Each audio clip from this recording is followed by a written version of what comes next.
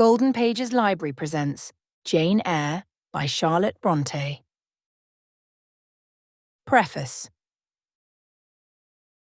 A preface to the first edition of Jane Eyre being unnecessary, I gave none. This second edition demands a few words both of acknowledgement and miscellaneous remark. My thanks are due in 3 quarters. To the public, for the indulgent ear, it has inclined to a plain tale with few pretensions. To the press, for the fair field its honest suffrage has opened to an obscure aspirant. To my publishers, for the aid their tact, their energy, their practical sense and frank liberality have afforded an unknown and unrecommended author. The press and the public are but vague personifications for me, and I must thank them in vague terms, but my publishers are definite. So are certain generous critics who have encouraged me as only large-hearted and high-minded men know how to encourage a struggling stranger. To them, i.e., to my publishers and the select reviewers, I say cordially, gentlemen, I thank you from my heart. Having thus acknowledged what I owe those who have aided and approved me, I turn to another class. A small one, so far as I know, but not, therefore, to be overlooked. I mean the timorous or carping few who doubt the tendency of such books as Jane Eyre, in whose eyes whatever is unusual is wrong, whose ears detect in each protest against bigotry, that parent of crime, an insult to piety, that regent of God on earth. I would suggest to such doubters certain obvious distinctions. I would remind them of certain simple truths. Conventionality is not morality. Self-righteousness is not religion. To attack the first is not to assail the last. To pluck the mask from the face of the Pharisee is not to lift an impious hand to the crown of thorns. These things and deeds are diametrically opposed. They are as distinct as is vice from virtue. Men too often confound them. They should not be confounded. Appearance should not be mistaken for truth. Narrow human doctrines that only tend to elate and magnify a few should not be substituted for the world-redeeming creed of Christ. There is, I repeat it, a difference, and it is a good and not a bad action to mark broadly and clearly the line of separation between them. The world may not like to see these ideas dissevered, for it has been accustomed to blend them, finding it convenient to make external show-pass for sterling worth, to let whitewashed walls vouch for clean shrines. It may hate him who dares to scrutinize and expose, to raise the gilding and show base metal under it, to penetrate the sepulchre and reveal charnel relics. But hate as it will, it is indebted to him. Ahab did not like Micaiah because he never prophesied good concerning him, but evil. Probably he liked the sycophant son of Shenanah better. Yet might Ahab have escaped a bloody death had he but stopped his ears to flattery and opened them to faithful counsel. There is a man in our own days whose words are not framed to tickle delicate ears, who, to my thinking, comes before the great ones of society, much as the son of Imlah came before the throned kings of Judah and Israel, and who speaks truth as deep, with a power as prophet-like and as vital, a mien as dauntless and as daring. Is the satirist of Vanity Fair admired in high places? I cannot tell, but I think if some of those amongst whom he hurls the Greek fire of his sarcasm, and over whom he flashes the Levin brand of his denunciation, were to take his warnings in time, they or their seed might yet escape a fatal Ramoth Gilead.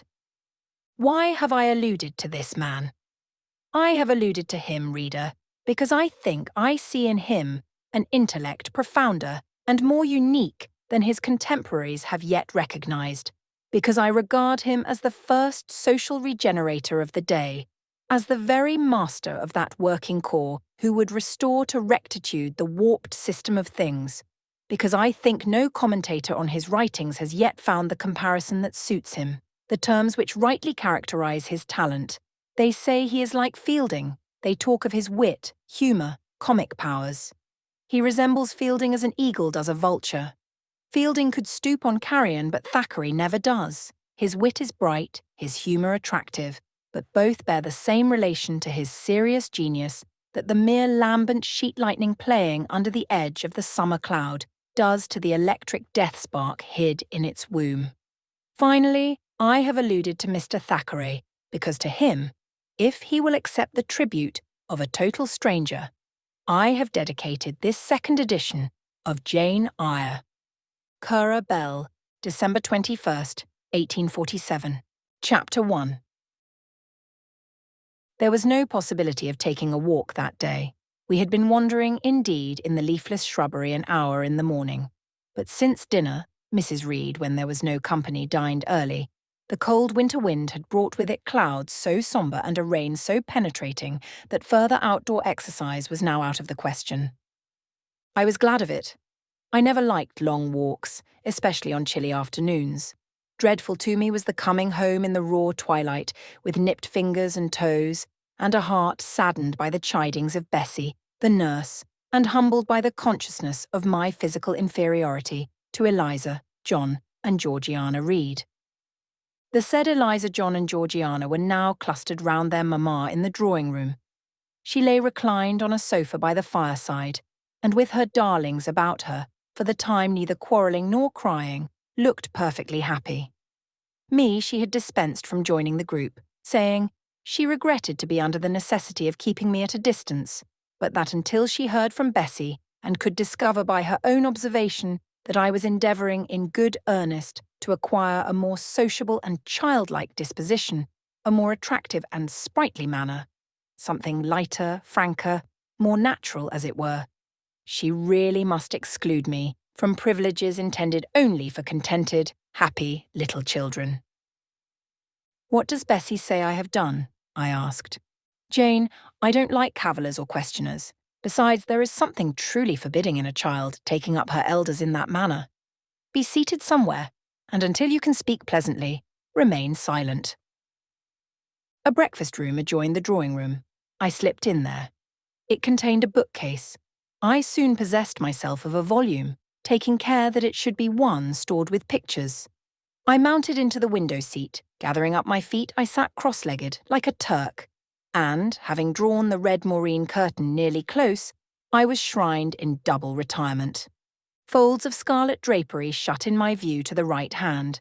To the left were the clear panes of glass, protecting, but not separating me from the drear November day. At intervals, while turning over the leaves of my book, I studied the aspect of that winter afternoon. Afar, it offered a pale blank of mist and cloud, near a scene of wet lawn and storm-beat shrub, with ceaseless rain sweeping away wildly before a long and lamentable blast. I returned to my book, Bewick's History of British Birds. The letterpress thereof I cared little for, generally speaking, and yet there were certain introductory pages that, child as I was, I could not pass quite as a blank.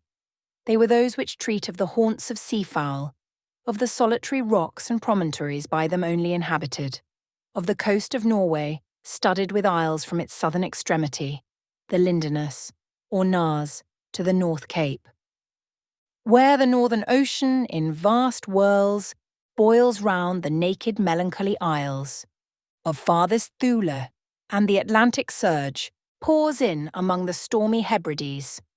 Nor could I pass unnoticed the suggestion of the bleak shores of Lapland, Siberia, Spitzbergen, Nova Zembla, Iceland, Greenland, with the vast sweep of the Arctic zone and those forlorn regions of dreary space, that reservoir of frost and snow where firm fields of ice, the accumulation of centuries of winters, glazed in alpine heights above heights, surround the pole and concentre the multiplied rigours of extreme cold. Of these death-white realms I formed an idea of my own, shadowy, like all the half-comprehended notions that float dim through children's brains, but strangely impressive.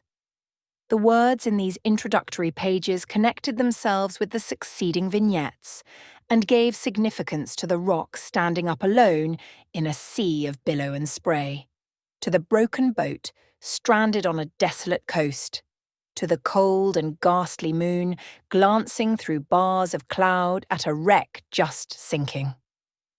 I cannot tell what sentiment haunted the quite solitary churchyard, with its inscribed headstone, its gate, its 2 trees, its low horizon, girdled by a broken wall, and its newly risen crescent, attesting the hour of eventide. The 2 ships becalmed on a torpid sea, I believed to be marine phantoms. The fiend pinning down the thief's pack behind him, I passed over quickly. It was an object of terror. So was the black-horned thing, seated aloof on a rock, surveying a distant crowd surrounding a gallows. Each picture told a story, mysterious often to my undeveloped understanding and imperfect feelings, yet ever profoundly interesting. As interesting as the tales Bessie sometimes narrated on winter evenings when she chanced to be in good humour, and when, having brought her ironing table to the nursery hearth, she allowed us to sit about it, and while she got up Mrs. Reed's lace frills and crimped her nightcap borders, fed our eager attention with passages of love and adventure taken from old fairy tales and other ballads. Or, as at a later period I discovered, from the pages of Pamela and Henry, Earl of Morland. With Buick on my knee, I was then happy. Happy, at least in my way. I feared nothing but interruption, and that came too soon. The breakfast-room door opened. "Bo, Madam Mope!" cried the voice of John Reed. Then he paused. He found the room apparently empty. "Where the dickens is she?" he continued. "Lizzie, Georgie," calling to his sisters. "Joan is not here. Tell Mamma she is run out into the rain. Bad animal." It is well I drew the curtain, thought I, and I wished fervently he might not discover my hiding place, nor would John Reed have found it out himself.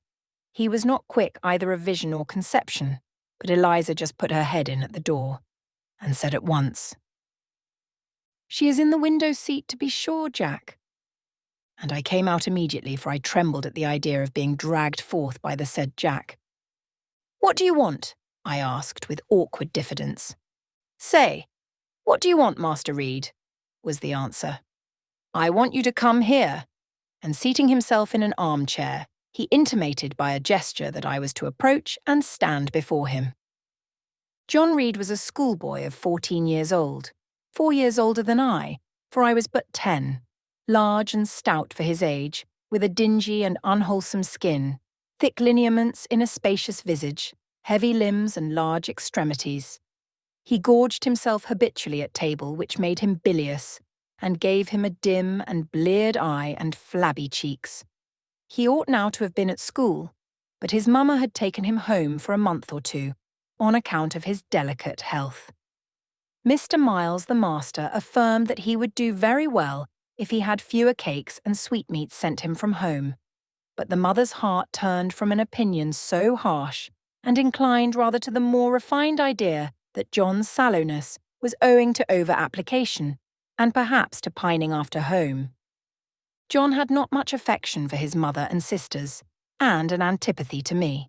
He bullied and punished me, not 2 or 3 times in the week, nor once or twice in the day, but continually.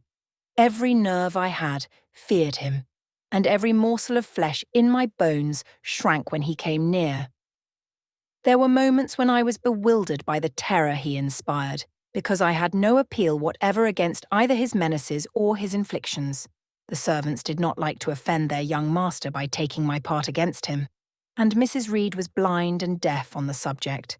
She never saw him strike or heard him abuse me, though he did both now and then in her very presence, more frequently, however, behind her back. Habitually obedient to John, I came up to his chair. He spent some 3 minutes in thrusting out his tongue at me as far as he could without damaging the roots. I knew he would soon strike, and while dreading the blow, I mused on the disgusting and ugly appearance of him who would presently deal it. I wonder if he read that notion in my face, for all at once, without speaking, he struck suddenly and strongly. I tottered, and on regaining my equilibrium retired back a step or two from his chair. "That is for your impudence in answering Mamma? A while since," said he, "and for your sneaking way of getting behind curtains, and for the look you had in your eyes 2 minutes since, you rat." Accustomed to John Reed's abuse, I never had an idea of replying to it. My care was how to endure the blow which would certainly follow the insult. "What were you doing behind the curtain?" he asked. "I was reading." "Show the book." I returned to the window and fetched it thence. "You have no business to take our books. You are a dependent, Mamma says. You have no money. Your father left you none. You ought to beg, and not to live here with gentlemen's children like us, and eat the same meals we do, and wear clothes at our mamma's expense. Now I'll teach you to rummage my bookshelves, for they are mine. All the house belongs to me, or will do in a few years. Go and stand by the door, out of the way of the mirror and the windows." I did so, not at first aware what was his intention, but when I saw him lift and poise the book and stand in act to hurl it, I instinctively started aside with a cry of alarm. Not soon enough, however. The volume was flung, it hit me, and I fell, striking my head against the door and cutting it. The cut bled. The pain was sharp. My terror had passed its climax. Other feelings succeeded. "Wicked and cruel boy," I said. "You are like a murderer. You are like a slave driver. You are like the Roman emperors." I had read Goldsmith's History of Rome and had formed my opinion of Nero, Caligula, etc.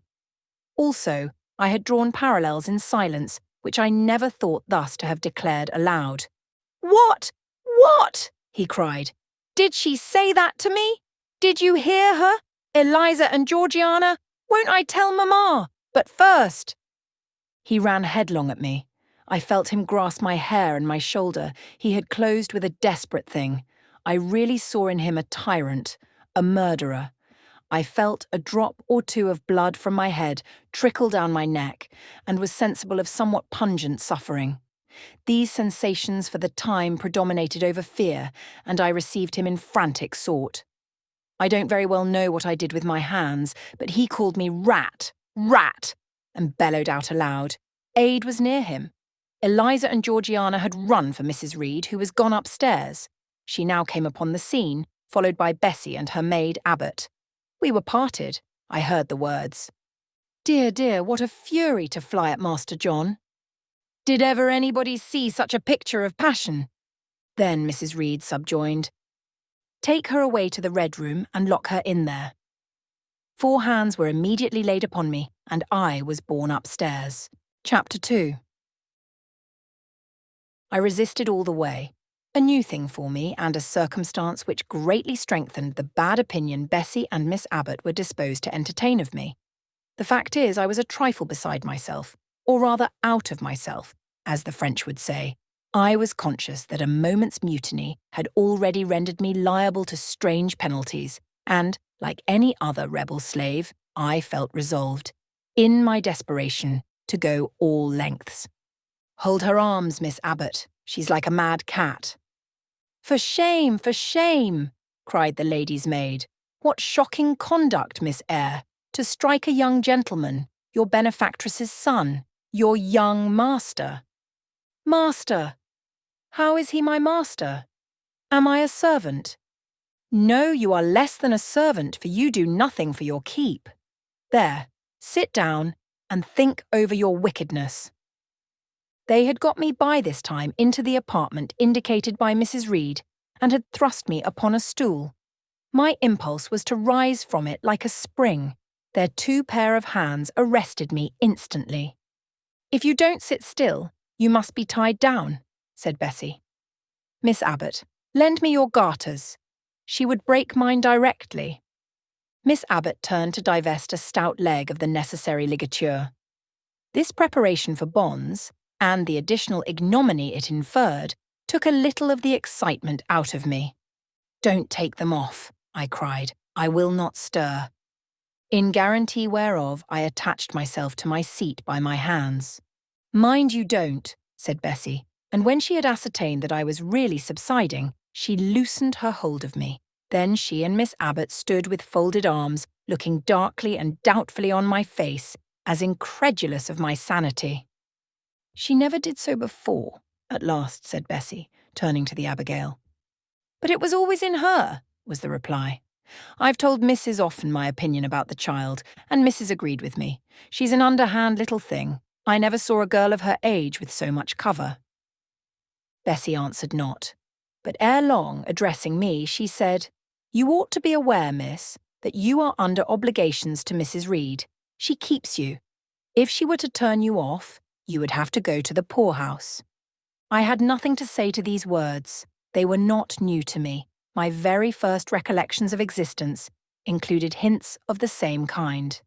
This reproach of my dependence had become a vague sing-song in my ear, very painful and crushing, but only half intelligible. Miss Abbott joined in.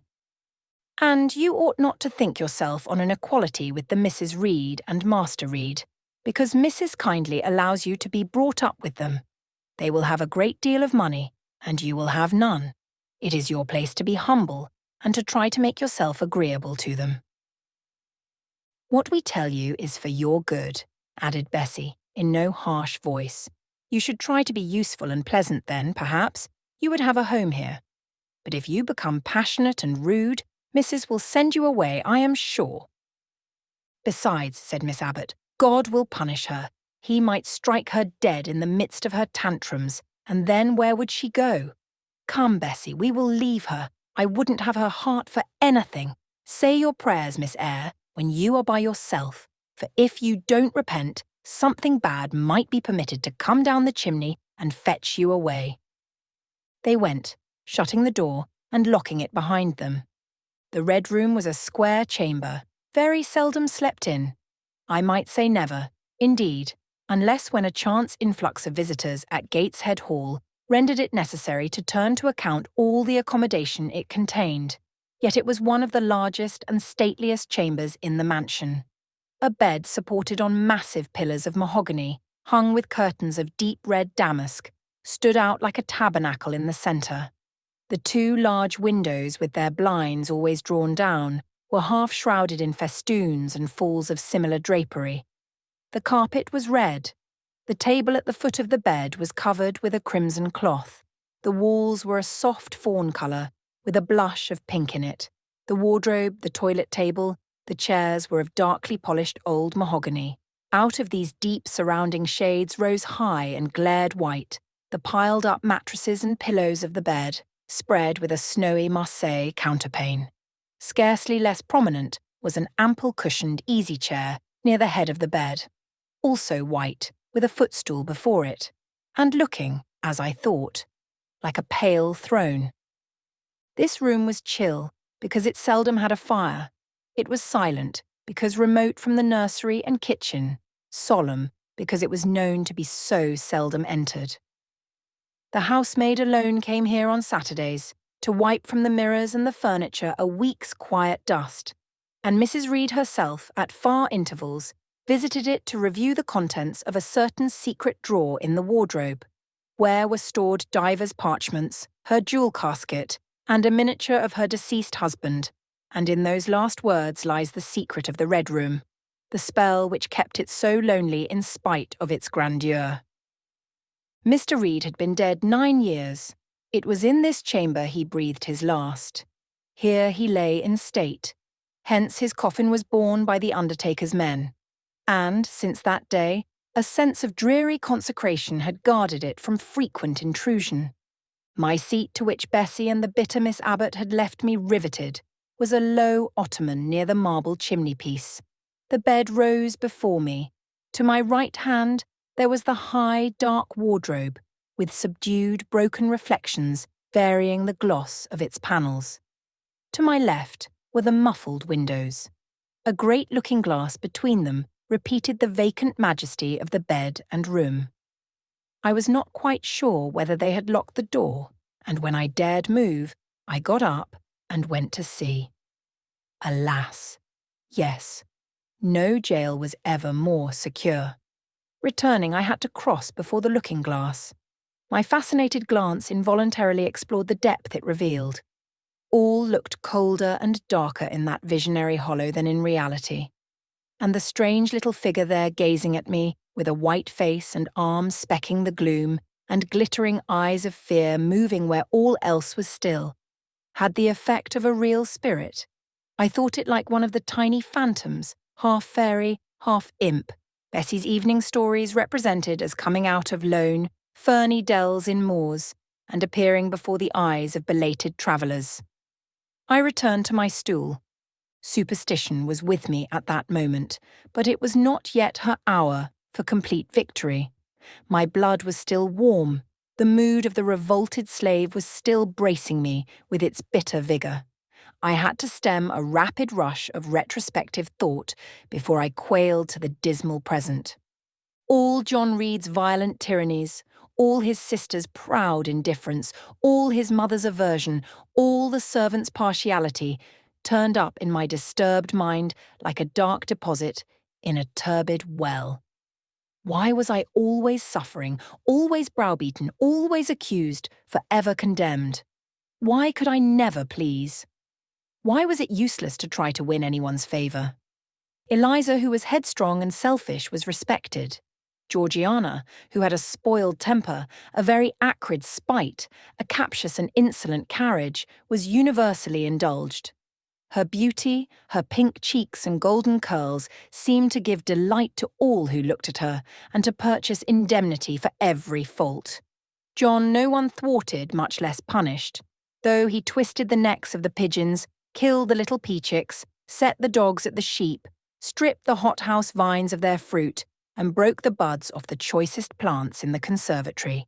He called his mother old girl too, sometimes reviled her for her dark skin, similar to his own, bluntly disregarded her wishes, not unfrequently tore and spoiled her silk attire. And he was still her own darling.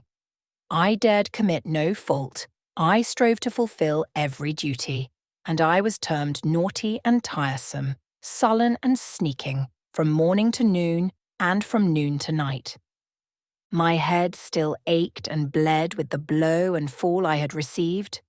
No one had reproved John for wantonly striking me, and because I had turned against him to avert farther irrational violence, I was loaded with general opprobrium.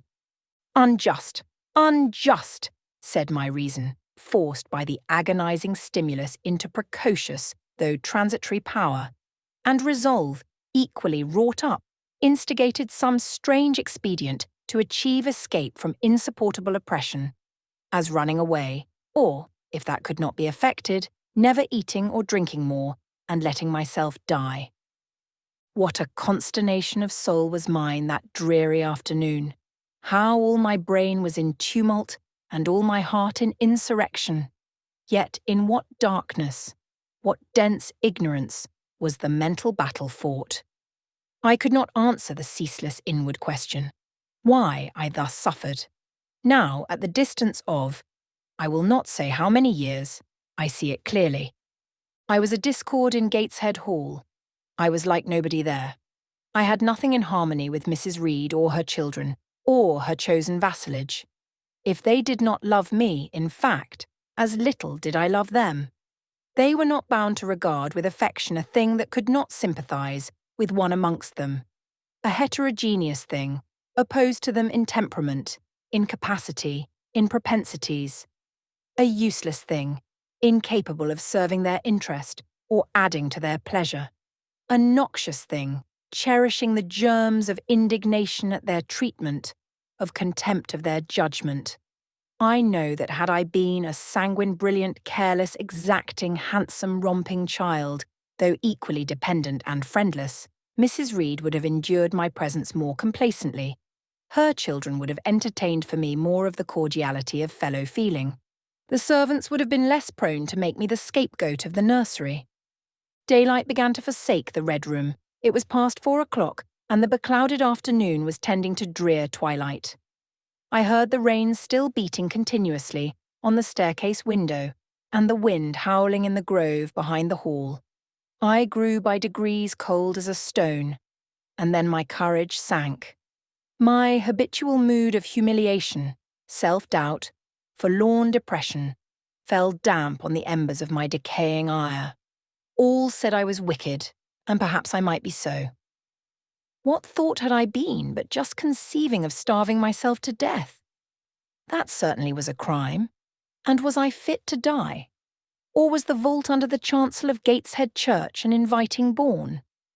In such vault, I had been told, did Mr. Reed lie buried, and, led by this thought to recall his idea, I dwelt on it with gathering dread.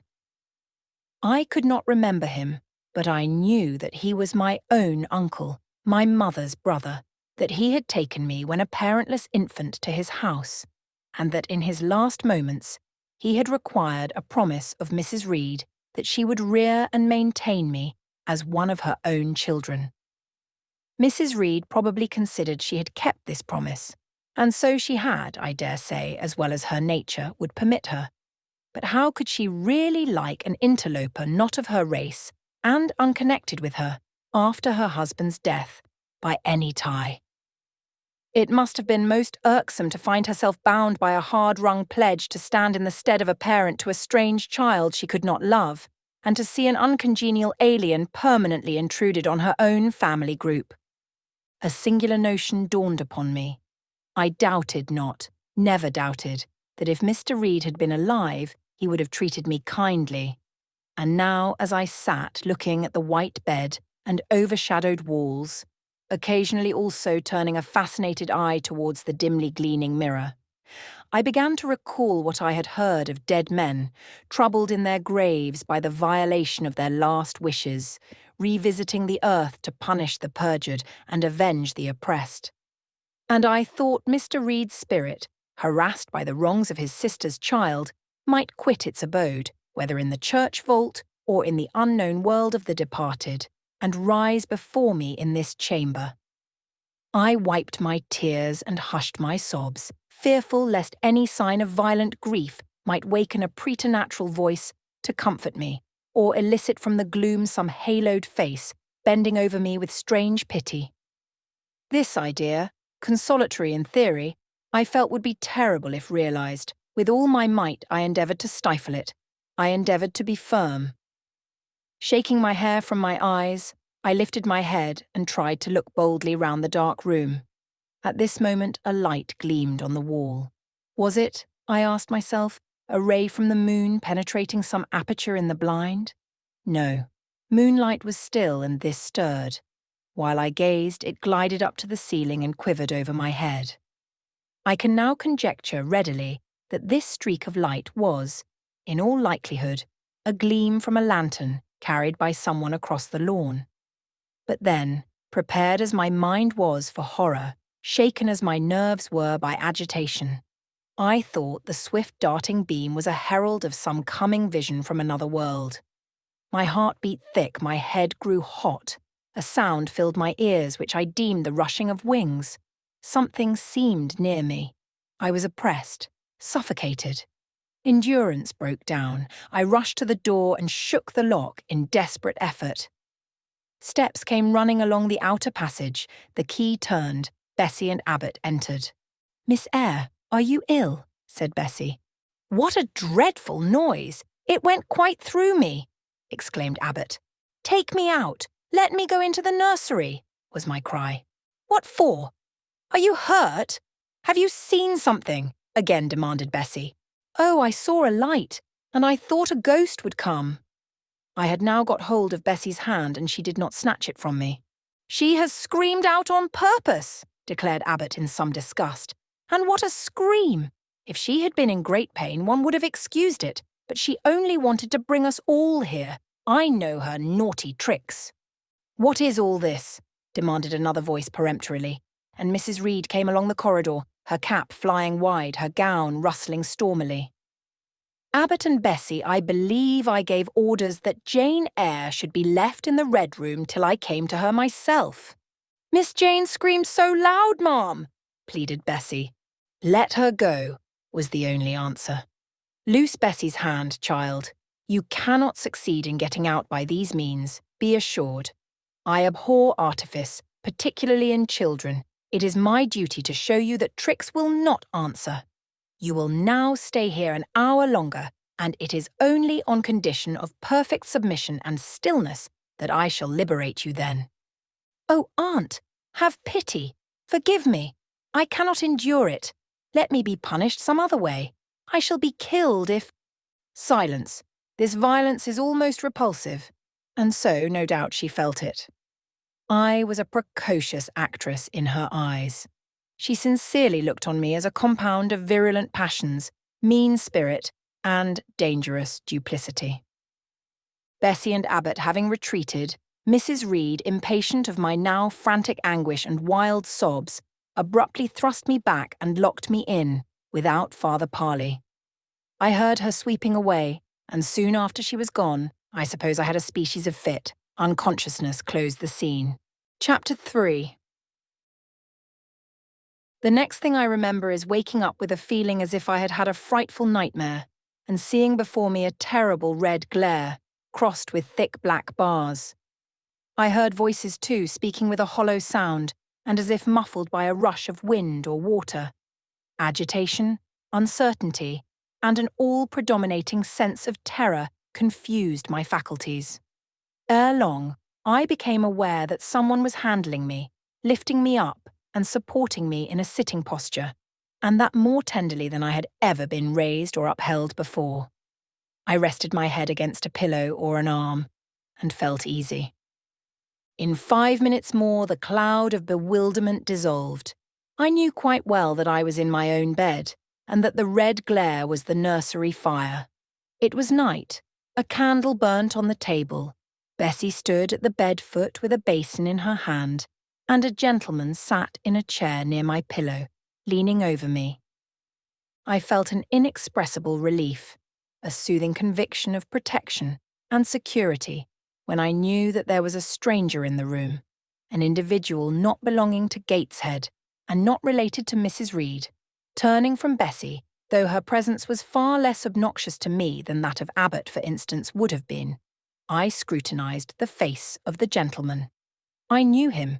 It was Mr. Lloyd, an apothecary, sometimes called in by Mrs. Reed when the servants were ailing.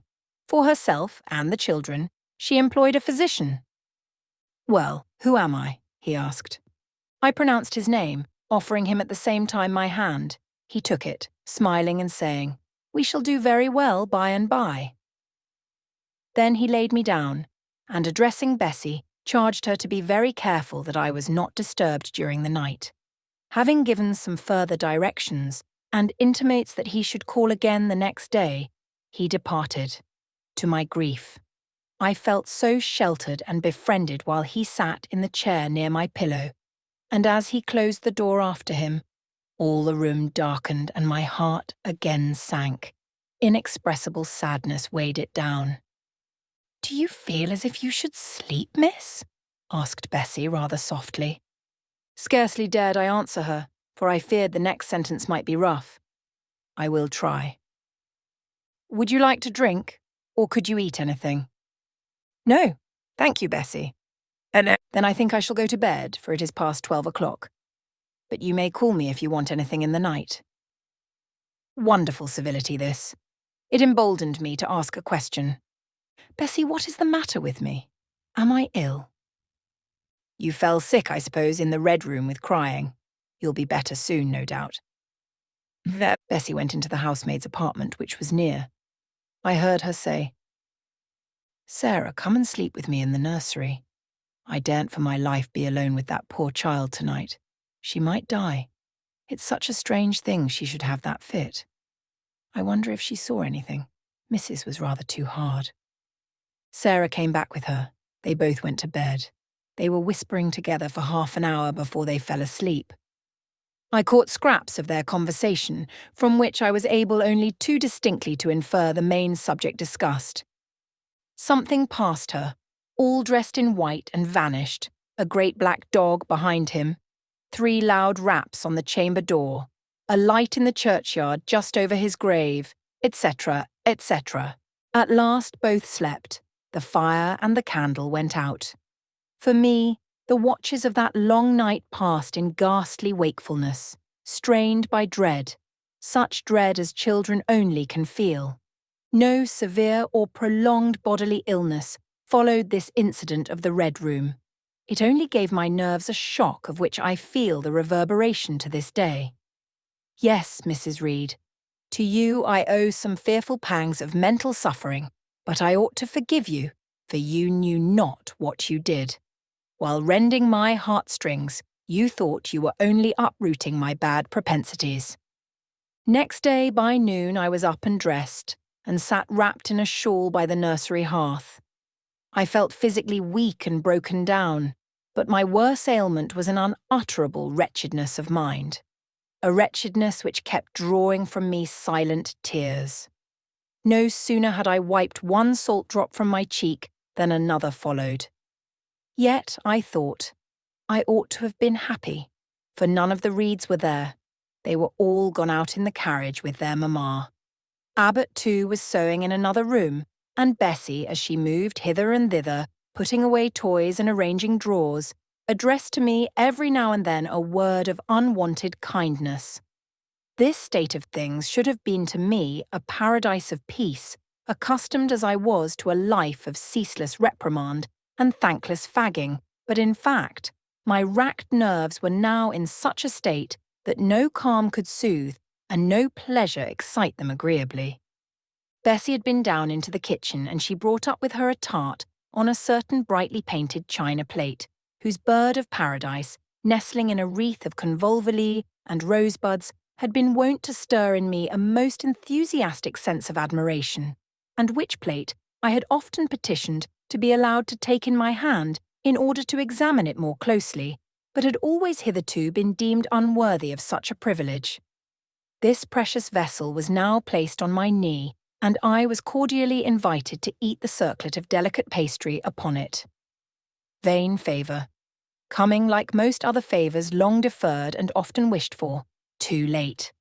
I could not eat the tart, and the plumage of the bird, the tints of the flowers seemed strangely faded.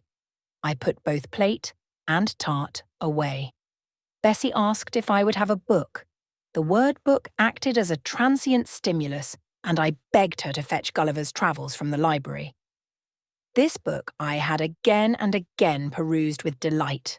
I considered it a narrative of facts, and discovered in it a vein of interest deeper than what I found in fairy tales.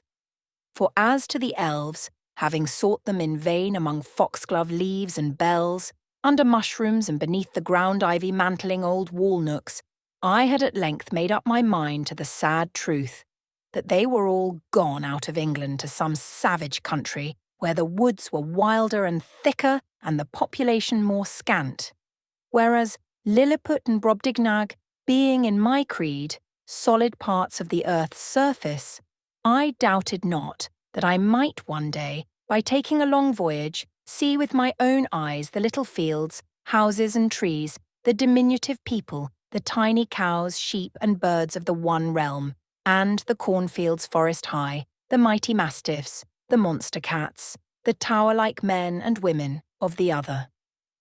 Yet, when this cherished volume was now placed in my hand, when I turned over its leaves and sought in its marvellous pictures the charm I had, till now, never failed to find, all was eerie and dreary. The giants were gaunt goblins, the pygmies malevolent and fearful imps, Gulliver a most desolate wanderer in most dread and dangerous regions. I closed the book, which I dared no longer peruse, and put it on the table beside the untasted tart.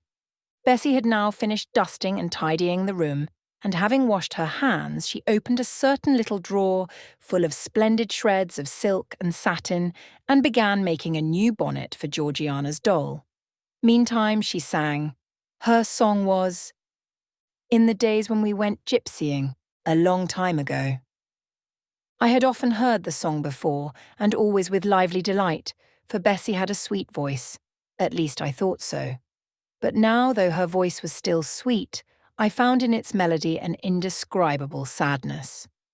Sometimes, preoccupied with her work, she sang the refrain very low, very lingeringly. "A long time ago" came out like the saddest cadence of a funeral hymn. She passed into another ballad. this time a really doleful one. My feet they are sore, and my limbs they are weary. Long is the way, and the mountains are wild. Soon will the twilight close moonless and dreary over the path of the poor orphan child.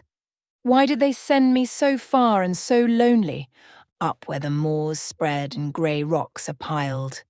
Men are hard-hearted, and kind angels only watch o'er the steps of a poor orphan child. Yet distant and soft the night breeze is blowing, clouds there are none, and clear stars beam mild. God in his mercy protection is showing, comfort and hope to the poor orphan child. Even should I fall o'er the broken bridge passing, or stray in the marshes by false lights beguiled, still will my Father with promise and blessing take to his bosom the poor orphan child. There is a thought that for strength should avail me, though both of shelter and kindred despoiled. Heaven is a home and a rest will not fail me. God is a friend to the poor orphan child. Come, Miss Jane, don't cry, said Bessie as she finished. She might as well have said to the fire, don't burn. But how could she divine the morbid suffering to which I was a prey? In the course of the morning, Mr. Lloyd came again. What, already up? Said he as he entered the nursery. Well, nurse, how is she? Bessie answered that I was doing very well. Then she ought to look more cheerful. Come here, Miss Jane. Your name is Jane, is it not? Yes, sir, Jane Eyre. Well, you have been crying, Miss Jane Eyre. Can you tell me what about? Have you any pain? No, sir. Oh, I dare say she is crying because she could not go out with Mrs. in the carriage, interposed Bessie. Surely not. Why, she is too old for such pettishness. I thought so too, and my self-esteem being wounded by the false charge, I answered promptly, I never cried for such a thing in my life. I hate going out in the carriage. I cry because I am miserable. Oh, fie, miss, said Bessie. The good apothecary appeared a little puzzled. I was standing before him. He fixed his eyes on me very steadily. His eyes were small and grey, not very bright, but I dare say I should think them shrewd now. He had a hard-featured yet good-natured looking face. Having considered me at leisure, he said, What made you ill yesterday? She had a fall, said Bessie, again putting in her word. Fall? Why, that is like a baby again. Can't she manage to walk at her age? She must be 8 or 9 years old. I was knocked down, was the blunt explanation, jerked out of me by another pang of mortified pride. But that did not make me ill, I added, while Mr. Lloyd helped himself to a pinch of snuff. As he was returning the box to his waistcoat pocket, a loud bell rang for the servants' dinner. He knew what it was. That's for you, nurse, said he. You can go down. I'll give Miss Jane a lecture till you come back. Bessie would rather have stayed, but she was obliged to go because punctuality at meals was rigidly enforced at Gateshead Hall. The fall did not make you ill. What did then? Pursued Mr. Lloyd when Bessie was gone. I was shut up in a room where there is a ghost till after dark. I saw Mr. Lloyd smile and frown at the same time. Ghost? What, you are a baby after all. You are afraid of ghosts. Of Mr. Reed's ghost I am. He died in that room and was laid out there. Neither Bessie nor anyone else will go into it at night if they can help it, and it was cruel to shut me up alone without a candle, so cruel that I think I shall never forget it. Nonsense. And is it that makes you so miserable? Are you afraid now in daylight? No, but night will come again before long, and besides, I am unhappy, very unhappy, for other things. What other things? Can you tell me some of them? How much I wished to reply fully to this question. How difficult it was to frame any answer. Children can feel, but they cannot analyse their feelings, and if the analysis is partially effected in thought, they know not how to express the result of the process in words.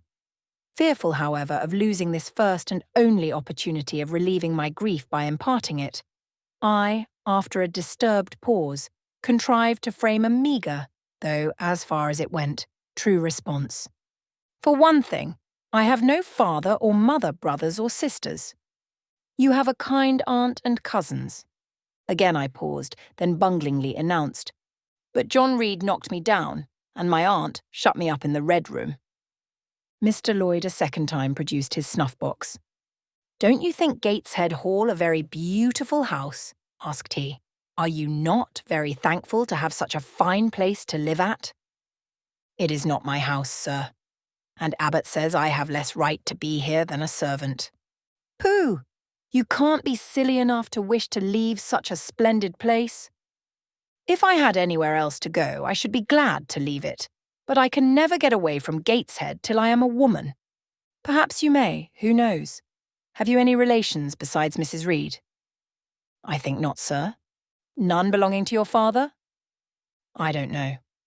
I asked Aunt Reed once, and she said possibly I might have some poor low relations called Eyre, but she knew nothing about them. If you had such, would you like to go to them? I reflected. Poverty looks grim to grown people, still more so to children. They have not much idea of industrious, working, respectable poverty. They think of the word only as connected with ragged clothes, scanty food, fireless grates, rude manners, and debasing vices. Poverty for me was synonymous with degradation. No, I should not like to belong to poor people, was my reply. Not even if they were kind to you? I shook my head. I could not see how poor people had the means of being kind, and then to learn to speak like them, to adopt their manners, to be uneducated, to grow up like one of the poor women I saw sometimes nursing their children or washing their clothes at the cottage doors of the village of Gateshead. No, I was not heroic enough to purchase liberty at the price of caste.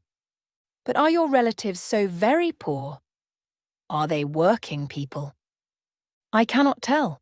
Aunt Reed says if I have any, they must be a beggarly set. I should not like to go a-begging. Would you like to go to school? Again I reflected. I scarcely knew what school was. Bessie sometimes spoke of it as a place where young ladies sat in the stocks, wore backboards, and were expected to be exceedingly genteel and precise. John Reed hated his school and abused his master. But John Reed's tastes were no rule for mine, and if Bessie's accounts of school discipline, gathered from the young ladies of a family where she had lived before coming to Gateshead, was somewhat appalling, her details of certain accomplishments attained by these same young ladies were, I thought, equally attractive. She boasted of beautiful paintings of landscapes and flowers by them executed, of songs they could sing and pieces they could play, of purses they could net, of French books they could translate, till my spirit was moved to emulation as I listened. Besides, school would be a complete change. It implied a long journey, an entire separation from Gateshead, an entrance into a new life. I should indeed like to go to school, was the audible conclusion of my musings. Well, well, who knows what may happen, said Mr. Lloyd as he got up. The child ought to have change of air and scene, he added, speaking to himself. Nerves not in a good state. Bessie now returned. At the same moment the carriage was heard rolling up the gravel walk. Is that your mistress, nurse? Asked Mr. Lloyd. I should like to speak to her before I go. Bessie invited him to walk into the breakfast room and led the way out. In the interview which followed between him and Mrs. Reed, I presume from after occurrences that the apothecary ventured to recommend my being sent to school, and the recommendation was no doubt readily enough adopted. For as Abbot said in discussing the subject with Bessie when both sat sewing in the nursery one night after I was in bed and, as they thought, asleep, Mrs. was, she dared say, glad enough to get rid of such a tiresome, ill-conditioned child who always looked as if she were watching everybody and scheming plots underhand. Abbot, I think, gave me credit for being a sort of infantine Guy Fawkes. On that same occasion, I learned for the first time from Miss Abbot's communications to Bessie that my father had been a poor clergyman, that my mother had married him against the wishes of her friends who considered the match beneath her, that my grandfather Reed was so irritated at her disobedience he cut her off without a shilling, that after my mother and father had been married a year, the latter caught the typhus fever while visiting among the poor of a large manufacturing town where his curacy was situated, and where that disease was then prevalent, that my mother took the infection from him, and both died within a month of each other. Bessie, when she heard this narrative, sighed and said, "Poor Miss Jane is to be pitied too, Abbot." "Yes," responded Abbot, "if she were a nice, pretty child, one might compassionate her forlornness. But one really cannot care for such a little toad as that." "Not a great deal, to be sure," agreed Bessie. "At any rate, a beauty like Miss Georgiana would be more moving in the same condition." "Yes, I dote on Miss Georgiana," cried the fervent Abbot. "Little darling, with her long curls and her blue eyes, and such a sweet colour as she has, just as if she were painted. Bessie, I could fancy a Welsh rabbit for supper." "So could I, with a roast onion. Come, we'll go down." They went. Chapter 4. From my discourse with Mr. Lloyd, and from the above-reported conference between Bessie and Abbot, I gathered enough of hope to suffice as a motive for wishing to get well. A change seemed near. I desired and waited it in silence. It tarried, however. Days and weeks passed. I had regained my normal state of health, but no new allusion was made to the subject over which I brooded. Mrs. Reed surveyed me at times with a severe eye, but seldom addressed me. Since my illness, she had drawn a more marked line of separation than ever between me and her own children, appointing me a small closet to sleep in by myself, condemning me to take my meals alone and pass all my time in the nursery, while my cousins were constantly in the drawing-room. Not a hint, however, did she drop about sending me to school. Still, I felt an instinctive certainty that she would not long endure me under the same roof with her, for her glance, now more than ever, when turned on me, expressed an insuperable and rooted aversion. Eliza and Georgiana, evidently acting according to orders, spoke to me as little as possible. John thrust his tongue in his cheek whenever he saw me, and once attempted chastisement. But, as I instantly turned against him, roused by the same sentiment of deep ire and desperate revolt which had stirred my corruption before, he thought it better to desist, and ran from me tittering execrations and vowing I had burst his nose. I had indeed levelled at that prominent feature as hard a blow as my knuckles could inflict, and when I saw that either that or my look daunted him, I had the greatest inclination to follow up my advantage to purpose. But he was already with his mamma. I heard him in a blubbering tone commence the tale of how that nasty Jane Eyre had flown at him like a mad cat. He was stopped rather harshly. "Don't talk to me about her, John. I told you not to go near her. She is not worthy of notice. I do not choose that either you or your sisters should associate with her." Here, leaning over the banister, I cried out suddenly, and without at all deliberating on my words, "They are not fit to associate with me." Mrs. Reed was rather a stout woman, but, on hearing this strange and audacious declaration, she ran nimbly up the stair, swept me like a whirlwind into the nursery, and crushing me down on the edge of my crib, dared me in an emphatic voice to rise from that place or utter one syllable during the remainder of the day. "What would Uncle Reed say to you if he were alive?" was my scarcely voluntary demand. I say scarcely voluntary, for it seemed as if my tongue pronounced words without my will consenting to their utterance. Something spoke out of me over which I had no control. "What?" said Mrs. Reed under her breath. Her usually cold, composed grey eye became troubled with a look like fear. She took her hand from my arm and gazed at me as if she really did not know whether I were child or fiend. I was now in for it. "My Uncle Reed is in heaven and can see all you do and think, and so can Papa and Mamma. They know how you shut me up all day long and how you wish me dead." Mrs. Reed soon rallied her spirits. She shook me most soundly, she boxed both my ears, and then left me without a word. Bessie supplied the hiatus by a homily of an hour's length, in which she proved beyond a doubt that I was the most wicked and abandoned child ever reared under a roof. I half believed her, for I felt indeed only bad feelings surging in my breast. November, December, and half of January passed away. Christmas and the New Year had been celebrated at Gateshead with the usual festive cheer. Presents had been interchanged, dinners and evening parties given. From every enjoyment I was, of course, excluded. My share of the gaiety consisted in witnessing the daily apparelling of Eliza and Georgiana, and seeing them descend to the drawing-room dressed out in thin muslin frocks and scarlet sashes, with hair elaborately ringleted. And afterwards, in listening to the sound of the piano or the harp played below, to the passing to and fro of the butler and footman, to the jingling of glass and china as refreshments were handed, to the broken hum of conversation as the drawing-room door opened and closed. When tired of this occupation, I would retire from the stairhead to the solitary and silent nursery. There, though somewhat sad, I was not miserable.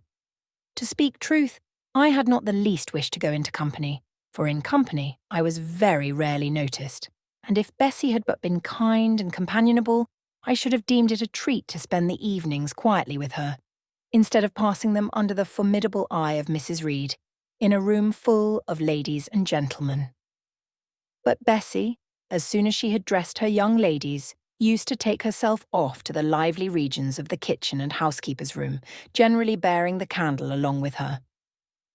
I then sat with my doll on my knee till the fire got low, glancing round occasionally to make sure that nothing worse than myself haunted the shadowy room, and when the embers sank to a dull red, I undressed hastily, tugging at knots and strings as I best might, and sought shelter from cold and darkness in my crib.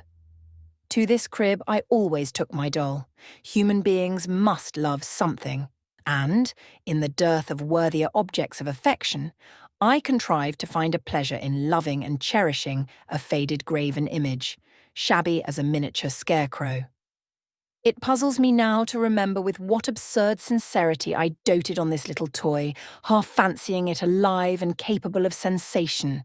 I could not sleep unless it was folded in my nightgown, and when it lay there, safe and warm, I was comparatively happy, believing it to be happy likewise.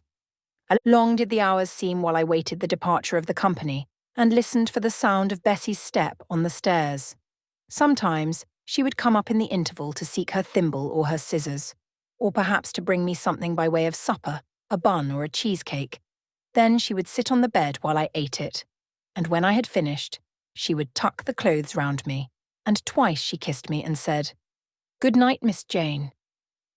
When thus gentle, Bessie seemed to me the best, prettiest, kindest being in the world, and I wished most intensely that she would always be so pleasant and amiable, and never push me about or scold or task me unreasonably as she was too often wont to do.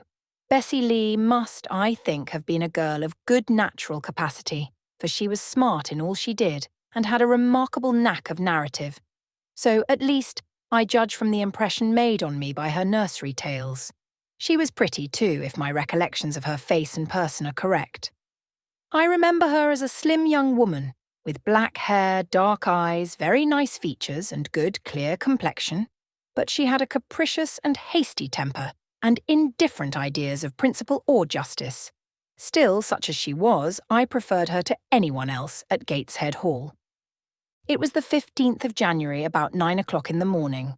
Bessie was gone down to breakfast. My cousins had not yet been summoned to their mamma. Eliza was putting on her bonnet and warm garden coat to go and feed her poultry, an occupation of which she was fond, and not less so of selling the eggs to the housekeeper and hoarding up the money she thus obtained. She had a turn for traffic and a marked propensity for saving, shown not only in the vending of eggs and chickens, but also in driving hard bargains with the gardener about flower roots, seeds, and slips of plants. That functionary having orders from Mrs. Reed to buy of his young lady all the products of her parterre she wished to sell, and Eliza would have sold the hair off her head if she could have made a handsome profit thereby. As to her money, she first secreted it in odd corners, wrapped in a rag or an old curl paper, but some of these hoards having been discovered by the housemaid, Eliza, fearful of one day losing her valued treasure, consented to entrust it to her mother at a usurious rate of interest, 50 or 60%, which interest she exacted every quarter, keeping her accounts in a little book with anxious accuracy. Georgiana sat on a high stool, dressing her hair at the glass, and interweaving her curls with artificial flowers and faded feathers, of which she had found a store in a drawer in the attic. I was making my bed, having received strict orders from Bessie to get it arranged before she returned, for Bessie now frequently employed me as a sort of under-nursery maid to tidy the room, dust the chairs, etc. Having spread the quilt and folded my nightdress, I went to the window seat to put in order some picture books and doll's house furniture scattered there. An abrupt command from Georgiana to let her playthings alone, for the tiny chairs and mirrors, the fairy plates and cups were her property, stopped my proceedings. And then, for lack of other occupation, I fell to breathing on the frost flowers with which the window was fretted, and thus clearing a space in the glass through which I might look out on the grounds, where all was still and petrified under the influence of a hard frost. From this window were visible the porter's lodge and the carriage road, and just as I had dissolved so much of the silver-white foliage veiling the panes as left room to look out, I saw the gates thrown open and a carriage roll through. I watched it ascending the drive with indifference. Carriages often came to Gateshead, but none ever brought visitors in whom I was interested. It stopped in front of the house.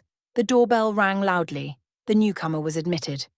All this being nothing to me, my vacant attention soon found livelier attraction in the spectacle of a little hungry robin, which came and chirruped on the twigs of the leafless cherry tree nailed against the wall near the casement. The remains of my breakfast of bread and milk stood on the table, and having crumbled a morsel of roll, I was tugging at the sash to put out the crumbs on the window-sill, when Bessie came running upstairs into the nursery. "Miss Jane, take off your pinafore. What are you doing there? Have you washed your hands and face this morning?" I gave another tug before I answered, for I wanted the bird to be secure of its bread. The sash yielded. I scattered the crumbs, some on the stone sill, some on the cherry tree bough. Then, closing the window, I replied, "No, Bessie, I have only just finished dusting." "Troublesome, careless child. And what are you doing now? You look quite red, as if you had been about some mischief. What were you opening the window for?" I was spared the trouble of answering, for Bessie seemed in too great a hurry to listen to explanations. She hauled me to the washstand, inflicted a merciless but happily brief scrub on my face and hands with soap, water, and a coarse towel, disciplined my head with a bristly brush, denuded me of my pinafore, and then, hurrying me to the top of the stairs, bid me go down directly, as I was wanted in the breakfast room. I would have asked who wanted me. I would have demanded if Mrs. Reed was there, but Bessie was already gone and had closed the nursery door upon me. I slowly descended. For nearly 3 months, I had never been called to Mrs. Reed's presence. Restricted so long to the nursery, the breakfast, dining and drawing rooms were become for me awful regions on which it dismayed me to intrude. I now stood in the empty hall. Before me was the breakfast room door, and I stopped, intimidated and trembling. What a miserable little poltroon had fear, engendered of unjust punishment, made of me in those days. I feared to return to the nursery and feared to go forward to the parlour. 10 minutes I stood in agitated hesitation. The vehement ringing of the breakfast room bell decided me. I must enter. "Who could want me?" I asked inwardly, as with both hands I turned the stiff door handle, which for a second or two resisted my efforts. What should I see besides Aunt Reed in the apartment, a man or a woman? The handle turned, the door unclosed, and passing through and curtsying low, I looked up at a black pillar. Such at least appeared to me at first sight, the straight, narrow, sable-clad shape standing erect on the rug. The grim face at the top was like a carved mask, placed above the shaft by way of capital. Mrs. Reed occupied her usual seat by the fireside. She made a signal to me to approach. I did so, and she introduced me to the stony stranger with the words, "This is the little girl respecting whom I applied to you."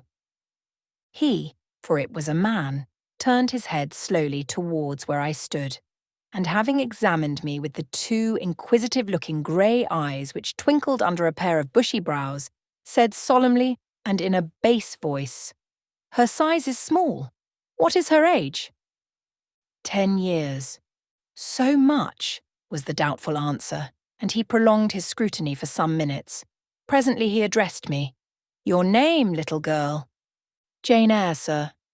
In uttering these words I looked up. He seemed to me a tall gentleman, but then I was very little. His features were large, and they and all the lines of his frame were equally harsh and prim. "Well, Jane Eyre, and are you a good child?" Impossible to reply to this in the affirmative. My little world held a contrary opinion. I was silent.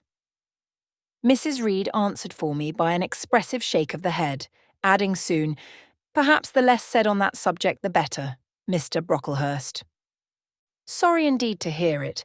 She and I must have some talk, and bending from the perpendicular, he installed his person in the armchair opposite Mrs. Reed's. "Come here," he said. I stepped across the rug. He placed me square and straight before him. What a face he had now that it was almost on a level with mine. What a great nose. And what a mouth. And what large, prominent teeth. "No sight so sad as that of a naughty child," he began. "Especially a naughty little girl. Do you know where the wicked go after death?" "They go to hell," was my ready and orthodox answer. "And what is hell? Can you tell me that?" "A pit full of fire. And should you like to fall into that pit, and to be burning there forever?" "No, sir." "What must you do to avoid it?" I deliberated a moment. My answer, when it did come, was objectionable. I must keep in good health and not die. "How can you keep in good health? Children younger than you die daily. I buried a little child of 5 years old only a day or two since, a good little child, whose soul is now in heaven. It is to be feared the same could not be said of you were you to be called hence."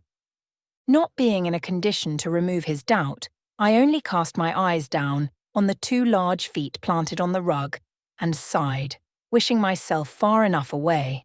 I hope that sigh is from the heart, and that you repent of ever having been the occasion of discomfort to your excellent benefactress. "Benefactress! Benefactress!" said I inwardly. "They all call Mrs. Reed my benefactress. If so, a benefactress is a disagreeable thing." "Do you say your prayers night and morning?" continued my interrogator. "Yes, sir." "Do you read your Bible?" "Sometimes." "With pleasure? Are you fond of it?" "I like Revelations, and the book of Daniel and Genesis and Samuel, and a little bit of Exodus, and some parts of Kings and Chronicles, and Job and Jonah." "And the Psalms? I hope you like them." "No, sir." "No? Oh, shocking. I have a little boy, younger than you, who knows 6 psalms by heart, and when you ask him which he would rather have, a gingerbread nut to eat, or a verse of a psalm to learn, he says, 'Oh, the verse of a psalm, angels sing psalms,' says he. 'I wish to be a little angel here below.' He then gets 2 nuts in recompense for his infant piety." "Psalms are not interesting," I remarked. "That proves you have a wicked heart, and you must pray to God to change it, to give you a new and clean one, to take away your heart of stone and give you a heart of flesh." I was about to propound a question touching the manner in which that operation of changing my heart was to be performed, when Mrs. Reed interposed, telling me to sit down. She then proceeded to carry on the conversation herself.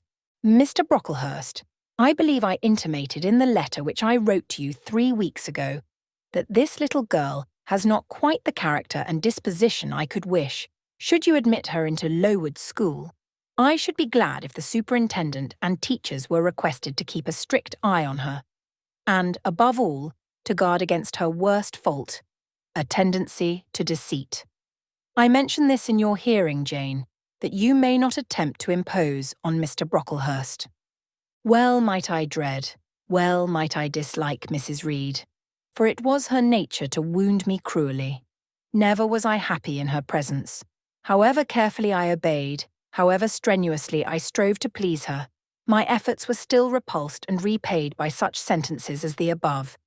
Now, uttered before a stranger, the accusation cut me to the heart. I dimly perceived that she was already obliterating hope from the new phase of existence which she destined me to enter. I felt, though I could not have expressed the feeling, that she was sowing aversion and unkindness along my future path. I saw myself transformed under Mr. Brocklehurst's eye into an artful, noxious child. And what could I do to remedy the injury? Nothing indeed, thought I, as I struggled to repress a sob and hastily wiped away some tears, the impotent evidences of my anguish. Deceit is, indeed, a sad fault in a child, said Mr. Brocklehurst. It is akin to falsehood, and all liars will have their portion in the lake, burning with fire and brimstone. She shall, however, be watched, Mrs. Reed. I will speak to Miss Temple and the teachers.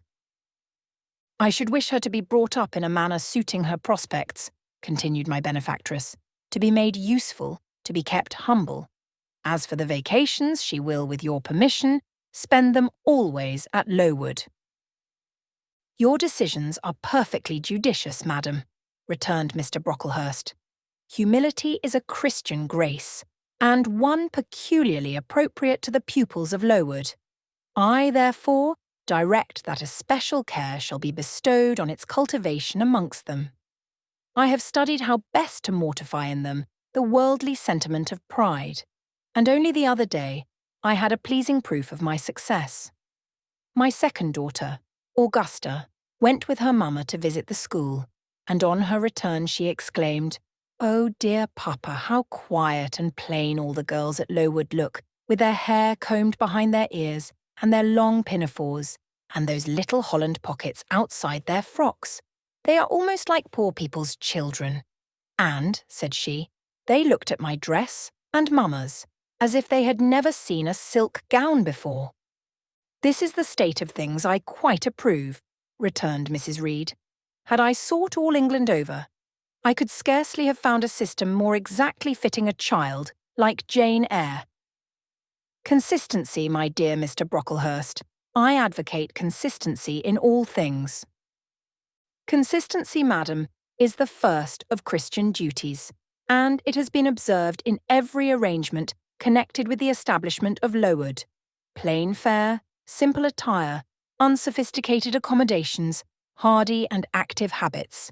Such is the order of the day in the house and its inhabitants. Quite right, sir. I may then depend upon this child being received as a pupil at Lowood, and their being trained in conformity to her position and prospects. Madam, you may. She shall be placed in that nursery of chosen plants, and I trust she will show herself grateful for the inestimable privilege of her election. I will send her then as soon as possible, Mr. Brocklehurst, for I assure you I feel anxious to be relieved of a responsibility that was becoming too irksome. No doubt, madam. And now I wish you good morning. I shall return to Brocklehurst Hall in the course of a week or two. My good friend the Archdeacon will not permit me to leave him sooner. I shall send Miss Temple notice that she is to expect a new girl, so that there will be no difficulty about receiving her. Goodbye. Goodbye, Mr. Brocklehurst. Remember me to Mrs. and Miss Brocklehurst, and to Augusta and Theodore, and Master Broughton Brocklehurst. I will, madam. Little girl, here is a book entitled The Child's Guide. Read it with prayer, especially that part containing an account of the awfully sudden death of Martha G., a naughty child addicted to falsehood and deceit.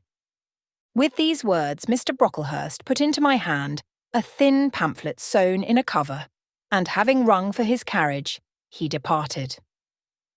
Mrs. Reed and I were left alone. Some minutes passed in silence. She was sewing. I was watching her. Mrs. Reed might be at that time some 6 or 37. She was a woman of robust frame, square-shouldered and strong-limbed, not tall, and, though stout, not obese. She had a somewhat large face, the underjaw being much developed and very solid.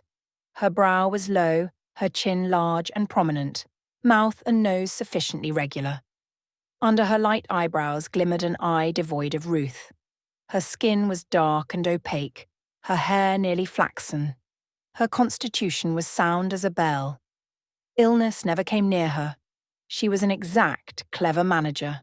Her household and tenantry were thoroughly under her control. Her children only at times defied her authority and laughed it to scorn. She dressed well and had a presence and port calculated to set off handsome attire. Sitting on a low stool a few yards from her armchair, I examined her figure. I perused her features. In my hand, I held the tract containing the sudden death of the liar, to which narrative my attention had been pointed as to an appropriate warning. What had just passed? What Mrs. Reed had said concerning me to Mr. Brocklehurst, the whole tenor of their conversation, was recent, raw, and stinging in my mind. I had felt every word as acutely as I had heard it plainly, and a passion of resentment fomented now within me.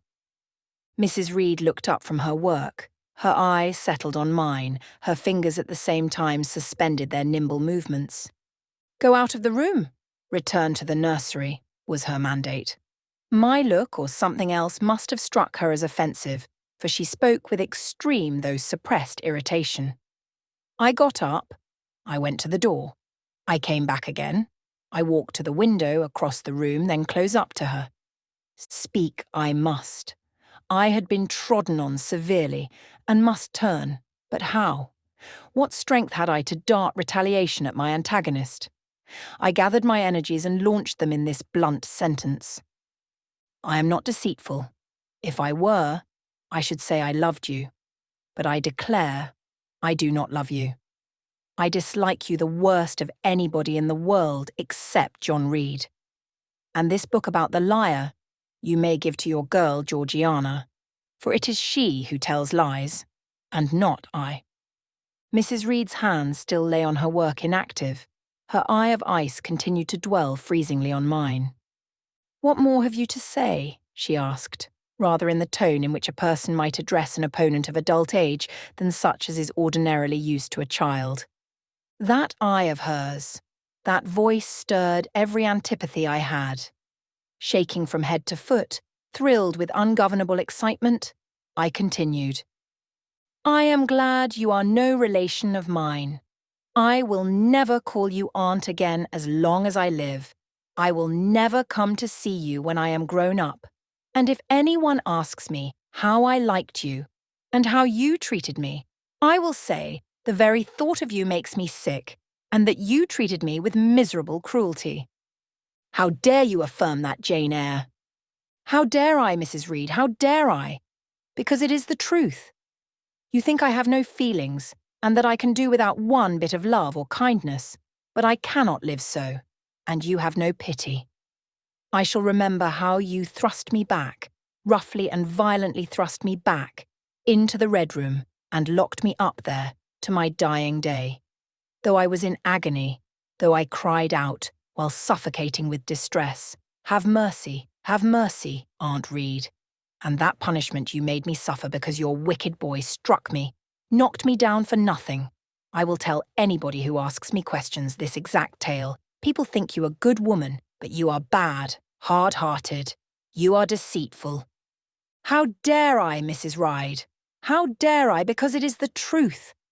Ere I had finished this reply, my soul began to expand, to exult, with the strangest sense of freedom, of triumph I ever felt. It seemed as if an invisible bond had burst, and that I had struggled out into unhoped for liberty. Not without cause was this sentiment.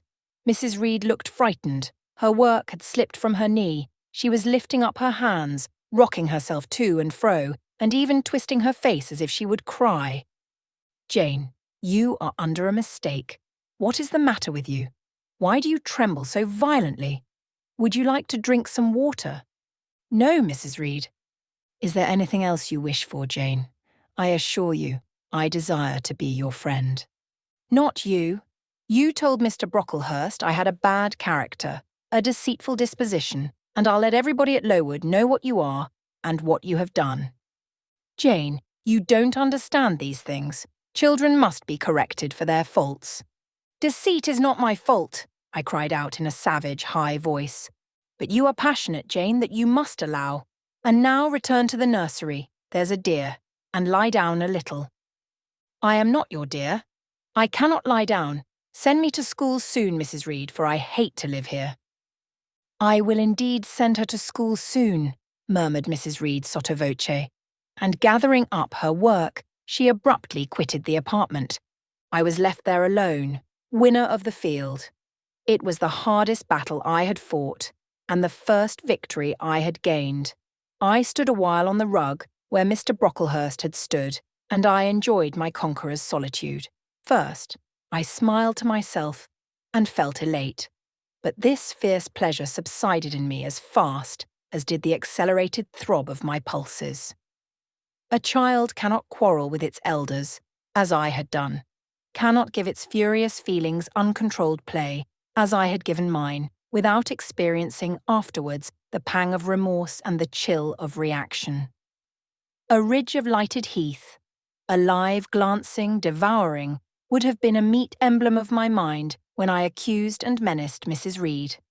The same ridge, black and blasted after the flames are dead, would have represented as meetly my subsequent condition, when half an hour's silence and reflection had shown me the madness of my conduct and the dreariness of my hated and hating position. Something of vengeance I had tasted for the first time. As aromatic wine it seemed on swallowing, warm and racy, its after-flavour, metallic and corroding, gave me a sensation as if I had been poisoned. Willingly would I now have gone and asked Mrs. Reed's pardon. But I knew, partly from experience and partly from instinct, that was the way to make her repulse me with double scorn, thereby re-exciting every turbulent impulse of my nature. I would fain exercise some better faculty than that of fierce speaking, fain find nourishment for some less fiendish feeling than that of sombre indignation. I took a book, some Arabian tales. I sat down and endeavoured to read. I could make no sense of the subject. My own thoughts swam always between me and the page I had usually found fascinating. I opened the glass door in the breakfast room. The shrubbery was quite still. The black frost reigned, unbroken by sun or breeze, through the grounds. I covered my head and arms with the skirt of my frock and went out to walk in a part of the plantation which was quite sequestrated. But I found no pleasure in the silent trees, the falling fir cones, the congealed relics of autumn, russet leaves, swept by past winds in heaps, and now stiffened together. I leaned against a gate and looked into an empty field where no sheep were feeding, where the short grass was nipped and blanched. It was a very grey day, a most opaque sky, onding on snore, canopied all. Thence flakes felt at intervals, which settled on the hard path and on the hoary lea without melting. I stood a wretched child enough, whispering to myself over and over again, "What shall I do? What shall I do?" All at once I heard a clear voice call, "Miss Jane, where are you? Come to lunch." It was Bessie, I knew well enough, but I did not stir. Her light step came tripping down the path. "You naughty little thing," she said. "Why don't you come when you are called?" Bessie's presence, compared with the thoughts over which I had been brooding, seemed cheerful, even though, as usual, she was somewhat cross. The fact is, after my conflict with and victory over Mrs. Reed, I was not disposed to care much for the nursemaid's transitory anger, and I was disposed to bask in her youthful lightness of heart. I just put my 2 arms round her and said, "Come, Bessie, don't scold." The action was more frank and fearless than any I was habituated to indulge in. Somehow it pleased her. "You are a strange child, Miss Jane," she said, as she looked down at me. "A little roving, solitary thing. And you are going to school, I suppose?" I nodded. "And won't you be sorry to leave poor Bessie?" What does Bessie care for me? She is always scolding me. Because you're such a queer, frightened, shy little thing. You should be bolder. What? To get more knocks? Nonsense. But you are rather put upon, that's certain. My mother said when she came to see me last week that she would not like a little one of her own to be in your place. Now come in, and I've some good news for you. I don't think you have, Bessie. Child, what do you mean? What sorrowful eyes you fix on me. Well, but Mrs. and the young ladies and Master John are going out to tea this afternoon, and you shall have tea with me. I'll ask cook to bake you a little cake, and then you shall help me to look over your drawers, for I am soon to pack your trunk. Mrs. intends you to leave Gateshead in a day or two, and you shall choose what toys you like to take with you. Bessie, you must promise not to scold me any more till I go. Well, I will, but mind you are a very good girl, and don't be afraid of me. Don't start when I chance to speak rather sharply. It's so provoking. I don't think I shall ever be afraid of you again, Bessie, because I have got used to you, and I shall soon have another set of people to dread. If you dread them, they'll dislike you. As you do, Bessie? I don't dislike you, miss. I believe I am fonder of you than of all the others. You don't show it. You little sharp thing. You've got quite a new way of talking. What makes you so venturesome and hardy? Why, I shall soon be away from you. And besides, I was going to say something about what had passed between me and Mrs. Reed, but on second thoughts I considered it better to remain silent on that head. And so you're glad to leave me? Not at all, Bessie, indeed. Just now I'm rather sorry. Just now. And rather. How coolly my little lady says it. I dare say now, if I were to ask you for a kiss, you wouldn't give it me. You'd say you'd rather not. I'll kiss you and welcome. Bend your head down. Bessie stooped. We mutually embraced, and I followed her into the house quite comforted. That afternoon lapsed in peace and harmony, and in the evening Bessie told me some of her most enchanting stories and sang me some of her sweetest songs. Even for me, life had its gleams of sunshine. Chapter 5. 5 o'clock had hardly struck on the morning of the 19th of January when Bessie brought a candle into my closet and found me already up and nearly dressed. I had risen half an hour before her entrance and had washed my face and put on my clothes by the light of a half-moon just setting, whose rays streamed through the narrow window near my crib. I was to leave Gateshead that day by a coach which passed the lodge gates at 6 a.m. Bessie was the only person yet risen. She had lit a fire in the nursery, where she now proceeded to make my breakfast. Few children can eat when excited with the thoughts of a journey, nor could I. Bessie having pressed me in vain to take a few spoonfuls of the boiled milk and bread she had prepared for me, wrapped up some biscuits in a paper and put them into my bag. Then she helped me on with my pelisse and bonnet, and wrapping herself in a shawl, she and I left the nursery. As we passed Mrs. Reed's bedroom, she said, "Will you go in and bid Mrs. goodbye?" "No, Bessie. She came to my crib last night when you were gone down to supper, and said I need not disturb her in the morning, or my cousins either. And she told me to remember that she had always been my best friend, and to speak of her and be grateful to her accordingly." "What did you say, miss?" "Nothing. I covered my face with the bedclothes and turned from her to the wall." "That was wrong, Miss Jane." "It was quite right, Bessie. Your missus has not been my friend. She has been my foe." "Oh, Miss Jane, don't say so." "Goodbye to Gateshead," cried I as we passed through the hall and went out at the front door. The moon was set, and it was very dark. Bessie carried a lantern, whose light glanced on wet steps and gravel roads sodden by a recent thaw. Raw and chill was the winter morning. My teeth chattered as I hastened down the drive. There was a light in the porter's lodge. When we reached it, we found the porter's wife just kindling her fire. My trunk, which had been carried down the evening before, stood corded at the door. It wanted but a few minutes of 6, and shortly after that hour had struck, the distant roll of wheels announced the coming coach. I went to the door and watched its lamps approach rapidly through the gloom. "Is she going by herself?" asked the porter's wife. "Yes." "And how far is it?" 50 miles. What a long way. I wonder Mrs. Reed is not afraid to trust her so far alone. The coach drew up. There it was at the gates with its 4 horses and its top laden with passengers. The guard and coachman loudly urged haste. My trunk was hoisted up. I was taken from Bessie's neck, to which I clung with kisses. "Be sure and take good care of her," cried she to the guard, as he lifted me into the inside. I, was the answer. The door was slapped to. A voice exclaimed, "All right," and on we drove. Thus was I severed from Bessie and Gateshead, thus whirled away to unknown and, as I then deemed, remote and mysterious regions. I remember but little of the journey. I only know that the day seemed to me of a preternatural length, and that we appeared to travel over hundreds of miles of road.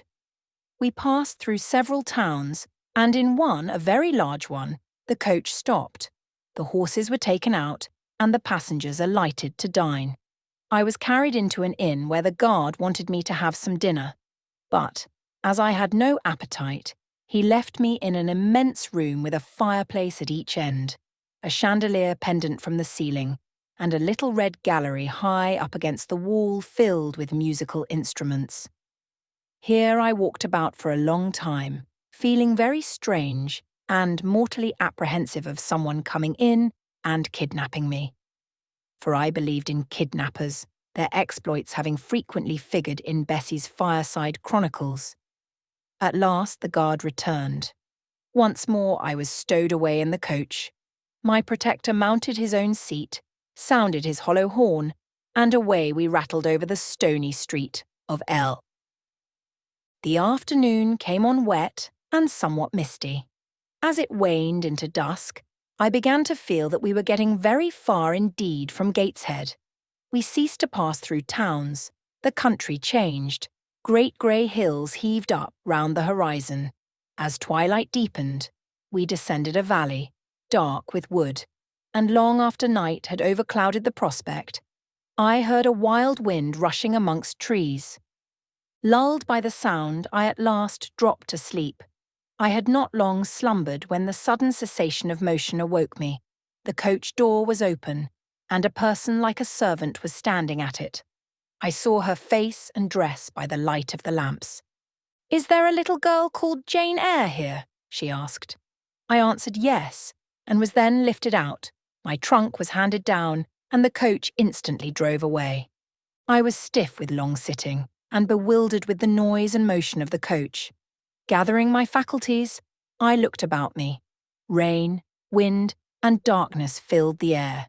Nevertheless, I dimly discerned a wall before me and a door open in it. Through this door I passed with my new guide. She shut and locked it behind her. There was now visible a house or houses, for the building spread far, with many windows and lights burning in some. We went up a broad pebbly path, splashing wet, and were admitted at a door. Then the servant led me through a passage into a room with a fire, where she left me alone. I stood and warmed my numbed fingers over the blaze. Then I looked round. There was no candle, but the uncertain light from the hearth showed, by intervals, papered walls, carpet curtains, shining mahogany furniture. It was a parlour, not so spacious or splendid as the drawing-room at Gateshead, but comfortable enough. I was puzzling to make out the subject of a picture on the wall, when the door opened, and an individual carrying a light entered. Another followed close behind. The first was a tall lady with dark hair, dark eyes, and a pale and large forehead. Her figure was partly enveloped in a shawl.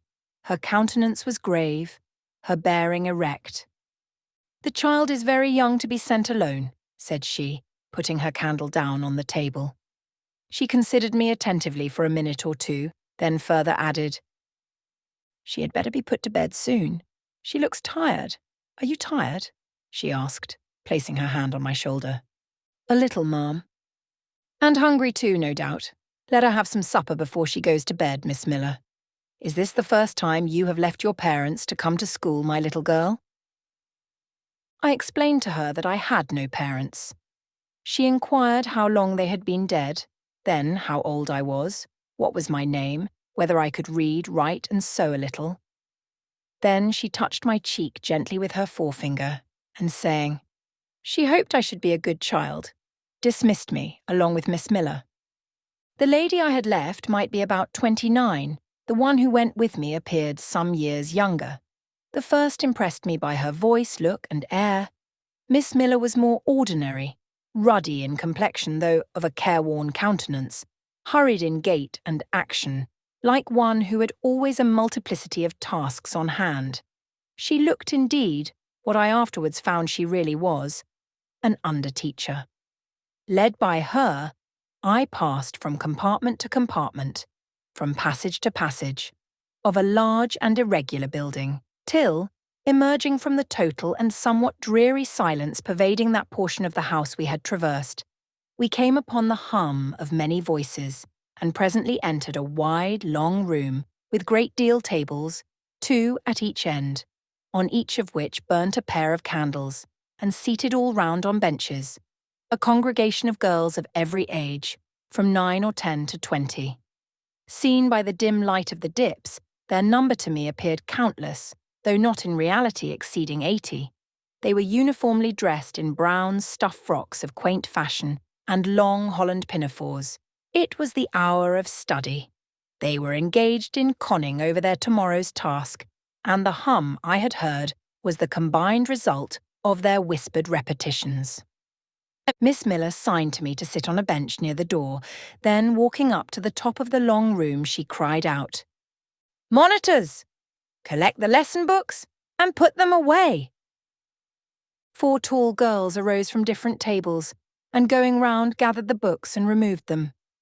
Miss Miller again gave the word of command, "Monitors, fetch the supper trays." The tall girls went out and returned presently, each bearing a tray with portions of something, I knew not what, arranged thereon, and a pitcher of water and mug in the middle of each tray. The portions were handed round. Those who liked took a draught of the water, the mug being common to all.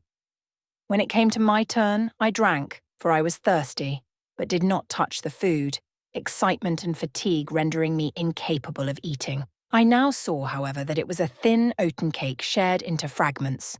The meal over, prayers were read by Miss Miller, and the classes filed off 2 and 2 upstairs.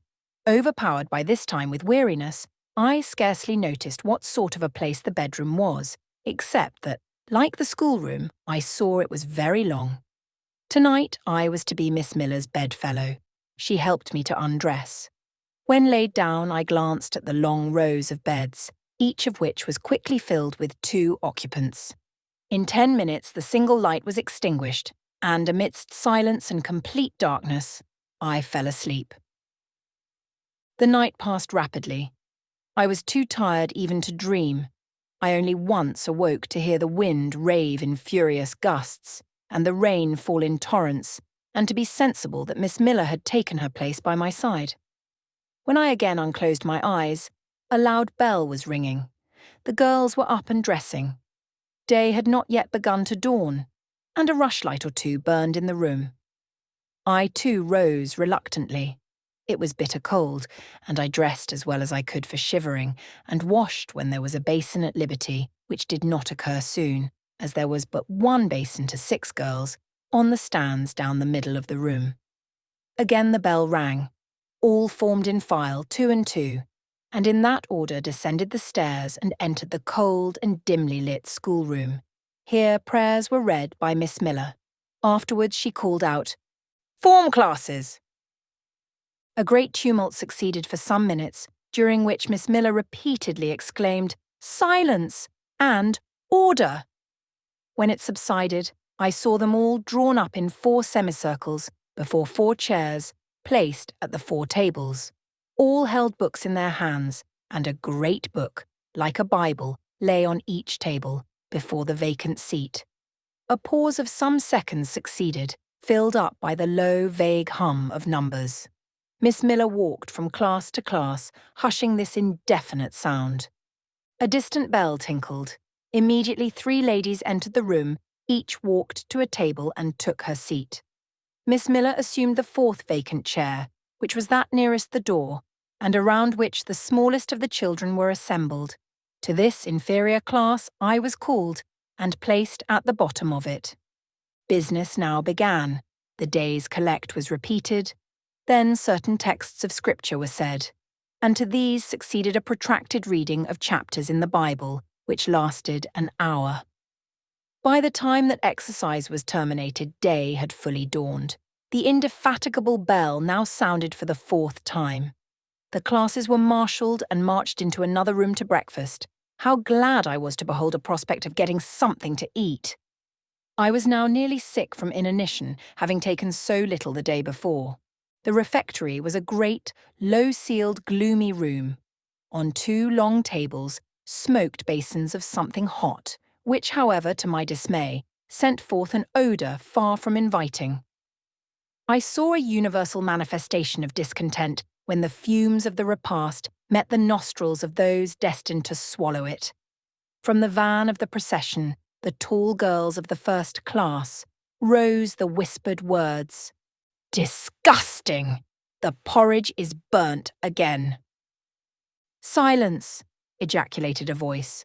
Not that of Miss Miller, but one of the upper teachers, a little and dark personage, smartly dressed, but of somewhat morose aspect, who installed herself at the top of one table, while a more buxom lady presided at the other. I looked in vain for her I had first seen the night before. She was not visible. Miss Miller occupied the foot of the table where I sat, and a strange, foreign-looking, elderly lady, the French teacher, as I afterwards found, took the corresponding seat at the other board. A long grace was said and a hymn sung. Then a servant brought in some tea for the teachers, and the meal began. Ravenous, and now very faint, I devoured a spoonful or 2 of my portion without thinking of its taste. But the first edge of hunger blunted.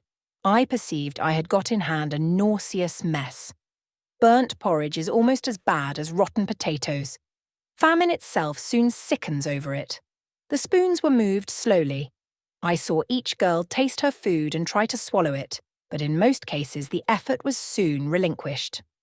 Breakfast was over, and none had breakfasted. Thanks being returned for what we had not got, and a second hymn chanted, the refectory was evacuated for the schoolroom. I was one of the last to go out, and in passing the tables, I saw one teacher take a basin of the porridge and taste it. She looked at the others. All their countenances expressed displeasure, and one of them, the stout one, whispered, "Abominable stuff! How shameful!" A quarter of an hour passed before lessons again began, during which the schoolroom was in a glorious tumult. For that space of time it seemed to be permitted to talk loud and more freely, and they used their privilege. The whole conversation ran on the breakfast, which one and all abused roundly. Poor things! It was the sole consolation they had. Miss Miller was now the only teacher in the room. A group of great girls standing about her spoke with serious and sullen gestures. I heard the name of Mr. Brocklehurst pronounced by some lips, at which Miss Miller shook her head disapprovingly, but she made no great effort to check the general wrath. Doubtless, she shared in it. A clock in the schoolroom struck 9. Miss Miller left her circle and, standing in the middle of the room, cried, "Silence! To your seats!" Discipline prevailed. In 5 minutes the confused throng was resolved into order, and comparative silence quelled the Babel clamour of tongues. The upper teachers now punctually resumed their posts, but still all seemed to wait. Ranged on benches down the sides of the room, the 80 girls sat motionless and erect. A quaint assemblage they appeared, all with plain locks combed from their faces, not a curl visible. In brown dresses, made high and surrounded by a narrow tucker about the throat, with little pockets of holland, shaped something like a Highlander's purse, tied in front of their frocks, and destined to serve the purpose of a work bag. All, too, wearing woolen stockings and country-made shoes, fastened with brass buckles. Above 20 of those clad in this costume were full-grown girls, or rather young women. It suited them ill and gave an air of oddity even to the prettiest. I was still looking at them, and also at intervals examining the teachers, none of whom precisely pleased me, for the stout one was a little coarse, the dark one not a little fierce, the foreigner harsh and grotesque, and Miss Miller, poor thing, looked purple, weather-beaten and overworked, when, as my eye wandered from face to face, the whole school rose simultaneously as if moved by a common spring. What was the matter? I had heard no order given. I was puzzled. Ere I had gathered my wits, the classes were again seated. But as all eyes were now turned to one point, mine followed the general direction and encountered the personage who had received me last night. She stood at the bottom of the long room on the hearth, for there was a fire at each end. She surveyed the 2 rows of girls silently and gravely. Miss Miller, approaching, seemed to ask her a question, and having received her answer, went back to her place and said aloud, "Monitor of the first class, fetch the globes." While the direction was being executed, the lady consulted moved slowly up the room. I suppose I have a considerable organ of veneration, for I retain yet the sense of admiring awe with which my eyes traced her steps. Seen now in broad daylight, she looked tall, fair, and shapely. Brown eyes with a benignant light in their irids, and a fine penciling of long lashes round, relieved the whiteness of her large front. On each of her temples her hair, of a very dark brown, was clustered in round curls, according to the fashion of those times, when neither smooth bands nor long ringlets were in vogue. Her dress, also in the mode of the day, was of purple cloth, relieved by a sort of Spanish trimming of black velvet. A gold watch, watches were not so common then as now, shone at her girdle. Let the reader add, to complete the picture, refined features, a complexion if pale, clear, and a stately air and carriage, and he will have, at least as clearly as words can give it, a correct idea of the exterior of Miss Temple, Maria Temple, as I afterwards saw the name written in a prayer book entrusted to me to carry to church. The superintendent of Lowood, for such was this lady, having taken her seat before a pair of globes placed on one of the tables, summoned the first class round her and commenced giving a lesson on geography. The lower classes were called by the teachers. Repetitions in history, grammar, etc. went on for an hour. Writing and arithmetic succeeded, and music lessons were given by Miss Temple to some of the elder girls. The duration of each lesson was measured by the clock, which at last struck 12. The superintendent rose. "I have a word to address to the pupils," said she. The tumult of cessation from lessons was already breaking forth, but it sank at her voice. She went on. "You had this morning a breakfast which you could not eat. You must be hungry. I have ordered that a lunch of bread and cheese shall be served to all." The teachers looked at her with a sort of surprise. "It is to be done on my responsibility," she added, in an explanatory tone to them, and immediately afterwards left the room. The bread and cheese was presently brought in and distributed, to the high delight and refreshment of the whole school. The order was now given, "To the garden." Each put on a coarse straw bonnet with strings of coloured calico and a cloak of grey frieze. I was similarly equipped, and, following the stream, I made my way into the open air. The garden was a wide enclosure, surrounded with walls so high as to exclude every glimpse of prospect. A covered veranda ran down one side, and broad walks bordered a middle space divided into scores of little beds.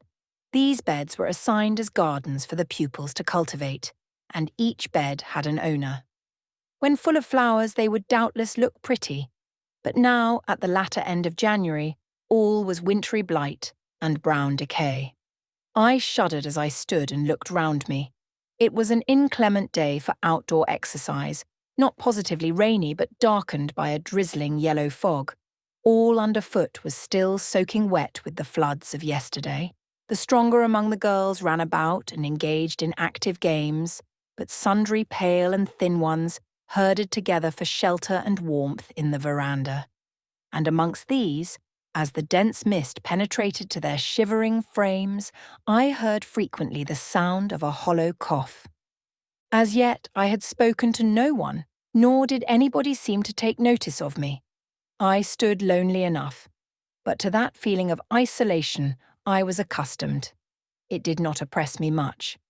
I leant against a pillar of the veranda, drew my grey mantle close about me, and, trying to forget the cold which nipped me without, and the unsatisfied hunger which gnawed me within, delivered myself up to the employment of watching and thinking. My reflections were too undefined and fragmentary to merit record. I hardly yet knew where I was. Gateshead and my past life seemed floated away to an immeasurable distance. The present was vague and strange, and of the future I could form no conjecture. I looked round the convent-like garden, and then up at the house, a large building, half of which seemed grey and old, the other half quite new. The new part, containing the schoolroom and dormitory, was lit by mullioned and latticed windows, which gave it a church-like aspect. A stone tablet over the door bore this inscription: Lowood Institution. This portion was rebuilt A.D. by Naomi Brocklehurst of Brocklehurst Hall, in this county. Let your light so shine before men, that they may see your good works, and glorify your Father which is in heaven. St. Matt, ver. 16. I read these words over and over again. I felt that an explanation belonged to them, and was unable fully to penetrate their import. I was still pondering the signification of institution, and endeavouring to make out a connection between the first words and the verse of Scripture, when the sound of a cough close behind me made me turn my head. I saw a girl sitting on a stone bench near. She was bent over a book, on the perusal of which she seemed intent. From where I stood I could see the title. It was Rasselas, a name that struck me as strange, and consequently attractive. In turning a leaf, she happened to look up, and I said to her directly, "Is your book interesting?" I had already formed the intention of asking her to lend it to me some day. "I like it," she answered after a pause of a second or two, during which she examined me. "What is it about?" I continued. I hardly know where I found the hardihood thus to open a conversation with a stranger.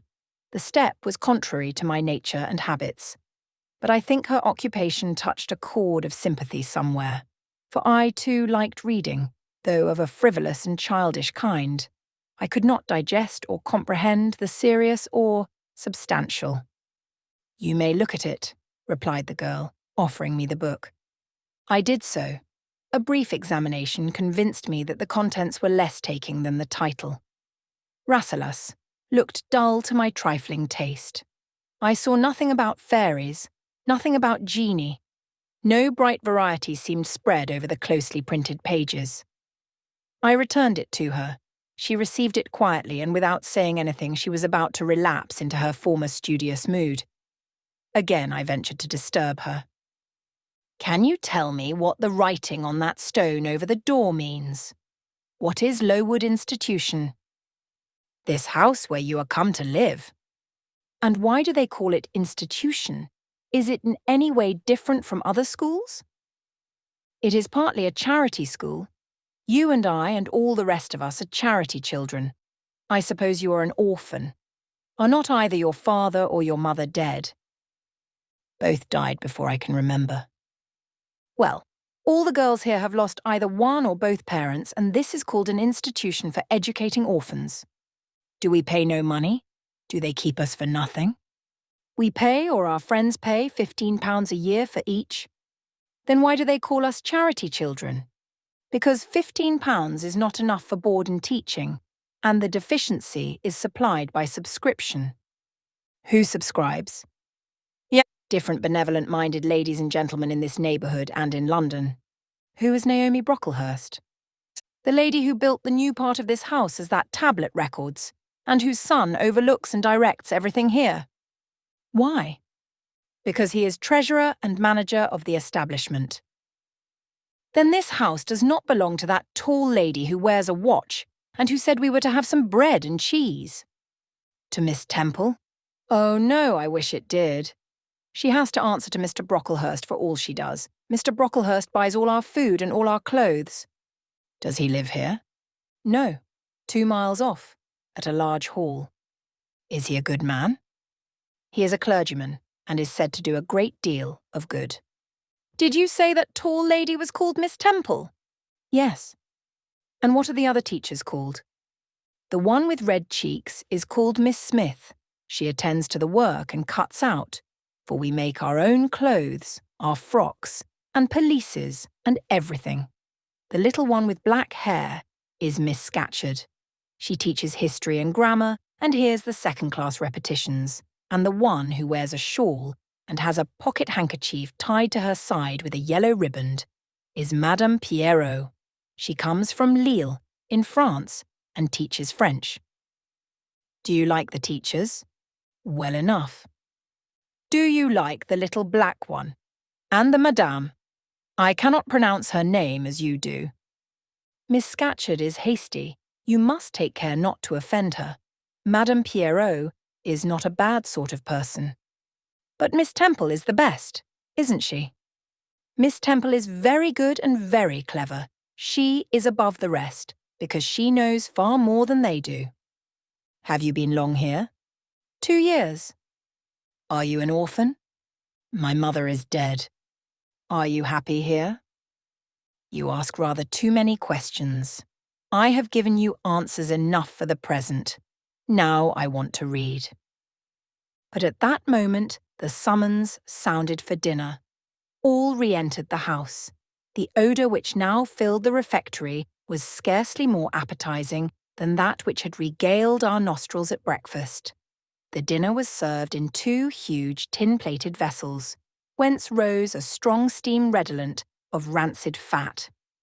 I found the mess to consist of indifferent potatoes and strange shreds of rusty meat, mixed and cooked together. Of this preparation, a tolerably abundant plateful was apportioned to each pupil. I ate what I could, and wondered within myself whether every day's fare would be like this.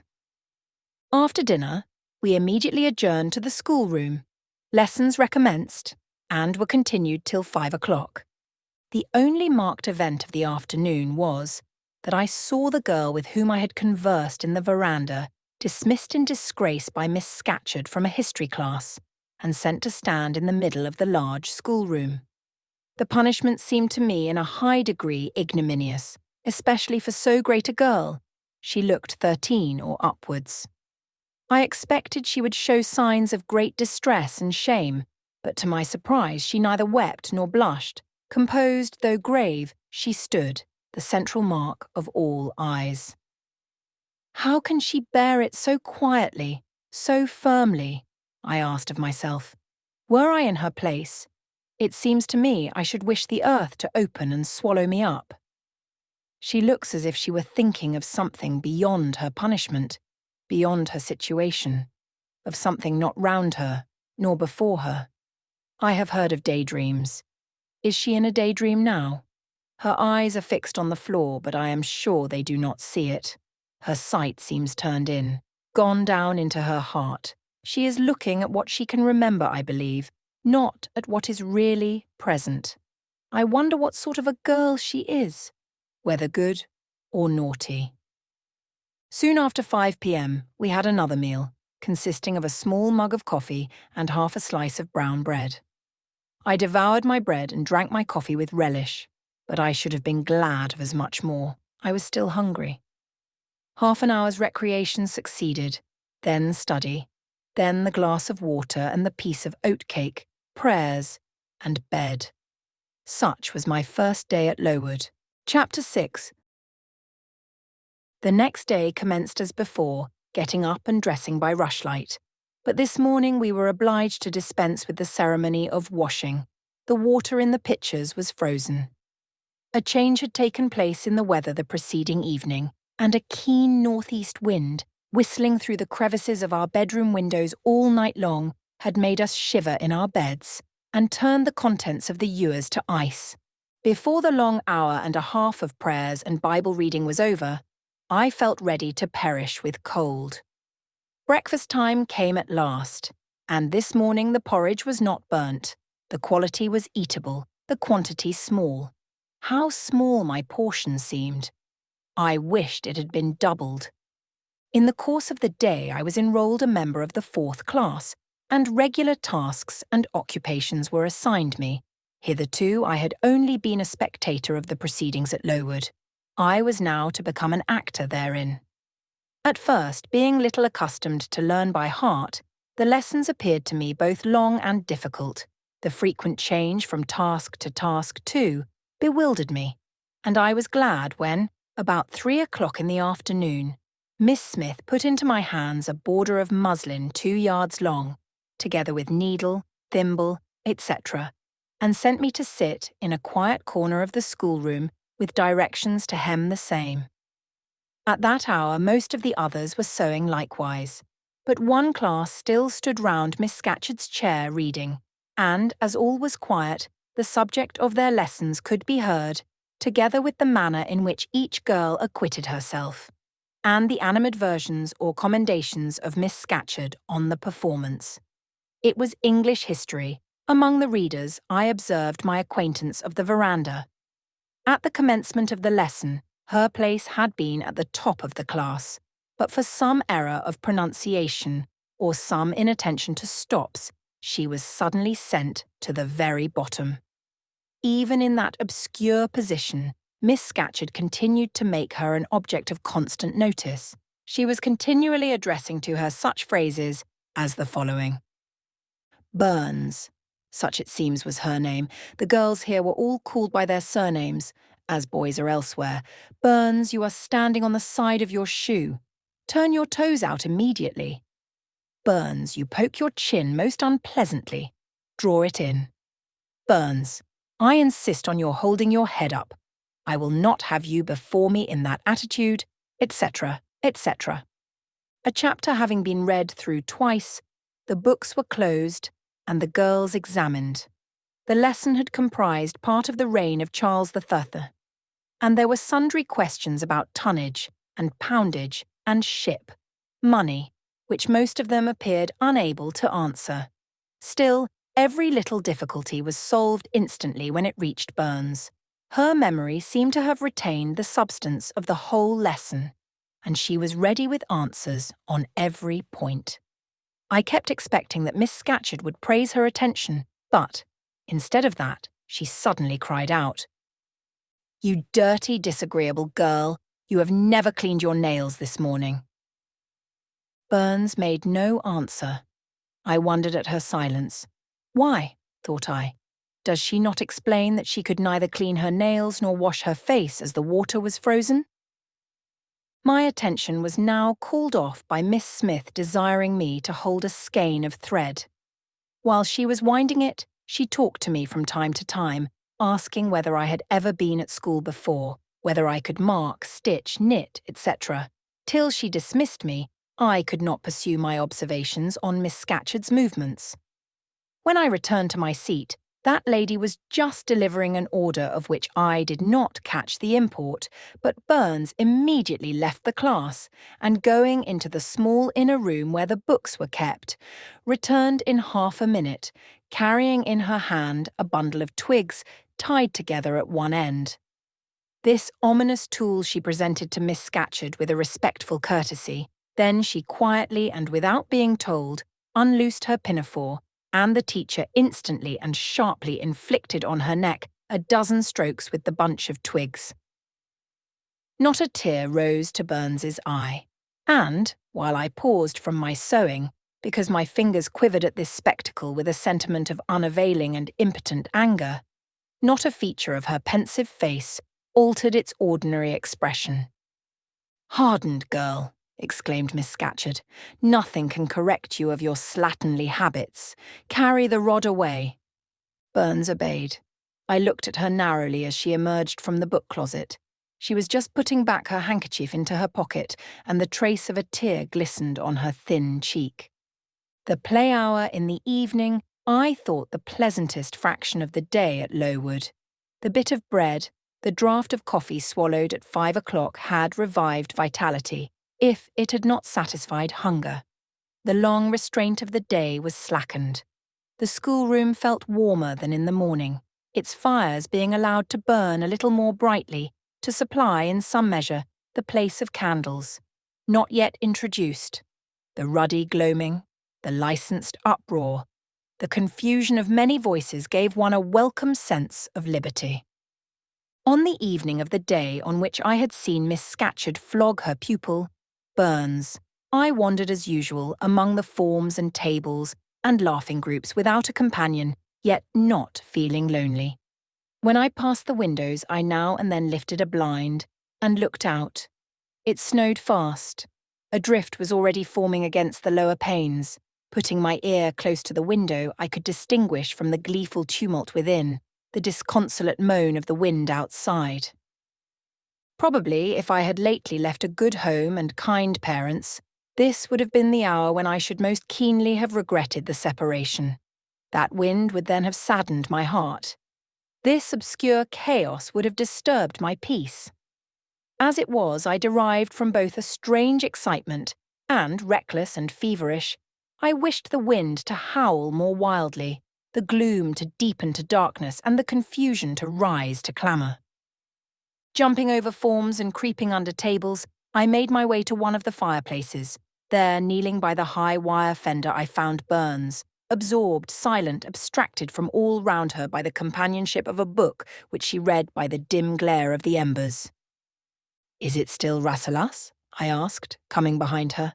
"Yes," she said, "and I have just finished it." And in 5 minutes more she shut it up.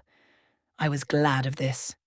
Now, thought I can perhaps get her to talk. I sat down by her on the floor. "What is your name besides Burns?" "Helen." "Do you come a long way from here?" "I come from a place farther north, quite on the borders of Scotland." "Will you ever go back?" "I hope so, but nobody can be sure of the future." "You must wish to leave Lowood?" "No, why should I? I was sent to Lowood to get an education, and it would be of no use going away until I have attained that object." "But that teacher, Miss Scatcherd, is so cruel to you?" "Cruel? Not at all. She is severe. She dislikes my faults. And if I were in your place, I should dislike her. I should resist her. If she struck me with that rod, I should get it from her hand. I should break it under her nose." "Probably you would do nothing of the sort. But if you did, Mr. Brocklehurst would expel you from the school. That would be a great grief to your relations. It is far better to endure patiently a smart, which nobody feels but yourself, than to commit a hasty action whose evil consequences will extend to all connected with you. And besides, the Bible bids us return good for evil. But then it seems disgraceful to be flogged, and to be sent to stand in the middle of a room full of people, and you are such a great girl.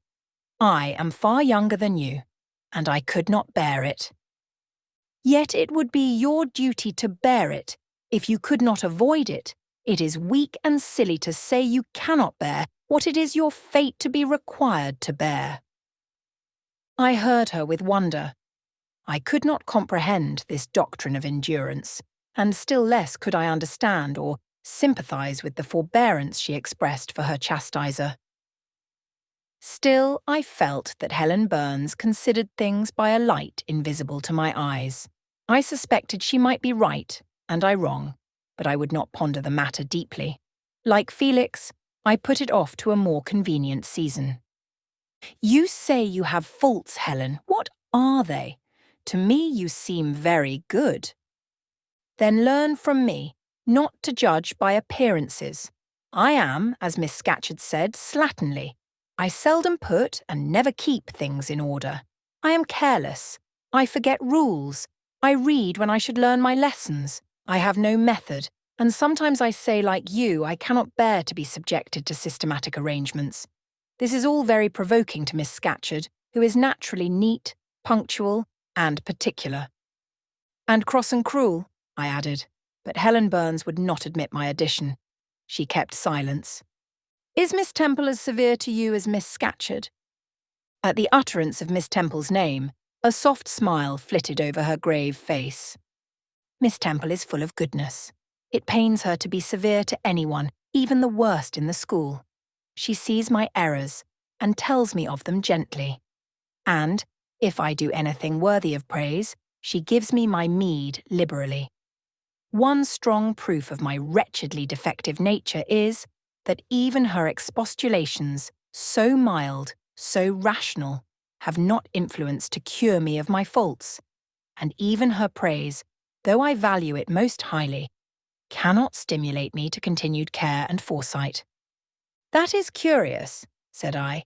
"It is so easy to be careful." "For you, I have no doubt it is. I observed you in your class this morning, and saw you were closely attentive.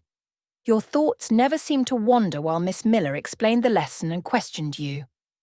Now mine continually rove away, when I should be listening to Miss Scatcherd, and collecting all she says with assiduity. Often I lose the very sound of her voice. I fall into a sort of dream. Sometimes I think I am in Northumberland, and that the noises I hear round me are the bubbling of a little brook which runs through Deepden, near our house. Then, when it comes to my turn to reply, I have to be awakened, and, having heard nothing of what was read for listening to the visionary brook, I have no answer ready." "Yet how well you replied this afternoon." "It was mere chance. The subject on which we had been reading had interested me. This afternoon, instead of dreaming of Deepden, I was wondering how a man who wished to do right could act so unjustly and unwisely as Charles I sometimes did, and I thought what a pity it was that, with his integrity and conscientiousness, he could see no farther than the prerogatives of the crown. If he had but been able to look to a distance and see how what they call the spirit of the age was tending. Still, I like Charles. I respect him. I pity him, poor murdered king. Yes, his enemies were the worst. They shed blood they had no right to shed. How dared they kill him?" Helen was talking to herself now.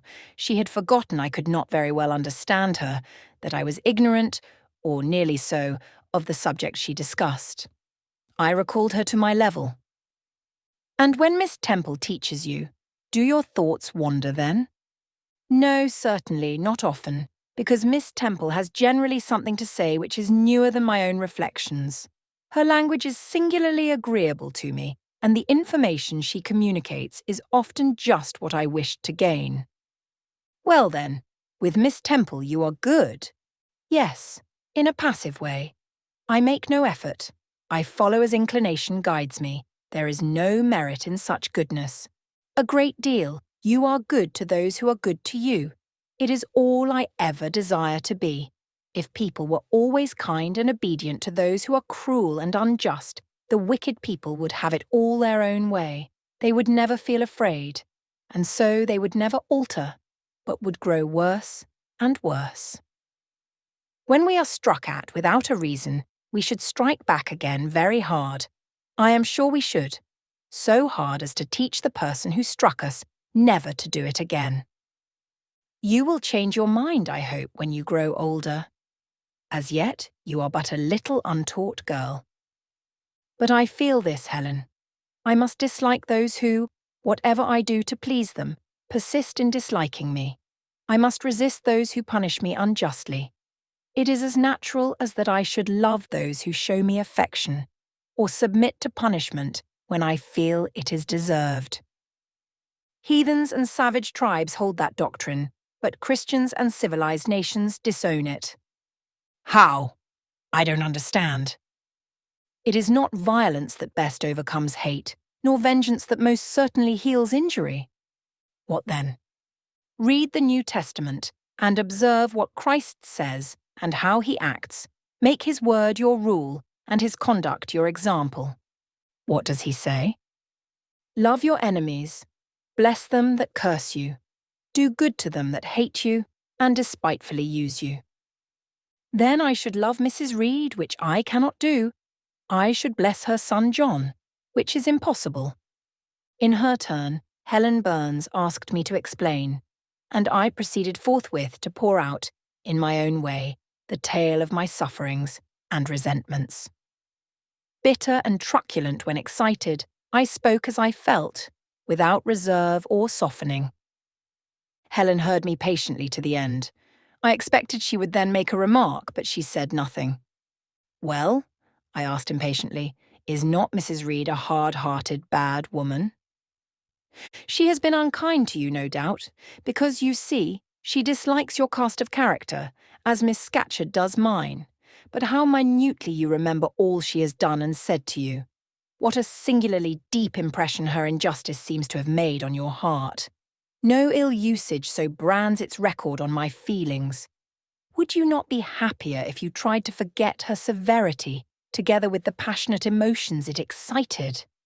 Life appears to me too short to be spent in nursing animosity or registering wrongs.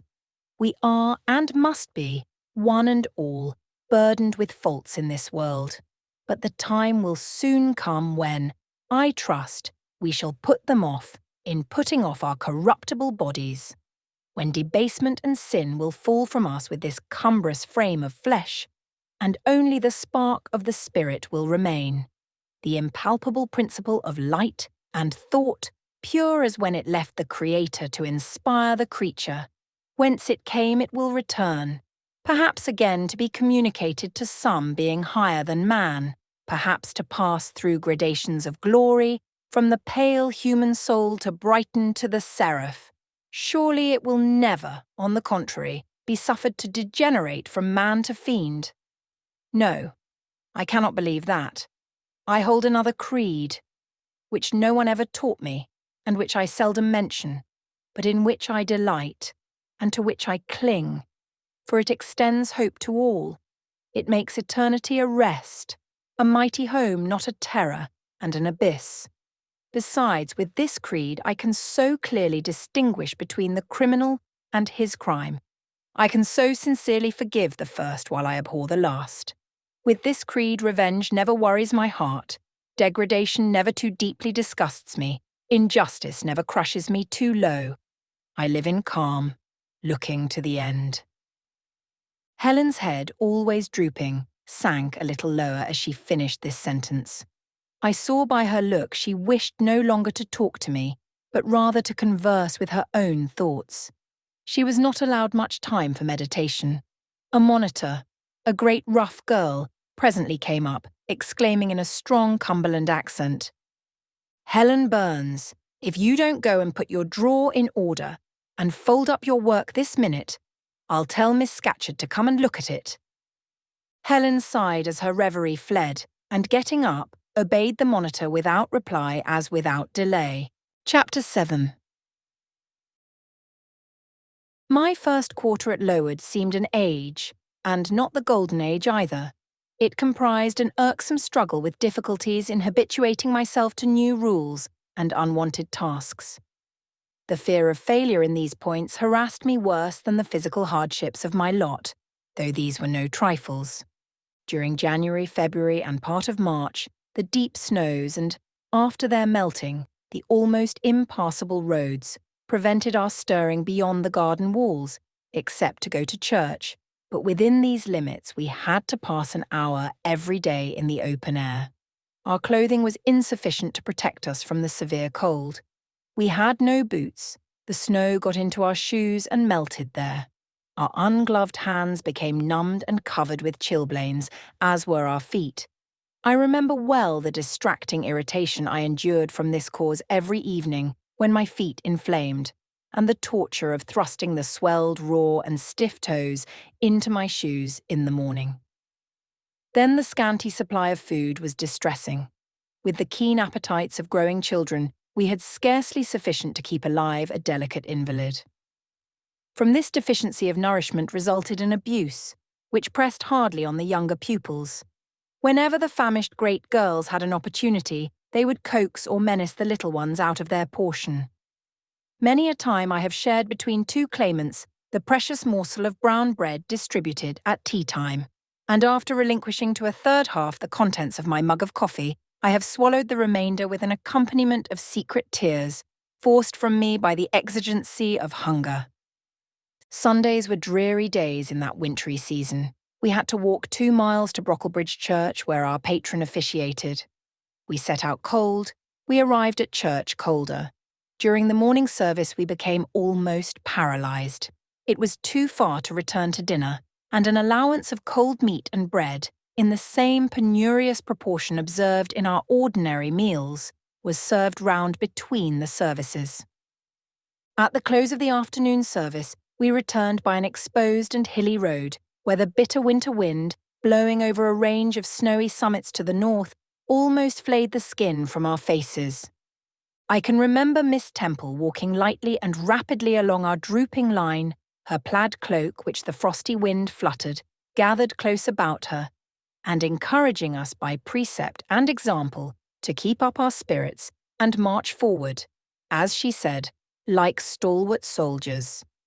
The other teachers, poor things, were generally themselves too much dejected to attempt the task of cheering others. How we longed for the light and heat of a blazing fire when we got back. But to the little ones at least, this was denied. Each hearth in the schoolroom was immediately surrounded by a double row of great girls, and behind them the younger children crouched in groups, wrapping their starved arms in their pinafores. A little solace came at tea-time in the shape of a double ration of bread, a whole instead of a half slice, with the delicious addition of a thin scrape of butter. It was the hebdomadal treat, to which we all looked forward from Sabbath to Sabbath. I generally contrived to reserve a moiety of this bounteous repast for myself, but the remainder I was invariably obliged to part with. The Sunday evening was spent in repeating, by heart, the Church Catechism, and the 5th, 6th, and 7th chapters of St. Matthew, and in listening to a long sermon read by Miss Miller, whose irrepressible yawns attested her weariness. A frequent interlude of these performances was the enactment of the part of Eutychus by some half-dozen of little girls, who, overpowered with sleep, would fall down, if not out of the 3rd loft, yet off the 4th form, and be taken up half dead. The remedy was to thrust them forward into the centre of the schoolroom and oblige them to stand there till the sermon was finished. Sometimes their feet failed them, and they sank together in a heap. They were then propped up with the monitor's high stools. I have not yet alluded to the visits of Mr. Brocklehurst, and indeed that gentleman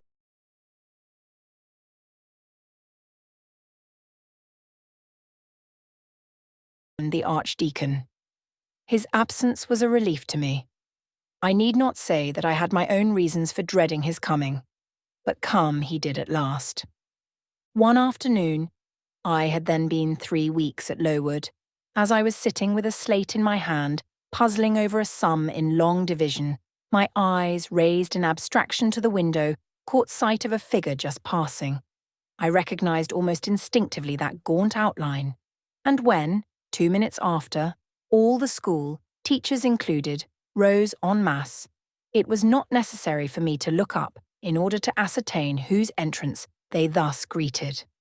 A long stride measured the schoolroom, and presently beside Miss Temple, who herself had risen, stood the same black column which had frowned on me so ominously from the hearthrug of Gateshead. I now glanced sideways at this piece of architecture. Yes, I was right. It was Mr. Brocklehurst, buttoned up in a surtout, and looking longer, narrower, and more rigid than ever. I had my own reasons for being dismayed at this apparition. Too well I remembered the perfidious hints given by Mrs. Reed about my disposition, etc., the promise pledged by Mr. Brocklehurst to apprise Miss Temple and the teachers of my vicious nature. All along I had been dreading the fulfilment of this promise. I had been looking out daily for the coming man, whose information respecting my past life and conversation was to brand me as a bad child for ever. Now there he was. He stood at Miss Temple's side. He was speaking low in her ear. I did not doubt he was making disclosures of my villainy, and I watched her eye with painful anxiety, expecting every moment to see its dark orb turn on me a glance of repugnance and contempt. I listened too, and as I happened to be seated quite at the top of the room, I caught most of what he said. Its import relieved me from immediate apprehension. "I suppose, Miss Temple, the thread I bought at Loughton will do. It struck me that it would be just of the quality for the calico chemises, and I sorted the needles to match. You may tell Miss Smith that I forgot to make a memorandum of the darning needles, but she shall have some papers sent in next week, and she is not, on any account, to give out more than one at a time to each pupil. If they have more, they are apt to be careless and lose them. And, oh, ma'am, I wish the woolen stockings were better looked to. When I was here last, I went into the kitchen garden and examined the clothes drying on the line. There was a quantity of black hose in a very bad state of repair. From the size of the holes in them, I was sure they had not been well mended from time to time." He paused. "Your directions shall be attended to, sir," said Miss Temple. "And, ma'am," he continued, "the laundress tells me some of the girls have 2 clean tuckers in the week. It is too much. The rules limit them to 1. I think I can explain that circumstance, sir. Agnes and Catherine Johnstone were invited to take tea with some friends at Loughton last Thursday, and I gave them leave to put on clean tuckers for the occasion." Mr. Brocklehurst nodded. "Well, for once it may pass, but please not to let the circumstance occur too often. And there is another thing which surprised me. I find, in settling accounts with the housekeeper, that a lunch, consisting of bread and cheese, has twice been served out to the girls during the past fortnight. How is this? I looked over the regulations, and I find no such meal as lunch mentioned. Who introduced this innovation? And by what authority?" "I must be responsible for the circumstance, sir," replied Miss Temple. "The breakfast was so ill prepared that the pupils could not possibly eat it, and I dared not allow them to remain fasting till dinner time. Madam, allow me an instant. You are aware that my plan in bringing up these girls is not to accustom them to habits of luxury and indulgence, but to render them hardy, patient, self-denying. Should any little accidental disappointment of the appetite occur, such as the spoiling of a meal, the under or the overdressing of a dish, the incident ought not to be neutralized by replacing with something more delicate the comfort lost, thus pampering the body and obviating the aim of this institution. It ought to be improved to the spiritual edification of the pupils, by encouraging them to evince fortitude under temporary privation. A brief address on those occasions would not be mistimed, wherein a judicious instructor would take the opportunity of referring to the sufferings of the primitive Christians, to the torments of martyrs, to the exhortations of our blessed Lord himself, calling upon his disciples to take up their cross and follow him, to his warnings that man shall not live by bread alone, but by every word that proceedeth out of the mouth of God, to his divine consolations, if ye suffer hunger or thirst for my sake, happy are ye. Oh, madam, when you put bread and cheese, instead of burnt porridge, into these children's mouths, you may indeed feed their vile bodies, but you little think how you starve their immortal souls." Mr. Brocklehurst again paused, perhaps overcome by his feelings. Miss Temple had looked down when he first began to speak to her, but she now gazed straight before her, and her face, naturally pale as marble, appeared to be assuming also the coldness and fixity of that material, especially her mouth, closed as if it would have required a sculptor's chisel to open it, and her brow settled gradually into petrified severity. Meantime, Mr. Brocklehurst, standing on the hearth with his hands behind his back, majestically surveyed the whole school. Suddenly his eye gave a blink, as if it had met something that either dazzled or shocked its pupil. Turning, he said in more rapid accents than he had hitherto used, Miss Temple, what is that girl with curled hair? Red hair, ma'am? Curled all over?" And extending his cane, he pointed to the awful object, his hand shaking as he did so. "It is Julia Seven," replied Miss Temple very quietly. "Julia Seven, ma'am. And why has she, or any other, curled hair? Why, In defiance of every precept and principle of this house, does she conform to the world so openly, here in an evangelical, charitable establishment, as to wear her hair one mass of curls? Julia's hair curls naturally, returned Miss Temple, still more quietly. Naturally. Yes, but we are not to conform to nature. I wish these girls to be the children of grace. And why that abundance? I have again and again intimated that I desire the hair to be arranged closely, modestly, plainly. Miss Temple, that girl's hair must be cut off entirely. I will send a barber tomorrow, and I see others who have far too much of the excrescence. That tall girl, tell her to turn round. Tell all the first form to rise up and direct their faces to the wall. Miss Temple passed her handkerchief over her lips, as if to smooth away the involuntary smile that curled them. She gave the order, however, and when the first class could take in what was required of them, they obeyed.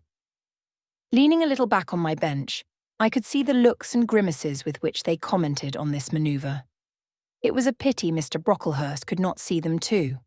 He would perhaps have felt that, whatever he might do with the outside of the cup and platter, the inside was further beyond his interference than he imagined.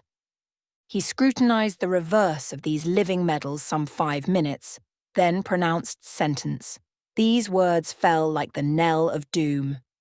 All those top knots must be cut off. Miss Temple seemed to remonstrate. Madam, he pursued, I have a master to serve whose kingdom is not of this world. My mission is to mortify in these girls the lusts of the flesh, to teach them to clothe themselves with shamefacedness and sobriety, not with braided hair and costly apparel. And each of the young persons before us has a string of hair twisted in plaits, which vanity itself might have woven. These, I repeat, must be cut off. Think of the time wasted, of— Mr. Brocklehurst was here interrupted.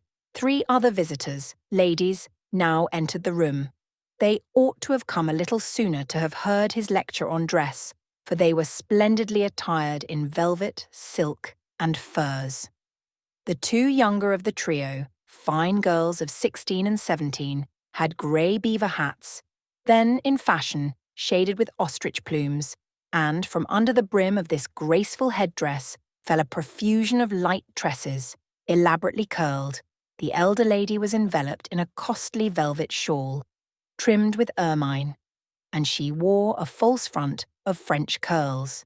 These ladies were deferentially received by Miss Temple as Mrs. and the Misses Brocklehurst, and conducted to seats of honour at the top of the room.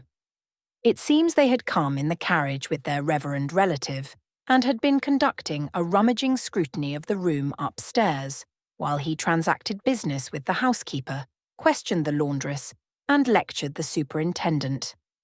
They now proceeded to address divers remarks and reproofs to Miss Smith, who was charged with the care of the linen and the inspection of the dormitories.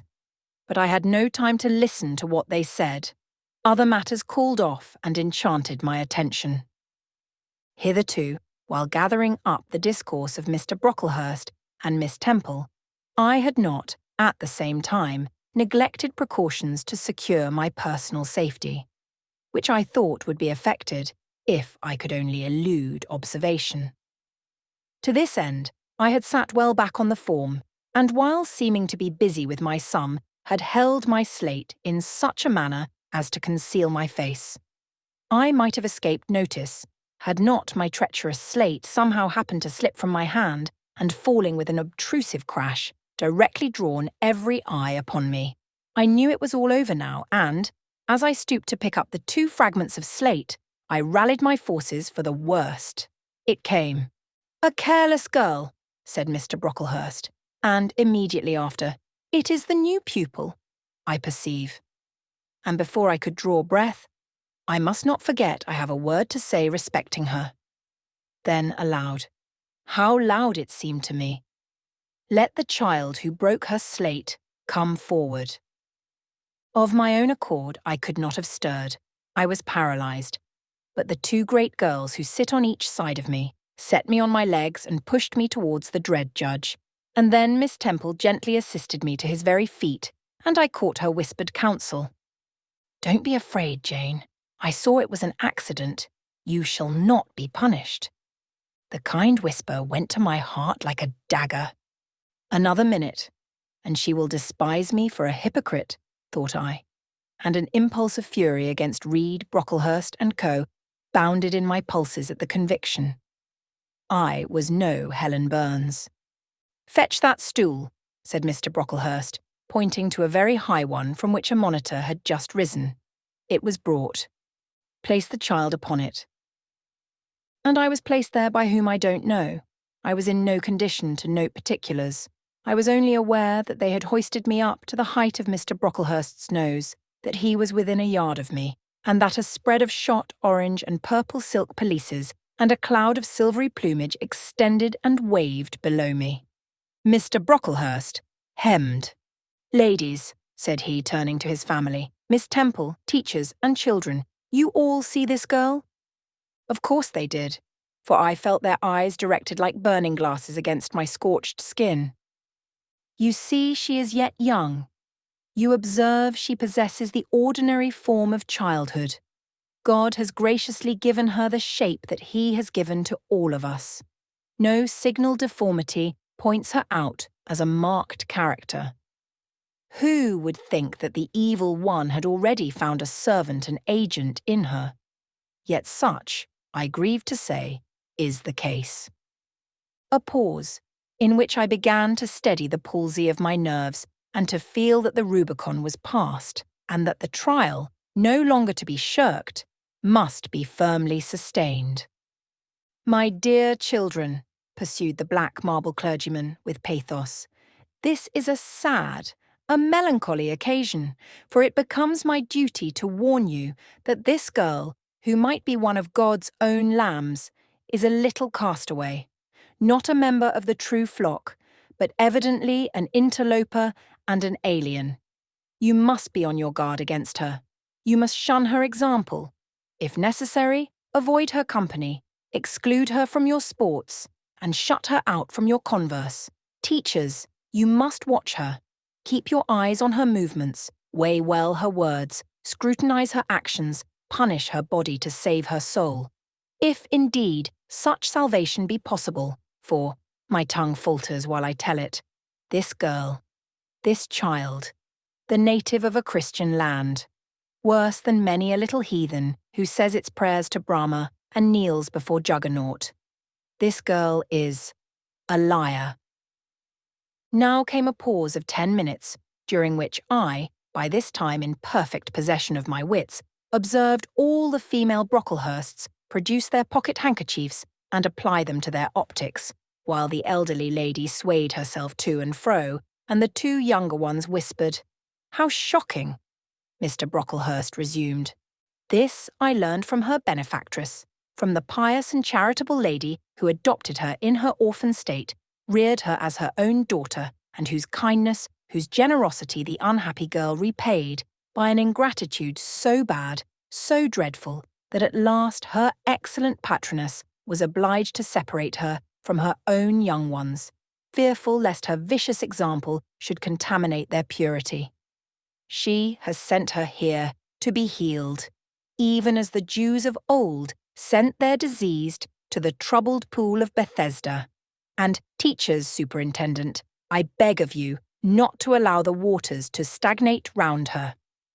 With this sublime conclusion, Mr. Brocklehurst adjusted the top button of his surtout, muttered something to his family, who rose, bowed to Miss Temple, and then all the great people sailed in state from the room.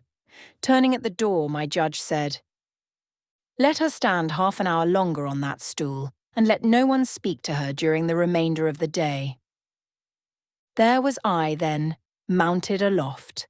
I, who had said I could not bear the shame of standing on my natural feet in the middle of the room, was now exposed to general view on a pedestal of infamy. What my sensations were no language can describe, but just as they all rose, stifling my breath and constricting my throat, a girl came up and passed me. In passing, she lifted her eyes. What a strange light inspired them!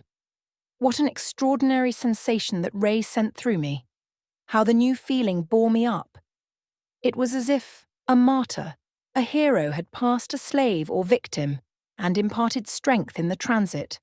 I mastered the rising hysteria, lifted up my head and took a firm stand on the stool. Helen Burns asked some slight question about her work of Miss Smith, was chidden for the triviality of the inquiry, returned to her place and smiled at me as she again went by. What a smile!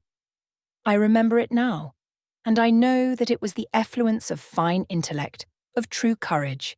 It lit up her marked lineaments, her thin face, her sunken grey eye, like a reflection from the aspect of an angel.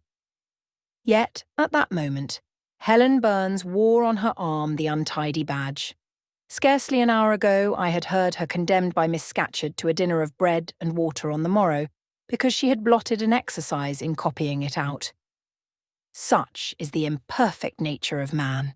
Such spots are there on the disk of the clearest planet, and eyes like Miss Scatcherd's can only see those minute defects and are blind to the full brightness of the orb. Chapter 8. Ere the half-hour ended, 5 o'clock struck, school was dismissed, and all were gone into the refectory to tea. I now ventured to descend. It was deep dusk. I retired into a corner and sat down on the floor. The spell by which I had been so far supported began to dissolve. Reaction took place, and soon so overwhelming was the grief that seized me, I sank prostrate with my face to the ground. Now I wept. Helen Burns was not here. Nothing sustained me. Left to myself, I abandoned myself, and my tears watered the boards. I had meant to be so good, and to do so much at Lowood, to make so many friends, to earn respect and win affection. Already I had made visible progress. That very morning I had reached the head of my class. Miss Miller had praised me warmly. Miss Temple had smiled approbation. She had promised to teach me drawing and to let me learn French if I continued to make similar improvement 2 months longer. And then I was well received by my fellow pupils, treated as an equal by those of my own age, and not molested by any. Now here I lay again crushed and trodden on. And could I ever rise more? Never, I thought, and ardently I wished to die. While sobbing out this wish in broken accents, someone approached. I started up. Again Helen Burns was near me. The fading fires just showed her coming up the long, vacant room. She brought my coffee and bread. "Come, eat something," she said, but I put both away from me, feeling as if a drop or a crumb would have choked me in my present condition. Helen regarded me, probably with surprise. I could not now abate my agitation, though I tried hard. I continued to weep aloud. She sat down on the ground near me, embraced her knees with her arms, and rested her head upon them. In that attitude she remained silent as an Indian. I was the first who spoke. "Helen, why do you stay with a girl whom everybody believes to be a liar?" "Everybody, Jane. Why? There are only 80 people who have heard you called so, and the world contains hundreds of millions." "But what have I to do with millions? The 80 I know despise me." "Jane, you are mistaken. Probably not one in the school either despises or dislikes you. Many, I am sure, pity you much." "How can they pity me after what Mr. Brocklehurst has said? Mr. Brocklehurst is not a god, nor is he even a great and admired man. He is little liked here. He never took steps to make himself liked. Had he treated you as an especial favourite, you would have found enemies, declared or covert, all around you. As it is, the greater number would offer you sympathy if they dared. Teachers and pupils may look coldly on you for a day or two, but friendly feelings are concealed in their hearts. And if you persevere in doing well, these feelings will ere long appear so much the more evidently for their temporary suppression. Besides, Jane," she paused. "Well, Helen," said I, putting my hand into hers. She chafed my fingers gently to warm them and went on. "If all the world hated you, and believed you wicked, while your own conscience approved you, and absolved you from guilt, you would not be without friends. No, I know I should think well of myself, but that is not enough. If others don't love me, I would rather die than live. I cannot bear to be solitary and hated, Helen. Look here. To gain some real affection from you, or Miss Temple, or any other whom I truly love, I would willingly submit to have the bone of my arm broken, or to let a bull toss me, or to stand behind a kicking horse and let it dash its hoof at my chest. Hush, Jane. You think too much of the love of human beings. You are too impulsive, too vehement. The sovereign hand that created your frame and put life into it has provided you with other resources than your feeble self, or than creatures feeble as you. Besides this earth, and besides the race of men, there is an invisible world and a kingdom of spirits. That world is round us, for it is everywhere. And those spirits watch us, for they are commissioned to guard us. And if we were dying in pain and shame, if scorn smote us on all sides, and hatred crushed us, angels see our tortures, recognize our innocence, if innocent we be. As I know you are of this charge which Mr. Brocklehurst has weakly and pompously repeated at second hand from Mrs. Reed, for I read a sincere nature in your ardent eyes and on your clear front. And God waits only the separation of spirit from flesh to crown us with a full reward. Why, then, should we ever sink overwhelmed with distress when life is so soon over and death is so certain an entrance to happiness, to glory? I was silent. Helen had calmed me, but in the tranquillity she imparted, there was an alloy of inexpressible sadness. I felt the impression of woe as she spoke, but I could not tell whence it came. And when, having done speaking, she breathed a little fast and coughed a short cough, I momentarily forgot my own sorrows to yield to a vague concern for her. Resting my head on Helen's shoulder, I put my arms round her waist. She drew me to her, and we reposed in silence. We had not sat long thus, when another person came in. Some heavy clouds swept from the sky by a rising wind had left the moon bare, and her light, streaming in through a window near, shone full both on us and on the approaching figure, which we at once recognized as Miss Temple. "I came on purpose to find you, Jane Eyre," said she. "I want you in my room, and as Helen Burns is with you, she may come too." We went. Following the superintendent's guidance, we had to thread some intricate passages and mount a staircase before we reached her apartment. It contained a good fire and looked cheerful. Miss Temple told Helen Burns to be seated in a low armchair on one side of the hearth, and herself taking another, she called me to her side. "Is it all over?" she asked, looking down at my face. "Have you cried your grief away?" "I am afraid I never shall do that." "Why?" "Because I have been wrongly accused, and you, ma'am, and everybody else will now think me wicked." "We shall think you what you prove yourself to be, my child. Continue to act as a good girl, and you will satisfy us." "Shall I, Miss Temple?" "You will," said she, passing her arm round me. "And now tell me who is the lady whom Mr. Brocklehurst called your benefactress?" "Mrs. Reed, my uncle's wife. My uncle is dead, and he left me to her care." "Did she not, then, adopt you of her own accord?" "No, ma'am. She was sorry to have to do it, but my uncle, as I have often heard the servants say, got her to promise before he died that she would always keep me."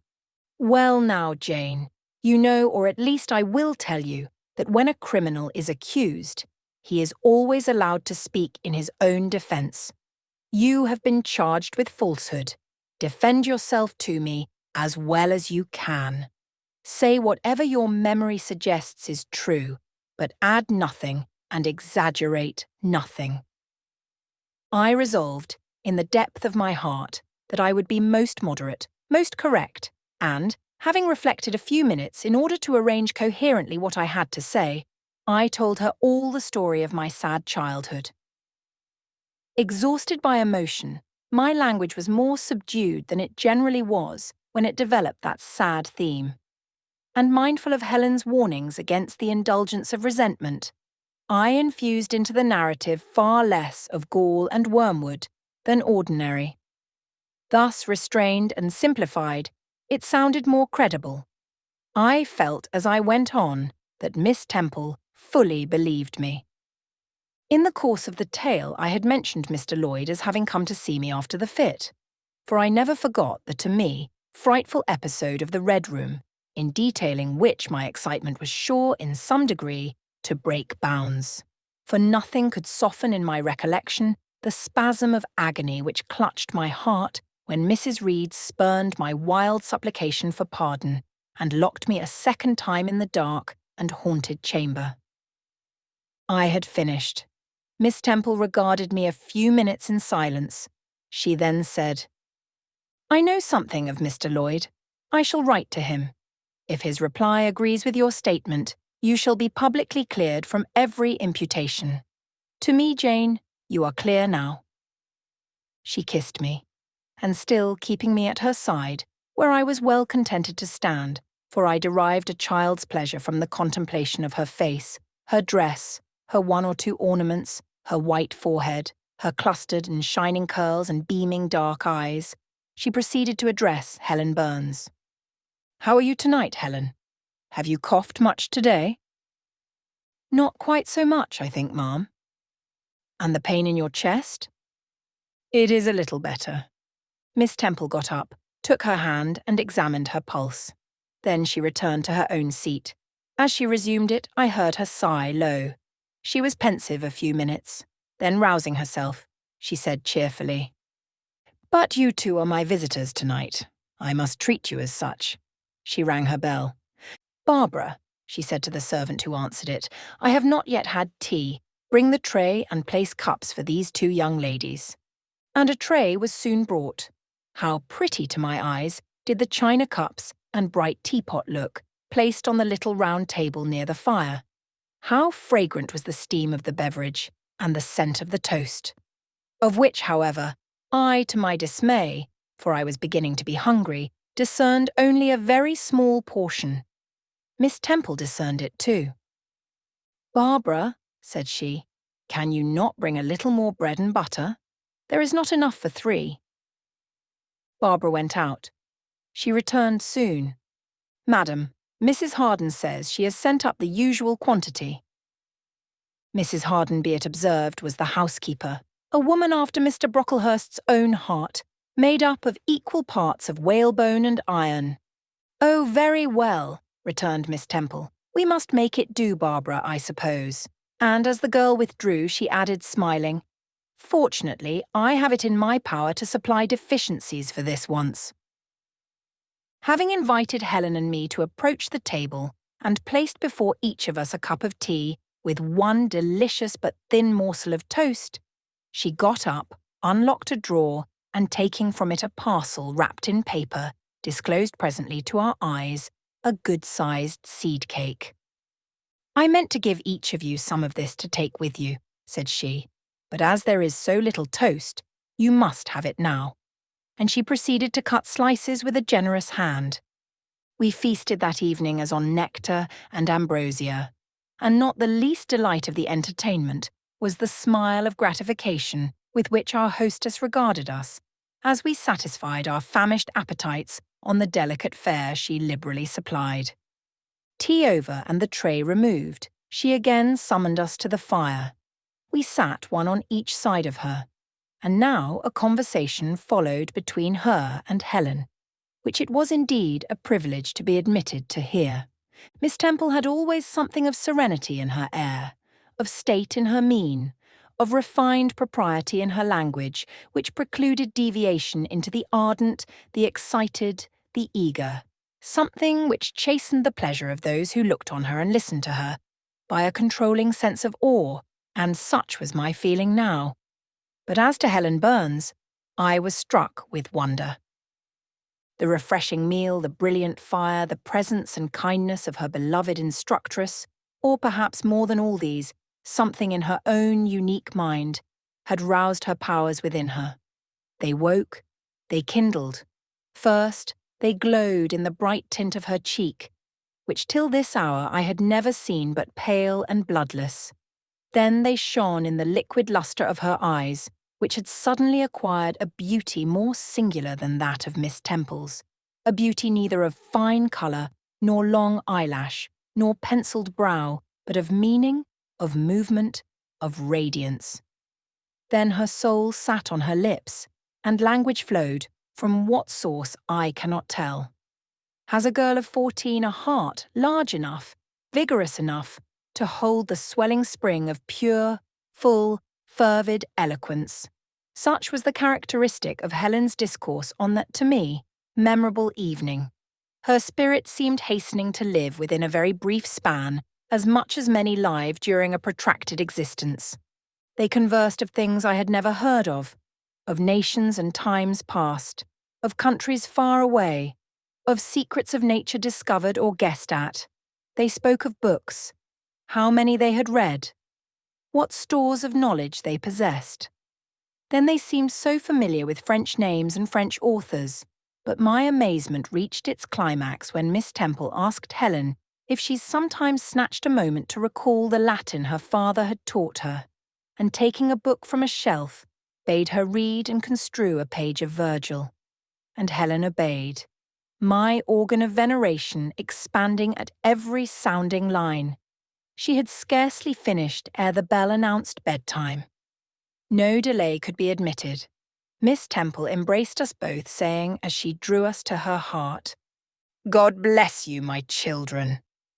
Helen she held a little longer than me. She let her go more reluctantly. It was Helen her eye followed to the door. It was for her she a second time breathed a sad sigh. For her she wiped a tear from her cheek. On reaching the bedroom we heard the voice of Miss Scatcherd. She was examining drawers. She had just pulled out Helen Burns's, and when we entered Helen was greeted with a sharp reprimand, and told that tomorrow she should have half a dozen of untidily folded articles pinned to her shoulder. "My things were indeed in shameful disorder," murmured Helen to me in a low voice. "I intended to have arranged them, but I forgot." Next morning, Miss Scatcherd wrote in conspicuous characters on a piece of pasteboard the word slattern, and bound it like a phylactery round Helen's large, mild, intelligent, and benign-looking forehead. She wore it till evening, patient, unresentful, regarding it as a deserved punishment. The moment Miss Scatcherd withdrew after afternoon school, I ran to Helen, tore it off, and thrust it into the fire. The fury of which she was incapable had been burning in my soul all day, and tears, hot and large, had continually been scalding my cheek. For the spectacle of her sad resignation gave me an intolerable pain at the heart. About a week subsequently to the incidents above narrated, Miss Temple, who had written to Mr. Lloyd, received his answer. It appeared that what he said went to corroborate my account. Miss Temple, having assembled the whole school, announced that inquiry had been made into the charges alleged against Jane Eyre, and that she was most happy to be able to pronounce her completely cleared from every imputation. The teachers then shook hands with me and kissed me, and a murmur of pleasure ran through the ranks of my companions. Thus relieved of a grievous load, I from that hour set to work afresh, resolved to pioneer my way through every difficulty. I toiled hard, and my success was proportionate to my efforts. My memory, not naturally tenacious, improved with practice. Exercise sharpened my wits. In a few weeks I was promoted to a higher class. In less than 2 months I was allowed to commence French and drawing. I learned the first 2 tenses of the verb être, and sketched my first cottage, whose walls, by the by, outrivalled in slope those of the Leaning Tower of Pisa, on the same day. That night, on going to bed, I forgot to prepare in imagination the Barmecide supper of hot roast potatoes or white bread and new milk, with which I was wont to amuse my inward cravings.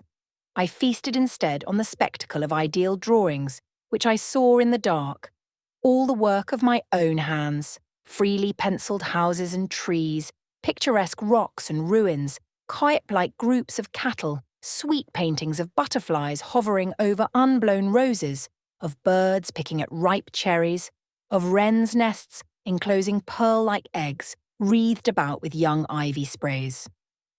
I examined too, in thought, the possibility of my ever being able to translate currently a certain little French story which Madame Pierrot had that day shown me, nor was that problem solved to my satisfaction ere I fell sweetly asleep. Well has Solomon said, "Better is a dinner of herbs where love is, than a stalled ox and hatred therewith." I would not now have exchanged Lowood with all its privations for Gateshead and its daily luxuries. Chapter 9.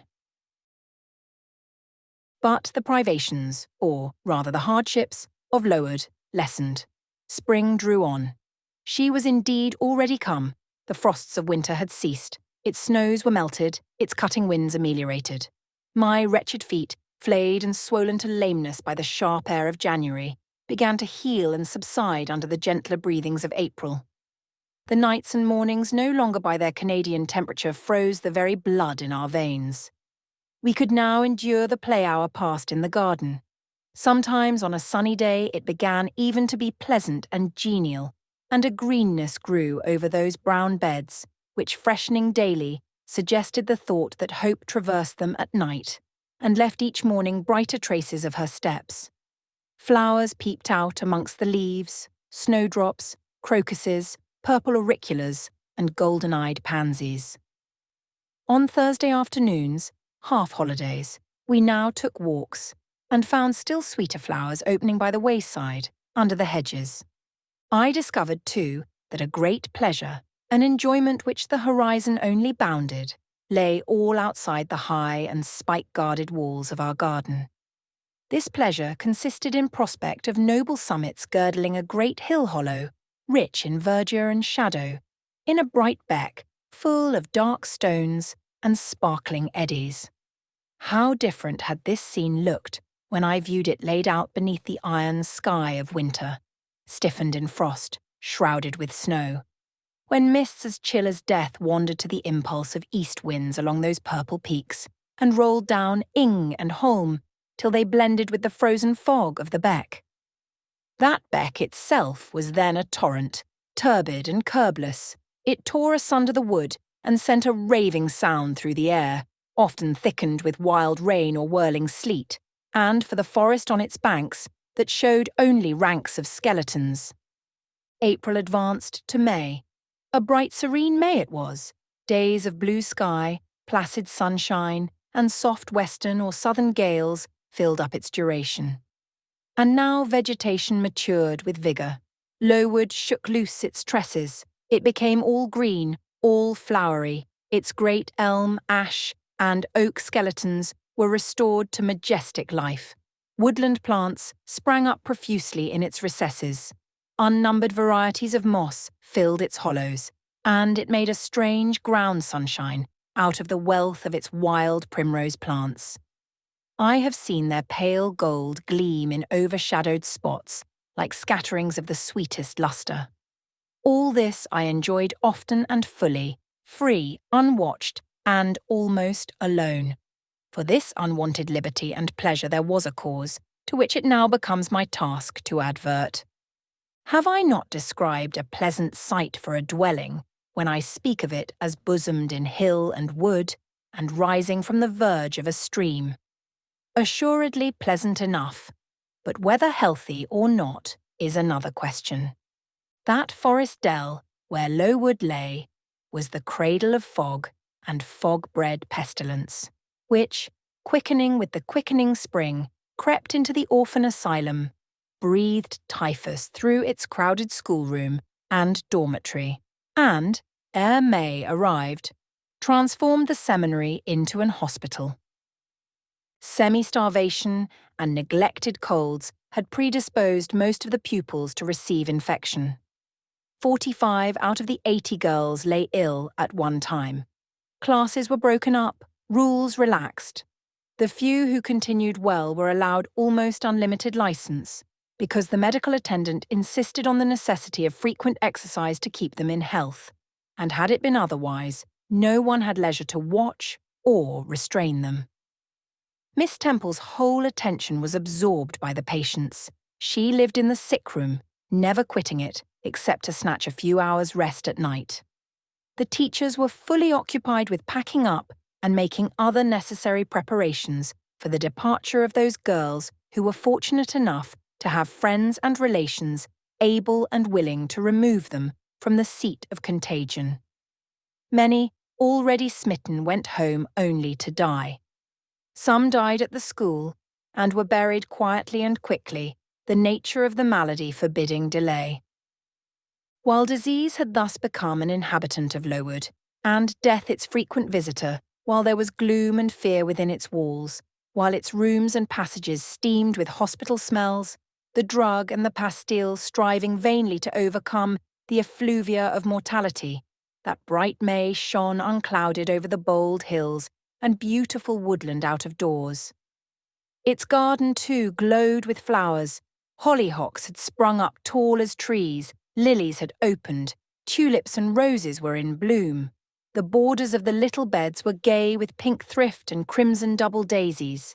The sweetbriars gave out, morning and evening, their scent of spice and apples, and these fragrant treasures were all useless for most of the inmates of Lowood, except to furnish now and then a handful of herbs and blossoms to put in a coffin. But I and the rest who continued well enjoyed fully the beauties of the scene and season. They let us ramble in the wood like gypsies from morning till night. We did what we liked, went where we liked. We lived better too.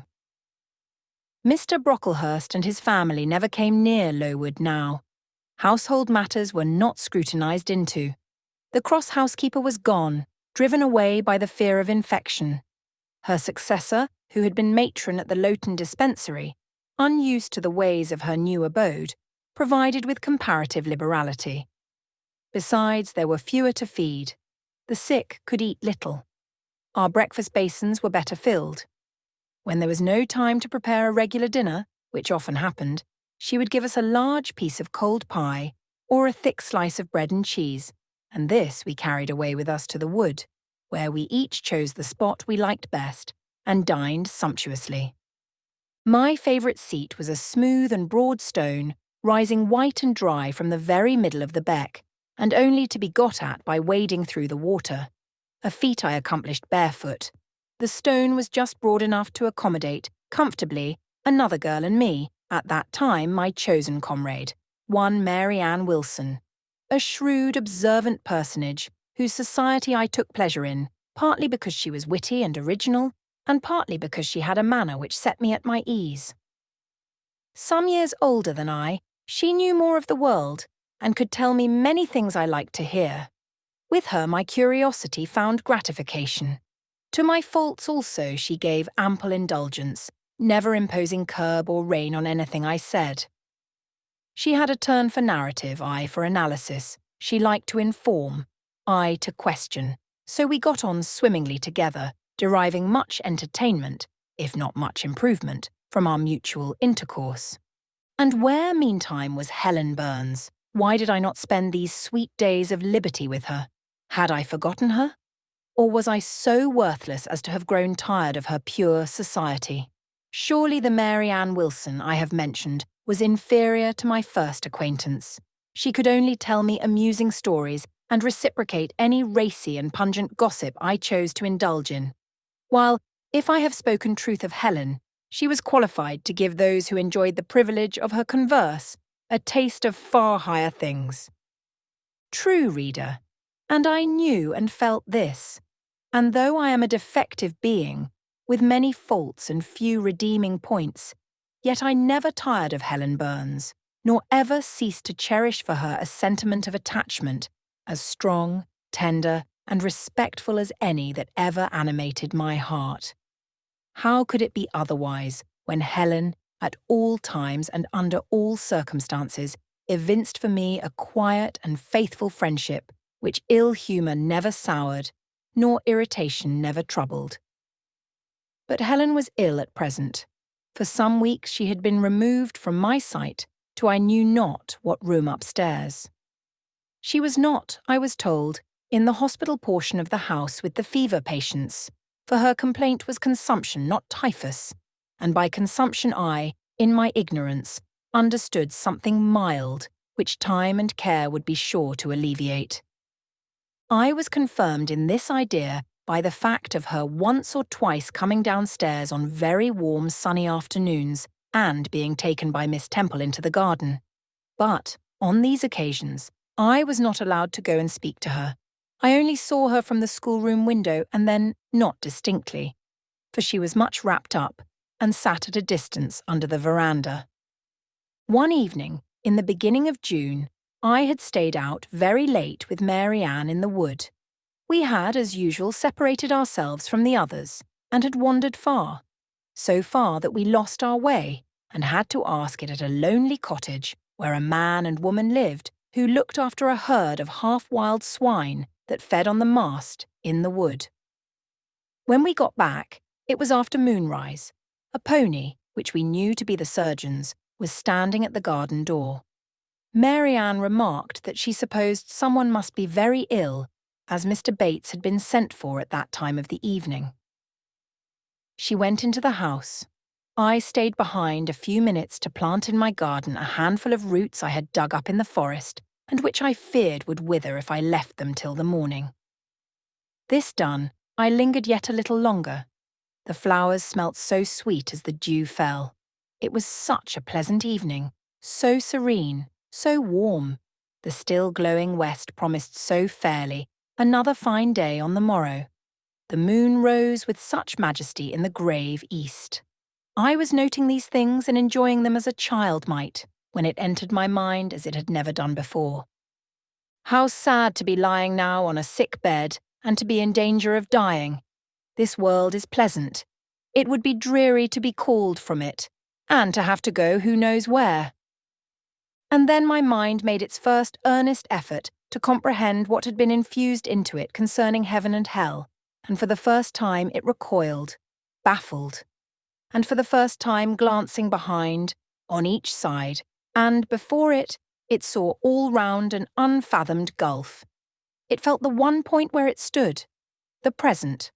All the rest was formless cloud and vacant depth, and it shuddered at the thought of tottering and plunging amid that chaos. While pondering this new idea, I heard the front door open. Mr. Bates came out, and with him was a nurse.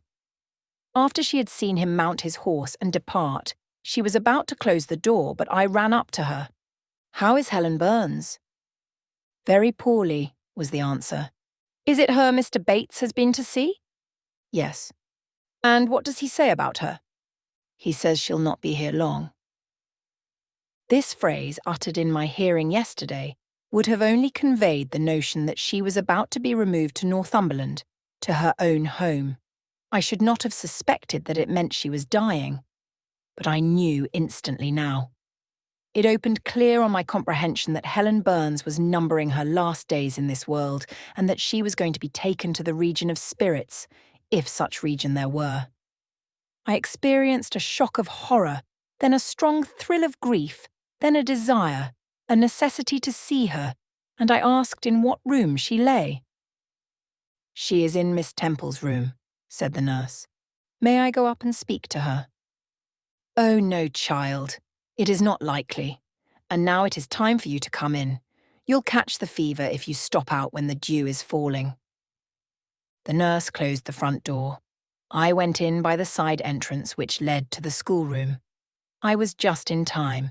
It was 9 o'clock, and Miss Miller was calling the pupils to go to bed.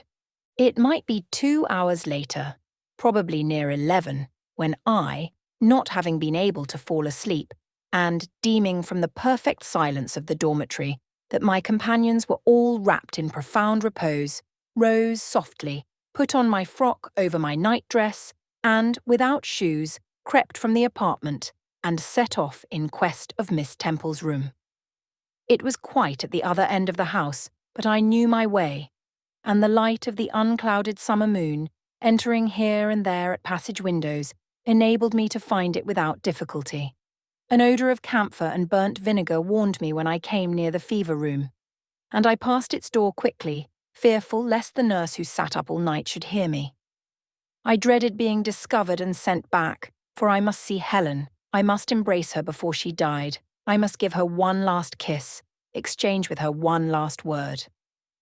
Having descended a staircase, traversed a portion of the house below, and succeeded in opening and shutting without noise 2 doors, I reached another flight of steps. These I mounted, and then just opposite to me was Miss Temple's room. A light shone through the keyhole and from under the door. A profound stillness pervaded the vicinity. Coming near, I found the door slightly ajar, probably to admit some fresh air into the close abode of sickness. Indisposed to hesitate and full of impatient impulses, soul and senses quivering with keen throes, I put it back and looked in. My eye sought Helen and feared to find death. Close by Miss Temple's bed and half covered with its white curtains, there stood a little crib. I saw the outline of a form under the clothes, but the face was hid by the hangings. The nurse I had spoken to in the garden sat in an easy chair asleep. An unsnuffed candle burnt dimly on the table. Miss Temple was not to be seen. I knew afterwards that she had been called to a delirious patient in the fever room. I advanced, then paused by the crib-side. My hand was on the curtain, but I preferred speaking before I withdrew it.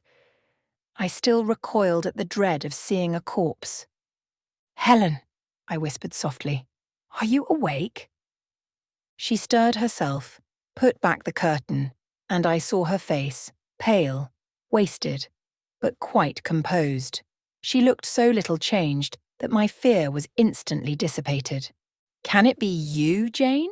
she asked, in her own gentle voice. "Oh," I thought, "she is not going to die. They are mistaken. She could not speak and look so calmly if she were." I got onto her crib and kissed her.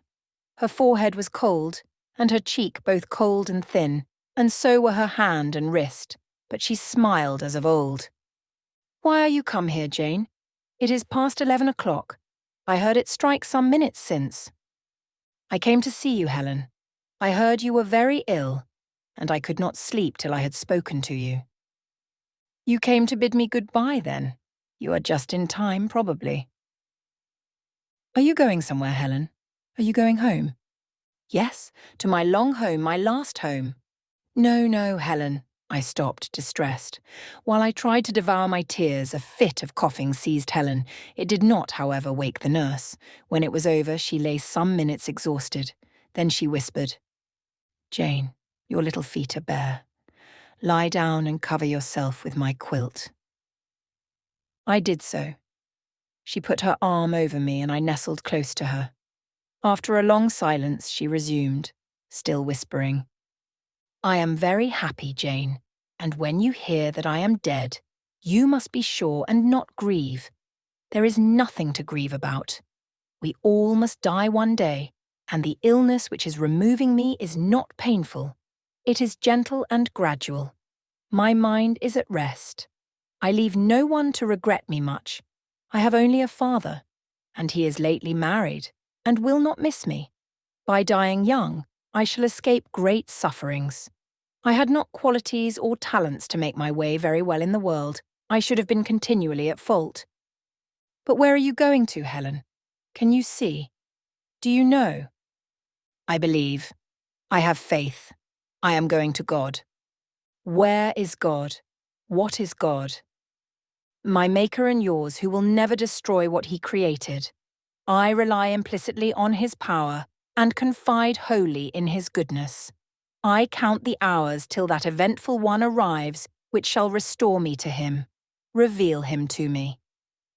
"You are sure then, Helen, that there is such a place as heaven, and that our souls can get to it when we die?" "I am sure there is a future state. I believe God is good. I can resign my immortal part to him without any misgiving. God is my Father. God is my friend. I love him. I believe he loves me." "And shall I see you again, Helen, when I die?" "You will come to the same region of happiness, be received by the same mighty universal parent, no doubt, dear Jane." Again I questioned, but this time only in thought. Where is that region? Does it exist? and I clasped my arms closer round Helen. She seemed dearer to me than ever. I felt as if I could not let her go. I lay with my face hidden on her neck.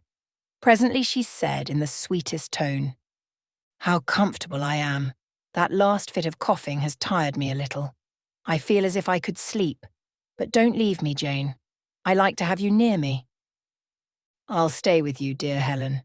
No one shall take me away." "Are you warm, darling?" "Yes." "Good night, Jane." "Good night, Helen." She kissed me and I her, and we both soon slumbered. When I awoke, it was day. An unusual movement roused me. I looked up. I was in somebody's arms. The nurse held me. She was carrying me through the passage back to the dormitory. I was not reprimanded for leaving my bed. People had something else to think about. No explanation was afforded then to my many questions. But a day or two afterwards, I learned that Miss Temple, on returning to her own room at dawn, had found me laid in the little crib, my face against Helen Burns's shoulder, my arms round her neck. I was asleep, and Helen was dead. Her grave is in Brocklebridge churchyard. For 15 years after her death, it was only covered by a grassy mound. But now a grey marble tablet marks the spot inscribed with her name and the word Resurgam. Chapter X.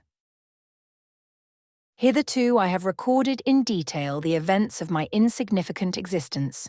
To the first 10 years of my life, I have given almost as many chapters. But this is not to be a regular autobiography. I am only bound to invoke memory where I know her responses will possess some degree of interest.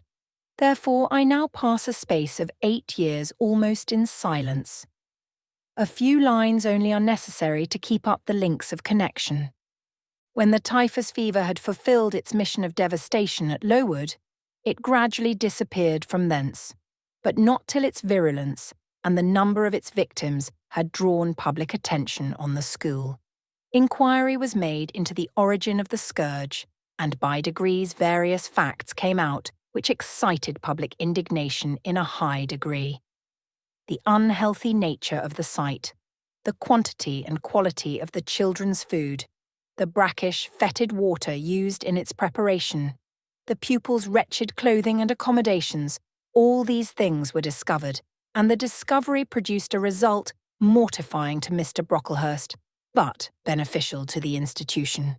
Several wealthy and benevolent individuals in the county subscribed largely for the erection of a more convenient building in a better situation.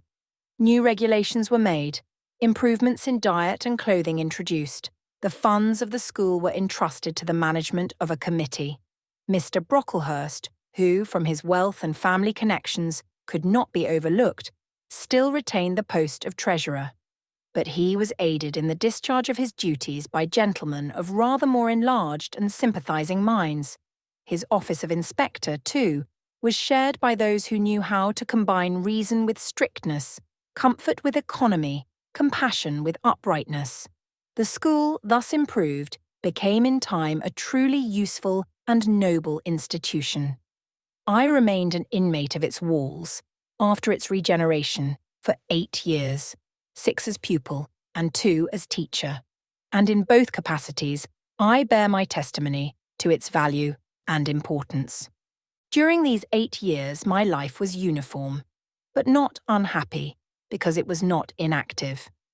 I had the means of an excellent education placed within my reach, a fondness for some of my studies, and a desire to excel in all, together with a great delight in pleasing my teachers, especially such as I loved, urged me on. I availed myself fully of the advantages offered me. In time, I rose to be the first girl of the first class. Then I was invested with the office of teacher, which I discharged with zeal for 2 years, but at the end of that time, I altered. Miss Temple, through all changes, had thus far continued superintendent of the seminary. To her instruction I owed the best part of my acquirements. Her friendship and society had been my continual solace. She had stood me in the stead of mother, governess, and, latterly, companion.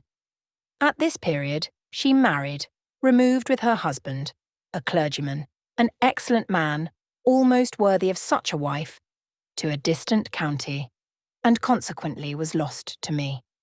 From the day she left, I was no longer the same.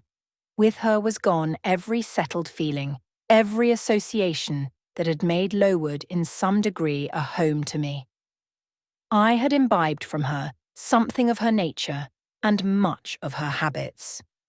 More harmonious thoughts, what seemed better regulated feelings, had become the inmates of my mind. I had given in allegiance to duty and order. I was quiet. I believed I was content.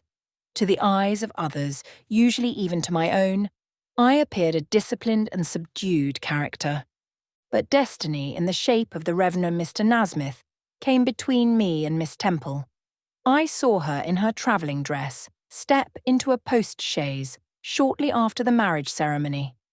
I watched the chaise mount the hill and disappear beyond its brow, and then retired to my own room, and there spent in solitude the greatest part of the half-holiday granted in honour of the occasion. I walked about the chamber most of the time. I imagined myself only to be regretting my loss and thinking how to repair it. But when my reflections were concluded, and I looked up and found that the afternoon was gone and evening far advanced, another discovery dawned on me, namely, that in the interval I had undergone a transforming process, that my mind had put off all it had borrowed of Miss Temple, or rather that she had taken with her the serene atmosphere I had been breathing in her vicinity, and that now I was left in my natural element, and beginning to feel the stirring of old emotions. It did not seem as if a prop were withdrawn, but rather as if a motive were gone. It was not the power to be tranquil which had failed me, but the reason for tranquillity was no more. My world had for some years been in Lowood. My experience had been of its rules and systems.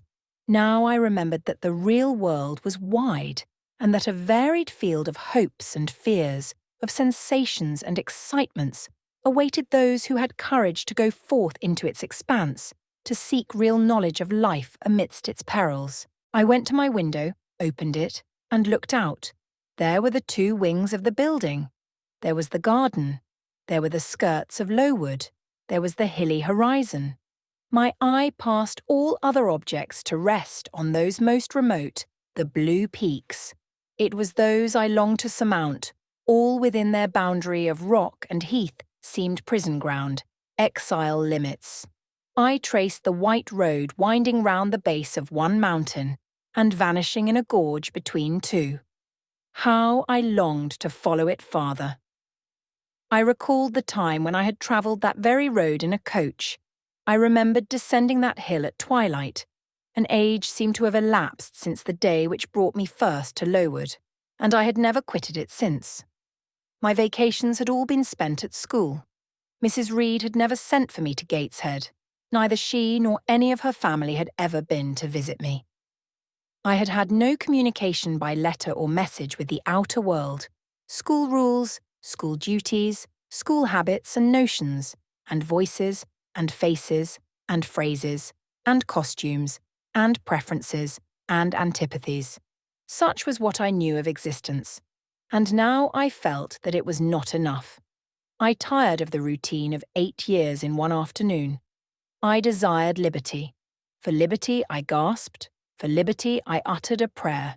It seemed scattered on the wind, then faintly blowing. I abandoned it and framed a humbler supplication. For change, stimulus.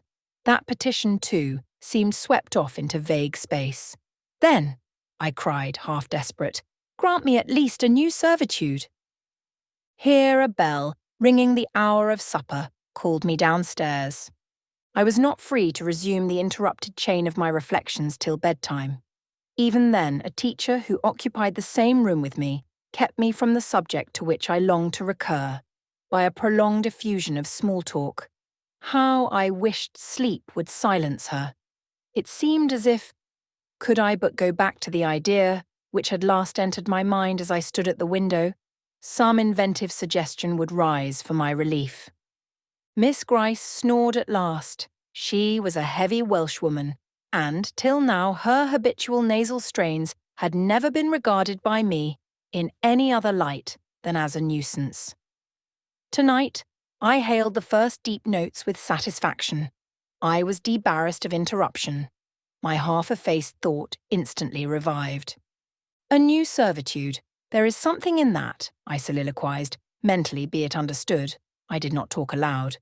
I know there is, because it does not sound too sweet. It is not like such words as liberty, excitement, enjoyment, delightful sounds truly, but no more than sounds for me, and so hollow and fleeting that it is mere waste of time to listen to them. But servitude, that must be matter of fact. Anyone may serve. I have served here 8 years. Now all I want is to serve elsewhere. Can I not get so much of my own will? Is not the thing feasible? Yes, the end is not so difficult, if I had only a brain active enough to ferret out the means of attaining it. I sat up in bed by way of arousing this said brain. It was a chilly night. I covered my shoulders with a shawl, and then I proceeded to think again with all my might. What do I want? A new place in a new house amongst new faces under new circumstances. I want this because it is of no use wanting anything better. How do people do to get a new place? They apply to friends, I suppose. I have no friends.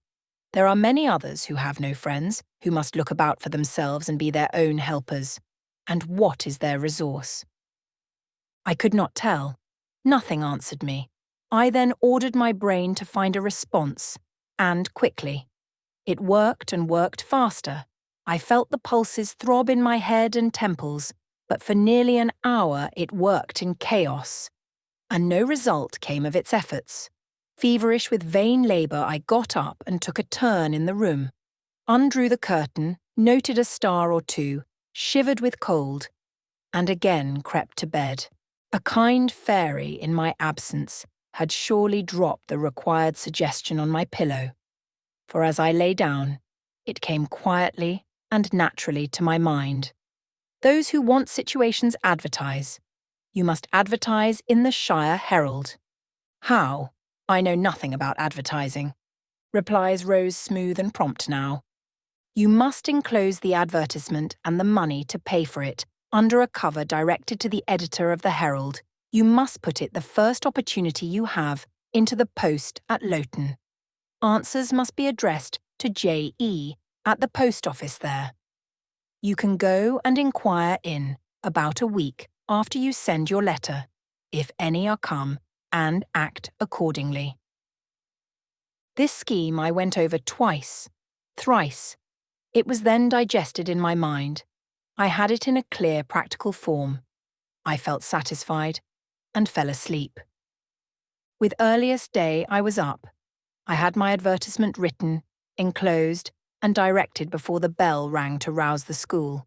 It ran thus: a young lady accustomed to tuition, had I not been a teacher 2 years, is desirous of meeting with a situation in a private family where the children are under 14. I thought that as I was barely 18, it would not do to undertake the guidance of pupils nearer my own age. She is qualified to teach the usual branches of a good English education, together with French, drawing, and music. In those days, reader, this now narrow catalogue of accomplishments would have been held tolerably comprehensive. Address: J.E., Post Office, Loughton, Shire. This document remained locked in my drawer all day. After tea, I asked leave of the new superintendent to go to Loughton in order to perform some small commissions for myself and 1 or 2 of my fellow teachers. Permission was readily granted. I went. It was a walk of 2 miles, and the evening was wet, but the days were still long. I visited a shop or 2, slipped the letter into the post office, and came back through heavy rain, with streaming garments, but with a relieved heart. The succeeding week seemed long. It came to an end at last, however, like all sublunary things, and once more, towards the close of a pleasant autumn day, I found myself afoot on the road to Loughton. A picturesque track it was, by the way, lying along the side of the beck and through the sweetest curves of the dale. But that day I thought more of the letters that might or might not be awaiting me at the little burr whither I was bound than of the charms of Lear and water. My ostensible errand on this occasion was to get measured for a pair of shoes, so I discharged that business first, and when it was done, I stepped across the clean and quiet little street from the shoemaker's to the post office. It was kept by an old dame who wore horn spectacles on her nose and black mittens on her hands. "Are there any letters for J.E.?" I asked. She peered at me over her spectacles, and then she opened a drawer and fumbled among its contents for a long time, so long that my hopes began to falter. At last, having held a document before her glasses for nearly 5 minutes, she presented it across the counter, accompanying the act by another inquisitive and mistrustful glance. It was for J.E. "Is there only one?" I demanded. "There are no more," said she, and I put it in my pocket and turned my face homeward. I could not open it then. Rules obliged me to be back by 8, and it was already 7:30. Various duties awaited me on my arrival. I had to sit with the girls during their hour of study. Then it was my turn to read prayers, to see them to bed. Afterwards, I supped with the other teachers. Even when we finally retired for the night, the inevitable Miss Gryce was still my companion. We had only a short end of candle in our candlestick, and I dreaded lest she should talk till it was all burnt out. Fortunately, however, the heavy supper she had eaten produced a soporific effect. She was already snoring before I had finished undressing. There still remained an inch of candle. I now took out my letter. The seal was an initial F. I broke it. The contents were brief. If J.E., who advertised in the Shire Herald of last Thursday, possesses the acquirements mentioned, and if she is in a position to give satisfactory references as to character and competency, a situation can be offered her where there is but one pupil, a little girl under 10 years of age, and where the salary is £30 per annum. J.E. is requested to send references, name, address, and all particulars to the direction. Mrs. Fairfax Thornfield, near Millcote, Shire. I examined the document long. The writing was old-fashioned and rather uncertain, like that of an elderly lady. This circumstance was satisfactory. A private fear had haunted me, that in thus acting for myself and by my own guidance, I ran the risk of getting into some scrape. And, above all things, I wished the result of my endeavours to be respectable, proper, en règle.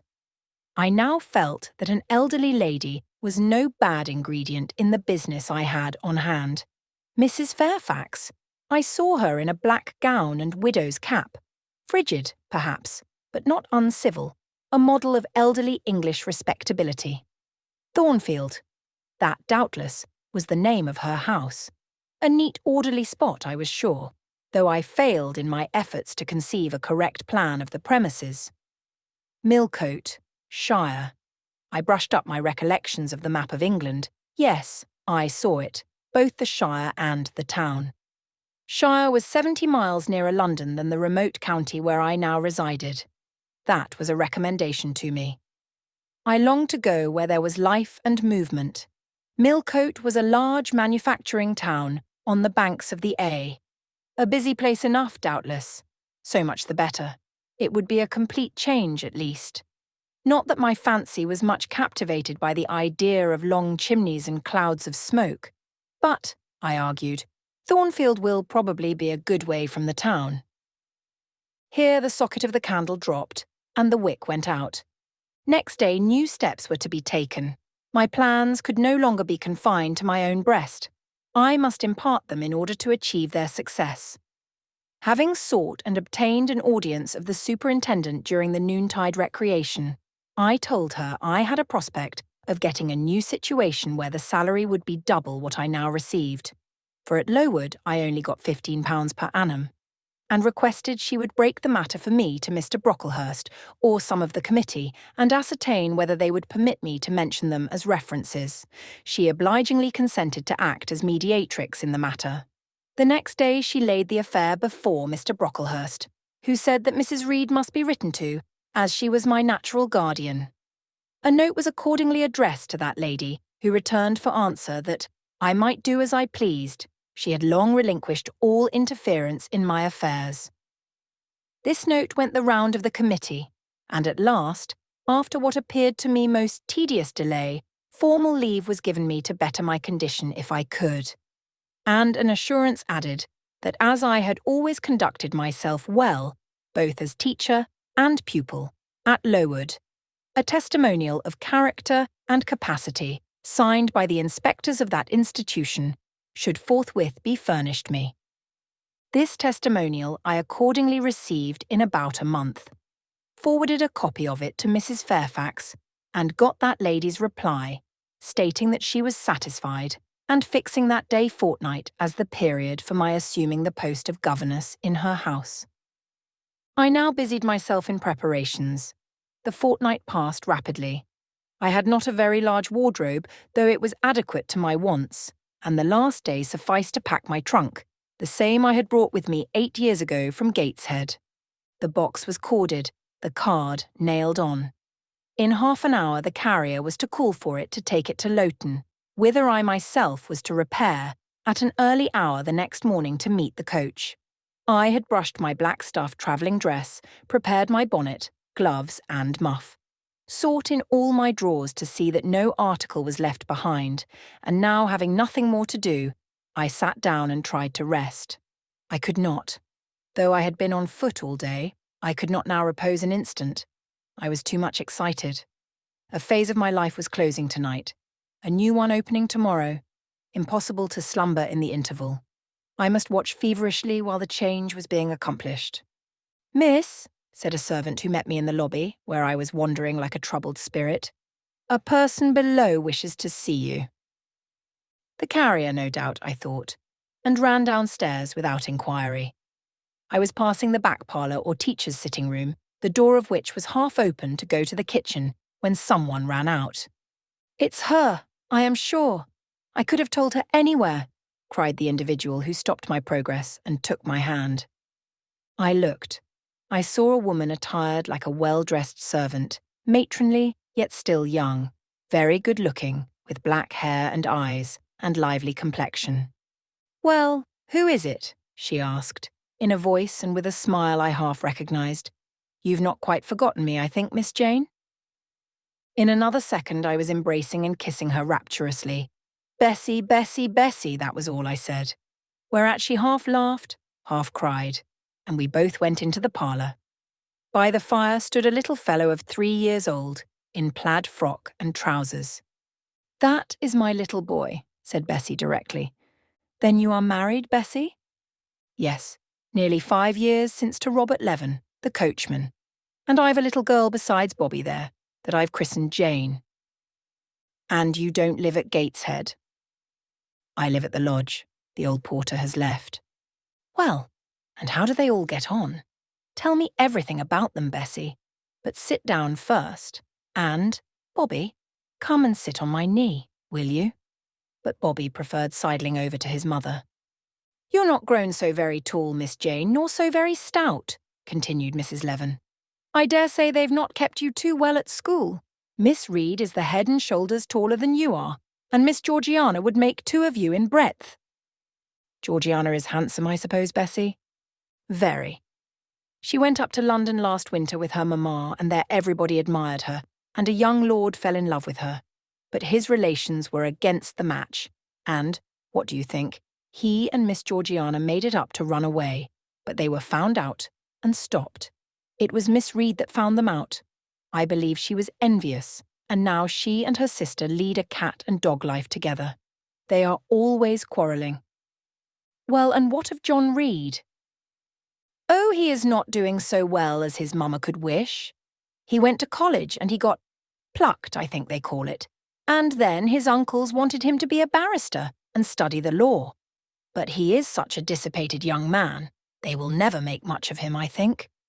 "What does he look like?" "He is very tall. Some people call him a fine-looking young man, but he has such thick lips." "And Mrs. Reed?" "Mrs. looks stout and well enough in the face, but I think she's not quite easy in her mind. Mr. John's conduct does not please her. He spends a deal of money. Did she send you here, Bessie? No, indeed.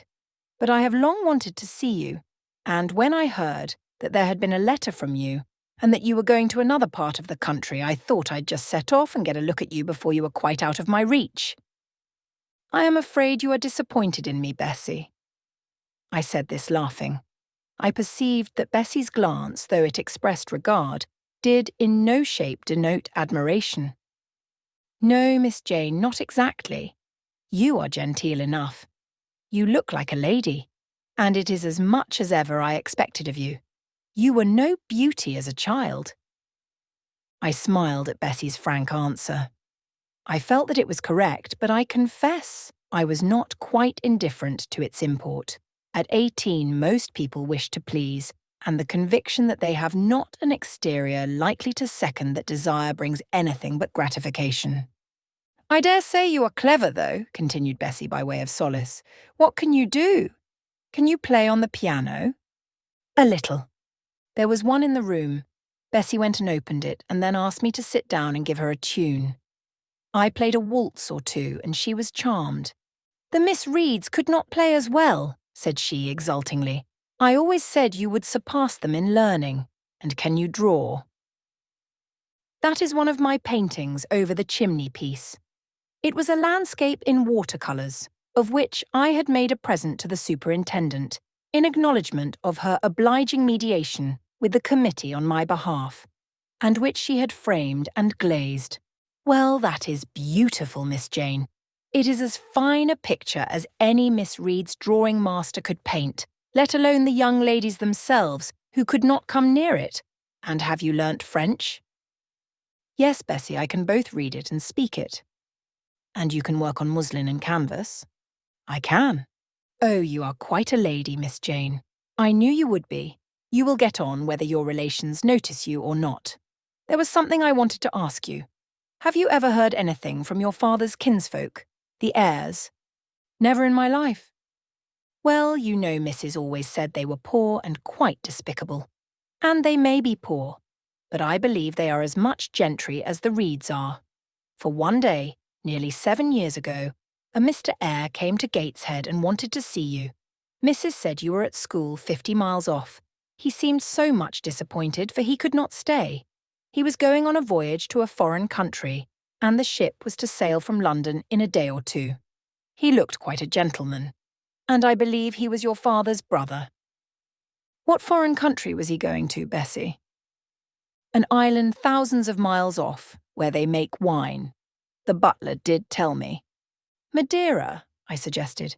Yes, that is it. That is the very word. So he went? Yes. He did not stay many minutes in the house.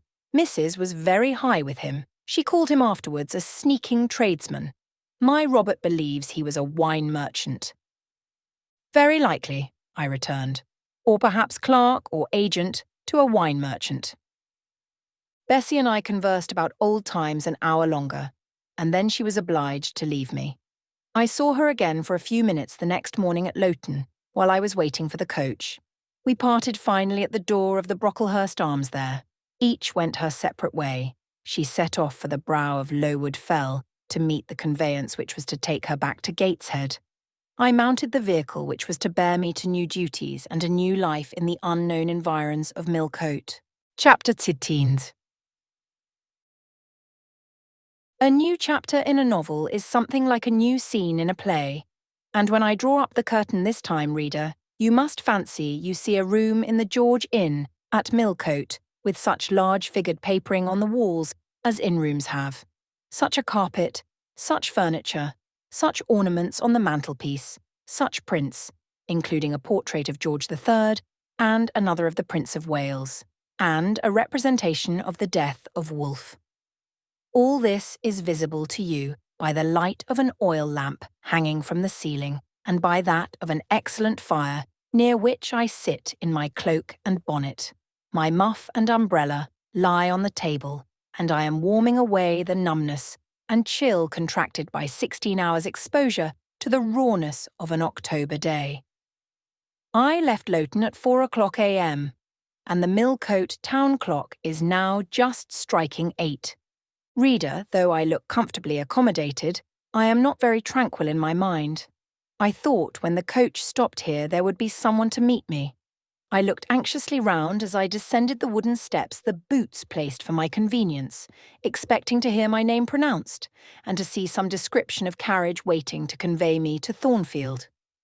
Nothing of the sort was visible, and when I asked a waiter if anyone had been to inquire after a Miss Eyre, I was answered in the negative, so I had no resource but to request to be shown into a private room. And here I am waiting, while all sorts of doubts and fears are troubling my thoughts.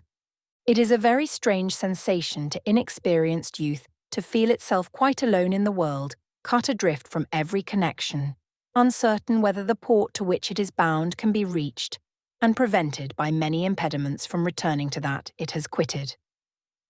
The charm of adventure sweetens that sensation, the glow of pride warms it, but then the throb of fear disturbs it, and fear with me became predominant when half an hour elapsed, and still I was alone.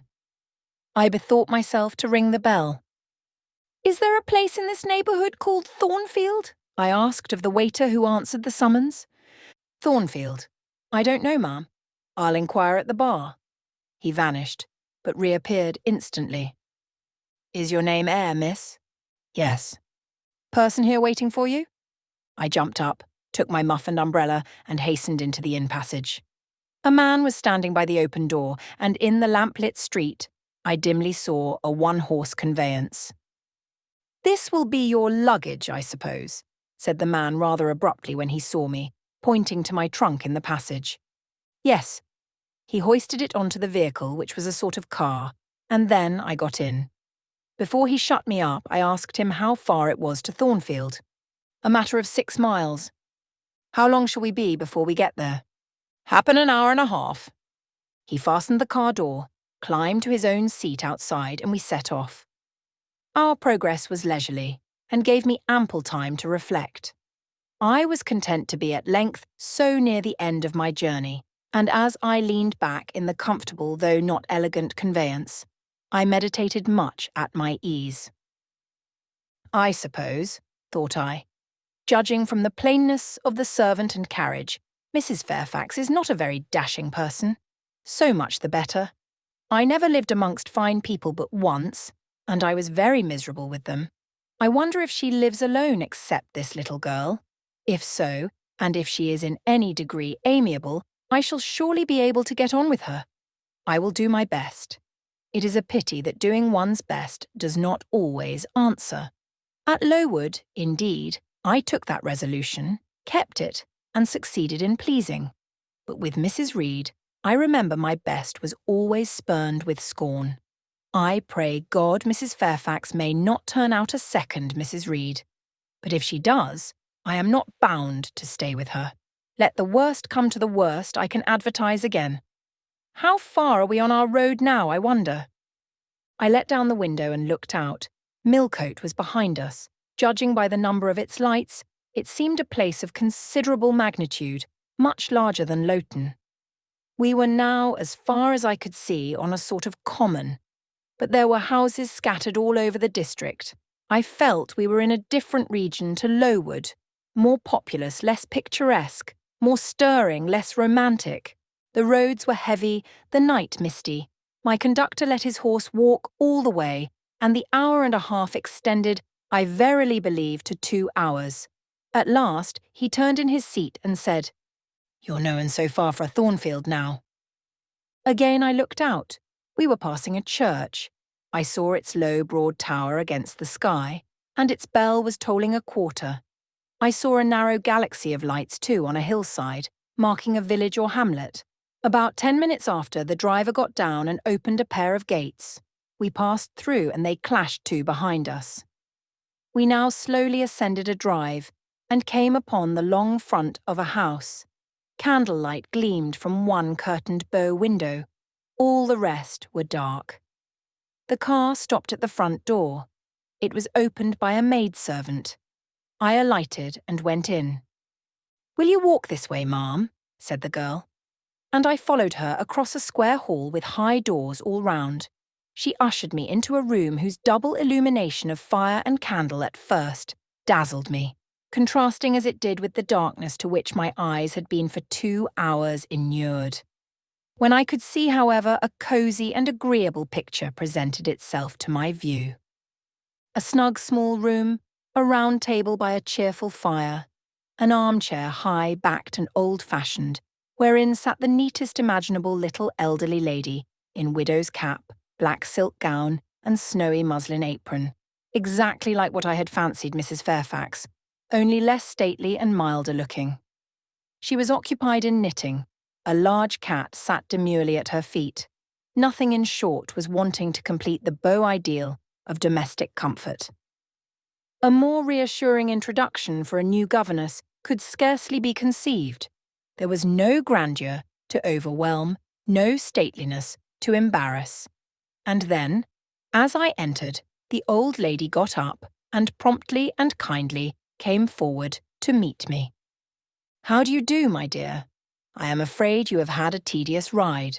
John drives so slowly. You must be cold. Come to the fire." "Mrs. Fairfax, I suppose?" said I. "Yes, you are right.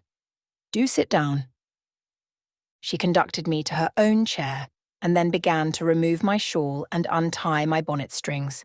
I begged she would not give herself so much trouble. "Oh, it is no trouble. I dare say your own hands are almost numbed with cold. Leah, make a little hot negus and cut a sandwich or two. Here are the keys of the storeroom." And she produced from her pocket a most housewifely bunch of keys and delivered them to the servant. "Now then, draw nearer to the fire," she continued. "You've brought your luggage with you, haven't you, my dear?" "Yes, ma'am." "I'll see it carried into your room," she said, and bustled out. She treats me like a visitor, thought I. I little expected such a reception. I anticipated only coldness and stiffness. This is not like what I have heard of the treatment of governesses, but I must not exult too soon. She returned. With her own hands cleared her knitting apparatus and a book or two from the table to make room for the tray which Leah now brought, and then herself handed me the refreshments. I felt rather confused at being the object of more attention than I had ever before received, and that too shown by my employer and superior. But, as she did not herself seem to consider she was doing anything out of her place, I thought it better to take her civilities quietly. "Yes, shall I have the pleasure of seeing Miss Fairfax tonight?" I asked, when I had partaken of what she offered me. "What did you say, my dear?" "I am a little deaf," returned the good lady, approaching her ear to my mouth. I repeated the question more distinctly. "Miss Fairfax? Oh, you mean Miss Varens. Varens is the name of your future pupil." "Indeed? Then she is not your daughter?" "No. I have no family." I should have followed up my first inquiry by asking in what way Miss Varens was connected with her, but I recollected it was not polite to ask too many questions. Besides, I was sure to hear in time. "I am so glad," she continued, as she sat down opposite to me and took the cat on her knee. "I am so glad you are come. It will be quite pleasant living here now with a companion. To be sure, it is pleasant at any time, for Thornfield is a fine old hall, rather neglected of late years perhaps, but still it is a respectable place. Yet you know in winter-time one feels dreary quite alone in the best quarters. I say alone. Leah is a nice girl to be sure, and John and his wife are very decent people. But then you see they are only servants, and one can't converse with them on terms of equality. One must keep them at due distance for fear of losing one's authority. I'm sure last winter it was a very severe one, if you recollect, and when it did not snow, it rained and blew. Not a creature but the butcher and postman came to the house, from November till February. And I really got quite melancholy with sitting night after night alone. I had Leah in to read to me sometimes, but I don't think the poor girl liked the task much. She felt it confining. In spring and summer one got on better. Sunshine and long days make such a difference. And then, just at the commencement of this autumn, little Adela Varens came, and her nurse. A child makes a house alive all at once, and now you are here, I shall be quite gay." My heart really warmed to the worthy lady as I heard her talk, and I drew my chair a little nearer to her, and expressed my sincere wish that she might find my company as agreeable as she anticipated. "But I'll not keep you sitting up late tonight," said she. "It is on the stroke of 12 now, and you have been travelling all day. You must feel tired. If you have got your feet well warmed, I'll show you your bedroom. I've had the room next to mine prepared for you. It is only a small apartment, but I thought you would like it better than one of the large front chambers. To be sure, they have finer furniture, but they are so dreary and solitary, I never sleep in them myself." I thanked her for her considerate choice, and, as I really felt fatigued with my long journey, expressed my readiness to retire. She took her candle, and I followed her from the room. First, she went to see if the hall door was fastened. Having taken the key from the lock, she led the way upstairs. The steps and banisters were of oak. The staircase window was high and latticed. Both it and the long gallery into which the bedroom doors opened looked as if they belonged to a church rather than a house. A very chill and vault-like air pervaded the stairs and gallery, suggesting cheerless ideas of space and solitude, and I was glad, when finally ushered into my chamber, to find it of small dimensions and furnished in ordinary, modern style. When Mrs. Fairfax had bidden me a kind good night, and I had fastened my door, gazed leisurely round, and in some measure effaced the eerie impression made by that wide hall, that dark and spacious staircase, and that long, cold gallery, by the livelier aspect of my little room, I remembered that, after a day of bodily fatigue and mental anxiety, I was now, at last, in safe haven. The impulse of gratitude swelled my heart, and I knelt down at the bedside and offered up thanks where thanks were due, not forgetting ere I rose to implore aid on my further path, and the power of meriting the kindness which seemed so frankly offered me before it was earned. My couch had no thorns in it that night, my solitary room no fears. At once weary and content, I slept soon and soundly. When I awoke, it was broad day. The chamber looked such a bright little place to me, as the sun shone in between the gay blue chintz window curtains, showing papered walls and a carpeted floor, so unlike the bare planks and stained plaster of Lowood, that my spirits rose at the view. Externals have a great effect on the young. I thought that a fairer era of life was beginning for me, one that was to have its flowers and pleasures as well as its thorns and toils. My faculties, roused by the change of scene, the new field offered to hope, seemed all astir. I cannot precisely define what they expected, but it was something pleasant, not perhaps that day or that month, but at an indefinite future period. I rose, I dressed myself with care, obliged to be plain, for I had no article of attire that was not made with extreme simplicity. I was still by nature solicitous to be neat.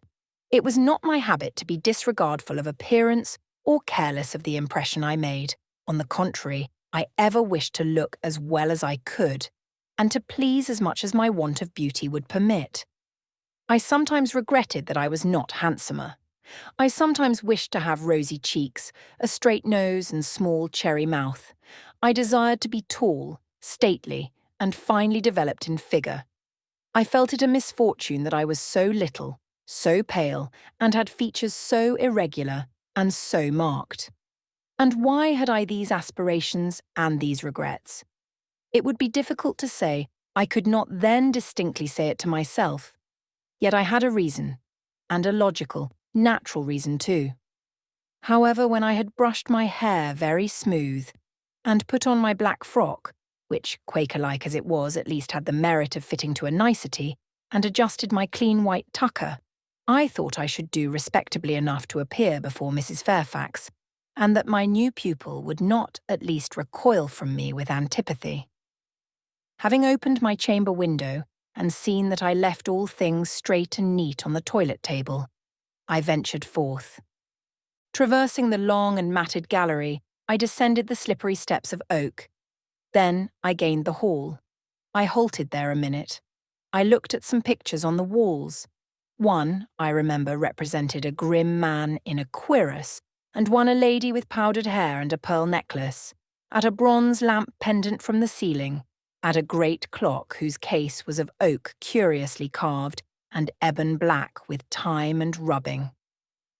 Everything appeared very stately and imposing to me. But then I was so little accustomed to grandeur. The hall door, which was half of glass, stood open. I stepped over the threshold. It was a fine autumn morning. The early sun shone serenely on embrowned groves and still green fields. Advancing onto the lawn, I looked up and surveyed the front of the mansion. It was 3 stories high, of proportions not vast, though considerable. A gentleman's manor house, not a nobleman's seat. Battlements round the top gave it a picturesque look. Its grey front stood out well from the background of a rookery, whose cawing tenants were now on the wing. They flew over the lawn and grounds to alight in a great meadow, from which these were separated by a sunk fence, and where an array of mighty old thorn trees, strong, knotty, and broad as oaks, at once explained the etymology of the mansion's designation. Farther off were hills, not so lofty as those round Lowood, nor so craggy, nor so like barriers of separation from the living world, but yet quiet and lonely hills enough, and seeming to embrace Thornfield with a seclusion I had not expected to find existent so near the stirring locality of Millcote. A little hamlet, whose roofs were blent with trees, straggled up the side of one of these hills. The church of the district stood nearer Thornfield. Its old tower top looked over a knoll between the house and gates. I was yet enjoying the calm prospect and pleasant fresh air, yet listening with delight to the cawing of the rooks, yet surveying the wide, hoary front of the hall and thinking what a great place it was for one lonely little dame like Mrs. Fairfax to inhabit when that lady appeared at the door. "What, out already?" said she. "I see you are an early riser." I went up to her, and was received with an affable kiss and shake of the hand. "How do you like Thornfield?" she asked. I told her I liked it very much. "Yes," she said, "it is a pretty place, but I fear it will be getting out of order, unless Mr. Rochester should take it into his head to come and reside here permanently, or, at least, visit it rather oftener. Great houses and fine grounds require the presence of the proprietor." "Mr. Rochester!" I exclaimed. "Who is he?" "The owner of Thornfield," she responded quietly. "Did you not know he was called Rochester?" Of course I did not. I had never heard of him before. But the old lady seemed to regard his existence as a universally understood fact, with which everybody must be acquainted by instinct. "I thought," I continued, "Thornfield belonged to you." "To me?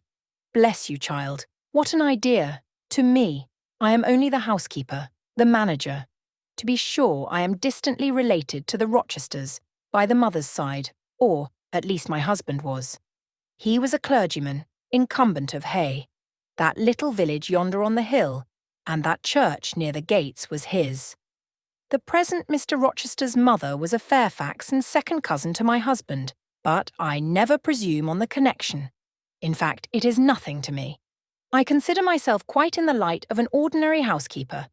My employer is always civil, and I expect nothing more. And the little girl, my pupil. She is Mr. Rochester's ward. He commissioned me to find a governess for her. He intended to have her brought up in Shire, I believe. Here she comes with her bonne, as she calls her nurse.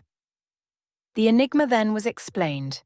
This affable and kind little widow was no great dame, but a dependent like myself. I did not like her the worse for that.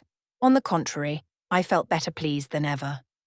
The equality between her and me was real, not the mere result of condescension on her part. So much the better. My position was all the freer. As I was meditating on this discovery, a little girl, followed by her attendant, came running up the lawn. I looked at my pupil, who did not at first appear to notice me. She was quite a child, perhaps 7 or 8 years old, slightly built, with a pale, small-featured face, and a redundancy of hair falling in curls to her waist. "Good morning, Miss Adela," said Mrs. Fairfax.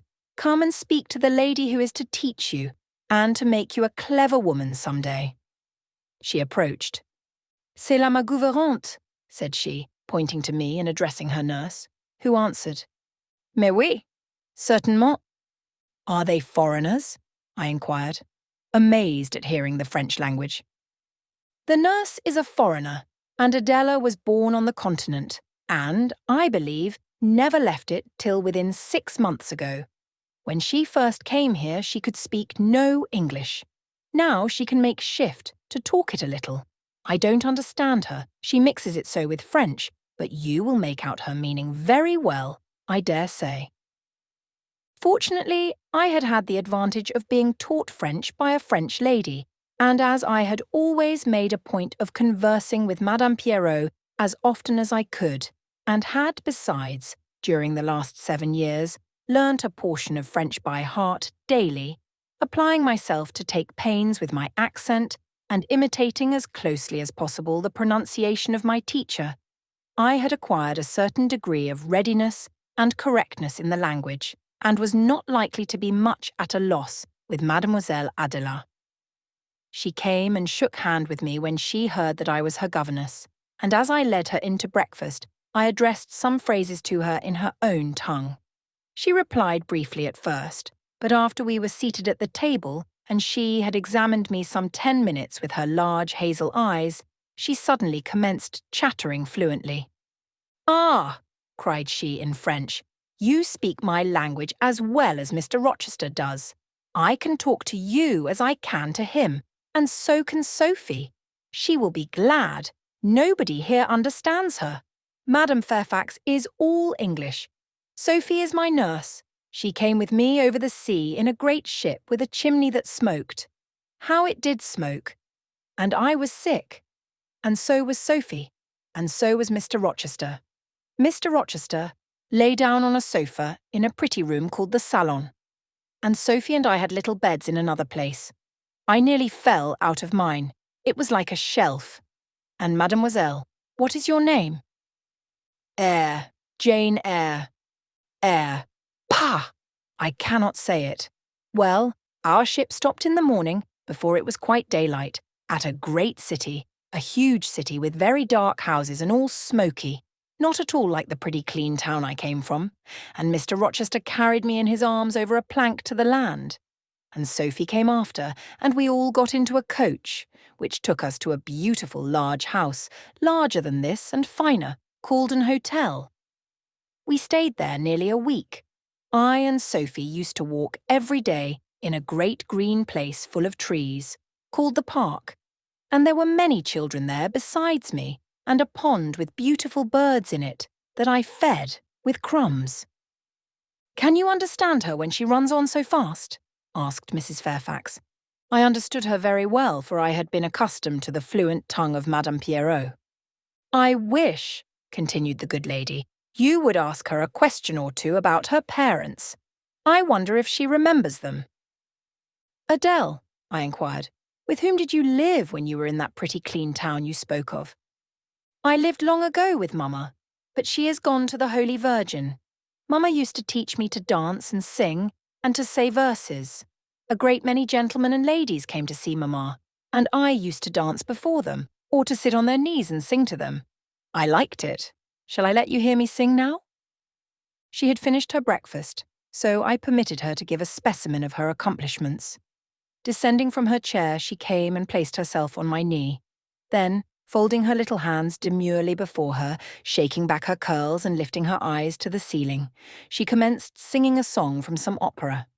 It was the strain of a forsaken lady who, after bewailing the perfidy of her lover, calls pride to her aid, desires her attendant to deck her in her brightest jewels and richest robes, and resolves to meet the false one that night at a ball, and prove to him, by the gaiety of her demeanour, how little his desertion has affected her. The subject seemed strangely chosen for an infant singer. but I suppose the point of the exhibition lay in hearing the notes of love and jealousy warbled with the lisp of childhood. And in very bad taste that point was. At least I thought so. Adele sang the canzonette tunefully enough, and with the naivete of her age. This achieved, she jumped from my knee and said, "Now, mademoiselle, I will repeat you some poetry." Assuming an attitude, she began La Ligue des Rats, Fable de La Fontaine. She then declaimed the little piece with an attention to punctuation and emphasis, a flexibility of voice, and an appropriateness of gesture, very unusual indeed at her age, and which proved she had been carefully trained. "Was it your mamma who taught you that piece?" I asked. "Yes, and she just used to say it in this way. Qu'avez-vous donc? Lui dit un de ses rats. Parlez." She made me lift my hand, so, to remind me to raise my voice at the question. "Now, shall I dance for you?" "No, that will do. But after your mamma went to the Holy Virgin, as you say, with whom did you live then?" "With Madame Frederick and her husband. She took care of me, but she is nothing related to me. I think she is poor, for she had not so fine a house as mamma. I was not long there. Mr. Rochester asked me if I would like to go and live with him in England, and I said yes, for I knew Mr. Rochester before I knew Madame Frederick, and he was always kind to me and gave me pretty dresses and toys, but you see he has not kept his word, for he has brought me to England, and now he is gone back again himself, and I never see him." After breakfast, Adele and I withdrew to the library, which room it appears Mr. Rochester had directed should be used as the schoolroom. Most of the books were locked up behind glass doors, but there was one bookcase left open containing everything that could be needed in the way of elementary works, and several volumes of light literature, poetry, biography, travels, a few romances, etc. I suppose he had considered that these were all the governess would require for her private perusal, and, indeed, they contented me amply for the present. Compared with the scanty pickings I had now and then been able to glean at Lowood, they seemed to offer an abundant harvest of entertainment and information. In this room, too, there was a cabinet piano, quite new and of superior tone, also an easel for painting and a pair of globes. I found my pupil sufficiently docile, though disinclined to apply. She had not been used to regular occupation of any kind. I felt it would be injudicious to confine her too much at first, so when I had talked to her a great deal and got her to learn a little, and when the morning had advanced to noon, I allowed her to return to her nurse. I then proposed to occupy myself till dinner-time in drawing some little sketches for her use.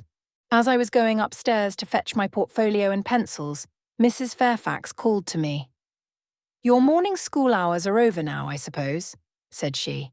She was in a room the folding doors of which stood open. I went in when she addressed me. It was a large, stately apartment, with purple chairs and curtains, a turkey carpet, walnut-panelled walls, one vast window rich in slanted glass, and a lofty ceiling, nobly moulded. Mrs. Fairfax was dusting some vases of fine purple spar, which stood on a sideboard. "What a beautiful room!" I exclaimed as I looked round, for I had never before seen any half so imposing. "Yes, this is the dining room. I have just opened the window to let in a little air and sunshine, for everything gets so damp in apartments that are seldom inhabited. The drawing-room yonder feels like a vault." She pointed to a wide arch corresponding to the window and hung like it with a Tyrian dyed curtain, now looped up. Mounting to it by two broad steps and looking through, I thought I caught a glimpse of a fairy place, so bright to my novice eyes appeared the view beyond.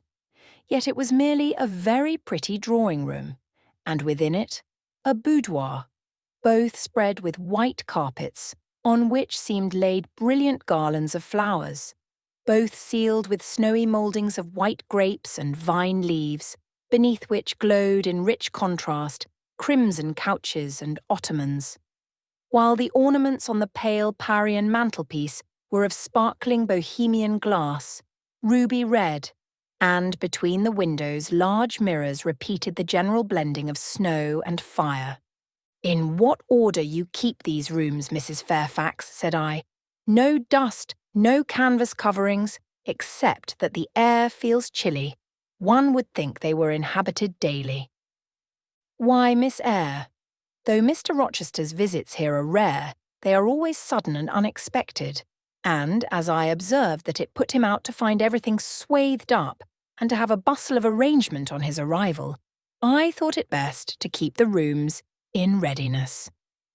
"Is Mr. Rochester an exacting, fastidious sort of man?" "Not particularly so, but he has a gentleman's tastes and habits, and he expects to have things managed in conformity to them." "Do you like him? Is he generally liked?" "Oh, yes. The family have always been respected here. Almost all the land in this neighbourhood, as far as you can see, has belonged to the Rochesters' time, out of mind." "Well, but leaving his land out of the question, do you like him? Is he liked for himself?" "I have no cause to do otherwise than like him, and I believe he is considered a just and liberal landlord by his tenants. But he has never lived much amongst them." "But has he no peculiarities? What, in short, is his character?" "Oh, his character is unimpeachable, I suppose. He is rather peculiar, perhaps. He has travelled a great deal, and seen a great deal of the world, I should think. I dare say he is clever, but I never had much conversation with him." "In what way is he peculiar?" "I don't know. It is not easy to describe. Nothing striking, but you feel it when he speaks to you. You cannot be always sure whether he is in jest or earnest, whether he is pleased or the contrary. You don't thoroughly understand him, in short. At least, I don't. But it is of no consequence. He is a very good master." This was all the account I got from Mrs. Fairfax of her employer and mine. There are people who seem to have no notion of sketching a character or observing and describing salient points, either in persons or things. The good lady evidently belonged to this class. My queries puzzled, but did not draw her out. Mr. Rochester was Mr. Rochester in her eyes. A gentleman, a landed proprietor, nothing more. She inquired and searched no further, and evidently wondered at my wish to gain a more definite notion of his identity. When we left the dining room, she proposed to show me over the rest of the house, and I followed her upstairs and downstairs, admiring as I went, for all was well arranged and handsome.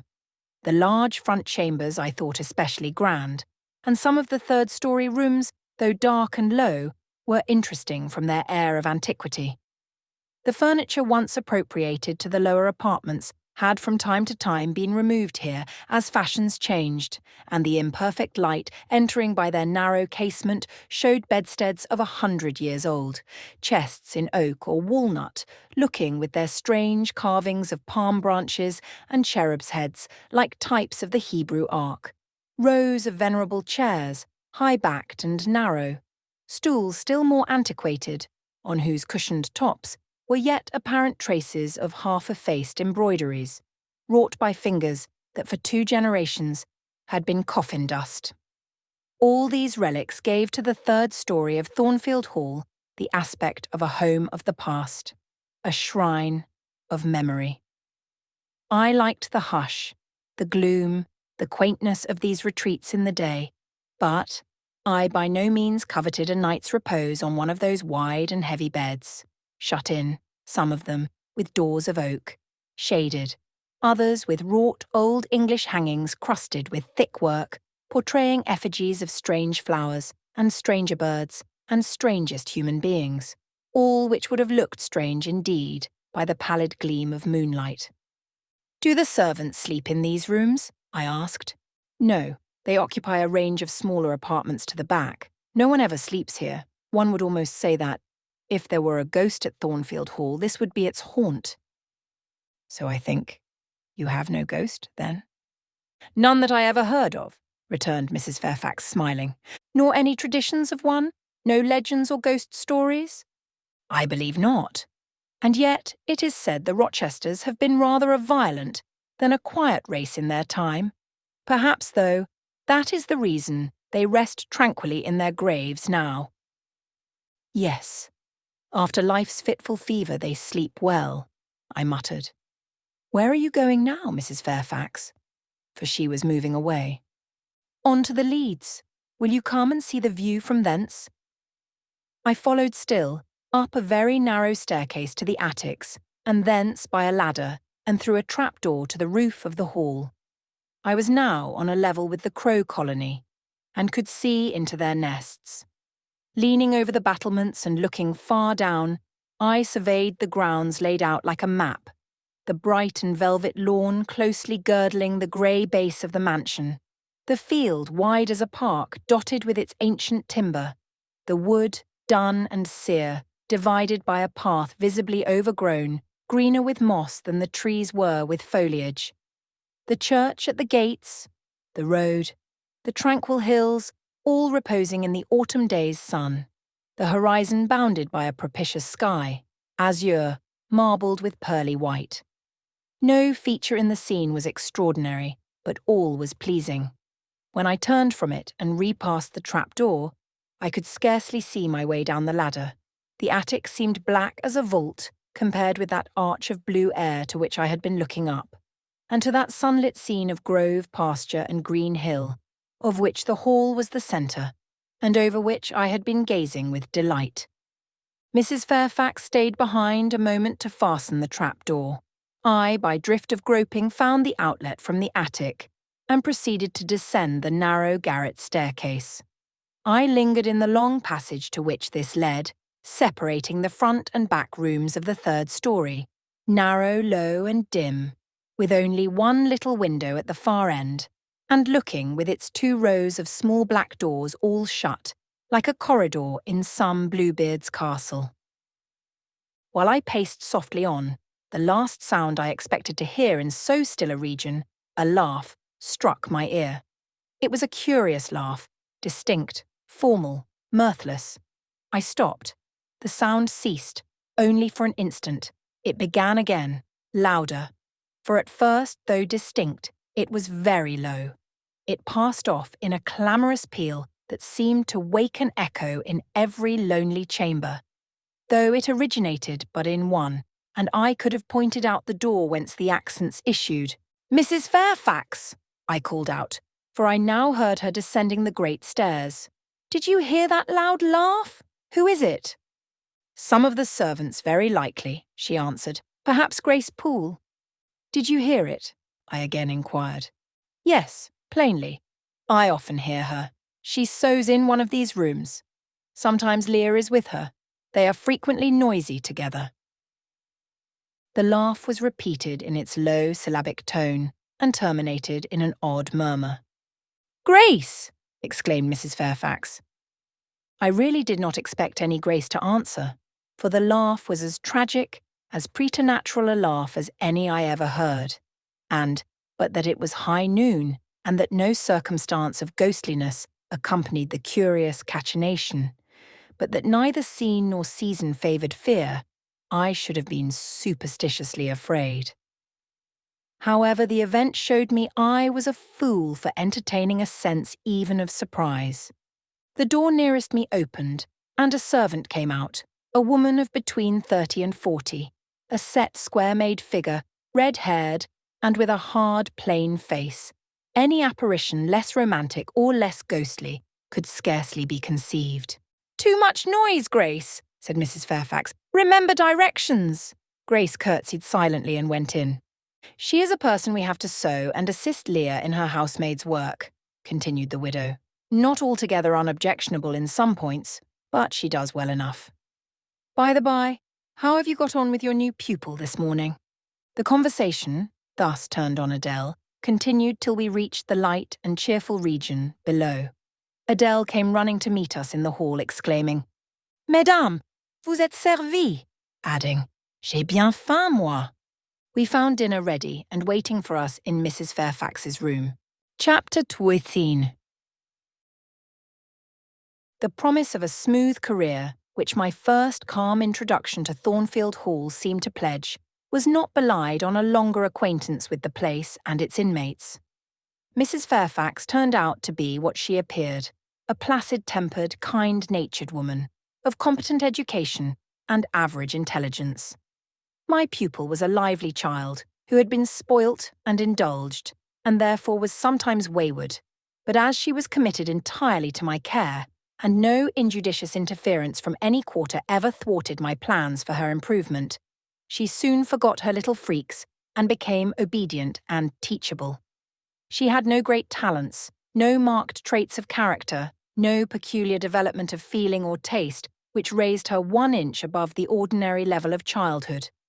But neither had she any deficiency or vice which sunk her below it.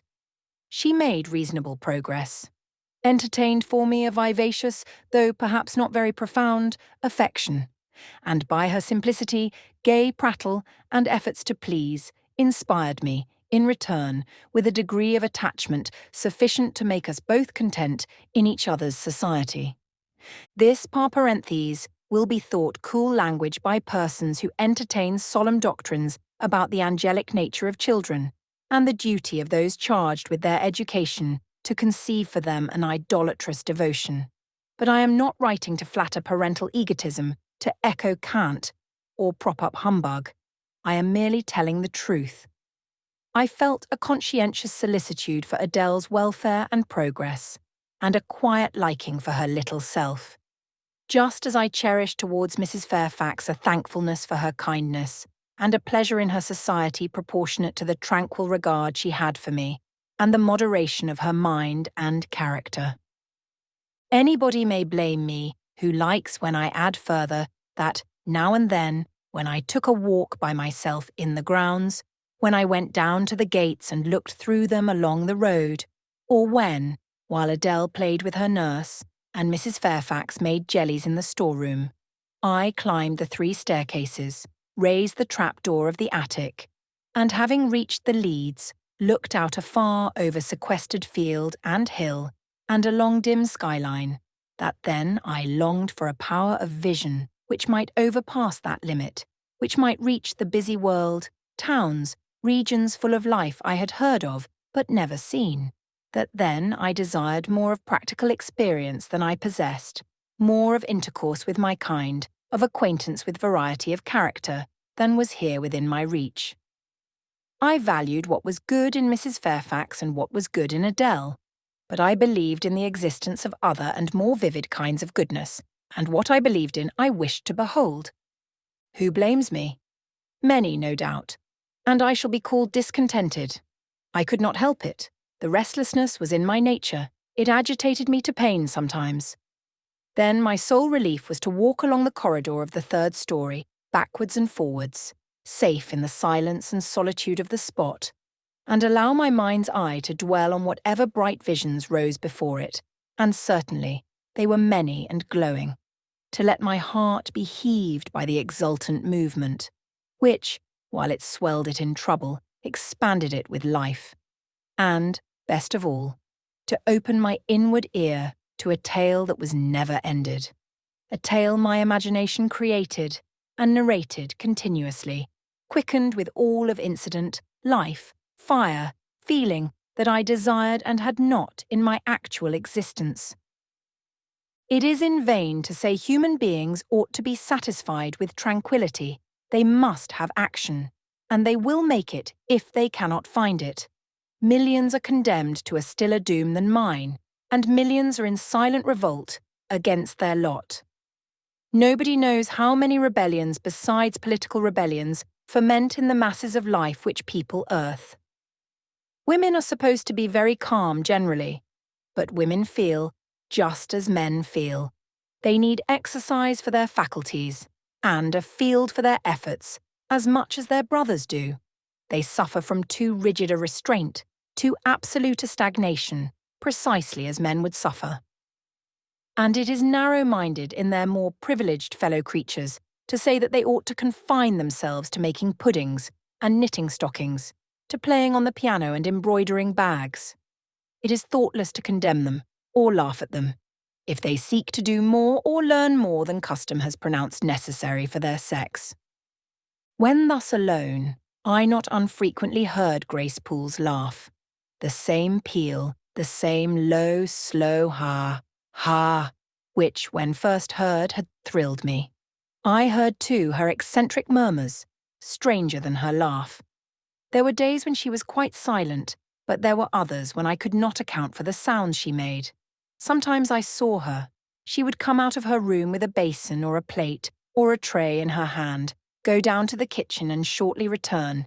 Generally, oh, romantic reader, forgive me for telling the plain truth, bearing a pot of porter. Her appearance always acted as a damper to the curiosity raised by her oral oddities. Hard-featured and staid, she had no point to which interest could attach. I made some attempts to draw her into conversation, but she seemed a person of few words. A monosyllabic reply usually cut short every effort of that sort. The other members of the household, Viznan, John and his wife, Leah, the housemaid, and Sophie, the French nurse, were decent people, but, in no respect, remarkable.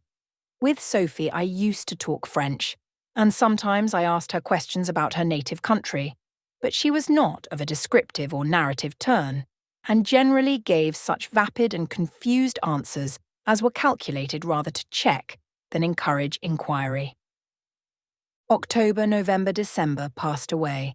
One afternoon in January, Mrs. Fairfax had begged a holiday for Adele because she had a cold, and, as Adele seconded the request with an ardour that reminded me how precious occasional holidays had been to me in my own childhood, I accorded it, deeming that I did well in showing pliability on the point. It was a fine, calm day, though very cold. I was tired of sitting still in the library through a whole long morning. Mrs. Fairfax had just written a letter which was waiting to be posted, so I put on my bonnet and cloak and volunteered to carry it to Hay. The distance 2 miles would be a pleasant winter afternoon walk. Having seen Adele comfortably seated in her little chair by Mrs. Fairfax's parlour fireside, and given her her best wax doll, which I usually kept enveloped in silver paper in a drawer, to play with, and a storybook for change of amusement, and having replied to her, Revenez bientôt, ma bonne amie, ma chère Mademoiselle Jeannette, with a kiss, I set out. The ground was hard, the air was still, my road was lonely. I walked fast till I got warm, and then I walked slowly to enjoy and analyse the species of pleasure brooding for me in the hour and situation. It was 3 o'clock. The church bell tolled as I passed under the belfry. The charm of the hour lay in its approaching dimness, in the low gliding and pale beaming sun. I was a mile from Thornfield, in a lane noted for wild roses in summer, for nuts and blackberries in autumn, and even now possessing a few coral treasures in hips and haws, but whose best winter delight lay in its utter solitude and leafless repose. If a breath of air stirred, it made no sound here, for there was not a holly, not an evergreen to rustle, and the stripped hawthorn and hazel bushes were as still as the white, worn stones which causewayed the middle of the path. Far and wide, on each side, there were only fields, where no cattle now browsed, and the little brown birds, which stirred occasionally in the hedge, looked like single russet leaves that had forgotten to drop. This lane inclined uphill all the way to Hay. Having reached the middle, I sat down on a stile which led thence into a field. Gathering my mantle about me and sheltering my hands in my muff, I did not feel the cold, though it froze keenly, as was attested by a sheet of ice covering the causeway, where a little brooklet, now congealed, had overflowed after a rapid thaw some days since. From my seat I could look down on Thornfield. The grey and battlemented hall was the principal object in the vale below me. Its woods and dark rookery rose against the west. I lingered till the sun went down amongst the trees and sank crimson and clear behind them. I then turned eastward. On the hilltop above me sat the rising moon, pale yet as a cloud, but brightening momentarily. She looked over Hay, which, half lost in trees, sent up a blue smoke from its few chimneys. It was yet a mile distant, but in the absolute hush, I could hear plainly its thin murmurs of life. My ear, too, felt the flow of currents. In what dales and depths I could not tell, but there were many hills beyond Hay, and doubtless many becks threading their passes. That evening calm betrayed alike the tinkle of the nearest streams, the sough of the most remote. A rude noise broke on these fine ripplings and whisperings, at once so far away and so clear, a positive tramp, a metallic clatter which effaced the soft wave wanderings, as, in a picture, the solid mass of a crag, or the rough boles of a great oak, drawn in dark and strong on the foreground, efface the aerial distance of azure hill, sunny horizon, and blended clouds where tint melts into tint. The din was on the causeway. A horse was coming. The windings of the lane yet hid it, but it approached. I was just leaving the stile. Yet, as the path was narrow, I sat still to let it go by. In those days I was young, and all sorts of fancies bright and dark tenanted my mind. The memories of nursery stories were there amongst other rubbish. And when they recurred, maturing youth added to them a vigour and vividness beyond what childhood could give. As this horse approached, and as I watched for it to appear through the dusk, I remembered certain of Bessie's tales, wherein figured a north of England spirit called a gytrash, which, in the form of horse, mule, or large dog, haunted solitary ways and sometimes came upon belated travellers, as this horse was now coming upon me. It was very near, but not yet in sight, when, in addition to the tramp, I heard a rush under the hedge, and close down by the hazel stems glided a great dog, whose black and white colour made him a distinct object against the trees. It was exactly one form of Bessie's gytrash, a lion-like creature with long hair and a huge head. It passed me, however, quietly enough, not staying to look up, with strange proturcanine eyes, in my face, as I half expected it would. The horse followed, a tall steed, and on its back a rider. The man, the human being, broke the spell at once. Nothing ever rode the gytrash. It was always alone. And goblins, to my notions, though they might tenant the dumb carcasses of beasts, could scarce covet shelter in the commonplace human form. No gytrash was this, only a traveller taking the shortcut to Millcote. He passed, and I went on. A few steps, and I turned. A sliding sound and an exclamation of, "What the deuce is to do now?" And a clattering tumble arrested my attention. Man and horse were down. They had slipped on the sheet of ice which glazed the causeway.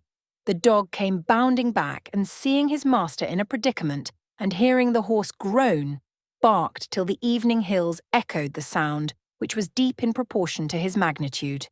He snuffed round the prostrate group, and then he ran up to me. It was all he could do. There was no other help at hand to summon. I obeyed him, and walked down to the traveller, by this time struggling himself free of his steed. His efforts were so vigorous I thought he could not be much hurt, but I asked him the question. "Are you injured, sir?" I think he was swearing, but am not certain. However, he was pronouncing some formula which prevented him from replying to me directly. "Can I do anything?" I asked again. "You must just stand on one side," he answered as he rose, first to his knees and then to his feet. I did, whereupon began a heaving, stamping, clattering process, accompanied by a barking and baying which removed me effectually some yards' distance, but I would not be driven quite away till I saw the event. This was finally fortunate. The horse was re-established, and the dog was silenced with a down pilot. The traveller, now stooping, felt his foot and leg, as if trying whether they were sound. Apparently something ailed them, for he halted to the stile whence I had just risen, and sat down.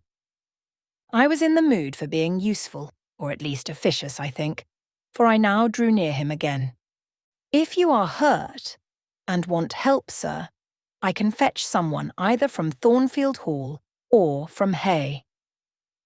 "Thank you, I shall do. I have no broken bones, only a sprain." And again he stood up and tried his foot, but the result extorted an involuntary ugh. Something of daylight still lingered, and the moon was waxing bright. I could see him plainly. His figure was enveloped in a riding cloak, fur-collared and steel-clasped. Its details were not apparent, but I traced the general points of middle height and considerable breadth of chest. He had a dark face with stern features and a heavy brow. His eyes and gathered eyebrows looked ireful and thwarted just now. He was past youth, but had not reached middle age. Perhaps he might be 35. I felt no fear of him, and but little shyness. Had he been a handsome, heroic-looking young gentleman, I should not have dared to stand thus questioning him against his will and offering my services unasked. I had hardly ever seen a handsome youth, never in my life spoken to one. I had a theoretical reverence and homage for beauty, elegance, gallantry, fascination. But had I met those qualities incarnate in masculine shape, I should have known instinctively that they neither had nor could have sympathy with anything in me, and should have shunned them as one would fire, lightning, or anything else that is bright but antipathetic. If even this stranger had smiled and been good-humoured to me when I addressed him, if he had put off my offer of assistance gaily and with thanks, I should have gone on my way and not felt any vocation to renew inquiries. But the frown, the roughness of the traveller, set me at my ease. I retained my station when he waved to me to go and announced, "I cannot think of leaving you, sir, at so late an hour in this solitary lane, till I see you are fit to mount your horse." He looked at me when I said this. He had hardly turned his eyes in my direction before. "I should think you ought to be at home yourself," said he, "if you have a home in this neighbourhood. Where do you come from?" "From just below, and I am not at all afraid of being out late when it is moonlight. I will run over to Hay for you with pleasure if you wish it. Indeed, I am going there to post a letter." "You live just below? Do you mean at that house with the battlements?" Pointing to Thornfield Hall, on which the moon cast a hoary gleam, bringing it out distinct and pale from the woods, that, by contrast with the western sky, now seemed one mass of shadow. "Yes, sir." "Whose house is it?" "Mr. Rochester's." "Do you know Mr. Rochester?" "No, I have never seen him." "He is not resident, then?" "No." "Can you tell me where he is?" "I cannot." "You are not a servant at the Hall, of course. You are—" He stopped, ran his eye over my dress, which, as usual, was quite simple. A black merino cloak, a black beaver bonnet, neither of them half fine enough for a lady's maid. He seemed puzzled to decide what I was. I helped him. "I am the governess." "Ah, the governess," he repeated. "Deuce take me if I had not forgotten. The governess!" And again my raiment underwent scrutiny. In 2 minutes he rose from the stile. His face expressed pain when he tried to move. "I cannot commission you to fetch help," he said, "but you may help me a little yourself, if you will be so kind." "Yes, sir." "You have not an umbrella that I can use as a stick?" "No." "Try to get hold of my horse's bridle and lead him to me. You are not afraid." I should have been afraid to touch a horse when alone, but when told to do it, I was disposed to obey. I put down my muff on the stile and went up to the tall steed. I endeavoured to catch the bridle, but it was a spirited thing and would not let me come near its head. I made effort on effort, though in vain. Meantime, I was mortally afraid of its trampling forefeet. The traveller waited and watched for some time, and at last he laughed. "I was mortally afraid of its trampling forefeet." "I see," he said. "The mountain will never be brought to Mahomet, so all you can do is to aid Mahomet to go to the mountain. I must beg of you to come here." I came. "Excuse me," he continued. "Necessity compels me to make you useful." He laid a heavy hand on my shoulder, and leaning on me with some stress, limped to his horse. Having once caught the bridle, he mastered it directly and sprang to his saddle, grimacing grimly as he made the effort, for it wrenched his sprain. "Now," said he, releasing his underlip from a hard bite, "just hand me my whip." It lies there under the hedge. I sought it and found it. Thank you. Now make haste with the letter to Hay and return as fast as you can. A touch of a spurred heel made his horse first start and rear, and then bound away. The dog rushed in his traces. All three vanished, like heath that, in the wilderness, the wild wind whirls away. I took up my muff and walked on. The incident had occurred and was gone for me.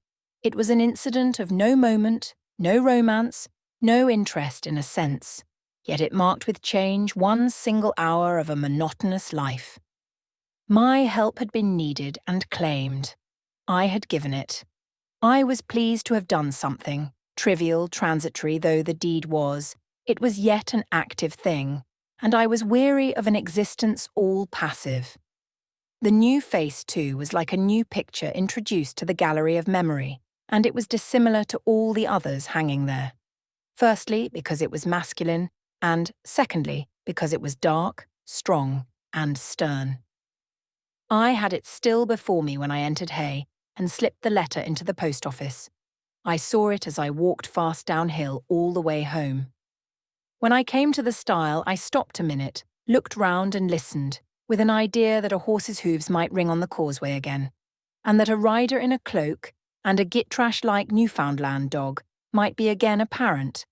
I saw only the hedge and a pollard willow before me, rising up still and straight to meet the moonbeams. I heard only the faintest waft of wind roaming fitful among the trees round Thornfield, a mile distant, and when I glanced down in the direction of the murmur, my eye, traversing the hall front, caught a light kindling in a window. It reminded me that I was late, and I hurried on. I did not like re-entering Thornfield. To pass its threshold was to return to stagnation, to cross the silent hall, to ascend the darksome staircase, to seek my own lonely little room, and then to meet tranquil Mrs. Fairfax, and spend the long winter evening with her, and her only, was to quell wholly the faint excitement wakened by my walk, to slip again over my faculties the viewless fetters of an uniform and too still existence, of an existence whose very privileges of security and ease I was becoming incapable of appreciating. What good it would have done me at that time to have been tossed in the storms of an uncertain, struggling life, and to have been taught by rough and bitter experience to long for the calm amidst which I now repined. Yes, just as much good as it would do a man tired of sitting still in a too easy chair to take a long walk, and just as natural was the wish to stir, under my circumstances as it would be under his. I lingered at the gates, I lingered on the lawn, I paced backwards and forwards on the pavement. The shutters of the glass door were closed. I could not see into the interior, and both my eyes and spirit seemed drawn from the gloomy house, from the grey hollow filled with rayless cells as it appeared to me, to that sky expanded before me, a blue sea absolved from taint of cloud, the moon ascending it in solemn march, her orb seeming to look up as she left the hilltops, from behind which she had come, far and farther below her, and aspired to the zenith, midnight dark in its fathomless depth and measureless distance. And for those trembling stars that followed her course, they made my heart tremble, my veins glow when I viewed them. Little things recall us to earth. The clock struck in the hall. That sufficed. I turned from moon and stars, opened a side door, and went in. The hall was not dark, nor yet was it lit, only by the high-hung bronze lamp. A warm glow suffused both it and the lower steps of the oak staircase. This ruddy shine issued from the great dining room, whose two-leaved door stood open, and showed a genial fire in the grate, glancing on marble hearth and brass fire irons, and revealing purple draperies and polished furniture, in the most pleasant radiance. It revealed, too, a group near the mantelpiece. I had scarcely caught it, and scarcely become aware of a cheerful mingling of voices, amongst which I seemed to distinguish the tones of Adele when the door closed. I hastened to Mrs. Fairfax's room. There was a fire there too, but no candle, and no Mrs. Fairfax. Instead, all alone, sitting upright on the rug and gazing with gravity at the blaze, I beheld a great black and white long-haired dog, just like the git-trash of the lane. It was so like it that I went forward and said, "Pilot!" And the thing got up and came to me and snuffed me. I caressed him, and he wagged his great tail. But he looked an eerie creature to be alone with, and I could not tell whence he had come. I rang the bell, for I wanted a candle, and I wanted, too, to get an account of this visitant. Leah entered. "What dog is this?" "He came with master." "With whom?" "With master, Mr. Rochester. He is just arrived." "Indeed. And is Mrs. Fairfax with him?" "Yes, and Miss Adele. They are in the dining room, and John is gone for a surgeon, for master has had an accident. His horse fell and his ankle is sprained." "Did the horse fall in Hay Lane?" "Yes, coming downhill. It slipped on some ice." "Ah, bring me a candle, will you, Leah?" Leah brought it. She entered, followed by Mrs. Fairfax, who repeated the news, adding that Mr. Carter, the surgeon, was come, and was now with Mr. Rochester. Then she hurried out to give orders about tea, and I went upstairs to take off my things. Chapter 30. Mr. Rochester, it seems, by the surgeon's orders, went to bed early that night, nor did he rise soon next morning. When he did come down, it was to attend to business. His agent and some of his tenants were arrived, and waiting to speak with him. Adele and I had now to vacate the library. It would be in daily requisition as a reception room for callers. A fire was lit in an apartment upstairs, and there I carried our books, and arranged it for the future schoolroom. I discerned in the course of the morning that Thornfield Hall was a changed place. No longer silent as a church, it echoed every hour or two to a knock at the door, or a clang of the bell.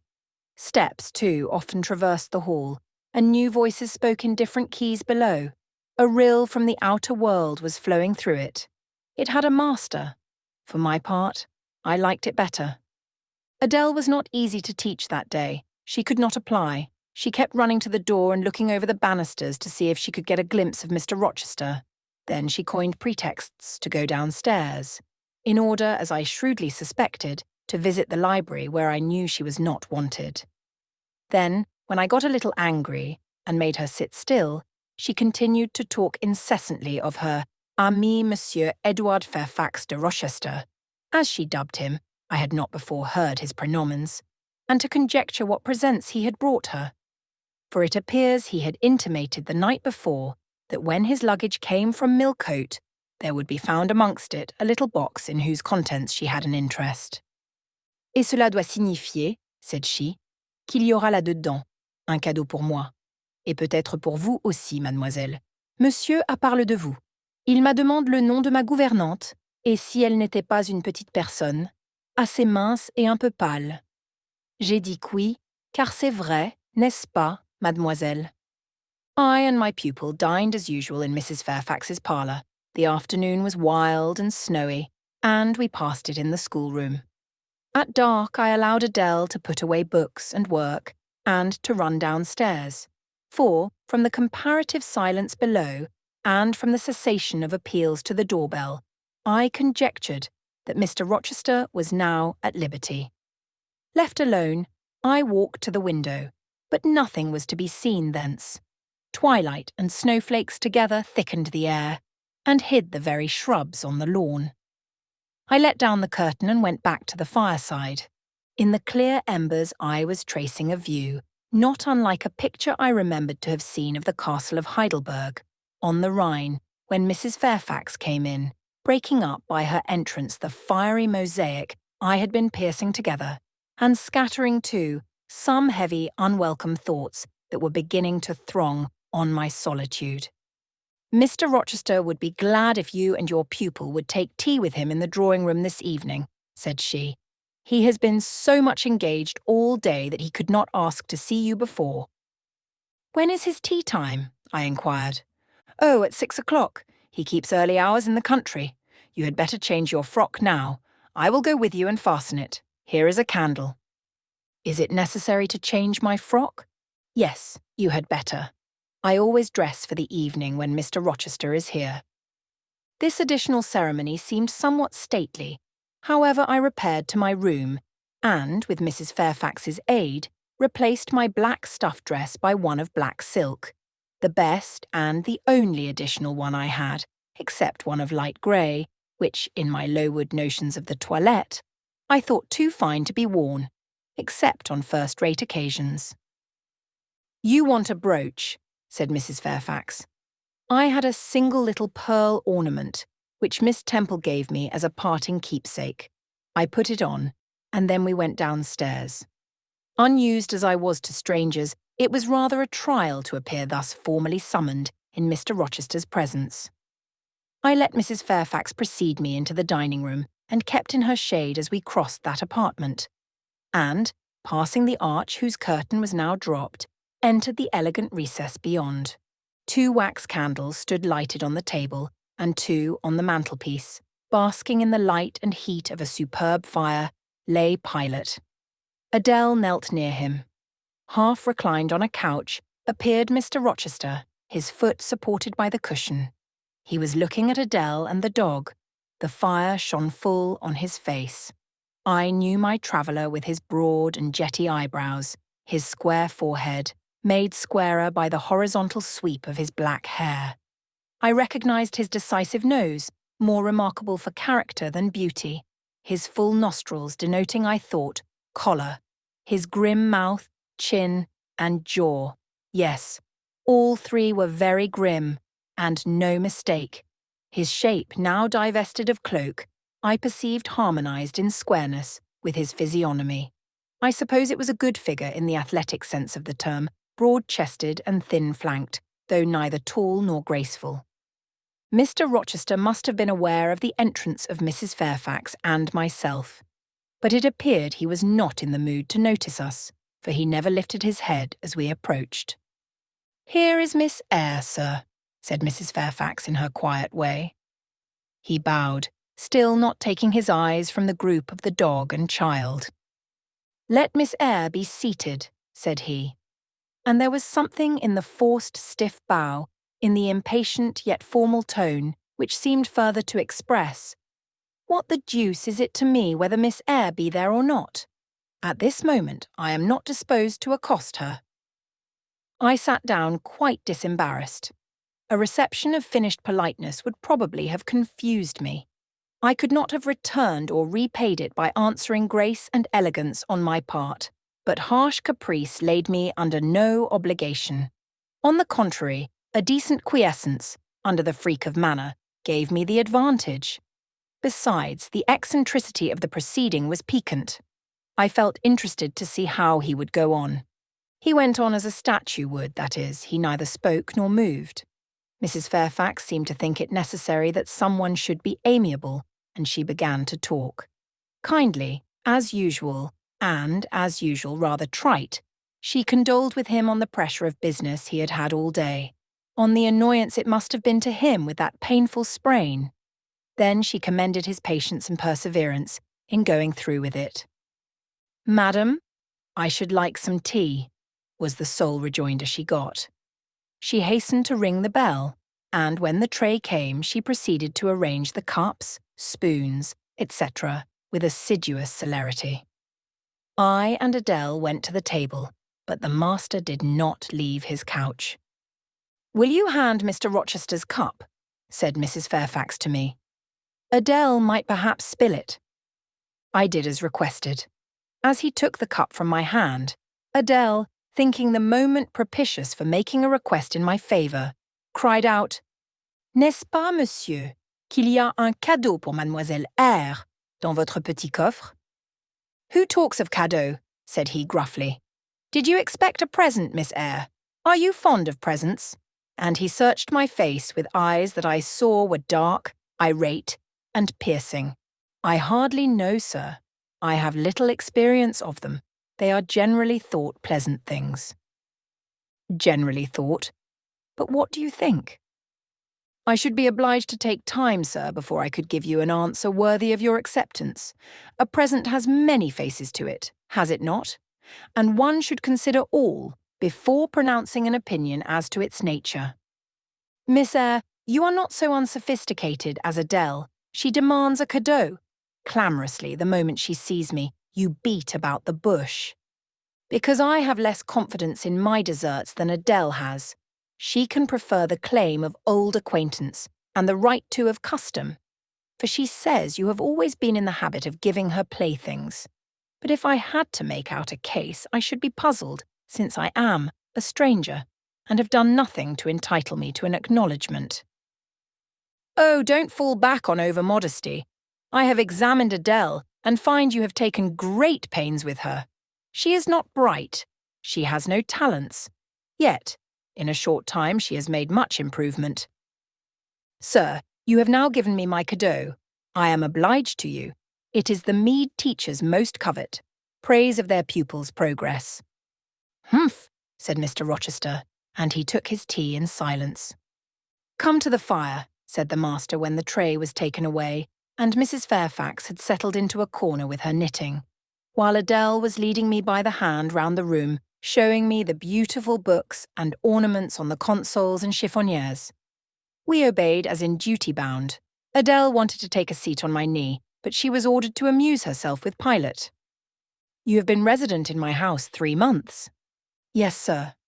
And you came from Lowood School, in Shire. Ah, a charitable concern. How long were you there? 8 years. 8 years? You must be tenacious of life. I thought half the time in such a place would have done up any constitution. No wonder you have rather the look of another world. I marvelled where you had got that sort of face.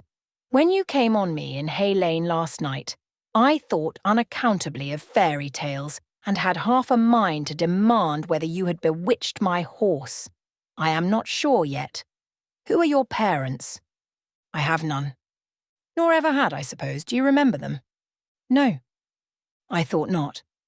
And so you were waiting for your people when you sat on that stile. For whom, sir?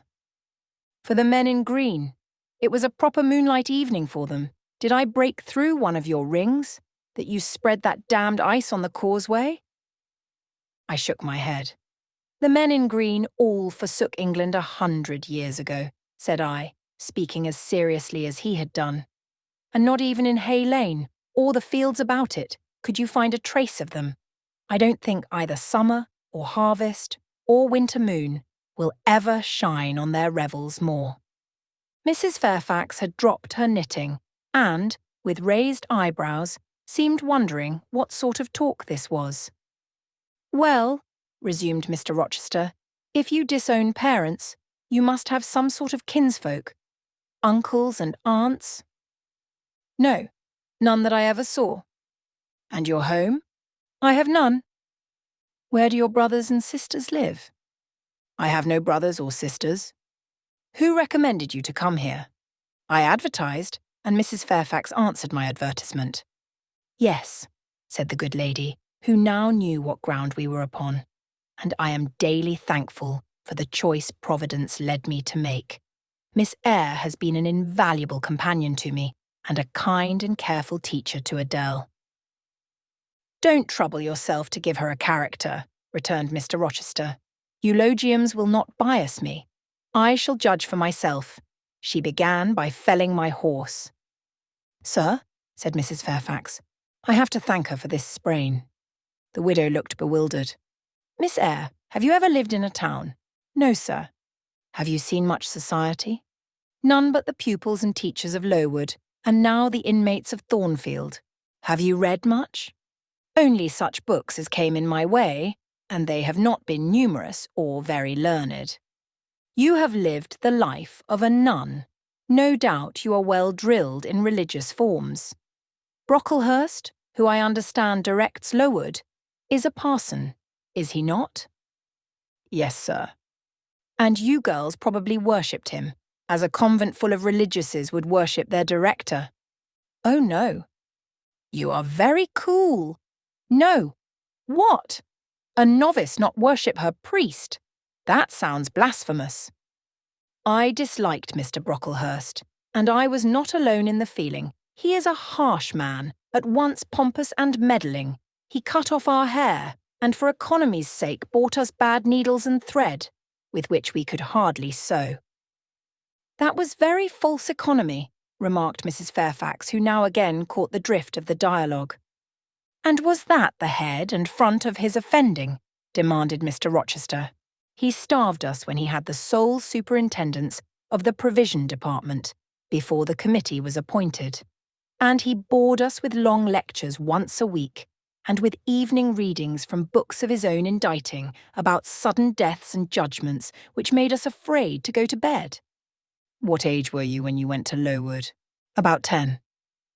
And you stayed there 8 years. You are now, then, 18. I assented. Arithmetic, you see, is useful. Without its aid, I should hardly have been able to guess your age. It is a point difficult to fix whether features and countenance are so much at variance as in your case. And now, what did you learn at Lowood? Can you play? A little. Of course. That is the established answer. Go into the library. I mean, if you please. Excuse my tone of command. I am used to say, do this, and it is done. I cannot alter my customary habits for one new inmate. Go then into the library, take a candle with you, leave the door open, sit down to the piano and play a tune. I departed, obeying his directions. Enough, he called out in a few minutes. You play a little, I see, like any other English schoolgirl, perhaps rather better than some, but not well. I closed the piano and returned. Mr. Rochester continued. Adele showed me some sketches this morning, which she said were yours. I don't know whether they were entirely of your doing. Probably a master aided you. No, indeed, I interjected. Ah, that pricks pride. Well, fetch me your portfolio, if you can vouch for its contents being original. But don't pass your word unless you are certain. I can recognize patchwork. Then I will say nothing, and you shall judge for yourself, sir. I brought the portfolio from the library. Approach the table, said he, and I wheeled it to his couch. Adele and Mrs. Fairfax drew near to see the pictures. No crowding, said Mr. Rochester. Take the drawings from my hand as I finish with them, but don't push your faces up to mine. He deliberately scrutinized each sketch and painting. 3 he laid aside, the others, when he had examined them, he swept from him. Take them off to the other table, Mrs. Fairfax, said he, and look at them with Adele. You, glancing at me, resume your seat and answer my questions. I perceive those pictures were done by one hand. Was that hand yours? Yes. And when did you find time to do them? They have taken much time, and some thought. I did them in the last 2 vacations I spent at Lowood, when I had no other occupation. Where did you get your copies? Out of my head. That head I see now on your shoulders? Yes, sir. Has it other furniture of the same kind within? I should think it may have. I should hope better. He spread the pictures before him, and again surveyed them alternately. While he is so occupied, I will tell you, reader, what they are. And first, I must premise that they are nothing wonderful. The subjects had, indeed, risen vividly on my mind.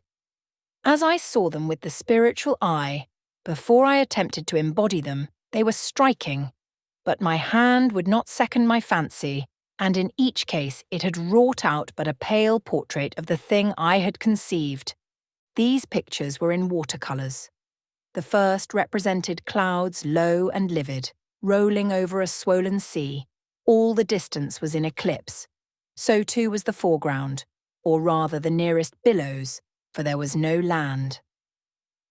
One gleam of light lifted into relief a half-submerged mast, on which sat a cormorant, dark and large, with wings flecked with foam.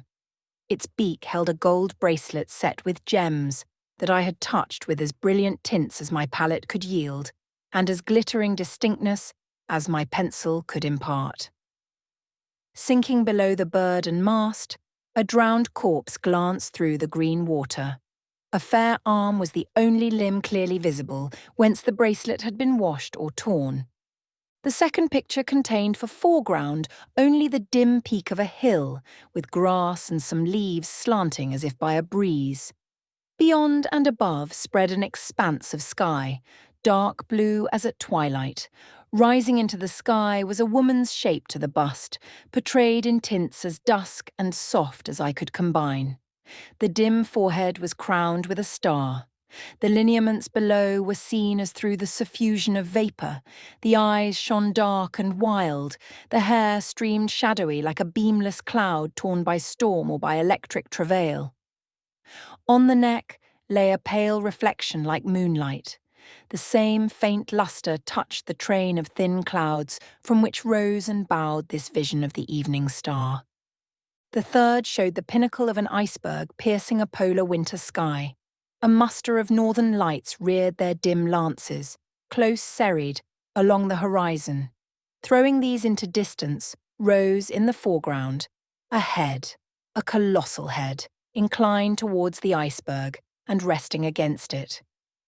Two thin hands joined under the forehead and, supporting it, drew up before the lower features a sable veil, a brow quite bloodless, white as bone, and an eye hollow and fixed, blank of meaning but for the glassiness of despair, alone were visible.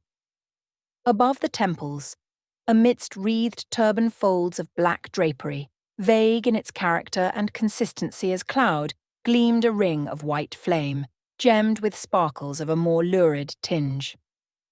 This pale crescent was the likeness of a kingly crown. What it diademed was the shape which shape had none. "Were you happy when you painted these pictures?" asked Mr. Rochester presently. "I was absorbed, sir. Yes, and I was happy. To paint them, in short, was to enjoy one of the keenest pleasures I have ever known." "That is not saying much. Your pleasures, by your own account, have been few. But I dare say you did exist in a kind of artist's dreamland while you blent and arranged these strange tints. Did you sit at them long each day?" "I had nothing else to do, because it was the vacation, and I sat at them from morning till noon, and from noon till night.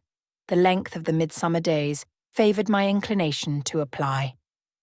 "And you felt self-satisfied with the result of your ardent labours?" "Far from it. I was tormented by the contrast between my idea and my handiwork. In each case, I had imagined something which I was quite powerless to realise." "Not quite. You have secured the shadow of your thought, but no more, probably. You had not enough of the artist's skill and science to give it full being, yet the drawings are, for a schoolgirl, peculiar. As to the thoughts, they are elfish. These eyes in the evening star you must have seen in a dream. How could you make them look so clear? And yet, not at all brilliant. For the planet above quells their rays. And what meaning is that in their solemn depth? And who taught you to paint wind? There is a high gale in that sky, and on this hilltop. Where did you see Latmos? For that is Latmos. There, put the drawings away." I had scarce tied the strings of the portfolio when, looking at his watch, he said abruptly, "It is 9 o'clock. What are you about, Miss Eyre, to let Adele sit up so long? Take her to bed." Adele went to kiss him before quitting the room. He endured the caress, but scarcely seemed to relish it more than Pilate would have done. Nor so much. "I wish you all good night now," said he, making a movement of the hand towards the door, in token that he was tired of our company and wished to dismiss us. Mrs. Fairfax folded up her knitting. I took my portfolio. We curtsied to him, received a frigid bow in return, and so withdrew. "You said Mr. Rochester was not strikingly peculiar, Mrs. Fairfax," I observed when I rejoined her in her room, after putting Adele to bed. "Well, is he? I think so. He is very changeful and abrupt. True, no doubt he may appear so to a stranger, but I am so accustomed to his manner, I never think of it. And then, if he has peculiarities of temper, allowance should be made." "Why?" "Partly because it is his nature, and we can none of us help our nature, and partly because he has painful thoughts, no doubt, to harass him and make his spirits unequal. What about? Family troubles, for one thing. But he has no family. Not now, but he has had, or at least relatives. He lost his elder brother a few years since. His elder brother? Yes. The present Mr. Rochester has not been very long in possession of the property, only about 9 years. 9 years is a tolerable time. Was he so very fond of his brother as to be still inconsolable for his loss? Why, no, perhaps not. I believe there were some misunderstandings between them. Mr. Rowland Rochester was not quite just to Mr. Edward, and perhaps he prejudiced his father against him. The old gentleman was fond of money and anxious to keep the family estate together. He did not like to diminish the property by division, and yet he was anxious that Mr. Edward should have wealth too, to keep up the consequence of the name. And soon after he was of age, some steps were taken that were not quite fair, and made a great deal of mischief. Old Mr. Rochester and Mr. Rowland combined to bring Mr. Edward into what he considered a painful position, for the sake of making his fortune. What the precise nature of that position was, I never clearly knew, but his spirit could not brook what he had to suffer in it. He is not very forgiving. He broke with his family, and now for many years he has led an unsettled kind of life. I don't think he has ever been resident at Thornfield for a fortnight together, since the death of his brother without a will left him master of the estate, and indeed no wonder he shuns the old place. Why should he shun it? Perhaps he thinks it gloomy. The answer was evasive. I should have liked something clearer, but Mrs. Fairfax either could not, or would not, give me more explicit information of the origin and nature of Mr. Rochester's trials. She averred they were a mystery to herself, and that what she knew was chiefly from conjecture. It was evident, indeed, that she wished me to drop the subject, which I did accordingly. Chapter 14. For several subsequent days I saw little of Mr. Rochester. In the mornings he seemed much engaged with business, and in the afternoon gentlemen from Millcote or the neighbourhood called, and sometimes stayed to dine with him. When his sprain was well enough to admit of horse exercise, he rode out a good deal, probably to return these visits, as he generally did not come back till late at night. During this interval even Adele was seldom sent for to his presence, and all my acquaintance with him was confined to an occasional rencontre, in the hall, on the stairs, or in the gallery, when he would sometimes pass me haughtily and coldly, just acknowledging my presence by a distant nod or a cool glance, and sometimes bow and smile with gentlemanlike affability. His changes of mood did not offend me, because I saw that I had nothing to do with their alternation. The ebb and flow depended on causes quite disconnected with me. One day he had had company to dinner and had sent for my portfolio, in order, doubtless, to exhibit its contents. The gentleman went away early to attend a public meeting at Millcote, as Mrs. Fairfax informed me, but the night being wet and inclement, Mr. Rochester did not accompany them. Soon after they were gone he rang the bell. A message came that I and Adele were to go downstairs. I brushed Adele's hair and made her neat, and having ascertained that I was myself in my usual Quaker trim, where there was nothing to retouch, all being too close and plain, braided locks included, to admit of disarrangement, we descended, Adele wondering whether the petit coffre was at length come, for owing to some mistake, its arrival had hitherto been delayed. She was gratified. There it stood, a little carton, on the table when we entered the dining-room. She appeared to know it by instinct. "Ma boîte! Ma boîte!" exclaimed she, running towards it. "Yes, there is your boîte at last. Take it into a corner, you genuine daughter of Paris, and amuse yourself with disemboweling it," said the deep and rather sarcastic voice of Mr. Rochester, proceeding from the depths of an immense easy-chair at the fireside. "And mind," he continued, "don't bother me with any details of the anatomical process or any notice of the condition of the entrails. Let your operation be conducted in silence. Tiens-toi, tranquille, enfant. Comprends-tu?" Adele seemed scarcely to need the warning. She had already retired to a sofa with her treasure and was busy untying the cord which secured the lid. Having removed this impediment and lifted certain silvery envelopes of tissue paper, she merely exclaimed, "Oh ciel, que c'est beau!" and then remained absorbed in ecstatic contemplation. "Is Miss Eyre there?" now demanded the master, half rising from his seat to look round to the door, near which I still stood. "Ah, well, come forward. Be seated here." He drew a chair near his own. "I am not fond of the prattle of children," he continued, "for, old bachelor as I am, I have no pleasant associations connected with their lisp. It would be intolerable to me to pass a whole evening tête-à-tête with a brat. Don't draw that chair farther off, Miss Eyre. Sit down exactly where I placed it, if you please, that is. Confound these civilities. I continually forget them. Nor do I particularly affect simple-minded old ladies. By the by, I must have mine in mind. It won't do to neglect her. She is a Fairfax or wed to one, and blood is said to be thicker than water."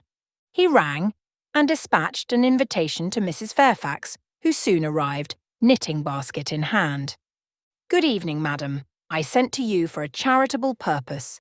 I have forbidden Adele to talk to me about her presents, and she is bursting with repletion. Have the goodness to serve her as auditress and interlocutrice. It will be one of the most benevolent acts you ever performed." Adele indeed no sooner saw Mrs. Fairfax than she summoned her to her sofa, and there quickly filled her lap with the porcelain, the ivory, the waxen contents of her boîte, pouring out, meantime, explanations and raptures in such broken English as she was mistress of. "Now I have performed the part of a good host," pursued Mr. Rochester, "put my guests into the way of amusing each other. I ought to be at liberty to attend to my own pleasure. Miss Eyre, draw your chair still a little farther forward. You are yet too far back. I cannot see you without disturbing my position in this comfortable chair, which I have no mind to do." I did as I was bid, though I would much rather have remained somewhat in the shade. But Mr. Rochester had such a direct way of giving orders, it seemed a matter of course to obey him promptly. We were, as I have said, in the dining-room. The lustre, which had been lit for dinner, filled the room with a festal breadth of light. The large fire was all red and clear.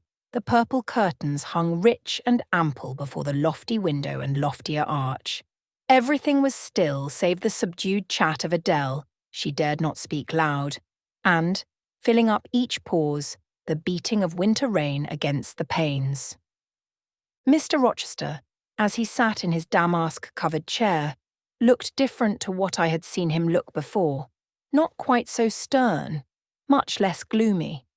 There was a smile on his lips, and his eyes sparkled, whether with wine or not I am not sure, but I think it very probable. He was, in short, in his after-dinner mood, more expanded and genial, and also more self-indulgent than the frigid and rigid temper of the morning. Still he looked preciously grim, cushioning his massive head against the swelling back of his chair, and receiving the light of the fire on his granite-hewn features, and in his great, dark eyes. For he had great, dark eyes, and very fine eyes too, not without a certain change in their depth sometimes, which, if it was not softness, reminded you, at least, of that feeling. He had been looking 2 minutes at the fire, and I had been looking the same length of time at him, when, turning suddenly, he caught my gaze fastened on his physiognomy. "You examine me, Miss Eyre," said he. "Do you think me handsome?" I should, if I had deliberated, have replied to this question by something conventionally vague and polite, but the answer somehow slipped from my tongue before I was aware. "No, sir." "Ah, by my word! There is something singular about you," said he. "You have the air of a little nonnette, quaint, quiet, grave, and simple, as you sit with your hands before you, and your eyes generally bent on the carpet, except by the by when they are directed piercingly to my face, as just now, for instance, and when one asks you a question, or makes a remark to which you are obliged to reply, you rap out a round rejoinder, which, if not blunt, is at least brusque. What do you mean by it? Sir, I was too plain. I beg your pardon. I ought to have replied that it was not easy to give an impromptu answer to a question about appearances, that tastes mostly differ, and that beauty is of little consequence, or something of that sort.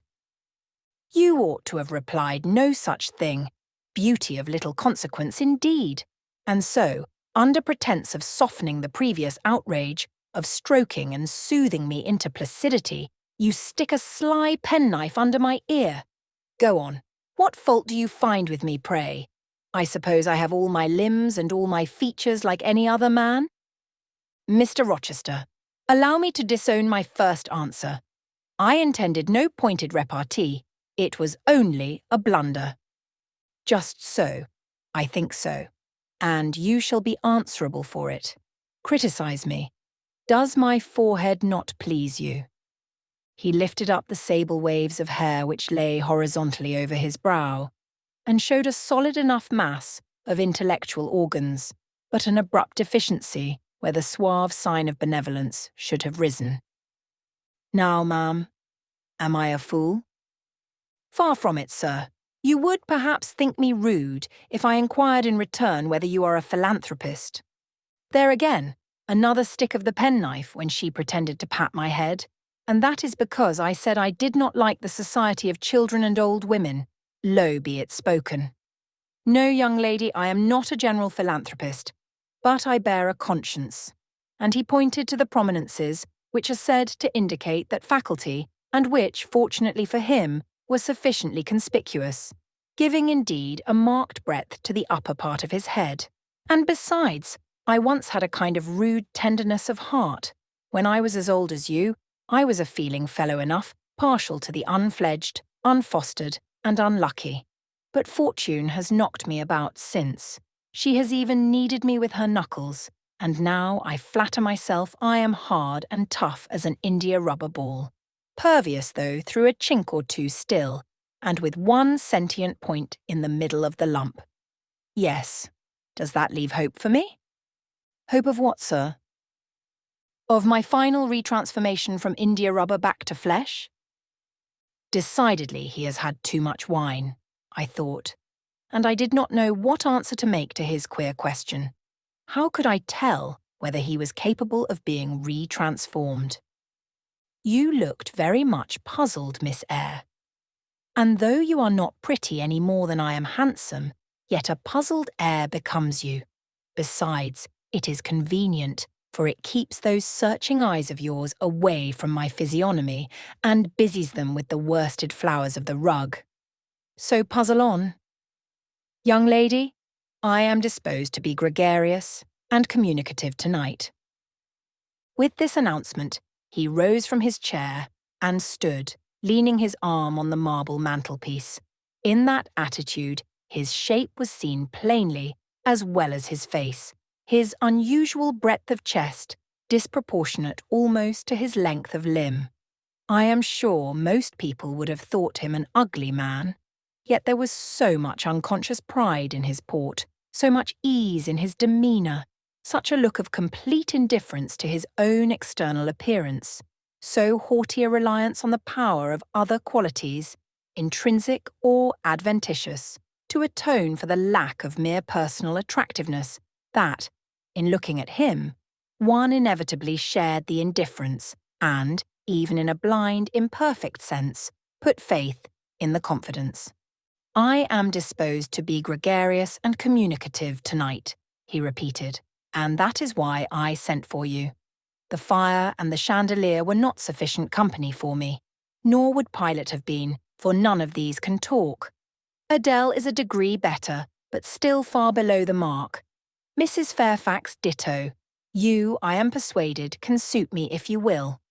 You puzzled me the first evening I invited you down here. I have almost forgotten you since. Other ideas have driven yours from my head. But tonight, I am resolved to be at ease, to dismiss what importunes, and recall what pleases. It would please me now to draw you out, to learn more of you, therefore speak. Instead of speaking, I smiled, and not a very complacent or submissive smile either. "Speak," he urged. "What about, sir?" "Whatever you like. I leave both the choice of subject and the manner of treating it entirely to yourself." Accordingly, I sat and said nothing. If he expects me to talk for the mere sake of talking and showing off, he will find he has addressed himself to the wrong person, I thought. "You are dumb, Miss Eyre?" I was dumb still. He bent his head a little towards me, and with a single hasty glance seemed to dive into my eyes. "Stubborn," he said, "and annoyed. Ah, it is consistent." I put my request in an absurd, almost insolent form. "Miss Eyre, I beg your pardon. The fact is, once for all, I don't wish to treat you like an inferior. That is," correcting himself, "I claim only such superiority as must result from 20 years' difference in age and a century's advance in experience. This is legitimate, et j'y tiens, as Adele would say.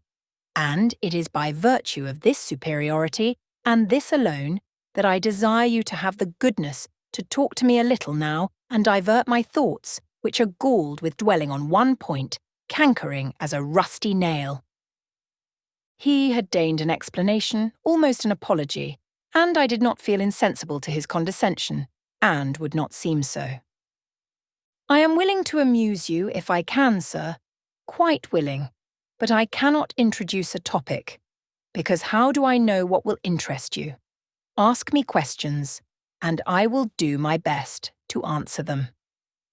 "Then, in the first place, do you agree with me that I have a right to be a little masterful, abrupt, perhaps exacting, sometimes, on the grounds I stated, namely, that I am old enough to be your father, and that I have battled through a varied experience with many men of many nations and roamed over half the globe while you have lived quietly with one set of people in one house?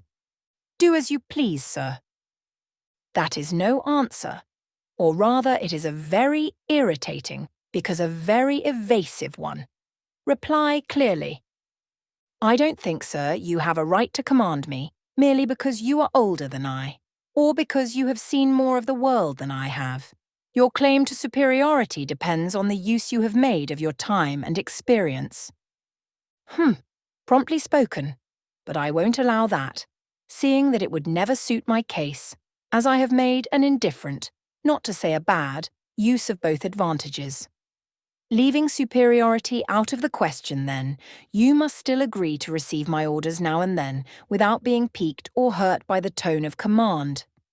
Will you? I smiled.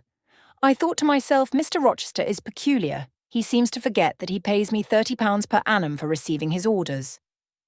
"The smile is very well," said he, catching instantly the passing expression. "But speak too." "I was thinking, sir, that very few masters would trouble themselves to inquire whether or not their paid subordinates were piqued and hurt by their orders." "Paid subordinates. What? You are my paid subordinate, are you? Oh, yes, I had forgotten the salary. Well then, on that mercenary ground, will you agree to let me hector a little?" "No, sir, not on that ground, but on the ground that you did forget it, and that you care whether or not a dependent is comfortable in his dependency. I agree heartily." "And will you consent to dispense with a great many conventional forms and phrases without thinking that the omission arises from insolence?" "I am sure, sir. I should never mistake informality for insolence. One I rather like, the other nothing freeborn would submit to, even for a salary." "Humbug. Most things freeborn will submit to anything for a salary. Therefore keep to yourself, and don't venture on generalities of which you are intensely ignorant. However, I mentally shake hands with you for your answer, despite its inaccuracy, and as much for the manner in which it was said, as for the substance of the speech. The manner was frank and sincere. One does not often see such a manner. No, on the contrary, affectation, or coldness, or stupid, coarse-minded misapprehension of one's meaning are the usual rewards of candour. Not 3,000 raw schoolgirl governesses would have answered me as you have just done. But I don't mean to flatter you. If you are cast in a different mould to the majority, it is no merit of yours. Nature did it. And then, after all, I go too fast in my conclusions. For what I yet know, you may be no better than the rest. You may have intolerable defects to counterbalance your few good points. And so may you, I thought. My eye met his as the idea crossed my mind. He seemed to read the glance, answering as if its import had been spoken as well as imagined. Yes, you are right, said he. I have plenty of faults of my own. I know it, and I don't wish to palliate them, I assure you. God wot, I need not be too severe about others. I have a past existence, a series of deeds, a colour of life to contemplate within my own breast, which might well call my sneers and censures, from my neighbours to myself. I started, or rather, for like other defaulters, I like to lay half the blame on ill fortune and adverse circumstances, was thrust on to a wrong tack at the age of 21, and have never recovered the right course since.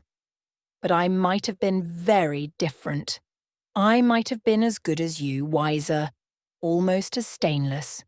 I envy you your peace of mind, your clean conscience, your unpolluted memory.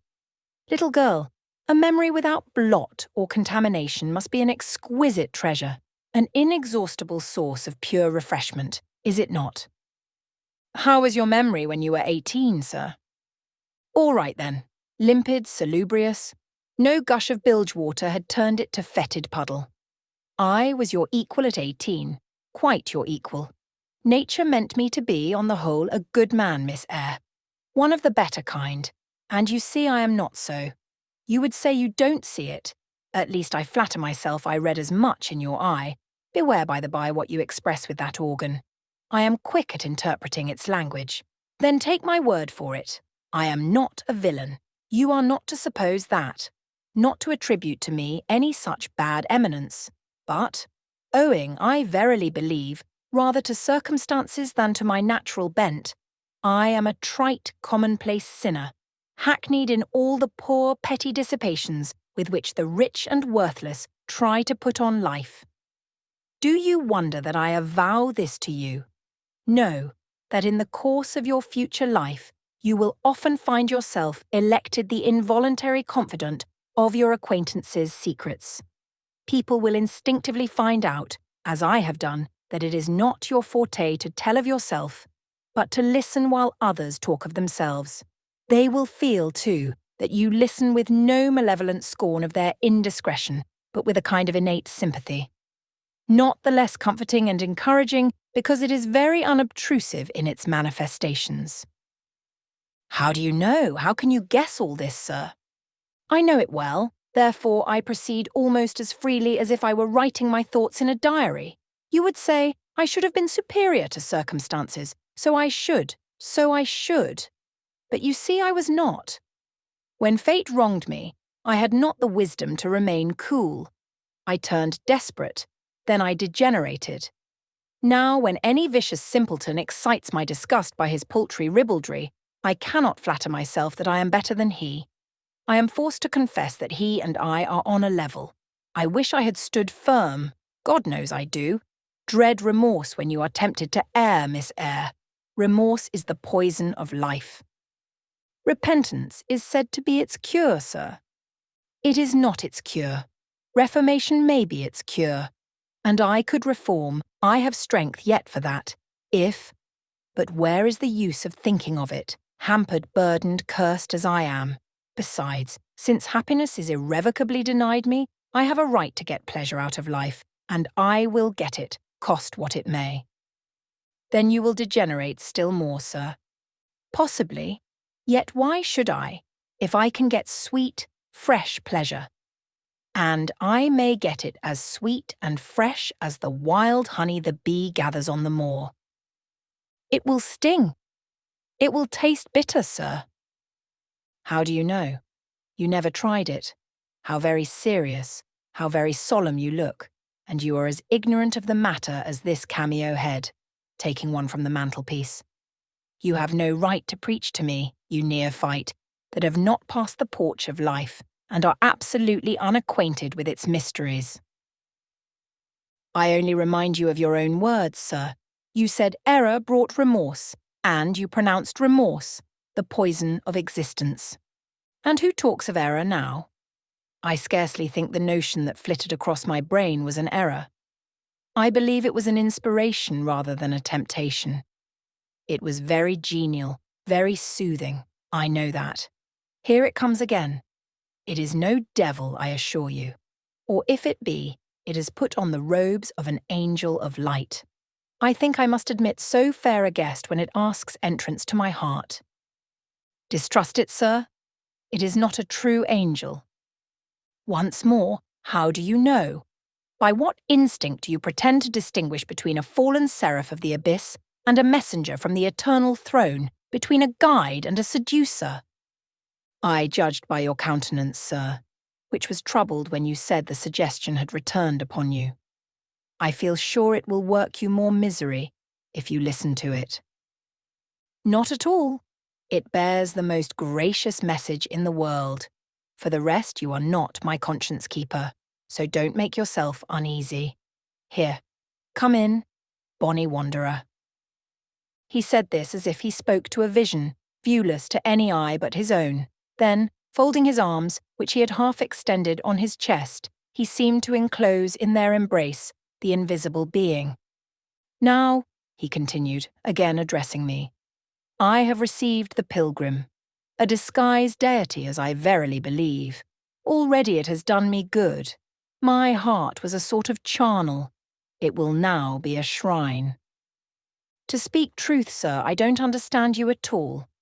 I cannot keep up the conversation because it has got out of my depth. Only one thing I know. You said you were not as good as you should like to be, and that you regretted your own imperfection. One thing I can comprehend. You intimated that to have a sullied memory was a perpetual bane. It seems to me that if you tried hard, you would in time find it possible to become what you yourself would approve, and that if from this day you began with resolution to correct your thoughts and actions, you would, in a few years, have laid up a new and stainless store of recollections, to which you might revert with pleasure. Justly thought, rightly said, Miss Eyre. And, at this moment, I am paving hell with energy. Sir, I am laying down good intentions, which I believe durable as flint. Certainly, my associates and pursuits shall be other than they have been. And better? And better. So much better as pure ore is than foul dross. You seem to doubt me. I don't doubt myself. I know what my aim is, what my motives are, and at this moment I pass a law, unalterable as that of the Medes and Persians, that both are right. They cannot be, sir, if they require a new statute to legalize them. They are, Miss Eyre, though they absolutely require a new statute. Unheard of combinations of circumstances demand unheard of rules. That sounds a dangerous maxim, sir, because one can see at once that it is liable to abuse. Sententious sage. So it is, but I swear by my household gods not to abuse it. You are human and fallible. I am. So are you. What then? The human and fallible should not arrogate a power with which the divine and perfect alone can be safely entrusted. What power? That of saying of any strange, unsanctioned line of action, let it be right. Let it be right, the very words. You have pronounced them. May it be right, then, I said as I rose, deeming it useless to continue a discourse which was all darkness to me, and, besides, sensible that the character of my interlocutor was beyond my penetration, at least beyond its present reach, and feeling the uncertainty, the vague sense of insecurity which accompanies a conviction of ignorance. Where are you going? To put Adele to bed. It is past her bedtime. You are afraid of me because I talk like a sphinx. Your language is enigmatical, sir, but though I am bewildered, I am certainly not afraid. You are afraid. Your self-love dreads a blunder. In that sense, I do feel apprehensive. I have no wish to talk nonsense. If you did, it would be in such a grave, quiet manner, I should mistake it for sense. Do you never laugh, Miss Eyre? Don't trouble yourself to answer. I see you laugh rarely, but you can laugh very merrily. Believe me, you are not naturally austere, any more than I am naturally vicious. The lowered constraint still clings to you somewhat, controlling your features, muffling your voice, and restricting your limbs. And you fear in the presence of a man and a brother, or father or master or what you will, to smile too gaily, speak too freely, or move too quickly. But, in time, I think you will learn to be natural with me, as I find it impossible to be conventional with you. And then your looks and movements will have more vivacity and variety than they dare offer now. I see at intervals the glance of a curious sort of bird through the close-set bars of a cage. A vivid, restless, resolute captive is there. Were it but free, it would soar cloud-high. You are still bent on going? It has struck 9, sir. Never mind, wait a minute. Adele is not ready to go to bed yet. My position, Miss Eyre, with my back to the fire and my face to the room, favours observation. While talking to you, I have also occasionally watched Adele. I have my own reasons for thinking her a curious study, reasons that I may, nay, that I shall impart to you some day. She pulled out of her box about 10 minutes ago, a little pink silk frock. Rapture lit her face as she unfolded it. Coquetry runs in her blood, blends with her brains, and seasons the marrow of her bones. Il faut que je l'essaie, cried she, et à l'instant même. And she rushed out of the room. She is now with Sophie, undergoing a robing process. In a few minutes she will re-enter, and I know what I shall see. A miniature of Celine Varens, as she used to appear on the boards at the rising of... But never mind that. However, my tenderest feelings are about to receive a shock. Such is my presentiment. Stay now, to see whether it will be realised. Ere long, Adele's little foot was heard tripping across the hall. She entered, transformed as her guardian had predicted. A dress of rose-coloured satin, very short, and as full in the skirt as it could be gathered, replaced the brown frock she had previously worn. A wreath of rosebuds circled her forehead. Her feet were dressed in silk stockings and small white satin sandals. Est-ce que ma robe va bien? Cried she, bounding forward. Et mes souliers? Et mes bas? Tenez, je crois que je vais danser. And spreading out her dress, she chassed across the room till, having reached Mr. Rochester, she wheeled lightly round before him on tiptoe, then dropped on one knee at his feet, exclaiming, Monsieur, je vous remercie 1000 fois de votre bonté. Then rising, she added, C'est comme cela que maman faisait, n'est-ce pas, monsieur? Précisely, was the answer. And, comme cela, she charmed my English gold out of my British breeches pocket. I have been green too, Miss Eyre. Ay, grass green. Not a more vernal tint freshens you now than once freshened me. My spring is gone, however, but it has left me that French floweret on my hands, which, in some moods, I would fain be rid of, not valuing now the root whence it sprang, having found that it was of a sort which nothing but gold dust could manure. I have but half a liking to the blossom, especially when it looks so artificial as just now. I keep it and rear it rather on the Roman Catholic principle of expiating numerous sins, great or small, by one good work. I'll explain all this someday. Good night. Chapter 15.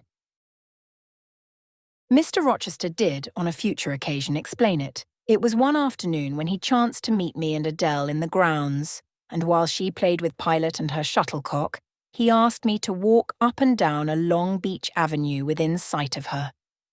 He then said that she was the daughter of a French opera dancer, Celine Varens, towards whom he had once cherished what he called a grande passion. This passion Celine had professed to return with even superior ardour. He thought himself her idol, ugly as he was. He believed, as he said, that she preferred his tall dathlete to the elegance of the Apollo Belvedere. And Miss Eyre, so much was I flattered by this preference of the Gallic sylph for her British gnome, that I installed her in an hotel, gave her a complete establishment of servants, a carriage, cashmeres, diamonds, dentelles, etc. In short, I began the process of ruining myself in the received style, like any other spoonie. I had not, it seems, the originality to chalk out a new road to shame and destruction, but trode the old track with stupid exactness not to deviate an inch from the beaten centre. I had, as I deserved to have, the fate of all other spoonies. Happening to call one evening when Céline did not expect me, I found her out. But it was a warm night, and I was tired with strolling through Paris, so I sat down in her boudoir, happy to breathe the air consecrated so lately by her presence. No, I exaggerate. I never thought there was any consecrating virtue about her. It was rather a sort of pastille perfume she had left, a scent of musk and amber than an odour of sanctity. I was just beginning to stifle with the fumes of conservatory flowers and sprinkled essences when I bethought myself to open the window and step out onto the balcony. It was moonlight and gaslight besides, and very still and serene. The balcony was furnished with a chair or two. I sat down and took out a cigar. I will take one now, if you will excuse me. Here ensued a pause, filled up by the producing and lighting of a cigar. Having placed it to his lips and breathed a trail of Havana incense on the freezing and sunless air, he went on. I liked bonbons too in those days, Miss Eyre, and I was croquant, overlook the barbarism, croquant chocolate comfits, and smoking alternately, watching meantime the equipages that rolled along the fashionable streets towards the neighbouring opera house, when in an elegant close carriage drawn by a beautiful pair of English horses, and distinctly seen in the brilliant city night, I recognised the voiture I had given Céline. She was returning. Of course my heart thumped with impatience against the iron rails I leant upon. The carriage stopped as I had expected at the hotel door.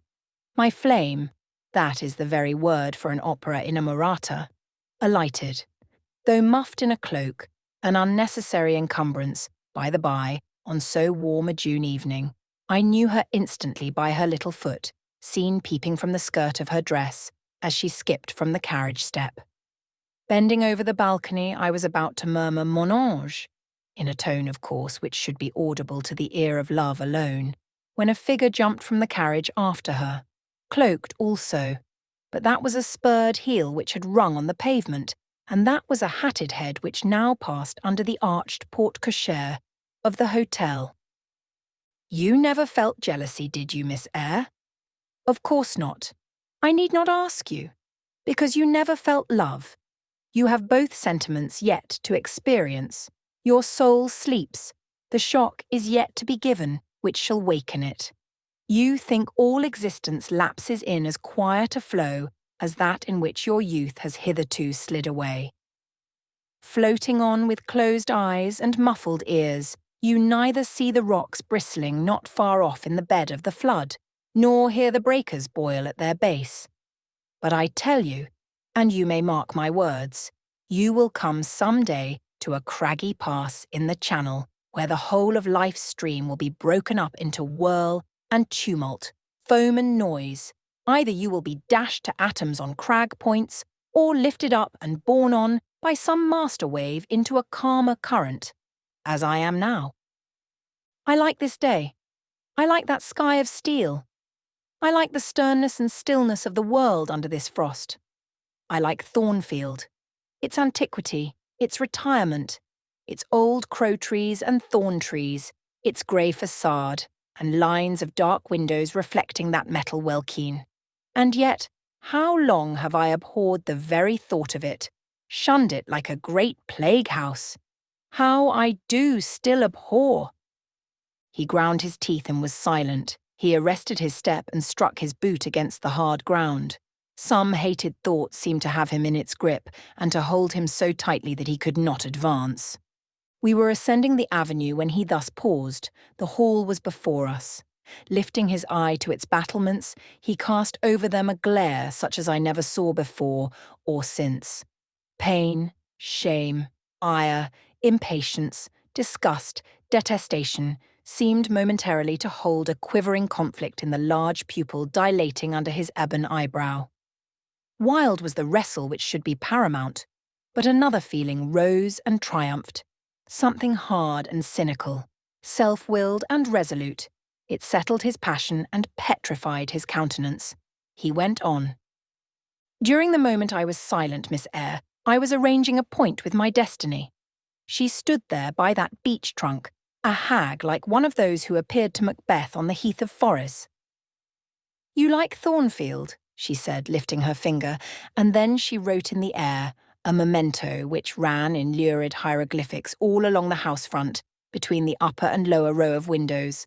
"Like it if you can, like it if you dare." "I will like it," said I. "I dare like it. And," he subjoined moodily, "I will keep my word. I will break obstacles to happiness, to goodness. Yes, goodness. I wish to be a better man than I have been than I am, as Job's Leviathan broke the spear, the dart, and the habergeon, hindrances which others count as iron and brass, I will esteem but straw and rotten wood." Adele here ran before him with her shuttlecock. "Away!" he cried harshly. "Keep at a distance, child, or go into Sophie." Continuing then to pursue his walk in silence, I ventured to recall him to the point whence he had abruptly diverged. "Did you leave the balcony, sir?" I asked, when Mademoiselle Varens entered. I almost expected a rebuff for this hardly well-timed question, but, on the contrary, waking out of his scowling abstraction, he turned his eyes towards me, and the shade seemed to clear off his brow. "Oh, I had forgotten Céline. Well, to resume. When I saw my charmer thus come in, accompanied by a cavalier, I seemed to hear a hiss, and the green snake of jealousy, rising on undulating coils from the moonlit balcony, glided within my waistcoat and ate its way in 2 minutes to my heart's core. "Strange!" he exclaimed, suddenly starting again from the point. "Strange that I should choose you for the confidant of all this, young lady. Passing strange that you should listen to me quietly, as if it were the most usual thing in the world for a man like me to tell stories of his opera mistresses to a quaint, inexperienced girl like you. But the last singularity explains the first, as I intimated once before. You, with your gravity, considerateness, and caution, were made to be the recipient of secrets. Besides, I know what sort of a mind I have placed in communication with my own. I know it is one not liable to take infection. It is a peculiar mind. It is a unique one. Happily, I do not mean to harm it, but if I did, it would not take harm from me. The more you and I converse, the better, for while I cannot blight you, you may refresh me." After this digression, he proceeded. I remained in the balcony. They will come to her boudoir, no doubt, thought I. Let me prepare an ambush. So putting my hand in through the open window, I drew the curtain over it, leaving only an opening through which I could take observations. Then I closed the casement, all but a chink just wide enough to furnish an outlet to lovers' whispered vows. Then I stole back to my chair, and as I resumed it, the pair came in. My eye was quickly at the aperture. Céline's chambermaid entered, lit a lamp, left it on the table, and withdrew. The couple were thus revealed to me clearly.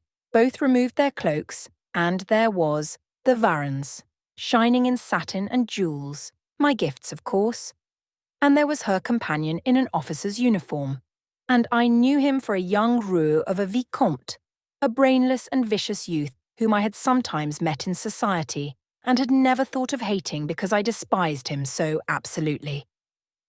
On recognizing him, the fang of the snake jealousy was instantly broken, because at the same moment my love for Céline sank under an extinguisher. A woman who could betray me for such a rival was not worth contending for. She deserved only scorn, less, however, than I, who had been her dupe. They began to talk. Their conversation eased me completely. Frivolous, mercenary, heartless, and senseless, it was rather calculated to weary than enrage a listener. A card of mine lay on the table. This being perceived brought my name under discussion. Neither of them possessed energy or wit to belabor me soundly, but they insulted me as coarsely as they could in their little way, especially Celine, who even waxed rather brilliant on my personal defects, deformities she termed them. Now it had been her custom to launch out into fervent admiration of what she called my booty male, wherein she differed diametrically from you, who told me point-blank at the second interview that you did not think me handsome. The contrast struck me at the time, and Adele here came running up again. Monsieur, John has just been to say that your agent has called and wishes to see you. Ah, in that case I must abridge. Opening the window, I walked in upon them, liberated Celine from my protection, gave her notice to vacate her hotel, offered her a purse for immediate exigencies, disregarded screams, hysterics, prayers, protestations, convulsions, made an appointment with the Vicomte for a meeting at the Bois de Boulogne. Next morning I had the pleasure of encountering him, left a bullet in one of his poor etiolated arms, feeble as the wing of a chicken in the pip, and then thought I had done with the whole crew. But unluckily the Varens, 6 months before, had given me this fillette Adele, who, she affirmed, was my daughter. And perhaps she may be, though I see no proofs of such grim paternity written in her countenance. Pilot is more like me than she. Some years after I had broken with the mother, she abandoned her child and ran away to Italy with a musician or singer. I acknowledged no natural claim on Adele's part to be supported by me, nor do I now acknowledge any, for I am not her father. But hearing that she was quite destitute, I e'en took the poor thing out of the slime and mud of Paris and transplanted it here to grow up clean in the wholesome soil of an English country garden. Mrs. Fairfax found you to train it, but now you know that it is the illegitimate offspring of a French opera girl. You will perhaps think differently of your post and protégé. You will be coming to me some day with notice that you have found another place, that you beg me to look out for a new governess, etc. Eh? No, Adele is not answerable for either her mother's faults or yours. I have a regard for her, and now that I know she is, in a sense, parentless, forsaken by her mother and disowned by you, sir, I shall cling closer to her than before. How could I possibly prefer the spoilt pet of a wealthy family who would hate her governess as a nuisance to a lonely little orphan who leans towards her as a friend? Oh, that is the light in which you view it. Well, I must go in now, and you too. It darkens. But I stayed out a few minutes longer with Adele and Pilot, ran a race with her, and played a game of battledore and shuttlecock. When we went in, and I had removed her bonnet and coat, I took her on my knee, kept her there an hour, allowing her to prattle as she liked, not rebuking even some little freedoms and trivialities into which she was apt to stray when much noticed, and which betrayed in her a superficiality of character, inherited probably from her mother, hardly congenial to an English mind. Still she had her merits, and I was disposed to appreciate all that was good in her to the utmost. I sought in her countenance and features a likeness to Mr. Rochester, but found none. No trait, no turn of expression announced relationship. It was a pity. If she could but have been proved to resemble him, he would have thought more of her. It was not till after I had withdrawn to my own chamber for the night that I steadily reviewed the tale Mr. Rochester had told me. As he had said, there was probably nothing at all extraordinary in the substance of the narrative itself. A wealthy Englishman's passion for a French dancer and her treachery to him were everyday matters enough, no doubt, in society. But there was something decidedly strange in the paroxysm of emotion which had suddenly seized him when he was in the act of expressing the present contentment of his mood and his newly revived pleasure in the old hall and its environs. I meditated wonderingly on this incident, but gradually quitting it, as I found it for the present inexplicable. I turned to the consideration of my master's manner to myself. The confidence he had thought fit to repose in me seemed a tribute to my discretion. I regarded and accepted it as such. His deportment had now for some weeks been more uniform towards me than at the first. I never seemed in his way. He did not take fits of chilling hauteur. When he met me unexpectedly, the encounter seemed welcome. He had always a word and sometimes a smile for me. When summoned by formal invitation to his presence, I was honoured by a cordiality of reception that made me feel I really possessed the power to amuse him, and that these evening conferences were sought as much for his pleasure as for my benefit. I, indeed, talked comparatively little, but I heard him talk with relish. It was his nature to be communicative. He liked to open to a mind unacquainted with the world glimpses of its scenes and ways. I do not mean its corrupt scenes and wicked ways, but such as derived their interest from the great scale on which they were acted, the strange novelty by which they were characterized. And I had a keen delight in receiving the new ideas he offered, in imagining the new pictures he portrayed, and following him in thought through the new regions he disclosed, never startled or troubled by one noxious illusion. The ease of his manner freed me from painful restraint. The friendly frankness, as correct as cordial, with which he treated me, drew me to him. I felt at times as if he were my relation, rather than my master. Yet he was imperious sometimes still. But I did not mind that. I saw it was his way. So happy, so gratified did I become with this new interest added to life, that I ceased to pine after kindred. My thin crescent destiny seemed to enlarge. The blanks of existence were filled up. My bodily health improved. I gathered flesh and strength. And was Mr. Rochester now ugly in my eyes? No, reader. Gratitude and many associations, all pleasurable and genial, made his face the object I best liked to see. His presence in a room was more cheering than the brightest fire. Yet I had not forgotten his faults. Indeed, I could not, for he brought them frequently before me. He was proud, sardonic, harsh to inferiority of every description. In my secret soul, I knew that his great kindness to me was balanced by unjust severity to many others. He was moody too, unaccountably so.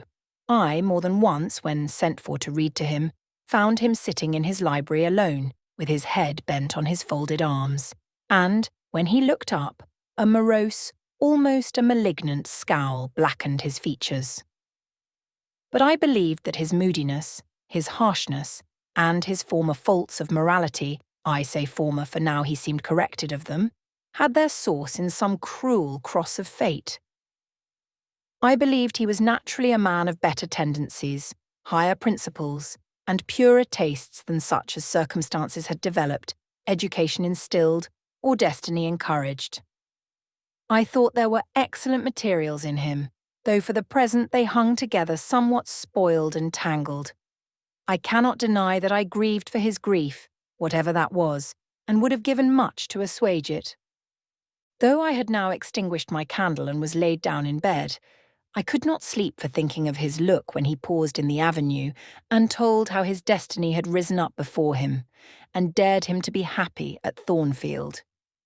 Why not? I asked myself. What alienates him from the house? Will he leave it again soon? Mrs. Fairfax said he seldom stayed here longer than a fortnight at a time, and he has now been resident 8 weeks. If he does go, the change will be doleful. Suppose he should be absent spring, summer, and autumn. How joyless sunshine and fine days will seem. I hardly know whether I had slept or not after this musing. At any rate, I started wide awake on hearing a vague murmur, peculiar and lugubrious, which sounded, I thought, just above me. I wished I had kept my candle burning, The night was drearily dark, my spirits were depressed. I rose and sat up in bed, listening. The sound was hushed. I tried again to sleep, but my heart beat anxiously. My inward tranquillity was broken. The clock far down in the hall struck 2. Just then it seemed my chamber door was touched, as if fingers had swept the panels in groping away along the dark gallery outside. I said, "Who is there?" Nothing answered. I was chilled with fear. All at once I remembered that it might be Pilate, who, when the kitchen door chanced to be left open, not unfrequently found his way up to the threshold of Mr. Rochester's chamber. I had seen him lying there myself in the mornings. The idea calmed me somewhat. I lay down. Silence composes the nerves, and as an unbroken hush now reigned again through the whole house, I began to feel the return of slumber. But it was not fated that I should sleep that night. A dream had scarcely approached my ear when it fled affrighted, scared by a marrow-freezing incident enough. This was a demoniac laugh, low, suppressed, and deep, uttered, as it seemed, at the very keyhole of my chamber door. The head of my bed was near the door, and I thought at first the goblin laugher stood at my bedside, or rather crouched by my pillow, but I rose, looked round, and could see nothing. While, as I still gazed, the unnatural sound was reiterated, and I knew it came from behind the panels. My first impulse was to rise and fasten the bolt, my next again to cry out, "Who is there?" Something gurgled and moaned. Ere long, steps retreated up the gallery towards the 3rd-story staircase. A door had lately been made to shut in that staircase. I heard it open and close, and all was still. Was that Grace Poole? And is she possessed with a devil? Thought I. Impossible now to remain longer by myself. I must go to Mrs. Fairfax. I hurried on my frock and a shawl. I withdrew the bolt and opened the door with a trembling hand. There was a candle burning just outside and on the matting in the gallery. I was surprised at this circumstance, but still more was I amazed to perceive the air, quite dim, as if filled with smoke, and, while looking to the right hand and left, to find whence these blue wreaths issued, I became further aware of a strong smell of burning. Something creaked. It was a door ajar, and that door was Mr. Rochester's, and the smoke rushed in a cloud from thence. I thought no more of Mrs. Fairfax. I thought no more of Grace Poole, or the laugh. In an instant, I was within the chamber. Tongues of flame darted round the bed. The curtains were on fire. In the midst of blaze and vapour, Mr. Rochester lay stretched motionless, in deep sleep. "Wake! Wake!" I cried. I shook him, but he only murmured and turned. The smoke had stupefied him. Not a moment could be lost. The very sheets were kindling. I rushed to his basin and ewer. Fortunately, one was wide and the other deep, and both were filled with water. I heaved them up, deluged the bed and its occupant, flew back to my own room, brought my own water jug, baptized the couch afresh, and, by God's aid, succeeded in extinguishing the flames which were devouring it. The hiss of the quenched element, the breakage of a pitcher which I flung from my hand when I had emptied it, and above all the splash of the shower bath I had liberally bestowed, roused Mr. Rochester at last. Though it was now dark, I knew he was awake because I heard him fulminating strange anathemas at finding himself lying in a pool of water. "Is there a flood?" he cried. "No, sir," I answered, "but there has been a fire. Get up, do. You are quenched now. I will fetch you a candle." "In the name of all the elves in Christendom, is that Jane Eyre?" he demanded. "What have you done with me, witch sorceress? Who is in the room besides you? Have you plotted to drown me?" "I will fetch you a candle, sir, and in heaven's name, get up. Somebody has plotted something.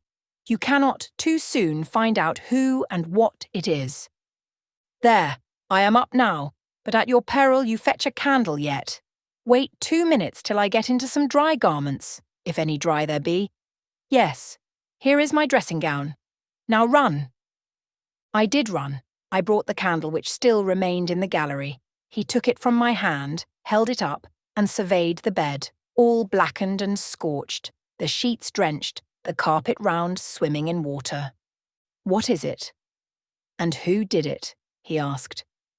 I briefly related to him what had transpired, the strange laugh I had heard in the gallery, the step ascending to the third story, the smoke, the smell of fire which had conducted me to his room, in what state I had found matters there, and how I had deluged him with all the water I could lay hands on. "What is it? And who did it?" he asked. He listened very gravely. His face, as I went on, expressed more concern than astonishment. He did not immediately speak when I had concluded. "Shall I call Mrs. Fairfax?" I asked. "Mrs. Fairfax? No.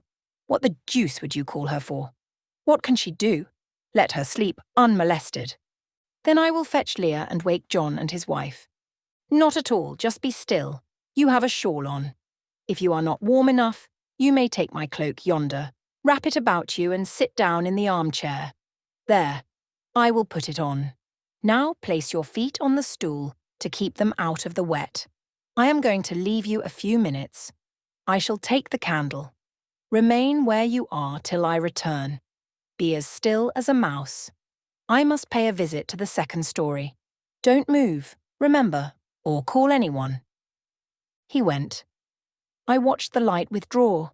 He passed up the gallery very softly, unclosed the staircase door with as little noise as possible, shut it after him, and the last ray vanished. I was left in total darkness. I listened for some noise but heard nothing. A very long time elapsed. I grew weary. It was cold, in spite of the cloak, and then I did not see the use of staying, as I was not to rouse the house. I was on the point of risking Mr. Rochester's displeasure by disobeying his orders, when the light once more gleamed dimly on the gallery wall, and I heard his unshod feet tread the matting. "I hope it is he," thought I, "and not something worse." He re-entered, pale and very gloomy. "I have found it all out," said he, setting his candle down on the washstand. "It is as I thought." "How, sir?"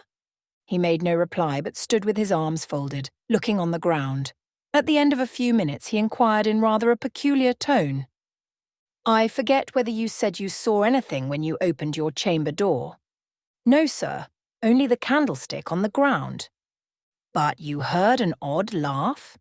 You have heard that laugh before, I should think, or something like it." "Yes, sir. There is a woman who sews here called Grace Poole. She laughs in that way. She is a singular person." "Just so. Grace Poole, you have guessed it. She is, as you say, singular. Very. Well, I shall reflect on the subject. Meantime, I am glad that you are the only person, besides myself, acquainted with the precise details of tonight's incident. You are no talking fool. Say nothing about it. I will account for this state of affairs," pointing to the bed. "And now return to your own room. I shall do very well on the sofa in the library for the rest of the night. It is near 4. In 2 hours the servants will be up."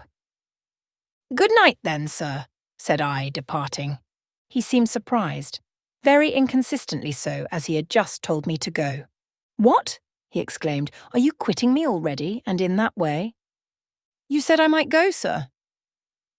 "But not without taking leave, not without a word or two of acknowledgement and goodwill. Not, in short, in that brief, dry fashion. Why, you have saved my life, snatched me from a horrible and excruciating death, and you walk past me as if we were mutual strangers. At least shake hands." He held out his hand. I gave him mine. He took it first in one, then in both his own. "You have saved my life. I have a pleasure in owing you so immense a debt. I cannot say more. Nothing else that has being would have been tolerable to me in the character of creditor for such an obligation. But you, it is different. I feel your benefits no burden, Jane." He paused, gazed at me. Words almost visible trembled on his lips, but his voice was checked. "Good night again, sir. There is no debt, benefit, burden, obligation, in the case. I knew, he continued. You would do me good in some way, at some time. I saw it in your eyes when I first beheld you. Their expression and smile did not— Again he stopped. Did not, he proceeded hastily, strike delight to my very inmost heart, so for nothing. People talk of natural sympathies. I have heard of good genii. There are grains of truth in the wildest fable. My cherished preserver, good night. Strange energy was in his voice, strange fire in his look.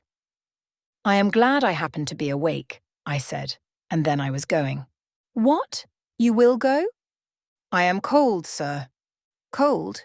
Yes, and standing in a pool. Go then, Jane, go. But he still retained my hand, and I could not free it. I bethought myself of an expedient. I think I hear Mrs. Fairfax move, sir, said I. Well, leave me. He relaxed his fingers, and I was gone. I regained my couch, but never thought of sleep. Till morning dawned, I was tossed on a buoyant but unquiet sea, where billows of trouble rolled under surges of joy. I thought sometimes I saw beyond its wild waters a shore, sweet as the hills of Beulah, and now and then a freshening gale, wakened by hope, bore my spirit triumphantly towards the bourne. But I could not reach it, even in fancy. A counteracting breeze blew off land and continually drove me back. Sense would resist delirium. Judgment would warn passion. Too feverish to rest, I rose as soon as day dawned. Chapter 16. I both wished and feared to see Mr. Rochester on the day which followed this sleepless night. I wanted to hear his voice again, yet feared to meet his eye. During the early part of the morning, I momentarily expected his coming. He was not in the frequent habit of entering the schoolroom, but he did step in for a few minutes sometimes, and I had the impression that he was sure to visit it that day. But the morning passed just as usual. Nothing happened to interrupt the quiet course of Adele's studies. Only soon after breakfast, I heard some bustle in the neighbourhood of Mr. Rochester's chamber, Mrs. Fairfax's voice, and Leah's, and the cook's, that is John's wife, and even John's own gruff tones. There were exclamations of what a mercy master was not burnt in his bed. It is always dangerous to keep a candle lit at night.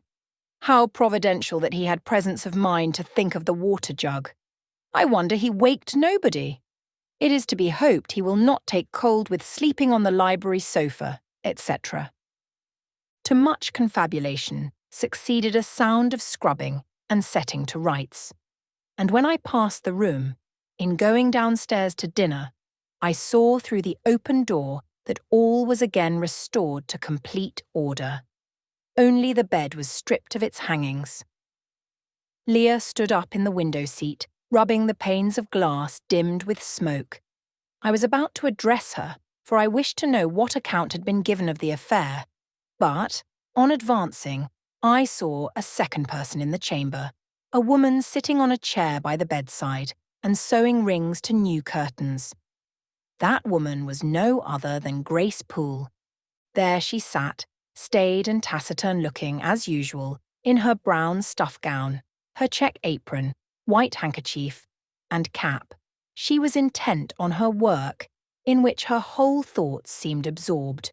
On her hard forehead and in her commonplace features was nothing either of the paleness or desperation one would have expected to see marking the countenance of a woman who had attempted murder and whose intended victim had followed her last night to her lair and, as I believed, charged her with the crime she wished to perpetrate. I was amazed, confounded. She looked up, while I still gazed at her. No start, no increase or failure of colour betrayed emotion, consciousness of guilt, or fear of detection. She said, "Good morning, miss," in her usual phlegmatic and brief manner, and taking up another ring and more tape, went on with her sewing. I will put her to some test, thought I. Such absolute impenetrability is past comprehension. "Good morning, Grace," I said. "Has anything happened here? I thought I heard the servants all talking together a while ago." "Only master had been reading in his bed last night. He fell asleep with his candle lit, and the curtains got on fire. But fortunately, he awoke before the bedclothes or the woodwork caught, and contrived to quench the flames with the water in the ewer. "A strange affair," I said in a low voice. Then, looking at her fixedly, "Did Mr. Rochester wake nobody? Did no one hear him move?" She again raised her eyes to me, and this time there was something of consciousness in their expression. She seemed to examine me warily. Then she answered, "The servants sleep so far off, you know, miss, they would not be likely to hear. Mrs. Fairfax's room and yours are the nearest to master's. But Mrs. Fairfax said she heard nothing. When people get elderly, they often sleep heavy." She paused, and then added, with a sort of assumed indifference, but still in a marked and significant tone, "But you are young, miss, and I should say a light sleeper. Perhaps you may have heard a noise." "I did," said I, dropping my voice so that Leah, who was still polishing the panes, could not hear me. "And at first I thought it was Pilot. But Pilot cannot laugh, and I am certain I heard a laugh, and a strange one." She took a new needleful of thread, waxed it carefully, threaded her needle with a steady hand, and then observed with perfect composure, "It is hardly likely master would laugh, I should think, miss, when he was in such danger. You must have been dreaming." "I was not dreaming," I said with some warmth, for her brazen coolness provoked me.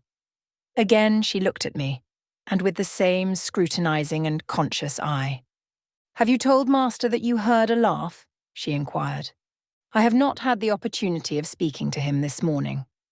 "You did not think of opening your door and looking out into the gallery?" she further asked. She appeared to be cross-questioning me, attempting to draw from me information unawares. The idea struck me that if she discovered I knew or suspected her guilt, she would be playing of some of her malignant pranks on me. I thought it advisable to be on my guard. "On the contrary," said I bolted my door." "Then you are not in the habit of bolting your door every night before you get into bed?" "Fiend, she wants to know my habits, that she may lay her plans accordingly." Indignation again prevailed over prudence. I replied sharply, "Hitherto I have often omitted to fasten the bolt. I did not think it necessary. I was not aware any danger or annoyance was to be dreaded at Thornfield Hall, but in future," and I laid marked stress on the words, "I shall take good care to make all secure before I venture to lie down." "It will be wise so to do," was her answer. "This neighbourhood is as quiet as any I know, and I never heard of the hall being attempted by robbers since it was a house. Though there are hundreds of pounds worth of plate in the plate closet, as is well known. And you see, for such a large house there are very few servants because master has never lived here much, and when he does come, being a bachelor, he needs little waiting on, but I always think it best to err on the safe side. A door is soon fastened, and it is as well to have a drawn bolt between one and any mischief that may be about. A deal of people, miss, are for trusting all to Providence. But I say, Providence will not dispense with the means, though he often blesses them when they are used discreetly." And here she closed her harangue, a long one for her, and uttered with the demureness of a Quakeress. I still stood absolutely dumbfounded at what appeared to me her miraculous self-possession and most inscrutable hypocrisy, when the cook entered. "Mrs. Poole," said she, addressing Grace, "the servants' dinner will soon be ready. Will you come down?" "No, just put my pint of porter and bit of pudding on a tray, and I'll carry it upstairs." "You'll have some meat?" "Just a morsel and a taste of cheese, that's all." "And the sago?" "Never mind it at present. I shall be coming down before tea time. I'll make it myself." The cook here turned to me, saying that Mrs. Fairfax was waiting for me, so I departed. I hardly heard Mrs. Fairfax's account of the curtain conflagration during dinner, so much was I occupied in puzzling my brains over the enigmatical character of Grace Poole, and still more in pondering the problem of her position at Thornfield and questioning why she had not been given into custody that morning, or, at the very least, dismissed from her master's service. He had almost as much as declared his conviction of her criminality last night. What mysterious cause withheld him from accusing her? Why had he enjoined me too to secrecy? It was strange. A bold, vindictive, and haughty gentleman seemed somehow in the power of one of the meanest of his dependents, so much in her power that even when she lifted her hand against his life, he dared not openly charge her with the attempt, much less punish her for it. Had Grace been young and handsome, I should have been tempted to think that tenderer feelings than prudence or fear influenced Mr. Rochester in her behalf. But, hard-favoured and matronly as she was, the idea could not be admitted. Yet, I reflected, she has been young once. Her youth would be contemporary with her master's. Mrs. Fairfax told me once she had lived here many years. I don't think she can ever have been pretty.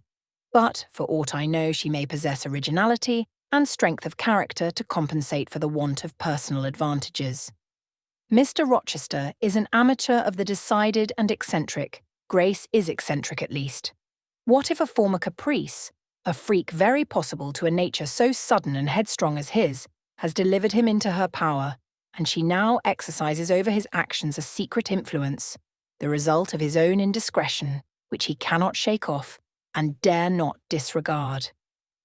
But, having reached this point of conjecture, Mrs. Poole's square, flat figure and uncomely, dry, even coarse face recurred so distinctly to my mind's eye that I thought, no, impossible. My supposition cannot be correct. Yet, suggested the secret voice which talks to us in our own hearts, you are not beautiful either, and perhaps Mr. Rochester approves you. At any rate, you have often felt as if he did. And last night, remember his words, remember his look, remember his voice.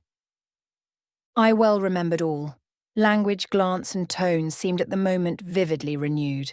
I was now in the schoolroom. Adele was drawing. I bent over her and directed her pencil. She looked up with a sort of start. Que avez-vous, mademoiselle? Said she. Vos doigts tremblent comme la feuille, et vos joues sont rouges, mais rouges comme des cerises. I am hot, Adele, with stooping. She went on sketching. I went on thinking. I hastened to drive from my mind the hateful notion I had been conceiving respecting Grace Poole. It disgusted me. I compared myself with her, and found we were different.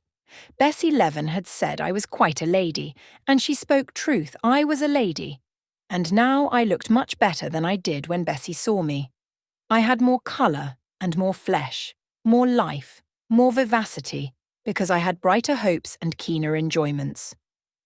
Evening approaches, said I, as I looked towards the window. I have never heard Mr. Rochester's voice or step in the house today, but surely I shall see him before night. I feared the meeting in the morning. Now I desire it, because expectation has been so long baffled that it is grown impatient. When dusk actually closed, and when Adele left me to go and play in the nursery with Sophie, I did most keenly desire it. I listened for the bell to ring below. I listened for Leah coming up with a message. I fancied sometimes I heard Mr. Rochester's own tread, and I turned to the door, expecting it to open and admit him. The door remained shut. Darkness only came in through the window. Still, it was not late. He often sent for me at 7 and 8 o'clock, and it was yet but 6. Surely I should not be wholly disappointed tonight, when I had so many things to say to him. I wanted again to introduce the subject of Grace Poole, and to hear what he would answer. I wanted to ask him plainly if he really believed it was she who had made last night's hideous attempt, and if so, why he kept her wickedness a secret. It little mattered whether my curiosity irritated him. I knew the pleasure of vexing and soothing him by turns. It was one I chiefly delighted in, and a sure instinct always prevented me from going too far. Beyond the verge of provocation I never ventured. On the extreme brink, I liked well to try my skill. Retaining every minute form of respect, every propriety of my station, I could still meet him in argument without fear or uneasy restraint. This suited both him and me. A tread creaked on the stairs at last. Leah made her appearance, but it was only to intimate that tea was ready in Mrs. Fairfax's room. Thither I repaired, glad at least to go downstairs, for that brought me, I imagined, nearer to Mr. Rochester's presence. "You must want your tea," said the good lady as I joined her. "You ate so little at dinner. I am afraid," she continued, "you are not well today. You look flushed and feverish." "Oh, quite well. I never felt better." "Then you must prove it by evincing a good appetite. Will you fill the teapot while I knit off this needle?" Having completed her task, she rose to draw down the blind, which she had hitherto kept up, by way, I suppose, of making the most of daylight, though dusk was now fast deepening into total obscurity. "It is fair tonight," said she as she looked through the panes, "though not starlight. Mr. Rochester has, on the whole, had a favourable day for his journey." "Journey? Is Mr. Rochester gone anywhere? I did not know he was out." "Oh, he set off the moment he had breakfasted. He has gone to the Lees, Mr. Eshton's place, 10 miles on the other side Millcote. I believe there is quite a party assembled there. Lord Ingram, Sir George Lynn, Colonel Dent, and others." "Do you expect him back tonight?" "No, nor tomorrow either. I should think he is very likely to stay a week or more. When these fine, fashionable people get together, they are so surrounded by elegance and gaiety, so well provided with all that can please and entertain, they are in no hurry to separate. Gentlemen especially are often in request on such occasions, and Mr. Rochester is so talented and so lively in society that I believe he is a general favourite. The ladies are very fond of him, though you would not think his appearance calculated to recommend him particularly in their eyes. But I suppose his acquirements and abilities, perhaps his wealth and good blood, make amends for any little fault of look." "Are there ladies at the Lees?"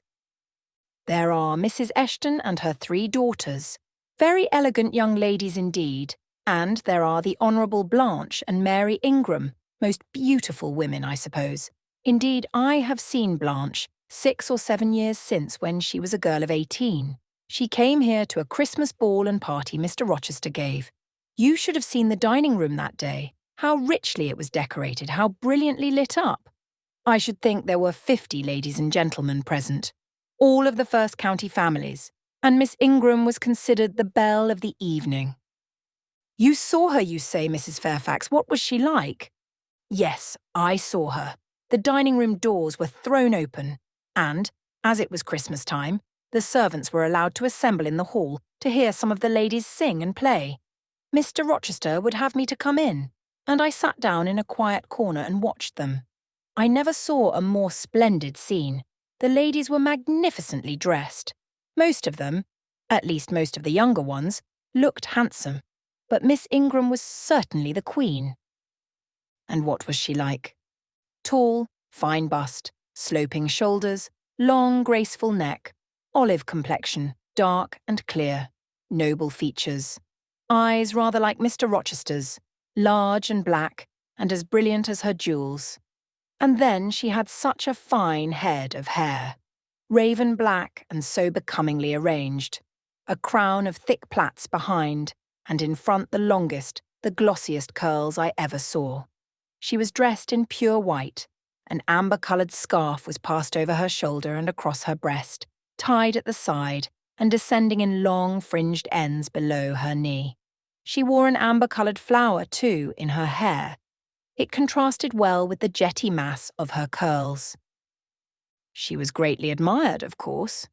"Yes, indeed, and not only for her beauty but for her accomplishments. She was one of the ladies who sang. A gentleman accompanied her on the piano. She and Mr. Rochester sang a duet." "Mr. Rochester? I was not aware he could sing." "Oh, he has a fine bass voice and an excellent taste for music." "And Miss Ingram? What sort of a voice had she?" "A very rich and powerful one. She sang delightfully. It was a treat to listen to her. And she played afterwards.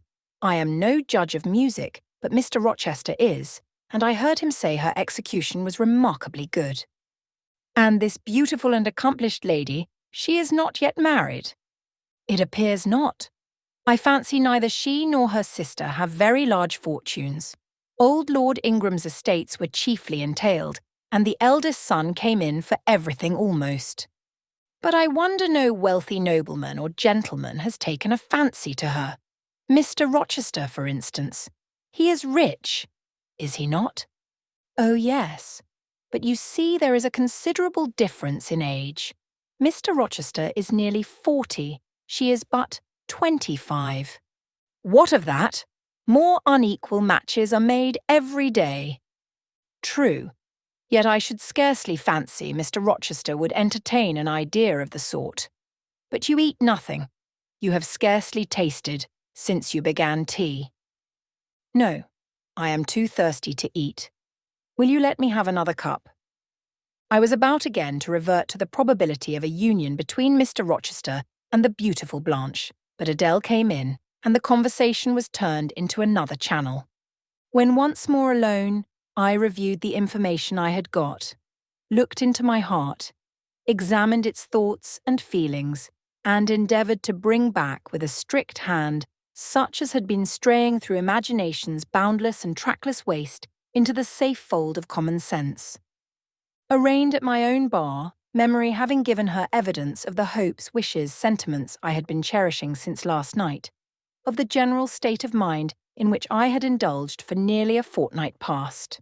Reason having come forward and told, in her own quiet way, a plain, unvarnished tale, showing how I had rejected the real and rabidly devoured the ideal, I pronounced judgment to this effect: that a greater fool than Jane Eyre had never breathed the breath of life, that a more fantastic idiot had never surfeited herself on sweet lies and swallowed poison as if it were nectar.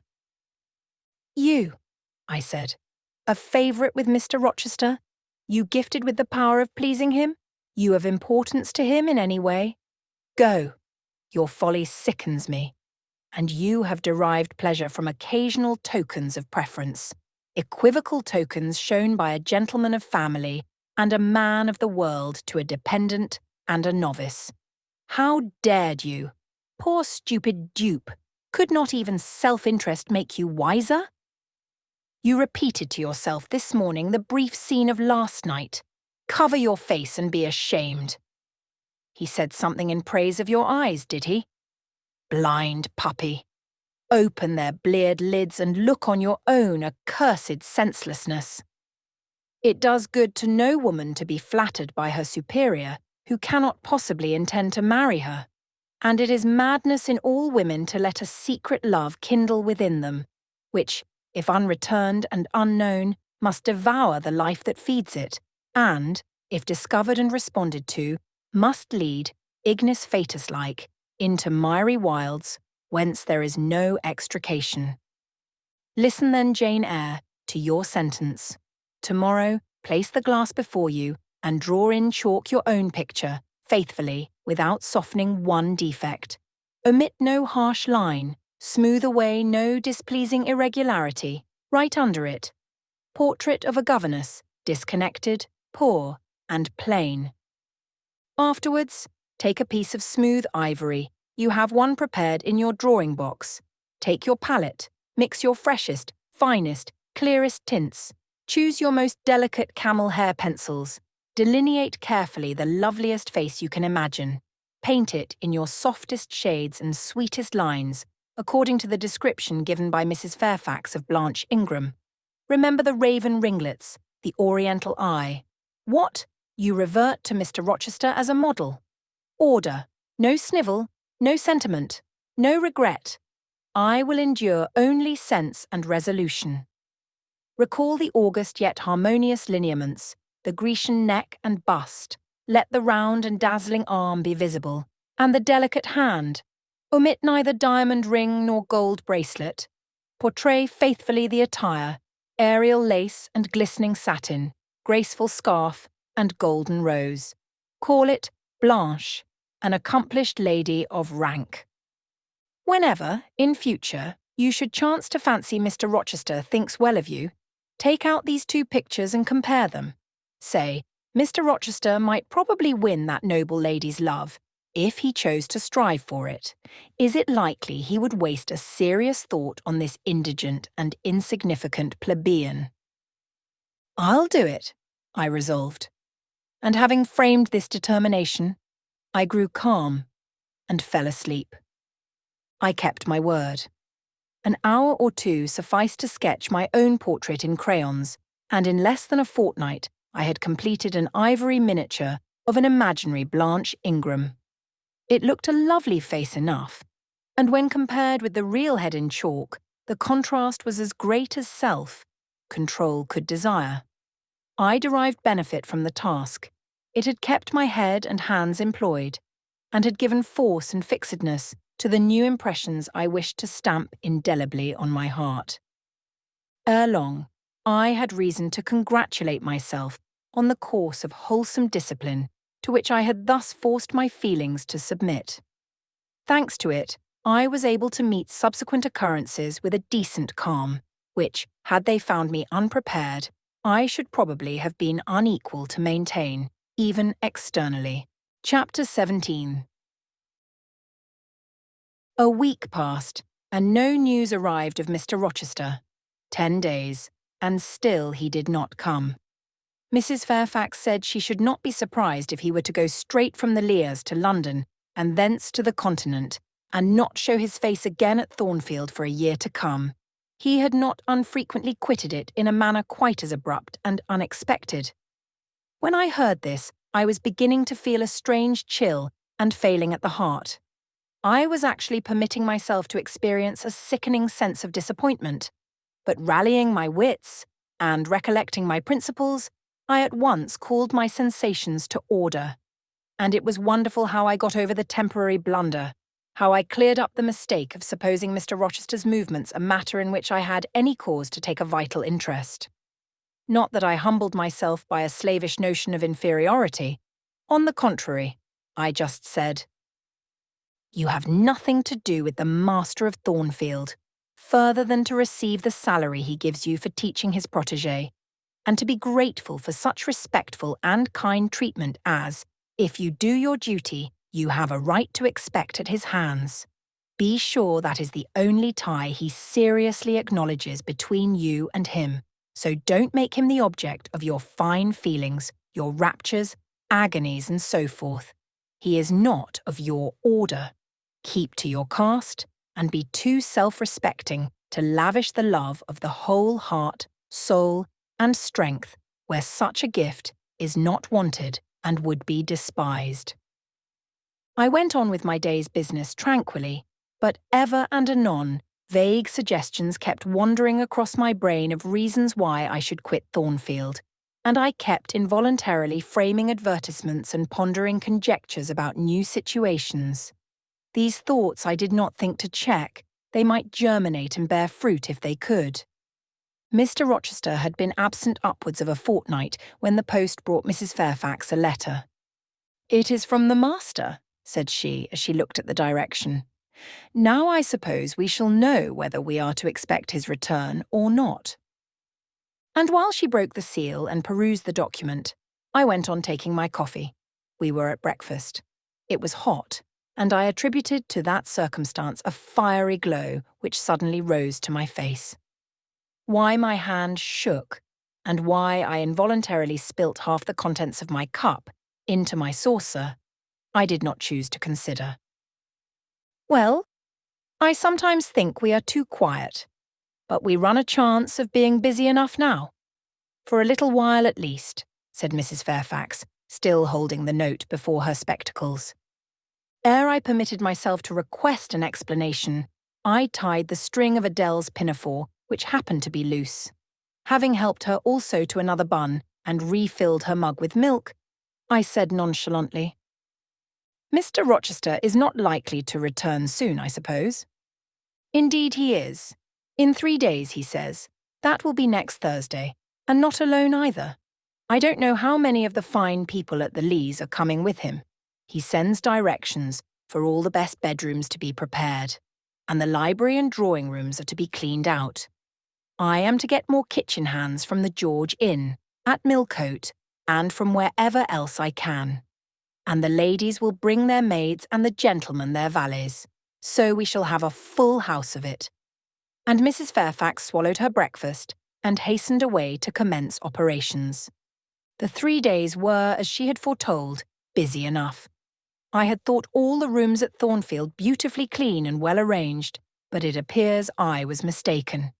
3 women were got to help, and such scrubbing, such brushing, such washing of paint and beating of carpets, such taking down and putting up of pictures, such polishing of mirrors and lustres, such lighting of fires in bedrooms, such airing of sheets and feather beds on hearths, I never beheld, either before or since. Adele ran quite wild in the midst of it. The preparations for company and the prospect of their arrival seemed to throw her into ecstasies. She would have Sophie to look over all her toilettes, as she called frocks, to furbish up any that were passées, and to air and arrange the new. For herself, she did nothing but caper about in the front chambers, jump on and off the bedsteads, and lie on the mattresses and piled up bolsters and pillows before the enormous fires roaring in the chimneys. From school duties she was exonerated. Mrs. Fairfax had pressed me into her service, and I was all day in the storeroom, helping or hindering her and the cook, learning to make custards and cheesecakes and French pastry, to truss game and garnish desert dishes. The party were expected to arrive on Thursday afternoon, in time for dinner at 6. During the intervening period I had no time to nurse chimeras, and I believe I was as active and gay as anybody, Adele excepted. Still, now and then, I received a damping check to my cheerfulness, and was, in spite of myself, thrown back on the region of doubts and portents and dark conjectures. This was when I chanced to see the 3rd-story staircase door, which of late had always been kept locked, open slowly, and give passage to the form of Grace Poole in prim cap, white apron, and handkerchief. When I watched her glide along the gallery, her quiet tread muffled in a list slipper, when I saw her look into the bustling topsy-turvy bedrooms, just say a word perhaps to the charwoman about the proper way to polish a grate, or clean a marble mantelpiece, or take stains from papered walls, and then pass on. She would thus descend to the kitchen once a day, eat her dinner, smoke a moderate pipe on the hearth, and go back carrying her pot of porter with her for her private solace in her own gloomy upper haunt. Only 1 hour in the 24 did she pass with her fellow servants below. All the rest of her time was spent in some low-ceiled oaken chamber of the 2nd story. There she sat and sewed, and probably laughed drearily to herself, as companionless as a prisoner in his dungeon. The strangest thing of all was that not a soul in the house except me noticed her habits or seemed to marvel at them. No one discussed her position or employment. No one pitied her solitude or isolation. I once indeed overheard part of a dialogue between Leah and one of the charwomen, of which Grace formed the subject. Leah had been saying something I had not caught, and the charwoman remarked, "She gets good wages, I guess." "Yes," said Leah. "I wish I had as good. Not that mine are to complain of. There's no stinginess at Thornfield, but they're not 1/5 of the sum Mrs. Poole receives. And she is laying by. She goes every quarter to the bank at Millcote. I should not wonder but she has saved enough to keep her independent if she liked to leave. But I suppose she's got used to the place. And then she's not 40 yet, and strong and able for anything. It is too soon for her to give up business." "She is a good hand, I dare say," said the charwoman. "Ah, she understands what she has to do. Nobody better," rejoined Leah significantly. "And it is not everyone could fill her shoes, not for all the money she gets." "That it is not," was the reply. "I wonder whether the master—" The charwoman was going on, but here Leah turned and perceived me, and she instantly gave her companion a nudge. "Doesn't she know?" I heard the woman whisper. Leah shook her head, and the conversation was of course dropped. All I had gathered from it amounted to this, that there was a mystery at Thornfield, and that from participation in that mystery, I was purposely excluded. Thursday came. All work had been completed the previous evening. Carpets were laid down, bed hangings festooned, radiant white counterpanes spread, toilet tables arranged, furniture rubbed, flowers piled in vases. Both chambers and saloons looked as fresh and bright as hands could make them. The hall, too, was scoured, and the great carved clock, as well as the steps and banisters of the staircase, were polished to the brightness of glass. In the dining room, the sideboard flashed resplendent with plate. In the drawing room and boudoir, vases of exotics bloomed on all sides. Afternoon arrived. Mrs. Fairfax assumed her best black satin gown, her gloves, and her gold watch, for it was her part to receive the company, to conduct the ladies to their rooms, etc. Adele, too, would be dressed, though I thought she had little chance of being introduced to the party that day at least. However, to please her, I allowed Sophie to apparel her in one of her short full muslin frocks.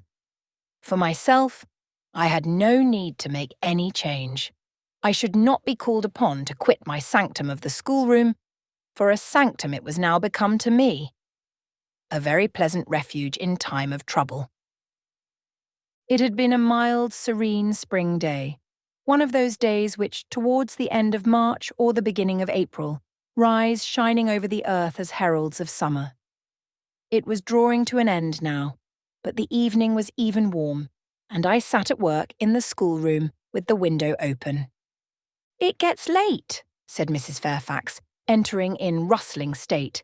"I am glad I ordered dinner an hour after the time Mr. Rochester mentioned, for it is past 6 now. I have sent John down to the gates to see if there is anything on the road. One can see a long way from thence, in the direction of Millcote." She went to the window. "Here he is," said she. "Well, John," leaning out, "any news?" "They're coming, ma'am," was the answer. "They'll be here in 10 minutes. Adele flew to the window. I followed, taking care to stand on one side so that, screened by the curtain, I could see without being seen. The 10 minutes John had given seemed very long, but at last wheels were heard. 4 equestrians galloped up the drive, and after them came 2 open carriages. Fluttering veils and waving plumes filled the vehicles. 2 of the cavaliers were young, dashing-looking gentlemen. The third was Mr. Rochester, on his black horse, Mesrour, Pilot bounding before him. At his side rode a lady, and he and she were the first of the party. Her purple riding habit almost swept the ground. Her veil streamed long on the breeze. Mingling with its transparent folds and gleaming through them shone rich raven ringlets. "Miss Ingram!" exclaimed Mrs. Fairfax, and away she hurried to her post below. The cavalcade, following the sweep of the drive, quickly turned the angle of the house, and I lost sight of it.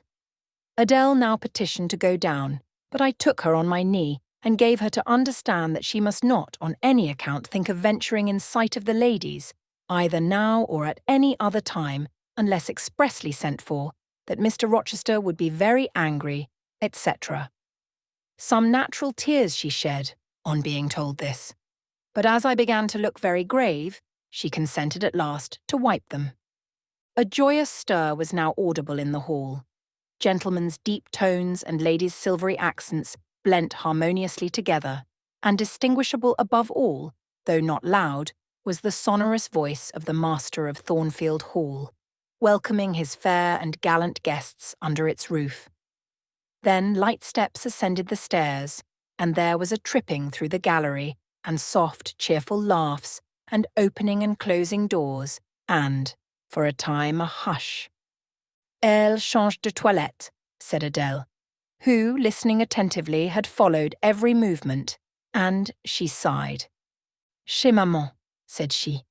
"Quand il y avait du monde, je le suivais partout, au salon et à leur chambre. Souvent je regardais les femmes de chambre coiffer et habiller les dames, et c'était si amusant. Comme cela, on apprend." "Don't you feel hungry, Adèle?" "Mais oui, mademoiselle. Voilà 5 ou 6 heures que nous n'avons pas mangé." "Well now, while the ladies are in their rooms, I will venture down and get you something to eat." and issuing from my asylum with precaution, I sought a backstairs which conducted directly to the kitchen. All in that region was fire and commotion. The soup and fish were in the last stage of projection, and the cook hung over her crucibles in a frame of mind and body threatening spontaneous combustion. In the servants' hall, 2 coachmen and 3 gentlemen's gentlemen stood or sat round the fire. The Abigails, I suppose, were upstairs with their mistresses. The new servants that had been hired from Millcote were bustling about everywhere. Threading this chaos, I at last reached the larder. There I took possession of a cold chicken, a roll of bread, some tarts, a plate or 2 and a knife and fork. With this booty I made a hasty retreat. I had regained the gallery and was just shutting the back door behind me when an accelerated hum warned me that the ladies were about to issue from their chambers. I could not proceed to the schoolroom without passing some of their doors and running the risk of being surprised with my cargo of victuallage. So I stood still at this end, which, being windowless, was dark. Quite dark now, for the sun was set and twilight gathering. Presently, the chambers gave up their fair tenants, one after another. Each came out gaily and airily, with dress that gleamed lustrous through the dusk. For a moment, they stood grouped together at the other extremity of the gallery, conversing in a key of sweet, subdued vivacity. They then descended the staircase almost as noiselessly as a bright mist rolls down a hill. Their collective appearance had left on me an impression of high-born elegance, such as I had never before received. I found Adele peeping through the schoolroom door, which she held ajar. "What beautiful ladies!" cried she in English. "Oh, I wish I might go to them. Do you think Mr. Rochester will send for us by and by after dinner?" "No, indeed, I don't. Mr. Rochester has something else to think about. Never mind the ladies tonight. Perhaps you will see them tomorrow. Here is your dinner." She was really hungry, so the chicken and tarts served to divert her attention for a time. It was well I secured this forage, or both she, I, and Sophie, to whom I conveyed a share of our repast, would have run a chance of getting no dinner at all. Everyone downstairs was too much engaged to think of us. The dessert was not carried out till after 9, and at 10 footmen were still running to and fro with trays and coffee cups. I allowed Adele to sit up much later than usual, for she declared she could not possibly go to sleep while the doors kept opening and shutting below and people bustling about. Besides, she added, a message might possibly come from Mr. Rochester when she was undressed. Et alors, quel dommage! I told her stories as long as she would listen to them, and then, for a change, I took her out into the gallery. The hall lamp was now lit, and it amused her to look over the balustrade and watch the servants passing backwards and forwards. When the evening was far advanced, a sound of music issued from the drawing-room, whither the piano had been removed. Adele and I sat down on the top step of the stairs to listen. Presently, a voice blent with the rich tones of the instrument. It was a lady who sang, and very sweet her notes were. The solo over, a duet followed, and then a glee. A joyous conversational murmur filled up the intervals. I listened long. Suddenly I discovered that my ear was wholly intent on analysing the mingled sounds and trying to discriminate amidst the confusion of accents those of Mr. Rochester. And when it caught them, which it soon did, it found a further task in framing the tones, rendered by distance inarticulate, into words. The clock struck 11. I looked at Adele, whose head leant against my shoulder. Her eyes were waxing heavy, so I took her up in my arms and carried her off to bed. It was near 1 before the gentlemen and ladies sought their chambers. The next day was as fine as its predecessor. It was devoted by the party to an excursion to some site in the neighbourhood. They set out early in the forenoon, some on horseback, the rest in carriages. I witnessed both the departure and the return. Miss Ingram, as before, was the only lady equestrian. And, as before, Mr. Rochester galloped at her side. The two rode a little apart from the rest. I pointed out this circumstance to Mrs. Fairfax, who was standing at the window with me. "You said it was not likely they should think of being married," said I. "But you see, Mr. Rochester evidently prefers her to any of the other ladies." "Yes, I dare say. No doubt he admires her." "And she him," I added. "Look how she leans her head towards him as if she were conversing confidentially. I wish I could see her face. I have never had a glimpse of it yet." "You will see her this evening," answered Mrs. Fairfax. I happened to remark to Mr. Rochester how much Adele wished to be introduced to the ladies, and he said, "Oh, let her come into the drawing-room after dinner and request Miss Eyre to accompany her."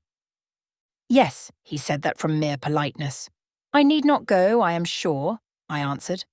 "Well, I observed to him that as you were unused to company, I did not think you would like appearing before so gay a party, all strangers." And he replied in his quick way, "Nonsense. If she objects, tell her it is my particular wish, and if she resists, say I shall come and fetch her in case of contumacy." "I will not give him that trouble," I answered. "I will go, if no better may be, but I don't like it. Shall you be there, Mrs. Fairfax?" "No." I pleaded off, and he admitted my plea. "I'll tell you how to manage, so as to avoid the embarrassment of making a formal entrance, which is the most disagreeable part of the business. You must go into the drawing-room while it is empty before the ladies leave the dinner table. Choose your seat in any quiet nook you like. You need not stay long after the gentlemen come in, unless you please. Just let Mr. Rochester see you are there and then slip away. Nobody will notice you." "Will these people remain long, do you think?" "Perhaps 2 or 3 weeks, certainly not more." After the Easter recess, Sir George Lynn, who was lately elected member for Millcote, will have to go up to town and take his seat. I dare say Mr. Rochester will accompany him. It surprises me that he has already made so protracted a stay at Thornfield.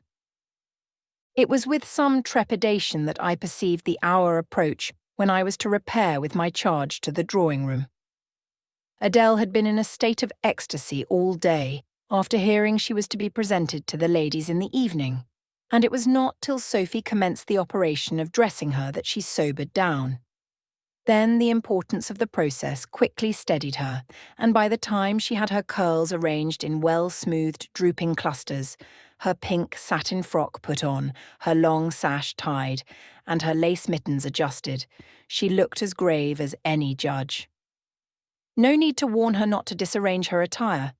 When she was dressed, she sat demurely down in her little chair, taking care previously to lift up the satin skirt for fear she should crease it, and assured me she would not stir thence till I was ready.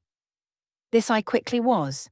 My best dress, the silver grey one purchased for Miss Temple's wedding and never worn since, was soon put on. My hair was soon smoothed. My sole ornament, the pearl brooch, soon assumed. We descended. Fortunately, there was another entrance to the drawing-room than that through the saloon where they were all seated at dinner. We found the apartment vacant, a large fire burning silently on the marble hearth, and wax candles shining in bright solitude amid the exquisite flowers with which the tables were adorned. The crimson curtain hung before the arch. Slight as was the separation this drapery formed from the party in the adjoining saloon, they spoke in so low a key that nothing of their conversation could be distinguished beyond a soothing murmur.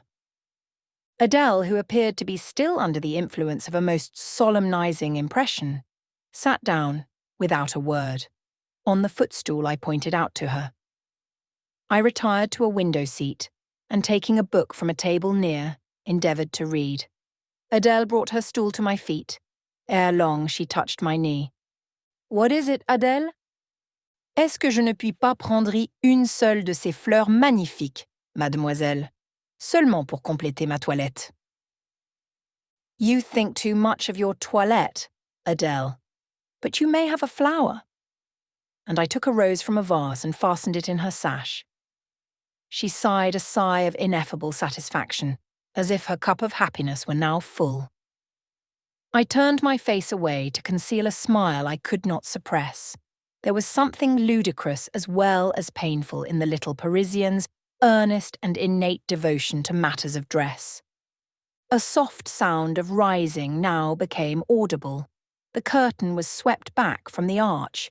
Through it appeared the dining room, with its lit lustre pouring down light on the silver and glass of a magnificent dessert service covering a long table. A band of ladies stood in the opening. They entered, and the curtain fell behind them. There were but 8, yet somehow as they flocked in, they gave the impression of a much larger number. Some of them were very tall, many were dressed in white, and all had a sweeping amplitude of array that seemed to magnify their persons as a mist magnifies the moon. I rose and curtsied to them. 1 or 2 bent their heads in return. The others only stared at me.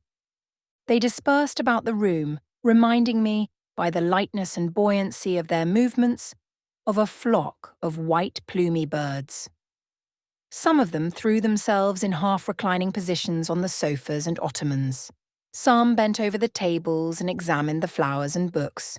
The rest gathered in a group round the fire. All talked in a low but clear tone which seemed habitual to them. I knew their names afterwards, and may as well mention them now. First there was Mrs. Eshton and 2 of her daughters. She had evidently been a handsome woman, and was well preserved still. Of her daughters, the eldest, Amy, was rather little, naive, and childlike in face and manner, and piquant in form. Her white muslin dress and blue sash became her well. The second, Louisa, was taller and more elegant in figure, with a very pretty face of that order the French term minois chiffon. Both sisters were fair as lilies. Lady Lynn was a large and stout personage of about 40, very erect, very haughty-looking, richly dressed in a satin robe of changeful sheen. Her dark hair shone glossily under the shade of an azure plume, and within the circlet of a band of gems. Mrs. Colonel Dent was less showy, but, I thought, more ladylike. She had a slight figure, a pale, gentle face and fair hair. Her black satin dress, her scarf of rich foreign lace, and her pearl ornaments pleased me better than the rainbow radiance of the titled dame. But the 3 most distinguished, partly perhaps because the tallest figures of the band, were the Dowager Lady Ingram and her daughters, Blanche and Mary. They were all 3 of the loftiest stature of women. The Dowager might be between 40 and 50. Her shape was still fine, her hair, by candlelight at least, still black. Her teeth, too, were still apparently perfect. Most people would have termed her a splendid woman of her age. And so she was, no doubt, physically speaking. But then there was an expression of almost insupportable haughtiness in her bearing and countenance. She had Roman features and a double chin, disappearing into a throat like a pillar. These features appeared to me not only inflated and darkened, but even furrowed with pride, and the chin was sustained by the same principle, in a position of almost preternatural erectness.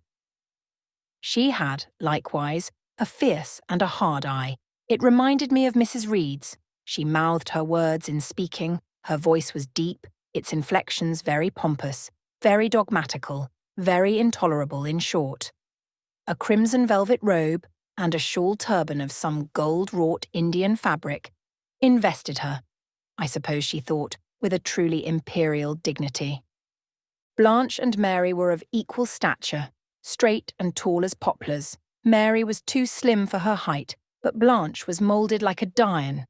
I regarded her, of course, with special interest.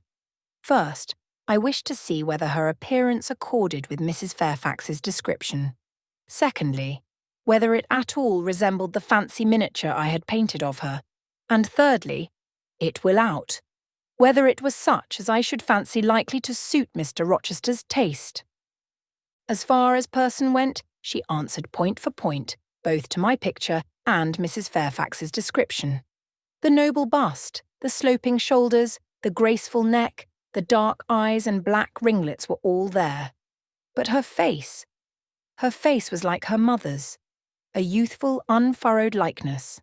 The same low brow, the same high features, the same pride. It was not, however, so saturnine a pride.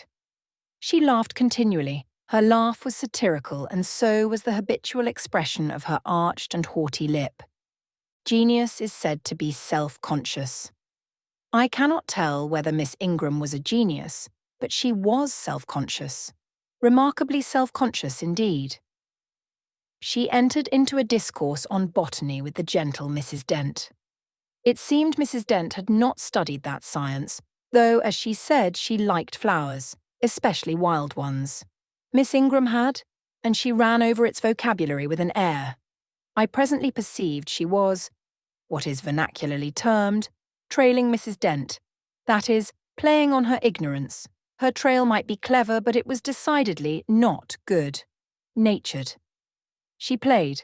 Her execution was brilliant. She sang, her voice was fine. She talked French apart to her mamma, and she talked it well with fluency and with a good accent. Mary had a milder and more open countenance than Blanche, softer features too, and a skin some shades fairer. Miss Ingram was dark as a Spaniard. But Mary was deficient in life. Her face lacked expression, her eye lustre. She had nothing to say, and having once taken her seat, remained fixed like a statue in its niche. The sisters were both attired in spotless white. And did I now think Miss Ingram such a choice as Mr. Rochester would be likely to make? I could not tell. I did not know his taste in female beauty. If he liked the majestic, she was the very type of majesty. Then she was accomplished, sprightly. Most gentlemen would admire her, I thought. And that he did admire her, I already seemed to have obtained proof. To remove the last shade of doubt, it remained but to see them together. You are not to suppose, reader, that Adele has all this time been sitting motionless on the stool at my feet. No. When the ladies entered, she rose, advanced to meet them, made a stately reverence, and said with gravity, "Bonjour, mesdames." And Miss Ingram had looked down at her with a mocking air, and exclaimed, "Oh, what a little puppet!" Lady Lynn had remarked, "It is Mr. Rochester's ward, I suppose, the little French girl he was speaking of." Mrs. Dent had kindly taken her hand and given her a kiss. Amy and Louisa Eshton had cried out simultaneously, "What a love of a child!"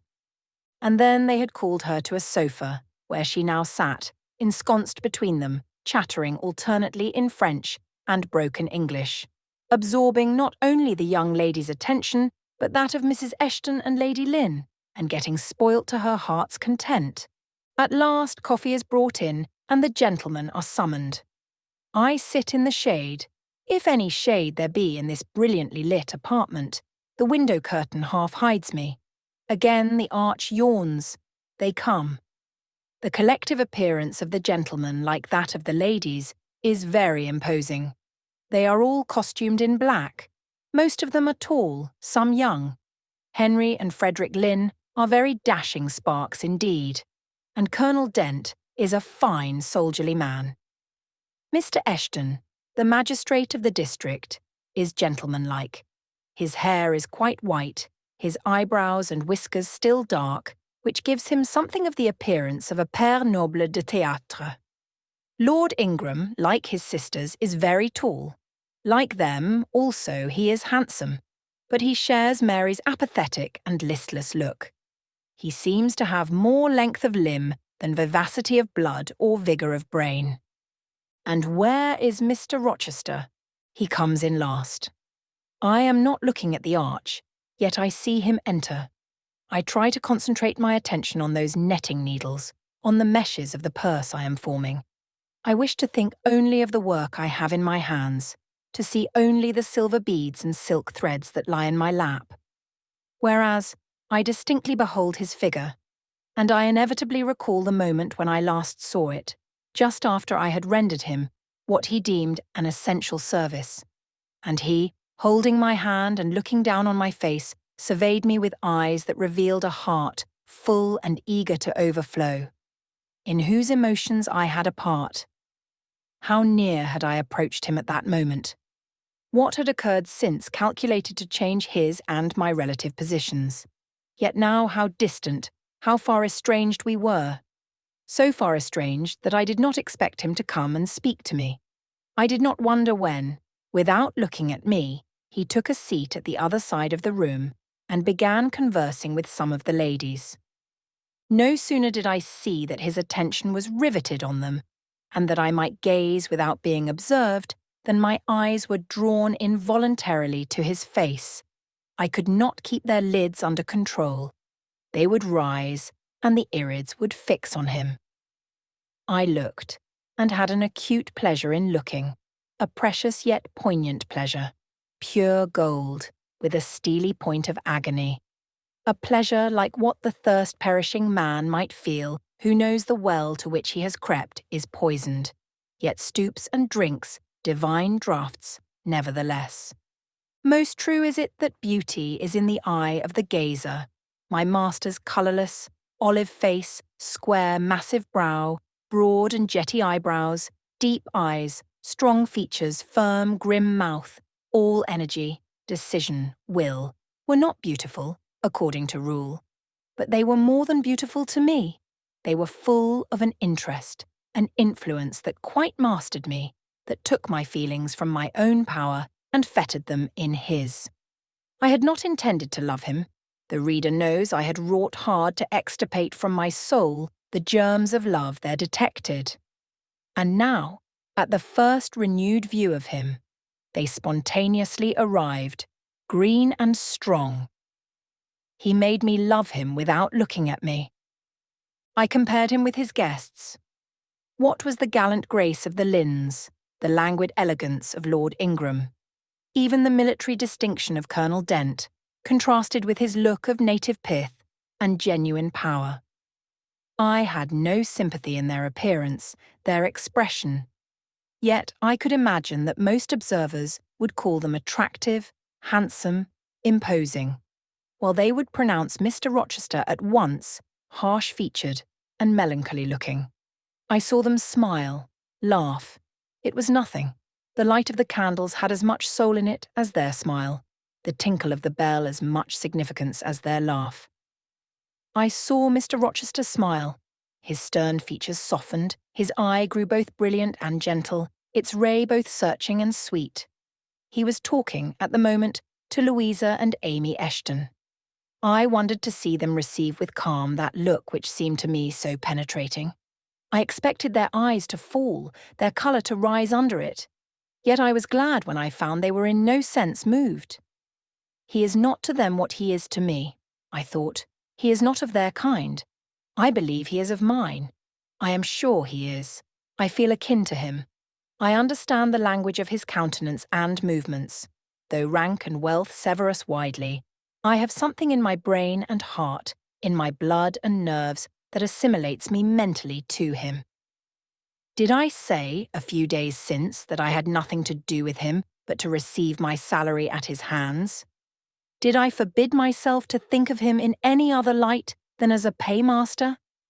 Blasphemy against nature, every good, true, vigorous feeling I have gathers impulsively round him. I know I must conceal my sentiments, I must smother hope, I must remember that he cannot care much for me. For when I say that I am of his kind, I do not mean that I have his force to influence and his spell to attract.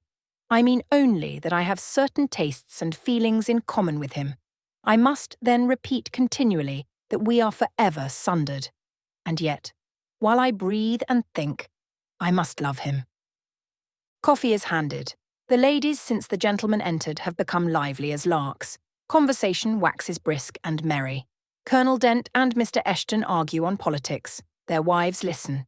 The two proud dowagers, Lady Lynn and Lady Ingram, confabulate together. Sir George, whom, by the by, I have forgotten to describe, a very big and very fresh-looking country gentleman, stands before their sofa, coffee cup in hand, and occasionally puts in a word. Mr. Frederick Lynn has taken a seat beside Mary Ingram and is showing her the engravings of a splendid volume. She looks, smiles now and then, but apparently says little. The tall and phlegmatic Lord Ingram leans with folded arms on the chair-back of the little and lively Amy Eshton. She glances up at him and chatters like a wren. She likes him better than she does Mr. Rochester. Henry Lynn has taken possession of an ottoman at the feet of Louisa. Adele shares it with him. He is trying to talk French with her, and Louisa laughs at his blunders. With whom will Blanche Ingram pair? She is standing alone at the table, bending gracefully over an album. She seems waiting to be sought, but she will not wait too long. She herself selects a mate. Mr. Rochester, having quitted the Eshtons, stands on the hearth as solitary as she stands by the table. She confronts him, taking her station on the opposite side of the mantelpiece. "Mr. Rochester, I thought you were not fond of children." "Nor am I." "Then, what induced you to take charge of such a little doll as that?" Pointing to Adele. "Where did you pick her up?" "I did not pick her up, she was left on my hands." "You should have sent her to school." "I could not afford it. Schools are so dear." "Why, I suppose you have a governess for her. I saw a person with her just now. Is she gone?" "Oh, no. There she is still, behind the window curtain." "You pay her, of course. I should think it quite as expensive, more so, for you have them both to keep in addition." I feared, or should I say, hoped, the allusion to me would make Mr. Rochester glance my way, and I involuntarily shrank farther into the shade, but he never turned his eyes. "I have not considered the subject," said he indifferently, looking straight before him. "No, you men never do consider economy and common sense. You should hear Mamma on the chapter of governesses. Mary and I have had, I should think, a dozen at least in our day. Half of them detestable, and the rest ridiculous, and all incubi. Were they not, Mamma?" "Did you speak, my own?" The young lady thus claimed as the dowager's special property reiterated her question with an explanation. "My dearest, don't mention governesses. The word makes me nervous. I have suffered a martyrdom from their incompetency and caprice. I thank heaven I have now done with them." Mrs. Dent here bent over to the pious lady and whispered something in her ear. I suppose, from the answer elicited, it was a reminder that one of the anathematized race was present. "Tant pis," said her ladyship. "I hope it may do her good." Then, in a lower tone, but still loud enough for me to hear, I noticed her. I am a judge of physiognomy, and in hers I see all the faults of her class. "What are they, madam?" inquired Mr. Rochester aloud. "I will tell you in your private ear," replied she, wagging her turban 3 times with portentous significancy. "But my curiosity will be past its appetite. It craves food now." "Ask Blanche. She is nearer you than I." "Oh, don't refer him to me, Mamma. I have just one word to say of the whole tribe. They are a nuisance. Not that I ever suffered much from them. I took care to turn the tables. What tricks Theodore and I used to play on our Miss Wilsons and Mrs. Greys and Madame Joubert. Mary was always too sleepy to join in a plot with spirit. The best fun was with Madame Joubert. Miss Wilson was a poor sickly thing, lachrymose and low-spirited, not worth the trouble of vanquishing in short. And Mrs. Grey was coarse and insensible. No blow took effect on her. But poor Madame Joubert, I see her yet in her raging passions, when we had driven her to extremities, spilt our tea, crumbled our bread and butter, tossed our books up to the ceiling, and played a charivari with the ruler and desk, the fender and fire irons. Theodore, do you remember those merry days? "Yas, to be sure I do," drawled Lord Ingram, and the poor old stick used to cry out, "Oh, you villain's childs!" And then we sermonized her on the presumption of attempting to teach such clever blades as we were, when she was herself so ignorant. We did. And, Teddo, you know, I helped you in prosecuting or persecuting your tutor.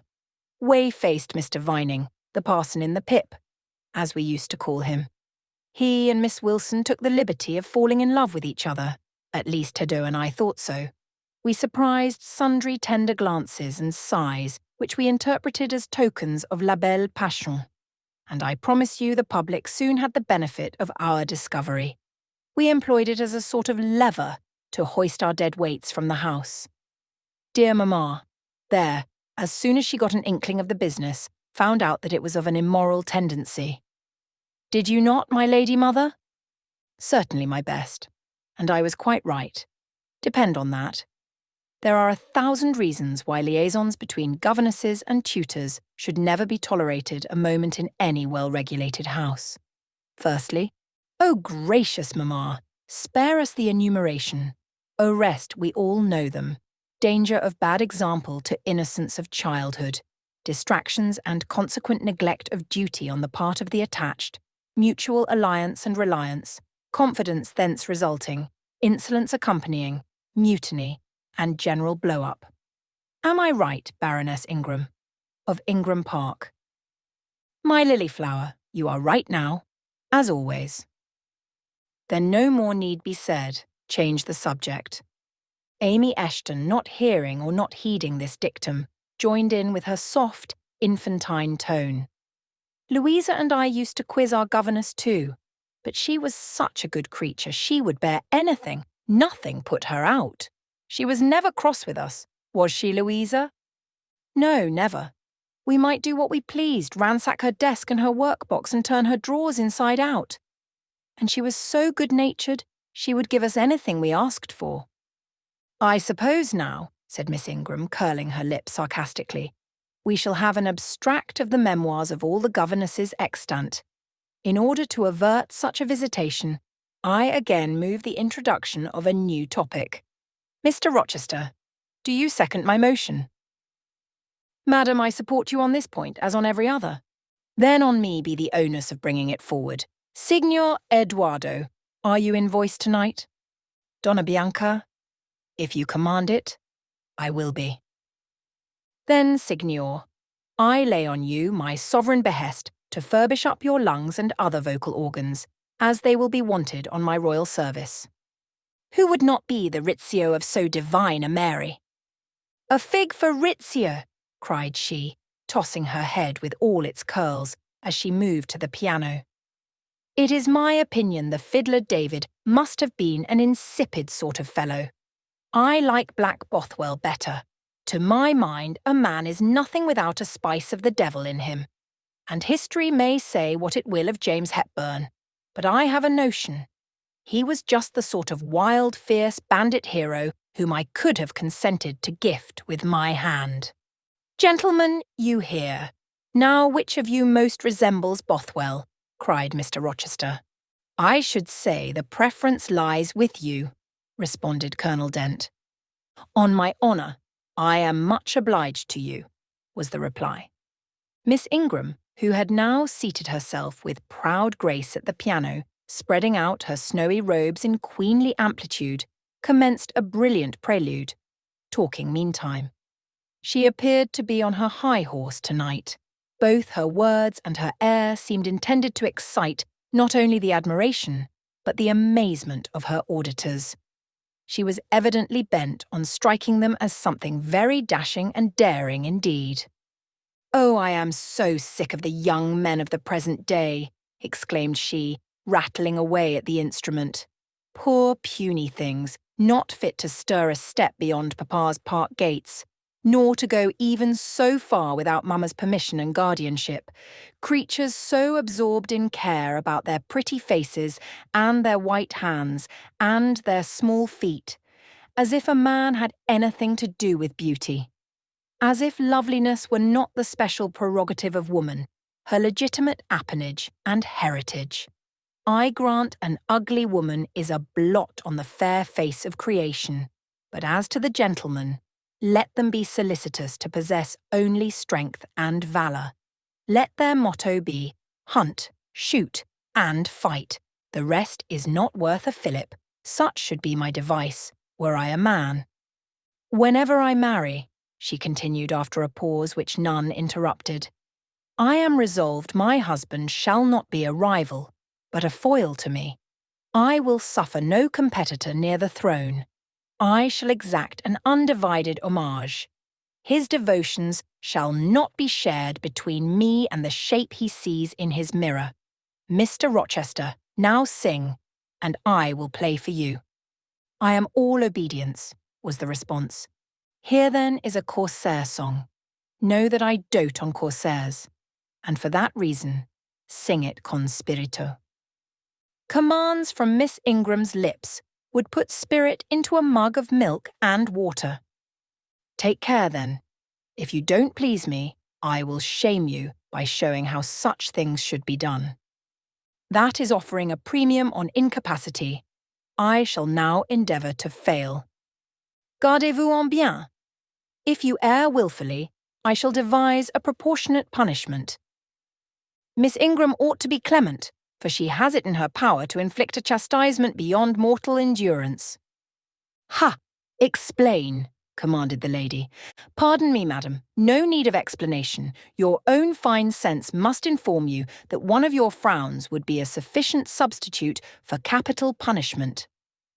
Sing, said she, and again touching the piano, she commenced an accompaniment in spirited style.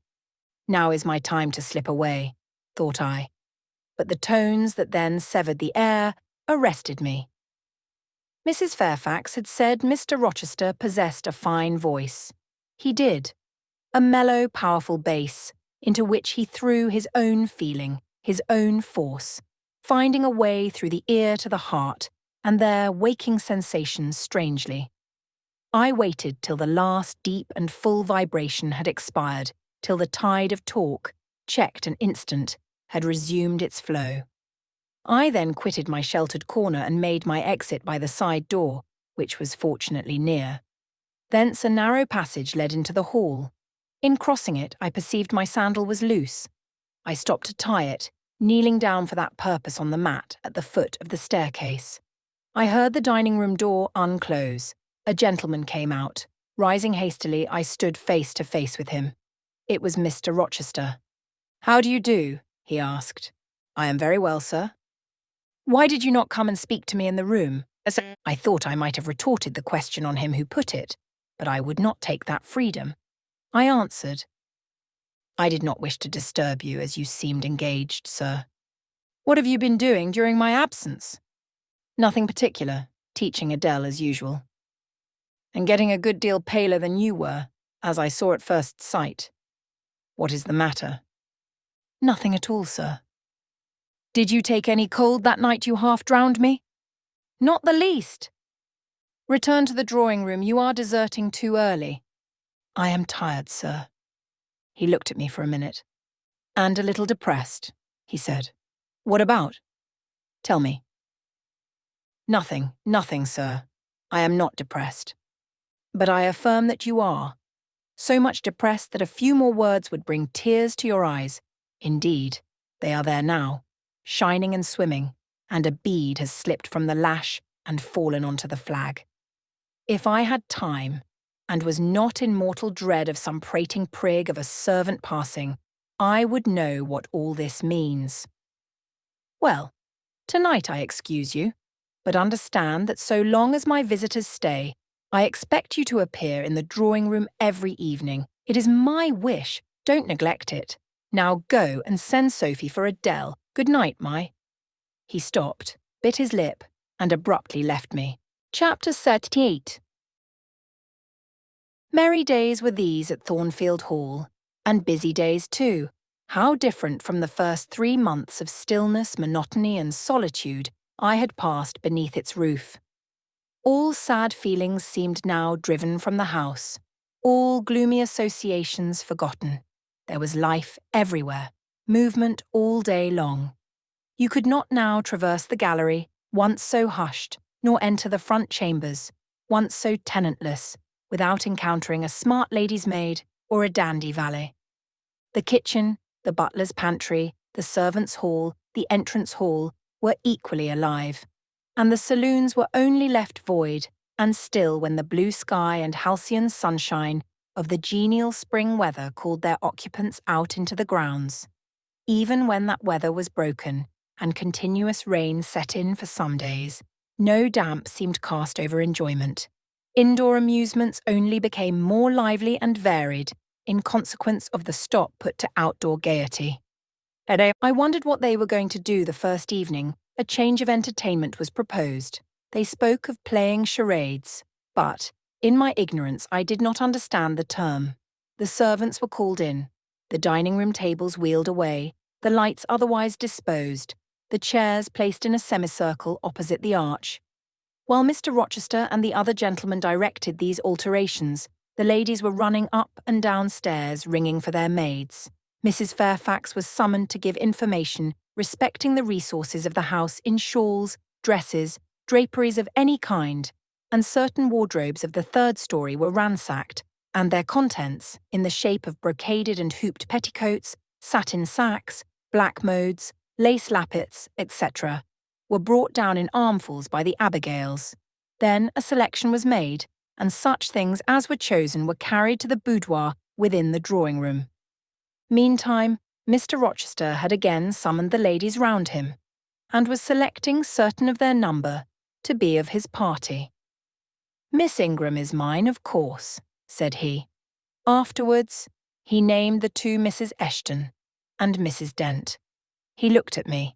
I happened to be near him, as I had been fastening the clasp of Mrs. Dent's bracelet, which had got loose. "Will you play?" he asked.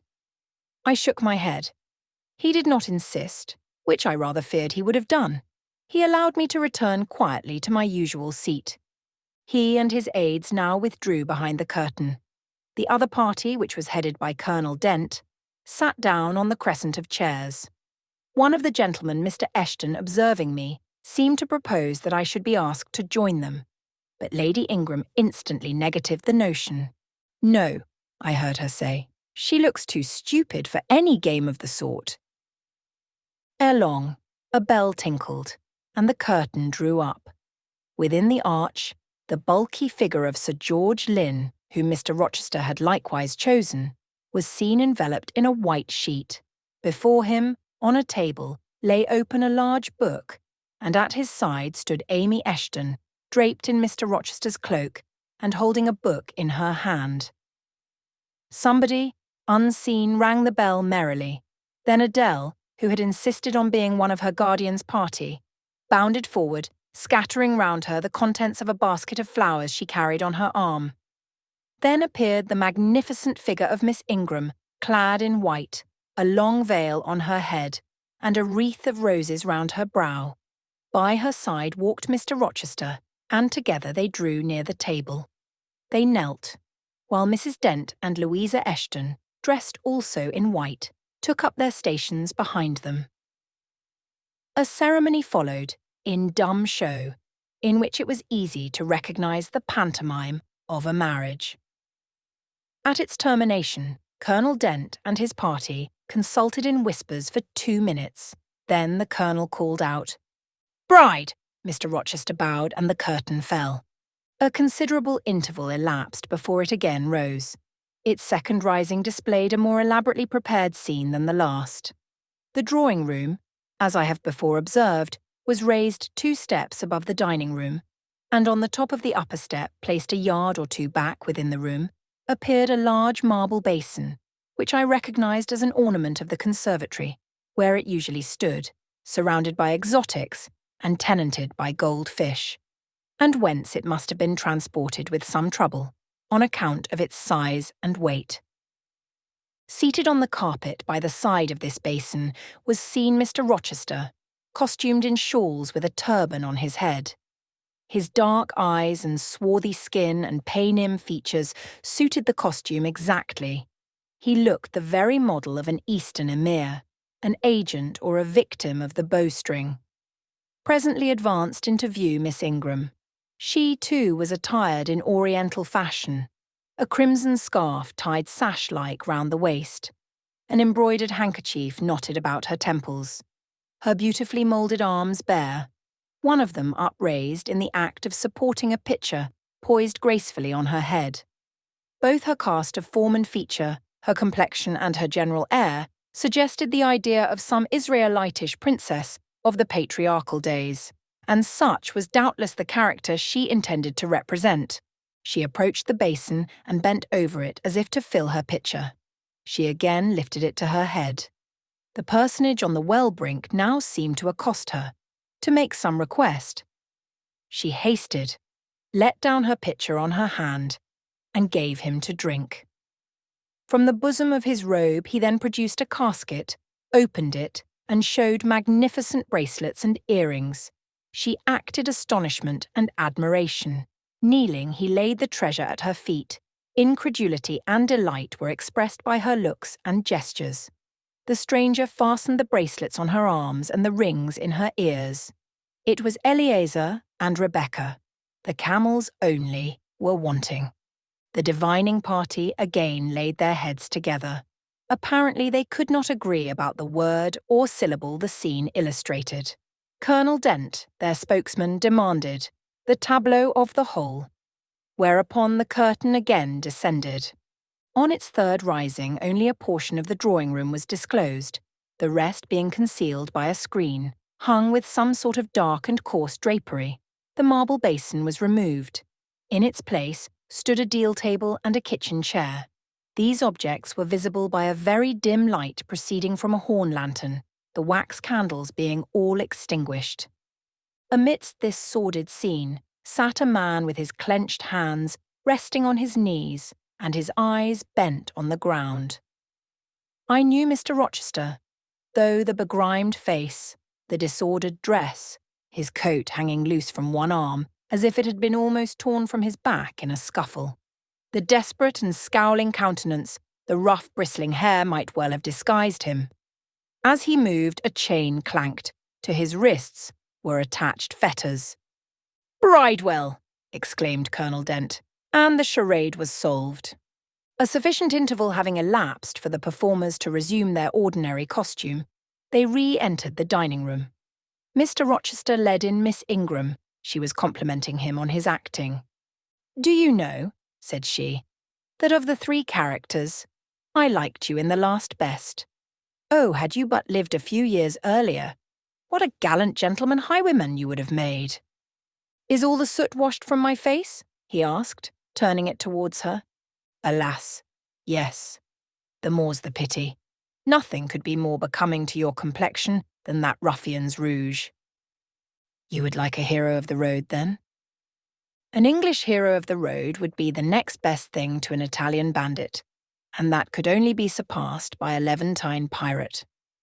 "Well, whatever I am, remember you are my wife. We were married an hour since, in the presence of all these witnesses." She giggled and her colour rose. "Now, Dent," continued Mr. Rochester, "it is your turn." And as the other party withdrew, he and his band took the vacated seats. Miss Ingram placed herself at her leader's right hand. The other diviners filled the chairs on each side of him and her. I did not now watch the actors. I no longer waited with interest for the curtain to rise. My attention was absorbed by the spectators. My eyes, erewhile fixed on the arch, were now irresistibly attracted to the semicircle of chairs. What charade Colonel Dent and his party played, what word they chose, how they acquitted themselves, I no longer remember, but I still see the consultation which followed each scene. I see Mr. Rochester turn to Miss Ingram, and Miss Ingram to him. I see her incline her head towards him, till the jetty curls almost touch his shoulder and wave against his cheek. I hear their mutual whisperings. I recall their interchanged glances, and something even of the feeling roused by the spectacle returns in memory at this moment. I have told you, reader, that I had learnt to love Mr. Rochester. I could not unlove him now, merely because I found that he had ceased to notice me, because I might pass hours in his presence, and he would never once turn his eyes in my direction, because I saw all his attentions appropriated by a great lady who scorned to touch me with the hem of her robes as she passed, who, if ever her dark and imperious eye fell on me by chance, would withdraw it instantly as from an object too mean to merit observation.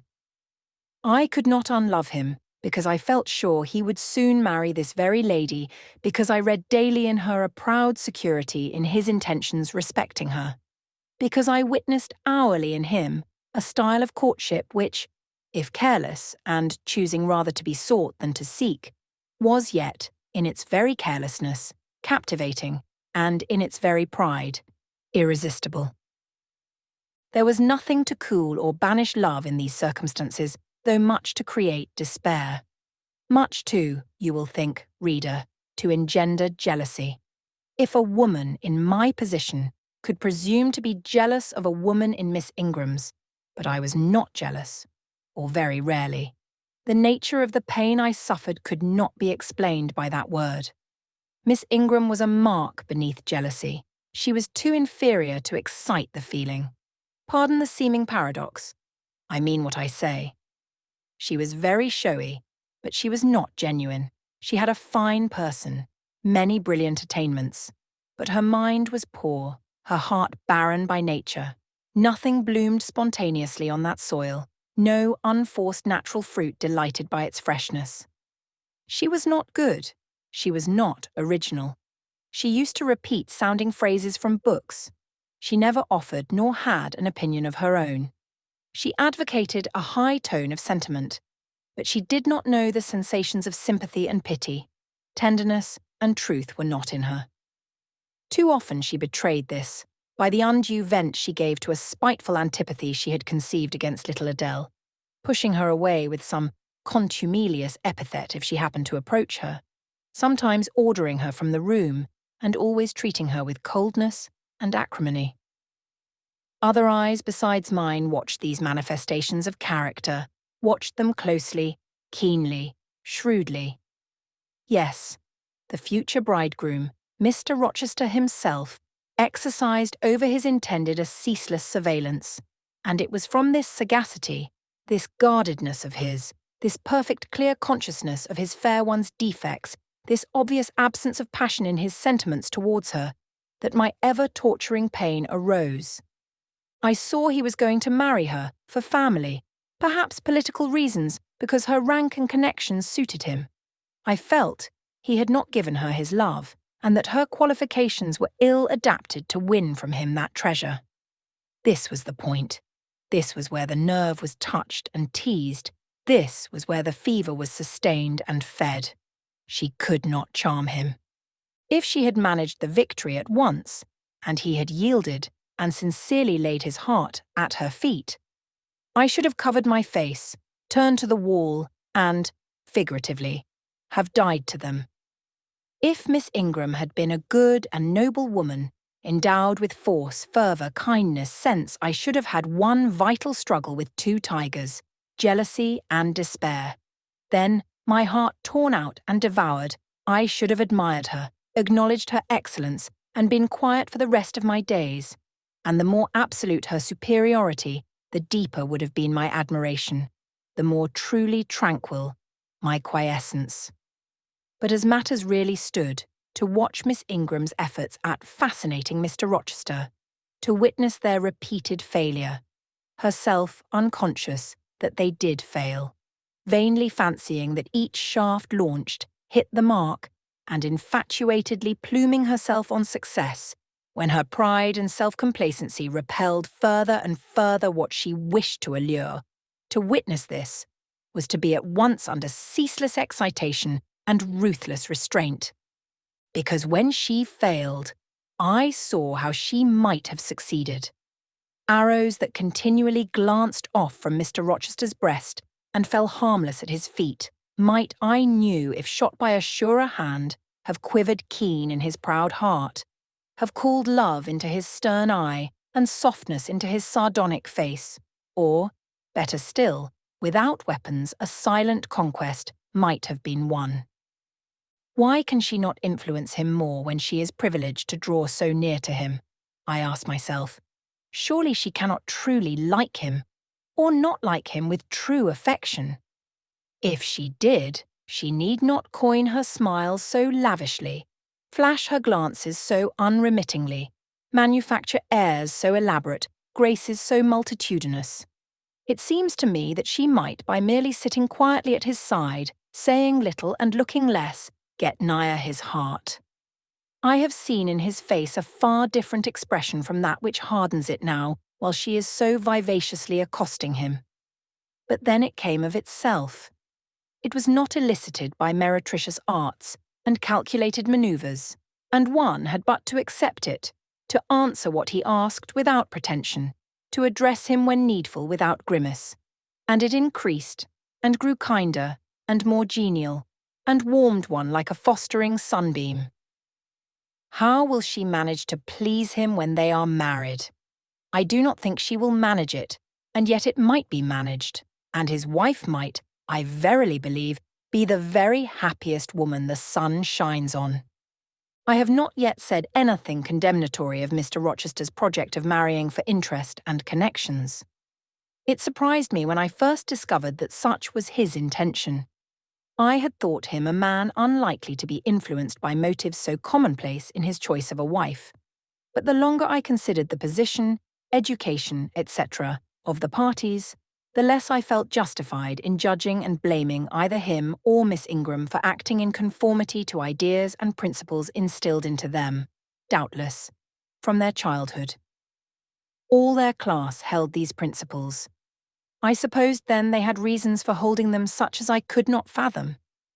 It seemed to me that, were I a gentleman like him, I would take to my bosom only such a wife as I could love, but the very obviousness of the advantages to the husband's own happiness offered by this plan convinced me that there must be arguments against its general adoption of which I was quite ignorant. Otherwise, I felt sure all the world would act as I wished to act. But in other points, as well as this, I was growing very lenient to my master. I was forgetting all his faults, for which I had once kept a sharp lookout. It had formerly been my endeavour to study all sides of his character, to take the bad with the good, and from the just weighing of both, to form an equitable judgment. Now I saw no bad. The sarcasm that had repelled, the harshness that had startled me once, were only like keen condiments in a choice dish. Their presence was pungent, but their absence would be felt as comparatively insipid.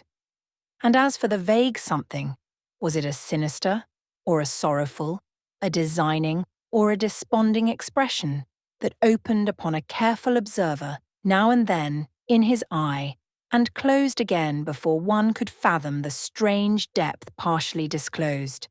That something which used to make me fear and shrink, as if I had been wandering amongst volcanic-looking hills and had suddenly felt the ground quiver and seen it gape, that something I, at intervals, beheld still, and with throbbing heart, but not with palsied nerves. Instead of wishing to shun, I longed only to dare, to divine it, and I thought Miss Ingram happy because one day she might look into the abyss at her leisure, explore its secrets and analyse their nature.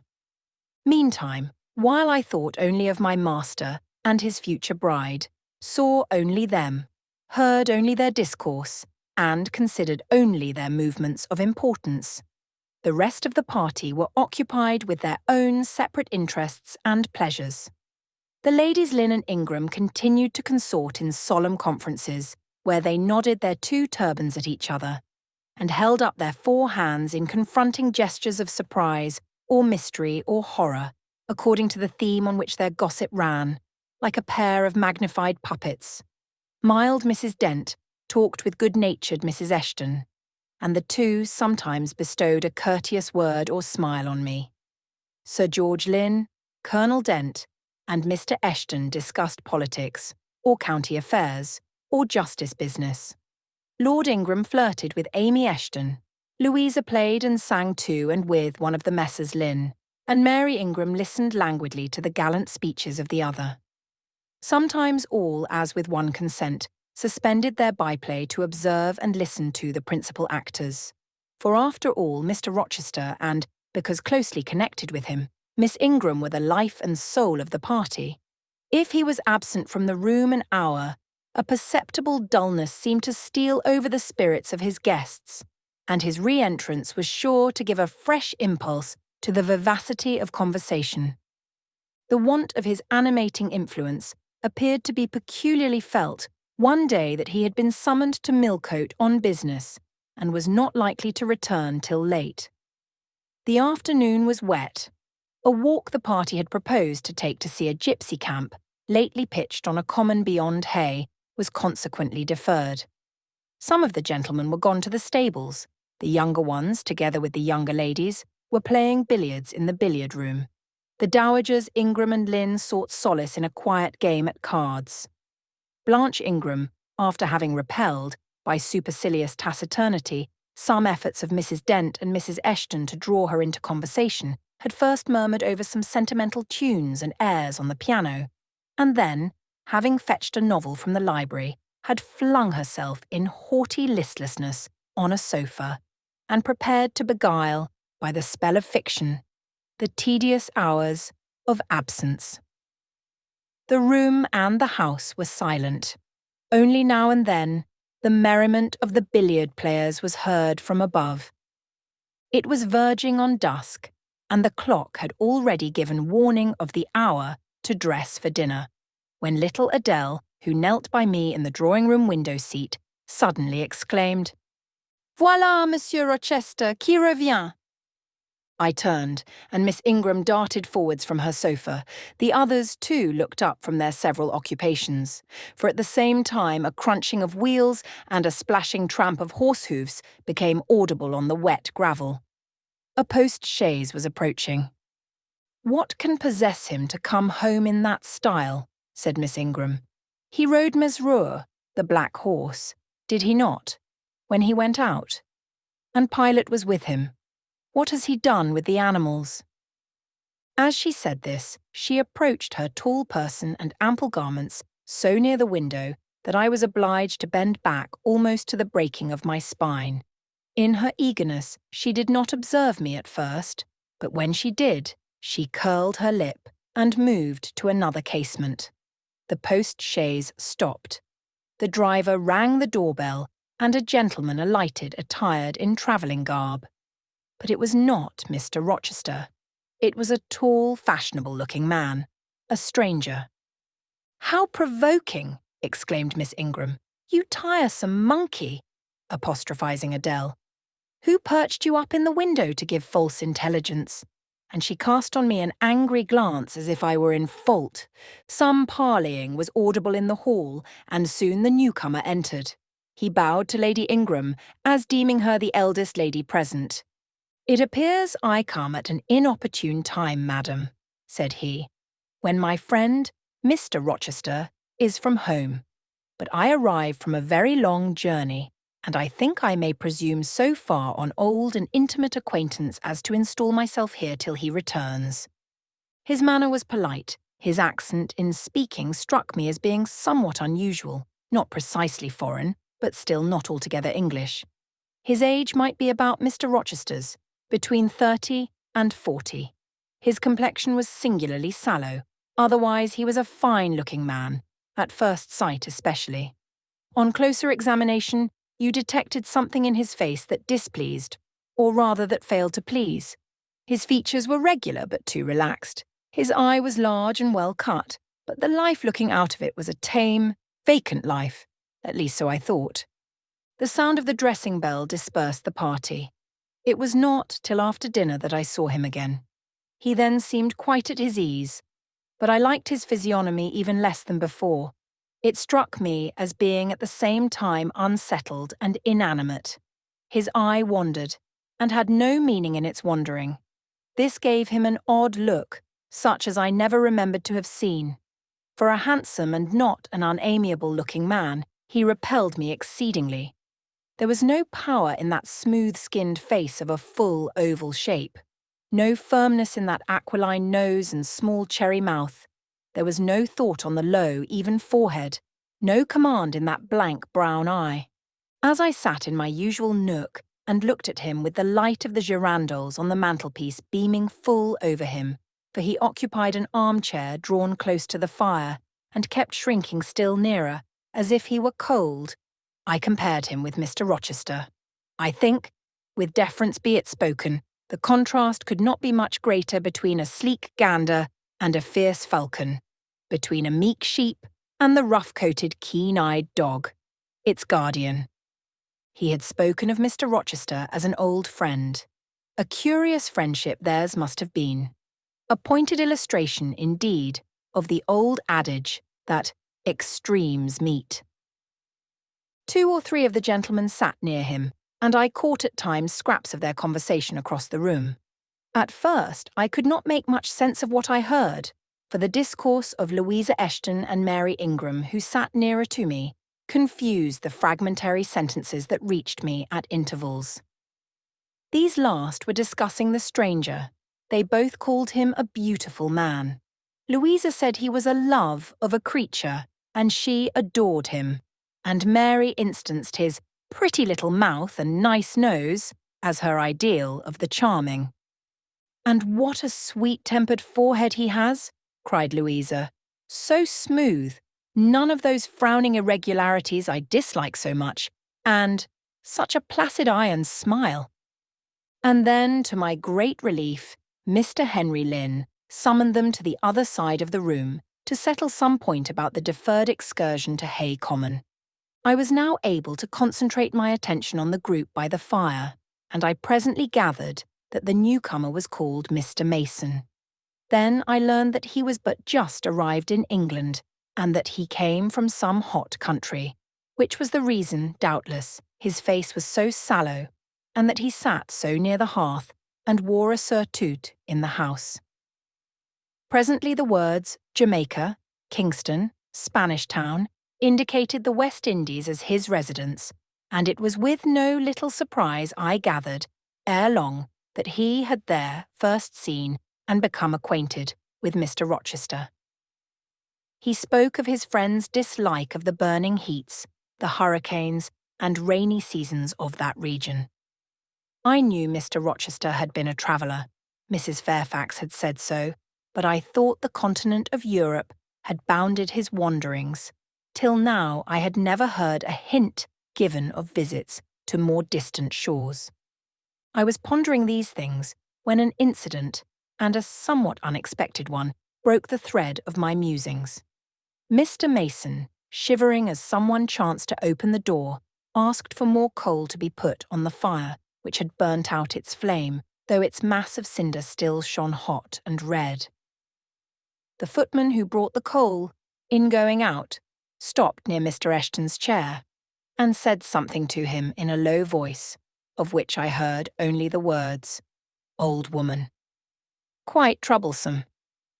"Tell her she shall be put in the stocks if she does not take herself off," replied the magistrate. "No, stop," interrupted Colonel Dent.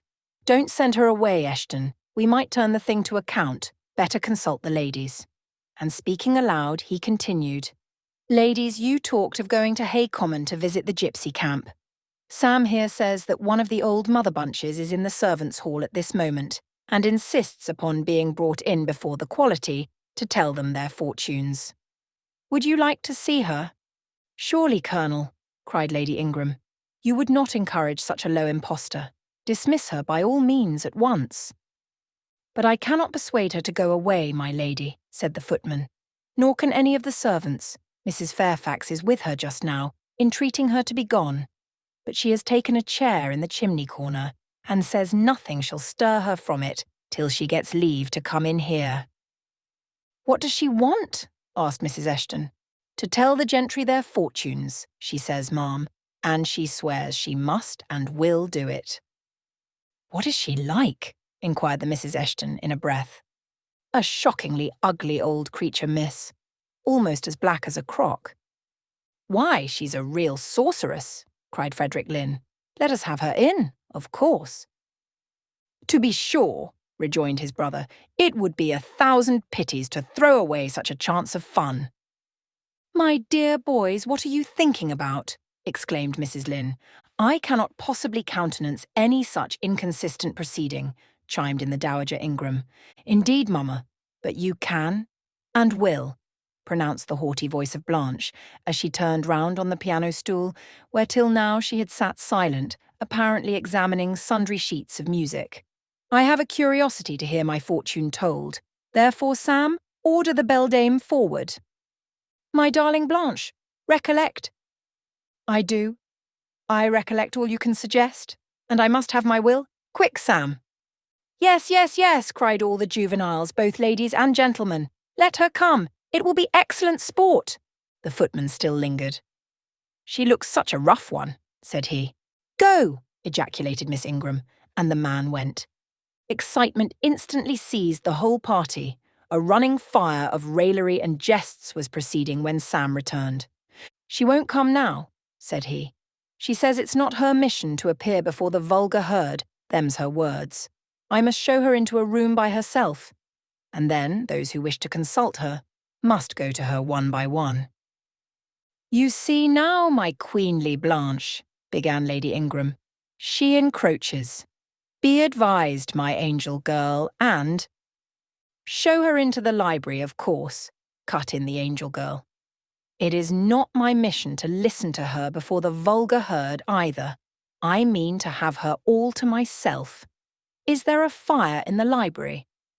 "Yes, ma'am, but she looks such a tinkler." "Cease that chatter, blockhead, and do my bidding." Again Sam vanished, and mystery, animation, expectation rose to full flow once more. "She's ready now," said the footman as he reappeared. "She wishes to know who will be her first visitor." "I think I had better just look in upon her before any of the ladies go," said Colonel Dent. "Tell her, Sam, a gentleman is coming." Sam went and returned. "She says, sir, that she'll have no gentleman. They need not trouble themselves to come near her. Nor," he added, with difficulty suppressing a titter, "any ladies either, except the young and single." "By Jove, she has taste!" exclaimed Henry Lynn. Miss Ingram rose solemnly. "I go first," she said, in a tone which might have befitted the leader of a forlorn hope, mounting a breach in the van of his men. "Oh, my best! Oh, my dearest! Pause! Reflect!" was her mamma's cry, but she swept past her in stately silence, passed through the door which Colonel Dent held open, and we heard her enter the library. A comparative silence ensued. Lady Ingram thought it le cas to wring her hands, which she did accordingly. Miss Mary declared she felt, for her part, she never dared venture. Amy and Louisa Eshton tittered under their breath and looked a little frightened. The minutes passed very slowly. 15 were counted before the library door again opened. Miss Ingram returned to us through the arch. Would she laugh? Would she take it as a joke? All eyes met her with a glance of eager curiosity, and she met all eyes with one of rebuff and coldness. She looked neither flurried nor merry. She walked stiffly to her seat and took it in silence. "Well, Blanche," said Lord Ingram. "What did she say, sister?" asked Mary. "What did you think? How do you feel? Is she a real fortune-teller?" demanded the Misses Eshton. Now, good people," returned Miss Ingram. "Don't press upon me. Really, your organs of wonder and credulity are easily excited. You seem, by the importance of you all, my good mamma included, ascribe to this matter absolutely to believe we have a genuine witch in the house who is in close alliance with the old gentleman. I have seen a gypsy vagabond. She has practised in hackneyed fashion the science of palmistry and told me what such people usually tell. My whim is gratified. And now I think Mr. Eshton will do well to put the hag in the stocks tomorrow morning, as he threatened." Miss Ingram took a book, leant back in her chair, and so declined further conversation. I watched her for nearly half an hour. During all that time she never turned a page, and her face grew momently darker, more dissatisfied, and more sourly expressive of disappointment. She had obviously not heard anything to her advantage, and it seemed to me from her prolonged fit of gloom and taciturnity that she herself, notwithstanding her professed indifference, attached undue importance to whatever revelations had been made her. During all that time she never turned a page. Meantime, Mary Ingram, Amy and Louisa Eshton declared they dared not go alone, and yet they all wished to go. A negotiation was opened through the medium of the ambassador, Sam, and after much pacing to and fro, till, I think, the said Sam's calves must have ached with the exercise, permission was at last, with great difficulty, extorted from the rigorous Sibyl, for the three to wait upon her in a body. Their visit was not so still as Miss Ingram's had been. We heard hysterical giggling and little shrieks proceeding from the library, and at the end of about 20 minutes They burst the door open and came running across the hall as if they were half scared out of their wits. "I am sure she is something not right," they cried, one and all. "She told us such things. She knows all about us." And they sank breathless into the various seats the gentleman hastened to bring them. Pressed for further explanation, they declared she had told them of things they had said and done when they were mere children. Described books and ornaments they had in their boudoir at home, keepsakes that different relations had presented to them. They affirmed that she had even divined their thoughts, and had whispered in the ear of each the name of the person she liked best in the world, and informed them of what they most wished for. Here the gentleman interposed with earnest petitions to be further enlightened on these two last-named points. But they got only blushes, ejaculations, tremors, and titters in return for their importunity. The matrons, meantime, offered vinaigrettes and wielded fans, and again reiterated the expression of their concern that their warning had not been taken in time. And the elder gentleman laughed, and the younger urged their services on the agitated fair ones. In the midst of the tumult, and while my eyes and ears were fully engaged in the scene before me, I heard a hem close at my elbow. I turned and saw Sam.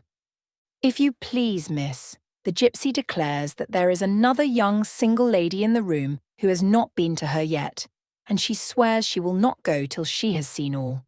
I thought it must be you. There is no one else for it. What shall I tell her?"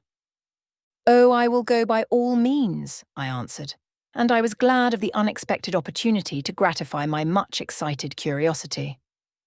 I slipped out of the room, unobserved by any eye, for the company were gathered in one mass about the trembling trio just returned, and I closed the door quietly behind me. "If you like, miss," said Sam, "I'll wait in the hall for you, and if she frightens you, just call and I'll come in." "No, Sam, return to the kitchen. I am not in the least afraid." Nor was I, but I was a good deal interested and excited. Chapter 19.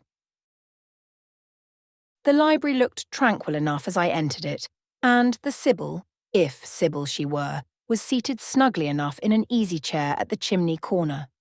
She had on a red cloak and a black bonnet, or rather a broad-brimmed gypsy hat, tied down with a striped handkerchief under her chin. An extinguished candle stood on the table. She was bending over the fire and seemed reading in a little black book, like a prayer book, by the light of the blaze. She muttered the words to herself, as most old women do, while she read. She did not desist immediately on my entrance. It appeared she wished to finish a paragraph. I stood on the rug and warmed my hands, which were rather cold with sitting at a distance from the drawing-room fire. I felt now as composed as ever I did in my life. There was nothing indeed in the gypsy's appearance to trouble one's calm. She shut her book and slowly looked up. Her hat brim partially shaded her face, yet I could see as she raised it that it was a strange one. It looked all brown and black. Elf locks bristled out from beneath a white band which passed under her chin and came half over her cheeks, or rather jaws. Her eye confronted me at once with a bold and direct gaze. "Well, and you want your fortune told?" she said in a voice as decided as her glance, as harsh as her features. "I don't care about it, mother. You may please yourself, but I ought to warn you. I have no faith." "It's like your impudence to say so. I expected it of you. I heard it in your step as you crossed the threshold." "Did you? You've a quick ear." "I have, and a quick eye and a quick brain." "You need them all in your trade." "I do, especially when I've customers like you to deal with." "Why don't you tremble?" "I'm not cold." "Why don't you turn pale?" "I am not sick." "Why don't you consult my art?" "I'm not silly." The old crone nickered a laugh under her bonnet and bandage. She then drew out a short black pipe and, lighting it, began to smoke. Having indulged a while in this sedative, she raised her bent body, took the pipe from her lips, and, while gazing steadily at the fire, said very deliberately, "You are cold, you are sick, and you are silly." "Prove it," I rejoined. "I will, in few words. You are cold because you are alone. No contact strikes the fire from you that is in you. You are sick because the best of feelings, the highest and the sweetest given to man, keeps far away from you. You are silly because, suffer as you may, you will not beckon it to approach, nor will you stir one step to meet it where it waits you." She again put her short black pipe to her lips and renewed her smoking with vigour. You might say all that to almost anyone who you knew lived as a solitary dependent in a great house. I might say it to almost anyone, but would it be true of almost anyone? In my circumstances? Yes, just so in your circumstances, but find me another precisely placed as you are. It would be easy to find you thousands. You could scarcely find me one. If you knew it, you are peculiarly situated. Very near happiness. Yes, within reach of it. The materials are all prepared. There only wants a movement to combine them. Chance laid them somewhat apart. Let them be once approached, and bliss results. I don't understand enigmas. I never could guess a riddle in my life. If you wish me to speak more plainly, show me your palm. And I must cross it with silver, I suppose. To be sure. I gave her a shilling. She put it into an old stocking foot which she took out of her pocket, and having tied it round and returned it, she told me to hold out my hand. I did. She approached her face to the palm and pored over it without touching it. "'Tis too fine," said she. "I can make nothing of such a hand as that, almost without lines. Besides, what is in a palm? Destiny is not written there." "I believe you," said I. "No," she continued. "It is in the face, on the forehead, about the eyes, in the lines of the mouth. Kneel, and lift up your head." "Ah, now you are coming to reality," I said, as I obeyed her. "I shall begin to put some faith in you presently." I knelt within half a yard of her. She stirred the fire so that a ripple of light broke from the disturbed coal. The glare, however, as she sat, only threw her face into deeper shadow. Mine, it illumined. "I wonder with what feelings you came to me tonight," she said, when she had examined me a while. "I wonder what thoughts are busy in your heart during all the hours you sit in yonder room with the fine people flitting before you like shapes in a magic lantern. Just as little sympathetic communion passing between you and them as if they were really mere shadows of human forms and not the actual substance. I feel tired often, sleepy sometimes, but seldom sad. Then you have some secret hope to buoy you up and please you with whispers of the future. Not I. The utmost I hope is to save money enough out of my earnings to set up a school some day in a little house rented by myself. A mean nutriment for the spirit to exist on. And sitting in that window seat, you see I know your habits. You have learned them from the servants. Ah, you think yourself sharp. Well, perhaps I have. To speak truth, I have an acquaintance with one of them, Mrs. Poole. I started to my feet when I heard the name. You have? Have you? Thought I. There is diablerie in the business after all, then. Don't be alarmed, continued the strange being. She's a safe hand, is Mrs. Poole, close and quiet. Anyone may repose confidence in her. But, as I was saying, sitting in that window seat, do you think of nothing but your future school? Have you no present interest in any of the company who occupy the sofas and chairs before you? Is there not one face you study? One figure whose movements you follow with at least curiosity? I like to observe all the faces and all the figures. But do you never single one from the rest? Or it may be two. I do frequently. When the gestures or looks of a pair seem telling a tale, it amuses me to watch them. What tale do you like best to hear? Oh, I have not much choice. They generally run on the same theme, courtship, and promise to end in the same catastrophe, marriage. And do you like that monotonous theme? Positively, I don't care about it. It is nothing to me. Nothing to you. When a lady young and full of life and health, charming with beauty, and endowed with the gifts of rank and fortune, sits and smiles in the eyes of a gentleman I what? You know and perhaps think well of. I don't know the gentlemen here. I have scarcely interchanged a syllable with one of them, and as to thinking well of them, I consider some respectable and stately and middle-aged, and others young, dashing, handsome, and lively, but certainly they are all at liberty to be the recipients of whose smiles they please, without my feeling disposed to consider the transaction of any moment to me. You don't know the gentlemen here? You have not exchanged a syllable with one of them? Will you say that of the master of the house? He is not at home.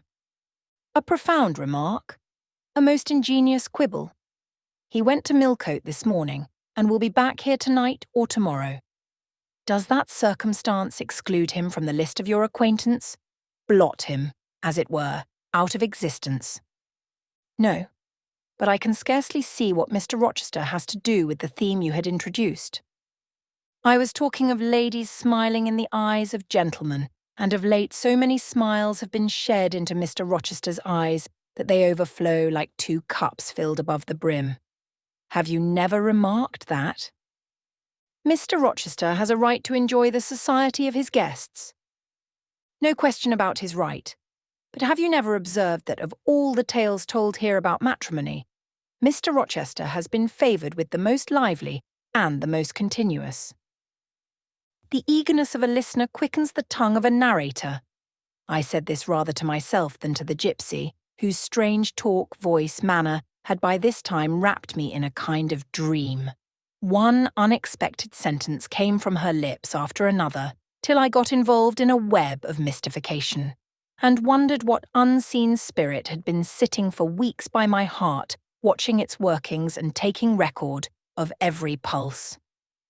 Eagerness of a listener, repeated she. Yes, Mr. Rochester has sat by the hour, his ear inclined to the fascinating lips that took such delight in their task of communicating. And Mr. Rochester was so willing to receive and looked so grateful for the pastime given him. You have noticed this. Grateful. I cannot remember detecting gratitude in his face. Detecting. You have analysed, then. And what did you detect, if not gratitude? I said nothing. You have seen love, have you not? And, looking forward, you have seen him married, and beheld his bride happy. Humph, not exactly. Your witch's skill is rather at fault sometimes. What the devil have you seen, then? Never mind. I came here to inquire, not to confess. Is it known that Mr. Rochester is to be married? Yes. And to the beautiful Miss Ingram? Shortly. Appearances would warrant that conclusion, and, no doubt, though with an audacity that wants chastising out of you, you seem to question it, they will be a superlatively happy pair. He must love such a handsome, noble, witty, accomplished lady, and probably she loves him, or, if not his person, at least his purse. I know she considers the Rochester estate eligible to the last degree, though, God pardon me, I told her something on that point about an hour ago which made her look wondrous grave. The corners of her mouth fell half an inch. I would advise her black-aviced suitor to look out. If another comes, with a longer or clearer rent roll, he's dished. But, mother, I did not come to hear Mr. Rochester's fortune. I came to hear my own, and you have told me nothing of it. Your fortune is yet doubtful. When I examined your face, one trait contradicted another. Chance has meted you a measure of happiness. That I know. I knew it before I came here this evening. She has laid it carefully on one side for you. I saw her do it. It depends on yourself to stretch out your hand and take it up. But whether you will do so is the problem I study. Kneel again on the rug. Don't keep me long. The fire scorches me. She did not stoop towards me, but only gazed, leaning back in her chair. I knelt. She did not stoop towards me, but only gazed, leaning back in her chair. She began muttering. The flame flickers in the eye shines like dew, it looks soft and full of feeling, it smiles at my jargon, it is susceptible. Impression follows impression through its clear sphere. Where it ceases to smile, it is sad. An unconscious lassitude weighs on the lid. That signifies melancholy resulting from loneliness. It turns from me. It will not suffer further scrutiny. It seems to deny by a mocking glance the truth of the discoveries I have already made, to disown the charge both of sensibility and chagrin. Its pride and reserve only confirm me in my opinion. The eye is favourable. As to the mouth, it delights at times in laughter. It is disposed to impart all that the brain conceives, though I dare say it would be silent on much the heart experiences. Mobile and flexible, it was never intended to be compressed in the eternal silence of solitude. It is a mouth which should speak much, and smile often, and have human affection for its interlocutor. That feature, too, is propitious. I see no enemy to a fortunate issue but in the brow, and that brow professes to say, I can live alone, if self-respect, and circumstances require me so to do. I need not sell my soul to buy bliss. I have an inward treasure born with me, which can keep me alive if all extraneous delights should be withheld, or offered only at a price I cannot afford to give. The forehead declares, reason sits firm and holds the reins, and she will not let the feelings burst away and hurry her to wild chasms. The passions may rage furiously, like true heathens, as they are, and the desires may imagine all sorts of vain things, but judgment shall still have the last word in every argument, and the casting vote in every decision. Strong wind, earthquake shock, and fire may pass by, but I shall follow the guiding of that still small voice which interprets the dictates of conscience. Well said, forehead. Your declaration shall be respected. I have formed my plans. Right plans I deem them, and in them I have attended to the claims of conscience, the counsels of reason.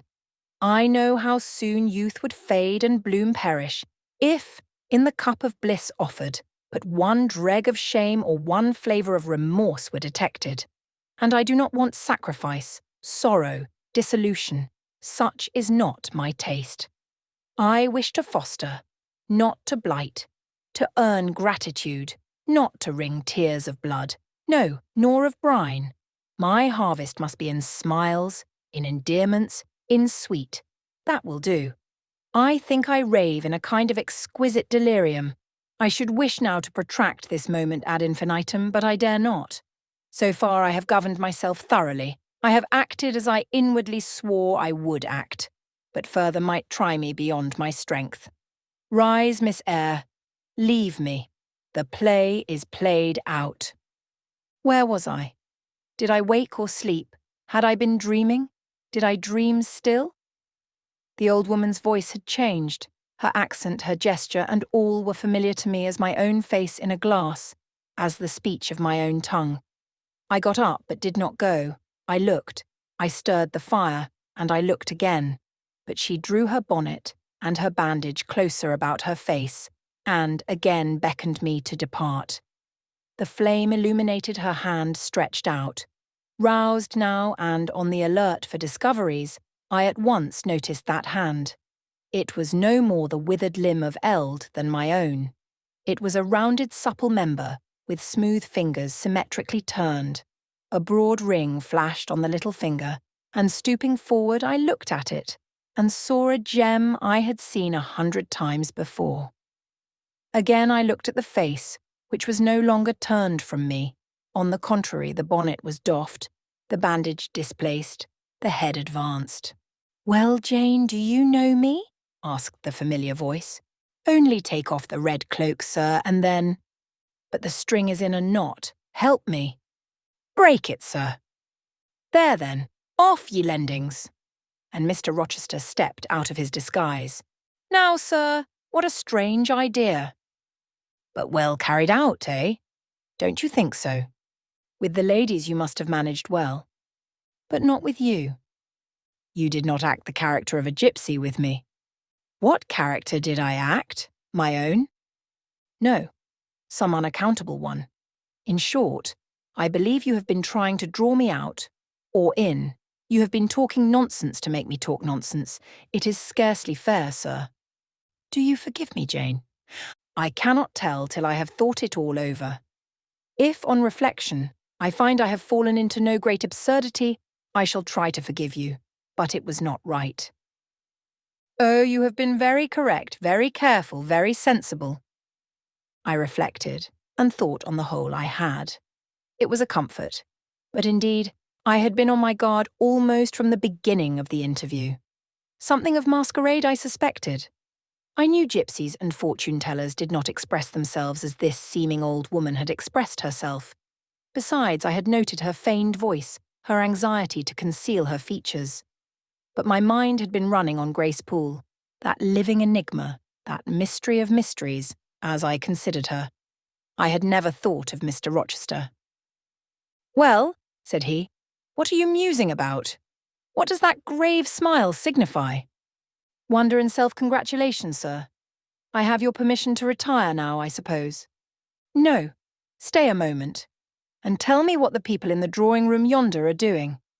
Discussing the gypsy, I dare say." "Sit down.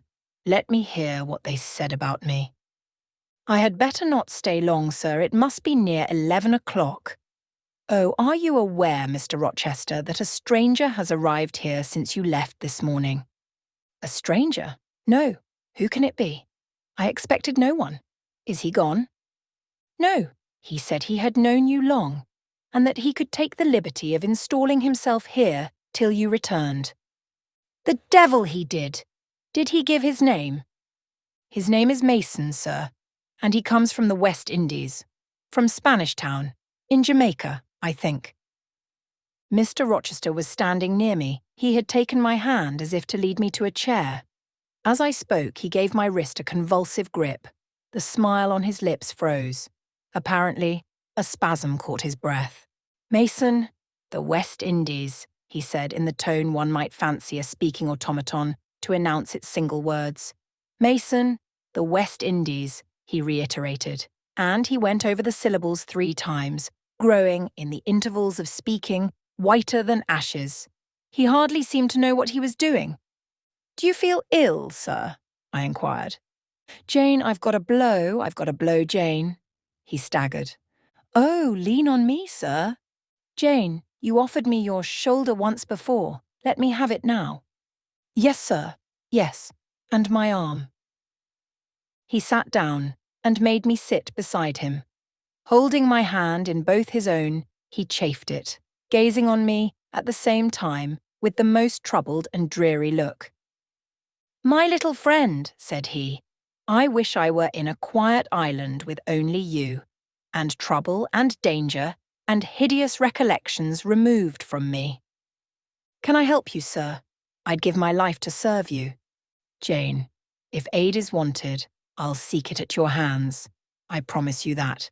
"Thank you, sir. Tell me what to do. I'll try, at least, to do it." "Fetch me now, Jane, a glass of wine from the dining room. They will be at supper there, and tell me if Mason is with them and what he is doing." I went. I found all the party in the dining room at supper, as Mr. Rochester had said. They were not seated at table. The supper was arranged on the sideboard.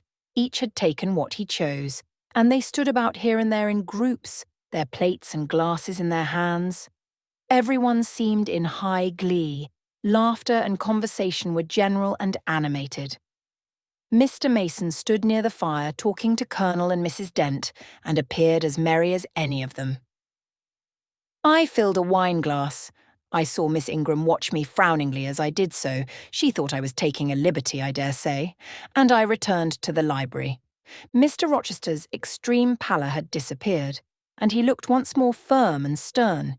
He took the glass from my hand. "Here is to your health, ministrant spirit," he said. He swallowed the contents and returned it to me. "What are they doing, Jane?" "Laughing and talking, sir. They don't look grave and mysterious, as if they had heard something strange." Not at all. They are full of jests and gaiety. And Mason? He was laughing too. If all these people came in a body and spat at me, what would you do, Jane? Turn them out of the room, sir, if I could. He half smiled. But if I were to go to them, and they only looked at me coldly and whispered sneeringly amongst each other, and then dropped off and left me one by one, what then? Would you go with them? I rather think not, sir. I should have more pleasure in staying with you. To comfort me? Yes, sir. To comfort you as well as I could. And if they laid you under a ban for adhering to me? I probably should know nothing about their ban, and if I did, I should care nothing about it. Then, you could dare censure for my sake? I could dare it for the sake of any friend who deserved my adherence, as you, I am sure, do. Go back now into the room, step quietly up to Mason, and whisper in his ear that Mr. Rochester is come and wishes to see him. Show him in here and then leave me. Yes, sir. I did his behest. The company all stared at me as I passed straight among them.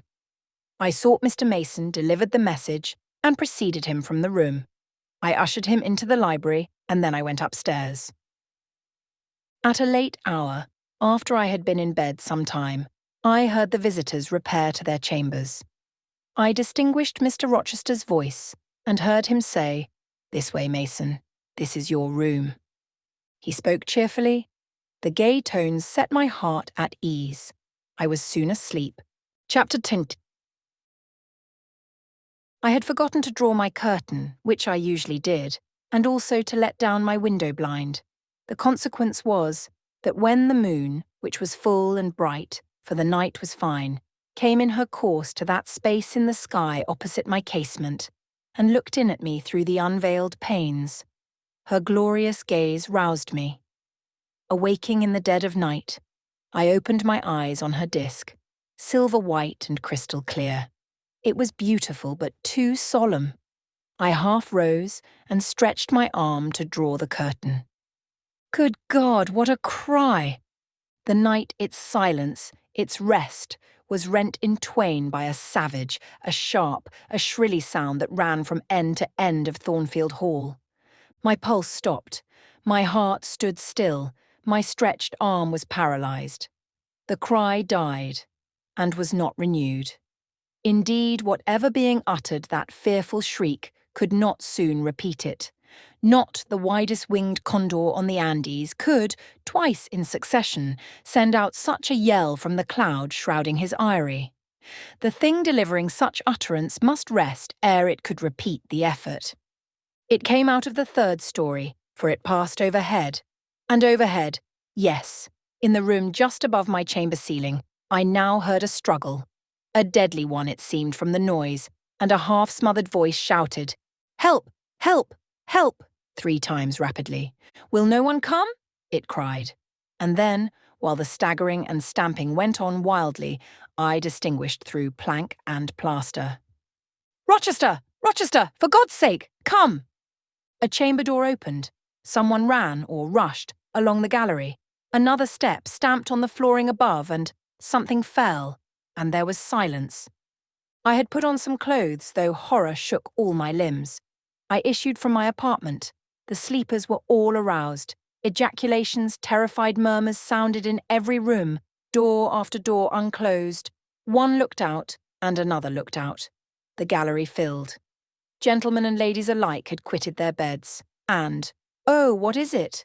Who is hurt? What has happened? Fetch a light. Is it fire? Are there robbers?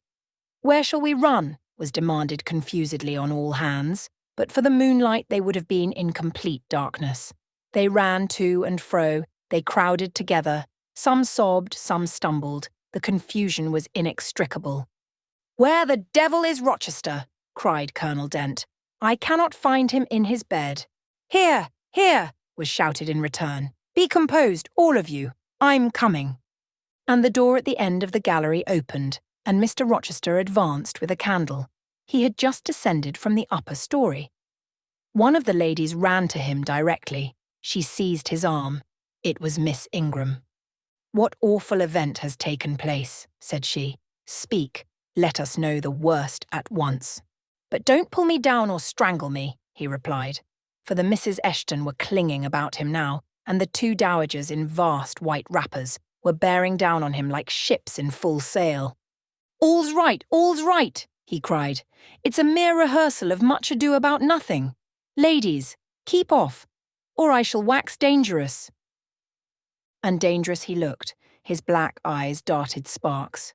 Calming himself by an effort, he added, "A servant has had the nightmare, that is all. She's an excitable, nervous person. She construed her dream into an apparition, or something of that sort, no doubt, and has taken a fit with fright. Now then, I must see you all back into your rooms, for till the house is settled, she cannot be looked after. Gentlemen, have the goodness to set the ladies the example. Miss Ingram, I am sure you will not fail in evincing superiority to idle terrors. Amy and Louisa, return to your nests like a pair of doves, as you are. Mesdames, to the dowagers, you will take cold to a dead certainty if you stay in this chill gallery any longer." And so, by dint of alternate coaxing and commanding, he contrived to get them all once more enclosed in their separate dormitories. I did not wait to be ordered back to mine, but retreated unnoticed, as unnoticed I had left it. Not, however, to go to bed. On the contrary, I began and dressed myself carefully. The sounds I had heard after the scream and the words that had been uttered had probably been heard only by me, for they had proceeded from the room above mine. But they assured me that it was not a servant's dream which had thus struck horror through the house, and that the explanation Mr. Rochester had given was merely an invention framed to pacify his guests. I dressed, then, to be ready for emergencies. When dressed, I sat a long time by the window, looking out over the silent grounds and silvered fields, and waiting for I knew not what. It seemed to me that some event must follow the strange cry, struggle, and call. No, stillness returned. Each murmur and movement ceased gradually, and in about an hour, Thornfield Hall was again as hushed as a desert. It seemed that sleep and night had resumed their empire. Meantime, the moon declined. She was about to set. Not liking to sit in the cold and darkness, I thought I would lie down on my bed, dressed as I was. I left the window and moved with little noise across the carpet. As I stooped to take off my shoes, a cautious hand tapped low at the door. "Am I wanted?" I asked. "Are you up?" asked the voice I expected to hear. Viz., my master's. "Yes, sir." "And dressed?" "Yes." "Come out then, quietly." I obeyed. Mr. Rochester stood in the gallery holding a light. "I want you," he said. "Come this way, take your time, and make no noise." My slippers were thin. I could walk the matted floor as softly as a cat. He glided up the gallery and up the stairs and stopped in the dark, low corridor of the fateful third story. I had followed and stood at his side. "Have you a sponge in your room?" he asked in a whisper. "Yes, sir." "Have you any salts? Volatile salts?" "Yes." "Go back and fetch both." I returned, sought the sponge on the washstand, the salts in my drawer, and once more retraced my steps. He still waited. He held a key in his hand. Approaching one of the small black doors, he put it in the lock. He paused and addressed me again. "You don't turn sick at the sight of blood?" "I think I shall not. I have never been tried yet." I felt a thrill while I answered him, but no coldness and no faintness. "Just give me your hand," he said. "It will not do to risk a fainting fit." I put my fingers into his. "Warm and steady," was his remark. He turned the key and opened the door. I saw a room I remembered to have seen before, the day Mrs. Fairfax showed me over the house. It was hung with tapestry, but the tapestry was now looped up in one part, and there was a door apparent, which had then been concealed. This door was open. A light shone out of the room within. I heard thence a snarling, snatching sound, almost like a dog quarrelling. Mr. Rochester, putting down his candle, said to me, Wait a minute. And he went forward to the inner apartment. A shout of laughter greeted his entrance, noisy at first, and terminating in Grace Poole's own goblin ha, ha. She then was there. He made some sort of arrangement without speaking, though I heard a low voice address him. He came out and closed the door behind him. "Here, Jane," he said, and I walked round to the other side of a large bed, which with its drawn curtains concealed a considerable portion of the chamber. An easy chair was near the bedhead. A man sat in it, dressed with the exception of his coat. He was still. His head leant back, his eyes were closed. Mr. Rochester held the candle over him. I recognised in his pale and seemingly lifeless face the stranger, Mason. I saw too that his linen on one side and one arm was almost soaked in blood. "Hold the candle," said Mr. Rochester, and I took it. He fetched a basin of water from the washstand. "Hold that," said he. I obeyed. He took the sponge, dipped it in, and moistened the corpse-like face. He asked for my smelling bottle and applied it to the nostrils. Mr. Mason shortly unclosed his eyes. He groaned. Mr. Rochester opened the shirt of the wounded man, whose arm and shoulder were bandaged. He sponged away blood, trickling fast down. "Is there immediate danger?" murmured Mr. Mason. "Pooh! No, a mere scratch. Don't be so overcome, man. Bear up. I'll fetch a surgeon for you now myself. You'll be able to be removed by morning, I hope. Jane," he continued. "Sir?" "I shall have to leave you in this room with this gentleman for an hour, or perhaps 2 hours. You will sponge the blood as I do when it returns. If he feels faint, you will put the glass of water on that stand to his lips and your salts to his nose. You will not speak to him on any pretext. And Richard, it will be at the peril of your life if you speak to her. Open your lips, agitate yourself, and I'll not answer for the consequences." Again the poor man groaned. He looked as if he dared not move. Fear, either of death or of something else, appeared almost to paralyse him. Mr. Rochester put the now bloody sponge into my hand, and I proceeded to use it as he had done. He watched me a second, then saying, "Remember, no conversation," he left the room. I experienced a strange feeling as the key grated in the lock, and the sound of his retreating steps ceased to be heard. Here then I was in the third story, fastened into one of its mystic cells, night around me, a pale and bloody spectacle under my eyes and hands, a murderess hardly separated from me by a single door. Yes, that was appalling. The rest I could bear. But I shuddered at the thought of Grace Poole bursting out upon me. I must keep to my post, however.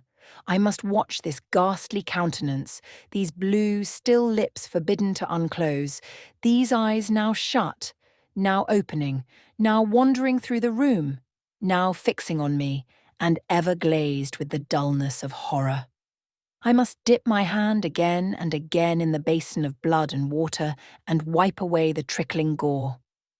I must see the light of the unsnuffed candle wane on my employment, the shadows darken on the wrought antique tapestry round me and grow black under the hangings of the vast old bed, and quiver strangely over the doors of a great cabinet opposite, whose front, divided into 12 panels, bore, in grim design, the heads of the 12 apostles, each enclosed in its separate panel as in a frame, while above them at the top rose an ebon crucifix and a dying Christ. According as the shifting obscurity and flickering gleam hovered here or glanced there, it was now the bearded physician, Luke, that bent his brow, now St. John's long hair that waved, and anon the devilish face of Judas that grew out of the panel and seemed gathering life and threatening a revelation of the arch-traitor, of Satan himself, in his subordinate's form. Amidst all this, I had to listen as well as watch, to listen for the movements of the wild beast or the fiend in yonder side den. But since Mr. Rochester's visit, it seemed spellbound. All the night, I heard but 3 sounds at 3 long intervals, a step creak, a momentary renewal of the snarling canine noise, and a deep human groan. Then my own thoughts worried me. What crime was this that lived incarnate in this sequestered mansion and could neither be expelled nor subdued by the owner? What mystery that broke out now in fire and now in blood, at the deadest hours of night? What creature was it that, masked in an ordinary woman's face and shape, uttered the voice now of a mocking demon and anon of a carrion-seeking bird of prey? And this man I bent over, this commonplace, quiet stranger, how had he become involved in the web of horror? And why had the fury flown at him? What made him seek this quarter of the house at an untimely season when he should have been asleep in bed? I had heard Mr. Rochester assign him an apartment below. What brought him here? And why now was he so tame under the violence or treachery done him? Why did he so quietly submit to the concealment Mr. Rochester enforced? Why did Mr. Rochester enforce this concealment? His guest had been outraged. His own life on a former occasion had been hideously plotted against, and both attempts he smothered in secrecy and sank in oblivion. Lastly, I saw Mr. Mason was submissive to Mr. Rochester, that the impetuous will of the latter held complete sway over the inertness of the former. The few words which had passed between them assured me of this. It was evident that in their former intercourse, the passive disposition of the one had been habitually influenced by the active energy of the other. Whence then had arisen Mr. Rochester's dismay when he heard of Mr. Mason's arrival?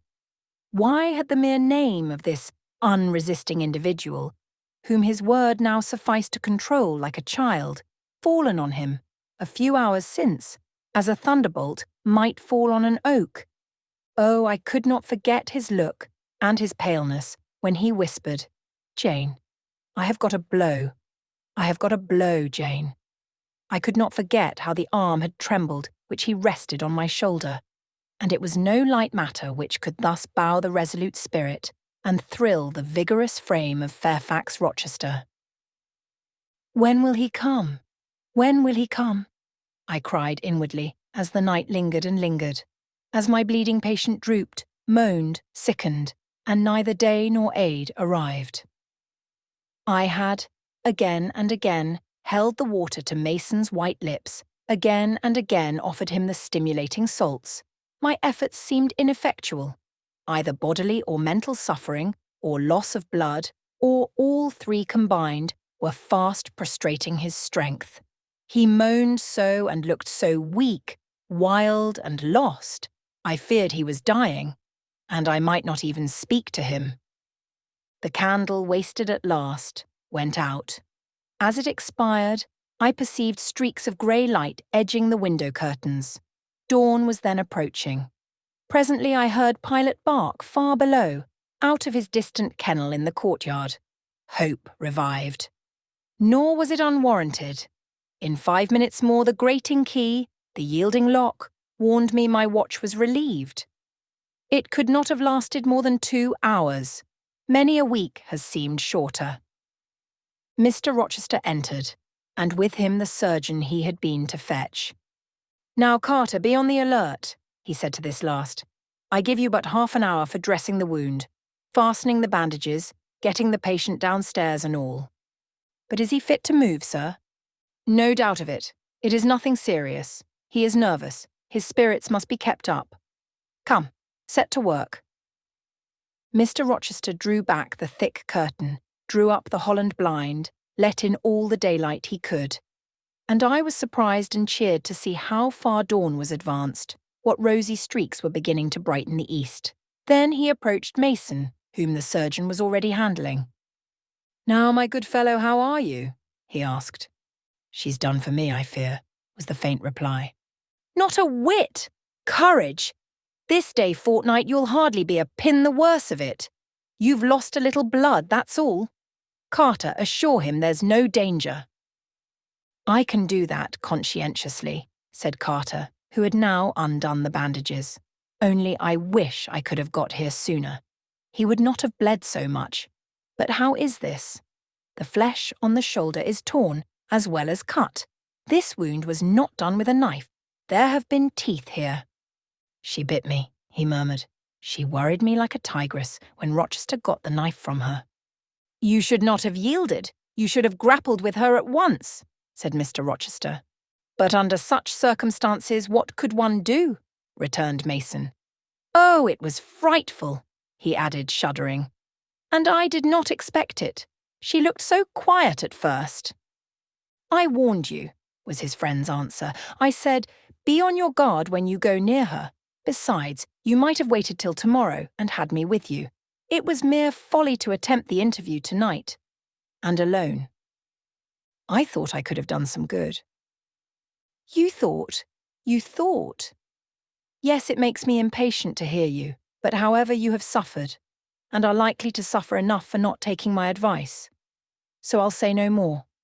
Carter, hurry, hurry. The sun will soon rise, and I must have him off. Directly, sir? The shoulder is just bandaged. I must look to this other wound in the arm. She has had her teeth here too, I think. She sucked the blood. She said she'd drain my heart, said Mason. I saw Mr. Rochester shudder. A singularly marked expression of disgust, horror, hatred warped his countenance almost to distortion, but he only said, Come, be silent, Richard, and never mind her gibberish. Don't repeat it. I wish I could forget it, was the answer. You will when you are out of the country. When you get back to Spanish Town, you may think of her as dead and buried, or rather, you need not think of her at all. Impossible to forget this night. It is not impossible. Have some energy, man. You thought you were as dead as a herring 2 hours since, and you are all alive and talking now. There. Carter has done with you, or nearly so. I'll make you decent in a trice. Jane, he turned to me for the first time since his re-entrance. Take this key, go down into my bedroom, and walk straight forward into my dressing room. Open the top drawer of the wardrobe and take out a clean shirt and neck handkerchief.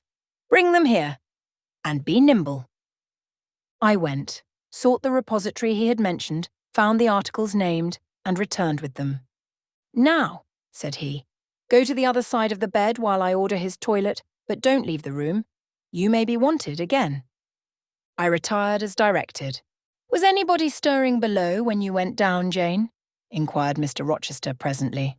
No, sir. All was very still. We shall get you off cannily, Dick, and it will be better, both for your sake and for that of the poor creature in yonder. I have striven long to avoid exposure, and I should not like it to come at last. Here, Carter, help him on with his waistcoat. Where did you leave your furred cloak? You can't travel a mile without that, I know, in this damned cold climate. In your room? Jane, run down to Mr. Mason's room, the one next mine, and fetch a cloak you will see there. Again I ran, and again returned, bearing an immense mantle lined and edged with fur. Now, I've another errand for you, said my untiring master. You must away to my room again. What a mercy you are shod with velvet, Jane. A clod-hopping messenger would never do at this juncture. You must open the middle drawer of my toilet table and take out a little phial and a little glass you will find there. Quick! I flew thither and back, bringing the desired vessels. That's well. Now, doctor, I shall take the liberty of administering a dose myself, on my own responsibility.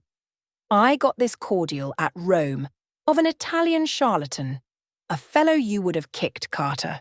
It is not a thing to be used indiscriminately, but it is good upon occasion. As now, for instance. Jane, a little water.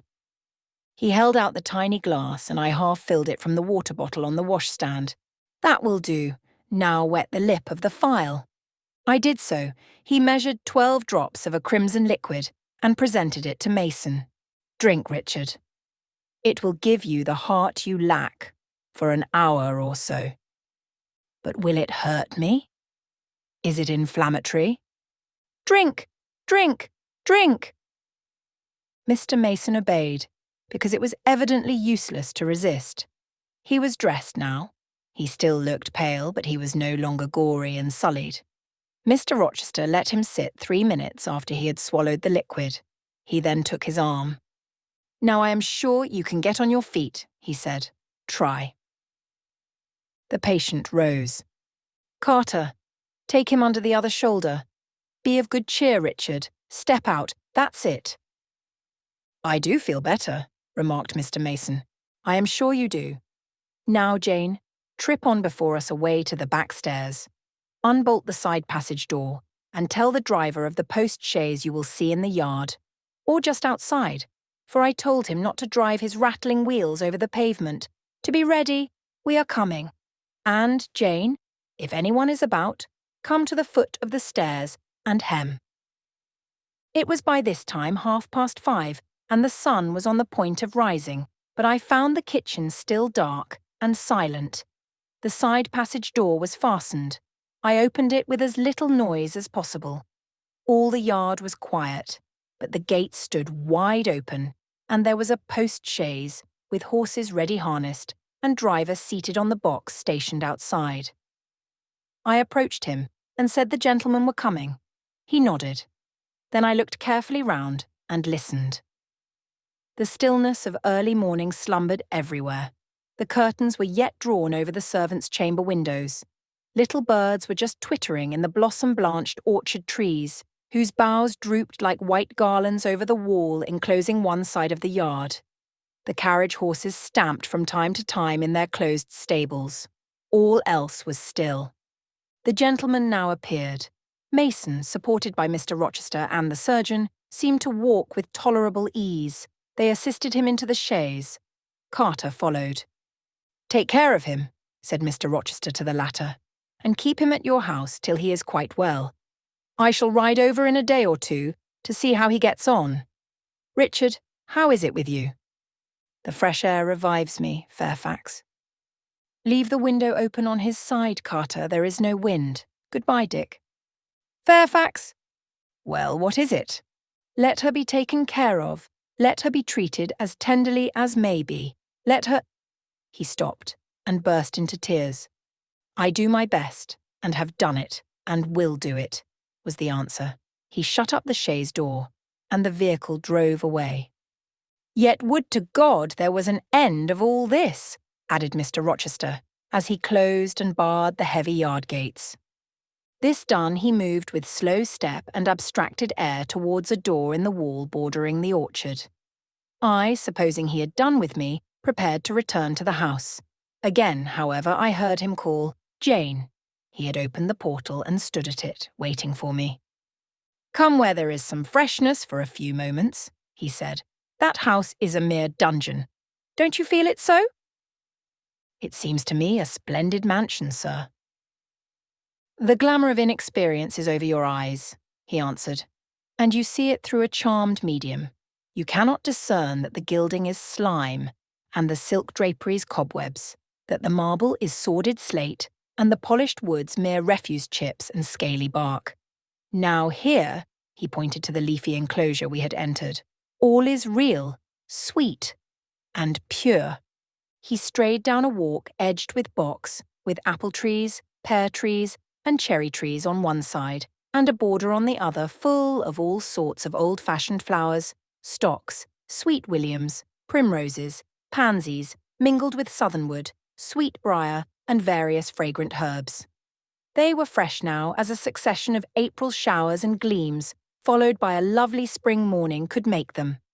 The sun was just entering the dappled east, and his light illumined the wreathed and dewy orchard trees and shone down the quiet walks under them. "Jane, will you have a flower?" He gathered a half-blown rose, the first on the bush, and offered it to me. "Thank you, sir." "Do you like this sunrise, Jane? That sky with its high and light clouds which are sure to melt away as the day waxes warm? This placid and balmly atmosphere?" "I do, very much." "You have passed a strange night, Jane." "Yes, sir." "And it has made you look pale. Were you afraid when I left you alone with Mason?" "I was afraid of someone coming out of the inner room." "But I had fastened the door. I had the key in my pocket.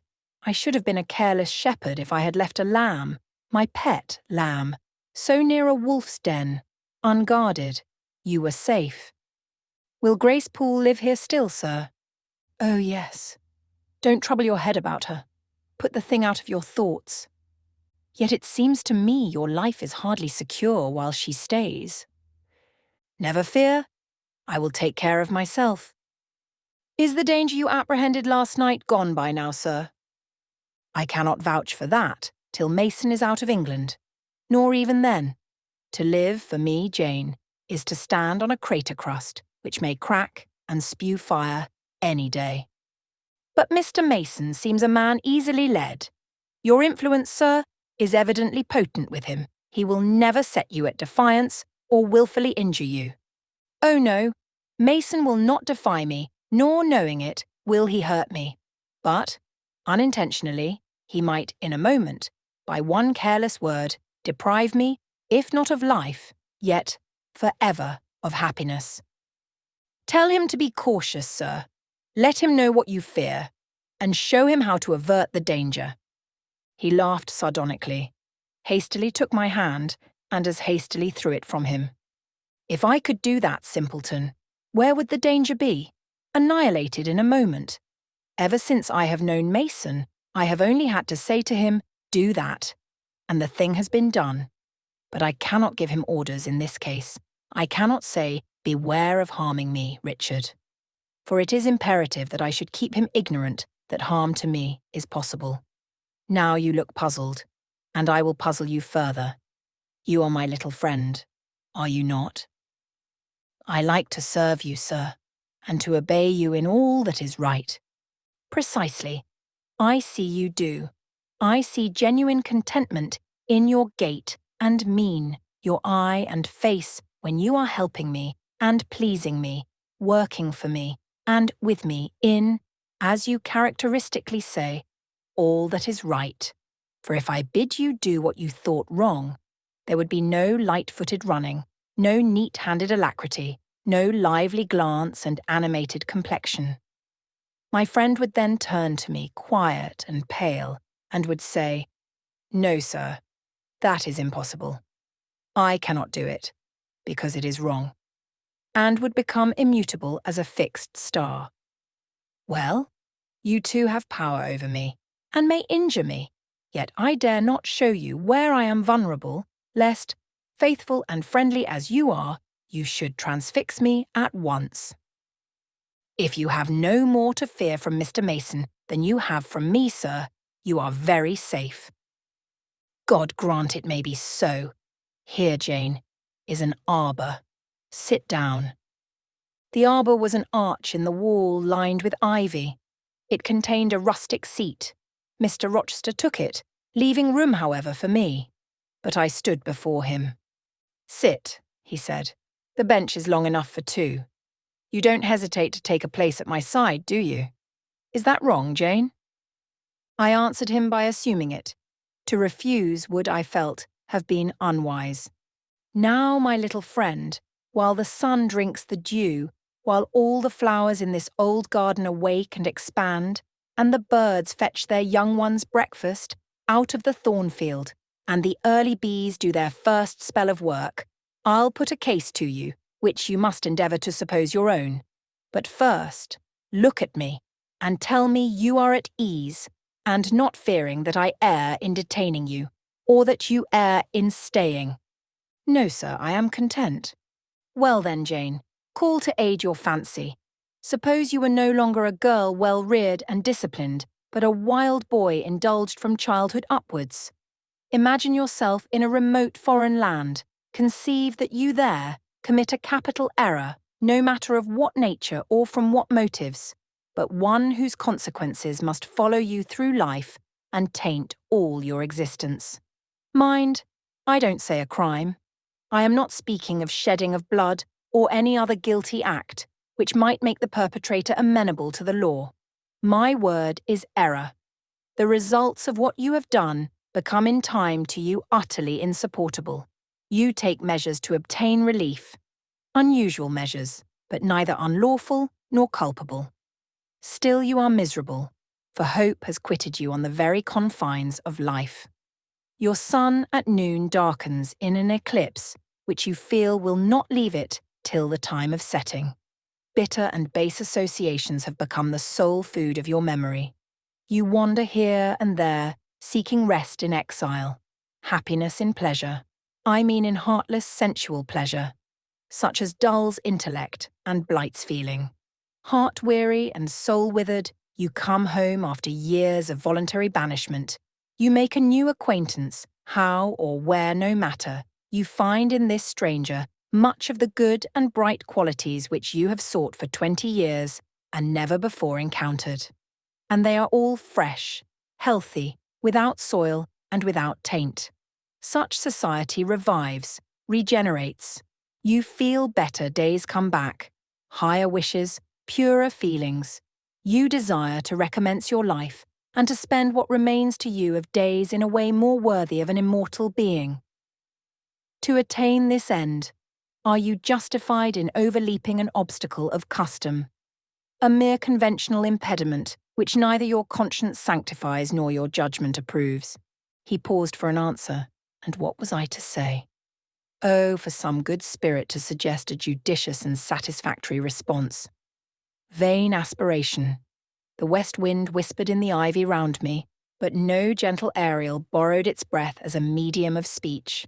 The birds sang in the treetops, but their song, however sweet, was inarticulate.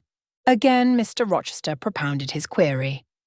Is the wandering and sinful, but now rest-seeking and repentant, man justified in daring the world's opinion, in order to attach to him forever this gentle, gracious, genial stranger, thereby securing his own peace of mind and regeneration of life? Sir, I answered, a wanderer's repose or a sinner's reformation should never depend on a fellow creature. Men and women die, philosophers falter in wisdom, and Christians in goodness. If anyone you know has suffered and erred, let him look higher than his equals for strength to amend and solace to heal. But the instrument, God who does the work ordains the instrument. I have myself, I tell it you without parable, been a worldly, dissipated, restless man, and, I believe, I have found the instrument for my cure in— He paused. The birds went on carolling, the leaves lightly rustling. I almost wondered they did not check their songs and whispers to catch the suspended revelation. But they would have had to wait many minutes, so long was the silence protracted. At last I looked up at the tardy speaker. He was looking eagerly at me. "Little friend," said he, in quite a changed tone, while his face changed too, losing all its softness and gravity and becoming harsh and sarcastic. "You have noticed my tender penchant for Miss Ingram. Don't you think if I married her she would regenerate me with a vengeance?" He got up instantly, went quite to the other end of the walk, and when he came back he was humming a tune.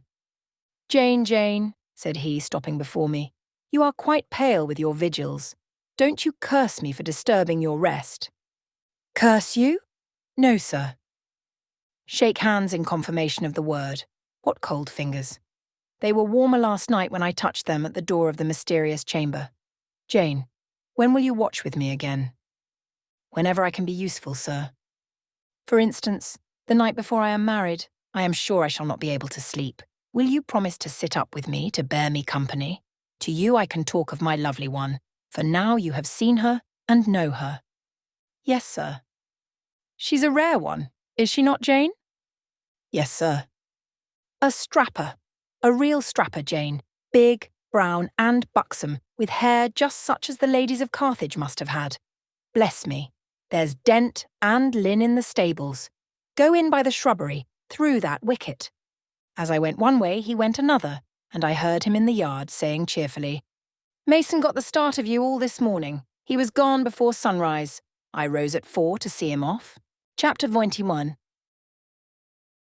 Presentiments are strange things, and so are sympathies, and so are signs, and the three combined make one mystery to which humanity has not yet found the key. I never laughed at presentiments in my life, because I have had strange ones of my own.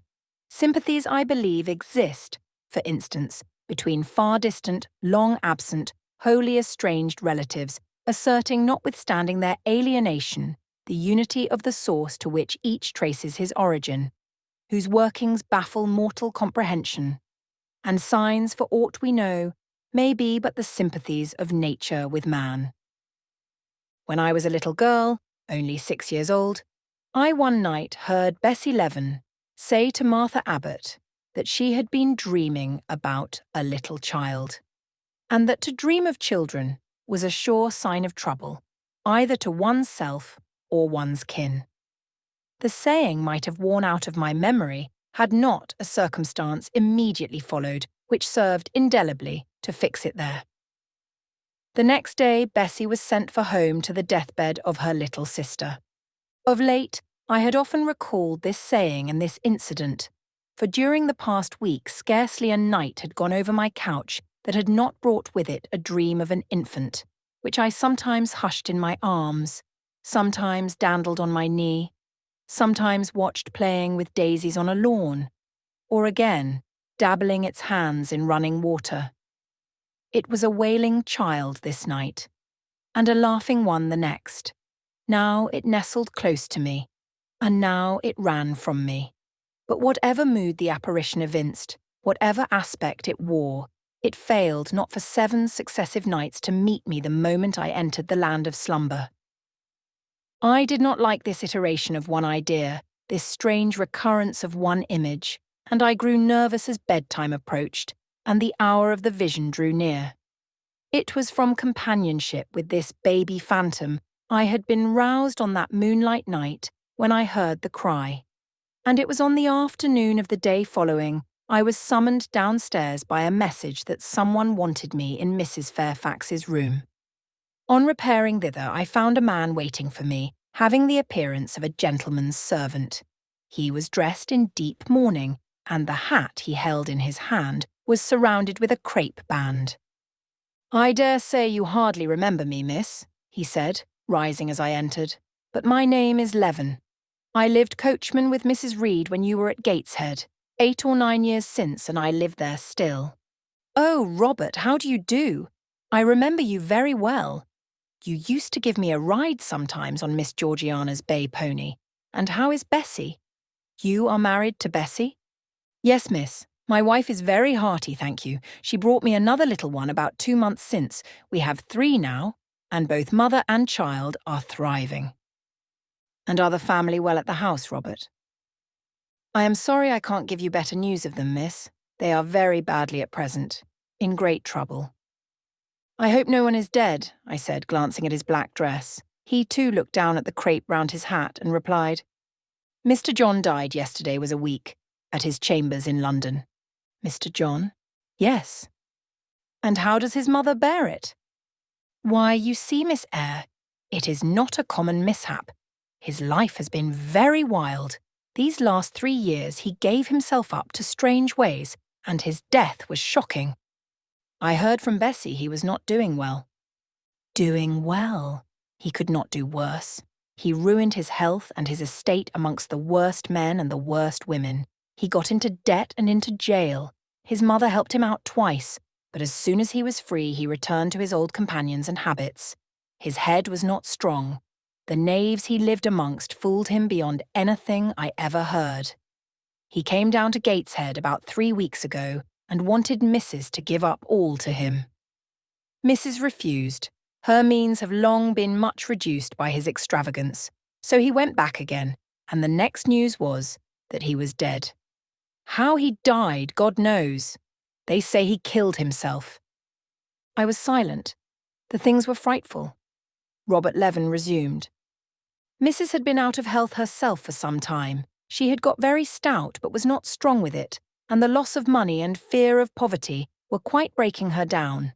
The information about Mr. John's death and the manner of it came too suddenly. It brought on a stroke. She was 3 days without speaking, but last Tuesday she seemed rather better. She appeared as if she wanted to say something and kept making signs to my wife and mumbling. It was only yesterday morning, however, that Bessie understood she was pronouncing your name, and at last she made out the words, 'Bring Jane. Fetch Jane Eyre. I want to speak to her.' Bessie is not sure whether she is in her right mind or means anything by the words. but she told Miss Reed and Miss Georgiana, and advised them to send for you. The young ladies put it off at first, but their mother grew so restless and said, "Jane, Jane," so many times that at last they consented. I left Gateshead yesterday, and if you can get ready, miss, I should like to take you back with me early tomorrow morning. Yes, Robert, I shall be ready. It seems to me that I ought to go. I think so too, miss. Bessie said she was sure you would not refuse, but I suppose you will have to ask leave before you can get off. Yes, and I will do it now. And having directed him to the servants' hall and recommended him to the care of John's wife and the attentions of John himself, I went in search of Mr. Rochester. He was not in any of the lower rooms. He was not in the yard, the stables, or the grounds. I asked Mrs. Fairfax if she had seen him. Yes, she believed he was playing billiards with Miss Ingram. To the billiard room I hastened. The click of balls and the hum of voices resounded thence. Mr. Rochester, Miss Ingram, the two Misses Eshton, and their admirers were all busied in the game. It required some courage to disturb so interesting a party. My errand, however, was one I could not defer, so I approached the master where he stood at Miss Ingram's side. She turned as I drew near and looked at me haughtily. Her eyes seemed to demand, "What can the creeping creature want now?" And when I said in a low voice, "Mr. Rochester," she made a movement as if tempted to order me away. I remember her appearance at the moment. It was very graceful and very striking. She wore a morning robe of sky-blue crepe. A gauzy azure scarf was twisted in her hair. She had been all animation with the game, and irritated pride did not lower the expression of her haughty lineaments. "Does that person want you?" she inquired of Mr. Rochester, and Mr. Rochester turned to see who the person was. He made a curious grimace, one of his strange and equivocal demonstrations, threw down his cue and followed me from the room. "Well, Jane," he said, as he rested his back against the schoolroom door which he had shut. "If you please, sir, I want leave of absence for a week or two." "What to do? Where to go?" "To see a sick lady who has sent for me." "What sick lady? Where does she live?" "At Gateshead. In Shire." "Shire? That is 100 miles off. Who may she be that sends for people to see her that distance?" "Her name is Reed, sir. Mrs. Reed." "Reed of Gateshead? There was a Reed of Gateshead, a magistrate." "It is his widow, sir." "And what have you to do with her? How do you know her?" "Mr. Reed was my uncle, my mother's brother." "The deuce he was. You never told me that before. You always said you had no relations." "None that would own me, sir. Mr. Reed is dead and his wife cast me off." "Why?" "Because I was poor and burdensome, and she disliked me." "But Reed left children. You must have cousins. Sir George Lynn was talking of a Reed of Gateshead yesterday who, he said, was one of the veriest rascals on town. And Ingram was mentioning a Georgiana Reed of the same place who was much admired for her beauty a season or two ago in London." "John Reed is dead too, sir. He ruined himself and half-ruined his family, and is supposed to have committed suicide. The news so shocked his mother that it brought on an apoplectic attack." "And what good can you do her? Nonsense, Jane. I would never think of running 100 miles to see an old lady who will perhaps be dead before you reach her. Besides, you say she cast you off." "Yes, sir, but that is long ago. And when her circumstances were very different, I could not be easy to neglect her wishes now." "How long will you stay?" "As short a time as possible, sir." "Promise me only to stay a week." "I had better not pass my word. I might be obliged to break it."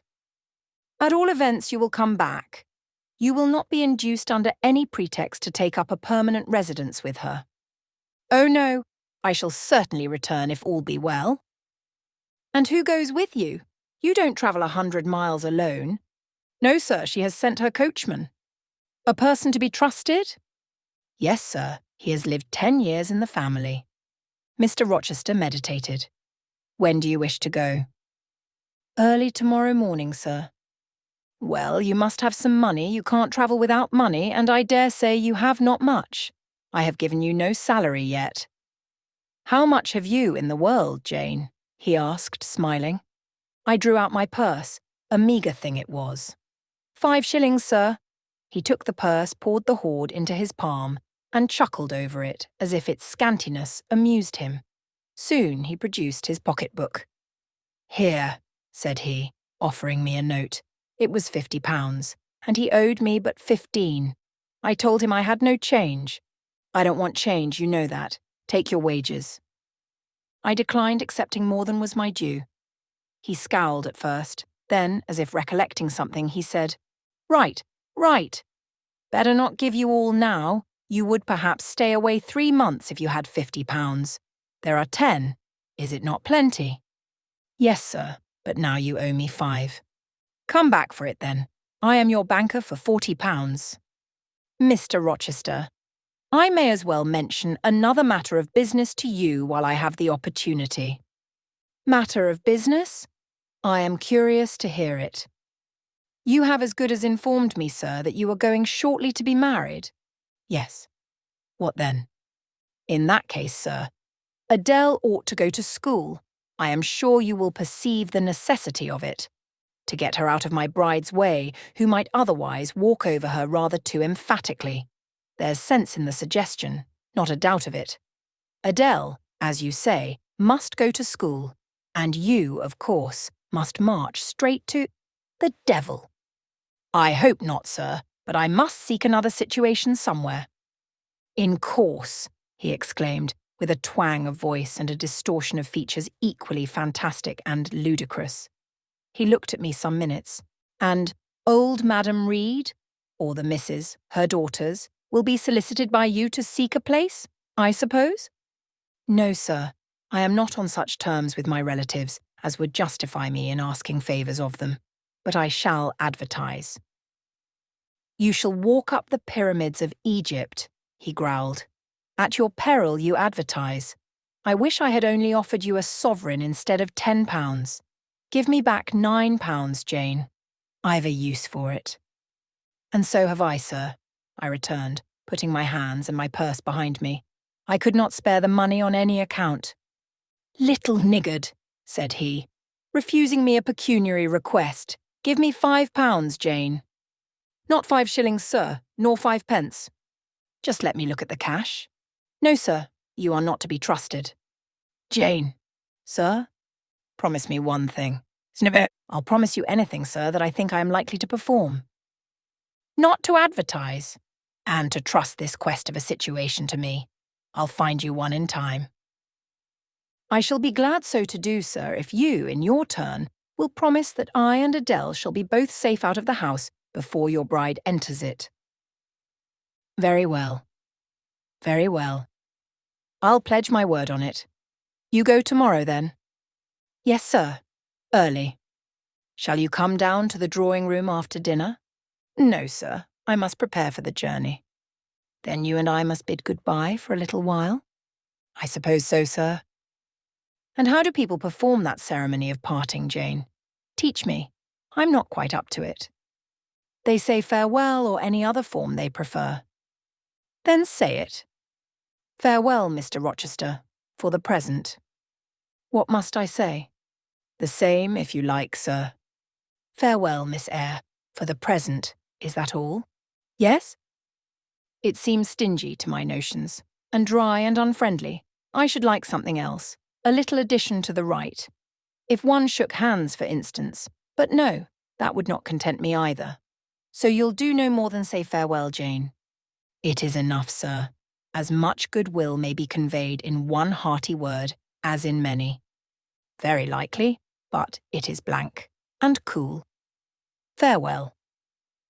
How long is he going to stand with his back against that door? I asked myself. I want to commence my packing. The dinner bell rang, and suddenly away he bolted, without another syllable. I saw him no more during the day, and was off before he had risen in the morning. I reached the lodge at Gateshead about 5 o'clock in the afternoon of the 1st of May. I stepped in there before going up to the hall. It was very clean and neat. The ornamental windows were hung with little white curtains. The floor was spotless. The grate and fire irons were burnished bright, and the fire burnt clear. Bessie sat on the hearth nursing her last-born, and Robert and his sister played quietly in a corner. "Bless you, I knew you would come," exclaimed Mrs. Leaven as I entered. "Yes, Bessie," said I after I had kissed her, "and I trust I am not too late. How is Mrs. Reed? Alive still, I hope." "Yes, she is alive, and more sensible and collected than she was. The doctor says she may linger a week or two yet, but he hardly thinks she will finally recover. Has she mentioned me lately?" "She was talking of you only this morning and wishing you would come, but she is sleeping now, or was 10 minutes ago when I was up at the house. She generally lies in a kind of lethargy all the afternoon, and wakes up about 6 or 7. Will you rest yourself here an hour, miss, and then I will go up with you." Robert here entered, and Bessie laid her sleeping child in the cradle and went to welcome him. Afterwards she insisted on my taking off my bonnet and having some tea, for she said I looked pale and tired. I was glad to accept her hospitality, and I submitted to be relieved of my travelling garb just as passively as I used to let her undress me when a child. Old times crowded fast back on me as I watched her bustling about, setting out the tea tray with her best china, cutting bread and butter, toasting a tea cake, and, between whiles, giving little Robert or Jane an occasional tap or push, just as she used to give me in former days. Bessie had retained her quick temper as well as her light foot and good looks. Tea ready, I was going to approach the table, but she desired me to sit still, quite in her old peremptory tones. "I must be served at the fireside," she said, and she placed before me a little round stand with my cup and a plate of toast, absolutely as she used to accommodate me with some privately purloined dainty on a nursery chair. And I smiled and obeyed her as in bygone days. She wanted to know if I was happy at Thornfield Hall and what sort of a person the mistress was, and when I told her there was only a master, whether he was a nice gentleman, and if I liked him. I told her he was rather an ugly man, but quite a gentleman, and that he treated me kindly, and I was content. Then I went on to describe to her the gay company that had lately been staying at the house, and to these details Bessie listened with interest. They were precisely of the kind she relished. In such conversation an hour was soon gone. Bessie restored to me my bonnet, etc., and, accompanied by her, I quitted the lodge for the hall. It was also accompanied by her that I had, nearly 9 years ago, walked down the path I was now ascending. On a dark, misty, raw morning in January, I had left a hostile roof with a desperate and embittered heart, a sense of outlawry and almost of reprobation, to seek the chilly harbourage of Lowood, that bourne so far away and unexplored. The same hostile roof now again rose before me.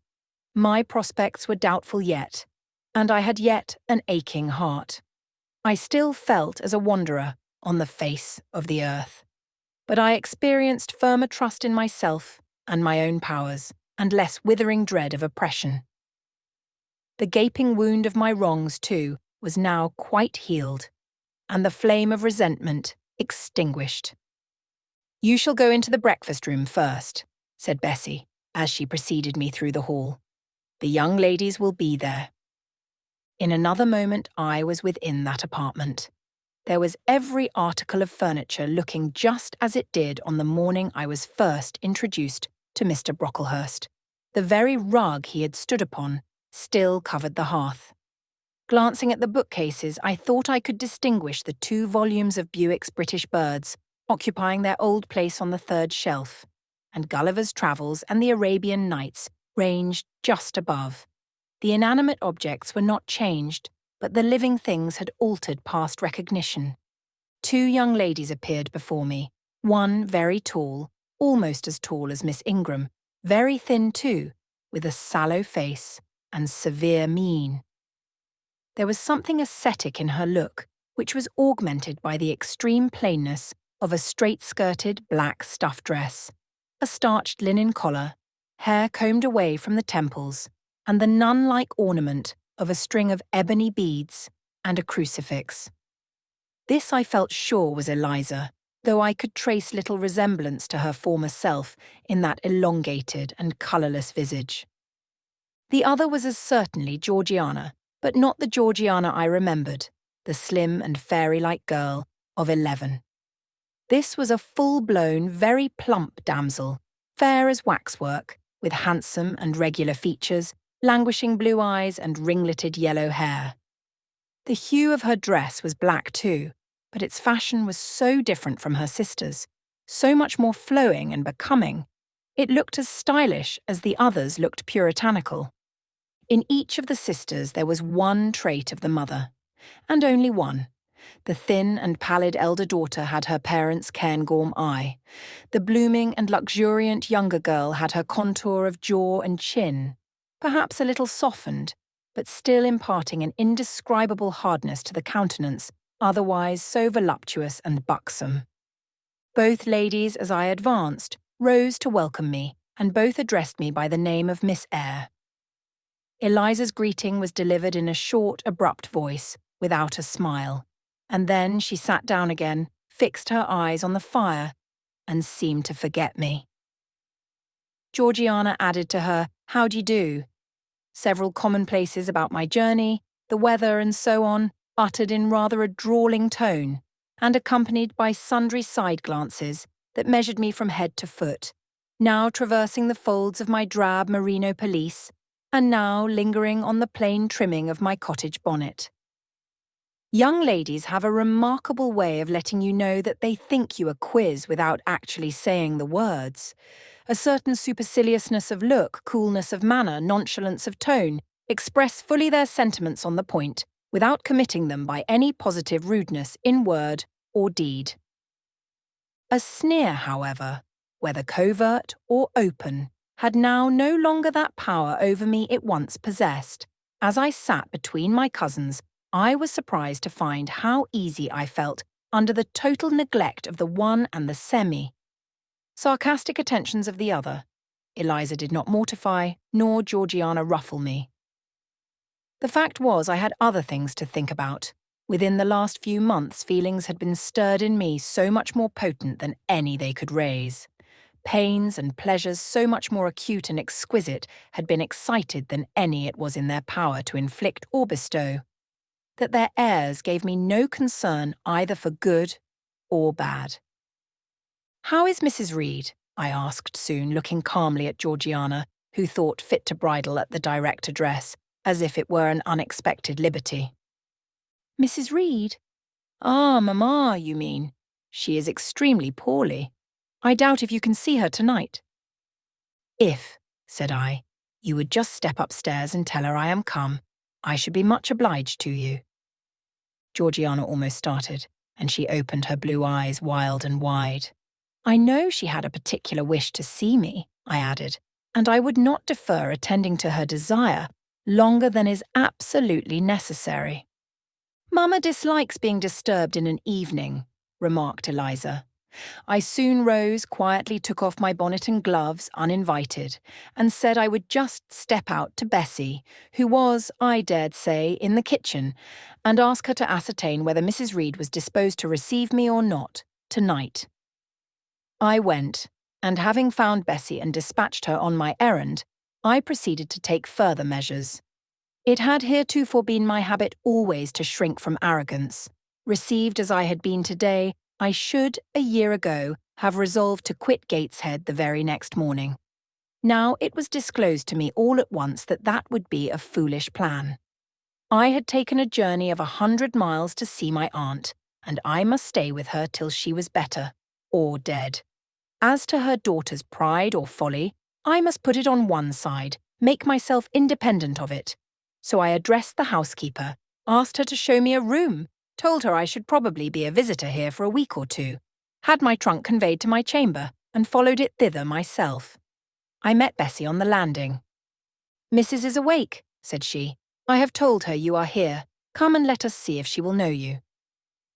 I did not need to be guided to the well-known room, to which I had so often been summoned for chastisement or reprimand in former days. I hastened before Bessie, I softly opened the door. A shaded light stood on the table, for it was now getting dark. There was the great four-post bed with amber hangings as of old. There the toilet table, the armchair, and the footstool, at which I had 100 times been sentenced to kneel, to ask pardon for offences by me, uncommitted. I looked into a certain corner near, half expecting to see the slim outline of a once-dreaded switch which used to lurk there, waiting to leap out imp-like and lace my quivering palm or shrinking neck. I approached the bed. I opened the curtains and leant over the high-piled pillows. Well did I remember Mrs. Reed's face, and I eagerly sought the familiar image. It is a happy thing that time quells the longings of vengeance and hushes the promptings of rage and aversion.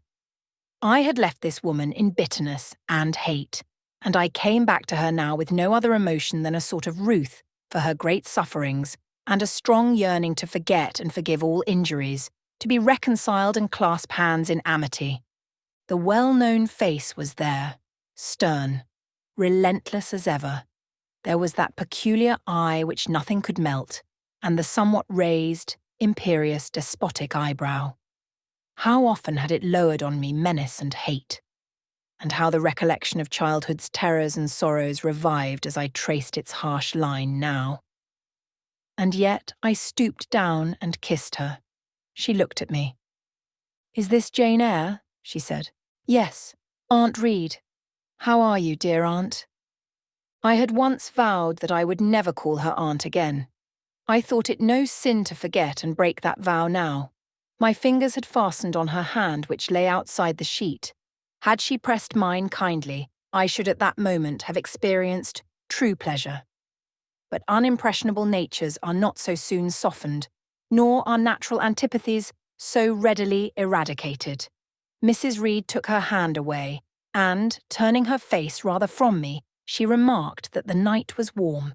Again she regarded me so icily, I felt at once that her opinion of me, her feeling towards me, was unchanged and unchangeable.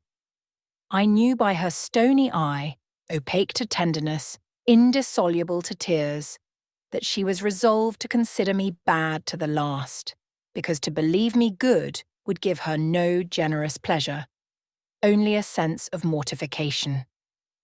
I felt pain, and then I felt ire, and then I felt a determination to subdue her, to be her mistress, in spite both of her nature and her will. My tears had risen, just as in childhood. I ordered them back to their source. I brought a chair to the bedhead. I sat down and leaned over the pillow. "You sent for me," I said, "and I am here, and it is my intention to stay till I see how you get on." "Oh, of course. You have seen my daughters?" "Yes." "Well, you may tell them I wish you to stay till I can talk some things over with you I have on my mind. Tonight it is too late, and I have a difficulty in recalling them. But there was something I wished to say. Let me see." The wandering look and changed utterance told what wreck had taken place in her once vigorous frame. Turning restlessly, she drew the bedclothes round her. My elbow, resting on a corner of the quilt, fixed it down. She was at once irritated. "Sit up," said she. "Don't annoy me with holding the clothes fast. Are you Jane Eyre?" "I am Jane Eyre." "I have had more trouble with that child than anyone would believe. Such a burden to be left on my hands, and so much annoyance as she caused me, daily and hourly, with her incomprehensible disposition and her sudden starts of temper and her continual unnatural watchings of one's movements. I declare she talked to me once like something mad, or like a fiend. No child ever spoke or looked as she did. I was glad to get her away from the house. What did they do with her at Lowood? The fever broke out there, and many of the pupils died. She, however, did not die. But I said she did. I wish she had died." "A strange wish, Mrs. Reed. Why do you hate her so?" "I had a dislike to her mother always, for she was my husband's only sister and a great favourite with him. He opposed the family's disowning her when she made her low marriage, and when news came of her death, he wept like a simpleton. He would send for the baby, though I entreated him rather to put it out to nurse and pay for its maintenance. I hated it the first time I set my eyes on it. A sickly, whining, pining thing. It would wail in its cradle all night long, not screaming heartily like any other child, but whimpering and moaning. Reed pitied it, and he used to nurse it and notice it as if it had been his own, more indeed than he ever noticed his own at that age. He would try to make my children friendly to the little beggar. The darlings could not bear it, and he was angry with them when they showed their dislike. In his last illness, he had it brought continually to his bedside, and but an hour before he died, he bound me by vow to keep the creature. I would as soon have been charged with a pauper brat out of a workhouse, but he was weak, naturally weak. John does not at all resemble his father, and I am glad of it. John is like me and like my brothers. He is quite a Gibson. Oh, I wish he would cease tormenting me with letters for money. I have no more money to give him. We are getting poor. I must send away half the servants and shut up part of the house, or let it off. I can never submit to do that, yet how are we to get on? 2/3 of my income goes in paying the interest of mortgages. John gambles dreadfully and always loses, poor boy. He is beset by sharpers. John is sunk and degraded. His look is frightful. I feel ashamed for him when I see him. She was getting much excited. I think I had better leave her now, said I to Bessie, who stood on the other side of the bed. Perhaps you had, miss, but she often talks in this way towards night.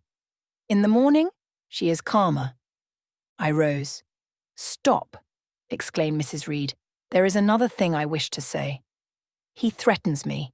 He continually threatens me with his own death or mine, and I dream sometimes that I see him laid out with a great wound in his throat, or with a swollen and blackened face.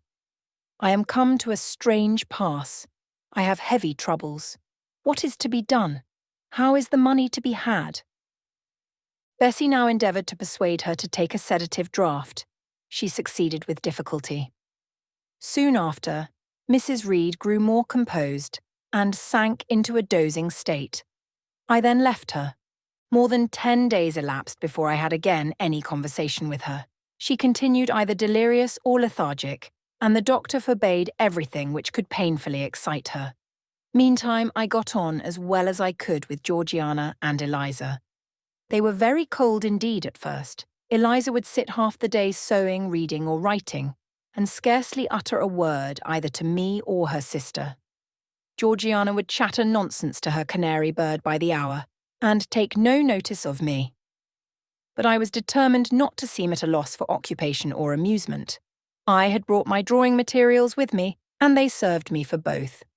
Provided with a case of pencils and some sheets of paper, I used to take a seat apart from them, near the window, and busy myself in sketching fancy vignettes, representing any scene that happened momentarily to shape itself in the ever-shifting kaleidoscope of imagination. A glimpse of sea between two rocks, the rising moon, and a ship crossing its disk, a group of reeds and water flags, and a naiad's head, crowned with lotus, flowers rising out of them, an elf sitting in a hedge sparrow's nest under a wreath of hawthorn bloom. One morning I fell to sketching a face. What sort of a face it was to be, I did not care or know.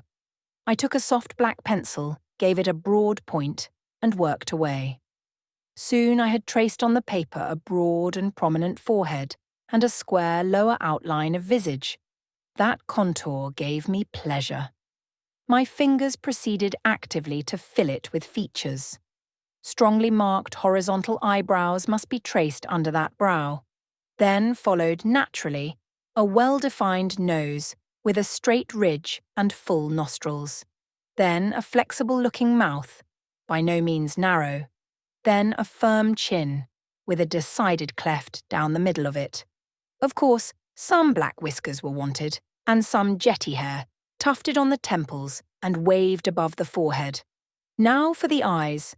I had left them to the last, because they required the most careful working. I drew them large. I shaped them well. The eyelashes I traced long and sombre, the irids lustrous and large. Good, but not quite the thing, I thought, as I surveyed the effect. They want more force and spirit, and I wrought the shades blacker that the lights might flash more brilliantly. A happy touch or two secured success. There I had a friend's face under my gaze, and what did it signify that those young ladies turned their backs on me? I looked at it. I smiled at the speaking likeness. I was absorbed and content. "Is that a portrait of someone you know?" asked Eliza, who had approached me unnoticed. I responded that it was merely a fancy head and hurried it beneath the other sheets. Of course I lied. It was, in fact, a very faithful representation of Mr. Rochester. But what was that to her, or to anyone but myself? Georgiana also advanced to look. The other drawings pleased her much, but she called that an ugly man. They both seemed surprised at my skill.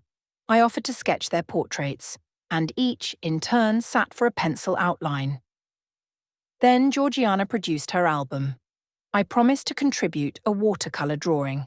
This put her at once into good humour. She proposed a walk in the grounds. Before we had been out 2 hours, we were deep in a confidential conversation. She had favoured me with a description of the brilliant winter she had spent in London 2 seasons ago, of the admiration she had there excited, the attention she had received, and I even got hints of the titled conquest she had made. In the course of the afternoon and evening, these hints were enlarged on. Various soft conversations were reported, and sentimental scenes represented, and, in short, a volume of a novel of fashionable life was that day improvised by her for my benefit. The communications were renewed from day to day. They always ran on the same theme: herself, her loves, and woes. It was strange she never once adverted either to her mother's illness, or her brother's death, or the present gloomy state of the family prospects. Her mind seemed wholly taken up with reminiscences of past gaiety and aspirations after dissipations to come. She passed about 5 minutes each day in her mother's sick room, and no more. Eliza still spoke little. She had evidently no time to talk. I never saw a busier person than she seemed to be, yet it was difficult to say what she did, or rather to discover any result of her diligence. She had an alarm to call her up early. I know not how she occupied herself before breakfast, but after that meal she divided her time into regular portions, and each hour had its allotted task. 3 times a day she studied a little book, which I found on inspection was a common prayer book. I asked her once what was the great attraction of that volume, and she said, "The rubric." 3 hours she gave to stitching with gold thread the border of a square crimson cloth, almost large enough for a carpet. In answer to my inquiries after the use of this article, she informed me it was a covering for the altar of a new church lately erected near Gateshead. 2 hours she devoted to her diary, 2 to working by herself in the kitchen garden, and 1 to the regulation of her accounts. She seemed to want no company, no conversation. I believe she was happy in her way. This routine sufficed for her, and nothing annoyed her so much as the occurrence of any incident which forced her to vary its clockwork regularity. She told me one evening, when more disposed to be communicative than usual, that John's conduct and the threatened ruin of the family had been a source of profound affliction to her. But she had now, she said, settled her mind and formed her resolution. Her own fortune she had taken care to secure. And when her mother died, and it was wholly improbable, she tranquilly remarked that she should either recover or linger long, she would execute a long-cherished project, seek a retirement where punctual habits would be permanently secured from disturbance and place safe barriers between herself and a frivolous world. I asked if Georgiana would accompany her. Of course not. Georgiana and she had nothing in common. They never had had. She would not be burdened with her society for any consideration. Georgiana should take her own course, and she, Eliza, would take hers. Georgiana, when not unburdening her heart to me, spent most of her time in lying on the sofa, fretting about the dullness of the house, and wishing over and over again that her Aunt Gibson would send her an invitation up to town. It would be so much better, she said. if she could only get out of the way for a month or two, till all was over. I did not ask what she meant by all being over, but I suppose she referred to the expected decease of her mother and the gloomy sequel of funeral rites. Eliza generally took no more notice of her sister's indolence and complaints than if no such murmuring, lounging object had been before her. One day, however, as she put away her account book and unfolded her embroidery, she suddenly took her up thus. "Georgiana, a more vain and absurd animal than you was certainly never allowed to cumber the earth.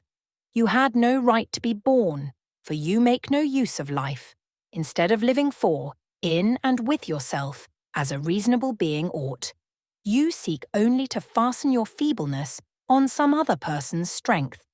If no one can be found willing to burden her or himself with such a fat, weak, puffy, useless thing, you cry out that you are ill-treated, neglected, miserable. Then, too, existence for you must be a scene of continual change and excitement, or else the world is a dungeon. You must be admired, you must be courted, you must be flattered, you must have music, dancing, and society, or you languish, you die away. Have you no sense to devise a system which will make you independent of all efforts and all wills, but your own? Take one day, share it into sections, to each section apportion its task. Leave no stray unemployed quarters of an hour, 10 minutes, 5 minutes. Include all. Do each piece of business in its turn with method, with rigid regularity. The day will close almost before you are aware it has begun, and you are indebted to no one for helping you to get rid of one vacant moment. You have had to seek no one's company, conversation, sympathy, forbearance. You have lived, in short, as an independent being ought to do. Take this advice, the first and last I shall offer you, then you will not want me or anyone else, happen what may. Neglect it. Go on as heretofore, craving, whining, and idling, and suffer the results of your idiocy, however bad and insuperable they may be.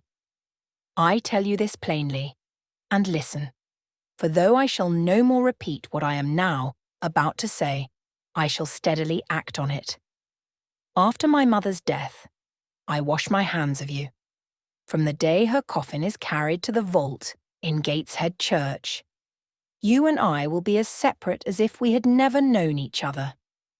You need not think that because we chance to be born of the same parents, I shall suffer you to fasten me down by even the feeblest claim. I can tell you this, if the whole human race, ourselves excepted, were swept away, and we two stood alone on the earth, I would leave you in the old world and betake myself to the new. She closed her lips. You might have spared yourself the trouble of delivering that tirade, answered Georgiana. Everybody knows you are the most selfish, heartless creature in existence, and I know your spiteful hatred towards me. I have had a specimen of it before in the trick you played me about Lord Edwin Vere. You could not bear me to be raised above you, to have a title, to be received into circles where you dare not show your face, and so you acted the spy and informer and ruined my prospects forever. Georgiana took out her handkerchief and blew her nose for an hour afterwards. Eliza sat cold, impassible, and assiduously industrious. True, generous feeling is made small account of by some, but here were two natures rendered, the one intolerably acrid, the other despicably savourless, for the want of it. Feeling without judgment is a washy draught indeed, but judgment untempered by feeling is too bitter and husky a morsel for human deglutition. It was a wet and windy afternoon. Georgiana had fallen asleep on the sofa over the perusal of a novel. Eliza was gone to attend a Saint's Day service at the new church, for in matters of religion she was a rigid formalist. No weather ever prevented the punctual discharge of what she considered her devotional duties. Fair or foul, she went to church thrice every Sunday, and as often on weekdays as there were prayers. I bethought myself to go upstairs and see how the dying woman sped, who lay there almost unheeded. The very servants paid her but a remittent attention. The hired nurse, being little looked after, would slip out of the room whenever she could. Bessie was faithful, but she had her own family to mind, and could only come occasionally to the hall. I found the sick room unwatched, as I had expected. No nurse was there. The patient lay still and seemingly lethargic, her livid face sunk in the pillows. The fire was dying in the grate. I renewed the fuel, rearranged the bedclothes, gazed a while on her who could not now gaze on me, and then I moved away to the window. The rain beat strongly against the panes, the wind blew tempestuously. One lies there, I thought, who will soon be beyond the war of earthly elements. Whither will that spirit, now struggling to quit its material tenement, flit when at length released? In pondering the great mystery, I thought of Helen Burns, recalled her dying words, her faith, her doctrine of the equality of disembodied souls. I was still listening in thought to her well-remembered tones, still picturing her pale and spiritual aspect, her wasted face and sublime gaze as she lay on her placid deathbed and whispered her longing to be restored to her divine Father's bosom, when a feeble voice murmured from the couch behind, "Who is that?" I knew Mrs. Reed had not spoken for days. Was she reviving? I went up to her. "It is I, Aunt Reed." "Who, I?" was her answer. "Who are you?" Looking at me with surprise and a sort of alarm, but still not wildly. "You are quite a stranger to me. Where is Bessie?" "She is at the lodge, Aunt." "Aunt," she repeated. "Who calls me aunt? You are not one of the Gibsons, and yet I know you. That face and the eyes and forehead are quite familiar to me. You are like— Why, you are like Jane Eyre." I said nothing. I was afraid of occasioning some shock by declaring my identity. "Yet," said she, "I am afraid it is a mistake. My thoughts deceive me. I wish to see Jane Eyre, and I fancy a likeness where none exists. Besides, in 8 years she must be so changed." I now gently assured her that I was the person she supposed and desired me to be, and seeing that I was understood, and that her senses were quite collected, I explained how Bessie had sent her husband to fetch me from Thornfield. "I am very ill, I know," she said ere long. "I was trying to turn myself a few minutes since, and find I cannot move a limb. It is as well I should ease my mind before I die. What we think little of in health burdens us at such an hour as the present is to me. Is the nurse here, or is there no one in the room but you?" I assured her we were alone. "Well, I have twice done you a wrong which I regret now. One was in breaking the promise which I gave my husband to bring you up as my own child. The other—" She stopped. "After all, it is of no great importance, perhaps," she murmured to herself. "And then I may get better. And to humble myself so to her is painful."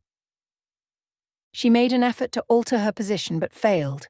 Her face changed. She seemed to experience some inward sensation, the precursor, perhaps, of the last pang. "Well, I must get it over. Eternity is before me. I had better tell her. Go to my dressing case, open it, and take out a letter you will see there." I obeyed her directions. "Read the letter," she said. It was short, and thus conceived. "Madam, will you have the goodness to send me the address of my niece, Jane Eyre, and to tell me how she is? It is my intention to write shortly, and desire her to come to me at Madeira. Providence has blessed my endeavours to secure a competency, and as I am unmarried and childless, I wish to adopt her during my life, and bequeath her at my death whatever I may have to leave. I am, Madam, etc., etc., John Eyre, Madeira." It was dated 3 years back. "Why did I never hear of this?" I asked. "Because I disliked you too fixedly and thoroughly ever to lend a hand in lifting you to prosperity. I could not forget your conduct to me, Jane, the fury with which you once turned on me. The tone in which you declared you abhorred me the worst of anybody in the world. The unchildlike look and voice with which you affirmed that the very thought of me made you sick, and asserted that I had treated you with miserable cruelty. I could not forget my own sensations when you thus started up and poured out the venom of your mind. I felt fear as if an animal that I had struck or pushed had looked up at me with human eyes and cursed me in a man's voice. "Bring me some water. Oh, make haste." "Dear Mrs. Reed," said I as I offered her the draught she required, "think no more of all this. Let it pass away from your mind. Forgive me for my passionate language. I was a child then. 8, 9 years have passed since that day." She heeded nothing of what I said, but when she had tasted the water and drawn breath, she went on thus. "I tell you I could not forget it, and I took my revenge. For you to be adopted by your uncle and placed in a state of ease and comfort was what I could not endure. I wrote to him. I said I was sorry for his disappointment, but Jane Eyre was dead. She had died of typhus fever at Lowood. Now act as you please. Write and contradict my assertion. Expose my falsehood as soon as you like. You were born, I think, to be my torment. My last hour is racked by the recollection of a deed which, but for you, I should never have been tempted to commit. If you could but be persuaded to think no more of it, aunt, and to regard me with kindness and forgiveness." "You have a very bad disposition," said she, "and one to this day I feel it impossible to understand. How for 9 years you could be patient and quiescent under any treatment, and in the 10th break out, all fire and violence, I can never comprehend. My disposition is not so bad as you think. I am passionate, but not vindictive. Many a time, as a little child, I should have been glad to love you if you would have let me. And I long earnestly to be reconciled to you now. Kiss me, aunt." I approached my cheek to her lips. She would not touch it. She said I oppressed her by leaning over the bed, and again demanded water.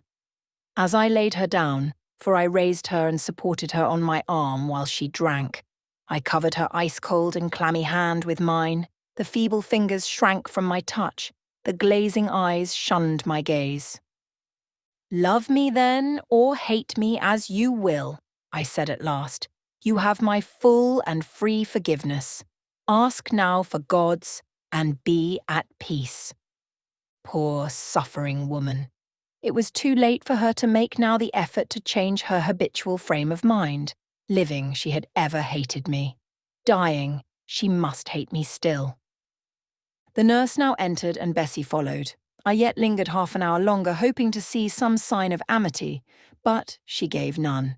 She was fast relapsing into stupor, nor did her mind again rally. At 12 o'clock that night, she died. I was not present to close her eyes, nor were either of her daughters. They came to tell us the next morning that all was over. She was by that time laid out. Eliza and I went to look at her. Georgiana, who had burst out into loud weeping, said she dared not go. There was stretched Sarah Reed's once robust and active frame, rigid and still. Her eye of flint was covered with its cold lid. Her brow and strong traits wore yet the impress of her inexorable soul. A strange and solemn object was that corpse to me. I gazed on it with gloom and pain. Nothing soft, nothing sweet, nothing pitying or hopeful or subduing did it inspire. Only a grating anguish for her woes, not my loss, and a sombre, tearless dismay at the fearfulness of death in such a form. Eliza surveyed her parent calmly. After a silence of some minutes, she observed, "With her constitution, she should have lived to a good old age. Her life was shortened by trouble." And then a spasm constricted her mouth for an instant. As it passed away, she turned and left the room. And so did I. Neither of us had dropped a tear. Chapter 3. Mr. Rochester had given me but 1 week's leave of absence, yet a month elapsed before I quitted Gateshead. I wished to leave immediately after the funeral, but Georgiana entreated me to stay till she could get off to London, whither she was now at last invited by her uncle, Mr. Gibson, who had come down to direct his sister's interment and settle the family affairs. Georgiana said she dreaded being left alone with Eliza. From her she got neither sympathy in her dejection, support in her fears, nor aid in her preparations. So I bore with her feeble-minded wailings and selfish lamentations as well as I could, and did my best in sewing for her and packing her dresses. It is true that while I worked she would idle, and I thought to myself, if you and I were destined to live always together, cousin, we would commence matters on a different footing. I should not settle tamely down into being the forbearing party. I should assign you your share of labour and compel you to accomplish it, or else it should be left undone. I should insist also on your keeping some of those drawling, half-insincere complaints hushed in your own breast. It is only because our connection happens to be very transitory and comes at a peculiarly mournful season that I consent thus to render it so patient and compliant on my part. At last I saw Georgiana off, but now it was Eliza's turn to request me to stay another week. Her plans required all her time and attention, she said. She was about to depart for some unknown bourne, and all day long she stayed in her own room, her door bolted within, filling trunks, emptying drawers, burning papers, and holding no communication with anyone. She wished me to look after the house, to see callers, and answer notes of condolence. One morning she told me I was at liberty. And, she added, I am obliged to you for your valuable services and discreet conduct. There is some difference between living with such an one as you and with Georgiana. You perform your own part in life and burden no one. Tomorrow, she continued, I set out for the continent. I shall take up my abode in a religious house near Lille, a nunnery you would call it. There I shall be quiet and unmolested. I shall devote myself for a time to the examination of the Roman Catholic dogmas and to a careful study of the workings of their system. If I find it to be, as I half suspect it is, the one best calculated to ensure the doing of all things decently and in order, I shall embrace the tenets of Rome and probably take the veil. I neither expressed surprise at this resolution nor attempted to dissuade her from it. The vocation will fit you to a hair, I thought. Much good may it do you. When we parted, she said, Goodbye, cousin Jane Eyre. I wish you well. You have some sense. I then returned, You are not without sense, cousin Eliza. But what you have, I suppose, in another year will be walled up alive in a French convent. However, it is not my business, and so it suits you, I don't much care. You are in the right, said she, and with these words we each went our separate way. As I shall not have occasion to refer either to her or her sister again, I may as well mention here that Georgiana made an advantageous match with a wealthy, worn-out man of fashion, and that Eliza actually took the veil and is at this day superior of the convent where she passed the period of her novitiate, and which she endowed with her fortune. How people feel when they are returning home from an absence long or short, I did not know. I had never experienced the sensation. I had known what it was to come back to Gateshead when a child after a long walk, to be scolded for looking cold or gloomy, and later, what it was to come back from church to Lowood, to long for a plenteous meal and a good fire, and to be unable to get either. Neither of these returnings was very pleasant or desirable. No magnet drew me to a given point, increasing in its strength of attraction the nearer I came. The return to Thornfield was yet to be tried. My journey seemed tedious, very tedious. 50 miles one day, a night spent at an inn, 50 miles the next day. During the first 12 hours I thought of Mrs. Reed in her last moments.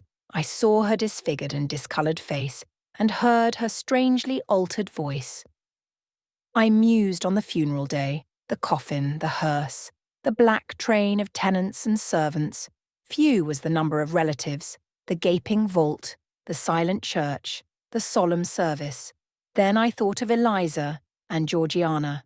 I beheld one the cynosure of a ballroom, the other the inmate of a convent cell, and I dwelt on and analysed their separate peculiarities of person and character. The evening arrival at the great town of scattered these thoughts. Night gave them quite another turn. Laid down on my traveller's bed, I left reminiscence for anticipation. I was going back to Thornfield, but how long was I to stay there? Not long, of that I was sure. I had heard from Mrs. Fairfax in the interim of my absence. The party at the Hall was dispersed. Mr. Rochester had left for London 3 weeks ago, but he was then expected to return in a fortnight. Mrs. Fairfax surmised that he was gone to make arrangements for his wedding, as he had talked of purchasing a new carriage. She said the idea of his marrying Miss Ingram still seemed strange to her, but from what everybody said, and from what she had herself seen, she could no longer doubt that the event would shortly take place. "You would be strangely incredulous if you did doubt it," was my mental comment. "I don't doubt it." The question followed. Where was I to go? I dreamt of Miss Ingram all the night. In a vivid morning dream, I saw her closing the gates of Thornfield against me and pointing me out another road. And Mr. Rochester looked on with his arms folded, smiling sardonically, as it seemed, at both her and me. I had not notified to Mrs. Fairfax the exact day of my return, for I did not wish either car or carriage to meet me at Millcote. I proposed to walk the distance quietly by myself. And very quietly, after leaving my box in the ostler's care, did I slip away from the George Inn, about 6 o'clock of a June evening, and take the old road to Thornfield, a road which lay chiefly through fields, and was now little frequented. It was not a bright or splendid summer evening, though fair and soft. The haymakers were at work all along the road, and the sky, though far from cloudless, was such as promised well for the future. Its blue, where blue was visible, was mild and settled, and its cloud strata high and thin. The west, too, was warm. No watery gleam chilled it. It seemed as if there was a fire lit, an altar burning behind its screen of marbled vapour, and out of apertures shone a golden redness. I felt glad as the road shortened before me, so glad that I stopped once to ask myself what that joy meant, and to remind reason that it was not to my home I was going, or to a permanent resting place, or to a place where fond friends looked out for me and waited my arrival. "Mrs. Fairfax will smile you a calm welcome, to be sure," said I, "and little Adele will clap her hands and jump to see you. But you know very well you are thinking of another than they, and that he is not thinking of you." But what is so headstrong as youth? What so blind as inexperience? These affirmed that it was pleasure enough to have the privilege of again looking on Mr. Rochester, whether he looked on me or not. And they added, "Hasten, hasten, be with him while you may. But a few more days or weeks at most, and you are parted from him for ever." And then I strangled a newborn agony, a deformed thing which I could not persuade myself to own and rear, and ran on. They are making hay, too, in Thornfield meadows. Or rather, the labourers are just quitting their work and returning home with their rakes on their shoulders now, at the hour I arrive. I have but a field or two to traverse, and then I shall cross the road and reach the gates. How full the hedges are of roses! But I have no time to gather any. I want to be at the house. I passed a tall briar, shooting leafy and flowery branches across the path. I see the narrow stile with stone steps, and I see Mr. Rochester sitting there, a book and a pencil in his hand. He is writing. Well, he is not a ghost, yet every nerve I have is unstrung. For a moment I am beyond my own mastery. What does it mean? I did not think I should tremble in this way when I saw him, or lose my voice or the power of motion in his presence. I will go back as soon as I can stir. I need not make an absolute fool of myself. I know another way to the house. It does not signify if I knew 20 ways, for he has seen me. "Hillo!" he cries, and he puts up his book and his pencil. "There you are. Come on, if you please.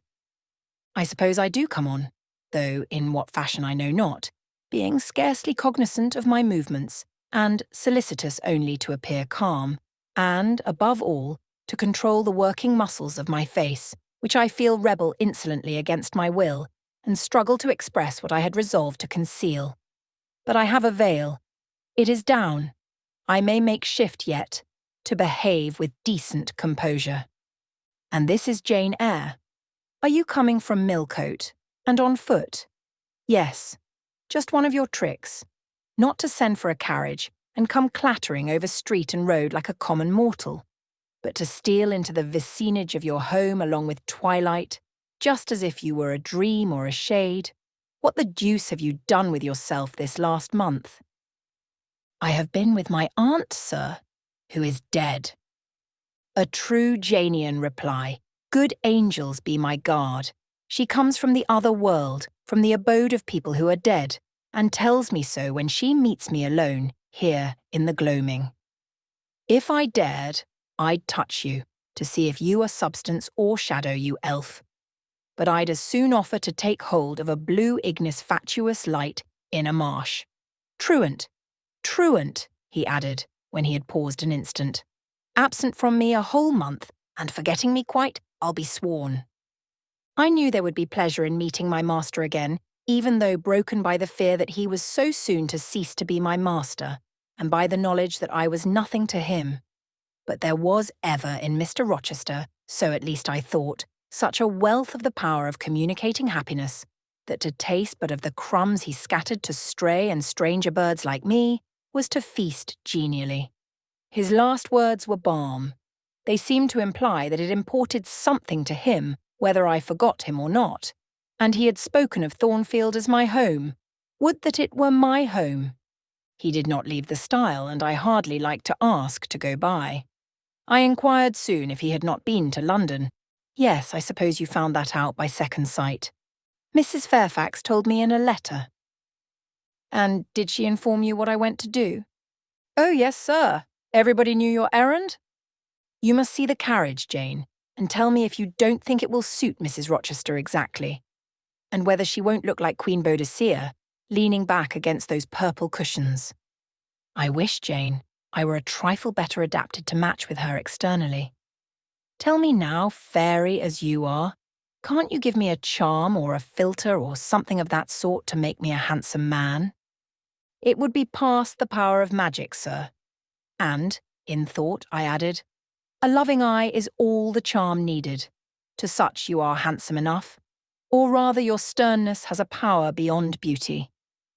Mr. Rochester had sometimes read my unspoken thoughts with an acumen to me incomprehensible. In the present instance, he took no notice of my abrupt vocal response, but he smiled at me with a certain smile he had of his own, and which he used but on rare occasions. He seemed to think it too good for common purposes. It was the real sunshine of feeling. He shed it over me now. Pass, Janet, said he, making room for me to cross the stile. Go up home, and stay your weary little wandering feet at a friend's threshold. All I had now to do was to obey him in silence. No need for me to colloquize further. I got over the stile without a word and meant to leave him calmly. An impulse held me fast. A force turned me round. I said, or something in me said for me, and in spite of me, thank you, Mr. Rochester, for your great kindness. I am strangely glad to get back again to you, and wherever you are is my home, my only home. I walked on so fast that even he could hardly have overtaken me had he tried. Little Adele was half wild with delight when she saw me. Mrs. Fairfax received me with her usual plain friendliness. Leah smiled, and even Sophie bid me bonsoir with glee. This was very pleasant. There is no happiness like that of being loved by your fellow creatures and feeling that your presence is an addition to their comfort. I that evening shut my eyes resolutely against the future. I stopped my ears against the voice that kept warning me of near separation and coming grief. When tea was over and Mrs. Fairfax had taken her knitting, and I had assumed a low seat near her, and Adele, kneeling on the carpet, had nestled close up to me, and a sense of mutual affection seemed to surround us with a ring of golden peace. I uttered a silent prayer that we might not be parted far or soon. But when, as we thus sat, Mr. Rochester entered, unannounced, and looking at us, seemed to take pleasure in the spectacle of a group so amicable. When he said he supposed the old lady was all right now that she had got her adopted daughter back again, and added that he saw Adele was prête à croquer sa petite maman anglaise. I half ventured to hope that he would, even after his marriage, keep us together somewhere under the shelter of his protection and not quite exiled from the sunshine of his presence. A fortnight of dubious calm succeeded my return to Thornfield Hall. Nothing was said of the master's marriage, and I saw no preparation going on for such an event. Almost every day, I asked Mrs. Fairfax if she had yet heard anything decided. Her answer was always in the negative. Once she said she had actually put the question to Mr. Rochester as to when he was going to bring his bride home, but he had answered her only by a joke and one of his queer looks, and she could not tell what to make of him. One thing specially surprised me, and that was, there were no journeyings backward and forward, no visits to Ingram Park. To be sure, it was 20 miles off, on the borders of another county. But what was that distance to an ardent lover? To so practised and indefatigable a horseman as Mr. Rochester, it would be but a morning's ride. I began to cherish hopes I had no right to conceive, that the match was broken off, that rumour had been mistaken, that one or both parties had changed their minds. I used to look at my master's face to see if it was sad or fierce, but I could not remember the time when it had been so uniformly clear of clouds or evil feelings. If, in the moments I and my pupil spent with him, I lacked spirits and sank into inevitable dejection, he became even gay. Never had he called me more frequently to his presence, never been kinder to me when there, and, alas, never had I loved him so well. Chapter 13. A splendid midsummer shone over England.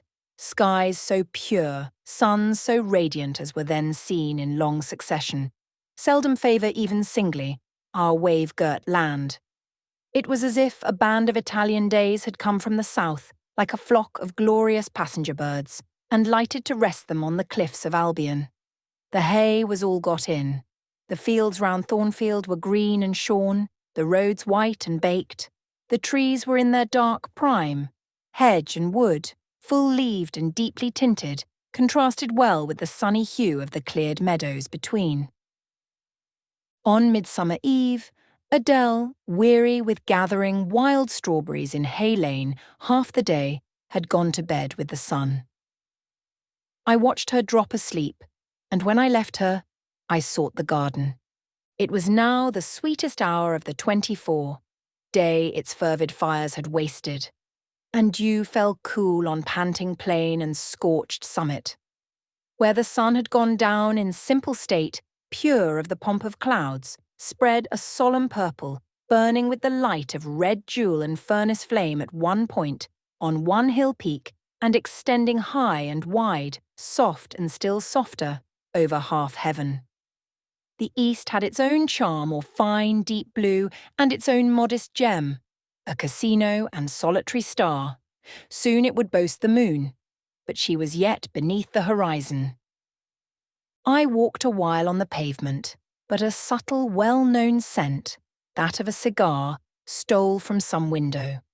I saw the library casement open a handbreadth. I knew I might be watched thence, so I went apart into the orchard. No nook in the grounds more sheltered and more Eden-like. It was full of trees, it bloomed with flowers. A very high wall shut it out from the court, on one side. On the other, a beech avenue screened it from the lawn. At the bottom was a sunk fence, its sole separation from lonely fields, a winding walk, bordered with laurels and terminating in a giant horse-chestnut, circled at the base by a seat, led down to the fence. Here one could wander unseen. While such honey-dew fell, such silence reigned, such gloaming gathered, I felt as if I could haunt such shade forever. But in threading the flower and fruit parterres at the upper part of the enclosure, enticed there by the light the now rising moon cast on this more open quarter, my step is stayed, not by sound, not by sight, but once more by a warning fragrance.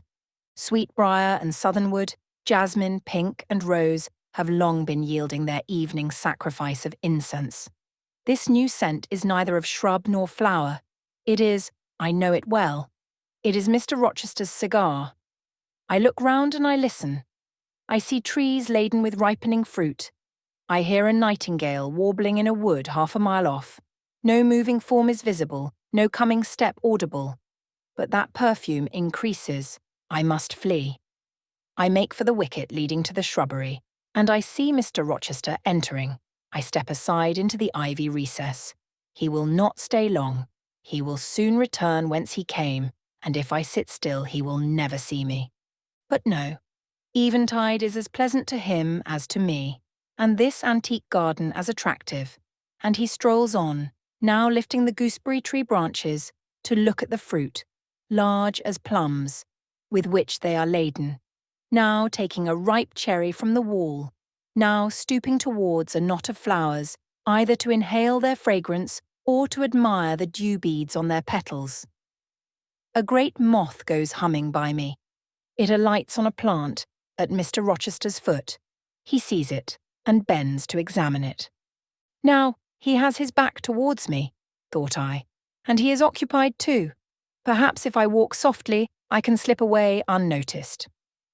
I trode on an edging of turf that the crackle of the pebbly gravel might not betray me. He was standing among the beds at a yard or two distant from where I had to pass. The moth apparently engaged him. I shall get by very well, I meditated. As I crossed his shadow thrown long over the garden by the moon, not yet risen high, he said quietly without turning, "Jane, come and look at this fellow." I had made no noise. He had not eyes behind. Could his shadow feel? I started at first, and then I approached him. "Look at his wings," said he. "He reminds me rather of a West Indian insect. One does not often see so large and gay a night rover in England. There, he is flown." The moth roamed away. I was sheepishly retreating also, but Mr. Rochester followed me, and when we reached the wicket, he said, "Turn back. On so lovely a night, it is a shame to sit in the house, and surely no one can wish to go to bed while sunset is thus at meeting with moonrise. It is one of my faults, that though my tongue is sometimes prompt enough at an answer, there are times when it sadly fails me in framing an excuse, and always the lapse occurs at some crisis, when a facile word or plausible pretext is specially wanted to get me out of painful embarrassment. I did not like to walk at this hour alone with Mr. Rochester in the shadowy orchard, but I could not find a reason to allege for leaving him. I followed with lagging step, and thoughts busily bent on discovering a means of extrication. But he himself looked so composed and so grave also, I became ashamed of feeling any confusion. The evil, if evil existent or prospective there was, seemed to lie with me only. His mind was unconscious and quiet. "Jane," he recommenced, as we entered the laurel walk, and slowly strayed down in the direction of the sunk fence and the horse-chestnut. "Thornfield is a pleasant place in summer, is it not?" "Yes, sir." "You must have become in some degree attached to the house, you who have an eye for natural beauties and a good deal of the organ of adhesiveness." "I am attached to it, indeed." "And, though I don't comprehend how it is, I perceive you have acquired a degree of regard for that foolish little child Adele too, and even for simple Dame Fairfax."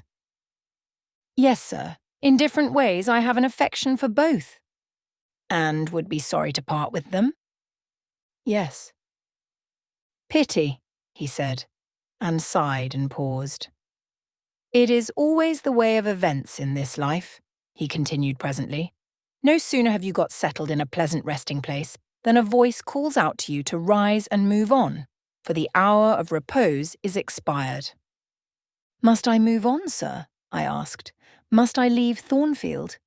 "I believe you must, Jane." "I am sorry, Janet, but I believe indeed you must."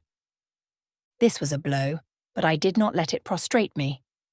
"Well, sir, I shall be ready when the order to march comes." "It is come now, I must give it tonight." "Then you are going to be married, sir?" "Exactly, precisely. With your usual acuteness, you have hit the nail straight on the head." "Soon, sir?" "Very soon, that is, Miss Eyre. And you'll remember, Jane, the first time I, or rumour, plainly intimated to you that it was my intention to put my old bachelor's neck into the sacred noose, to enter into the holy estate of matrimony, to take Miss Ingram to my bosom, in short. She's an extensive armful. But that's not to the point. One can't have too much of such a very excellent thing as my beautiful Blanche. Well, as I was saying, listen to me, Jane. You're not turning your head to look after more moths, are you? That was only a lady clock, child, flying away home. I wish to remind you that it was you who first said to me, with that discretion I respect in you, with that foresight, prudence, and humility which befit your responsible and dependent position, that in case I married Miss Ingram, both you and little Adele had better trot forthwith. I pass over the sort of slur conveyed in this suggestion on the character of my beloved.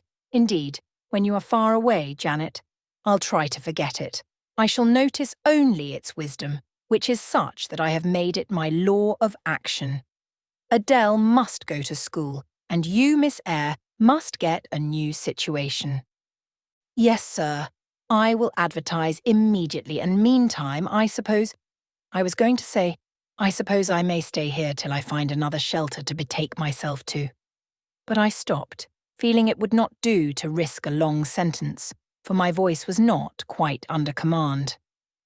"In about a month I hope to be a bridegroom," continued Mr. Rochester, "and in the interim I shall myself look out for employment and an asylum for you." "Thank you, sir. I am sorry to give—" "Oh, no need to apologise. I consider that when a dependent does her duty as well as you have done yours, she has a sort of claim upon her employer for any little assistance he can conveniently render her. Indeed, I have already, through my future mother-in-law, heard of a place that I think will suit. It is to undertake the education of the 5 daughters of Mrs. Dionysius O'Gall, of Bitternut Lodge, Connaught, Ireland. You'll like Ireland, I think. They're such warm-hearted people there, they say." "It is a long way off, sir." "No matter. A girl of your sense will not object to the voyage or the distance." "Not the voyage, but the distance. And then the sea is a barrier." "From what, Jane?" "From England and from Thornfield, and— well, from you, sir." I said this almost involuntarily, and, with as little sanction of free will, my tears gushed out. I did not cry so as to be heard, however. I avoided sobbing. The thought of Mrs. O'Gall and Bitternut Lodge struck cold to my heart, and colder the thought of all the brine and foam, destined, as it seemed, to rush between me and the master at whose side I now walked, and coldest the remembrance of the wider ocean. Wealth, caste, custom intervened between me and what I naturally and inevitably loved. "It is a long way," I again said. "It is, to be sure. And when you get to Bitternut Lodge, Connaught, Ireland, I shall never see you again, Jane. That's morally certain. I never go over to Ireland, not having myself much of a fancy for the country. We have been good friends, Jane. Have we not?" "Yes, sir. And when friends are on the eve of separation, they like to spend the little time that remains to them close to each other. Come, we'll talk over the voyage and the parting quietly half an hour or so, while the stars enter into their shining life up in heaven yonder. Here is the chestnut tree. Here is the bench at its old roots. Come, we will sit there in peace tonight, though we should never more be destined to sit there together." He seated me and himself. "It is a long way to Ireland, Janet, and I am sorry to send my little friend on such weary travels, but if I can't do better, how is it to be helped? Are you anything akin to me, do you think, Jane? I could risk no sort of answer by this time. My heart was still. Because, he said, I sometimes have a queer feeling with regard to you, especially when you are near me. As now, it is as if I had a string somewhere under my left ribs, tightly and inextricably knotted to a similar string situated in the corresponding quarter of your little frame. And if that boisterous channel and 200 miles or so of land come broad between us, I am afraid that cord of communion will be snapped. And then I've a nervous notion I should take to bleeding inwardly. As for you, you'd forget me. That I never should, sir, you know. Impossible to proceed. Jane, do you hear that nightingale singing in the wood? Listen. In listening, I sobbed convulsively, for I could repress what I endured no longer. I was obliged to yield, and I was shaken from head to foot with acute distress.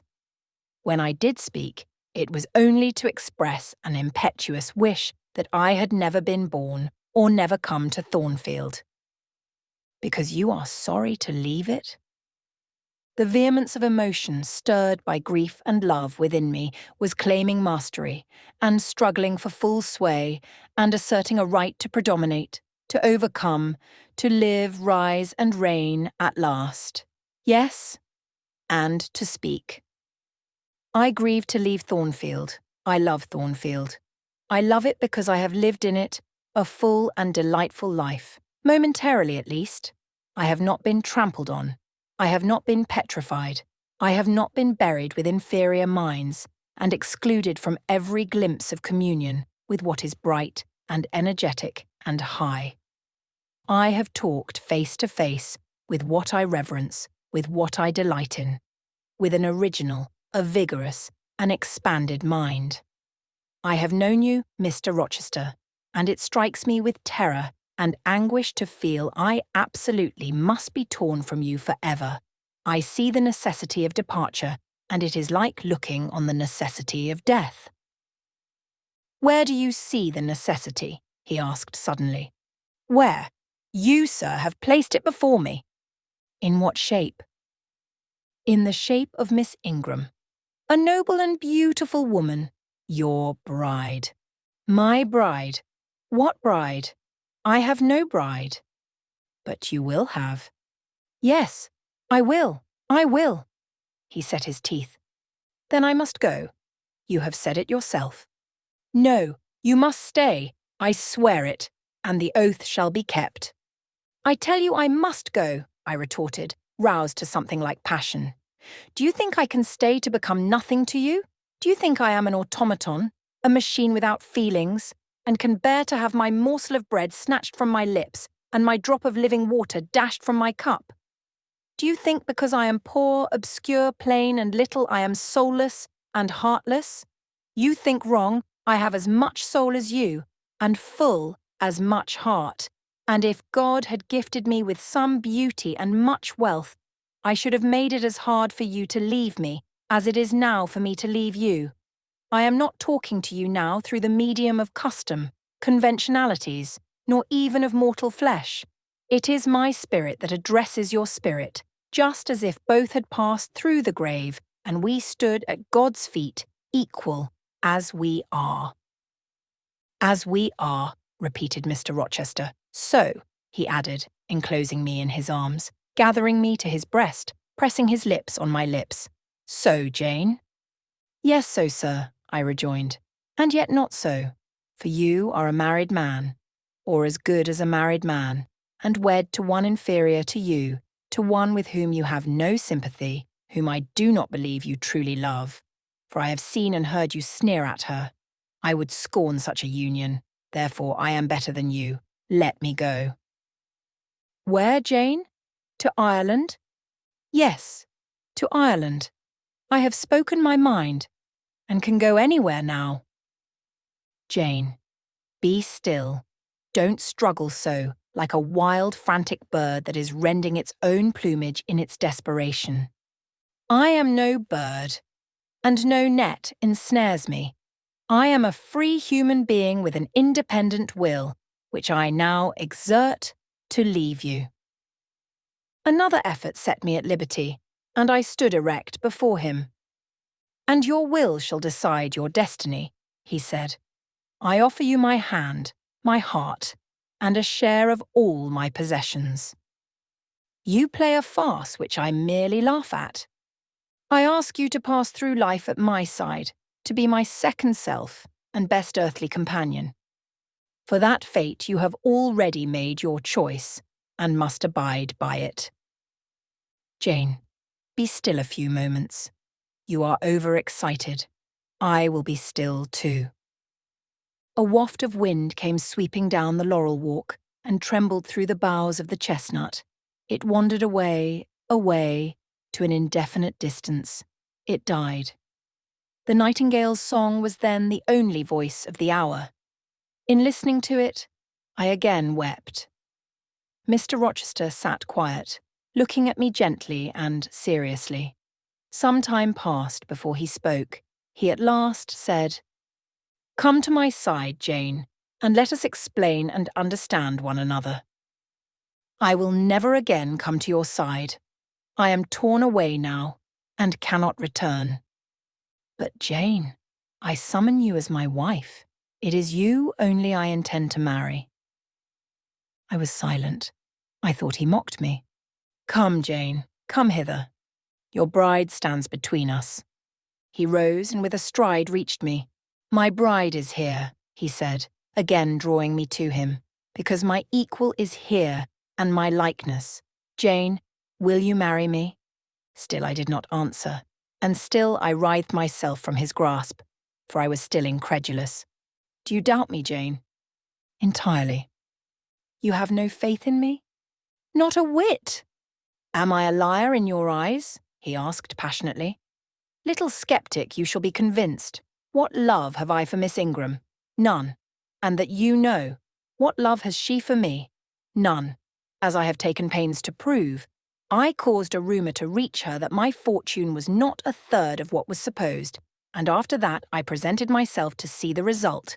It was coldness, both from her and her mother. I could not marry Miss Ingram.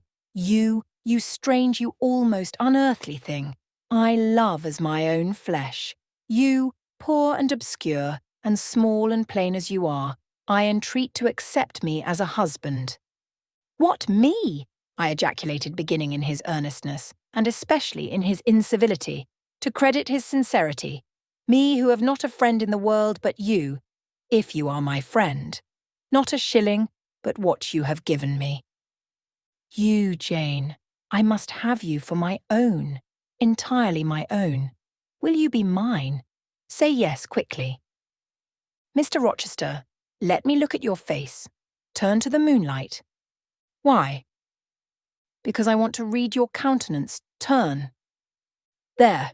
You will find it scarcely more legible than a crumpled, scratched page. Read on. Only make haste, for I suffer." His face was very much agitated and very much flushed, and there were strong workings in the features, and strange gleams in the eyes. "Oh, Jane, you torture me!" he exclaimed. "With that searching and yet faithful and generous look, you torture me." "How can I do that? If you are true and your offer real, my only feelings to you must be gratitude and devotion. They cannot torture." "Gratitude!" he ejaculated, and added wildly, "Jane, accept me quickly. Say Edward. Give me my name. Edward, I will marry you." "Are you in earnest? Do you truly love me? Do you sincerely wish me to be your wife?" "I do. And if an oath is necessary to satisfy you, I swear it." "Then, sir, I will marry you." "Edward, my little wife." "Dear Edward." Come to me entirely now," said he, and added in his deepest tone, speaking in my ear as his cheek was laid on mine, "Make my happiness. I will make yours." "God pardon me," he subjoined ere long, "and man, meddle not with me. I have her, and will hold her." "There is no one to meddle, sir. I have no kindred to interfere." "No, that is the best of it," he said. And if I had loved him less, I should have thought his accent and look of exultation savage, but, sitting by him roused from the nightmare of parting, called to the paradise of union, I thought only of the bliss given me to drink in so abundant a flow. Again and again he said, "Are you happy, Jane?" And again I answered, "Yes." After which he murmured, "It will atone, it will atone. Have I not found her friendless, and cold, and comfortless? Will I not guard and cherish and solace her? Is there not love in my heart, and constancy in my resolves? It will expiate at God's tribunal. I know my Maker sanctions what I do. For the world's judgment, I wash my hands thereof. For man's opinion, I defy it." But what had befallen the night? The moon was not yet set, and we were all in shadow. I could scarcely see my master's face, near as I was. And what ailed the chestnut tree? It writhed and groaned, while wind roared in the laurel walk, and came sweeping over us. "We must go in," said Mr. Rochester. "The weather changes. I could have sat with thee till morning, Jane." And so, thought I, could I with you. I should have said so, perhaps, but a livid, vivid spark leapt out of a cloud at which I was looking, and there was a crack, a crash, and a close rattling peal, and I thought only of hiding my dazzled eyes against Mr. Rochester's shoulder. The rain rushed down. He hurried me up the walk, through the grounds and into the house, but we were quite wet before we could pass the threshold. He was taking off my shawl in the hall and shaking the water out of my loosened hair when Mrs. Fairfax emerged from her room. I did not observe her at first, nor did Mr. Rochester. The lamp was lit. The clock was on the stroke of 12. "Hasten to take off your wet things," said he, "and before you go, good night. Good night, my darling." He kissed me repeatedly. When I looked up, on leaving his arms, there stood the widow, pale, grave, and amazed. I only smiled at her and ran upstairs. Explanation will do for another time, thought I. Still, when I reached my chamber, I felt a pang at the idea she should even temporarily misconstrue what she had seen. But joy soon effaced every other feeling, and loud as the wind blew, near and deep as the thunder crashed, fierce and frequent as the lightning gleamed, cataract-like as the rain fell during a storm of 2 hours' duration, I experienced no fear and little awe. Mr. Rochester came thrice to my door in the course of it, to ask if I was safe and tranquil. And that was comfort. That was strength for anything. Before I left my bed in the morning, little Adele came running in to tell me that the great horse-chestnut at the bottom of the orchard had been struck by lightning in the night, and half of it split away. Chapter 24. As I rose and dressed, I thought over what had happened, and wondered if it were a dream. I could not be certain of the reality till I had seen Mr. Rochester again, and heard him renew his words of love and promise. While arranging my hair, I looked at my face in the glass, and felt it was no longer plain. There was hope in its aspect, and life in its colour, and my eyes seemed as if they had beheld the fount of fruition, and borrowed beams from the lustrous ripple. I had often been unwilling to look at my master, because I feared he could not be pleased at my look. But I was sure I might lift my face to his now, and not cool his affection by its expression. I took a plain but clean and light summer dress from my drawer and put it on. It seemed no attire had ever so well become me, because none had I ever worn in so blissful a mood. I was not surprised when I ran down into the hall to see that a brilliant June morning had succeeded to the tempest of the night, and to feel through the open glass door the breathing of a fresh and fragrant breeze. Nature must be gladsome when I was so happy. A beggar woman and her little boy, pale, ragged objects both, were coming up the walk, and I ran down and gave them all the money I happened to have in my purse, some 3 or 4 shillings. Good or bad, they must partake of my jubilee. The rooks cawed, and blither birds sang. But nothing was so merry or so musical as my own rejoicing heart. Mrs. Fairfax surprised me by looking out of the window with a sad countenance and saying gravely, "Miss Eyre, will you come to breakfast?" During the meal, she was quiet and cool, but I could not undeceive her then. I must wait for my master to give explanations, and so must she. I ate what I could, and then I hastened upstairs. I met Adele leaving the schoolroom. "Where are you going? It is time for lessons." "Mr. Rochester has sent me away to the nursery." "Where is he?" "In there," pointing to the apartment she had left. And I went in, and there he stood. "Come and bid me good morning," said he. I gladly advanced, and it was not merely a cold word now, or even a shake of the hand that I received, but an embrace and a kiss.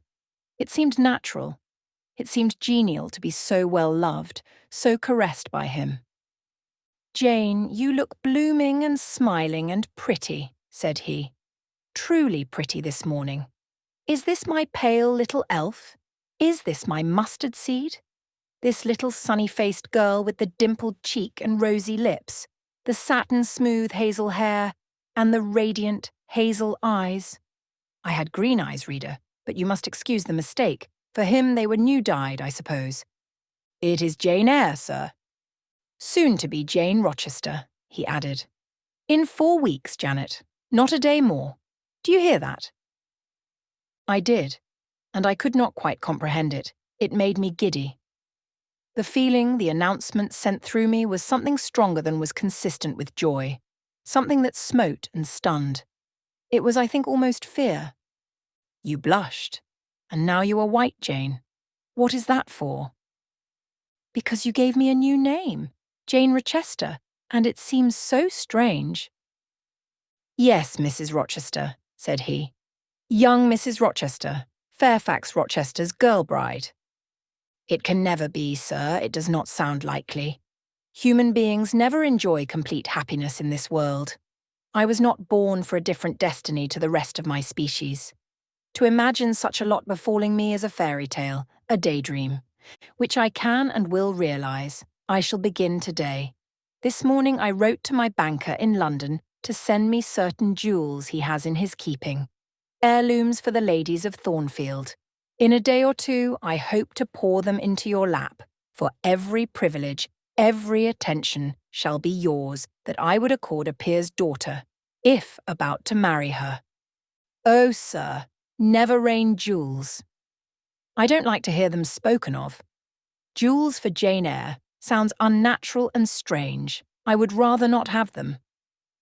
I will myself put the diamond chain round your neck and the circlet on your forehead, which it will become, for nature at least has stamped her patent of nobility on this brow, Jane, and I will clasp the bracelets on these fine wrists and load these fairy-like fingers with rings. No, no, sir. Think of other subjects, and speak of other things, and in another strain. Don't address me as if I were a beauty. I am your plain, Quakerish governess. You are a beauty in my eyes, and a beauty just after the desire of my heart, delicate and aerial. Puny and insignificant, you mean? You are dreaming, sir, or you are sneering. For God's sake, don't be ironical. I will make the world acknowledge you a beauty too, he went on, while I really became uneasy at the strain he had adopted, because I felt he was either deluding himself or trying to delude me. I will attire my Jane in satin and lace, and she shall have roses in her hair, and I will cover the head I love best with a priceless veil. And then you won't know me, sir, and I shall not be your Jane Eyre any longer, but an ape in a harlequin's jacket, a jay in borrowed plumes.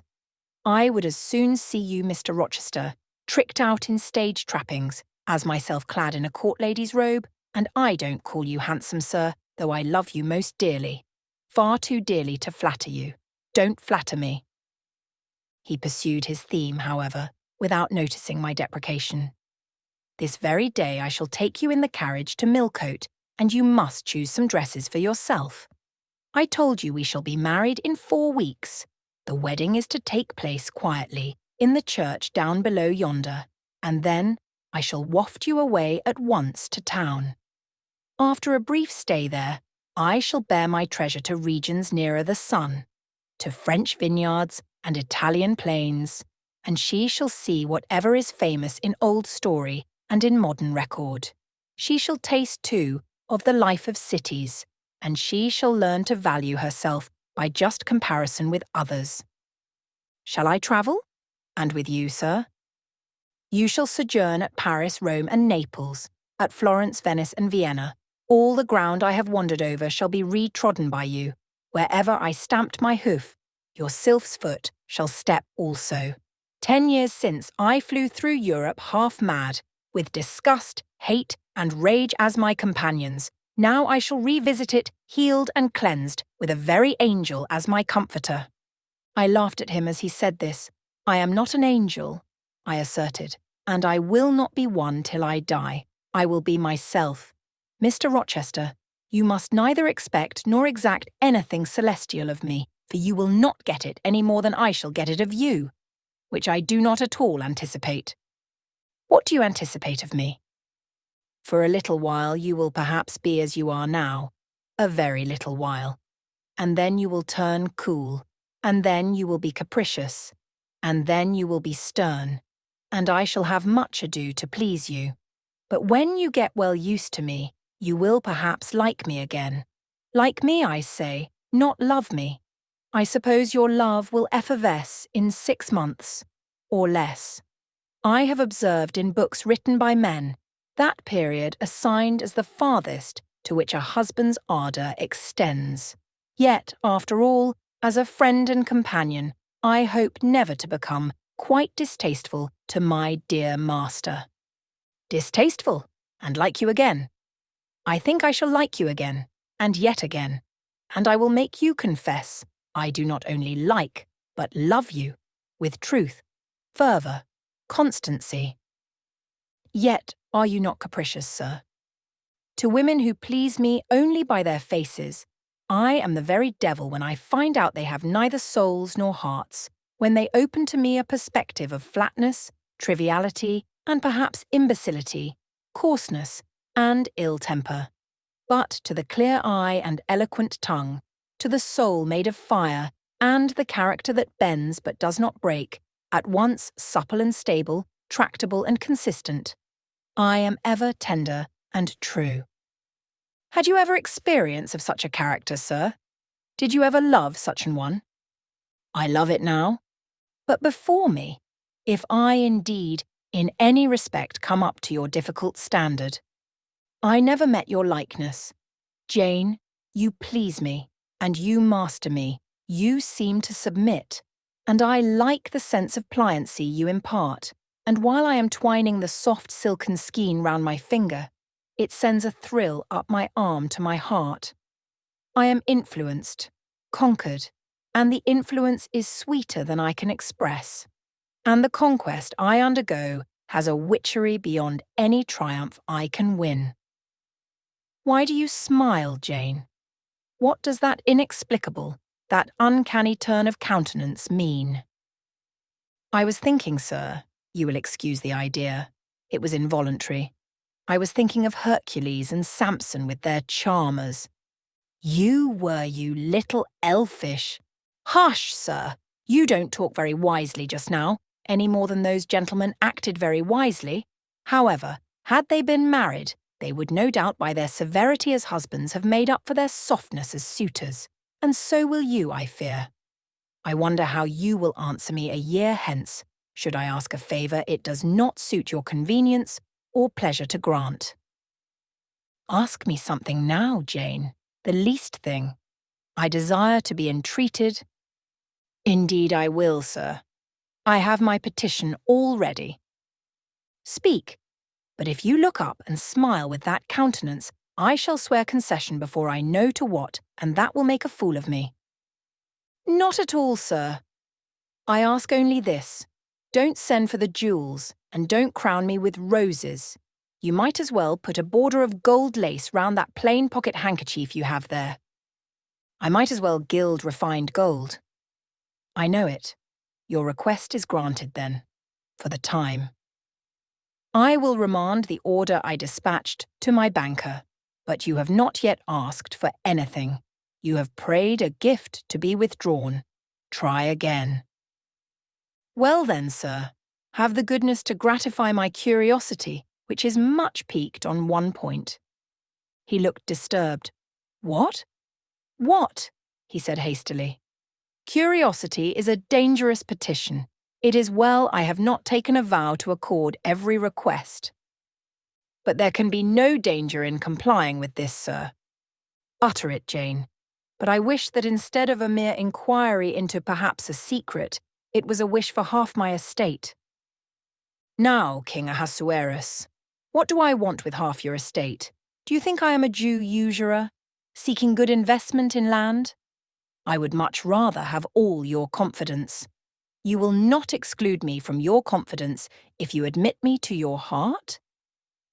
You are welcome to all my confidence that is worth having, Jane, but for God's sake, don't desire a useless burden. Don't long for poison. Don't turn out a downright Eve on my hands.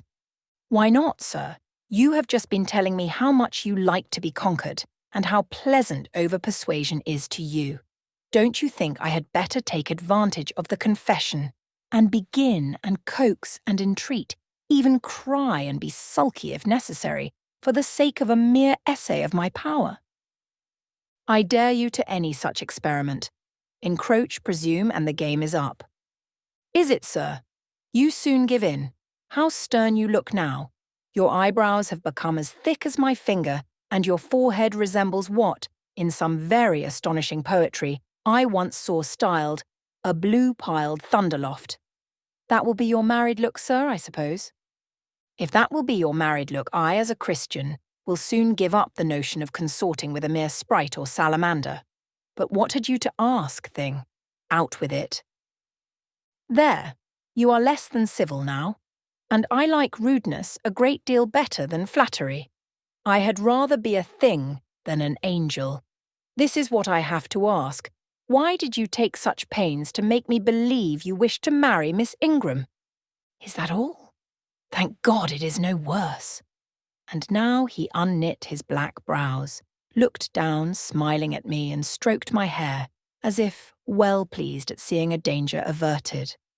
I think I may confess, he continued, even although I should make you a little indignant, Jane, and I have seen what a fire spirit you can be when you are indignant. You glowed in the cool moonlight last night, when you mutinied against fate and claimed your rank as my equal. Janet, by the by, it was you who made me the offer. Of course I did. But to the point, if you please, sir. Miss Ingram? Well, I feigned courtship of Miss Ingram because I wished to render you as madly in love with me as I was with you, and I knew jealousy would be the best ally I could call in for the furtherance of that end. Excellent! Now you are small, not one whit bigger than the end of my little finger. It was a burning shame and a scandalous disgrace to act in that way. Did you think nothing of Miss Ingram's feelings, sir? Her feelings are concentrated in one, pride, and that needs humbling. Were you jealous, Jane? Never mind, Mr. Rochester. It is in no way interesting to you to know that. Answer me truly once more. Do you think Miss Ingram will not suffer from your dishonest coquetry? Won't she feel forsaken and deserted? Impossible! When I told you how she, on the contrary, deserted me, the idea of my insolvency cooled, or rather extinguished, her flame in a moment. You have a curious, designing mind, Mr. Rochester. I am afraid your principles on some points are eccentric. My principles were never trained, Jane. They may have grown a little awry for want of attention. Once again, seriously, may I enjoy the great good that has been vouchsafed to me without fearing that anyone else is suffering the bitter pain I myself felt a while ago. That you may, my good little girl. There is not another being in the world has the same pure love for me as yourself, for I lay that pleasant unction to my soul, Jane, a belief in your affection. I turned my lips to the hand that lay on my shoulder. I loved him very much, more than I could trust myself to say, more than words had power to express. "Ask something more," he said presently. "It is my delight to be entreated and to yield." I was again ready with my request. "Communicate your intentions to Mrs. Fairfax, sir. She saw me with you last night in the hall, and she was shocked. Give her some explanation before I see her again. It pains me to be misjudged by so good a woman." "Go to your room and put on your bonnet," he replied. "I mean you to accompany me to Millcote this morning, and while you prepare for the drive, I will enlighten the old lady's understanding. Did she think, Janet, you had given the world for love and considered it well lost?" "I believe she thought I had forgotten my station. And yours, sir?" "Station! Station! Your station is in my heart, and on the necks of those who would insult you now or hereafter. Go." I was soon dressed, and when I heard Mr. Rochester quit Mrs. Fairfax's parlour, I hurried down to it. The old lady had been reading her morning portion of Scripture, the lesson for the day. Her Bible lay open before her, and her spectacles were upon it. Her occupation, suspended by Mr. Rochester's announcement, seemed now forgotten. Her eyes, fixed on the blank wall opposite, expressed the surprise of a quiet mind stirred by unwanted tidings. Seeing me, she roused herself. She made a sort of effort to smile and framed a few words of congratulation. But the smile expired, and the sentence was abandoned unfinished. She put up her spectacles, shut the Bible, and pushed her chair back from the table. "I feel so astonished," she began. "I hardly know what to say to you, Miss Eyre. I have surely not been dreaming, have I?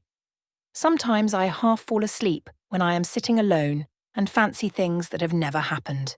It has seemed to me more than once when I have been in a doze that my dear husband, who died 15 years since, has come in and sat down beside me, and that I have even heard him call me by my name, Alice, as he used to do. Now, can you tell me whether it is actually true that Mr. Rochester has asked you to marry him? Don't laugh at me, but I really thought he came in here 5 minutes ago and said that in a month you would be his wife." "He has said the same thing to me," I replied. "He has? Do you believe him? Have you accepted him?" "Yes." She looked at me bewildered. I could never have thought it. He is a proud man. All the Rochesters were proud. And his father, at least, liked money. He, too, has always been called careful. He means to marry you? He tells me so. She surveyed my whole person. In her eyes I read that they had there found no charm powerful enough to solve the enigma.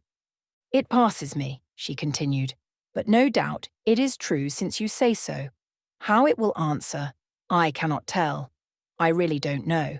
Equality of position and fortune is often advisable in such cases, and there are 20 years of difference in your ages. He might almost be your father." "No, indeed, Mrs. Fairfax," exclaimed I, nettled. "He is nothing like my father. No one who saw us together would suppose it for an instant. Mr. Rochester looks as young and is as young as some men at 25. "Is it really for love he is going to marry you?" she asked. I was so hurt by her coldness and scepticism that the tears rose to my eyes. "I am sorry to grieve you," pursued the widow, "but you are so young and so little acquainted with men, I wish to put you on your guard. It is an old saying that all is not gold that glitters, and in this case, I do fear there will be something found to be different to what either you or I expect." "Why? Am I a monster?" I said. "Is it impossible that Mr. Rochester should have a sincere affection for me?" "No. You are very well, and much improved of late, and Mr. Rochester, I dare say, is fond of you. I have always noticed that you were a sort of pet of his. There are times when, for your sake, I have been a little uneasy at his marked preference, and have wished to put you on your guard. But I did not like to suggest even the possibility of wrong. I knew such an idea would shock, perhaps offend you, and you were so discreet and so thoroughly modest and sensible, I hoped you might be trusted to protect yourself. Last night I cannot tell you what I suffered when I sought all over the house and could find you nowhere, nor the master either, and then at 12 o'clock saw you come in with him." "Well, never mind that now," I interrupted impatiently. "It is enough that all was right." "I hope all will be right in the end," she said. "But believe me, you cannot be too careful. Try and keep Mr. Rochester at a distance. Distrust yourself as well as him. Gentlemen in his station are not accustomed to marry their governesses." I was growing truly irritated. Happily, Adele ran in. Let me go to Millcote too," she cried.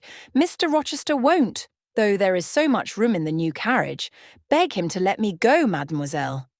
"That I will, Adele." And I hastened away with her, glad to quit my gloomy monitress. The carriage was ready.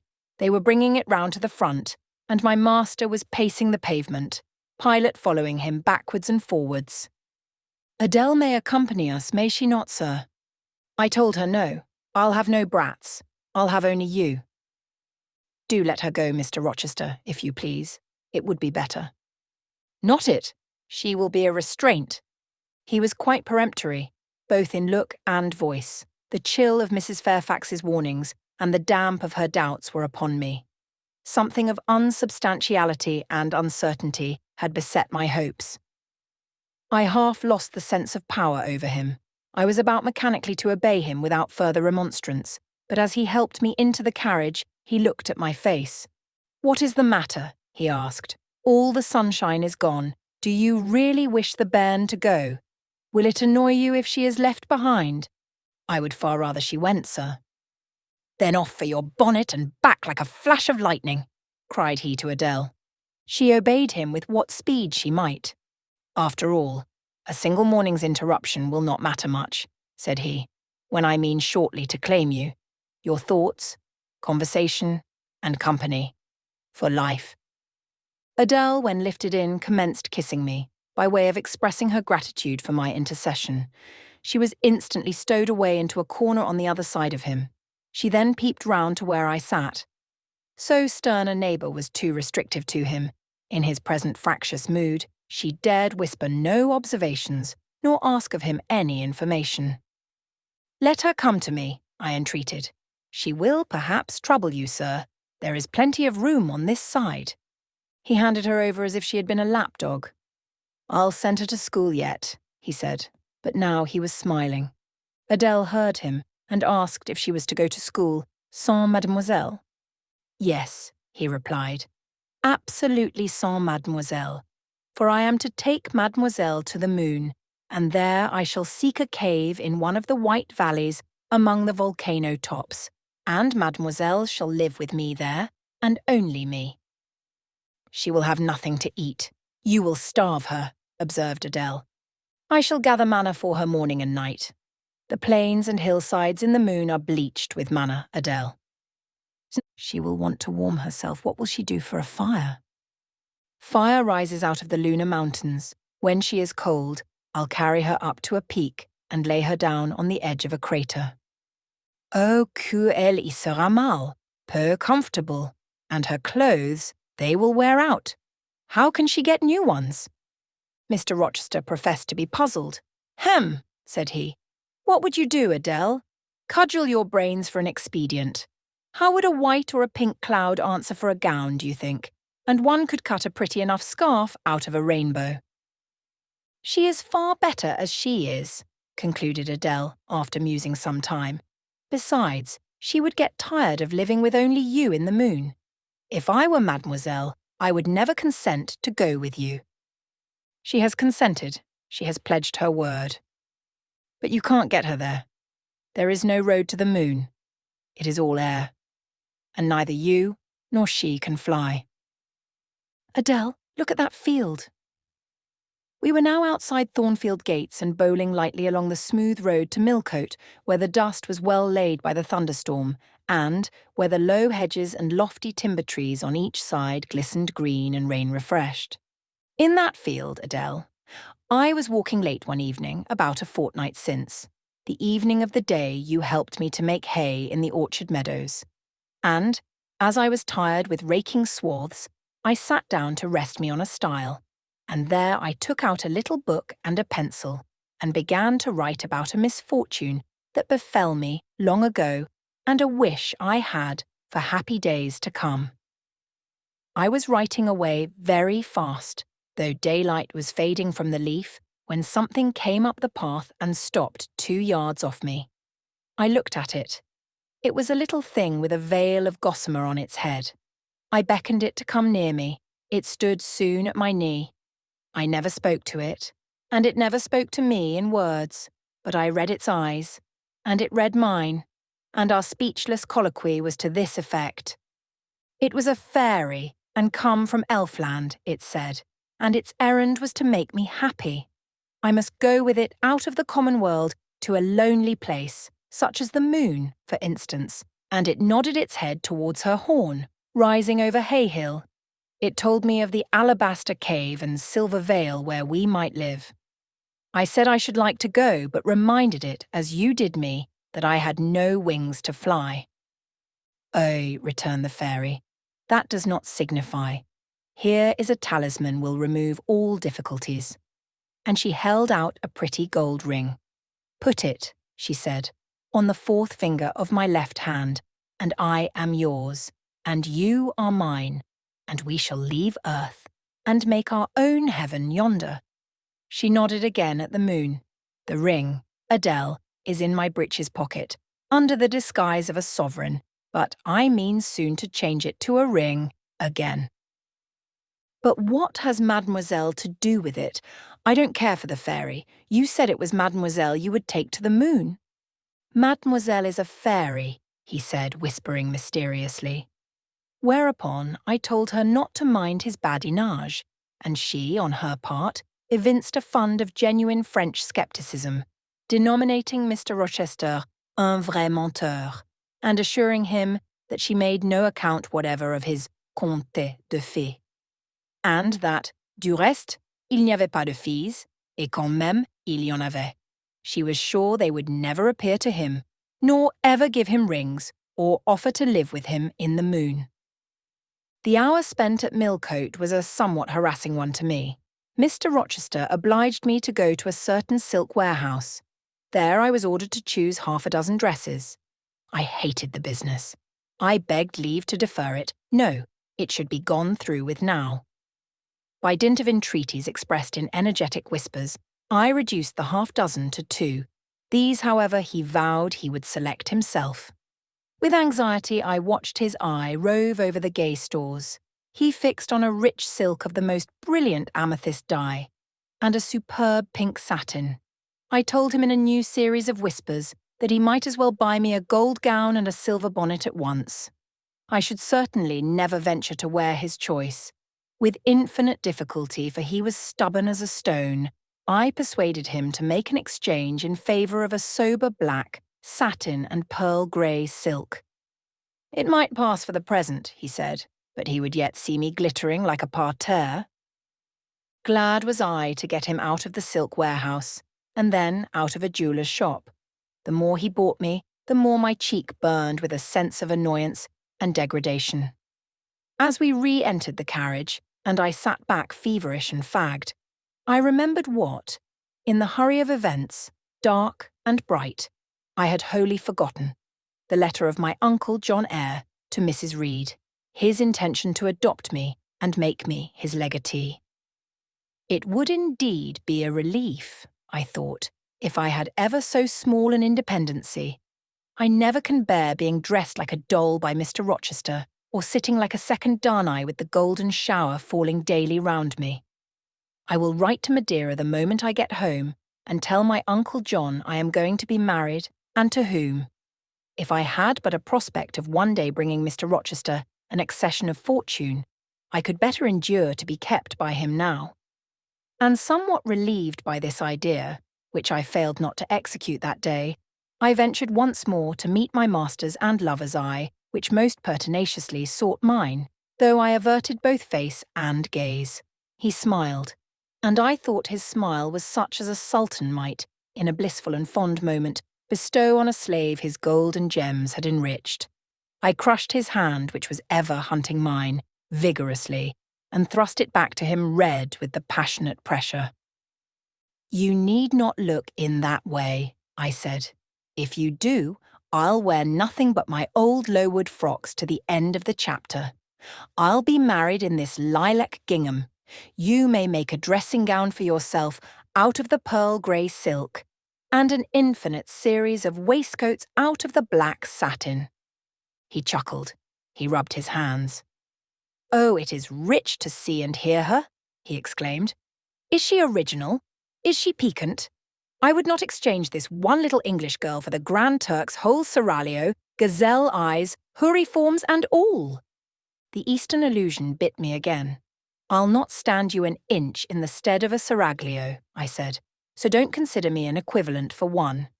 If you have a fancy for anything in that line, away with you, sir, to the bazaars of Stamboul without delay, and lay out in extensive slave purchases some of that spare cash you seem at a loss to spend satisfactorily here." "And what will you do, Janet, while I am bargaining for so many tons of flesh and such an assortment of black eyes?" "I'll be preparing myself to go out as a missionary to preach liberty to them that are enslaved, your harem inmates amongst the rest. I'll get admitted there, and I'll stir up mutiny. And you, three-tailed bashaw, as you are, sir, shall in a trice find yourself fettered amongst our hands. Nor will I, for one, consent to cut your bonds till you have signed a charter, the most liberal that despot ever yet conferred." "I would consent to be at your mercy, Jane." "I would have no mercy, Mr. Rochester, if you supplicated for it with an eye like that. While you looked so, I should be certain that whatever charter you might grant under coercion, your first act, when released, would be to violate its conditions. Why, Jane, what would you have? I fear you will compel me to go through a private marriage ceremony, besides that performed at the altar. You will stipulate, I see, for peculiar terms. What will they be?" "I only want an easy mind, sir, not crushed by crowded obligations. Do you remember what you said of Celine Varens? Of the diamonds, the cashmeres you gave her? I will not be your English Celine Varens. I shall continue to act as Adele's governess. By that, I shall earn my board and lodging and £30 a year besides. I'll furnish my own wardrobe out of that money, and you shall give me nothing but—" "Well, but what?" "Your regard, and if I give you mine in return, that debt will be quit." "Well, for cool native impudence and pure innate pride, you haven't your equal," said he. We were now approaching Thornfield. "Will it please you to dine with me today?" he asked, as we re-entered the gates. "No, thank you, sir." "And what for?" "No, thank you, if one may inquire." "I never have dined with you, sir, and I see no reason why I should now till—" "Till what? You delight in half-phrases." "Till I can't help it." "Do you suppose I eat like an ogre or a ghoul, that you dread being the companion of my repast?" "I have formed no supposition on the subject, sir, but I want to go on as usual for another month." "You will give up your governessing slavery at once." "Indeed, begging your pardon, sir, I shall not. I shall just go on with it as usual. I shall keep out of your way all day, as I have been accustomed to do. You may send for me in the evening when you feel disposed to see me, and I'll come then, but at no other time." "I want a smoke, Jane, or a pinch of snuff to comfort me under all this. Pour me donna une contenance, as Adele would say, and unfortunately I have neither my cigar case nor my snuff-box. But listen, whisper, it is your time now, little tyrant, but it will be mine presently, and when once I have fairly seized you, to have and to hold, I'll just, figuratively speaking, attach you to a chain like this," touching his watch-guard. "Yes, bonny wee thing, I'll wear you in my bosom, lest my jewel I should tine." He said this as he helped me to alight from the carriage, and while he afterwards lifted out Adele, I entered the house and made good my retreat upstairs. He duly summoned me to his presence in the evening. I had prepared an occupation for him, for I was determined not to spend the whole time in a tête-à-tête conversation.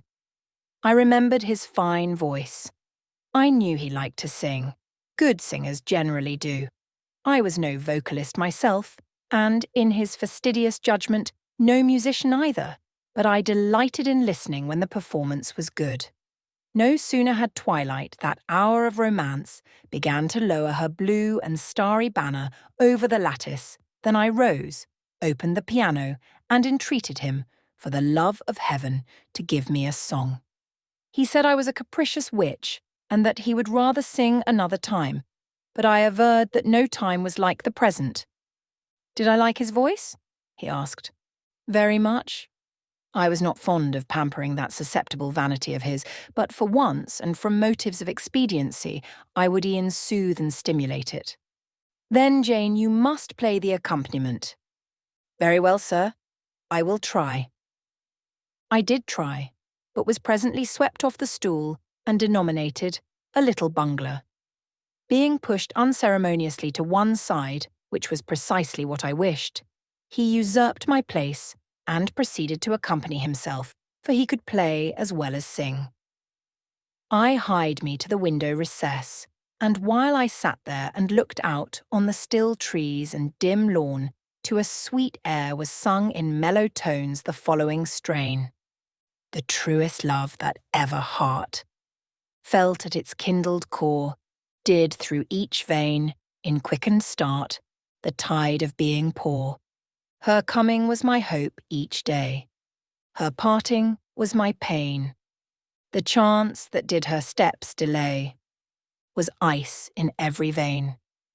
I dreamed it would be nameless bliss, as I loved to be. And to this object did I press, as blind as eagerly, but wide as pathless was the space that lay our lives between, and dangerous as the foamy race of ocean surges green, and haunted as a robber path through wilderness or wood, for might and right, and woe and wrath, between our spirits stood. I dangers dared, I hindrance scorned, I omens did defy, whatever menaced, harassed, warned, I passed impetuous by. On sped my rainbow, fast as light. I flew as in a dream, for glorious rose upon my sight, that child of shower and gleam, still bright on clouds of suffering dim, shines that soft, solemn joy, nor care I now how dense and grim. Disasters gather nigh, I care not in this moment sweet, though all I have rushed o'er should come on pinion, strong and fleet, proclaiming vengeance sore, though haughty hate should strike me down, right, bar approach to me, and grinding might, with furious frown, swear endless enmity. My love has placed her little hand, with noble faith in mine, and vowed that wedlock's sacred band our nature shall entwine. My love has sworn, with sealing kiss, with me to live, to die. I have at last my nameless bliss. As I love, loved am I. He rose and came towards me, and I saw his face all kindled and his full falcon eye flashing, and tenderness and passion in every lineament. I quailed momentarily, then I rallied. Soft scene, daring demonstration I would not have, and I stood in peril of both. A weapon of defence must be prepared. I wetted my tongue. As he reached me, I asked with asperity, whom he was going to marry now. That was a strange question to be put by his darling Jane. Indeed, I considered it a very natural and necessary one. He had talked of his future wife dying with him. What did he mean by such a pagan idea? I had no intention of dying with him. He might depend on that. Oh, all he longed, all he prayed for, was that I might live with him. Death was not for such as I. Indeed it was. I had as good a right to die when my time came as he had, but I should bide that time, and not be hurried away in a sutty. Would I forgive him for the selfish idea and prove my pardon by a reconciling kiss? No, I would rather be excused. Here I heard myself apostrophized as a hard little thing, and it was added, any other woman would have been melted to marrow at hearing such stanzas crooned in her praise. I assured him I was naturally hard, very flinty, and that he would often find me so, and that, moreover, I was determined to show him divers rugged points in my character before the ensuing 4 weeks elapsed. He should know fully what sort of a bargain he had made, while there was yet time to rescind it. Would I be quiet and talk rationally? I would be quiet if he liked, and as to talking rationally, I flattered myself I was doing that now. He fretted, pished, and pshawed. Very good, I thought. You may fume and fidget as you please. But this is the best plan to pursue with you, I am certain. I like you more than I can say, but I'll not sink into a bathos of sentiment, and with this needle of repartee, I'll keep you from the edge of the gulf too, and, moreover, maintain by its pungent aid that distance between you and myself most conducive to our real, mutual advantage. From less to more, I worked him up to considerable irritation. Then, after he had retired in dudgeon, quite to the other end of the room, I got up, and saying, I wish you good night, sir, in my natural and wonted respectful manner, I slipped out by the side door and got away. The system thus entered on, I pursued during the whole season of probation, and with the best success. He was kept, to be sure, rather cross and crusty, but on the whole I could see he was excellently entertained, and that a lamb-like submission and turtle-dove sensibility, while fostering his despotism more, would have pleased his judgment, satisfied his common sense, and even suited his taste less. In other people's presence I was, as formerly, deferential and quiet, any other line of conduct being uncalled for. It was only in the evening conferences I thus thwarted and afflicted him. He continued to send for me punctually the moment the clock struck 7, though when I appeared before him now, he had no such honeyed terms as love and darling on his lips. The best words at my service were provoking puppet, malicious elf, sprite, changeling, etc. For caresses, too, I now got grimaces, for a pressure of the hand, a pinch on the arm, for a kiss on the cheek, a severe tweak of the ear. It was all right. At present, I decidedly preferred these fierce favours to anything more tender. Mrs. Fairfax, I saw, approved me. Her anxiety on my account vanished, therefore I was certain I did well. Meantime, Mr. Rochester affirmed I was wearing him to skin and bone, and threatened awful vengeance for my present conduct at some period fast coming. I laughed in my sleeve at his menaces. I can keep you in reasonable check now, I reflected, and I don't doubt to be able to do it hereafter. If one expedient loses its virtue, another must be devised. Yet, after all, my task was not an easy one. Often I would rather have pleased than teased him. My future husband was becoming to me my whole world, and more than the world, almost my hope of heaven. He stood between me and every thought of religion, as an eclipse intervenes between man and the broad sun. I could not in those days see God for his creature, of whom I had made an idol. Chapter 35. The month of courtship had wasted. Its very last hours were being numbered. There was no putting off the day that advanced, the bridal day, and all preparations for its arrival were complete. I, at least, had nothing more to do. There were my trunks, packed, locked, corded, ranged in a row along the wall of my little chamber.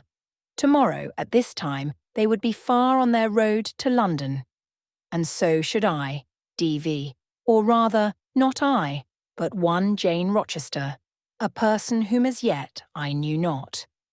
The cards of address alone remained to nail on. They lay, 4 little squares, in the drawer. Mr. Rochester had himself written the direction, Mrs. Rochester, Hotel, London, on each. I could not persuade myself to affix them or to have them affixed. Mrs. Rochester. She did not exist. She would not be born till tomorrow, sometime after 8 o'clock a.m., and I would wait to be assured she had come into the world alive before I assigned to her all that property. It was enough that in yonder closet, opposite my dressing table, garments said to be hers had already displaced my black stuff, low-wood frock, and straw bonnet. For not to me appertained that suit of wedding raiment, the pearl-coloured robe, the vapoury veil pendant from the usurped portmanteau. I shut the closet to conceal the strange, wraith-like apparel it contained, which, at this evening hour, 9 o'clock, gave out certainly a most ghostly shimmer through the shadow of my apartment. "I will leave you by yourself, White Dream," I said. "I am feverish. I hear the wind blowing. I will go out of doors and feel it." It was not only the hurry of preparation that made me feverish, not only the anticipation of the great change, the new life which was to commence tomorrow. Both these circumstances had their share, doubtless, in producing that restless, excited mood which hurried me forth at this late hour into the darkening grounds. But a third cause influenced my mind more than they. I had at heart a strange and anxious thought. Something had happened which I could not comprehend. No one knew of or had seen the event but myself. It had taken place the preceding night. Mr. Rochester that night was absent from home, nor was he yet returned. Business had called him to a small estate of 2 or 3 farms he possessed 30 miles off. Business it was requisite he should settle in person, previous to his meditated departure from England.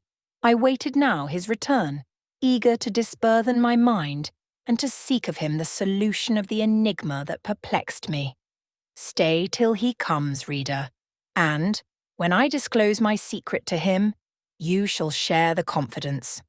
I sought the orchard, driven to its shelter by the wind, which all day had blown strong and full from the south, without, however, bringing a speck of rain. Instead of subsiding as night drew on, it seemed to augment its rush and deepen its roar.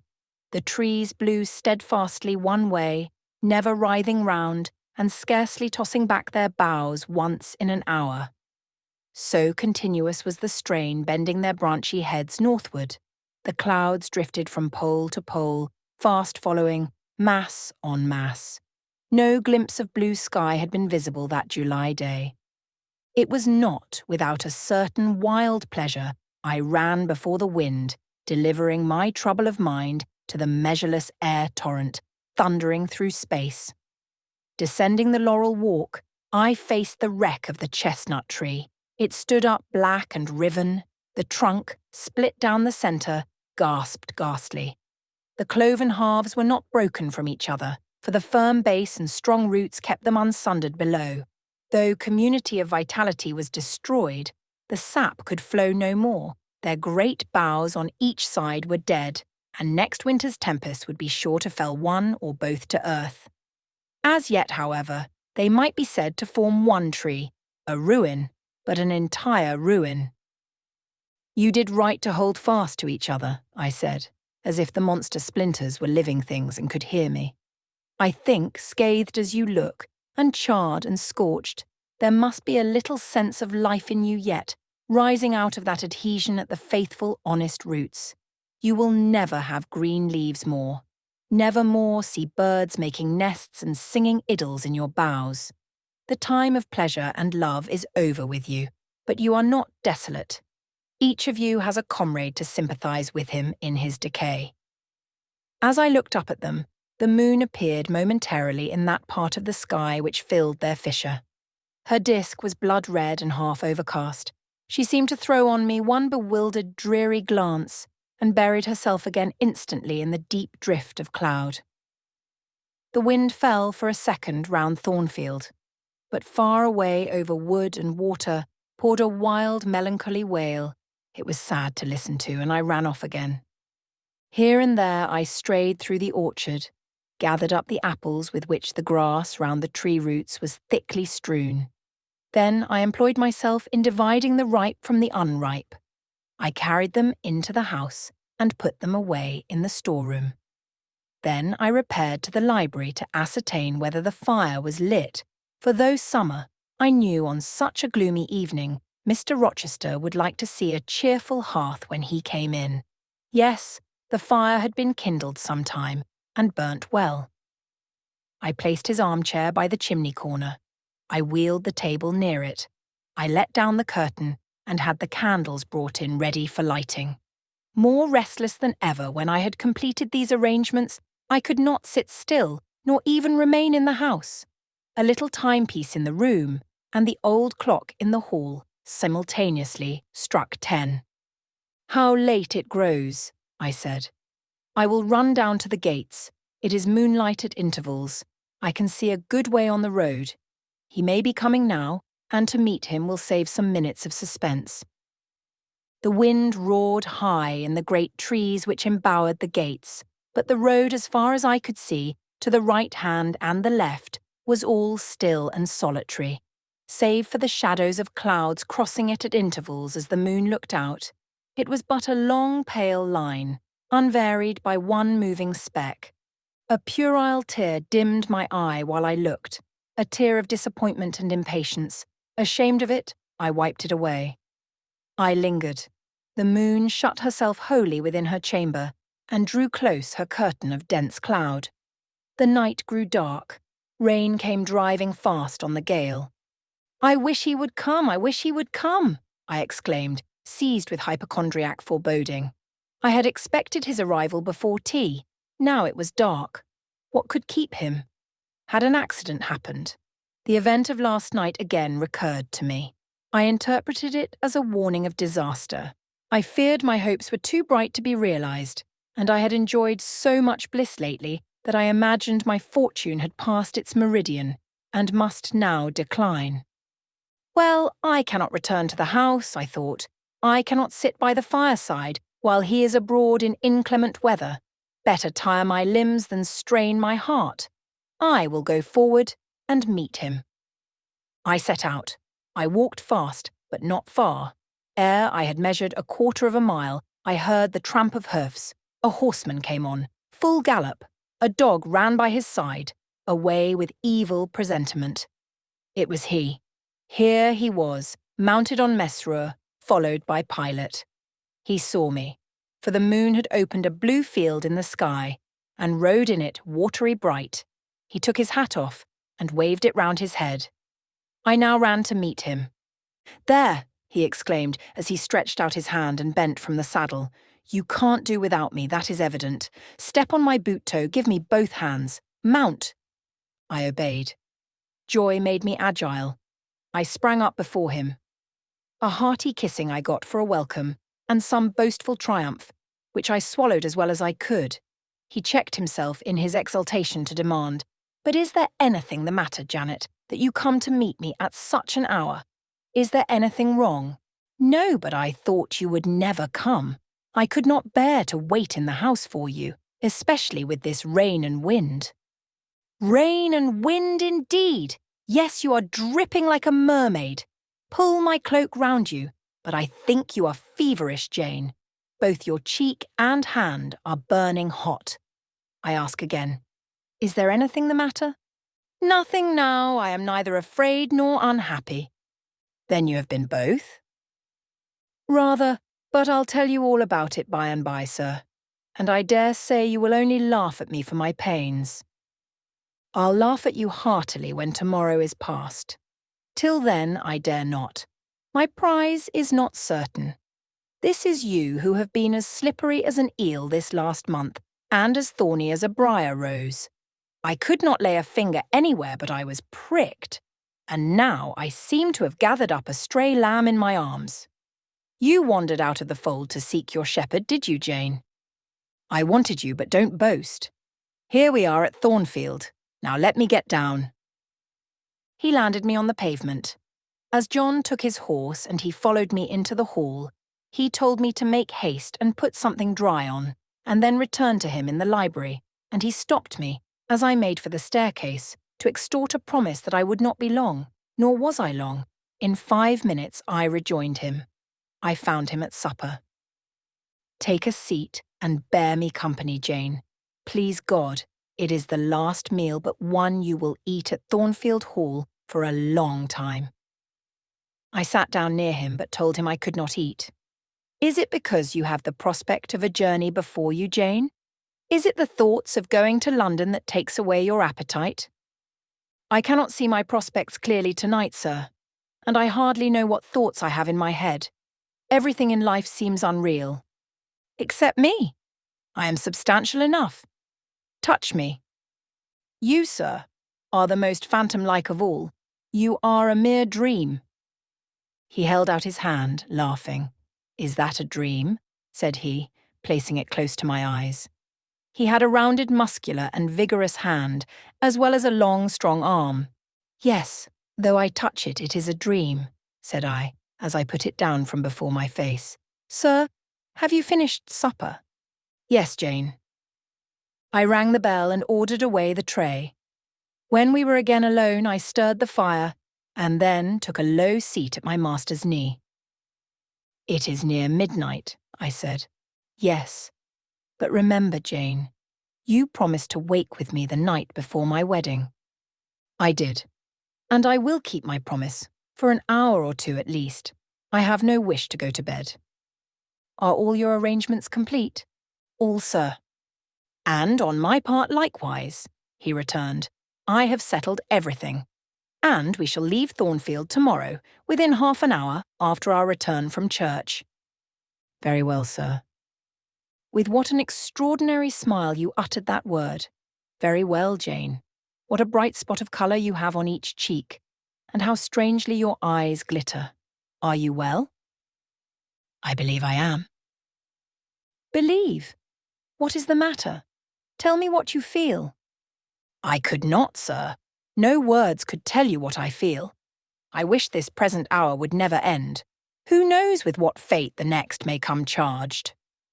"This is hypochondria, Jane. You have been overexcited or over-fatigued. Do you, sir, feel calm and happy?" "Calm? No, but happy. To the heart's core." I looked up at him to read the signs of bliss in his face. It was ardent and flushed. "Give me your confidence, Jane," he said. "Relieve your mind of any weight that oppresses it by imparting it to me. What do you fear? That I shall not prove a good husband? It is the idea farthest from my thoughts. Are you apprehensive of the new sphere you are about to enter, of the new life into which you are passing? No. You puzzle me, Jane. Your look and tone of sorrowful audacity perplex and pain me. I want an explanation." "Then, sir, listen. You were from home last night?" "I was. I know that. And you hinted a while ago at something which had happened in my absence. Nothing, probably, of consequence. But, in short, it has disturbed you. Let me hear it. Mrs. Fairfax has said something, perhaps, or you have overheard the servants' talk. Your sensitive self-respect has been wounded." "No, sir." It struck 12. I waited till the timepiece had concluded its silver chime, and the clock its hoarse, vibrating stroke, and then I proceeded. All day yesterday I was very busy, and very happy in my ceaseless bustle, for I am not, as you seem to think, troubled by any haunting fears about the new sphere, etc. I think it a glorious thing to have the hope of living with you because I love you. No, sir, don't caress me now. Let me talk undisturbed. Yesterday I trusted well in Providence and believed that events were working together for your good and mine. It was a fine day, if you recollect. The calmness of the air and sky forbade apprehensions respecting your safety or comfort on your journey. I walked a little while on the pavement after tea, thinking of you, and I beheld you in imagination so near me, I scarcely missed your actual presence. I thought of the life that lay before me. Your life, sir. An existence more expansive and stirring than my own. As much more so as the depths of the sea to which the brook runs are than the shallows of its own straight channel. I wondered why moralists call this world a dreary wilderness. For me it blossomed like a rose. Just at sunset, the air turned cold and the sky cloudy. I went in. Sophie called me upstairs to look at my wedding dress, which they had just brought. And under it, in the box, I found your present. The veil which, in your princely extravagance, you sent for from London. Resolved, I suppose, since I would not have jewels, to cheat me into accepting something as costly. I smiled as I unfolded it, and devised how I would tease you about your aristocratic tastes, and your efforts to mask your plebeian bride in the attributes of a peeress. I thought how I would carry down to you the square of unembroidered blonde I had myself prepared as a covering for my low-born head, and ask if that was not good enough for a woman who could bring her husband neither fortune, beauty, nor connections.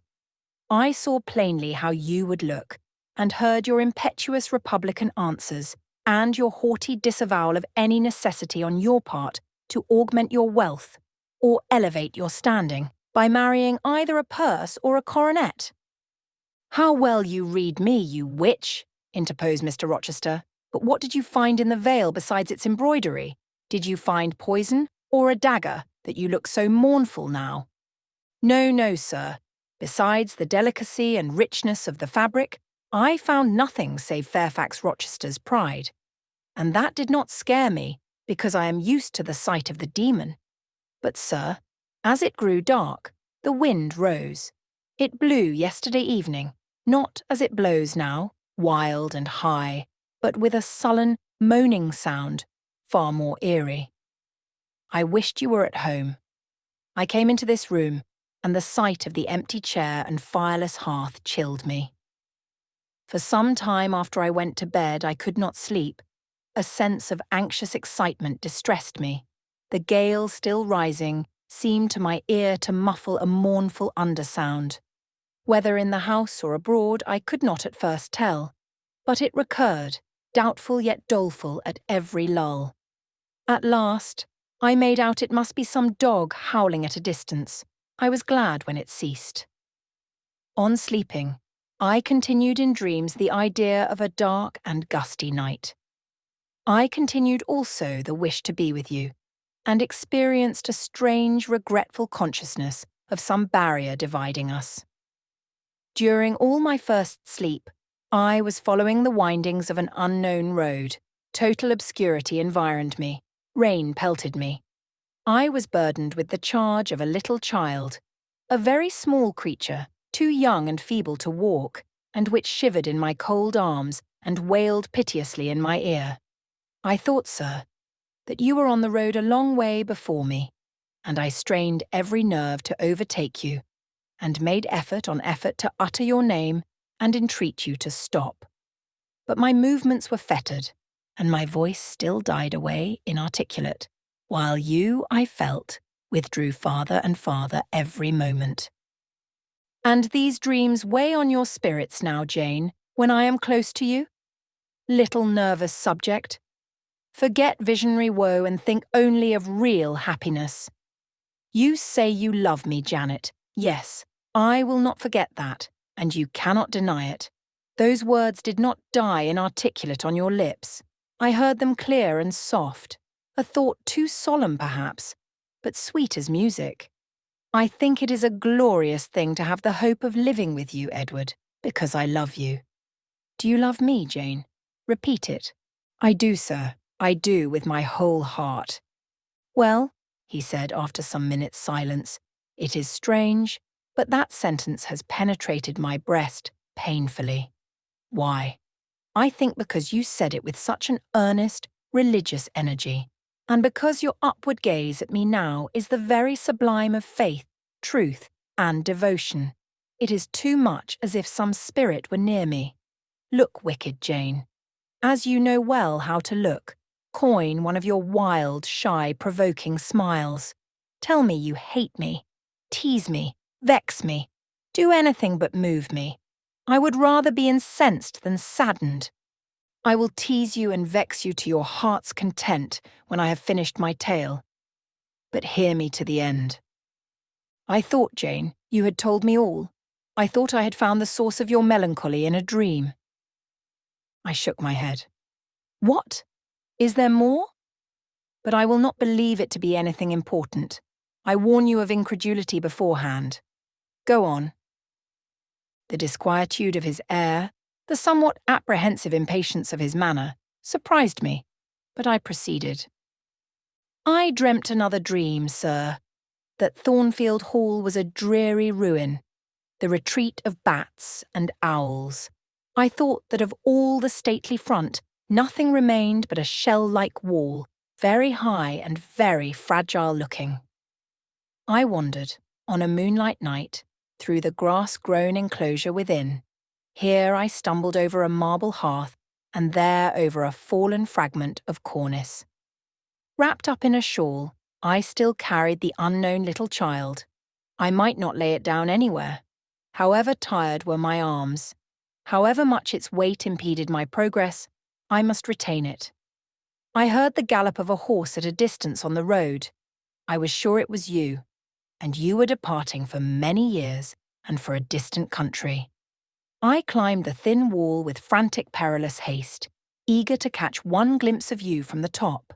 The stones rolled from under my feet, the ivy branches I grasped gave way, the child clung round my neck in terror and almost strangled me. At last I gained the summit. I saw you like a speck on a white track, lessening every moment. The blast blew so strong I could not stand. I sat down on the narrow ledge. I hushed the scared infant in my lap. You turned an angle of the road.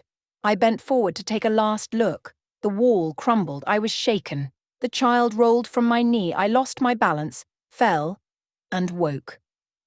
Now, Jane, that is all. All the preface, sir.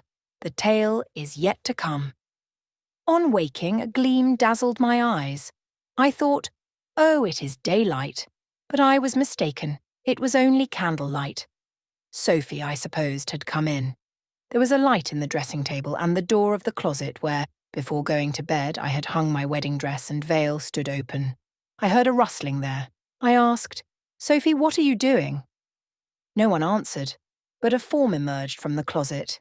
It took the light, held it aloft, and surveyed the garments pendant from the portmanteau. "Sophie! Sophie!" I again cried, and still it was silent. I had risen up in bed. I bent forward. First surprise, then bewilderment came over me, and then my blood crept cold through my veins. Mr. Rochester, this was not Sophie, it was not Leah, it was not Mrs. Fairfax, it was not. No, I was sure of it, and am still. It was not even that strange woman, Grace Poole. "It must have been one of them," interrupted my master. "No, sir, I solemnly assure you to the contrary. The shape standing before me had never crossed my eyes within the precincts of Thornfield Hall before. The height, the contour were new to me." "Describe it, Jane." "It seemed, sir, a woman tall and large, with thick and dark hair hanging long down her back. I know not what dress she had on. It was white and straight, but whether gown, sheet, or shroud I cannot tell." "Did you see her face?" "Not at first, but presently she took my veil from its place.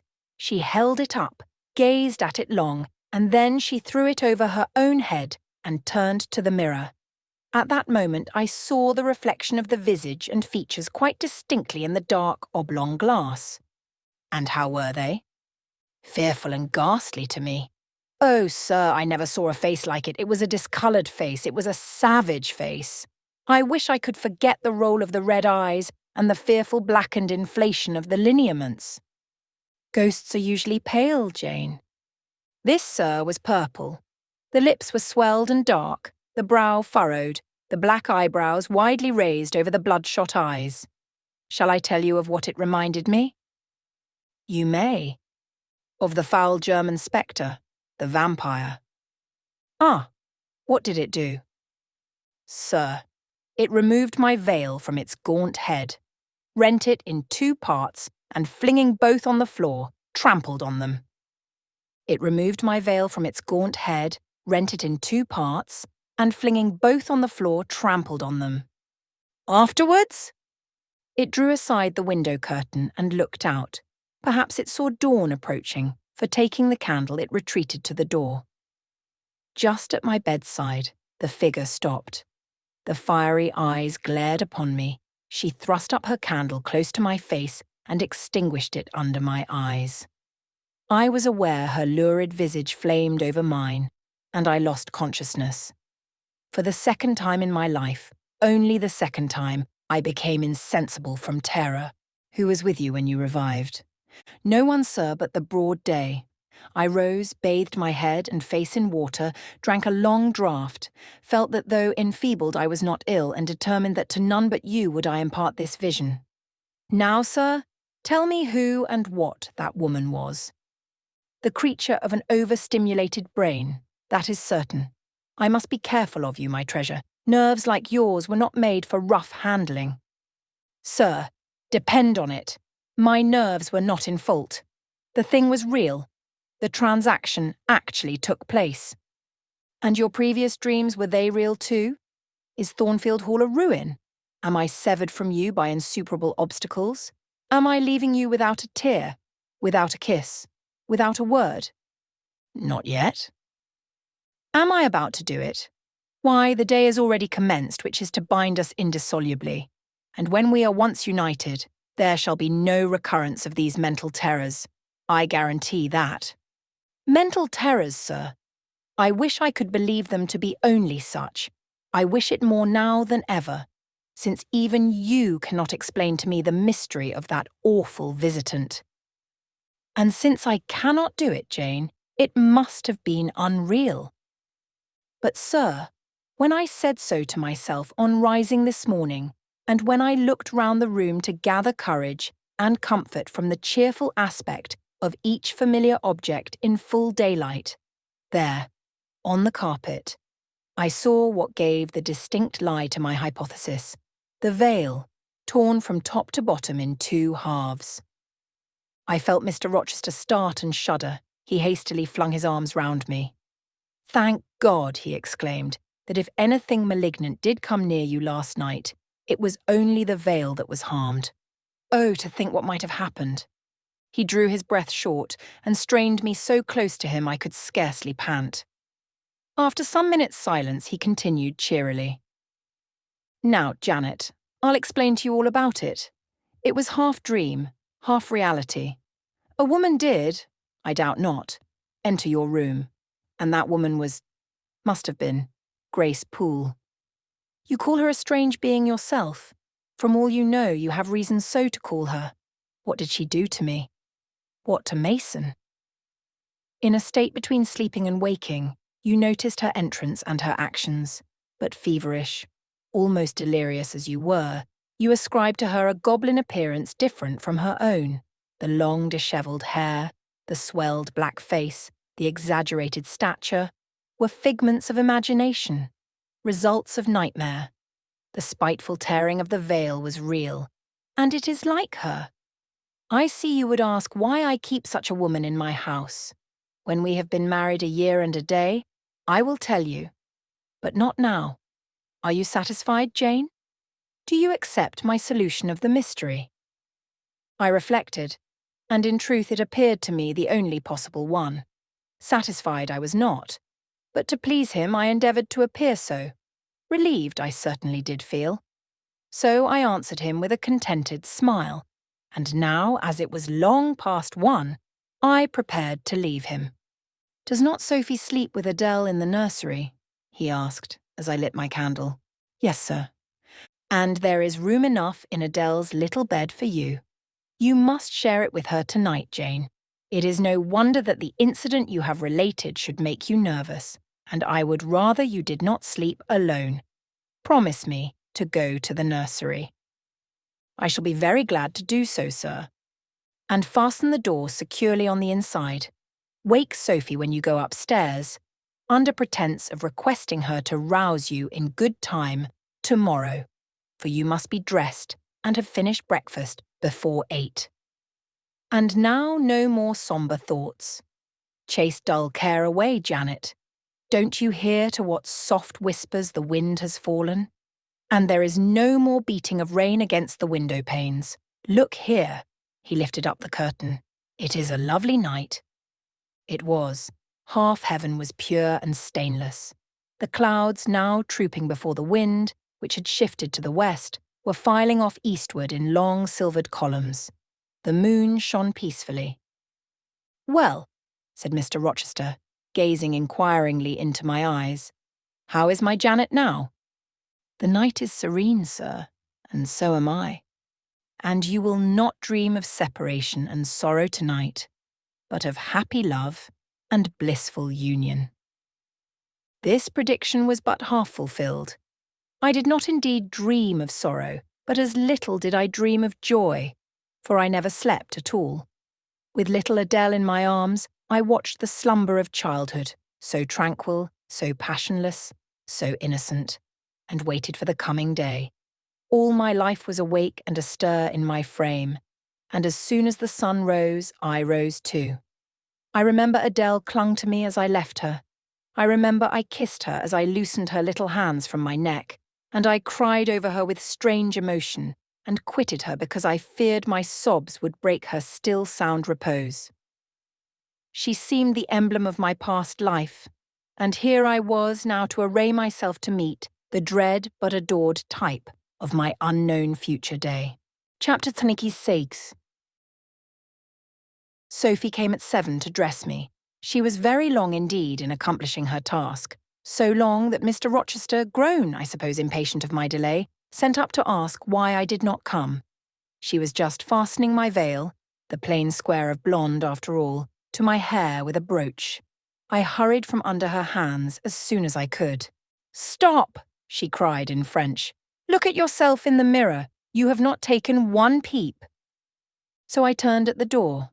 I saw a robed and veiled figure, so unlike my usual self that it seemed almost the image of a stranger.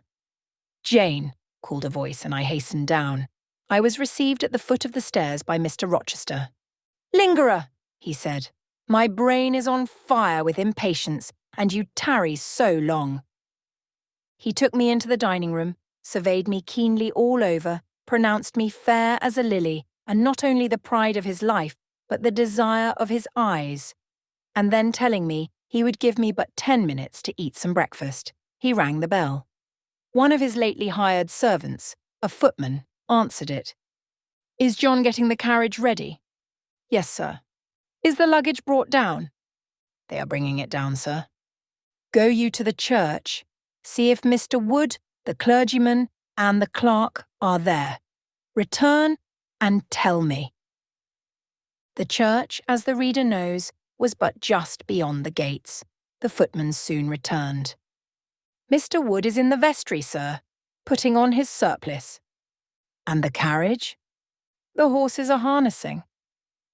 "We shall not want it to go to church, but it must be ready the moment we return, all the boxes and luggage arranged and strapped on, and the coachman in his seat." "Yes, sir." "Jane, are you ready?" I rose. There were no groomsmen, no bridesmaids, no relatives to wait for or marshal, none but Mr. Rochester and I. Mrs. Fairfax stood in the hall as we passed. I would fain have spoken to her, but my hand was held by a grasp of iron. I was hurried along by a stride I could hardly follow, and to look at Mr. Rochester's face was to feel that not a second of delay would be tolerated for any purpose. I wonder what other bridegroom ever looked as he did, so bent up to a purpose, so grimly resolute, or who, under such steadfast brows, ever revealed such flaming and flashing eyes. I know not whether the day was fair or foul. In descending the drive, I gazed neither on sky nor earth. My heart was with my eyes, and both seemed migrated into Mr. Rochester's frame. I wanted to see the invisible thing on which, as we went along, he appeared to fasten a glance, fierce and fell. I wanted to feel the thoughts whose force he seemed breasting and resisting. At the churchyard wicket he stopped. He discovered I was quite out of breath.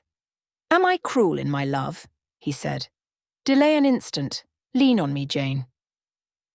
And now I can recall the picture of the grey old house of God rising calm before me, of a rook wheeling round the steeple, of a ruddy morning sky beyond. I remember something too of the green grave mounds, and I have not forgotten either 2 figures of strangers straying amongst the low hillocks and reading the mementos graven on the few mossy headstones. I noticed them because as they saw us, they passed round to the back of the church, and I doubted not they were going to enter by the side aisle door and witness the ceremony. By Mr. Rochester they were not observed. He was earnestly looking at my face, from which the blood had, I dare say, momentarily fled, for I felt my forehead dewy and my cheeks and lips cold. When I rallied, which I soon did, he walked gently with me up the path to the porch. We entered the quiet and humble temple.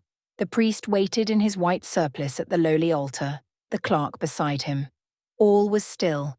2 shadows only moved in a remote corner. My conjecture had been correct.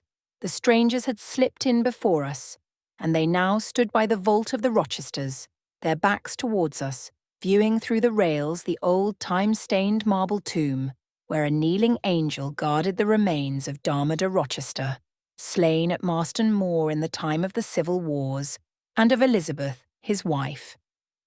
Our place was taken at the communion rails. Hearing a cautious step behind me, I glanced over my shoulder. One of the strangers, a gentleman evidently, was advancing up the chancel. The service began. The explanation of the intent of matrimony was gone through, and then the clergyman came a step further forward, and bending slightly towards Mr. Rochester, went on. I require and charge you both, as ye will answer at the dreadful day of judgment, when the secrets of all hearts shall be disclosed, that if either of you know any impediment why ye may not lawfully be joined together in matrimony, ye do now confess it, for be ye well assured that so many as are coupled together otherwise than God's word doth allow, are not joined together by God, neither is their matrimony lawful. He paused, as the custom is. When is the pause after that sentence ever broken by reply? Not, perhaps, once in 100 years. And the clergyman, who had not lifted his eyes from his book, and had held his breath but for a moment, was proceeding. His hand was already stretched towards Mr. Rochester, as his lips unclosed, to ask, "Wilt thou have this woman for thy wedded wife?" When a distinct and near voice said, "The marriage cannot go on. I declare the existence of an impediment." The clergyman looked up at the speaker and stood mute. The clerk did the same. Mr. Rochester moved slightly, as if an earthquake had rolled under his feet. Taking a firmer footing and not turning his head or eyes, he said, "Proceed." Profound silence fell when he had uttered that word, with deep but low intonation. Presently Mr. Wood said, "I cannot proceed without some investigation into what has been asserted, and evidence of its truth or falsehood." "The ceremony is quite broken off," subjoined the voice behind us. "I am in a condition to prove my allegation. An insuperable impediment to this marriage exists." Mr. Rochester heard but heeded not. He stood stubborn and rigid, making no movement but to possess himself of my hand. What a hot and strong grasp he had, and how like quarried marble was his pale, firm, massive front at this moment. How his eye shone, still watchful and yet wild beneath. Mr. Wood seemed at a loss. "What is the nature of the impediment?" he asked. "Perhaps it may be got over, explained away." "Hardly," was the answer. "I have called it insuperable, and I speak advisedly." The speaker came forward and leaned on the rails. He continued, uttering each word distinctly, calmly, steadily, but not loudly. "It simply consists in the existence of a previous marriage. Mr. Rochester has a wife now living." My nerves vibrated to those low-spoken words as they had never vibrated to thunder. My blood felt their subtle violence as it had never felt frost or fire. But I was collected, and in no danger of swooning. I looked at Mr. Rochester. I made him look at me. His whole face was colourless rock. His eye was both spark and flint. He disavowed nothing. He seemed as if he would defy all things. Without speaking, without smiling, without seeming to recognize in me a human being, he only twined my waist with his arm and riveted me to his side. "Who are you?" he asked of the intruder. "My name is Briggs, a solicitor of Street, London." "And you would thrust on me a wife?" "I would remind you of your lady's existence, sir, which the law recognizes if you do not." "Favour me with an account of her, with her name, her parentage, her place of abode." "Certainly." Mr. Briggs calmly took a paper from his pocket and read out in a sort of official nasal voice. "I affirm and can prove that on the 20th of October AD, a date of 15 years back, Edward Fairfax Rochester of Thornfield Hall in the county of and of Ferndean Manor in Shire, England, was married to my sister, Bertha Antoinetta Mason, daughter of Jonas Mason, merchant, and of Antoinetta his wife, a Creole, at Church, Spanish Town, Jamaica. The record of the marriage will be found in the register of that church. A copy of it is now in my possession. Signed, Richard Mason. That, if a genuine document, may prove I have been married, but it does not prove that the woman mentioned therein as my wife is still living." "She was living 3 months ago," returned the lawyer. "How do you know?" "I have a witness to the fact, whose testimony even you, sir, will scarcely controvert. Produce him, or go to hell." "I will produce him first. He is on the spot. Mr. Mason, have the goodness to step forward." Mr. Rochester, on hearing the name, set his teeth. He experienced, too, a sort of strong convulsive quiver. Near to him, as I was, I felt the spasmodic movement of fury or despair run through his frame. The second stranger who had hitherto lingered in the background now drew near. A pale face looked over the solicitor's shoulder. Yes, it was Mason himself. Mr. Rochester turned and glared at him. His eye, as I have often said, was a black eye. It had now a tawny, nay, a bloody light in its gloom, and his face flushed, olive cheek and hueless forehead received a glow as from spreading, ascending heart fire. And he stirred, lifted his strong arm. He could have struck Mason, dashed him on the church floor, shocked by ruthless blow the breath from his body, but Mason shrank away and cried faintly, "Good God!" Contempt fell cool on Mr. Rochester. His passion died as if a blight had shriveled it up. He only asked, "What have you to say?" An inaudible reply escaped Mason's white lips. "The devil is in it, if you cannot answer distinctly. I again demand, what have you to say?" "Sir," interrupted the clergyman, "do not forget, you are in a sacred place." Then addressing Mason, he inquired gently, "Are you aware, sir, whether or not this gentleman's wife is still living?" "Courage," urged the lawyer. "Speak out." "She is now living at Thornfield Hall," said Mason, in more articulate tones. "I saw her there last April. I am her brother." "At Thornfield Hall!" ejaculated the clergyman. "Impossible. I am an old resident in this neighbourhood, sir, and I never heard of a Mrs. Rochester at Thornfield Hall." I saw a grim smile contort Mr. Rochester's lips, and he muttered, "No, by God, I took care that none should hear of it or of her under that name." He mused. For 10 minutes he held counsel with himself. He formed his resolve and announced it. "Enough. All shall bolt out at once like the bullet from the barrel. Wood, close your book and take off your surplice. John Green, to the clerk, leave the church. There will be no wedding today." The man obeyed. Mr. Rochester continued, hardily and recklessly, "Bigamy is an ugly word. I meant, however, to be a bigamist, but fate has outmanoeuvred me, or Providence has checked me, perhaps the last. I am little better than a devil at this moment, and, as my pastor there would tell me, deserve no doubt the sternest judgments of God, even to the quenchless fire and deathless worm.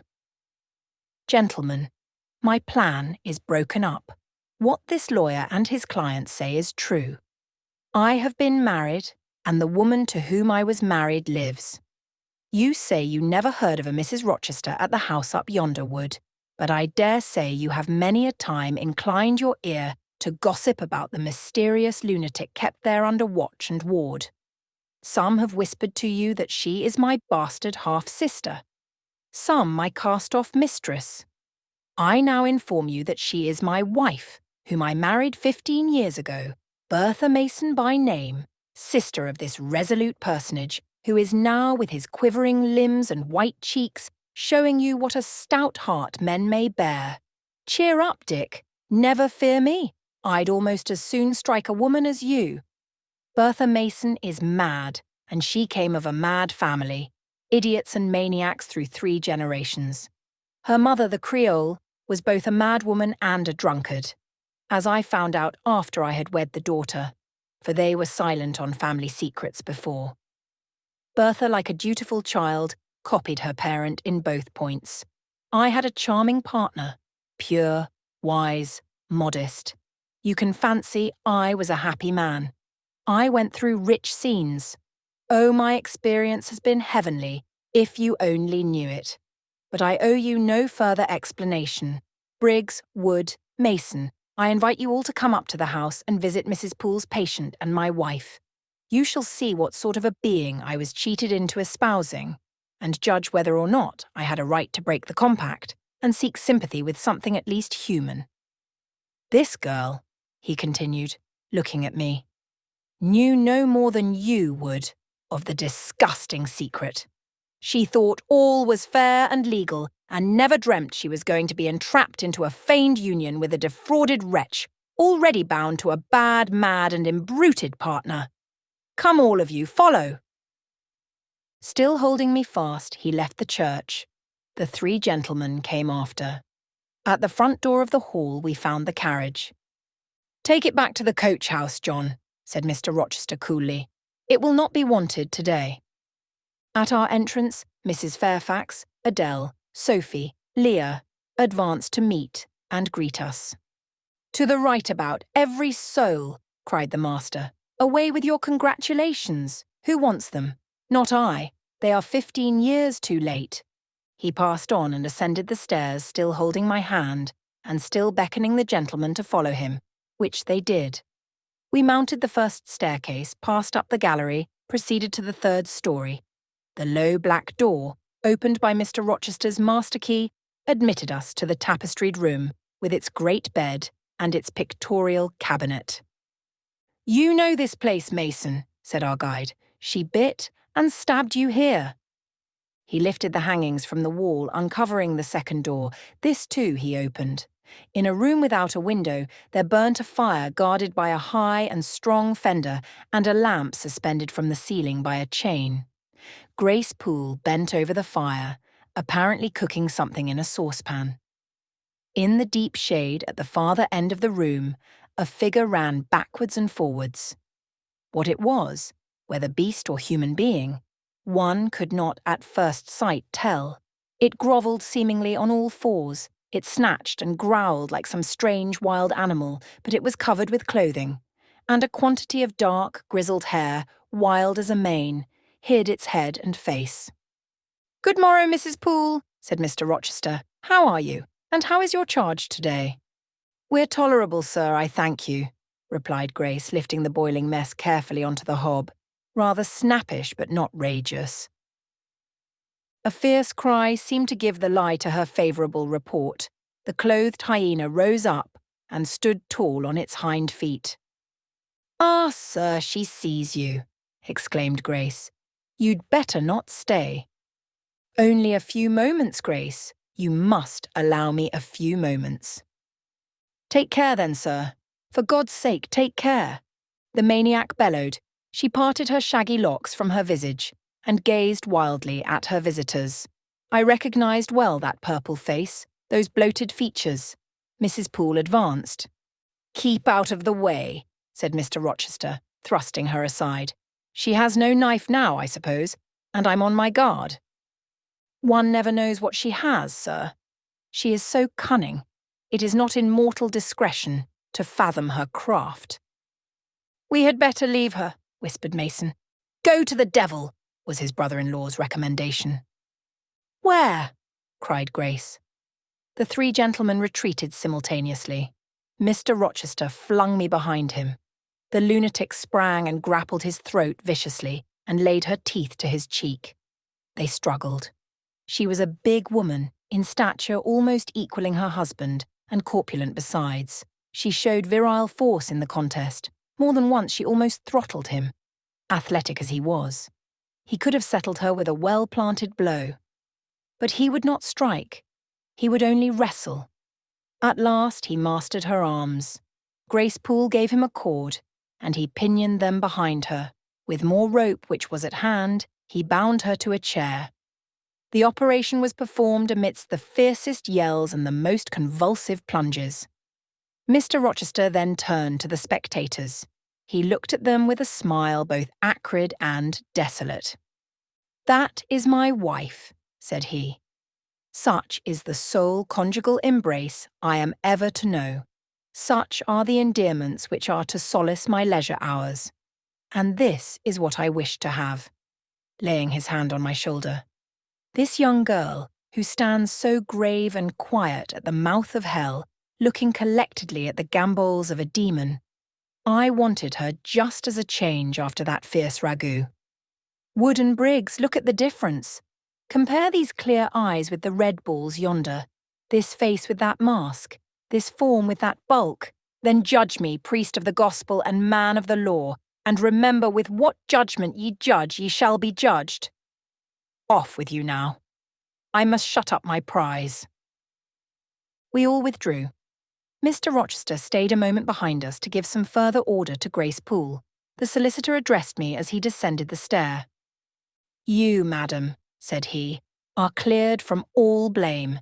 Your uncle will be glad to hear it, if, indeed, he should be still living, when Mr. Mason returns to Madeira." "My uncle? What of him? Do you know him?" "Mr. Mason does. Mr. Eyre has been the Funchal correspondent of his house for some years. When your uncle received your letter intimating the contemplated union between yourself and Mr. Rochester, Mr. Mason, who was staying at Madeira to recruit his health, on his way back to Jamaica, happened to be with him. Mr. Eyre mentioned the intelligence, for he knew that my client here was acquainted with a gentleman of the name of Rochester. Mr. Mason, astonished and distressed as you may suppose, revealed the real state of matters. Your uncle, I am sorry to say, is now on a sick-bed, from which, considering the nature of his disease, decline, and the stage it has reached, it is unlikely he will ever rise. He could not then hasten to England himself, to extricate you from the snare into which you had fallen, but he implored Mr. Mason to lose no time in taking steps to prevent the false marriage. He referred him to me for assistance. I used all dispatch, and am thankful I was not too late, as you, doubtless, must be also. Were I not morally certain that your uncle will be dead ere you reach Madeira, I would advise you to accompany Mr. Mason back, but as it is, I think you had better remain in England till you can hear further, either from or of Mr. Eyre. Have we anything else to stay for? He inquired of Mr. Mason. No, no, let us be gone, was the anxious reply, and without waiting to take leave of Mr. Rochester, they made their exit at the hall door. The clergyman stayed to exchange a few sentences, either of admonition or reproof, with his haughty parishioner. This duty done, he too departed. I heard him go as I stood at the half-open door of my own room, to which I had now withdrawn. The house cleared, I shut myself in, fastened the bolt that none might intrude, and proceeded, not to weep, not to mourn. I was yet too calm for that, but mechanically to take off the wedding dress, and replace it by the stuff gown I had worn yesterday, as I thought, for the last time. I then sat down. I felt weak and tired. I leaned my arms on a table and my head dropped on them, and now I thought, till now I had only heard, seen, moved, followed up and down where I was led or dragged, watched event rush on event, disclosure open beyond disclosure. But now, I thought, The morning had been a quiet morning enough, all except the brief scene with the lunatic. The transaction in the church had not been noisy. There was no explosion of passion, no loud altercation, no dispute, no defiance or challenge, no tears, no sobs. A few words had been spoken, a calmly pronounced objection to the marriage made. Some stern, short questions put by Mr. Rochester, answers, explanations given, evidence adduced. An open admission of the truth had been uttered by my master. Then the living proof had been seen. The intruders were gone, and all was over. I was in my own room as usual, just myself without obvious change. Nothing had smitten me or scathed me or maimed me. And yet where was the Jane Eyre of yesterday? Where was her life? Where were her prospects? Jane Eyre, who had been an ardent, expectant woman, almost a bride, was a cold, solitary girl again. Her life was pale, her prospects were desolate.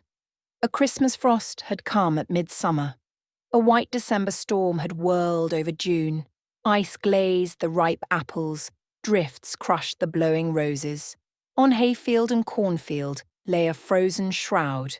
Lanes which last night blushed full of flowers, today were pathless with untrodden snow. And the woods which 12 hours since waved leafy and flagrant as groves between the tropics, now spread, waste, wild, and white as pine forests in wintry Norway. My hopes were all dead, struck with a subtle doom, such as, in one night, fell on all the firstborn in the land of Egypt. I looked on my cherished wishes, yesterday so blooming and glowing, they lay stark, chill, livid corpses that could never revive. I looked at my love, that feeling which was my master's, which he had created. It shivered in my heart, like a suffering child in a cold cradle. Sickness and anguish had seized it. It could not seek Mr. Rochester's arms. It could not derive warmth from his breast. Oh, never more could it turn to him, for faith was blighted, confidence destroyed. Mr. Rochester was not to me what he had been, for he was not what I had thought him. I would not ascribe vice to him. I would not say he had betrayed me, but the attribute of stainless truth was gone from his idea, and from his presence I must go. That I perceived well. When, how whither I could not yet discern, but he himself, I doubted not, would hurry me from Thornfield. Real affection, it seemed, he could not have for me. It had been only fitful passion. That was balked. He would want me no more. I should fear even to cross his path now. My view must be hateful to him. Oh, how blind had been my eyes, how weak my conduct! My eyes were covered and closed, eddying darkness seemed to swim round me, and reflection came in as black and confused a flow. Self-abandoned, relaxed, and effortless, I seemed to have laid me down in the dried-up bed of a great river. I heard a flood loosened in remote mountains, and felt the torrent come. To rise I had no will, to flee I had no strength. I lay faint, longing to be dead. One idea only still throbbed lifelike within me, a remembrance of God. It begot an unuttered prayer. These words went wandering up and down in my rayless mind as something that should be whispered, but no energy was found to express them. Be not far from me, for trouble is near. There is none to help. It was near, and as I had lifted no petition to heaven to avert it, as I had neither joined my hands, nor bent my knees, nor moved my lips, it came. In full heavy swing, the torrent poured over me. The whole consciousness of my life lorn, my love lost, my hope quenched, my faith death-struck, swayed full and mighty above me in one sullen mass. That bitter hour cannot be described. In truth, the waters came into my soul. I sank in deep mire. I felt no standing. I came into deep waters. The floods overflowed me. Chapter 6. Sometime in the afternoon I raised my head, and looking round and seeing the western sun gilding the sign of its decline on the wall, I asked, "What am I to do?" But the answer my mind gave, "Leave Thornfield at once," was so prompt, so dread, that I stopped my ears. I said I could not bear such words now. That I am not Edward Rochester's bride is the least part of my woe, I alleged. That I have wakened out of most glorious dreams and found them all void and vain is a horror I could bear and master. But that I must leave him decidedly, instantly, entirely, is intolerable. I cannot do it. But, then, a voice within me averred that I could do it, and foretold that I should do it. I wrestled with my own resolution. I wanted to be weak, that I might avoid the awful passage of further suffering I saw laid out for me. And conscience, turned tyrant, held passion by the throat, told her tauntingly she had yet but dipped her dainty foot in the slough, and swore that with that arm of iron he would thrust her down to unsounded depths of agony. "Let me be torn away," then I cried. "Let another help me." "No, you shall tear yourself away. None shall help you. You shall yourself pluck out your right eye, yourself cut off your right hand. Your heart shall be the victim, and you the priest, to transfix it." I rose up suddenly, terror-struck at the solitude which so ruthless a judge haunted, at the silence which so awful a voice filled. My head swam as I stood erect. I perceived that I was sickening from excitement and inanition. Neither meat nor drink had passed my lips that day, for I had taken no breakfast. And, with a strange pang, I now reflected that, long as I had been shut up here, no message had been sent to ask how I was, or to invite me to come down. Not even little Adele had tapped at the door. Not even Mrs. Fairfax had sought me. "Friends always forget those whom fortune forsakes," I murmured, as I undrew the bolt and passed out. I stumbled over an obstacle. My head was still dizzy, my sight was dim, and my limbs were feeble. I could not soon recover myself. I fell, but not onto the ground. An outstretched arm caught me. I looked up. I was supported by Mr. Rochester, who sat in a chair across my chamber threshold. "You come out at last," he said. "Well, I have been waiting for you long, and listening. Yet not one movement have I heard, nor one sob. 5 minutes more of that death-like hush, and I should have forced the lock like a burglar. So you shun me? You shut yourself up and grieve alone. I would rather you had come and upbraided me with vehemence. You are passionate. I expected a scene of some kind. I was prepared for the hot rain of tears. Only I wanted them to be shed on my breast. Now a senseless flaw has received them, or your drenched handkerchief. But I err. You have not wept at all. I see a white cheek and a faded eye, but no trace of tears. I suppose, then, your heart has been weeping blood." "Well, Jane, not a word of reproach, nothing bitter, nothing poignant, nothing to cut a feeling or sting a passion. You sit quietly where I have placed you and regard me with a weary, passive look. Jane, I never meant to wound you thus. If the man who had but one little ewe lamb that was dear to him as a daughter, that ate of his bread and drank of his cup, and lay in his bosom, had by some mistake slaughtered it at the shambles, he would not have rued his bloody blunder more than I now rue mine. Will you ever forgive me? Reader, I forgave him at the moment and on the spot. There was such deep remorse in his eye, such true pity in his tone, such manly energy in his manner, and besides, there was such unchanged love in his whole look and mien. I forgave him all, yet not in words, not outwardly, only at my heart's core. You know I am a scoundrel, Jane? Ere long he inquired wistfully, wondering, I suppose, at my continued silence and tameness, the result rather of weakness than of will. Yes, sir. Then tell me so roundly and sharply, don't spare me. I cannot, I am tired and sick. I want some water. He heaved a sort of shuddering sigh, and taking me in his arms carried me downstairs. At first I did not know to what room he had borne me. All was cloudy to my glazed sight. Presently, I felt the reviving warmth of a fire.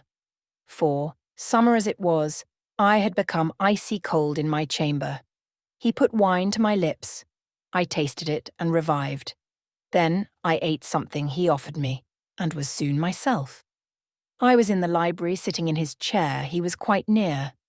If I could go out of life now without too sharp a pang, it would be well for me, I thought. Then I should not have to make the effort of cracking my heartstrings in rending them from among Mr. Rochester's. I must leave him, it appears. I do not want to leave him. I cannot leave him. How are you now, Jane? Much better, sir. I shall be well soon. Taste the wine again, Jane. I obeyed him. Then he put the glass on the table, stood before me, and looked at me attentively. Suddenly he turned away with an inarticulate exclamation, full of passionate emotion of some kind. He walked fast through the room and came back.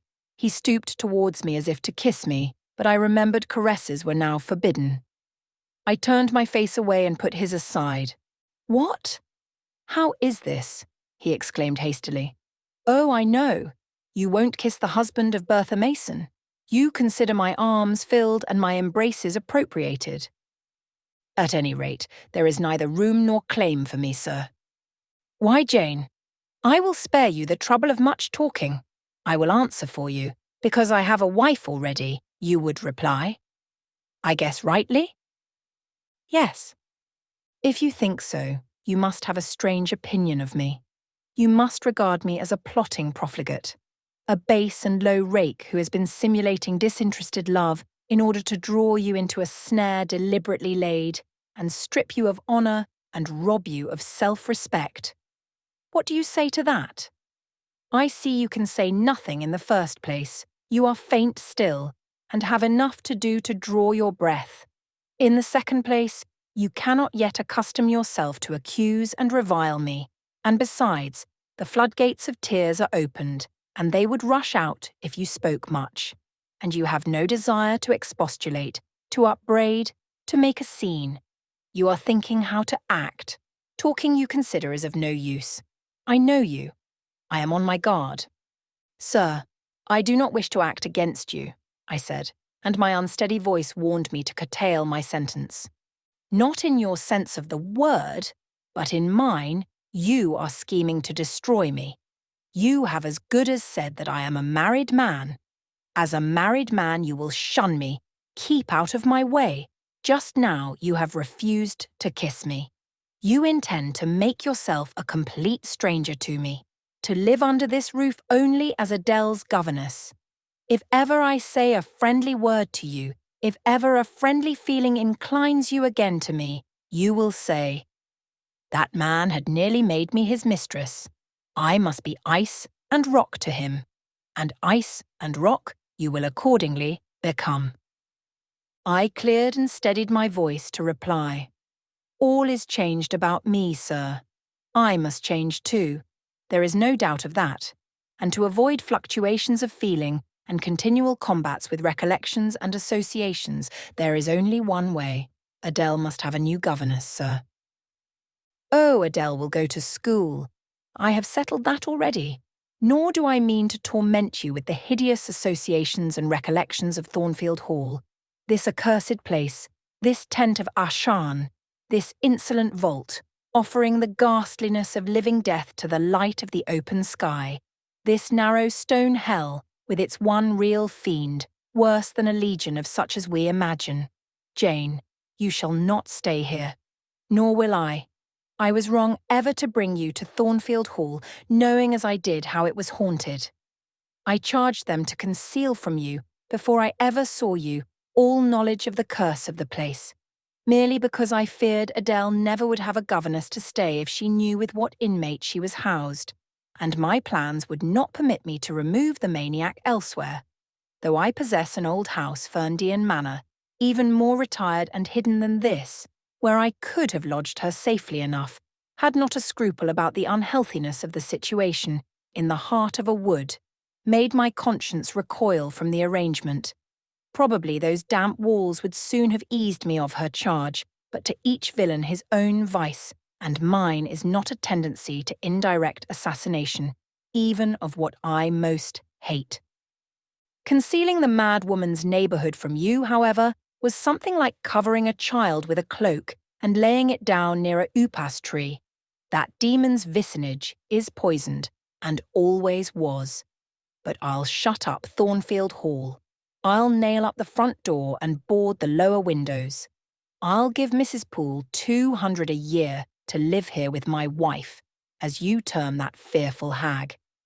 Grace will do much for money, and she shall have her son, the keeper at Grimsby Retreat, to bear her company and be at hand to give her aid in the paroxysms, when my wife is prompted by her familiar to burn people in their beds at night, to stab them, to bite their flesh from their bones, and so on. Sir, I interrupted him, you are inexorable for that unfortunate lady. You speak of her with hate, with vindictive antipathy. It is cruel. She cannot help being mad. Jane, my little darling, so I will call you, for so you are, you don't know what you are talking about. You misjudge me again. It is not because she is mad I hate her. If you were mad, do you think I should hate you? I do indeed, sir. Then you are mistaken, and you know nothing about me, and nothing about the sort of love of which I am capable. Every atom of your flesh is as dear to me as my own. In pain and sickness, it would still be dear. Your mind is my treasure, and if it were broken, it would be my treasure still. If you raved, my arms should confine you, and not a strait waistcoat. Your grasp, even in fury, would have a charm for me. If you flew at me as wildly as that woman did this morning, I should receive you in an embrace, at least as fond as it would be restrictive. I should not shrink from you with disgust as I did from her.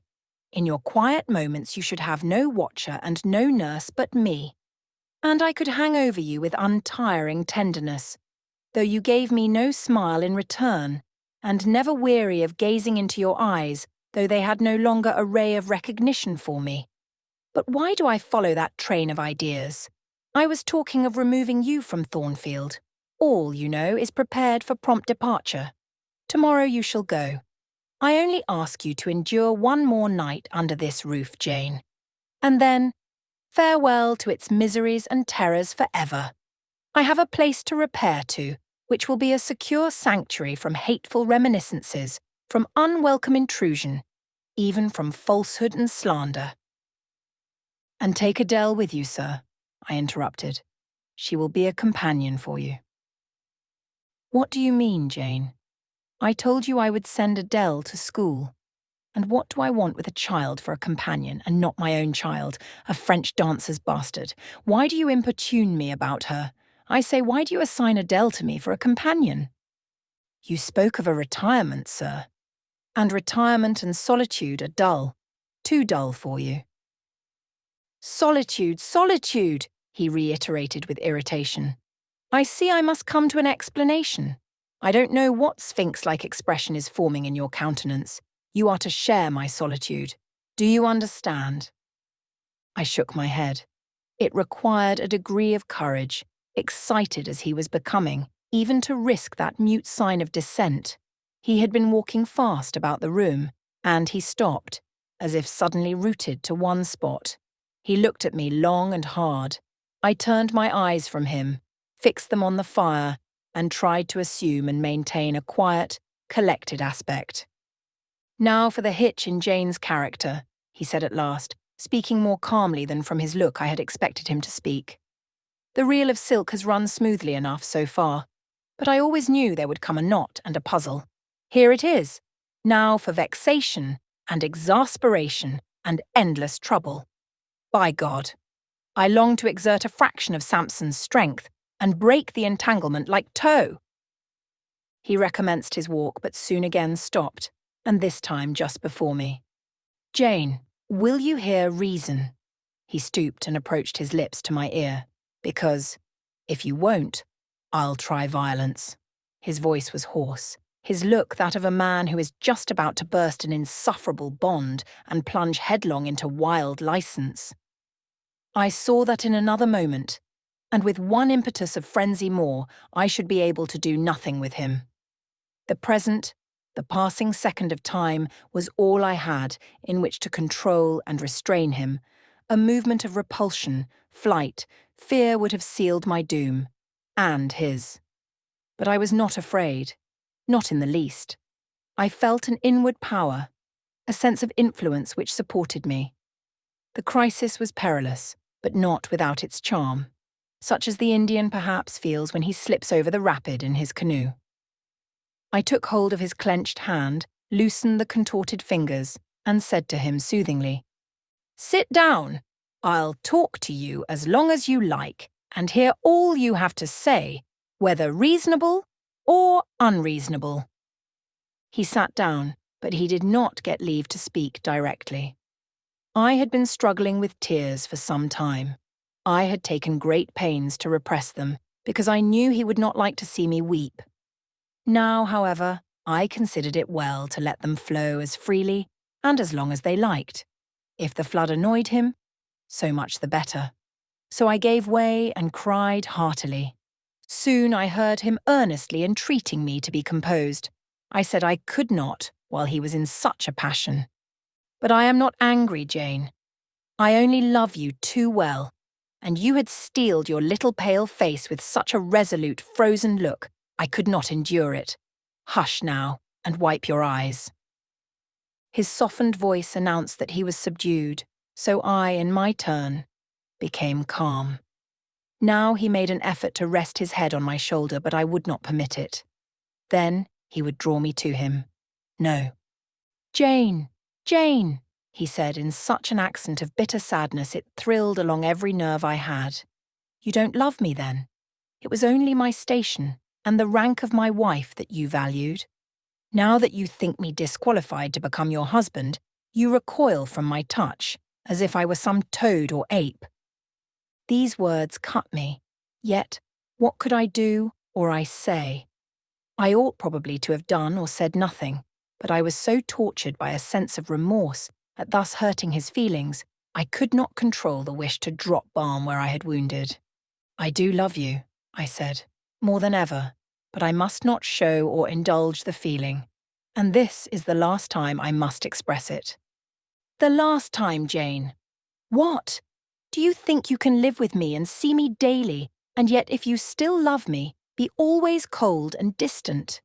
"No, sir, that I am certain I could not, and therefore I see there is but one way, but you will be furious if I mention it."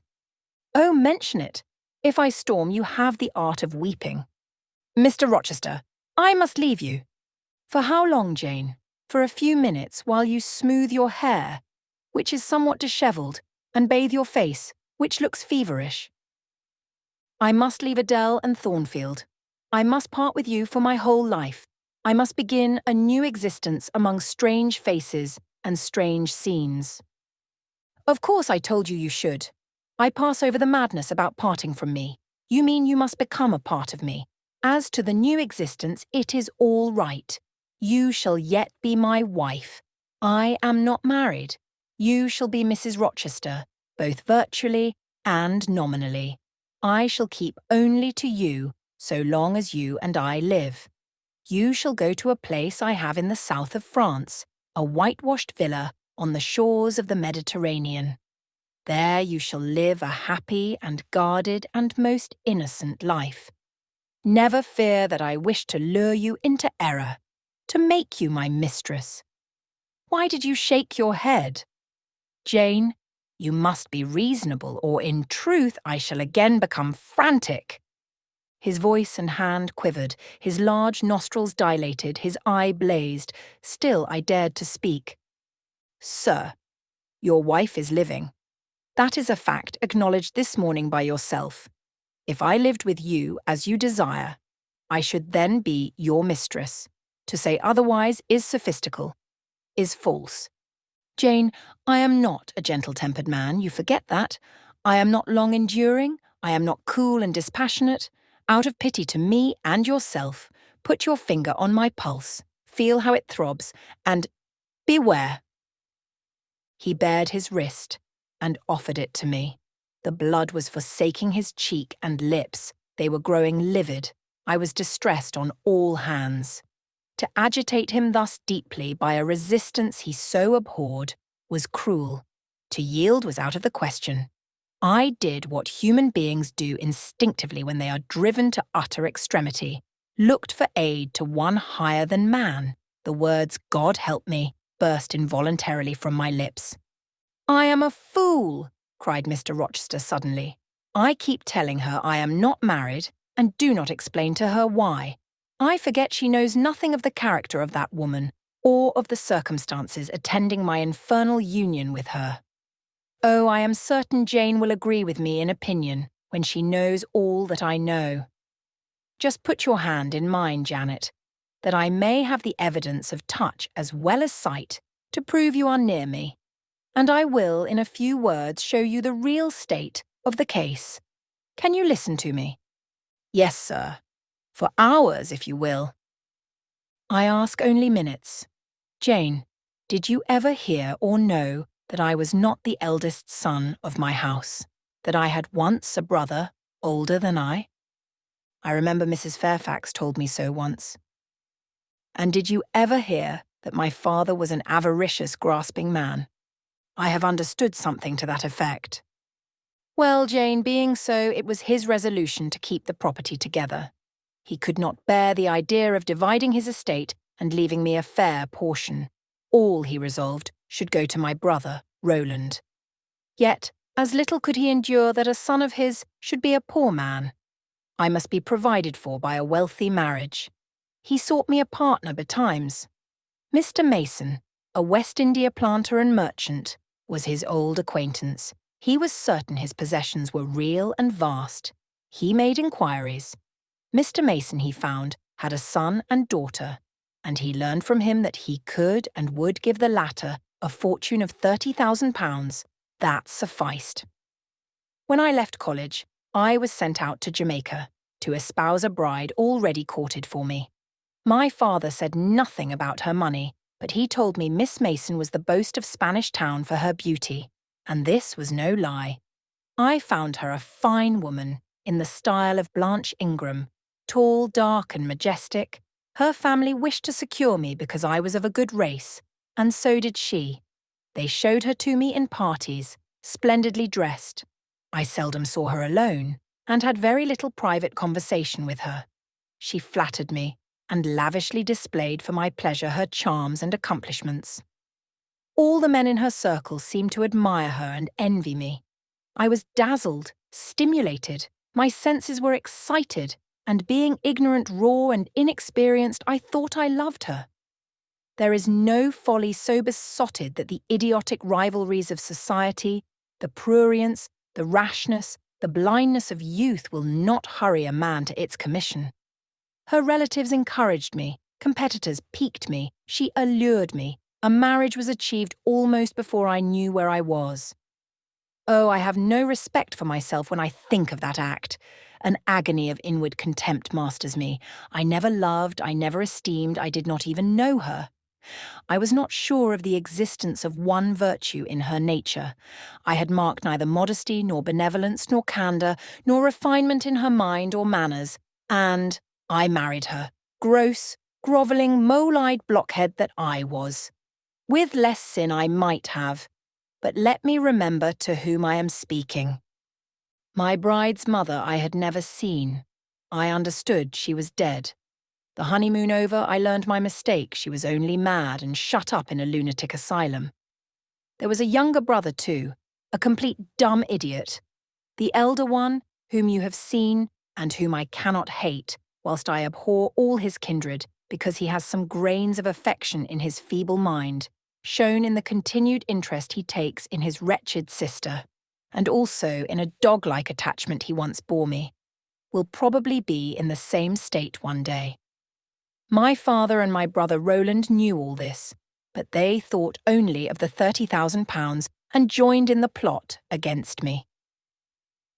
These were vile discoveries, but except for the treachery of concealment, I should have made them no subject of reproach to my wife, even when I found her nature wholly alien to mine, her tastes obnoxious to me, her cast of mind common, low, narrow, and singularly incapable of being led to anything higher, expanded to anything larger.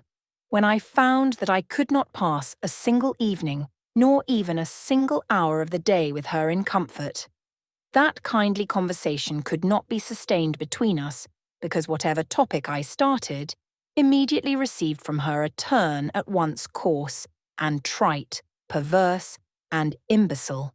When I perceived that I should never have a quiet or settled household because no servant would bear the continued outbreaks of her violent and unreasonable temper or the vexations of her absurd, contradictory, exacting orders. Even then, I restrained myself. I eschewed upbraiding, I curtailed remonstrance, I tried to devour my repentance and disgust in secret. I repressed the deep antipathy I felt. Jane, I will not trouble you with abominable details. Some strong words shall express what I have to say. I lived with that woman upstairs 4 years, and before that time she had tried me indeed. Her character ripened and developed with frightful rapidity. Her vices sprang up fast and rank. They were so strong only cruelty could check them, and I would not use cruelty. What a pygmy intellect she had, and what giant propensities! How fearful were the curses those propensities entailed on me. Bertha Mason, the true daughter of an infamous mother, dragged me through all the hideous and degrading agonies which must attend a man bound to a wife at once intemperate and unchaste. My brother in the interval was dead, and at the end of the 4 years my father died too. I was rich enough now, yet poor to hideous indigence, a nature the most gross, impure, depraved I ever saw was associated with mine, and called by the law and by society a part of me. And I could not rid myself of it by any legal proceedings, for the doctors now discovered that my wife was mad. Her excesses had prematurely developed the germs of insanity. Jane, you don't like my narrative. You look almost sick. Shall I defer the rest to another day? No, sir, finish it now. I pity you. I do earnestly pity you. Pity, Jane, from some people is a noxious and insulting sort of tribute, which one is justified in hurling back in the teeth of those who offer it. But that is the sort of pity native to callous, selfish hearts. It is a hybrid, egotistical pain at hearing of woes, crossed with ignorant contempt for those who have endured them. But that is not your pity, Jane. It is not the feeling of which your whole face is full at this moment, with which your eyes are now almost overflowing, with which your heart is heaving, with which your hand is trembling in mine. Your pity, my darling, is the suffering mother of love. Its anguish is the very natal pang of the divine passion. I accept it, Jane. Let the daughter have free advent. My arms wait to receive her. Now, sir, proceed. What did you do when you found she was mad? Jane, I approached the verge of despair. A remnant of self-respect was all that intervened between me and the gulf. In the eyes of the world, I was doubtless covered with grimy dishonour, but I resolved to be clean in my own sight, and to the last I repudiated the contamination of her crimes and wrenched myself from connection with her mental defects. Still, society associated my name and person with hers. I yet saw her and heard her daily, something of her breath, mixed with the air I breathed. And besides, I remembered I had once been her husband. That recollection was then, and is now, inexpressibly odious to me. Moreover, I knew that while she lived, I could never be the husband of another and better wife. And though 5 years my senior, her family and her father had lied to me even in the particular of her age, she was likely to live as long as I, being as robust in frame as she was infirm in mind. Thus, at the age of 26, I was hopeless. One night I had been awakened by her yells. Since the medical men had pronounced her mad, she had of course been shut up. It was a fiery West Indian night, one of the description that frequently precede the hurricanes of those climates. Being unable to sleep in bed, I got up and opened the window. The air was like sulphur steams. I could find no refreshment anywhere. Mosquitoes came buzzing in and hummed sullenly round the room. The sea, which I could hear from thence, rumbled dull like an earthquake. Black clouds were casting up over it. The moon was setting in the waves, broad and red, like a hot cannonball. She threw her last bloody glance over a world quivering with the ferment of tempest. I was physically influenced by the atmosphere and scene, and my ears were filled with the curses the maniac still shrieked out, wherein she momentarily mingled my name with such a tone of demon hate, with such language. No professed harlot ever had a fouler vocabulary than she.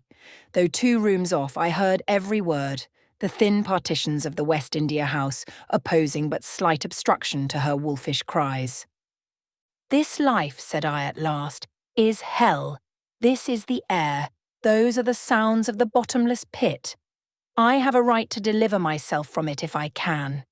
The sufferings of this mortal state will leave me with the heavy flesh that now cumbers my soul. Of the fanatic's burning eternity I have no fear. There is not a future state worse than this present one. Let me break away and go home to God." I said this whilst I knelt down at and unlocked a trunk which contained a brace of loaded pistols. I mean to shoot myself. I only entertained the intention for a moment, for, not being insane, the crisis of exquisite and unalloyed despair, which had originated the wish and design of self-destruction, was past in a second. A wind fresh from Europe blew over the ocean and rushed through the open casement. The storm broke, streamed, thundered, blazed, and the air grew pure. I then framed and fixed a resolution. While I walked under the dripping orange trees of my wet garden, and amongst its drenched pomegranates and pineapples, and while the refulgent dawn of the tropics kindled round me, I reasoned thus, Jane, and now listen, for it was true wisdom that consoled me in that hour, and showed me the right path to follow. The sweet wind from Europe was still whispering in the refreshed leaves, and the Atlantic was thundering in glorious liberty. My heart, dried up and scorched for a long time, swelled to the tone and filled with living blood. My being longed for renewal, my soul thirsted for a pure draught. I saw hope revive, and felt regeneration possible. From a flowery arch at the bottom of my garden, I gazed over the sea, bluer than the sky. The old world was beyond. Clear prospects opened thus. "Go," said Hope, "and live again in Europe. There it is not known what a sullied name you bear, nor what a filthy burden is bound to you. You may take the maniac with you to England, confine her with due attendance and precautions at Thornfield, then travel yourself to what clime you will, and form what new tie you like. That woman, who has so abused your long suffering, so sullied your name, so outraged your honour, so blighted your youth, is not your wife, nor are you her husband. See that she is cared for as her condition demands, and you have done all that God and humanity require of you. Let her identity, her connection with yourself, be buried in oblivion. You are bound to impart them to no living being. Place her in safety and comfort, shelter her degradation with secrecy, and leave her." I acted precisely on this suggestion. My father and brother had not made my marriage known to their acquaintance, because in the very first letter I wrote to apprise them of the union, having already begun to experience extreme disgust of its consequences, and, from the family character and constitution, seeing a hideous future opening to me, I added an urgent charge to keep it secret.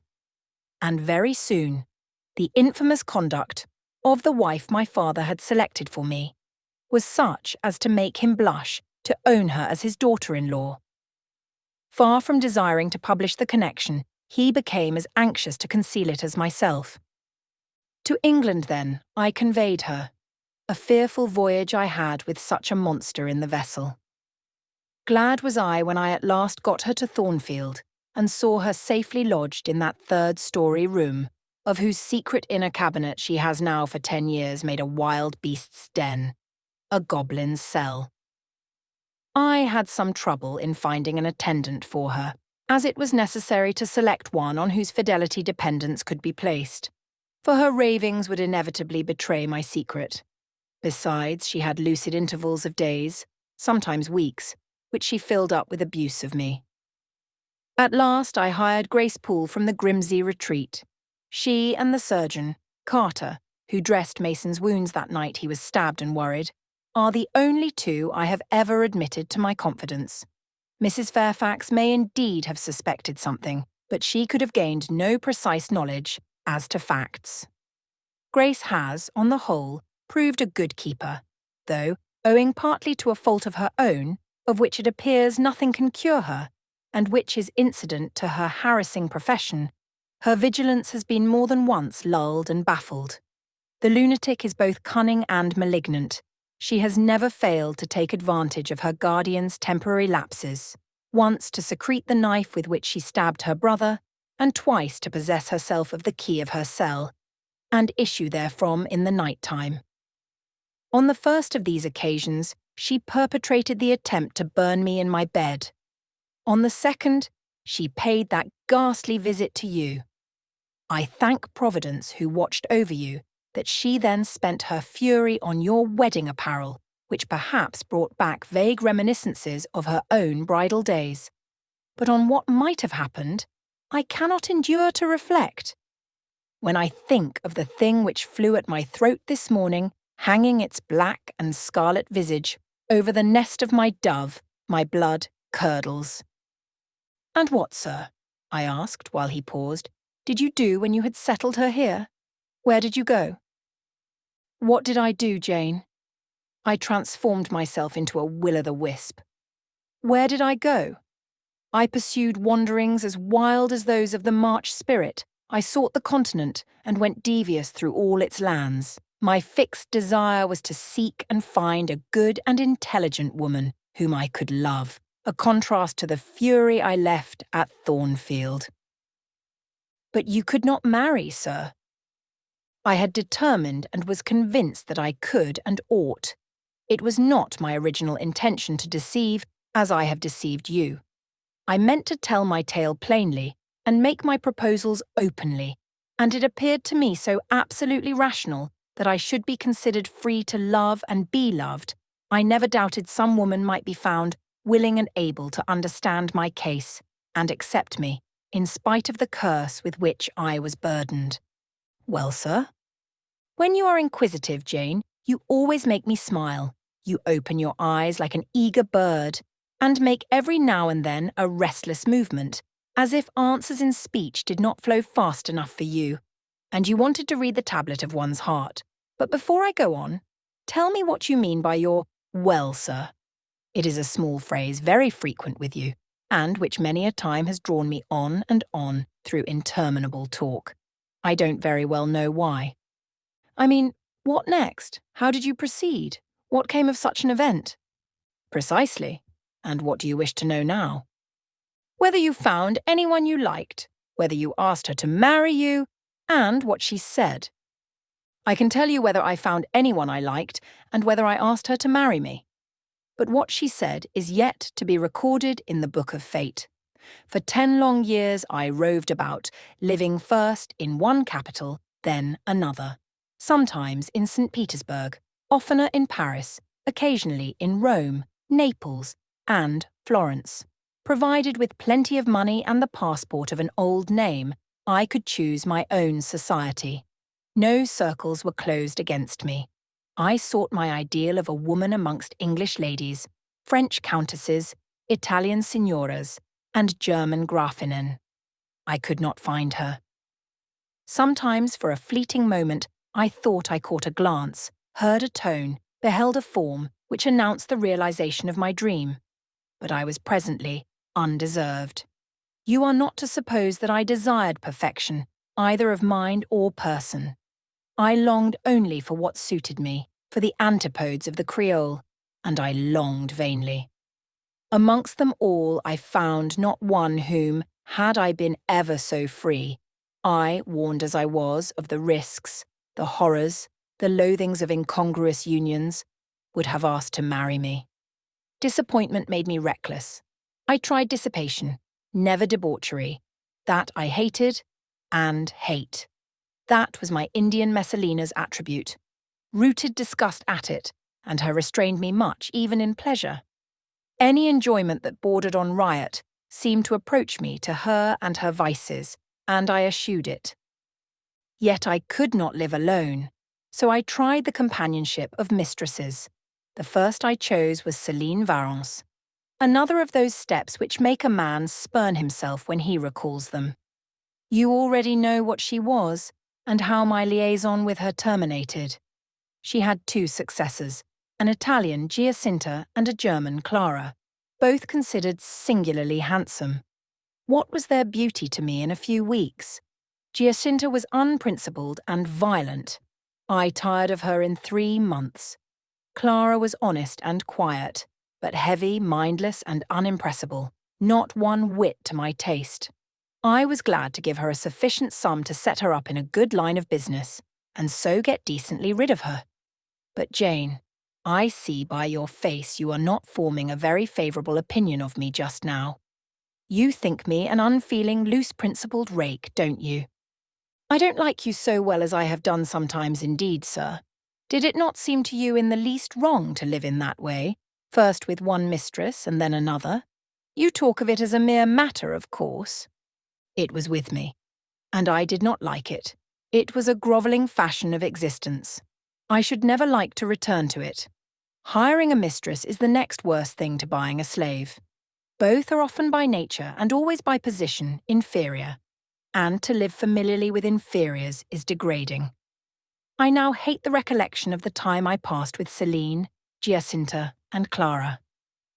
I felt the truth of these words, and I drew from them the certain inference that if I were so far to forget myself and all the teaching that had ever been instilled into me, as, under any pretext, with any justification, through any temptation, to become the successor of these poor girls, he would one day regard me with the same feeling which now in his mind desecrated their memory.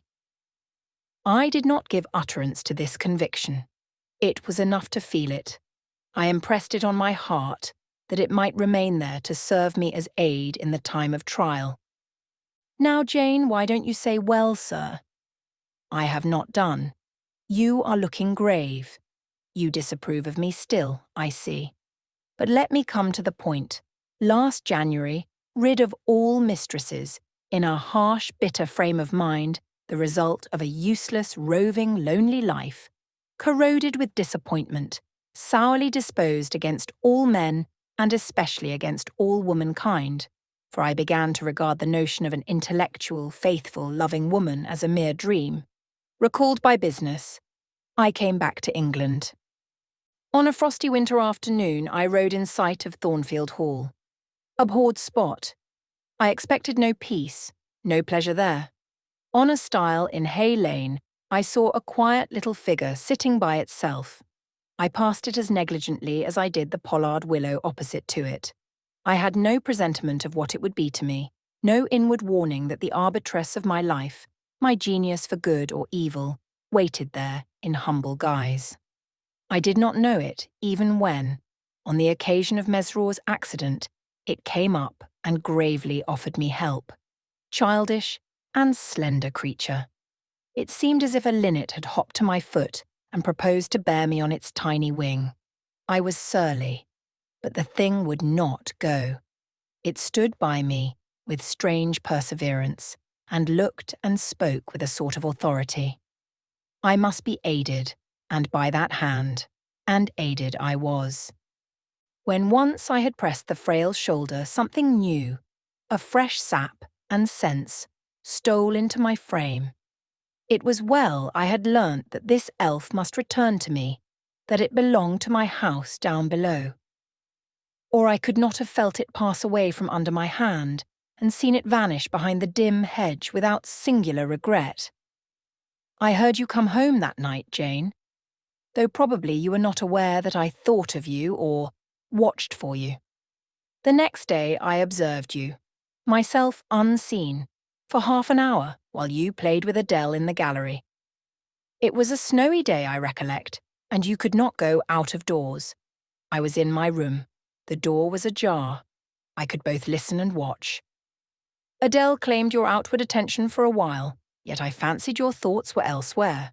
But you were very patient with her, my little Jane. You talked to her and amused her a long time. When at last she left you, you lapsed at once into deep reverie. You betook yourself slowly to pace the gallery. Now and then, in passing a casement, you glanced out at the thick falling snow. You listened to the sobbing wind, and again you paced gently on and dreamed. I think those day visions were not dark. There was a pleasurable illumination in your eye occasionally, a soft excitement in your aspect, which told of no bitter, bilious, hypochondriac brooding. Your look revealed rather the sweet musings of youth when its spirit follows on willing wings the flight of hope, up and on to an ideal heaven. The voice of Mrs. Fairfax speaking to a servant in the hall wakened you.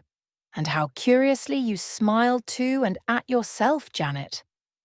There was much sense in your smile. It was very shrewd and seemed to make light of your own abstraction. It seemed to say, "My fine visions are all very well, but I must not forget they are absolutely unreal. I have a rosy sky and a green, flowery Eden in my brain, but without, I am perfectly aware, lies at my feet a rough tract to travel, and around me gather black tempests to encounter." You ran downstairs and demanded of Mrs. Fairfax some occupation, the weekly house accounts to make up, or something of that sort, I think it was. I was vexed with you for getting out of my sight. Impatiently I waited for evening, when I might summon you to my presence. An unusual to me, a perfectly new character I suspected was yours. I desired to search it deeper and know it better. You entered the room with a look and air at once shy and independent. You were quaintly dressed, much as you are now. I made you talk. Ere long, I found you full of strange contrasts. Your garb and manner were restricted by rule, your air was often diffident, and altogether that of one refined by nature but absolutely unused to society, and a good deal afraid of making herself disadvantageously conspicuous by some solecism or blunder. Yet when addressed, you lifted a keen, a daring, and a glowing eye to your interlocutor's face. There was penetration and power in each glance you gave. When plied by close questions, you found ready and round answers. Very soon you seemed to get used to me. I believe you felt the existence of sympathy between you and your grim and cross-mastered Jane, for it was astonishing to see how quickly a certain pleasant ease tranquilized your manner. Snarl as I would, you showed no surprise, fear, annoyance, or displeasure at my moroseness. You watched me, and now and then smiled at me with a simple yet sagacious grace I cannot describe. I was at once content and stimulated with what I saw. I liked what I had seen and wished to see more. Yet, for a long time, I treated you distantly and sought your company rarely. I was an intellectual epicure and wished to prolong the gratification of making this novel and piquant acquaintance. Besides, I was for a while troubled with a haunting fear that if I handled the flower freely, its bloom would fade, the sweet charm of freshness would leave it. I did not then know that it was no transitory blossom, but rather the radiant resemblance of one, cut in an indestructible gem. Moreover, I wished to see whether you would seek me if I shunned you, but you did not. You kept in the schoolroom as still as your own desk and easel. If by chance I met you, you passed me as soon and with as little token of recognition as was consistent with respect. Your habitual expression in those days, Jane, was a thoughtful look, not despondent, for you were not sickly, but not buoyant, for you had little hope and no actual pleasure. I wondered what you thought of me, or if you ever thought of me, and resolved to find this out. I resumed my notice of you. There was something glad in your glance and genial in your manner when you conversed. I saw you had a social heart. It was the silent schoolroom. It was the tedium of your life that made you mournful. I permitted myself the delight of being kind to you. Kindness stirred emotions soon. Your face became soft in expression, your tones gentle. I liked my name pronounced by your lips in a grateful, happy accent. I used to enjoy a chance meeting with you, Jane, at this time. There was a curious hesitation in your manner. You glanced at me with a slight trouble, a hovering doubt. You did not know what my caprice might be, whether I was going to play the master and be stern, or the friend and be benignant. I was now too fond of you often to simulate the first whim, and when I stretched my hand out cordially, such bloom and light and bliss rose to your young, wistful features, I had much ado often to avoid straining you then and there to my heart. "Don't talk any more of those days, sir," I interrupted, furtively dashing away some tears from my eyes. His language was torture to me, for I knew what I must do, and do soon, and all these reminiscences and these revelations of his feelings only made my work more difficult. "No, Jane," he returned. "What necessity is there to dwell on the past, when the present is so much surer, the future so much brighter?" I shuddered to hear the infatuated assertion. "You see now how the case stands, do you not?" he continued.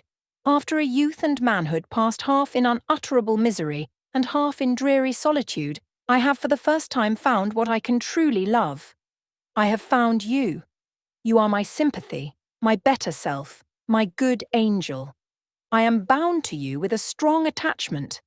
I think you good, gifted, lovely. A fervent, a solemn passion is conceived in my heart. It leans to you, draws you to my centre and spring of life, wraps my existence about you and, kindling in pure, powerful flame, fuses you and me in one. It was because I felt and knew this that I resolved to marry you. To tell me that I had already a wife is empty mockery. You know now that I had but a hideous demon.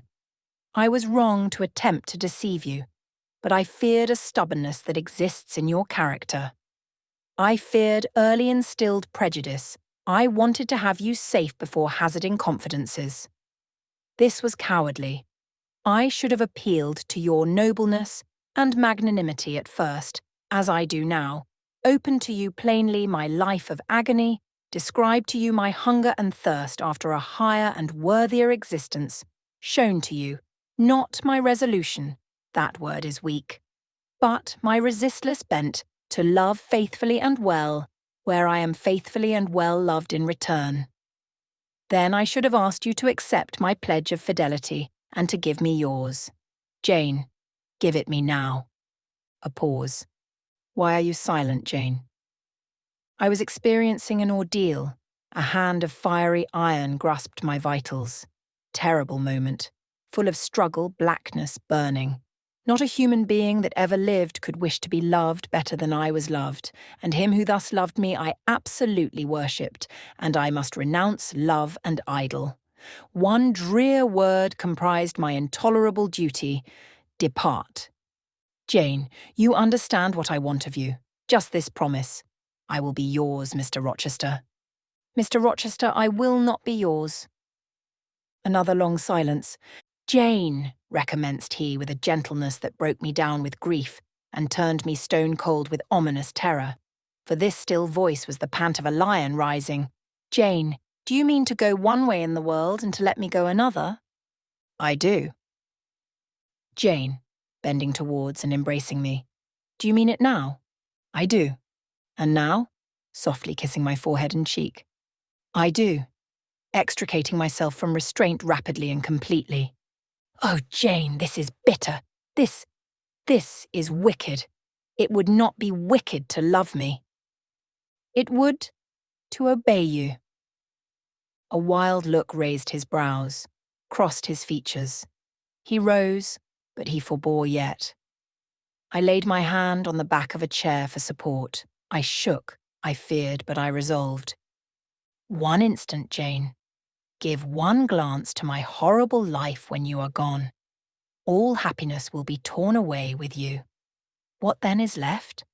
For a wife I have but the maniac upstairs. As well might you refer me to some corpse in yonder churchyard. What shall I do, Jane? Where turn for a companion, and for some hope? Do as I do. Trust in God and yourself. Believe in heaven. Hope to meet again there. Then you will not yield? No. Then you condemn me to live wretched and to die accursed? His voice rose. I advise you to live sinless, and I wish you to die tranquil. Then you snatch love and innocence from me?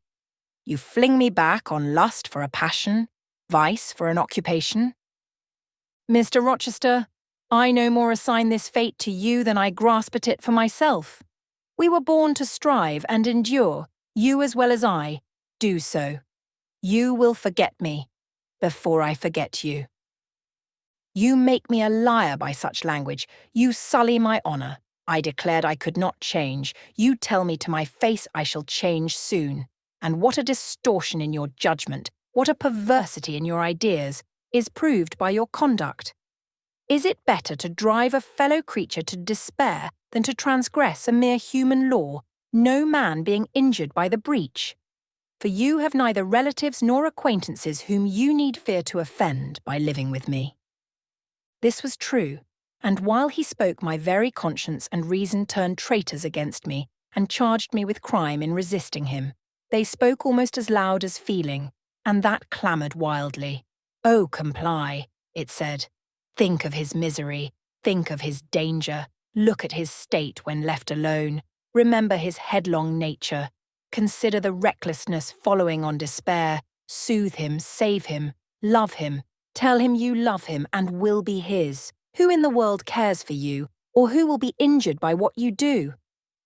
Still indomitable was the reply. I care for myself. The more solitary, the more friendless, the more unsustained I am, the more I will respect myself. I will keep the law given by God, sanctioned by man. I will hold to the principles received by me when I was sane and not mad, as I am now. Laws and principles are not for the times when there is no temptation. They are for such moments as this, when body and soul rise in mutiny against their rigour. Stringent are they. Inviolate they shall be. If at my individual convenience I might break them, what would be their worth? They have a worth, so I have always believed. And if I cannot believe it now, it is because I am insane, quite insane, with my veins running fire and my heart beating faster than I can count its throbs. Preconceived opinions, foregone determinations, are all I have at this hour to stand by. There I plant my foot. I did. Mr. Rochester, reading my countenance, saw I had done so. His fury was wrought to the highest. He must yield to it for a moment, whatever followed. He crossed the floor and seized my arm and grasped my waist. He seemed to devour me with his flaming glance. Physically, I felt, at the moment, powerless as stubble exposed to the draught and glow of a furnace. Mentally, I still possessed my soul, and with it the certainty of ultimate safety. The soul, fortunately, has an interpreter, often an unconscious but still a truthful interpreter, in the eye. My eye rose to his, and while I looked in his fierce face I gave an involuntary sigh. His gripe was painful, and my overtaxed strength almost exhausted. "Never," said he as he ground his teeth, "never was anything at once so frail and so indomitable. A mere reed she feels in my hand," and he shook me with the force of his hold. "I could bend her with my finger and thumb, and what good would it do if I bent, if I uptore, if I crushed her? Consider that eye. Consider the resolute, wild, free thing looking out of it, defying me with more than courage, with a stern triumph. Whatever I do with its cage, I cannot get at it, the savage, beautiful creature. If I tear, if I rend the slight prison, my outrage will only let the captive loose. Conqueror, I might be of the house, but the inmate would escape to heaven before I could call myself possessor of its clay dwelling place. And it is you, spirit, with will and energy and virtue and purity, that I want, not alone your brittle frame. Of yourself, you could come with soft flight and nestle against my heart if you would. Seized against your will, you will elude the grasp like an essence. You will vanish ere I inhale your fragrance. Oh, come, Jane, come. As he said this, he released me from his clutch and only looked at me. The look was far worse to resist than the frantic strain. Only an idiot, however, would have succumbed now. I had dared and baffled his fury. I must elude his sorrow. I retired to the door. "You are going, Jane?" "I am going, sir." "You are leaving me?" "Yes." "You will not come. You will not be my comforter, my rescuer. My deep love, my wild woe, my frantic prayer are all nothing to you?" What unutterable pathos was in his voice. How hard it was to reiterate firmly, "I am going." "Jane!" "Mr. Rochester." "Withdraw then. I consent. But remember, you leave me here in anguish. Go up to your own room. Think over all I have said. And Jane, cast a glance on my sufferings. Think of me." He turned away. He threw himself on his face on the sofa. "Oh, Jane, my hope, my love, my life," broke in anguish from his lips. Then came a deep, strong sob. I had already gained the door, but, reader, I walked back as determinedly as I had retreated. I knelt down by him. I turned his face from the cushion to me. I kissed his cheek. I smoothed his hair with my hand. "God bless you, my dear master," I said. "God keep you from harm and wrong, direct you, solace you, reward you well for your past kindness to me." "Little Jane's love would have been my best reward," he answered. "Without it, my heart is broken. But Jane will give me her love. Yes, nobly, generously." Up the blood rushed to his face, forth flashed the fire from his eyes. Erect he sprang, he held his arms out, but I evaded the embrace and at once quitted the room. "Farewell," was the cry of my heart as I left him. Despair added, "Farewell forever." That night I never thought to sleep, but a slumber fell on me as soon as I lay down in bed. I was transported in thought to the scenes of childhood. I dreamt I lay in the Red Room at Gateshead, that the night was dark and my mind impressed with strange fears. The light that long ago had struck me into syncope, recalled in this vision, seemed glidingly to mount the wall, and, tremblingly, to pause in the centre of the obscured ceiling. I lifted up my head to look. The roof resolved to clouds, high and dim. The gleam was such as the moon imparts to vapours she is about to sever. I watched her come, watched with the strangest anticipation, as though some word of doom were to be written on her disk. She broke forth as never moon yet burst from cloud. A hand first penetrated the sable folds and waved them away. Then, not a moon, but a white human form shone in the azure, inclining a glorious brow earthward.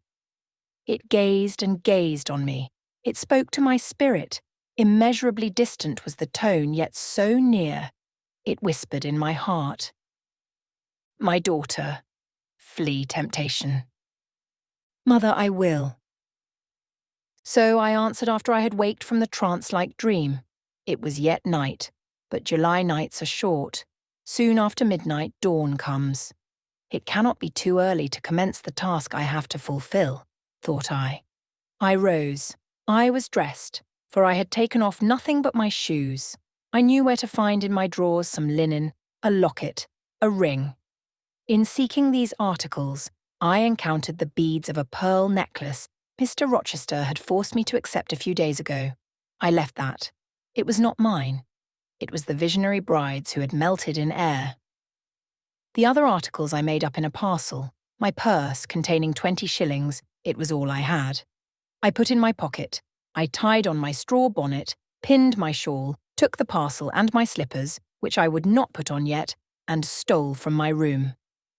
"Farewell, kind Mrs. Fairfax," I whispered, as I glided past her door. "Farewell, my darling Adele," I said, as I glanced towards the nursery. No thought could be admitted of entering to embrace her. I had to deceive a fine ear. For aught I knew, it might now be listening. I would have got past Mr. Rochester's chamber without a pause, but my heart momentarily stopping its beat at that threshold, my foot was forced to stop also. No sleep was there. The inmate was walking restlessly from wall to wall, and again he sighed while I listened. There was a heaven, a temporary heaven in this room for me, if I chose. I had but to go in and to say, "Mr. Rochester, I will love you and live with you through life till death," and a fount of rapture would spring to my lips. I thought of this. That kind master who could not sleep now was waiting with impatience for day. He would send for me in the morning. I should be gone. He would have me sought for, vainly. He would feel himself forsaken, his love rejected. He would suffer, perhaps grow desperate. I thought of this too. My hand moved towards the lock. I caught it back and glided on. Drearily, I wound my way downstairs. I knew what I had to do, and I did it mechanically. I sought the key of the side door in the kitchen. I sought, too, a phial of oil and a feather. I oiled the key and the lock. I got some water, I got some bread, for perhaps I should have to walk far, and my strength, sorely shaken of late, must not break down. All this I did without one sound. I opened the door, passed out, shut it softly. Dim dawn glimmered in the yard. The great gates were closed and locked, but a wicket in one of them was only latched. Through that I departed. It too I shut, and now I was out of Thornfield. A mile off, beyond the fields, lay a road which stretched in the contrary direction to Millcote, a road I had never travelled, but often noticed, and wondered where it led. Thither I bent my steps.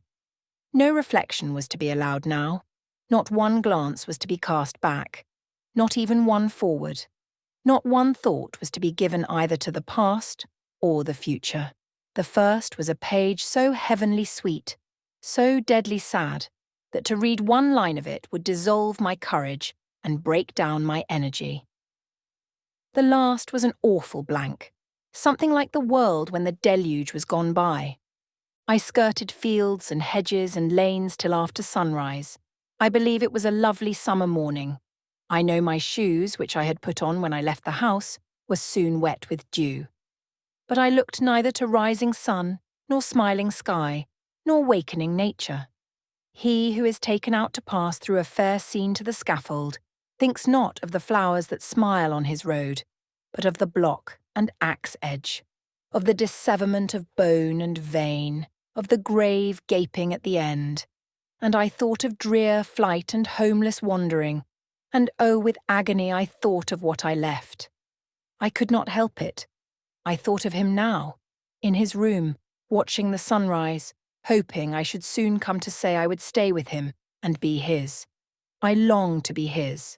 I panted to return. It was not too late. I could yet spare him the bitter pang of bereavement. As yet, my flight, I was sure, was undiscovered.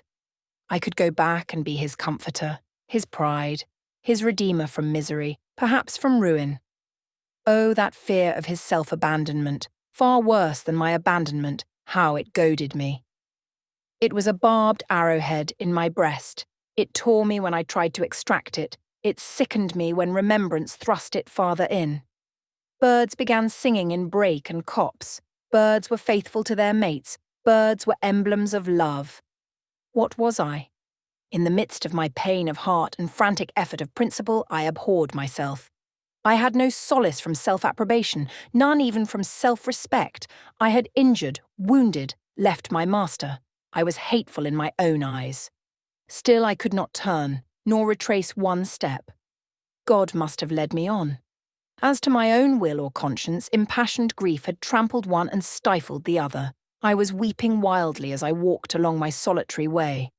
Fast, fast I went like one delirious.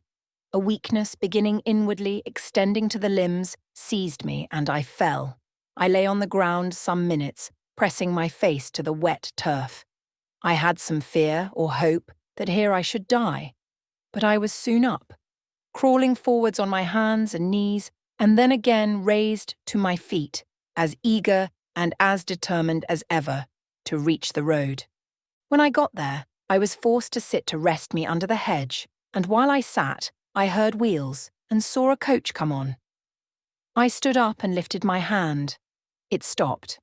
I asked where it was going. The driver named a place a long way off, and where I was sure Mr. Rochester had no connections. I asked for what sum he would take me there. He said 30 shillings. I answered I had but 20. Well, he would try to make it do. He further gave me leave to get into the inside, as the vehicle was empty. I entered, was shut in, and it rolled on its way. Gentle reader, may you never feel what I then felt.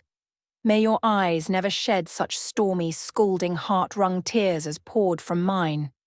May you never appeal to heaven in prayers so hopeless and so agonized as in that hour left my lips. For never may you, like me, dread to be the instrument of evil to what you wholly love. Chapter 38. 2 days are past. It is a summer evening. The coachman has set me down at a place called Whitcross. He could take me no farther for the sum I had given, and I was not possessed of another shilling in the world. The coach is a mile off by this time. I am alone. At this moment I discover that I forgot to take my parcel out of the pocket of the coach, where I had placed it for safety. There it remains, there it must remain, and now I am absolutely destitute. Whitcross is no town, nor even a hamlet.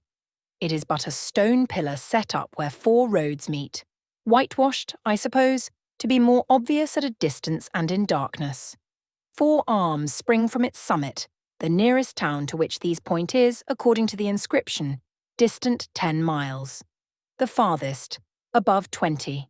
From the well-known names of these towns I learn in what county I have lighted. A North Midland shire, dusk with moorland, ridged with mountain. This I see. There are great moors behind and on each hand of me. There are waves of mountains far beyond that deep valley at my feet. The population here must be thin, and I see no passengers on these roads. They stretch out east, west, north and south, white, broad, lonely. They are all cut in the moor, and the heather grows deep and wild to their very verge. Yet a chance traveller might pass by, and I wish no eye to see me now. Strangers would wonder what I am doing, lingering here at the signpost, evidently objectless and lost. I might be questioned. I could give no answer but what would sound incredible and excite suspicion. Not a tie holds me to human society at this moment. Not a charm or hope calls me where my fellow creatures are. None that saw me would have a kind thought or a good wish for me. I have no relative but the universal mother, Nature. I will seek her breast and ask repose. I struck straight into the heath. I held on to a hollow I saw deeply furrowing the brown moorside. I waded knee-deep in its dark growth. I turned with its turnings, and, finding a moss-blackened granite crag in a hidden angle, I sat down under it. High banks of moor were about me. The crag protected my head. The sky was over that. Some time passed before I felt tranquil even here. I had a vague dread that wild cattle might be near, or that some sportsman or poacher might discover me. If a gust of wind swept the waste, I looked up, fearing it was the rush of a bull. If a plover whistled, I imagined it a man. Finding my apprehensions unfounded, however, and calmed by the deep silence that reigned as evening declined at nightfall, I took confidence. As yet, I had not thought. I had only listened, watched, dreaded. Now I regained the faculty of reflection. What was I to do? Where to go? Oh, intolerable questions, when I could do nothing and go nowhere, when a long way must yet be measured by my weary, trembling limbs before I could reach human habitation, when cold charity must be entreated before I could get a lodging, reluctant sympathy importuned, almost certain repulse incurred before my tale could be listened to, or one of my wants relieved. I touched the heath. It was dry and yet warm with the heat of the summer day. I looked at the sky. It was pure. A kindly star twinkled just above the chasm ridge. The dew fell but with propitious softness. No breeze whispered. Nature seemed to me benign and good. I thought she loved me, outcast as I was, and I, who from man could anticipate only mistrust, rejection, insult, clung to her with filial fondness. Tonight, at least, I would be her guest, as I was her child. My mother would lodge me without money and without price. I had one morsel of bread yet, the remnant of a roll I had bought in a town we passed through at noon with a stray penny. My last coin. I saw ripe bilberries gleaming here and there, like jet beads in the heath. I gathered a handful and ate them with the bread. My hunger, sharp before, was, if not satisfied, appeased by this hermit's meal. I said my evening prayers at its conclusion and then chose my couch. I said my evening prayers. Beside the crag, the heath was very deep. When I lay down, my feet were buried in it. Rising high on each side, it left only a narrow space for the night air to invade. I folded my shawl double and spread it over me for a coverlet. A low, mossy swell was my pillow. Thus lodged, I was not, at least, at the commencement of the night, cold.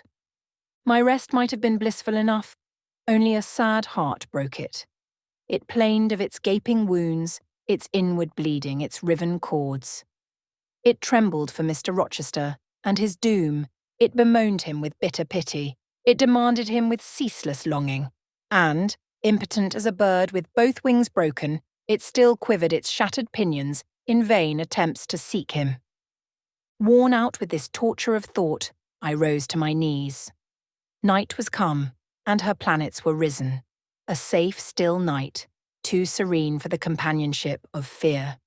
We know that God is everywhere, but certainly we feel his presence most when his works are on the grandest scale spread before us. And it is in the unclouded night sky, where his worlds wheel their silent course, that we read clearest his infinitude, his omnipotence, his omnipresence.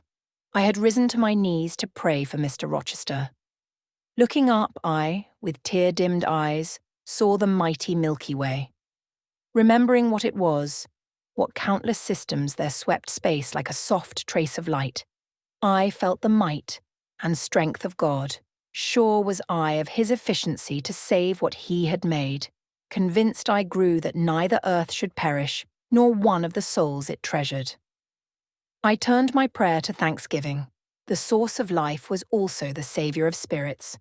Mr. Rochester was safe, he was God's, and by God would he be guarded. I again nestled to the breast of the hill, and ere long in sleep forgot sorrow. But next day, want came to me pale and bare. Long after the little birds had left their nests, long after bees had come in the sweet prime of day to gather the heath honey before the dew was dried, when the long morning shadows were curtailed and the sun filled earth and sky, I got up, and I looked round me. What a still, hot, perfect day. What a golden desert this spreading moor. Everywhere sunshine.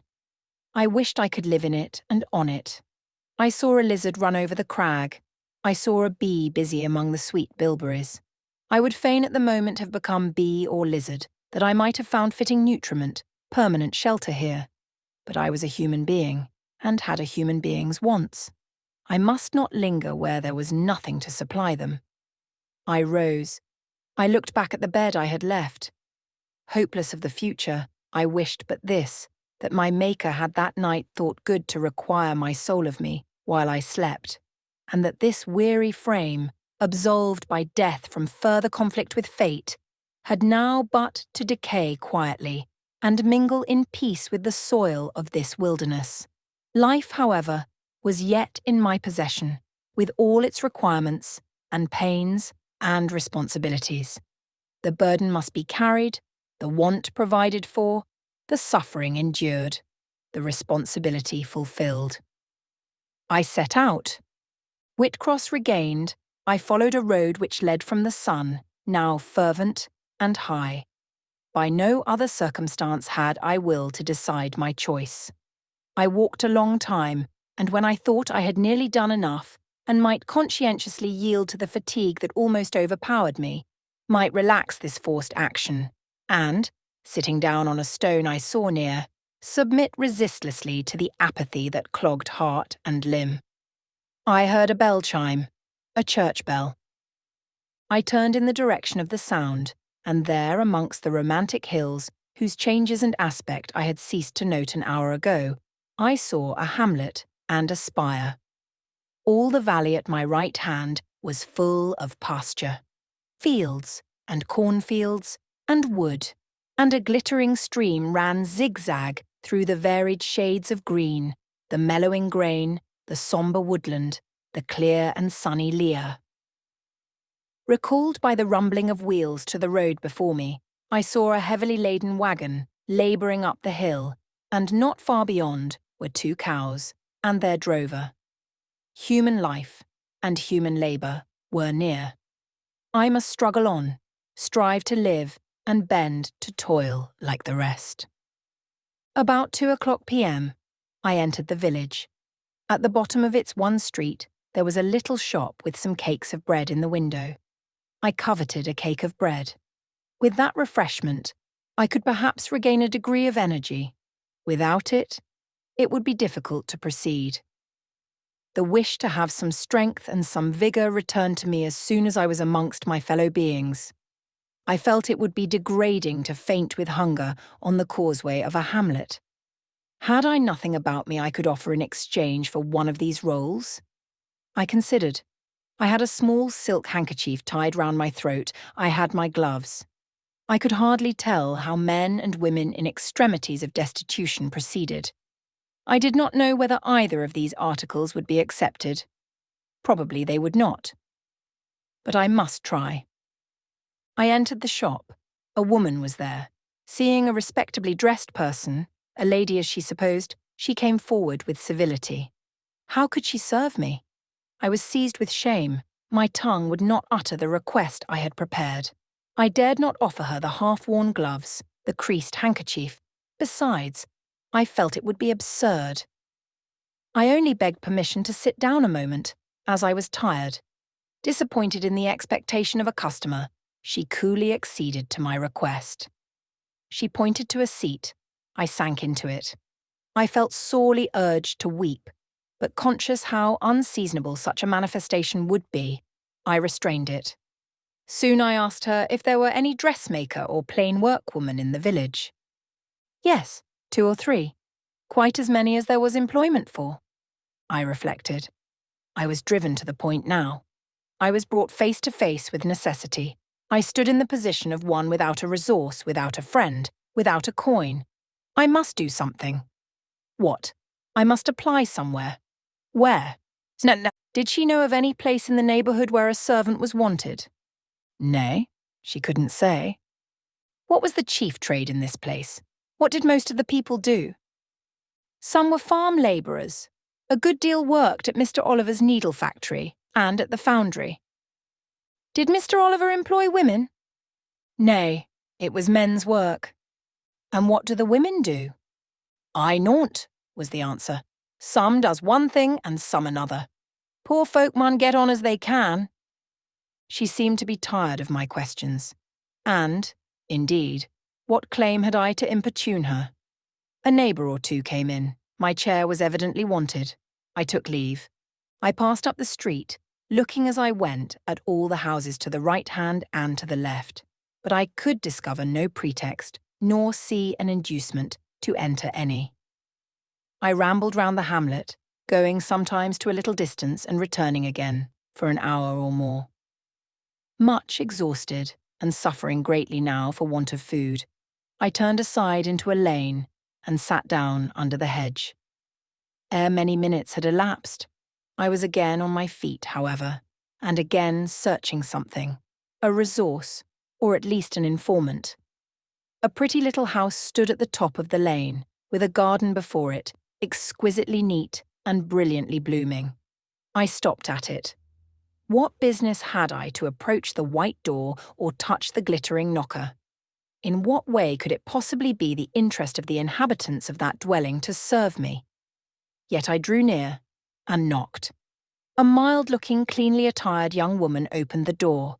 In such a voice as might be expected from a hopeless heart and fainting frame, a voice wretchedly low and faltering, I asked if a servant was wanted here.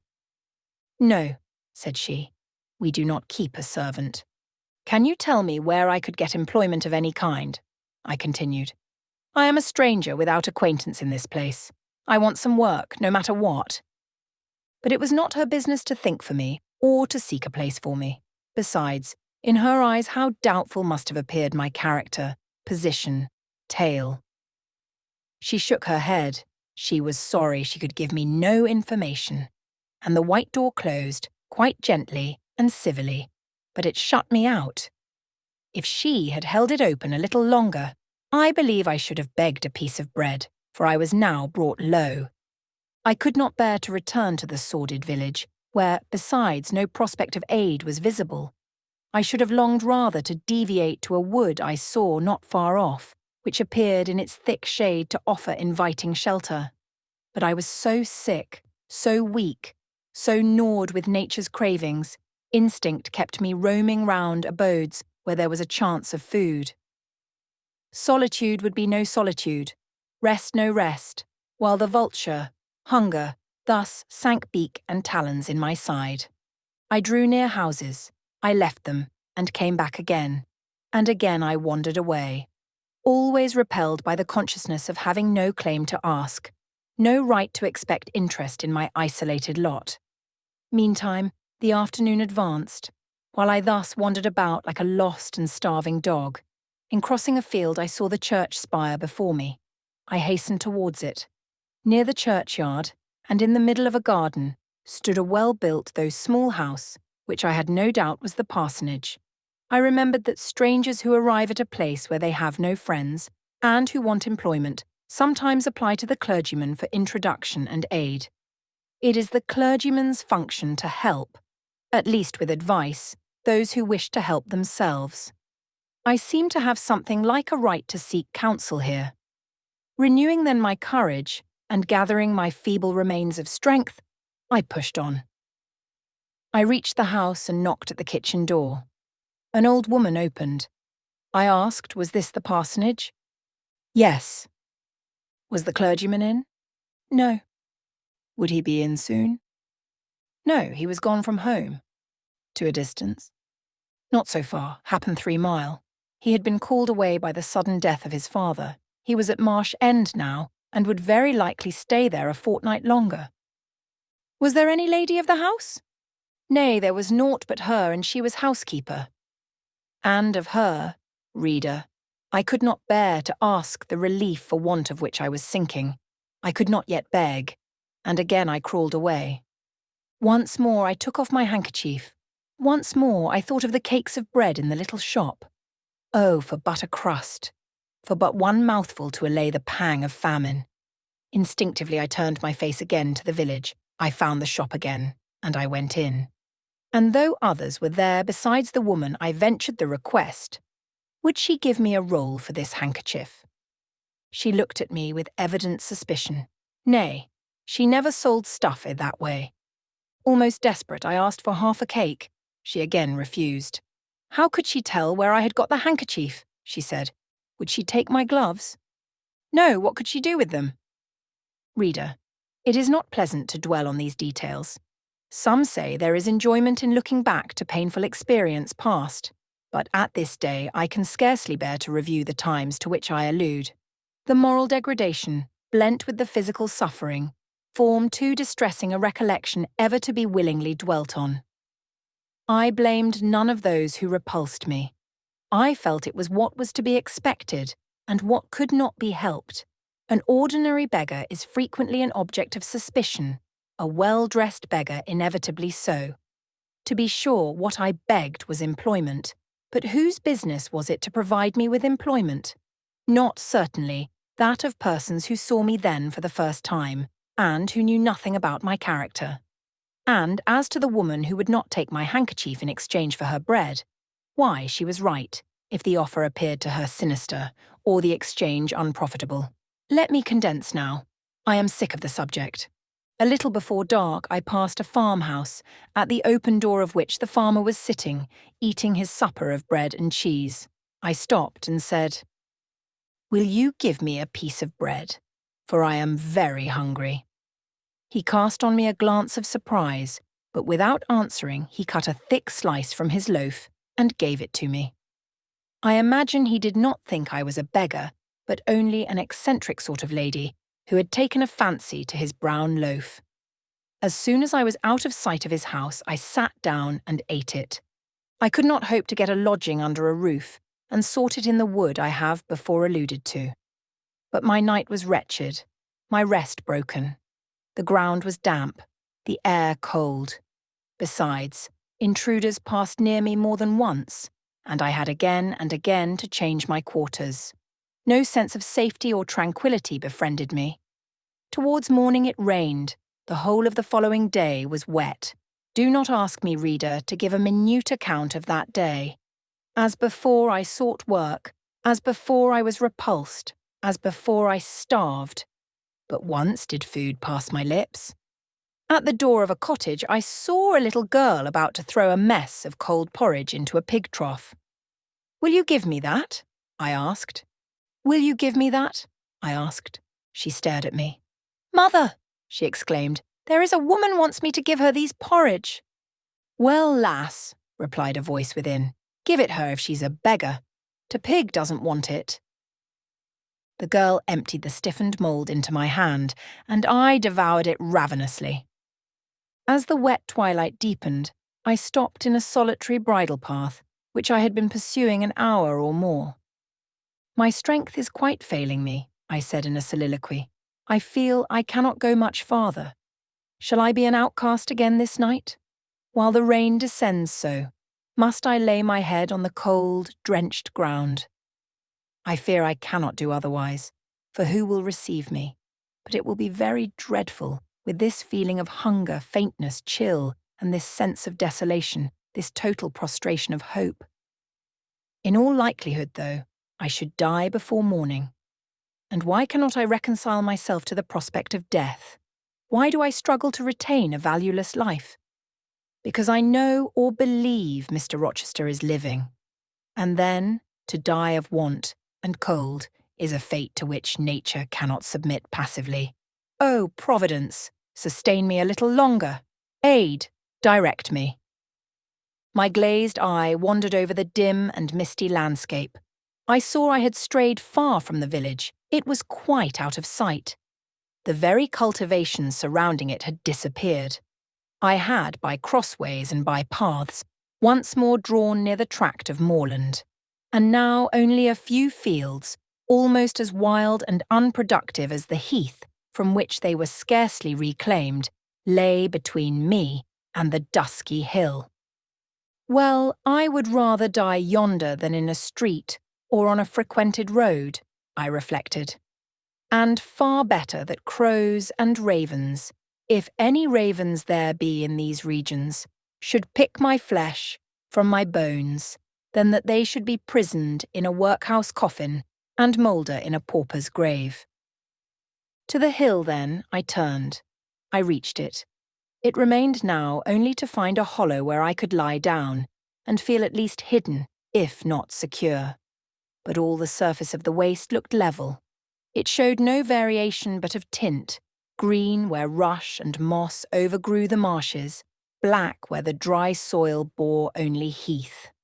Dark as it was getting, I could still see these changes, though but as mere alternations of light and shade, for colour had faded with the daylight. My eye still roved over the sullen swell and along the moor edge, vanishing amidst the wildest scenery, when at one dim point, far in among the marshes and the ridges, a light sprang up. "That is an ignis fatuus," was my first thought, and I expected it would soon vanish. It burnt on, however, quite steadily, neither receding nor advancing. "Is it, then, a bonfire just kindled?" I questioned. I watched to see whether it would spread, but no, as it did not diminish, so it did not enlarge. "It may be a candle in a house," I then conjectured, "but if so, I can never reach it. It is much too far away, and were it within a yard of me, what would it avail? I should but knock at the door to have it shut in my face." And I sank down where I stood, and hid my face against the ground. I lay still a while. The night wind swept over the hill and over me, and died moaning in the distance. The rain fell fast, wetting me afresh to the skin. Could I but have stiffened to the still frost, the friendly numbness of death, it might have pelted on. I should not have felt it, but my yet living flesh shuddered at its chilling influence. I rose ere long. The light was yet there, shining dim but constant through the rain. I tried to walk again. I dragged my exhausted limbs slowly towards it. It led me aslant over the hill, through a wide bog, which would have been impassable in winter, and was splashy and shaking even now, in the height of summer. Here I fell twice, but as often I rose and rallied my faculties. This light was my forlorn hope. I must gain it. Having crossed the marsh, I saw a trace of white over the moor. I approached it. It was a road or a track. It led straight up to the light, which now beamed from a sort of knoll, amidst a clump of trees, firs apparently from what I could distinguish of the character of their forms and foliage through the gloom. My star vanished as I drew near. Some obstacle had intervened between me and it. I put out my hand to feel the dark mass before me. I discriminated the rough stones of a low wall, above it, something like palisades, and within, a high and prickly hedge. I groped on. Again a whitish object gleamed before me. It was a gate, a wicket. It moved on its hinges as I touched it. On each side stood a sable bush holly, or yew. Entering the gate and passing the shrubs, the silhouette of a house rose to view, black, low, and rather long, but the guiding light shone nowhere. All was obscurity. Were the inmates retired to rest? I feared it must be so. In seeking the door, I turned an angle. There shot out the friendly gleam again, from the lozenged panes of a very small latticed window within a foot of the ground, made still smaller by the growth of ivy or some other creeping plant, whose leaves clustered thick over the portion of the house wall in which it was set. The aperture was so screened and narrow that curtain or shutter had been deemed unnecessary, and when I stooped down and put aside the spray of foliage shooting over it, I could see all within.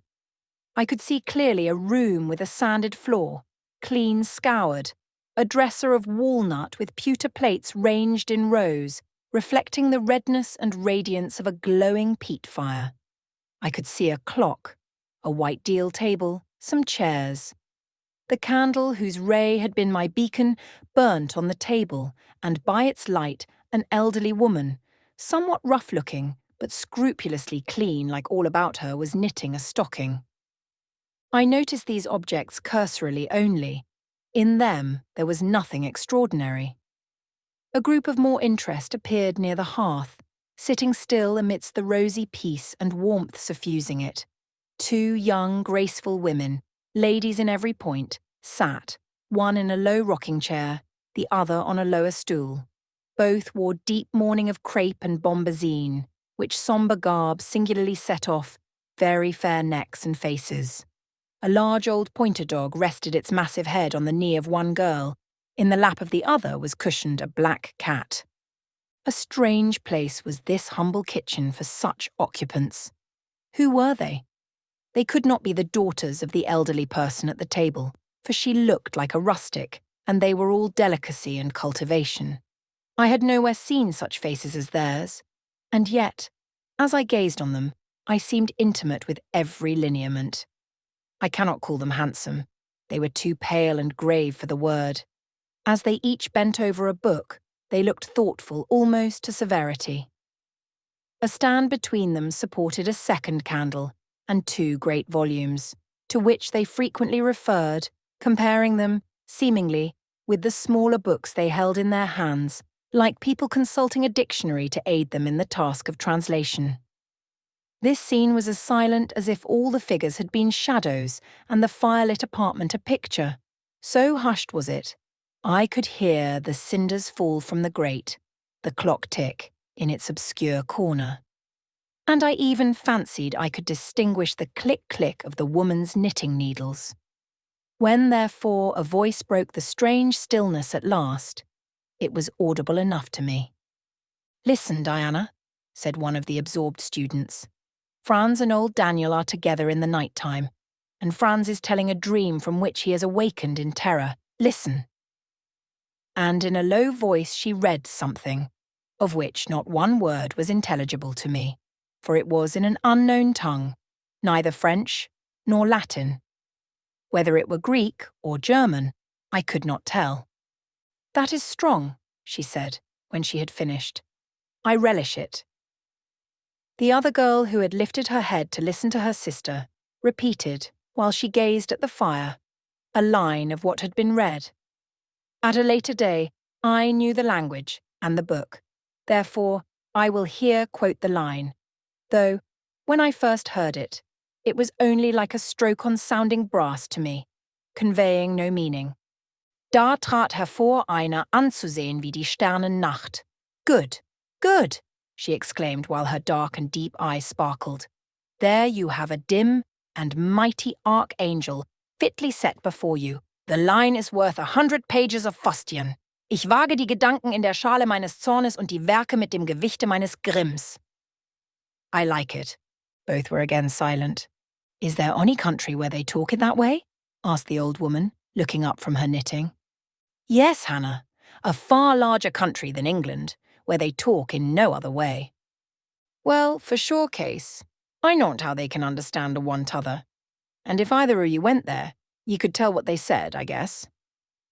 We could probably tell something of what they said, but not all, for we are not as clever as you think us, Hannah. We don't speak German, and we cannot read it without a dictionary to help us. And what good does it do you? We mean to teach it sometime, or at least the elements, as they say, and then we shall get more money than we do now. Very like, but give o'er studying. You've done enough for tonight. I think we have. At least I'm tired. Mary, are you? Mortally. After all, it's tough work fagging away at a language with no master but a lexicon. It is. Especially such a language as this crabbed but glorious Deutsch. I wonder when St. John will come home. Surely he will not be long now. It is just 10, looking at a little gold watch she drew from her girdle. It rains fast, Hannah. Will you have the goodness to look at the fire in the parlour? The woman rose. She opened a door through which I dimly saw a passage. Soon I heard her stir a fire in an inner room. She presently came back. Ah, Childer, said she, it fair troubles me to go into yond room now. It looks so lonesome with a chair empty and set back in a corner. She wiped her eyes with her apron. The two girls, grave before, looked sad now. But he is in a better place, continued Hannah. We shouldn't wish him here again. And then, nobody need to have a quieter death, nor he had. You say he never mentioned us? Inquired one of the ladies. He hadn't time, bairn. He was gone in a minute, was your father. He had been a bit ailing like the day before, but naught to signify. And when Mr. St. John asked if he would like either o' ye to be sent for, he fair laughed at him. He began again with a bit of a heaviness in his head the next day, that is a fortnight sin, and he went to sleep and never wakened. He were a most stark when your brother went into the chamber and fanned him.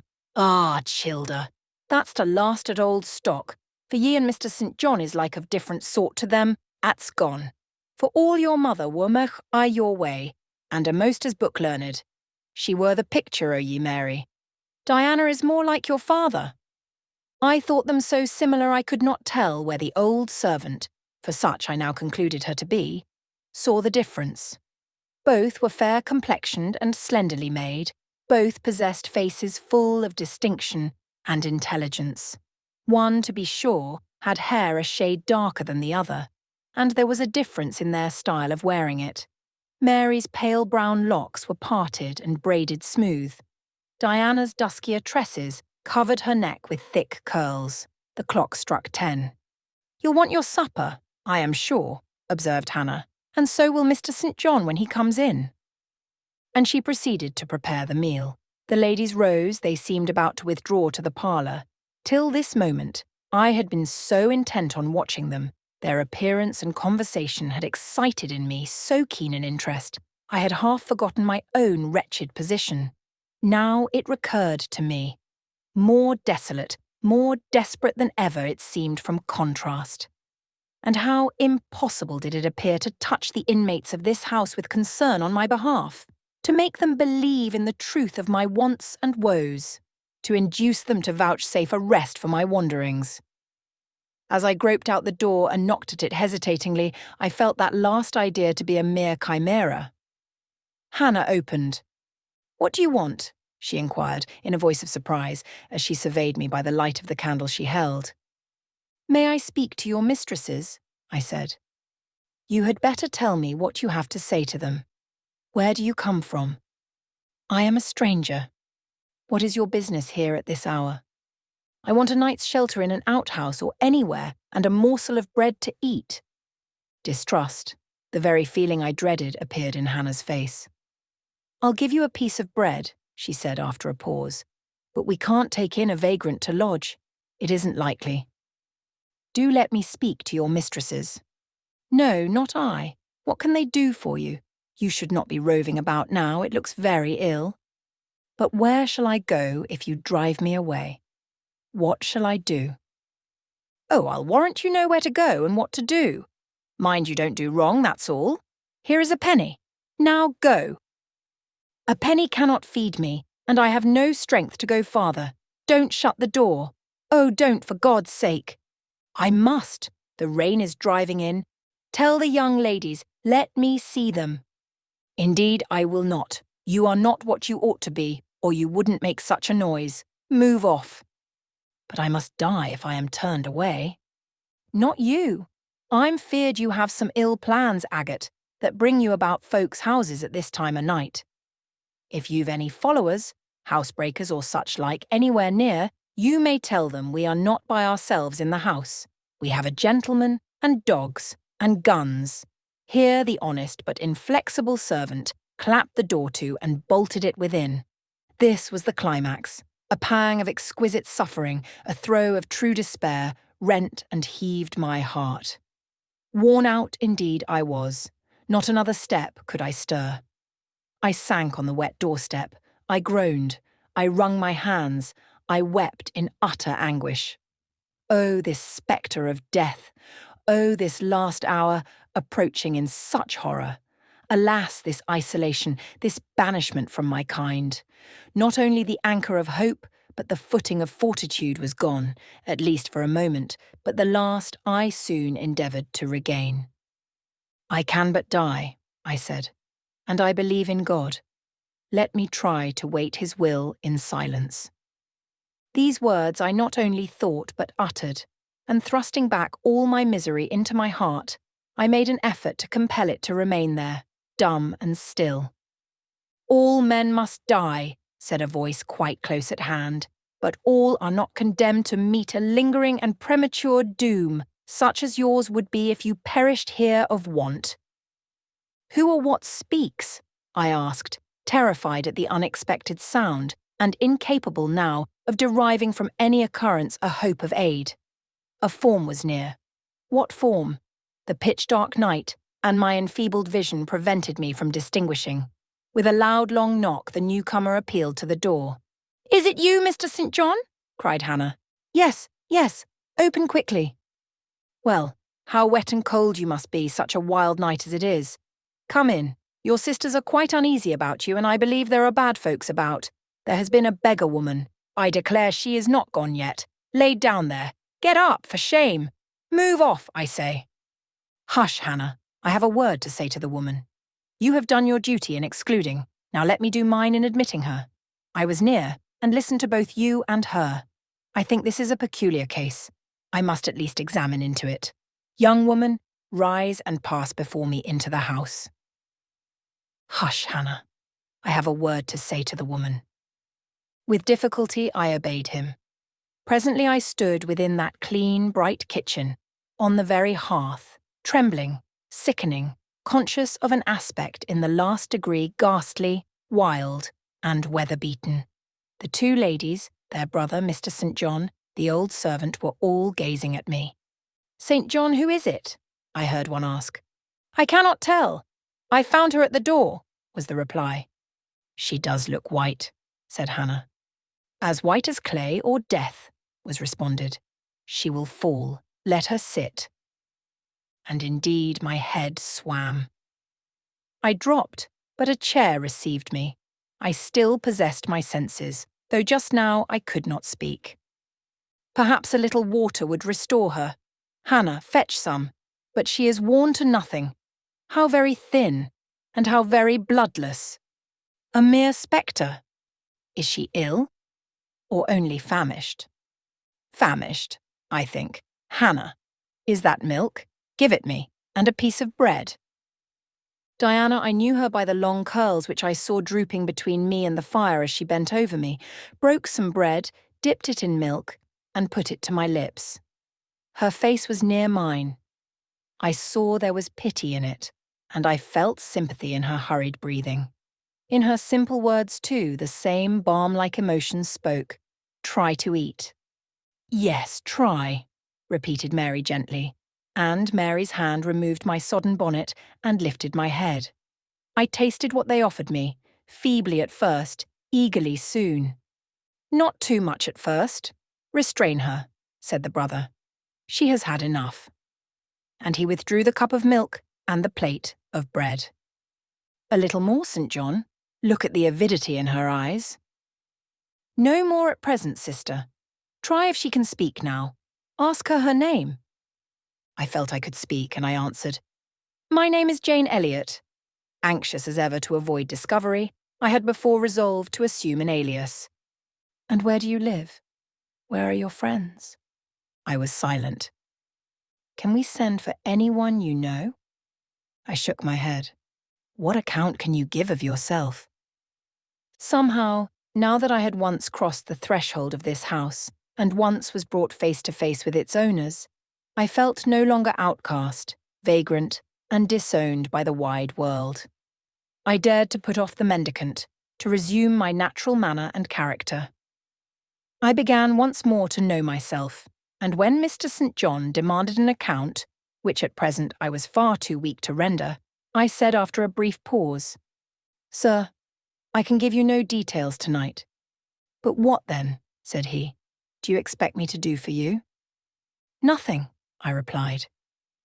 My strength sufficed for but short answers. Diana took the word. Do you mean, she asked, that we have now given you what aid you require, and that we may dismiss you to the moor and the rainy night? I looked at her. She had, I thought, a remarkable countenance, instinct both with power and goodness. I took sudden courage. Answering her compassionate gaze with a smile, I said, I will trust you. If I were a masterless and stray dog, I know that you would not turn me from your hearth tonight. As it is, I really have no fear. Do with me and for me as you like, but excuse me from much discourse. My breath is short. I feel a spasm when I speak. All three surveyed me, and all three were silent. Hannah, said Mr. St. John at last, let her sit there at present, and ask her no questions. In 10 minutes more, give her the remainder of that milk and bread. Mary and Diana, let us go into the parlour and talk the matter over. They withdrew. Very soon one of the ladies returned. I could not tell which. A kind of pleasant stupor was stealing over me as I sat by the genial fire. In an undertone she gave some directions to Hannah. Ere long, with the servant's aid, I contrived to mount a staircase. My dripping clothes were removed. Soon a warm, dry bed received me. I thanked God, experienced amidst unutterable exhaustion a glow of grateful joy, and slept. Chapter 39:9. The recollection of about 3 days and nights succeeding this is very dim in my mind. I can recall some sensations felt in that interval, but few thoughts framed and no actions performed. I knew I was in a small room and in a narrow bed. To that bed I seemed to have grown. I lay on it motionless as a stone, and to have torn me from it would have been almost to kill me. I took no note of the lapse of time, of the change from morning to noon, from noon to evening. I observed when anyone entered or left the apartment. I could even tell who they were. I could understand what was said when the speaker stood near to me. but I could not answer. To open my lips or move my limbs was equally impossible. Hannah, the servant, was my most frequent visitor. Her coming disturbed me. I had a feeling that she wished me away, that she did not understand me or my circumstances, that she was prejudiced against me. Diana and Mary appeared in the chamber once or twice a day. They would whisper sentences of this sort at my bedside. "It is very well we took her in." Yes, she would certainly have been found dead at the door in the morning had she been left out all night. I wonder what she has gone through. Strange hardships, I imagine. Poor, emaciated, pallid wanderer. She is not an uneducated person, I should think, by her manner of speaking. Her accent was quite pure, and the clothes she took off, though splashed and wet, were little worn and fine. She has a peculiar face, fleshless and haggard as it is. I rather like it, and when in good health and animated, I can fancy her physiognomy would be agreeable. Never once in their dialogues did I hear a syllable of regret at the hospitality they had extended to me, or of suspicion of, or aversion to, myself. I was comforted. Mr. St. John came but once. He looked at me and said my state of lethargy was the result of reaction from excessive and protracted fatigue. He pronounced it needless to send for a doctor. Nature, he was sure, would manage best, left to herself. He said every nerve had been overstrained in some way, and the whole system must sleep torpid a while. There was no disease. He imagined my recovery would be rapid enough when once commenced. These opinions he delivered in a few words, in a quiet, low voice, and added, after a pause, in the tone of a man little accustomed to expansive comment, "Rather an unusual physiognomy. Certainly, not indicative of vulgarity or degradation." "Far otherwise," responded Diana. "To speak truth, St. John, my heart rather warms to the poor little soul. I wish we may be able to benefit her permanently." "That is hardly likely," was the reply. "You will find she is some young lady who has had a misunderstanding with her friends, and has probably injudiciously left them.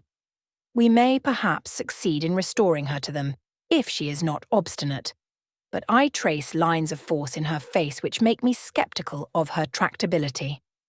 He stood considering me some minutes, then added, "She looks sensible, but not at all handsome." "She is so ill, St. John." "Ill or well, she would always be plain. The grace and harmony of beauty are quite wanting in those features." On the third day I was better. On the fourth, I could speak, move, rise in bed, and turn. Hannah had brought me some gruel and dry toast, about as I supposed the dinner hour. I had eaten with relish. The food was good, void of the feverish flavour which had hitherto poisoned what I had swallowed. When she left me, I felt comparatively strong and revived. Ere-long satiety of repose and desire for action stirred me.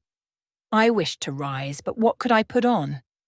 Only my damp and bemired apparel, in which I had slept on the ground and fallen in the marsh. I felt ashamed to appear before my benefactors so clad. I was spared the humiliation. On a chair by the bedside were all my own things, clean and dry. My black silk frock hung against the wall. The traces of the bog were removed from it, the creases left by the wet smoothed out. It was quite decent. My very shoes and stockings were purified and rendered presentable. There were the means of washing in the room, and a comb and brush to smooth my hair.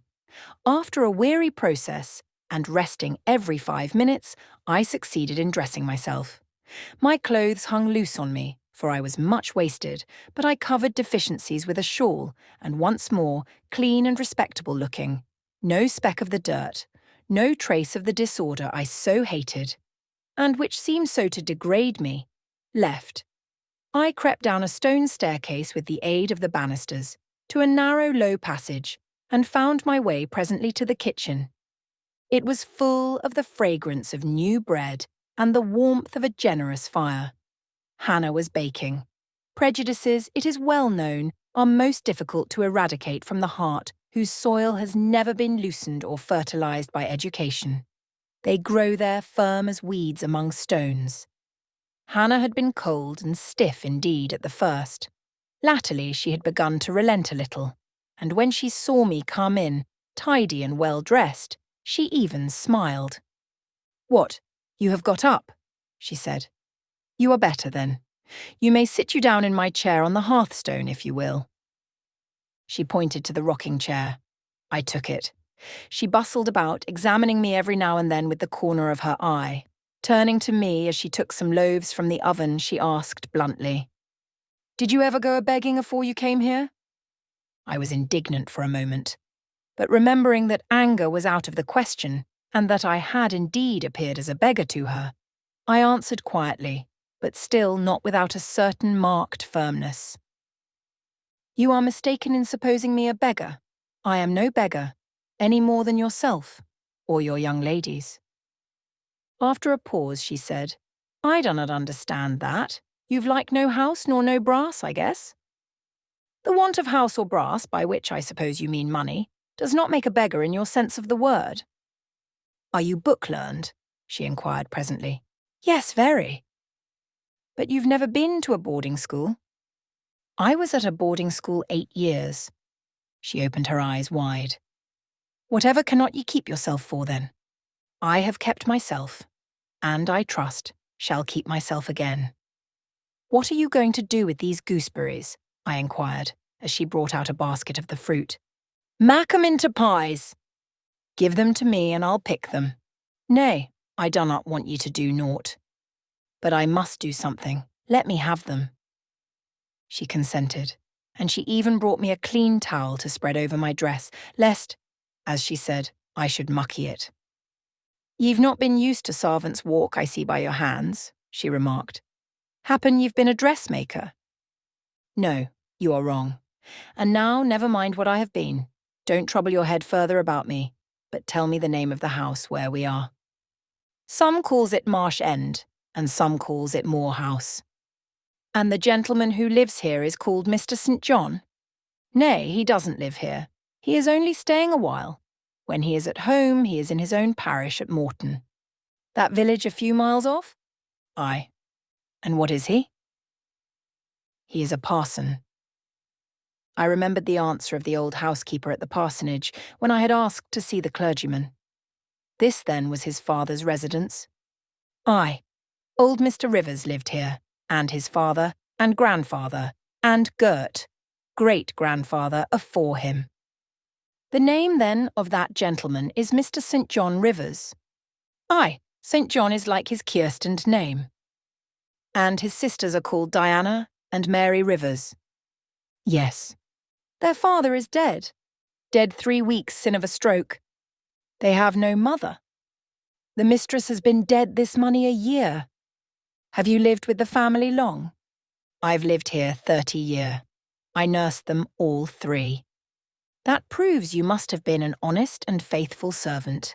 I will say so much for you, though you have had the incivility to call me a beggar. She again regarded me with a surprised stare. "I believe," she said, "I was quite mistaken in my thoughts of you. But there is so many cheats goes about, you mun forgie me." "And though," I continued rather severely, "you wished to turn me from the door, on a night when you should not have shut out a dog." "Well, it was hard, but what can a body do? I thought more of the children nor of mysel. Poor things. They've like nobody to take care on 'em but me. I'm like to look sharpish."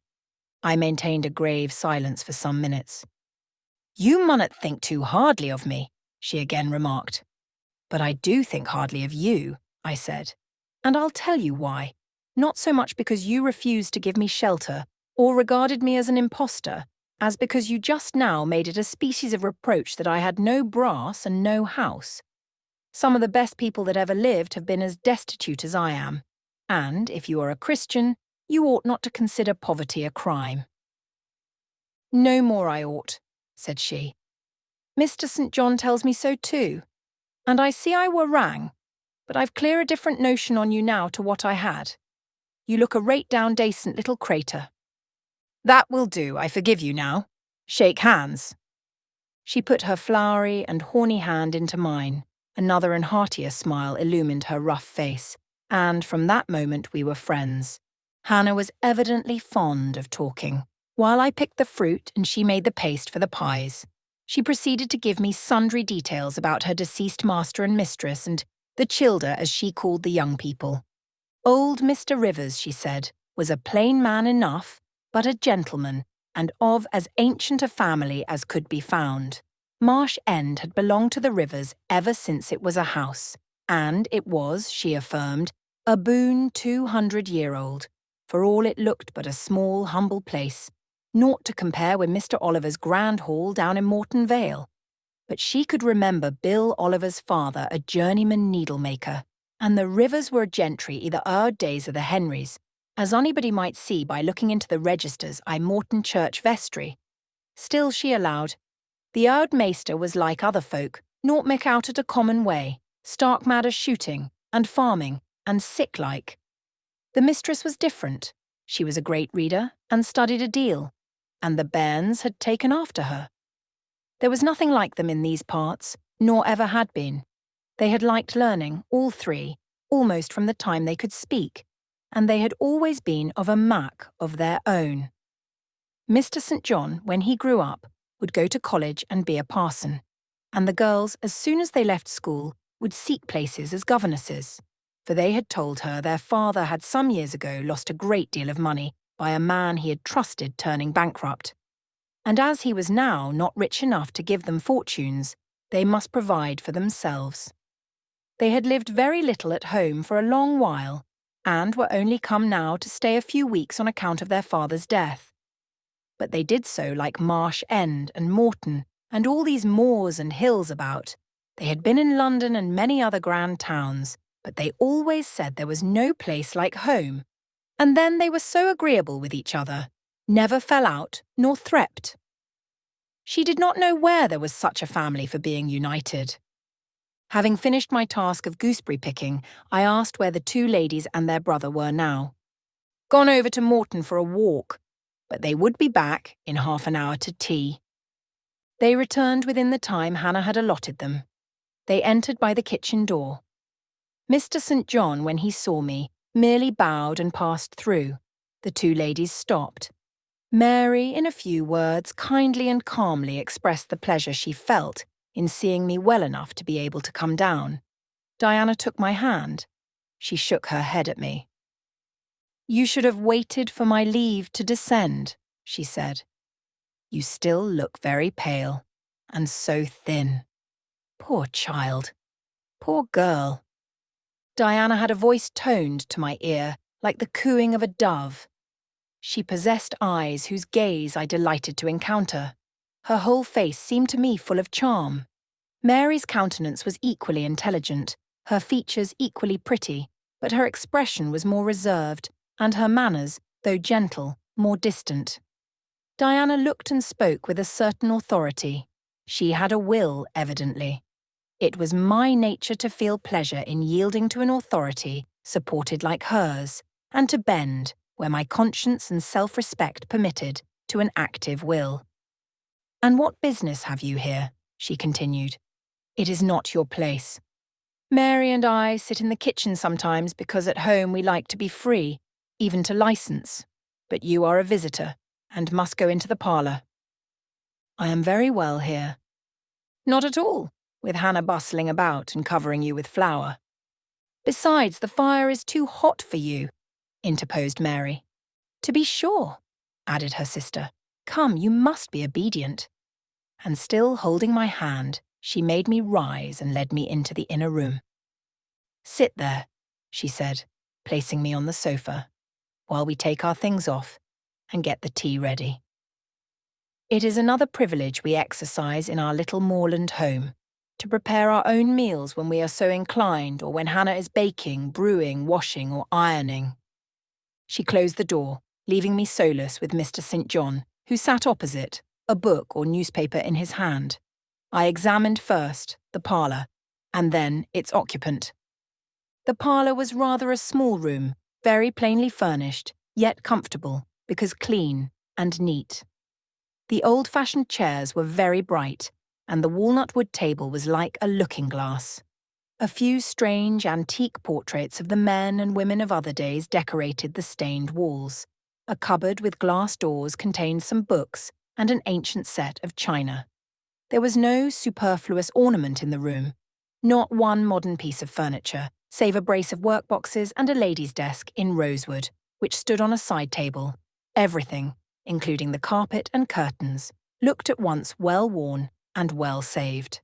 Mr. St. John, sitting as still as one of the dusty pictures on the walls, keeping his eyes fixed on the page he perused and his lips mutely sealed, was easy enough to examine.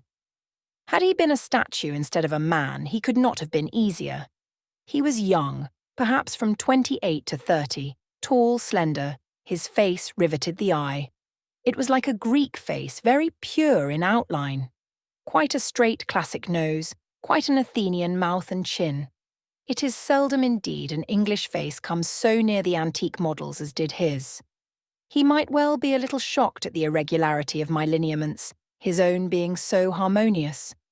His eyes were large and blue with brown lashes. His high forehead, colourless as ivory, was partially streaked over by careless locks of fair hair. This is a gentle delineation, is it not, reader? Yet, he whom it describes scarcely impressed one with the idea of a gentle, a yielding, an impressible, or even of a placid nature. Quiescent as he now sat, there was something about his nostril, his mouth, his brow, which, to my perceptions, indicated elements within either restless, or hard, or eager.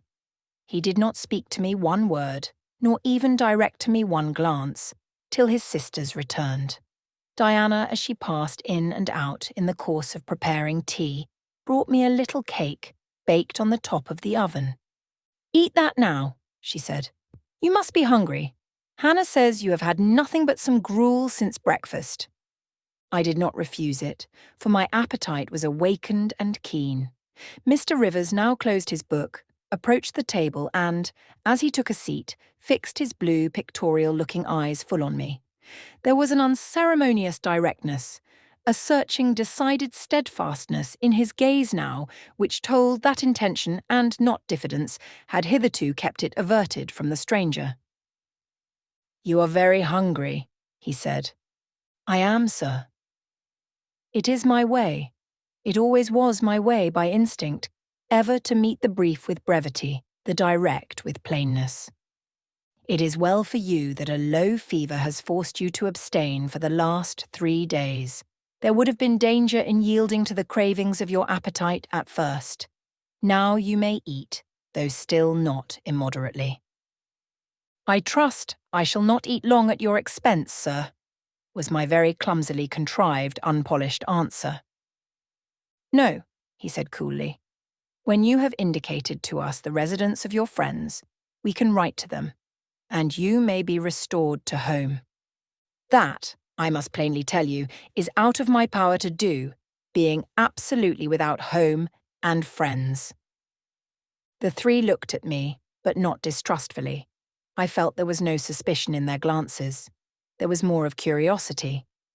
I speak particularly of the young ladies. St. John's eyes, though clear enough in a literal sense, in a figurative one, were difficult to fathom. He seemed to use them rather as instruments to search other people's thoughts than as agents to reveal his own, the which combination of keenness and reserve was considerably more calculated to embarrass than to encourage. "Do you mean to say," he asked, "that you are completely isolated from every connection?" "I do. Not a tie links me to any living thing. Not a claim do I possess to admittance under any roof in England. A most singular position at your age." Here I saw his glance directed to my hands, which were folded on the table before me. I wondered what he sought there. His words soon explained the quest. "You have never been married? You are a spinster?" Diana laughed. "Why, she can't be above 17 or 18 years old, St. John," said she. "I am near 19, but I am not married. No." I felt a burning glow mount to my face, for bitter and agitating recollections were awakened by the allusion to marriage. They all saw the embarrassment and the emotion. Diana and Mary relieved me by turning their eyes elsewhere than to my crimsoned visage. But the colder and sterner brother continued to gaze, till the trouble he had excited forced out tears as well as colour. "Where did you last reside?" he now asked. "You are too inquisitive, St. John," murmured Mary in a low voice. But he leaned over the table and required an answer by a second firm and piercing look. "The name of the place where, and of the person with whom I lived, is my secret," I replied concisely. "Which, if you like, you have, in my opinion, a right to keep, both from St. John and every other questioner," remarked Diana. "Yet if I know nothing about you or your history, I cannot help you," he said. "And you need help, do you not?" "I need it, and I seek it so far, sir, that some true philanthropist will put me in the way of getting work which I can do, and the remuneration for which will keep me, if but in the barest necessaries of life. I know not whether I am a true philanthropist, yet I am willing to aid you to the utmost of my power in a purpose so honest. First, then, tell me what you have been accustomed to do, and what you can do." I had now swallowed my tea. I was mightily refreshed by the beverage, as much so as a giant with wine. It gave new tone to my unstrung nerves, and enabled me to address this penetrating young judge steadily. "Mr. Rivers," I said, turning to him, and looking at him, as he looked at me, openly and without diffidence, "you and your sisters have done me a great service. The greatest man can do his fellow being. You have rescued me by your noble hospitality from death. This benefit conferred gives you an unlimited claim on my gratitude, and a claim to a certain extent on my confidence. I will tell you as much of the history of the wanderer you have harboured as I can tell without compromising my own peace of mind, my own security, moral and physical, and that of others. I am an orphan, the daughter of a clergyman. My parents died before I could know them. I was brought up a dependent, educated in a charitable institution. I will even tell you the name of the establishment, where I passed 6 years as a pupil and 2 as a teacher, Lowood Orphan Asylum, Shire. You will have heard of it. Mr. Rivers, the Reverend Robert Brocklehurst, is the treasurer. I have heard of Mr. Brocklehurst, and I have seen the school. I left Lowood nearly a year since to become a private governess. I obtained a good situation and was happy. This place I was obliged to leave 4 days before I came here. The reason of my departure I cannot and ought not to explain. It would be useless, dangerous, and would sound incredible. No blame attached to me. I am as free from culpability as any one of you 3. Miserable I am, and must be for a time. For the catastrophe which drove me from a house I had found, a paradise, was of a strange and direful nature. I observed but 2 points in planning my departure: speed, secrecy. To secure these, I had to leave behind me everything I possessed except a small parcel, which, in my hurry and trouble of mind, I forgot to take out of the coach that brought me to Whitcross. To this neighbourhood, then, I came, quite destitute. I slept 2 nights in the open air and wandered about 2 days without crossing a threshold. But twice in that space of time did I taste food, and it was when, brought by hunger, exhaustion, and despair almost to the last gasp, that you, Mr. Rivers, forbade me to perish of want at your door, and took me under the shelter of your roof. I know all your sisters have done for me since, for I have not been insensible during my seeming torpor, and I owe to their spontaneous, genuine, genial compassion as large a debt as to your evangelical charity." "Don't make her talk any more now, St. John," said Diana, as I paused. "She is evidently not yet fit for excitement. Come to the sofa and sit down now, Miss Elliot." I gave an involuntary half-start at hearing the alias. I had forgotten my new name. Mr. Rivers, whom nothing seemed to escape, noticed it at once. "You said your name was Jane Elliot," he observed. "I did say so, and it is the name by which I think it expedient to be called at present. But it is not my real name, and when I hear it, it sounds strange to me. Your real name you will not give? No. I fear discovery above all things, and whatever disclosure would lead to it, I avoid. You are quite right, I am sure, said Diana. Now do, brother, let her be at peace a while. But when St. John had mused a few moments, he recommenced as imperturbably and with as much acumen as ever. You would not like to be long dependent on our hospitality. You would wish, I see, to dispense as soon as may be with my sister's compassion, and, above all, with my charity. I am quite sensible of the distinction drawn, nor do I resent it. It is just. You desire to be independent of us. I do. I have already said so. Show me how to work, or how to seek work. That is all I now ask. Then let me go, if it be but to the meanest cottage. But till then, allow me to stay here. I dread another essay of the horrors of homeless destitution. Indeed you shall stay here, said Diana, putting her white hand on my head. You shall, repeated Mary, in the tone of undemonstrative sincerity which seemed natural to her. My sisters, you see, have a pleasure in keeping you, said Mr. St. John, as they would have a pleasure in keeping and cherishing a half-frozen bird some wintry wind might have driven through their casement. I feel more inclination to put you in the way of keeping yourself, and shall endeavour to do so. But observe, my sphere is narrow. I am but the incumbent of a poor country parish. My aid must be of the humblest sort. And if you are inclined to despise the day of small things, seek some more efficient succour than such as I can offer. She has already said that she is willing to do anything honest she can do, answered Diana for me. And you know, St. John, she has no choice of helpers. She is forced to put up with such crusty people as you. I will be a dressmaker. I will be a plain workwoman. I will be a servant, a nurse girl, if I can be no better, I answered. Right, said Mr. St. John quite coolly. If such is your spirit, I promise to aid you, in my own time and way. He now resumed the book with which he had been occupied before tea.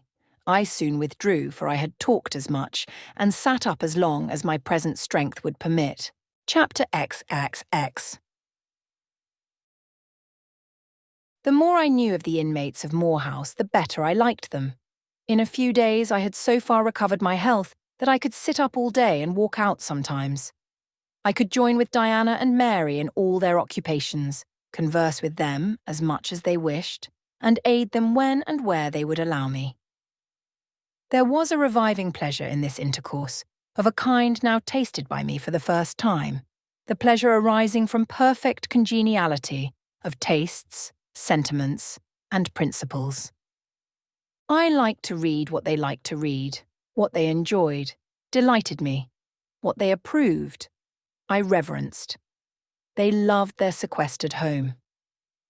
I too, in the grey, small, antique structure, with its low roof, its latticed casements, its mouldering walls, its avenue of aged firs, all grown aslant under the stress of mountain winds, its garden dark with yew and holly, and where no flowers but of the hardiest species would bloom, found a charm both potent and permanent. They clung to the purple moors behind and around their dwelling, to the hollow vale into which the pebbly bridle path leading from their gate descended, and which wound between fern banks first, and then amongst a few of the wildest little pasture fields that ever bordered a wilderness of heath, or gave sustenance to a flock of grey moorland sheep with their little mossy-faced lambs. They clung to this scene, I say, with a perfect enthusiasm of attachment. I could comprehend the feeling and share both its strength and truth. I saw the fascination of the locality. I felt the consecration of its loneliness.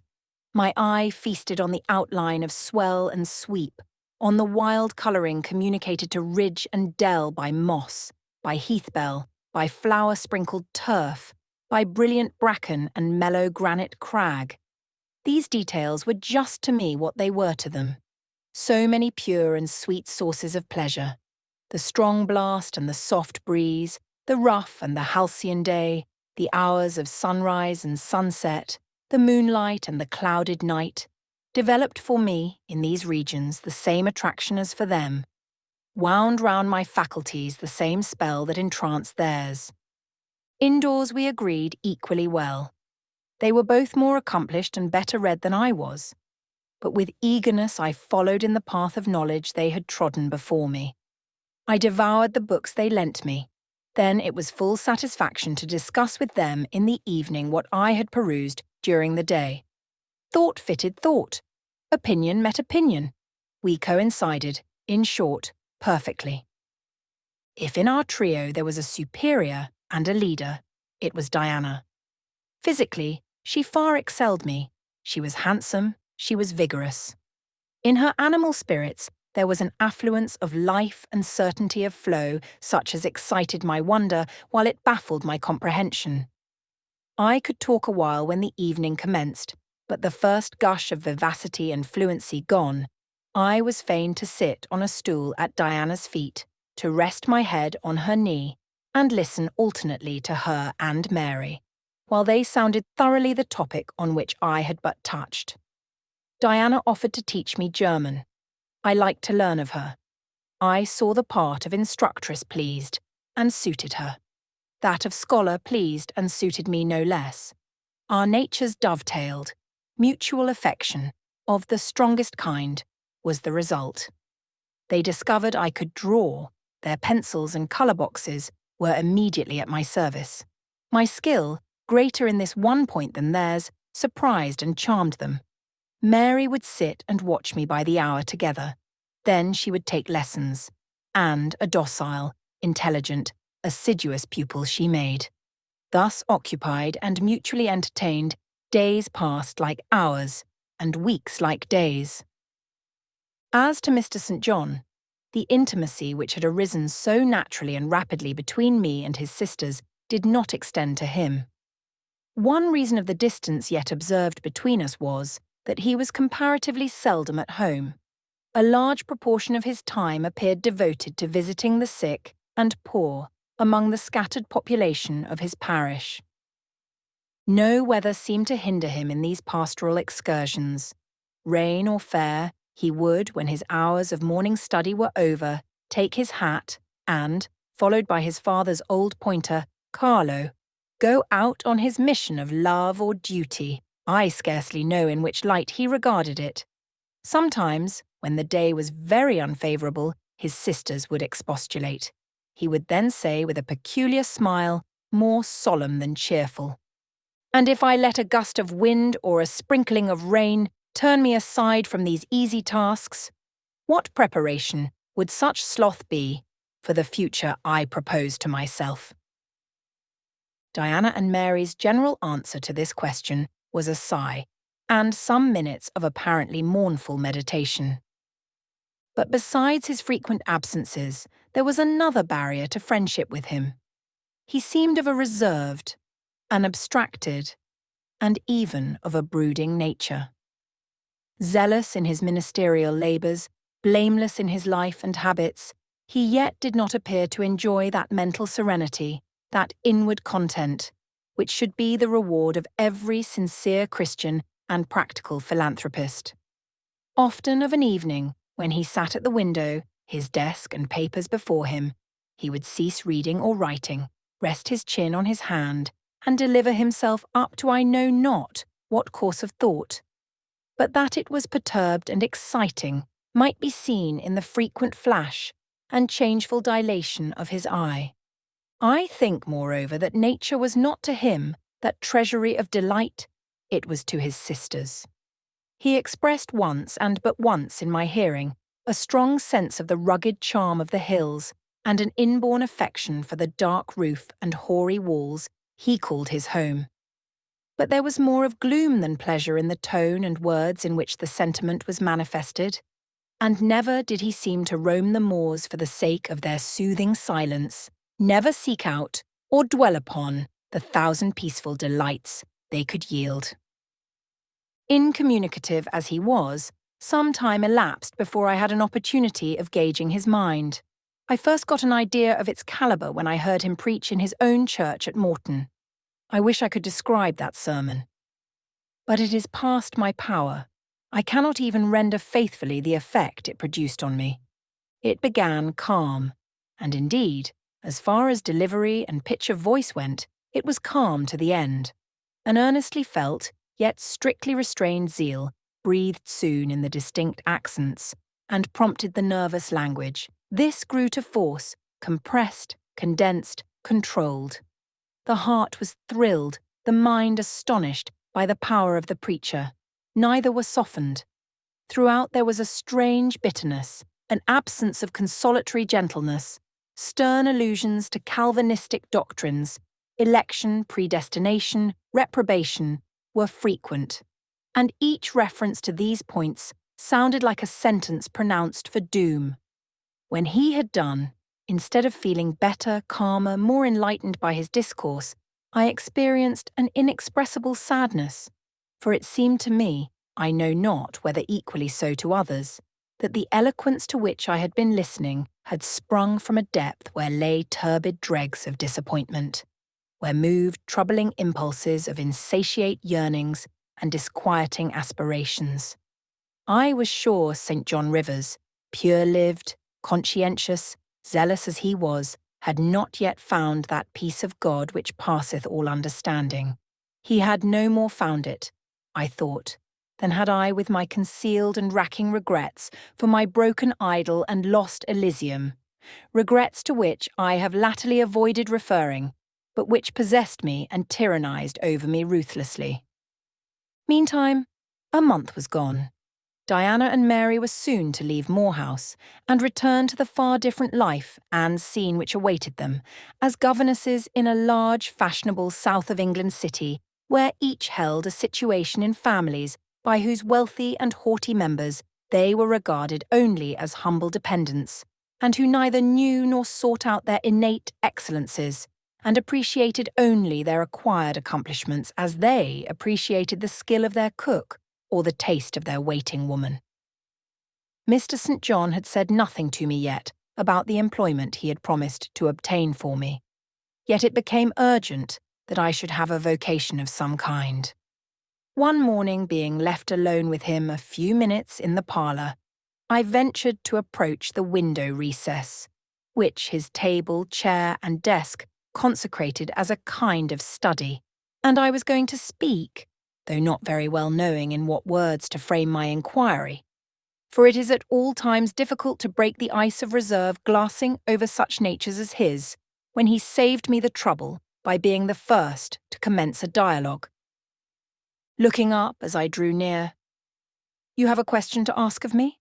he said. "Yes. I wish to know whether you have heard of any service I can offer myself to undertake.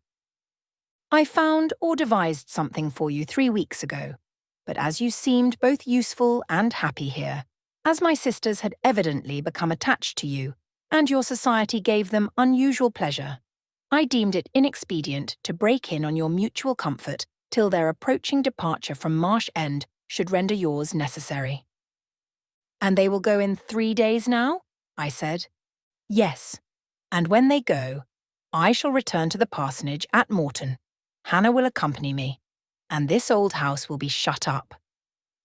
I waited a few moments, expecting he would go on with the subject first broached, but he seemed to have entered another train of reflection. His look denoted abstraction from me and my business.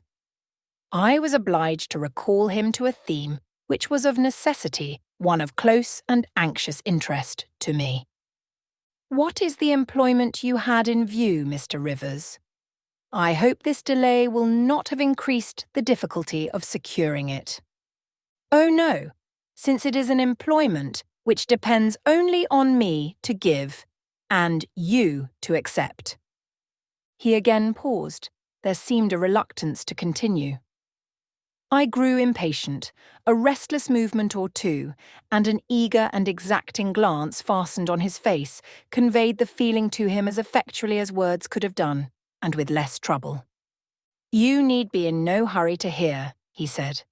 "Let me frankly tell you, I have nothing eligible or profitable to suggest.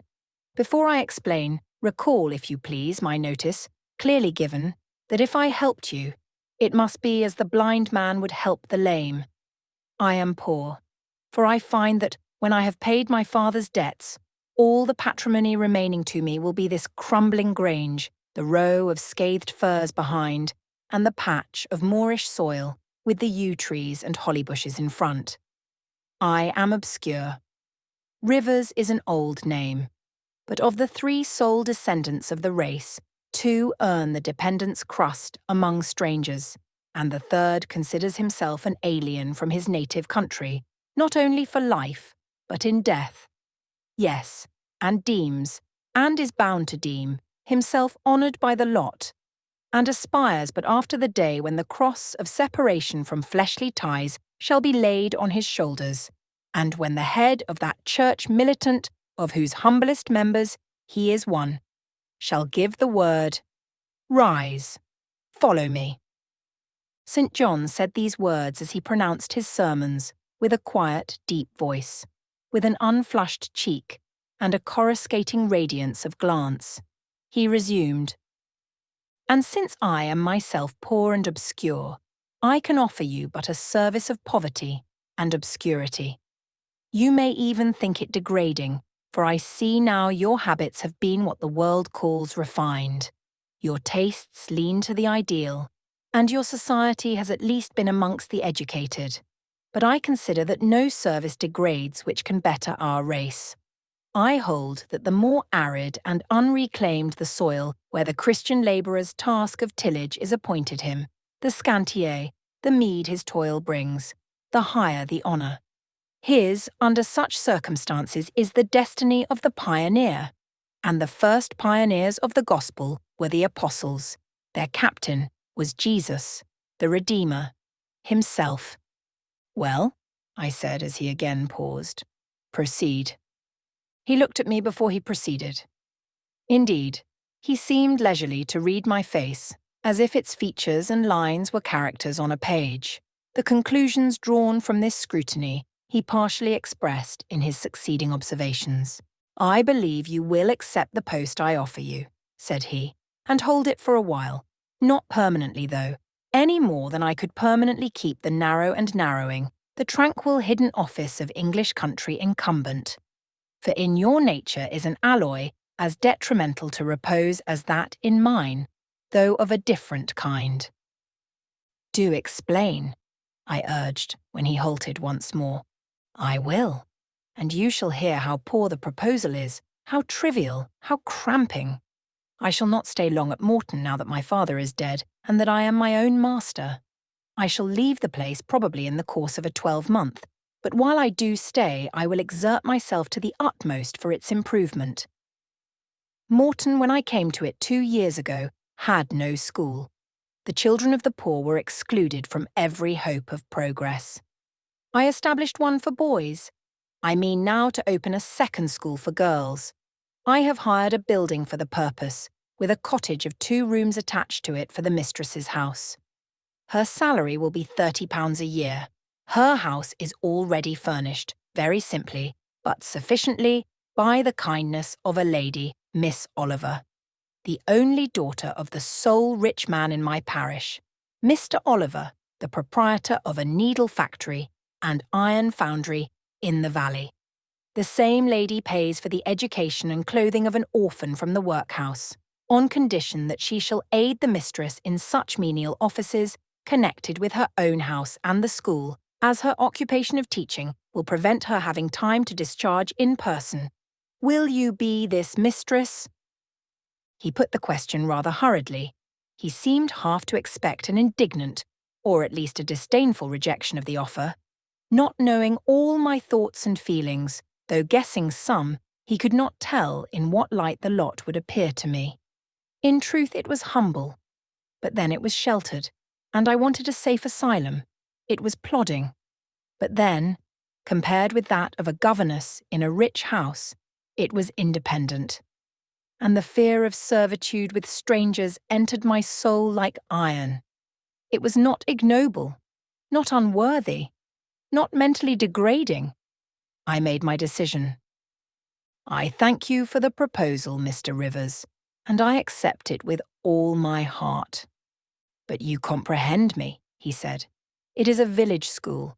Your scholars will be only poor girls, cottagers' children, at the best, farmers' daughters. Knitting, sewing, reading, writing, ciphering will be all you will have to teach. What will you do with your accomplishments? What with the largest portion of your mind, sentiments, tastes? Save them till they are wanted. They will keep. You know what you undertake, then? I do.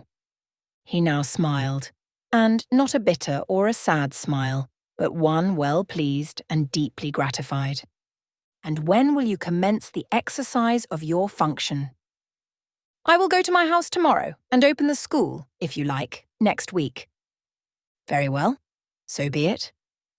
He rose and walked through the room. Standing still, he again looked at me. He shook his head. What do you disapprove of, Mr. Rivers? I asked. You will not stay at Morton long. No, no. Why? What is your reason for saying so? I read it in your eye. It is not of that description which promises the maintenance of an even tenor in life. I am not ambitious. He started at the word ambitious. He repeated, No. What made you think of ambition? Who is ambitious? I know I am. But how did you find it out? I was speaking of myself. Well, if you are not ambitious, you are… He paused. What? I was going to say impassioned, but perhaps you would have misunderstood the word and been displeased. I mean that human affections and sympathies have a most powerful hold on you.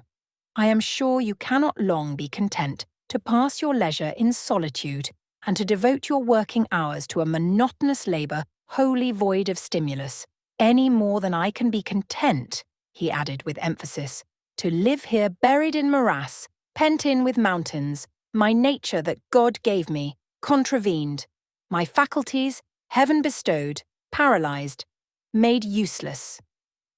You hear now how I contradict myself.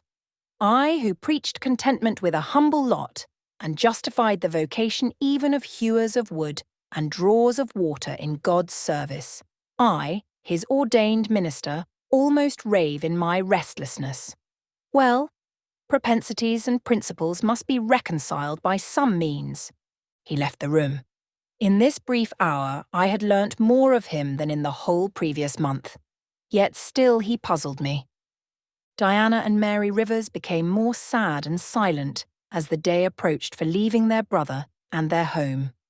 They both tried to appear as usual, but the sorrow they had to struggle against was one that could not be entirely conquered or concealed. Diana intimated that this would be a different parting from any they had ever yet known. It would probably, as far as St. John was concerned, be a parting for years. It might be a parting for life. He will sacrifice all to his long-framed resolves, she said, natural affection and feelings more potent still. St. John looks quiet, Jane, but he hides a fever in his vitals. You would think him gentle, yet in some things he is inexorable as death. And the worst of it is, my conscience will hardly permit me to dissuade him from his severe decision. Certainly I cannot for a moment blame him for it. It is right, noble, Christian, yet it breaks my heart. And the tears gushed to her fine eyes. Mary bent her head low over her work. We are now without father. We shall soon be without home and brother, she murmured. At that moment, a little accident supervened, which seemed decreed by fate purposely to prove the truth of the adage that misfortunes never come singly, and to add to their distresses the vexing one of the slip between the cup and the lip. St. John passed the window reading a letter. He entered. Our Uncle John is dead, said he. Both the sisters seemed struck, not shocked or appalled. The tidings appeared in their eyes rather momentous than afflicting. Dead? Repeated Diana. Yes. She riveted a searching gaze on her brother's face. And what then? She demanded in a low voice. What then, Di? He replied. maintaining a marble immobility of feature. What then? Why, nothing. Read. He threw the letter into her lap. She glanced over it and handed it to Mary. Mary perused it in silence and returned it to her brother. All three looked at each other, and all three smiled. A dreary, pensive smile enough. "Amen, we can yet live," said Diana at last. "At any rate, it makes us no worse off than we were before," remarked Mary. "Only it forces rather strongly on the mind the picture of what might have been," said Mr. Rivers, "and contrasts it somewhat too vividly with what is." He folded the letter, locked it in his desk, and again went out. For some minutes no one spoke. Diana then turned to me. "Jane, you will wonder at us and our mysteries," she said, "and think us hard-hearted beings not to be more moved at the death of so near a relation as an uncle. But we have never seen him or known him. He was my mother's brother. My father and he quarrelled long ago. It was by his advice that my father risked most of his property in the speculation that ruined him. Mutual recrimination passed between them. They parted in anger and were never reconciled. My uncle engaged afterwards in more prosperous undertakings. It appears he realised a fortune of £20,000. He was never married and had no near kindred but ourselves and one other person, not more closely related than we. My father always cherished the idea that he would atone for his error by leaving his possessions to us. That letter informs us that he has bequeathed every penny to the other relation, with the exception of 30 guineas, to be divided between St. John, Diana, and Mary Rivers, for the purchase of 3 mourning rings. He had a right, of course, to do as he pleased, and yet a momentary damp is cast on the spirits by the receipt of such news. Mary and I would have esteemed ourselves rich with £1,000 each, and to St. John such a sum would have been valuable for the good it would have enabled him to do. This explanation given, the subject was dropped, and no further reference made to it by either Mr. Rivers or his sisters. The next day I left Marsh End for Morton. The day after, Diana and Mary quitted it for distant B. In a week, Mr. Rivers and Hannah repaired to the parsonage, and so the old Grange was abandoned. Chapter 61. My home, then, when I at last find a home, is a cottage, a little room with whitewashed walls and a sanded floor, containing 4 painted chairs and a table, a clock, a cupboard, with 2 or 3 plates and dishes, and a set of tea things in delf. Above, a chamber of the same dimensions as the kitchen, with a deal bedstead and chest of drawers, small, yet too large to be filled with my scanty wardrobe, though the kindness of my gentle and generous friends has increased that by a modest stock of such things as are necessary. It is evening. I have dismissed, with the fee of an orange, the little orphan who serves me as a handmaid. I am sitting alone on the hearth. This morning the village school opened. I had 20 scholars, but 3 of the number can read, none write or cipher. Several knit, and a few sew a little. They speak with the broadest accent of the district. At present they and I have a difficulty in understanding each other's language. Some of them are unmannered, rough, intractable, as well as ignorant, but others are docile, have a wish to learn, and evince a disposition that pleases me. I must not forget that these coarsely clad little peasants are of flesh and blood as good as the scions of gentlest genealogy, and that the germs of native excellence, refinement, intelligence, kind feeling are as likely to exist in their hearts as in those of the best born. My duty will be to develop these germs. Surely I shall find some happiness in discharging that office.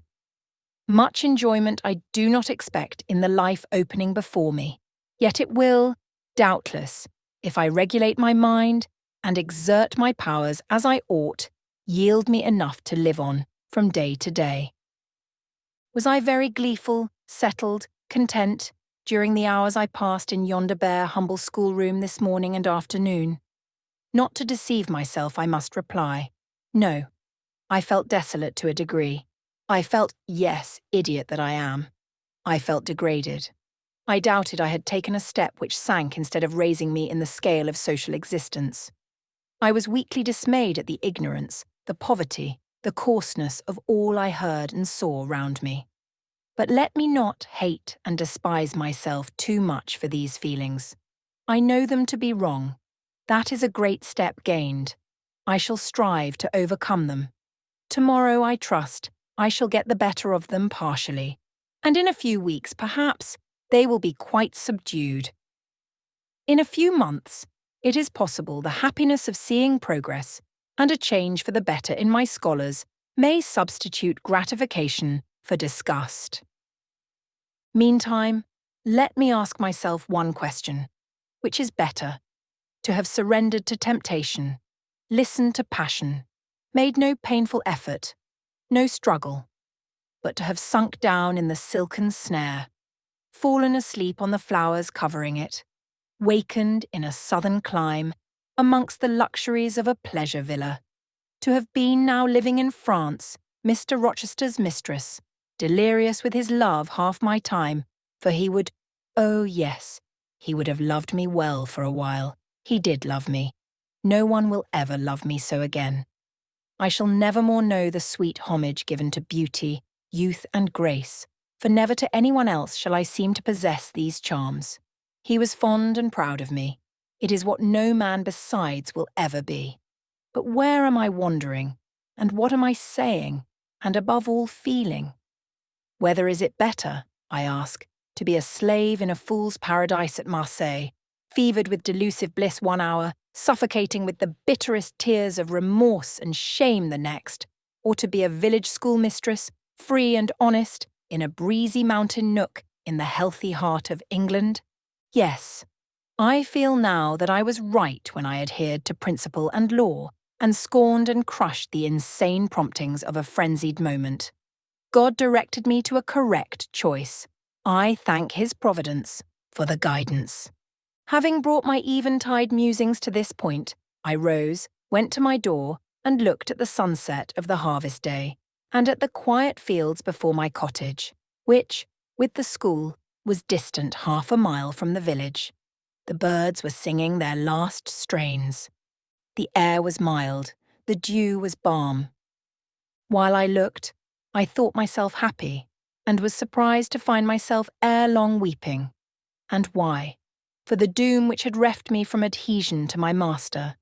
For him I was no more to see, for the desperate grief and fatal fury, consequences of my departure, which might now perhaps be dragging him from the path of right, too far to leave hope of ultimate restoration, thither. At this thought, I turned my face aside from the lovely sky of Eve and lonely vale of Morton. I say lonely, for in that bend of it, visible to me, there was no building apparent save the church and the parsonage, half hid in trees, and, quite at the extremity, the roof of Vale Hall, where the rich Mr. Oliver and his daughter lived. I hid my eyes, and leant my head against the stone frame of my door, but soon a slight noise near the wicket which shut in my tiny garden from the meadow beyond it made me look up. A dog, old Carlo, Mr. Rivers' pointer, as I saw in a moment, was pushing the gate with his nose, and St. John himself leant upon it with folded arms, his brow knit, his gaze grave almost to displeasure, fixed on me. I asked him to come in. "No, I cannot stay. I have only brought you a little parcel my sisters left for you. I think it contains a colour box, pencils, and paper." I approached to take it. A welcome gift it was.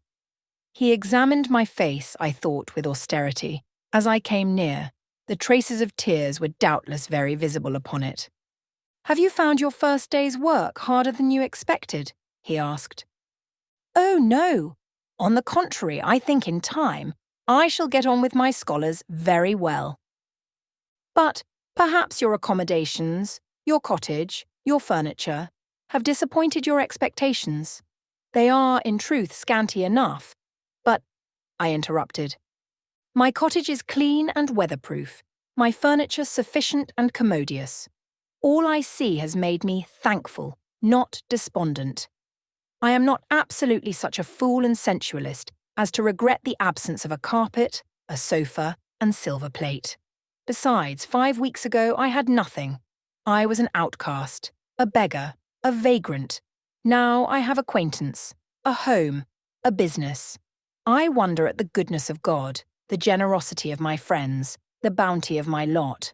I do not repine. But you feel solitude and oppression? The little house there behind you is dark and empty. I have hardly had time yet to enjoy a sense of tranquillity, much less to grow impatient under one of loneliness. Very well. I hope you feel the content you express. At any rate, your good sense will tell you that it is too soon yet to yield to the vacillating fears of Lot's wife. What you had left before I saw you, of course I do not know, but I counsel you to resist firmly every temptation which would incline you to look back. Pursue your present career steadily, for some months at least. It is what I mean to do, I answered. St. John continued. It is hard work to control the workings of inclination and turn the bent of nature, but that it may be done, I know from experience.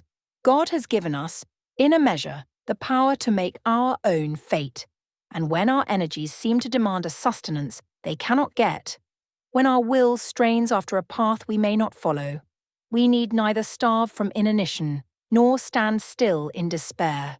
We have but to seek another nourishment for the mind, as strong as the forbidden food it longed to taste, and perhaps purer, and to hew out for the adventurous foot a road as direct and broad as the one fortune has blocked up against us, if rougher than it.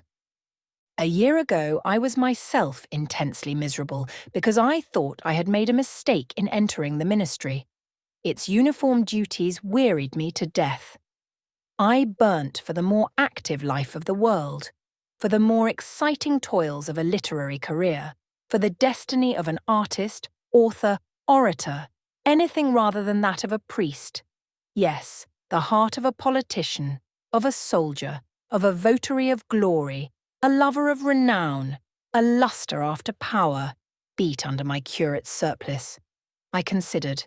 My life was so wretched it must be changed, or I must die. After a season of darkness and struggling, light broke and relief fell.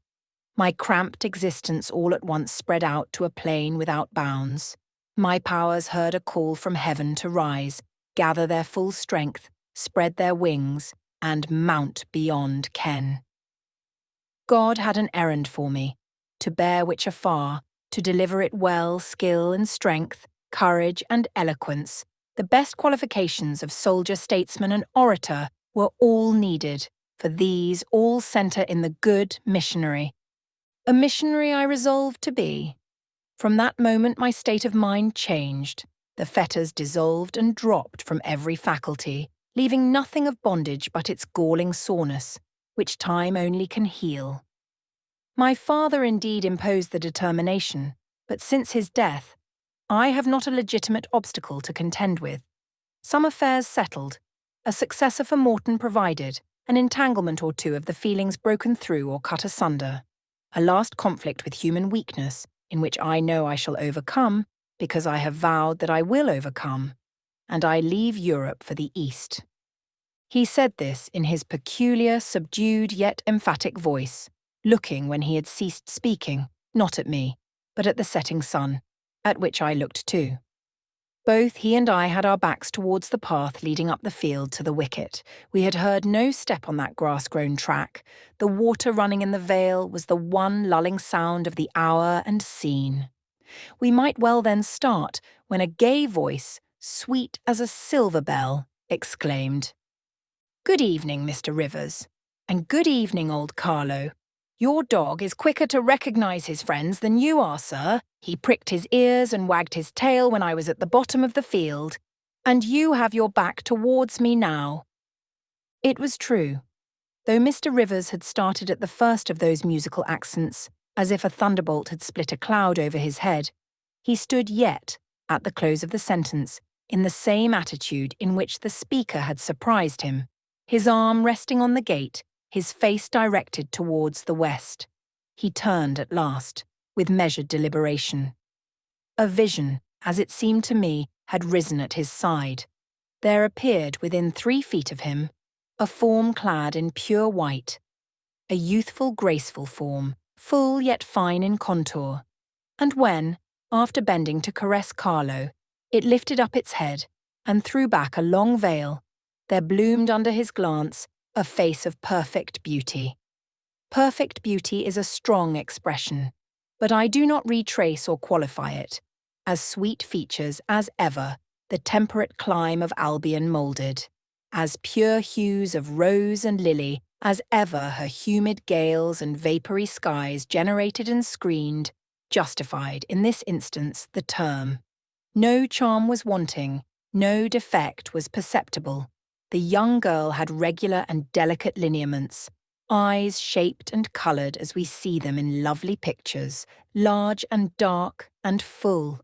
The long and shadowy eyelash which encircles a fine eye with so soft a fascination, the pencilled brow which gives such clearness, the white, smooth forehead which adds such repose to the livelier beauties of tint and ray, the cheek oval fresh and smooth, the lips fresh too, ruddy, healthy, sweetly formed, the even and gleaming teeth without flaw, the small dimpled chin, the ornament of rich, plenteous tresses. All advantages, in short, which combined realize the ideal of beauty, were fully hers. I wondered, as I looked at this fair creature, I admired her with my whole heart. Nature had surely formed her in a partial mood, and, forgetting her usual stinted stepmother dole of gifts, had endowed this her darling with a grandame's bounty. What did St. John Rivers think of this earthly angel? I naturally asked myself that question as I saw him turn to her and look at her, and, as naturally, I sought the answer to the inquiry in his countenance. He had already withdrawn his eye from the Perry, and was looking at a humble tuft of daisies which grew by the wicket. "A lovely evening, but late for you to be out alone," he said, as he crushed the snowy heads of the closed flowers with his foot. "Oh, I only came home from S." She mentioned the name of a large town some 20 miles distant. "This afternoon. Papa told me you had opened your school, and that the new mistress was come. And so I put on my bonnet after tea and ran up the valley to see her. This is she," pointing to me. "It is?" said St. John. "Do you think you shall like Morton?" she asked of me, with a direct and naive simplicity of tone and manner, pleasing if childlike. "I hope I shall. I have many inducements to do so." "Did you find your scholars as attentive as you expected?" "Quite." "Do you like your house?" "Very much."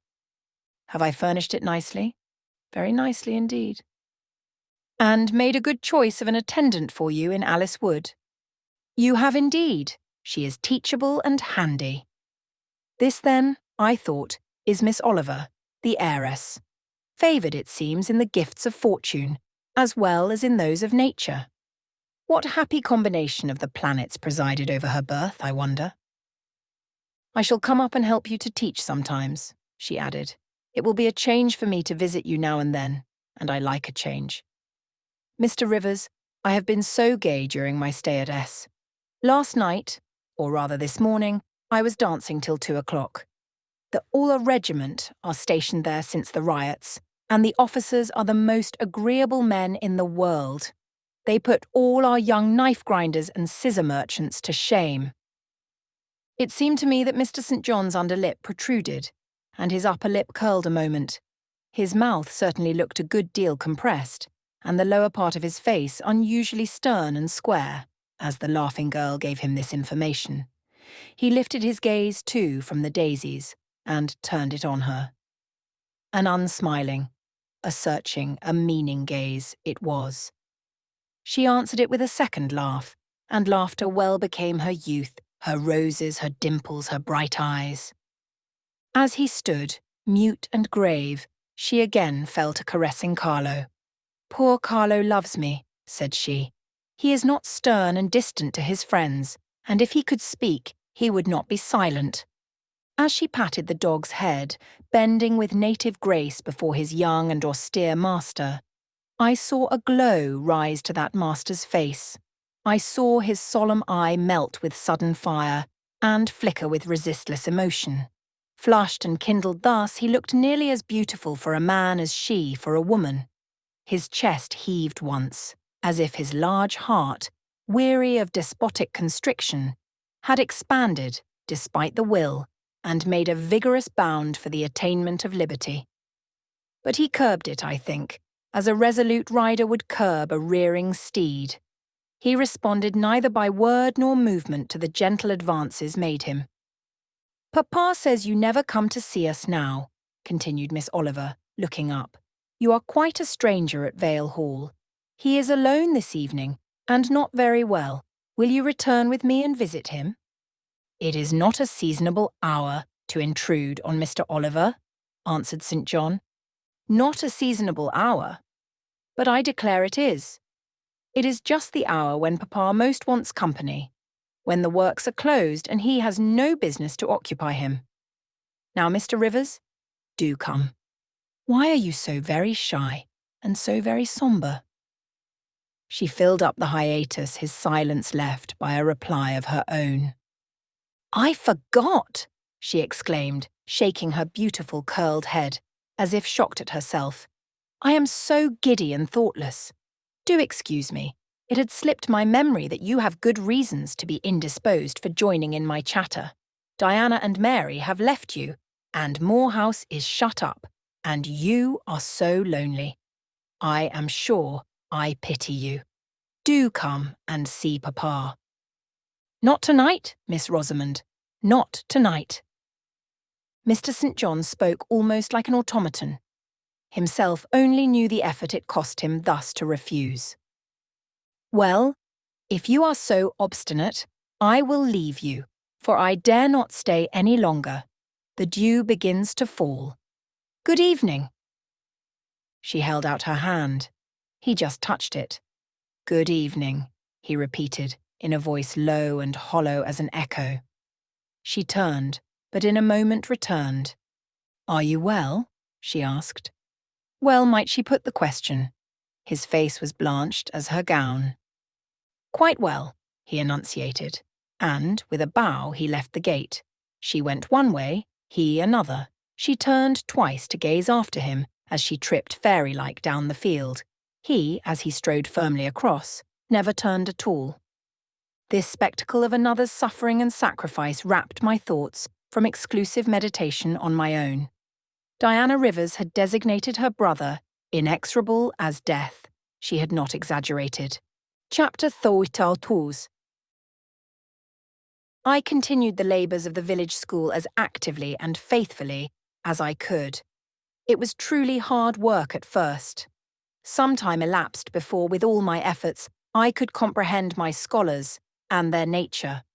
Wholly untaught, with faculties quite torpid, they seemed to me hopelessly dull, and at first sight all dull alike, but I soon found I was mistaken.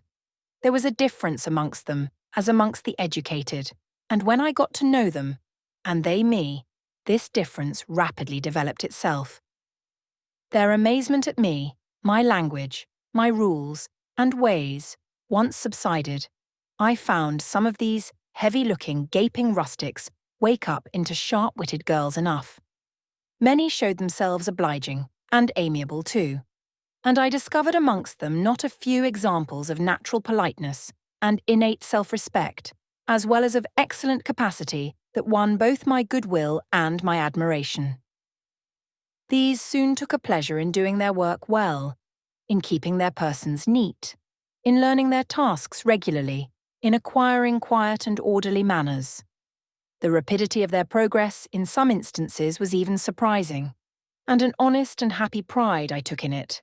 Besides, I began personally to like some of the best girls, and they liked me.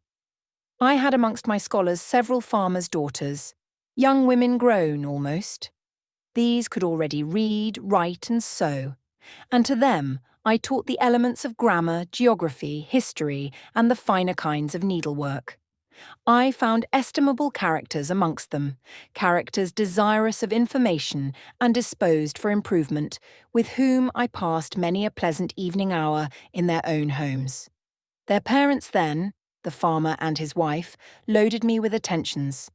There was an enjoyment in accepting their simple kindness, and in repaying it by a consideration, a scrupulous regard to their feelings, to which they were not, perhaps, at all times accustomed, and which both charmed and benefited them. Because while it elevated them in their own eyes, it made them emulous to merit the deferential treatment they received. I felt I became a favourite in the neighbourhood. Whenever I went out, I heard on all sides cordial salutations, and was welcomed with friendly smiles. To live amidst general regard, though it be but the regard of working people, is like sitting in sunshine calm and sweet, serene inward feelings bud and bloom under the ray. At this period of my life, my heart far oftener swelled with thankfulness than sank with dejection. And yet, reader, to tell you all, in the midst of this calm, this useful existence, after a day passed in honourable exertion amongst my scholars, an evening spent in drawing or reading contentedly alone, I used to rush into strange dreams at night, dreams many-coloured, agitated, full of the ideal, the stirring, the stormy, dreams where, amidst unusual scenes, charged with adventure, with agitating risk, and romantic chance, I still again and again met Mr. Rochester, always at some exciting crisis. And then the sense of being in his arms, hearing his voice, meeting his eye, touching his hand and cheek, loving him, being loved by him, the hope of passing a lifetime at his side, would be renewed, with all its first force and fire. Then I awoke. Then I recalled where I was, and how situated. Then I rose up on my curtainless bed, trembling and quivering, and then the still dark night witnessed the convulsion of despair and heard the burst of passion. By 9 o'clock the next morning I was punctually opening the school, tranquil, settled, prepared for the steady duties of the day. Rosamond Oliver kept her word in coming to visit me. Her call at the school was generally made in the course of her morning ride. She would canter up to the door on her pony, followed by a mounted livery servant. Anything more exquisite than her appearance, in her purple habit, with her Amazon's cap of black velvet placed gracefully above the long curls that kissed her cheek and floated to her shoulders, can scarcely be imagined. And it was thus she would enter the rustic building and glide through the dazzled ranks of the village children.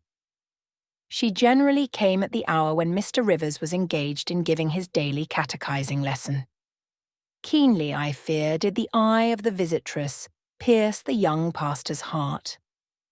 A sort of instinct seemed to warn him of her entrance, even when he did not see it, and when he was looking quite away from the door, if she appeared at it, his cheek would glow, and his marble-seeming features, though they refused to relax, changed indescribably, and in their very quiescence became expressive of a repressed fervour, stronger than working muscle or darting glance could indicate. Of course she knew her power. Indeed he did not, because he could not, conceal it from her.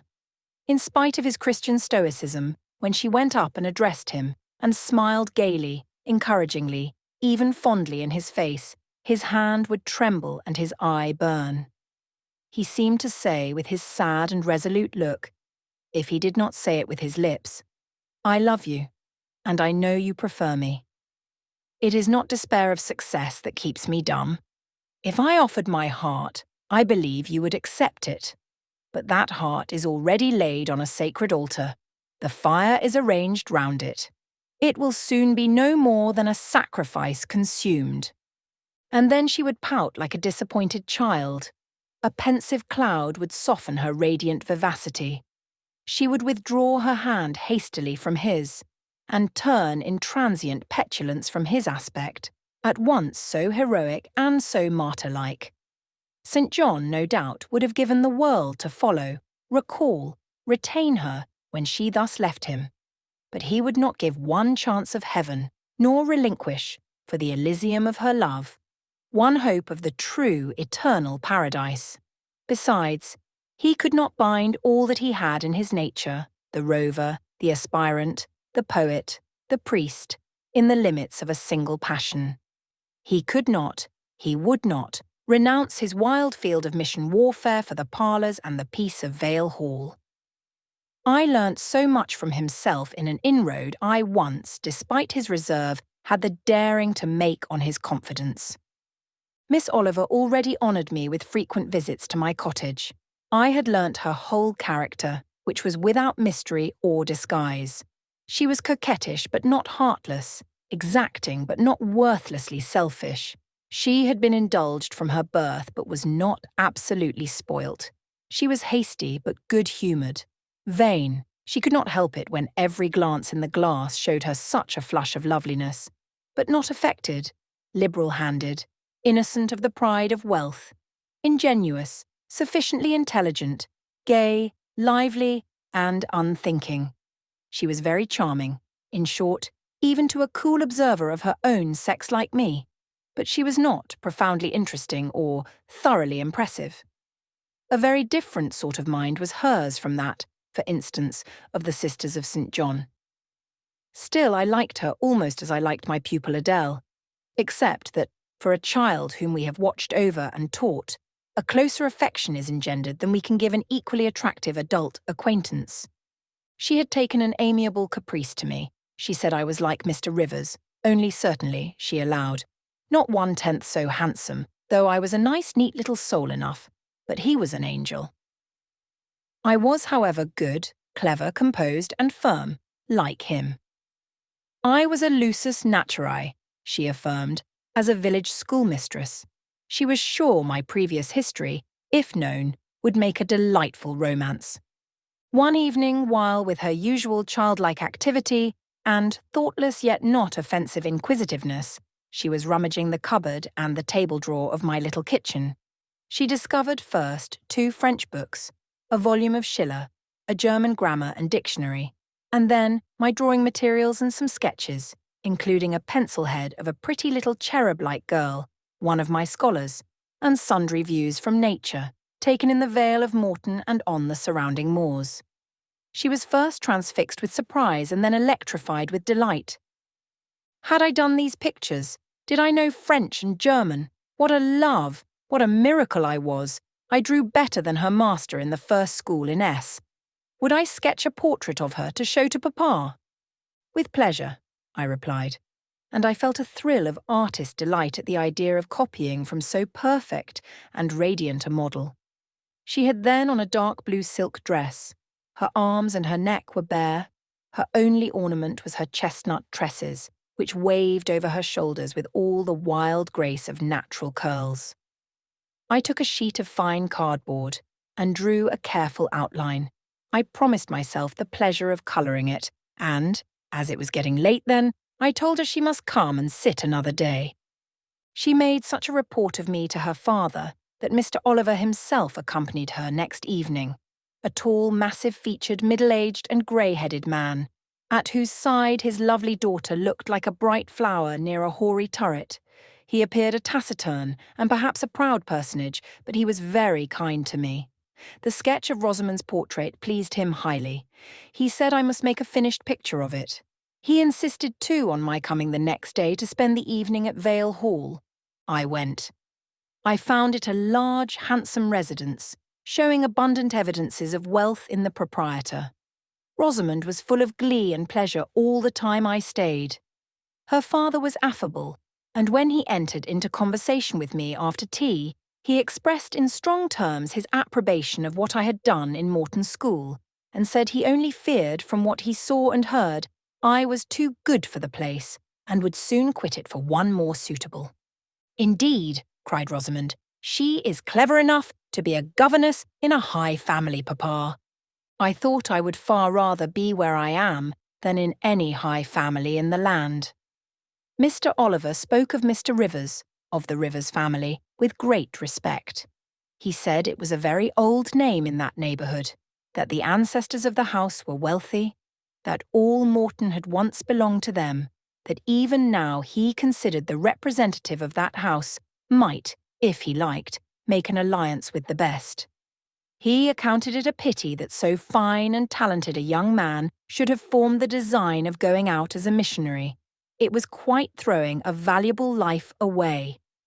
It appeared then that her father would throw no obstacle in the way of Rosamond's union with St. John. Mr. Oliver evidently regarded the young clergyman's good birth, old name, and sacred profession as sufficient compensation for the want of fortune. It was the 5th of November, and a holiday. My little servant, after helping me to clean my house, was gone, well satisfied with the fee of a penny for her aid. All about me was spotless and bright, scoured floor, polished grate, and well-rubbed chairs. I had also made myself neat, and had now the afternoon before me to spend as I would. The translation of a few pages of German occupied an hour. Then I got my palette and pencils, and fell to the more soothing, because easier occupation, of completing Rosamond Oliver's miniature. The head was finished already. There was but the background to tint and the drapery to shade off, a touch of carmine, too, to add to the ripe lips, a soft curl here and there to the tresses, a deeper tinge to the shadow of the lash under the azured eyelid. I was absorbed in the execution of these nice details when, after one rapid tap, my door unclosed, admitting St. John Rivers.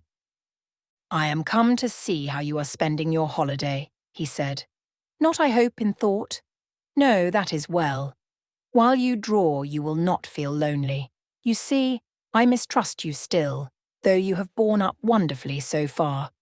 I have brought you a book for evening solace," and he laid on the table a new publication, a poem, one of those genuine productions so often vouchsafed to the fortunate public of those days, the golden age of modern literature. Alas, the readers of our era are less favoured.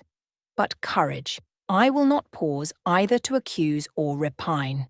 I know poetry is not dead, nor genius lost, nor has Mammon gained power over either, to bind or slay. They will both assert their existence, their presence, their liberty and strength again one day. Powerful angels, safe in heaven. They smile when sordid souls triumph, and feeble ones weep over their destruction. Poetry destroyed? Genius banished? No. Mediocrity, no. Do not let envy prompt you to the thought. No. They not only live, but reign and redeem. And without their divine influence spread everywhere, you would be in hell, the hell of your own meanness. While I was eagerly glancing at the bright pages of Marmion, for Marmion it was, St. John stooped to examine my drawing. His tall figure sprang erect again with a start. He said nothing. I looked up at him. He shunned my eye. I knew his thoughts well and could read his heart plainly. At the moment I felt calmer and cooler than he. I had then temporarily the advantage of him, and I conceived an inclination to do him some good, if I could. With all his firmness and self-control, thought I, he tasks himself too far, locks every feeling and pang within, expresses, confesses, imparts nothing. I am sure it would benefit him to talk a little about this sweet Rosamond, whom he thinks he ought not to marry. I will make him talk. I said first, "Take a chair, Mr. Rivers," but he answered, as he always did, that he could not stay. "Very well," I responded mentally. "Stand if you like, but you shall not go just yet. I am determined. Solitude is at least as bad for you as it is for me. I'll try if I cannot discover the secret spring of your confidence and find an aperture in that marble breast through which I can shed one drop of the balm of sympathy." "Is this portrait like?" I asked bluntly. Like? Like whom? I did not observe it closely. "You did, Mr. Rivers." He almost started at my sudden and strange abruptness. He looked at me astonished. "Oh, that is nothing yet," I muttered within. "I don't mean to be baffled by a little stiffness on your part. I'm prepared to go to considerable lengths," I continued. "You observed it closely and distinctly, but I have no objection to your looking at it again. and I rose and placed it in his hand. "A well-executed picture," he said. "Very soft, clear colouring, very graceful and correct drawing." "Yes, yes, I know all that. But what of the resemblance? Who is it like?" Mastering some hesitation, he answered, "Miss Oliver, I presume." "Of course. And now, sir, to reward you for the accurate guess, I will promise to paint you a careful and faithful duplicate of this very picture, provided you admit that the gift would be acceptable to you. I don't wish to throw away my time and trouble on an offering you would deem worthless." He continued to gaze at the picture. The longer he looked, the firmer he held it, the more he seemed to covet it. "It is like," he murmured. "The eye is well managed. The colour, light, expression are perfect. It smiles. Would it comfort, or would it wound you to have a similar painting? Tell me that. When you are at Madagascar, or at the Cape, or in India, would it be a consolation to have that memento in your possession? Or would the sight of it bring recollections calculated to enervate and distress?" He now furtively raised his eyes. He glanced at me, irresolute, disturbed. He again surveyed the picture. "That I should like to have it is certain. Whether it would be judicious or wise is another question." Since I had ascertained that Rosamond really preferred him, and that her father was not likely to oppose the match, I, less exalted in my views than St. John, had been strongly disposed in my own heart to advocate their union. It seemed to me that, should he become the possessor of Mr. Oliver's large fortune, he might do as much good with it as if he went and laid his genius out to wither, and his strength to waste, under a tropical sun. With this persuasion, I now answered, "As far as I can see, it would be wiser and more judicious if you were to take to yourself the original at once." By this time he had sat down. He had laid the picture on the table before him, and with his brow supported on both hands, hung fondly over it. I discerned he was now neither angry nor shocked at my audacity. I saw even that to be thus frankly addressed on a subject he had deemed unapproachable, to hear it thus freely handled, was beginning to be felt by him as a new pleasure, an unhoped-for relief. Reserved people often really need the frank discussion of their sentiments and griefs more than the expansive. The sternest-seeming stoic is human after all, and to burst with boldness and goodwill into the silent sea of their souls is often to confer on them the first of obligations. "She likes you, I am sure," said I as I stood behind his chair, "and her father respects you. Moreover, she is a sweet girl, rather thoughtless, but you would have sufficient thought for both yourself and her. You ought to marry her." "Does she like me?" he asked. "Certainly. Better than she likes anyone else. She talks of you continually. There is no subject she enjoys so much or touches upon so often." "It is very pleasant to hear this," he said. "Very. Go on for another quarter of an hour." And he actually took out his watch and laid it upon the table to measure the time. "But where is the use of going on," I asked, "when you are probably preparing some iron blow of contradiction, or forging a fresh chain to fetter your heart? Don't imagine such hard things. Fancy me yielding and melting, as I am doing, human love rising like a freshly opened fountain in my mind, and overflowing with sweet inundation, all the field I have so carefully and with such labour prepared, so assiduously sown with the seeds of good intentions, of self-denying plans. And now it is deluged with a nectarous flood, the young germs swamped, delicious poison cankering them. Now I see myself stretched on an ottoman in the drawing-room at Vale Hall at my bride Rosamond Oliver's feet. She is talking to me with her sweet voice, gazing down on me with those eyes your skilful hand has copied so well, smiling at me with these coral lips. She is mine. I am hers. This present life and passing world suffice to me. Hush. Say nothing. My heart is full of delight. My senses are entranced. Let the time I marked pass in peace." I humoured him. The watch ticked on. He breathed fast and low. I stood silent. Amidst this hush, the quartet sped. He replaced the watch, laid the picture down, rose, and stood on the hearth. Now, said he, that little space was given to delirium and delusion. I rested my temples on the breast of temptation, and put my neck voluntarily under her yoke of flowers. I tasted her cup. The pillow was burning. There is an asp in the garland. The wine has a bitter taste. Her promises are hollow. Her offers false? I see and know all this. I gazed at him in wonder. It is strange, pursued he, that while I love Rosamond Oliver so wildly, with all the intensity indeed of a first passion, the object of which is exquisitely beautiful, graceful, fascinating, I experience at the same time a calm, unwarped consciousness that she would not make me a good wife, that she is not the partner suited to me, that I should discover this within a year after marriage, and that to 12 months' rapture would succeed a lifetime of regret. This I know. Strange indeed, I could not help ejaculating.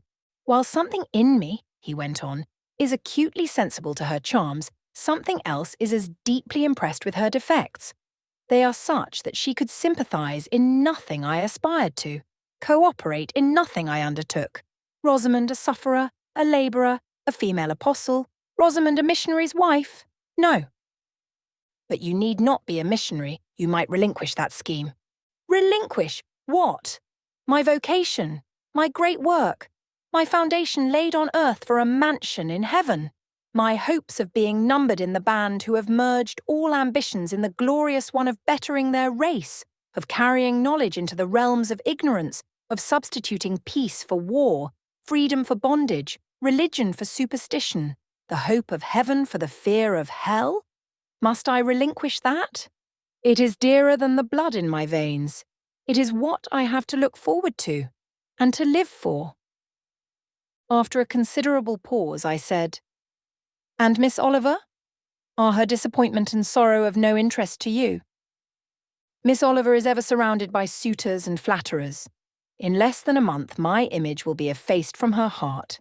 She will forget me, and will marry, probably, someone who will make her far happier than I should do. You speak coolly enough, but you suffer in the conflict. You are wasting away. No. If I get a little thin, it is with anxiety about my prospects, yet unsettled. My departure, continually procrastinated. Only this morning, I received intelligence that the successor, whose arrival I have been so long expecting, cannot be ready to replace me for 3 months to come yet, and perhaps the 3 months may extend to 6. You tremble and become flushed whenever Miss Oliver enters the schoolroom.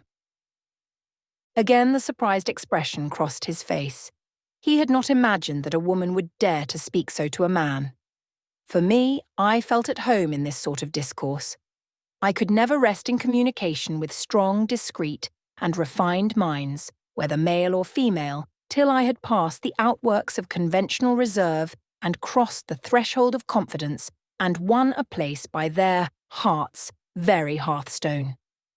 You are original, said he, and not timid. There is something brave in your spirit, as well as penetrating in your eye, but allow me to assure you that you partially misinterpret my emotions. You think them more profound and potent than they are. You give me a larger allowance of sympathy than I have a just claim to. When I colour, and when I shade before Miss Oliver, I do not pity myself. I scorn the weakness. I know it is ignoble, a mere fever of the flesh, not, I declare, the convulsion of the soul. That is just as fixed as a rock, firm set in the depths of a restless sea. Know me to be what I am, a cold, hard man. I smiled incredulously. You have taken my confidence by storm, he continued, and now it is much at your service. I am simply in my original state, stripped of that blood-bleached robe with which Christianity covers human deformity, a cold, hard, ambitious man. Natural affection only of all the sentiments has permanent power over me. Reason and not feeling is my guide. My ambition is unlimited. My desire to rise higher, to do more than others, insatiable. I honor endurance, perseverance, industry, talent, because these are the means by which men achieve great ends and mount to lofty eminence. I watch your career with interest because I consider you a specimen of a diligent, orderly, energetic woman, not because I deeply compassionate what you have gone through or what you still suffer. You would describe yourself as a mere pagan philosopher, I said. No, there is this difference between me and deistic philosophers, I believe, and I believe the gospel. You missed your epithet. I am not a pagan, but a Christian philosopher, a follower of the sect of Jesus. As his disciple, I adopt his pure, his merciful, his benignant doctrines. I advocate them. I am sworn to spread them. Won in youth to religion, she has cultivated my original qualities thus. From the minute germ, natural affection, she has developed the overshadowing tree, philanthropy.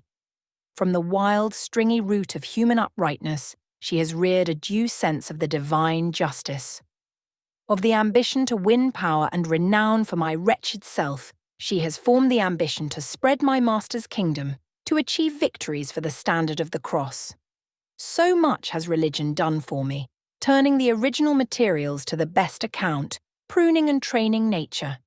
But she could not eradicate nature, nor will it be eradicated, till this mortal shall put on immortality. Having said this, he took his hat, which lay on the table beside my pallet. Once more he looked at the portrait. She is lovely, he murmured. She is well named the Rose of the World indeed. And may I not paint one like it for you? Cui bono? No? He drew over the picture the sheet of thin paper on which I was accustomed to rest my hand in painting, to prevent the cardboard from being sullied. What he suddenly saw on this blank paper, it was impossible for me to tell. But something had caught his eye. He took it up with a snatch. He looked at the edge, then shot a glance at me, inexpressibly peculiar and quite incomprehensible. A glance that seemed to take and make note of every point in my shape, face, and dress, for it traversed all, quick, keen as lightning. His lips parted as if to speak, but he checked the coming sentence, whatever it was. "What is the matter?" I asked. "Nothing in the world," was the reply, and, replacing the paper, I saw him dexterously tear a narrow slip from the margin. It disappeared in his glove, and, with one hasty nod and good afternoon, he vanished. "Well," I exclaimed, using an expression of the district, "that caps the globe, however."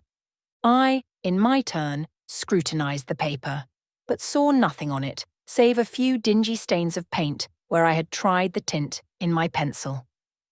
I pondered the mystery a minute or two, but finding it insolvable and being certain it could not be of much moment, I dismissed, and soon forgot it. Chapter 13. When Mr. St. John went, it was beginning to snow. The whirling storm continued all night. The next day, a keen wind brought fresh and blinding falls. By twilight, the valley was drifted up and almost impassable. I had closed my shutter, laid a mat to the door to prevent the snow from blowing in under it, trimmed my fire, and after sitting nearly an hour on the hearth listening to the muffled fury of the tempest, I lit a candle, took down Marmion, and beginning. Day set on Norham's castled steep, and Tweed's fair river broad and deep, and Cheviot's mountains lone, the massive towers the donjon keep, the flanking walls that round them sweep, in yellow lustre, shone. I soon forgot storm in music. I heard a noise. The wind, I thought, shook the door. No, it was St. John Rivers, who, lifting the latch, came in out of the frozen hurricane, the howling darkness, and stood before me, the cloak that covered his tall figure all white as a glacier. I was almost in consternation. So little had I expected any guest from the blocked-up vale that night. "Any ill news?" I demanded. Has anything happened? No. How very easily alarmed you are, he answered, removing his cloak and hanging it up against the door, towards which he again coolly pushed the mat which his entrance had deranged. He stamped the snow from his boots. I shall sully the purity of your floor, said he, but you must excuse me for once. Then he approached the fire. I have had hard work to get here, I assure you, he observed, as he warmed his hands over the flame. One drift took me up to the waist. Happily, the snow is quite soft yet. But why are you come? I could not forbear saying. Rather an inhospitable question to put to a visitor, but since you ask it, I answer simply to have a little talk with you. I got tired of my mute books and empty rooms. Besides, since yesterday I have experienced the excitement of a person to whom a tale has been half told, and who is impatient to hear the sequel. He sat down. I recalled his singular conduct of yesterday, and really I began to fear his wits were touched. If he were insane, however, his was a very cool and collected insanity. I had never seen that handsome-featured face of his look more like chiselled marble than it did just now, as he put aside his snow-wet hair from his forehead and let the firelight shine free on his pale brow and cheek as pale, where it grieved me to discover the hollow trace of care or sorrow now so plainly graved. I waited, expecting he would say something I could at least comprehend, but his hand was now at his chin, his finger on his lip. He was thinking. It struck me that his hand looked wasted like his face. A perhaps uncalled-for gush of pity came over my heart. I was moved to say, I wish Diana or Mary would come and live with you. It is too bad that you should be quite alone, and you are recklessly rash about your own health. Not at all, said he. I care for myself when necessary. I am well now. What do you see amiss in me? This was said with a careless, abstracted indifference which showed that my solicitude was, at least in his opinion, wholly superfluous. I was silenced. He still slowly moved his finger over his upper lip, and still his eye dwelt dreamily on the glowing grate.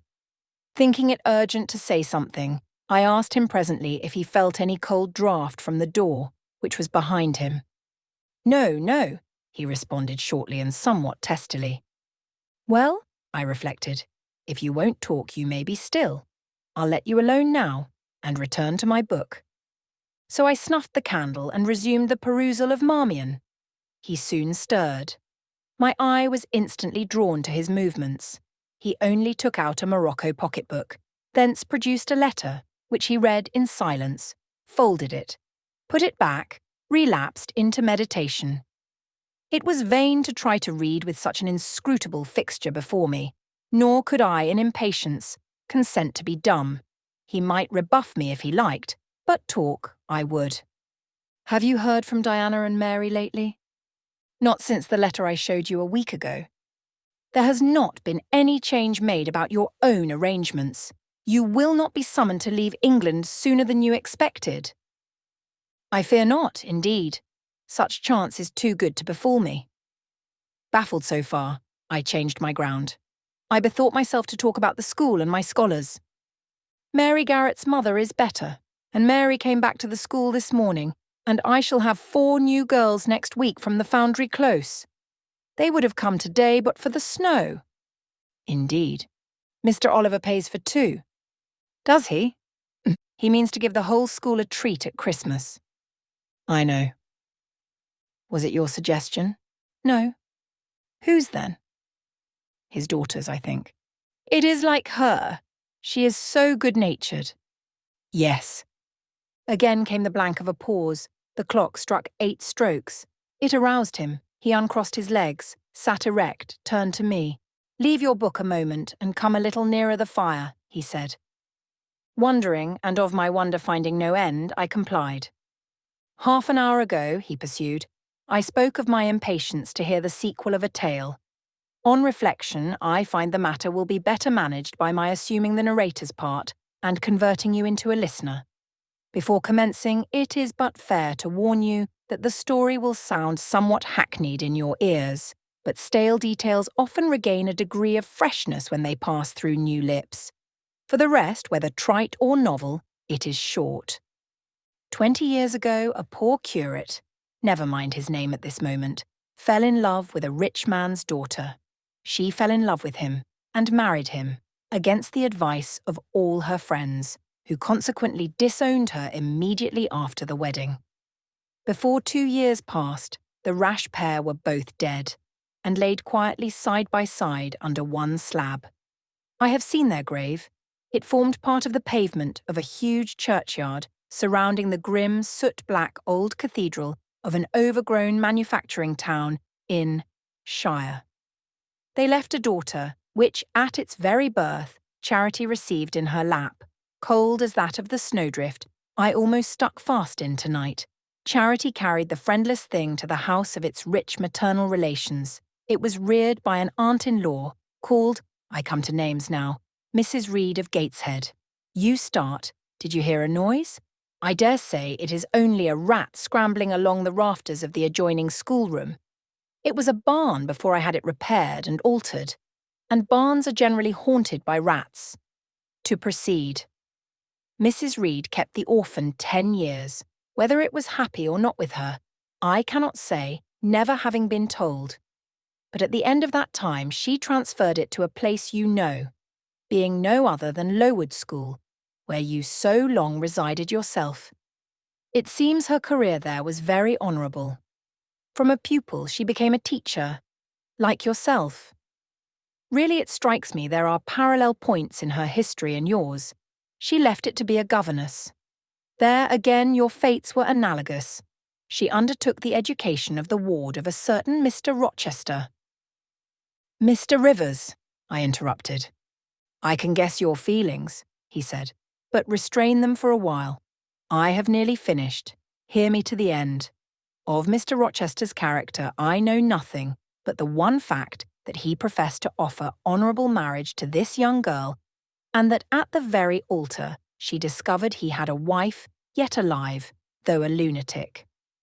What his subsequent conduct and proposals were is a matter of pure conjecture. But when an event transpired, which rendered inquiry after the governess necessary, it was discovered she was gone. No one could tell when, where, or how. She had left Thornfield Hall in the night. Every research after her course had been vain.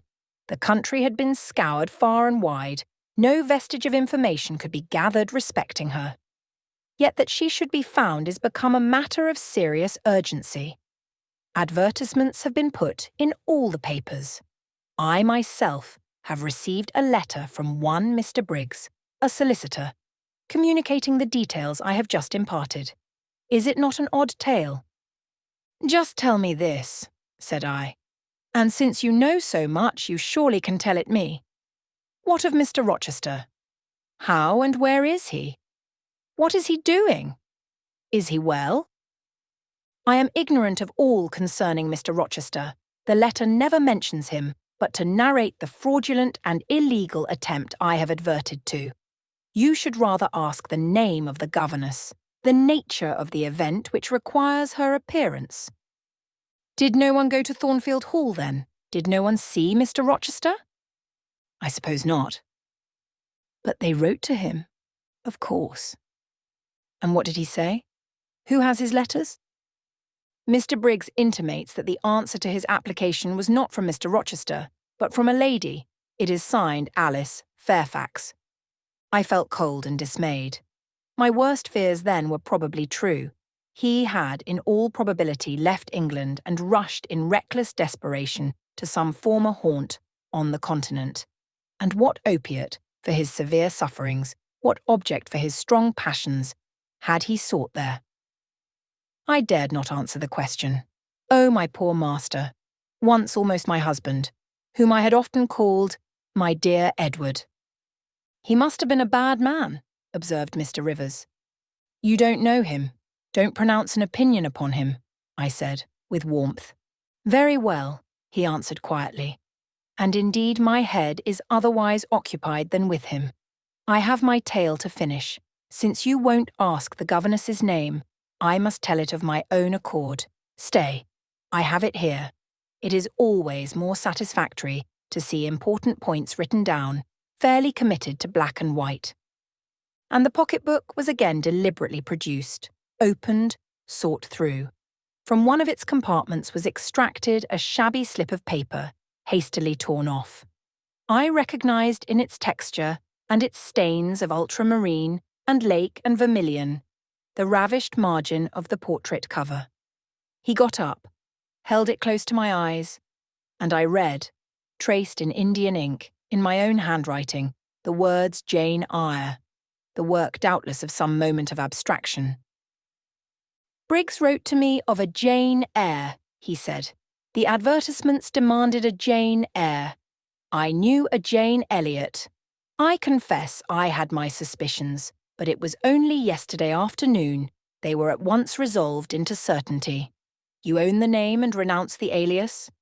Yes, yes, but where is Mr. Briggs? He perhaps knows more of Mr. Rochester than you do. Briggs is in London. I should doubt his knowing anything at all about Mr. Rochester. It is not in Mr. Rochester he is interested. Meantime, you forget essential points in pursuing trifles. You do not inquire why Mr. Briggs sought after you, what he wanted with you. Well, what did he want? Merely to tell you that your uncle, Mr. Eyre of Madeira, is dead, that he has left you all his property, and that you are now rich, merely that, nothing more. I? Rich? Yes, you, rich. Quite an heiress. Silence succeeded. You must prove your identity, of course, resumed St. John presently, a step which will offer no difficulties. You can then enter on immediate possession. Your fortune is vested in the English funds. Briggs has the will and the necessary documents. Here was a new card turned up. It is a fine thing, reader, to be lifted in a moment from indigence to wealth. A very fine thing, but not a matter one can comprehend or, consequently, enjoy all at once. And then there are other chances in life far more thrilling and rapture-giving. This is solid, an affair of the actual world, nothing ideal about it. All its associations are solid and sober, and its manifestations are the same. One does not jump and spring and shout hurrah. At hearing one has got a fortune, one begins to consider responsibilities and to ponder business. On a base of steady satisfaction rise certain grave cares, and we contain ourselves and brood over our bliss with a solemn brow. Besides, the words legacy, bequest go side by side with the words death, funeral. My uncle, I had heard, was dead, my only relative. Ever since being made aware of his existence, I had cherished the hope of one day seeing him. Now I never should. And then this money came only to me, not to me and a rejoicing family, but to my isolated self. It was a grand boon, doubtless, and independence would be glorious. Yes, I felt that. That thought swelled my heart. You unbend your forehead at last, said Mr. Rivers. I thought Medusa had looked at you and that you were turning to stone. Perhaps now you will ask how much you are worth. How much am I worth? Oh, a trifle. Nothing, of course, to speak of. £20,000, I think they say. But what is that? £20,000? Here was a new stunner. I had been calculating on 4,000 or 5,000. This news actually took my breath for a moment. Mr. St. John, whom I had never heard laugh before, laughed now. Well, said he, if you had committed a murder, and I had told you your crime was discovered, you could scarcely look more aghast. It is a large sum. Don't you think there is a mistake? No mistake at all. Perhaps you have read the figures wrong.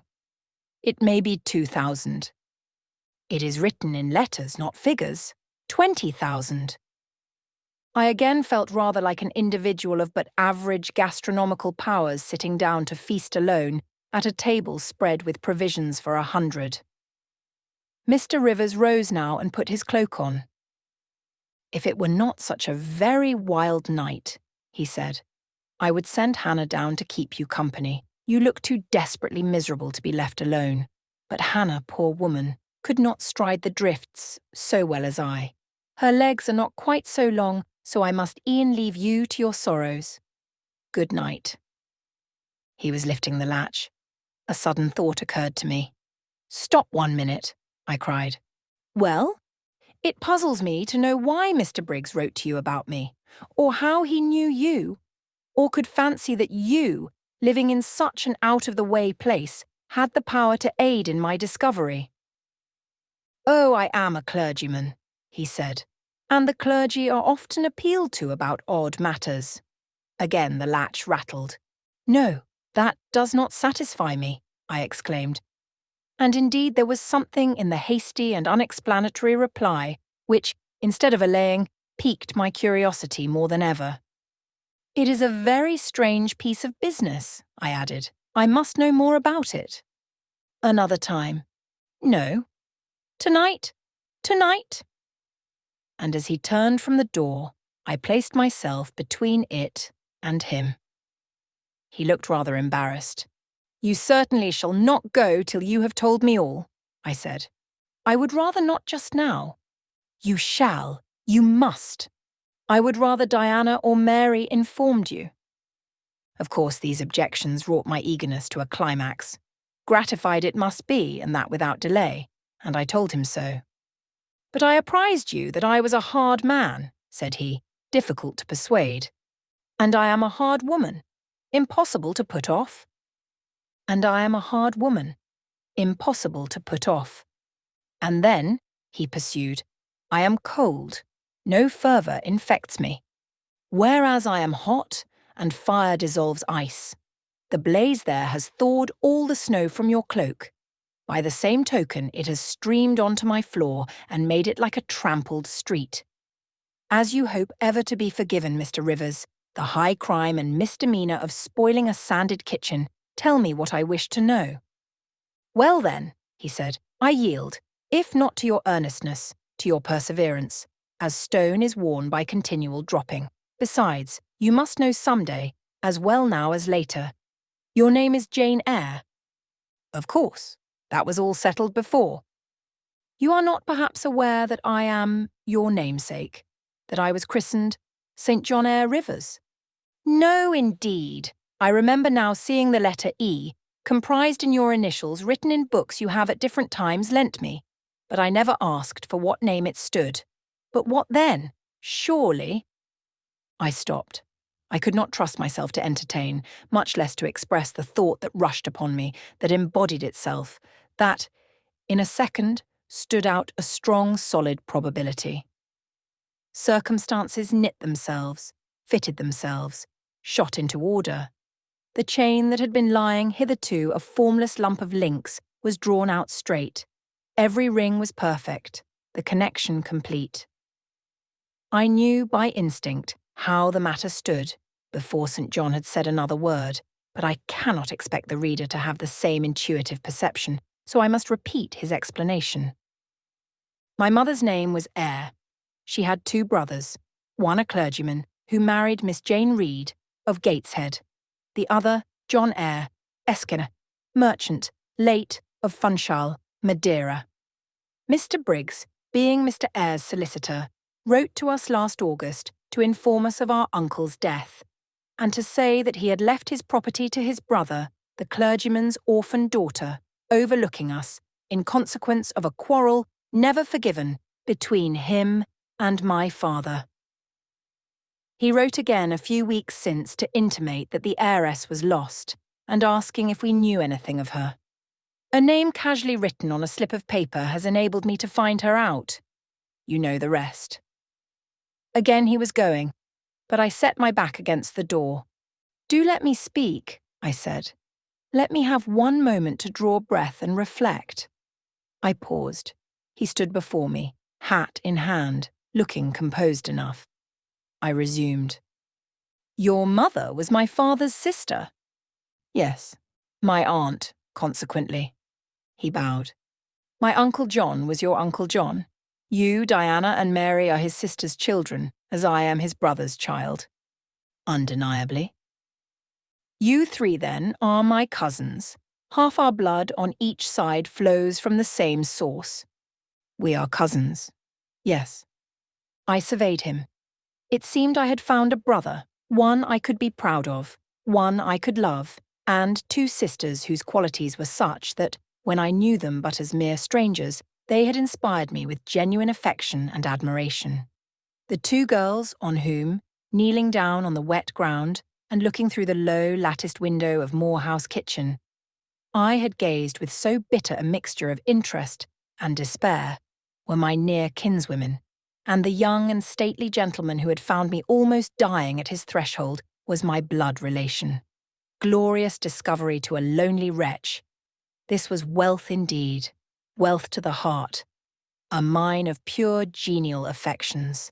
This was a blessing, bright, vivid, and exhilarating, not like the ponderous gift of gold, rich and welcome enough in its way, but sobering from its weight. I now clapped my hands in sudden joy. My pulse bounded, my veins thrilled. "Oh, I am glad, I am glad!" I exclaimed. St. John smiled. "Did I not say you neglected essential points to pursue trifles?" he asked. "You were serious when I told you you had got a fortune. And now, for a matter of no moment, you are excited. What can you mean? It may be of no moment to you, you have sisters and don't care for a cousin. But I had nobody. And now 3 relations, or 2, if you don't choose to be counted, are born into my world full grown. I say again, I am glad." I walked fast through the room. I stopped, half suffocated with the thoughts that rose faster than I could receive, comprehend, settle them. Thoughts of what might, could, would, and should be, and that ere long. I looked at the blank wall. It seemed a sky thick with ascending stars. Everyone lit me to a purpose or delight. Those who had saved my life, whom till this hour I had loved barrenly, I could now benefit. They were under a yoke. I could free them. They were scattered. I could reunite them. The independence, the affluence which was mine, might be theirs too. Were we not 4? £20,000 shared equally would be 5,000 each. Justice. Enough and to spare. Justice would be done. Mutual happiness secured. Now the wealth did not weigh on me. Now it was not a mere bequest of coin. It was a legacy of life, hope, enjoyment. How I looked while these ideas were taking my spirit by storm, I cannot tell. But I perceived soon that Mr. Rivers had placed a chair behind me and was gently attempting to make me sit down on it. He also advised me to be composed. I scorned the insinuation of helplessness and distraction, shook off his hand, and began to walk about again. "Write to Diana and Mary tomorrow," I said, "and tell them to come home directly. Diana said they would both consider themselves rich with £1,000, so with 5,000 they will do very well." "Tell me where I can get you a glass of water," said St. John. "You must really make an effort to tranquilize your feelings." "Nonsense! And what sort of an effect will the bequest have on you? Will it keep you in England, induce you to marry Miss Oliver, and settle down like an ordinary mortal? You wonder. Your head becomes confused. I have been too abrupt in communicating the news. It has excited you beyond your strength." "Mr. Rivers, you quite put me out of patience. I am rational enough. It is you who misunderstand, or rather who affect to misunderstand. Perhaps, if you explained yourself a little more fully, I should comprehend better." "Explain? What is there to explain? You cannot fail to see that £20,000, the sum in question, divided equally between the nephew and 3 nieces of our uncle, will give 5,000 to each. What I want is that you should write to your sisters and tell them of the fortune that has accrued to them." "To you, you mean?" "I have intimated my view of the case. I am incapable of taking any other. I am not brutally selfish, blindly unjust, or fiendishly ungrateful. Besides, I am resolved I will have a home and connections. I like Moor House, and I will live at Moor House. I like Diana and Mary, and I will attach myself for life to Diana and Mary. It would please and benefit me to have £5,000. It would torment and oppress me to have 20,000, which, moreover, could never be mine in justice, though it might in law. I abandon to you, then, what is absolutely superfluous to me. Let there be no opposition and no discussion about it. Let us agree amongst each other and decide the point at once. This is acting on first impulses. You must take days to consider such a matter, ere your word can be regarded as valid. Oh, if all you doubt is my sincerity, I am easy. You see the justice of the case? I do see a certain justice, but it is contrary to all custom. Besides, the entire fortune is your right. My uncle gained it by his own efforts. He was free to leave it to whom he would. He left it to you. After all, justice permits you to keep it. You may, with a clear conscience, consider it absolutely your own. With me, said I, it is fully as much a matter of feeling as of conscience. I must indulge my feelings. I so seldom have had an opportunity of doing so. Were you to argue, object, and annoy me for a year, I could not forego the delicious pleasure of which I have caught a glimpse, that of repaying, in part, a mighty obligation, and winning to myself lifelong friends. You think so now, rejoined St. John, because you do not know what it is to possess, nor consequently to enjoy wealth.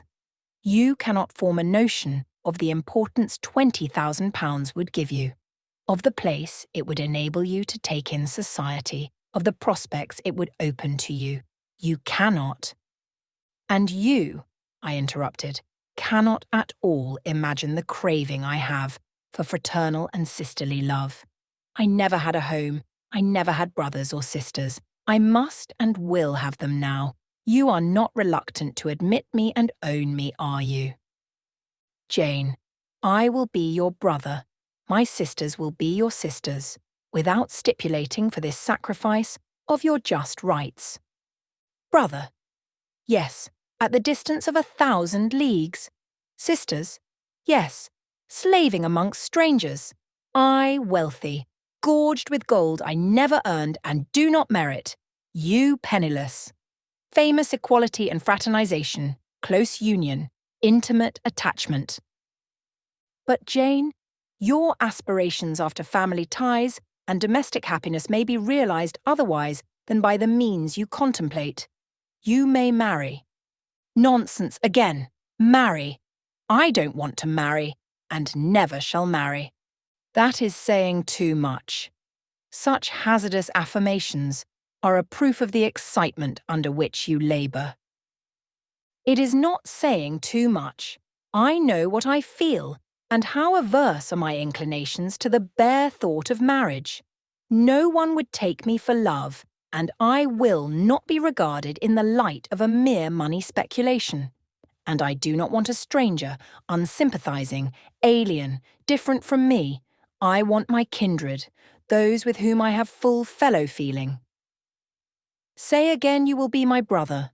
When you uttered the words, I was satisfied, happy. Repeat them, if you can. Repeat them sincerely. I think I can. I know I have always loved my own sisters, and I know on what my affection for them is grounded, respect for their worth and admiration of their talents. You too have principle and mind. Your tastes and habits resemble Diana's and Mary's. Your presence is always agreeable to me. In your conversation, I have already for some time found a salutary solace. I feel I can easily and naturally make room in my heart for you, as my third and youngest sister. Thank you. That contents me for tonight. Now you had better go, for if you stay longer, you will perhaps irritate me afresh by some mistrustful scruple. And the school, Miss Eyre? It must now be shut up, I suppose? No, I will retain my post of mistress till you get a substitute. He smiled approbation, we shook hands, and he took leave. I need not narrate in detail the further struggles I had, and arguments I used to get matters regarding the legacy settled as I wished.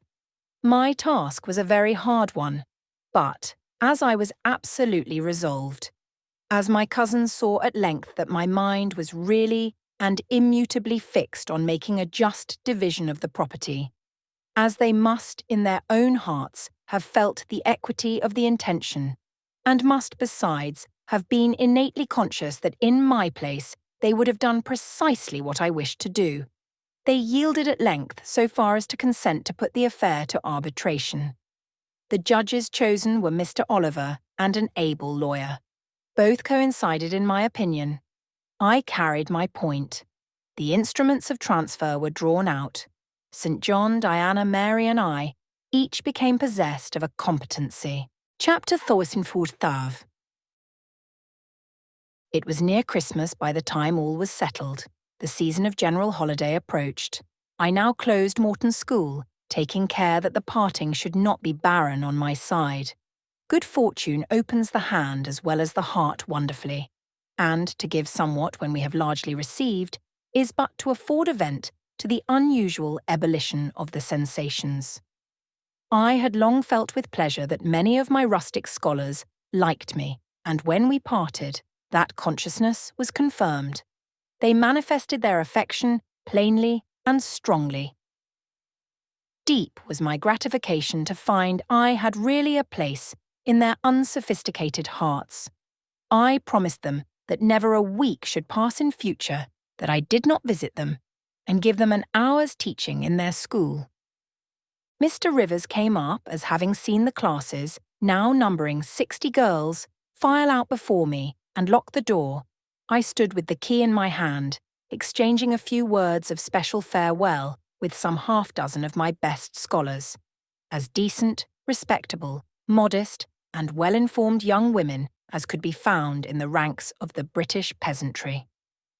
And that is saying a great deal, for after all, the British peasantry are the best taught, best mannered, most self-respecting of any in Europe. Since those days I have seen paysans and bauerinnen, and the best of them seem to me ignorant, coarse, and besotted, compared with my Morton girls. "Do you consider you have got your reward for a season of exertion?" asked Mr. Rivers, when they were gone. "Does not the consciousness of having done some real good in your day and generation give pleasure?" "Doubtless. And you have only toiled a few months. Would not a life devoted to the task of regenerating your race be well spent?" "Yes," I said, "but I could not go on for ever so. I want to enjoy my own faculties as well as to cultivate those of other people. I must enjoy them now. Don't recall either my mind or body to the school. I am out of it and disposed for full holiday." He looked grave. "What now? What sudden eagerness is this you evince? What are you going to do?" "To be active as I can. And first, I must beg you to set Hannah at liberty and get somebody else to wait on you." "Do you want her?" "Yes, to go with me to Moor House. Diana and Mary will be at home in a week, and I want to have everything in order against their arrival." "I understand. I thought you were for flying off on some excursion." "It is better so. Hannah shall go with you." "Tell her to be ready by tomorrow, then. And here is the schoolroom key. I will give you the key of my cottage in the morning." He took it. "You give it up very gleefully," said he. "I don't quite understand your light-heartedness, because I cannot tell what employment you propose to yourself as a substitute for the one you are relinquishing. What aim, what purpose, what ambition in life have you now?" "My first aim will be to clean down. Do you comprehend the full force of the expression? To clean down Moor House from chamber to cellar. My next to rub it up with beeswax, oil, and an indefinite number of cloths, till it glitters again. My third to arrange every chair, table, bed, carpet, with mathematical precision. Afterwards I shall go near to ruin you in coals and peat to keep up good fires in every room. And lastly, the 2 days preceding that on which your sisters are expected will be devoted by Hannah and me to such a beating of eggs, sorting of currants, grating of spices, compounding of Christmas cakes, chopping up of materials for mince pies, and solemnizing of other culinary rites, as words can convey but an inadequate notion of to the uninitiated like you. My purpose, in short, is to have all things in an absolutely perfect state of readiness for Diana and Mary before next Thursday, and my ambition is to give them a beau ideal of a welcome when they come. St. John smiled slightly. Still, he was dissatisfied. "It is all very well for the present," said he, "but seriously, I trust that when the first flush of vivacity is over, you will look a little higher than domestic endearments and household joys." "The best things the world has," I interrupted. "No, Jane, no. This world is not the scene of fruition. Do not attempt to make it so, nor of rest. Do not turn slothful. I mean, on the contrary, to be busy. Jane, I excuse you for the present. 2 months' grace I allow you for the full enjoyment of your new position and for pleasing yourself with this late-found charm of relationship. But then, I hope you will begin to look beyond Moor House and Morton and sisterly society and the selfish calm and sensual comfort of civilized affluence. I hope your energies will then once more trouble you with their strength." I looked at him with surprise. "St. John," I said, "I think you are almost wicked to talk so. I am disposed to be as content as a queen, and you try to stir me up to restlessness. To what end?" "To the end of turning to profit the talents which God has committed to your keeping, and of which he will surely one day demand a strict account. Jane, I shall watch you closely and anxiously. I warn you of that, and try to restrain the disproportionate fervour with which you throw yourself into commonplace home pleasures. Don't cling so tenaciously to ties of the flesh. Save your constancy and ardour for an adequate cause. Forbear to waste them on trite, transient objects. Do you hear, Jane? Yes, just as if you were speaking Greek. I feel I have adequate cause to be happy, and I will be happy. Goodbye." Happy at Moor House I was, and hard I worked, and so did Hannah. She was charmed to see how jovial I could be, amidst the bustle of a house turned topsy-turvy, how I could brush and dust and clean and cook. And really, after a day or two of confusion worse confounded, it was delightful by degrees to invoke order from the chaos ourselves had made. I had previously taken a journey to S. to purchase some new furniture, my cousins having given me carte blanche to effect what alterations I pleased, and a sum having been set aside for that purpose.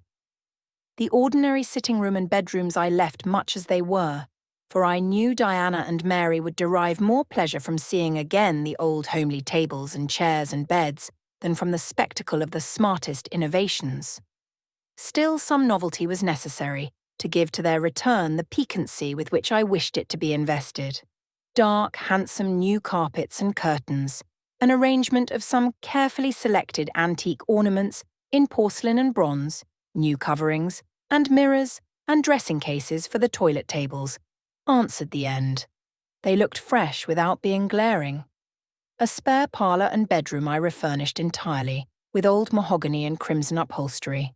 I laid canvas on the passage and carpets on the stairs. When all was finished, I thought Moor House as complete a model of bright, modest snugness within as it was, at this season, a specimen of wintry waste and desert dreariness without. The eventful Thursday at length came. They were expected about dark, and ere dusk fires were lit upstairs and below, the kitchen was in perfect trim. Hannah and I were dressed, and all was in readiness. St. John arrived first. I had entreated him to keep quite clear of the house till everything was arranged, and, indeed, the bare idea of the commotion, at once sordid and trivial, going on within its walls sufficed to scare him to estrangement. He found me in the kitchen watching the progress of certain cakes for tea, then baking. Approaching the hearth, he asked, if I was at last satisfied with housemaid's work. I answered by inviting him to accompany me on a general inspection of the result of my labours. With some difficulty, I got him to make the tour of the house. He just looked in at the doors I opened, and when he had wandered upstairs and downstairs, he said I must have gone through a great deal of fatigue and trouble to have effected such considerable changes in so short a time. But not a syllable did he utter indicating pleasure in the improved aspect of his abode. This silence damped me. I thought perhaps the alterations had disturbed some old associations he valued. I inquired whether this was the case, no doubt in a somewhat crestfallen tone. Not at all. He had, on the contrary, remarked that I had scrupulously respected every association. He feared, indeed, I must have bestowed more thought on the matter than it was worth. How many minutes, for instance, had I devoted to studying the arrangement of this very room? By the by, could I tell him where such a book was? I showed him the volume on the shelf. He took it down, and withdrawing to his accustomed window recess, he began to read it. Now, I did not like this reader. St. John was a good man, but I began to feel he had spoken truth of himself when he said he was hard and cold. The humanities and amenities of life had no attraction for him, its peaceful enjoyments no charm. Literally, he lived only to aspire, after what was good and great, certainly. But still he would never rest, nor approve of others resting round him.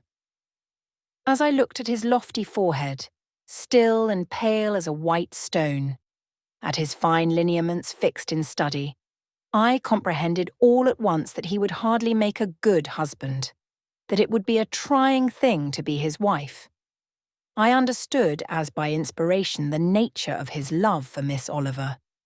I agreed with him that it was but a love of the senses.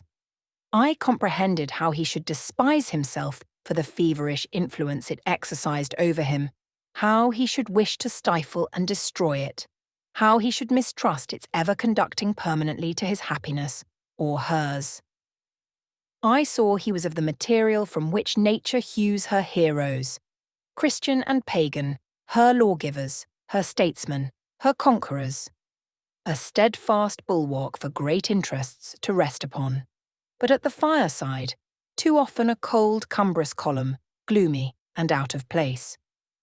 This parlour is not his sphere, I reflected. The Himalayan ridge or Caffrey bush, even the plague-cursed Guinea Coast swamp would suit him better. Well may he eschew the calm of domestic life. It is not his element. There his faculties stagnate.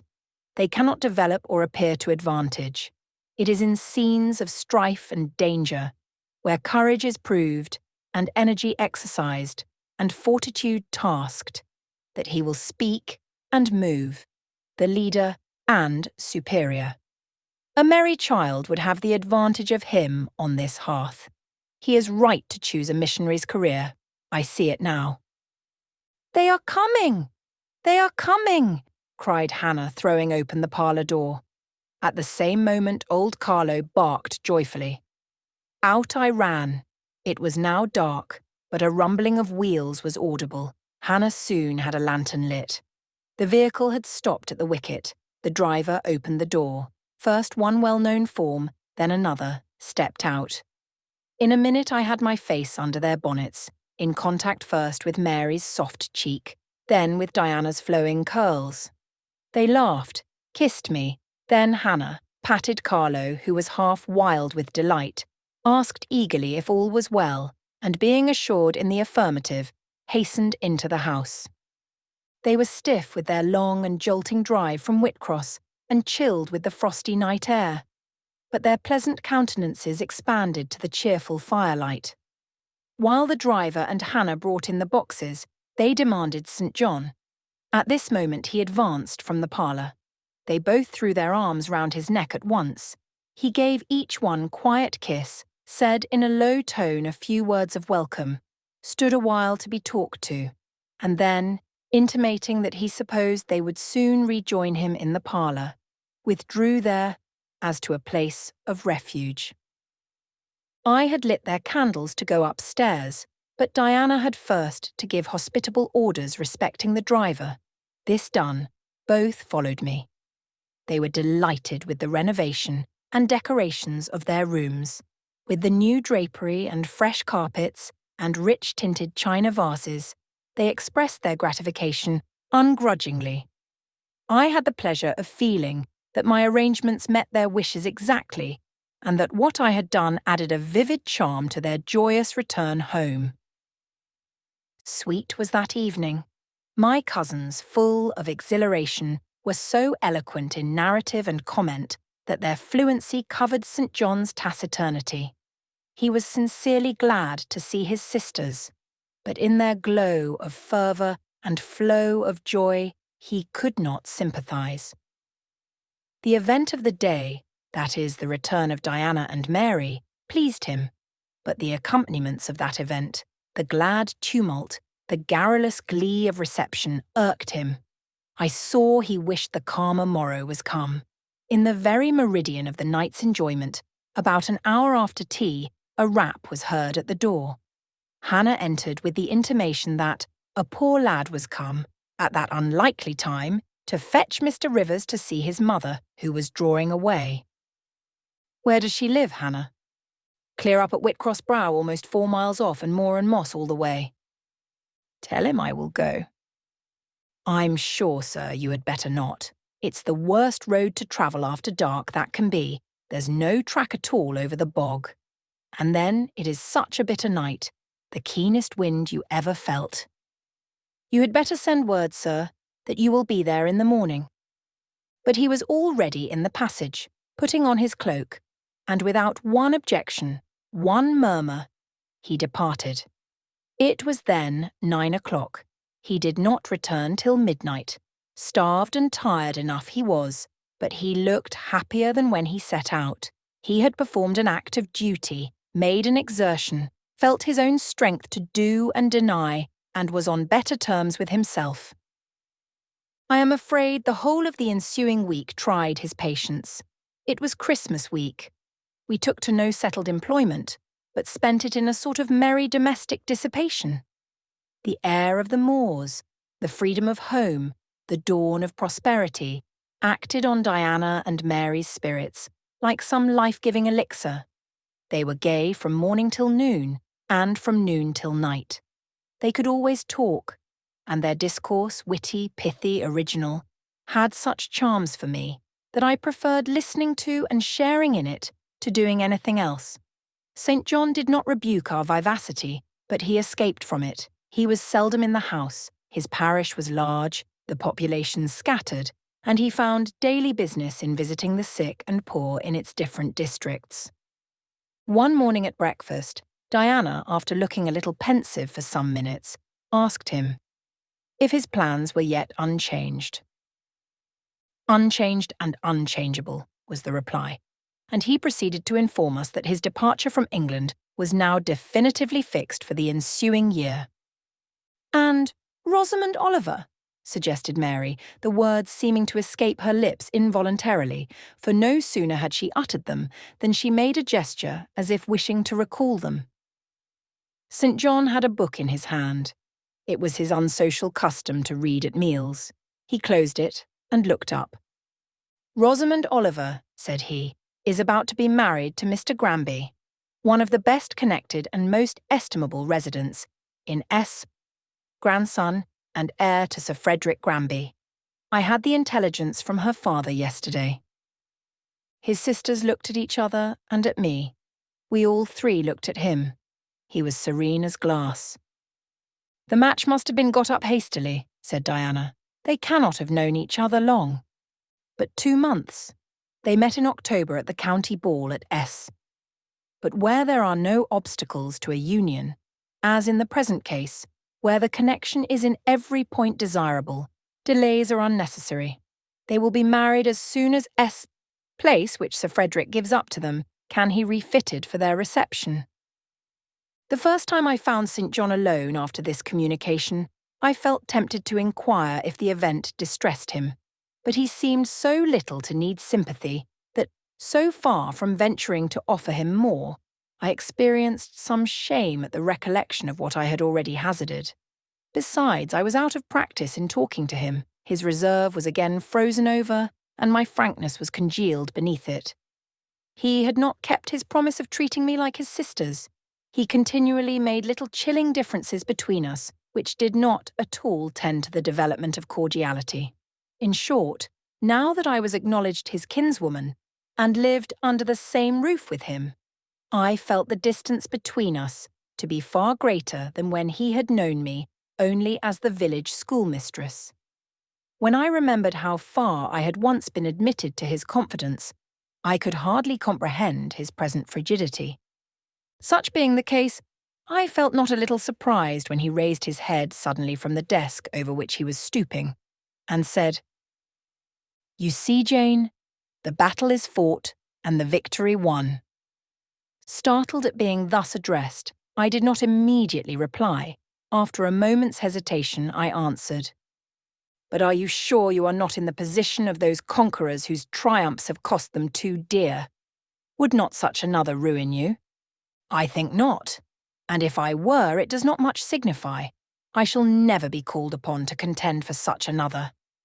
The event of the conflict is decisive. My way is now clear. I thank God for it." So saying, he returned to his papers and his silence. As our mutual happiness, i.e., Diana's, Mary's and mine, settled into a quieter character, and we resumed our usual habits and regular studies, St. John stayed more at home. He sat with us in the same room, sometimes for hours together. While Mary drew, Diana pursued a course of encyclopedic reading she had, to my awe and amazement, undertaken, and I fagged away at German. He pondered a mystic lore of his own, that of some Eastern tongue, the acquisition of which he thought necessary to his plans. Thus engaged, he appeared, sitting in his own recess, quiet and absorbed enough. But that blue eye of his had a habit of leaving the outlandish-looking grammar and wandering over and sometimes fixing upon us, his fellow students, with a curious intensity of observation. If caught, it would be instantly withdrawn, yet ever and anon it returned searchingly to our table. I wondered what it meant. I wondered too at the punctual satisfaction he never failed to exhibit on an occasion that seemed to me of small moment, namely, my weekly visit to Morton School. And still more was I puzzled when, if the day was unfavourable, if there was snow or rain or high wind, and his sisters urged me not to go, he would invariably make light of their solicitude and encourage me to accomplish the task without regard to the elements. "Jane is not such a weakling as you would make her," he would say. "She can bear a mountain blast, or a shower, or a few flakes of snow, as well as any of us. Her constitution is both sound and elastic, better calculated to endure variations of climate than many more robust." And when I returned, sometimes a good deal tired and not a little weather-beaten, I never dared complain, because I saw that to murmur would be to vex him. On all occasions, fortitude pleased him. The reverse was a special annoyance. One afternoon, however, I got leave to stay at home because I really had a cold. His sisters were gone to Morton in my stead. I sat reading Schiller, he deciphering his crabbed Oriental scrolls. As I exchanged a translation for an exercise, I happened to look his way. There I found myself under the influence of the ever-watchful blue eye. How long it had been searching me through and over, I cannot tell. So keen was it, and yet so cold, I felt for the moment superstitious, as if I were sitting in the room with something uncanny. "Jane, what are you doing?" "Learning German." "I want you to give up German and learn Hindustani." "You are not in earnest?" "In such earnest that I must have it so, and I will tell you why."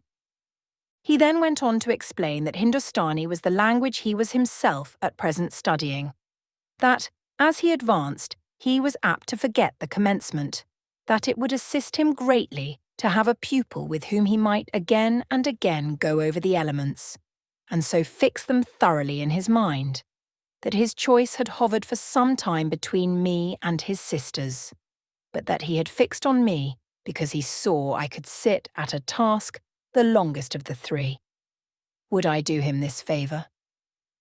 I should not perhaps have to make the sacrifice long, as it wanted now barely 3 months to his departure. St. John was not a man to be lightly refused. You felt that every impression made on him, either for pain or pleasure, was deep-graved and permanent. I consented. When Diana and Mary returned, the former found her scholar transferred from her to her brother. She laughed, and both she and Mary agreed that St. John should never have persuaded them to such a step. He answered quietly, "I know it." I found him a very patient, very forbearing, and yet an exacting master. He expected me to do a great deal, and when I fulfilled his expectations he, in his own way, fully testified his approbation. By degrees he acquired a certain influence over me that took away my liberty of mind. His praise and notice were more restraining than his indifference. I could no longer talk or laugh freely when he was by, because a tiresomely importunate instinct reminded me that vivacity, at least in me, was distasteful to him. I was so fully aware that only serious moods and occupations were acceptable that in his presence every effort to sustain or follow any other became vain. I fell under a freezing spell. When he said go, I went. Come, I came. Do this, I did it. But I did not love my servitude. I wished many a time he had continued to neglect me. One evening, when at bedtime his sisters and I stood round him, bidding him good night, he kissed each of them, as was his custom, and, as was equally his custom, he gave me his hand. Diana, who chanced to be in a frolicsome humour, she was not painfully controlled by his will, for hers, in another way, was as strong, exclaimed, "St. John, you used to call Jane your third sister, but you don't treat her as such. You should kiss her too." She pushed me towards him. I thought Diana very provoking, and felt uncomfortably confused, and while I was thus thinking and feeling, St. John bent his head. His Greek face was brought to a level with mine. His eyes questioned my eyes piercingly. He kissed me. There are no such things as marble kisses or ice kisses, or I should say my ecclesiastical cousin's salute belonged to one of these classes. But there may be experiment kisses, and his was an experiment kiss. When given, he viewed me to learn the result. It was not striking. I am sure I did not blush. Perhaps I might have turned a little pale, for I felt as if this kiss were a seal affixed to my fetters. He never omitted the ceremony afterwards, and the gravity and quiescence with which I underwent it seemed to invest it for him with a certain charm. As for me, I daily wished more to please him, but to do so, I felt daily more and more that I must disown half my nature, stifle half my faculties, wrest my tastes from their original bent, force myself to the adoption of pursuits for which I had no natural vocation. He wanted to train me to an elevation I could never reach. It racked me hourly to aspire to the standard he uplifted. The thing was as impossible as to mould my irregular features to his correct and classic pattern, to give to my changeable green eyes the sea-blue tint and solemn lustre of his own. Not his ascendancy alone, however, held me in thrall at present. Of late it had been easy enough for me to look sad. A cankering evil sat at my heart and drained my happiness at its source, the evil of suspense. Perhaps you think I had forgotten Mr. Rochester, reader, amidst these changes of place and fortune. Not for a moment. His idea was still with me, because it was not a vapour sunshine could disperse, nor a sand-traced effigy storms could wash away. It was a name graven on a tablet, fated to last as long as the marble it inscribed. The craving to know what had become of him followed me everywhere. When I was at Morton, I re-entered my cottage every evening to think of that, and now at Moor House, I sought my bedroom each night to brood over it. In the course of my necessary correspondence with Mr. Briggs about the will, I had inquired if he knew anything of Mr. Rochester's present residence and state of health. But, as St. John had conjectured, he was quite ignorant of all concerning him. I then wrote to Mrs. Fairfax, entreating information on the subject. I had calculated with certainty on this step answering my end. I felt sure it would elicit an early answer. I was astonished when a fortnight passed without reply.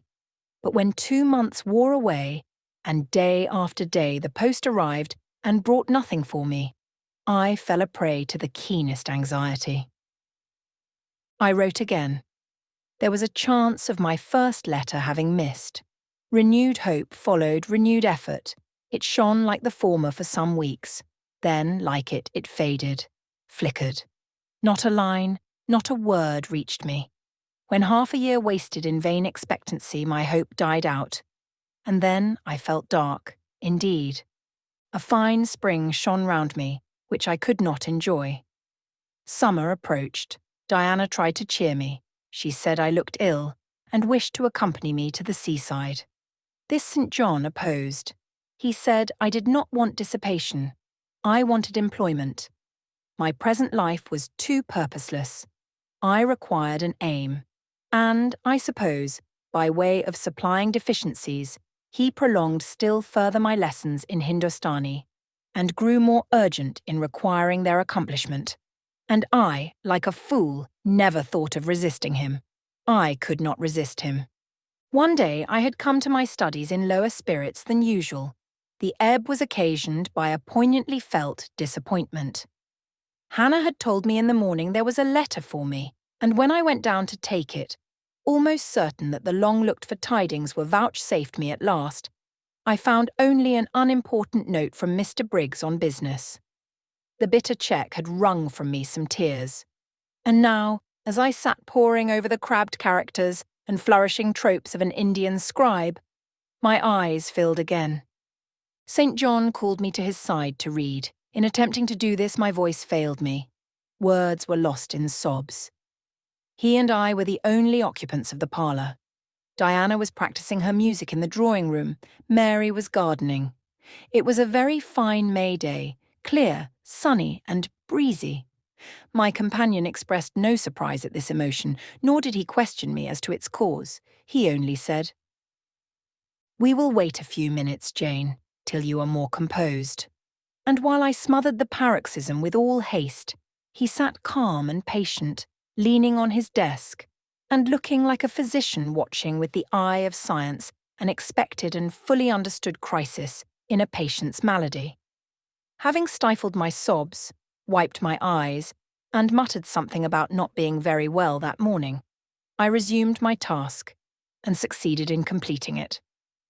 St. John put away my books and his, locked his desk, and said, "Now, Jane, you shall take a walk, and with me. I will call Diana and Mary. No, I want only one companion this morning, and that must be you. Put on your things, go out by the kitchen door, take the road towards the head of Marsh Glen.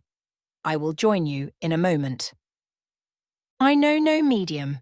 I never in my life have known any medium in my dealings with positive, hard characters, antagonistic to my own, between absolute submission and determined revolt. I have always faithfully observed the one, up to the very moment of bursting, sometimes with volcanic vehemence, into the other, and as neither present circumstances warranted, nor my present mood inclined me to mutiny, I observed careful obedience to St. John's directions, and in 10 minutes I was treading the wild track of the glen, side by side with him. The breeze was from the west. It came over the hills, sweet with scents of heath and rush. The sky was of stainless blue. The stream descending the ravine, swelled with past spring rains, poured along plentiful and clear, catching golden gleams from the sun and sapphire tints from the firmament. As we advanced and left the track, we trod a soft turf, mossy fine and emerald green, minutely enamelled with a tiny white flower, and spangled with a star-like yellow blossom. The hills, meantime, shut us quite in, for the glen, towards its head, wound to their very core.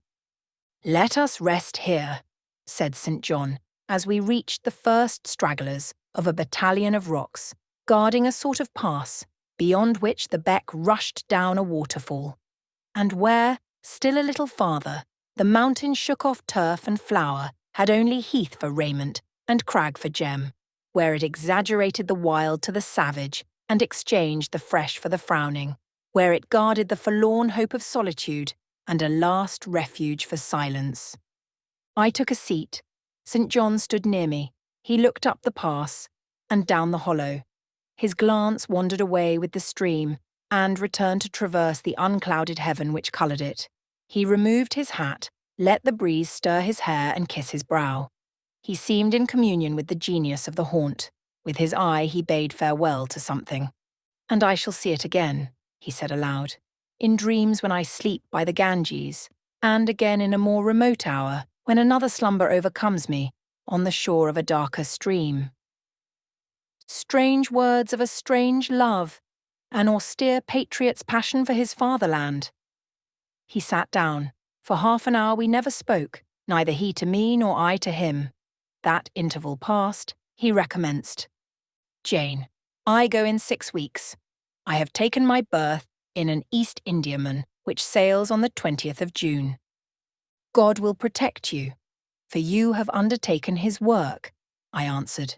"Yes," said he, "there is my glory and joy. I am the servant of an infallible master. I am not going out under human guidance, subject to the defective laws and erring control of my feeble fellow worms. My king, my lawgiver, my captain is the all-perfect. It seems strange to me that all round me do not burn to enlist under the same banner, to join in the same enterprise.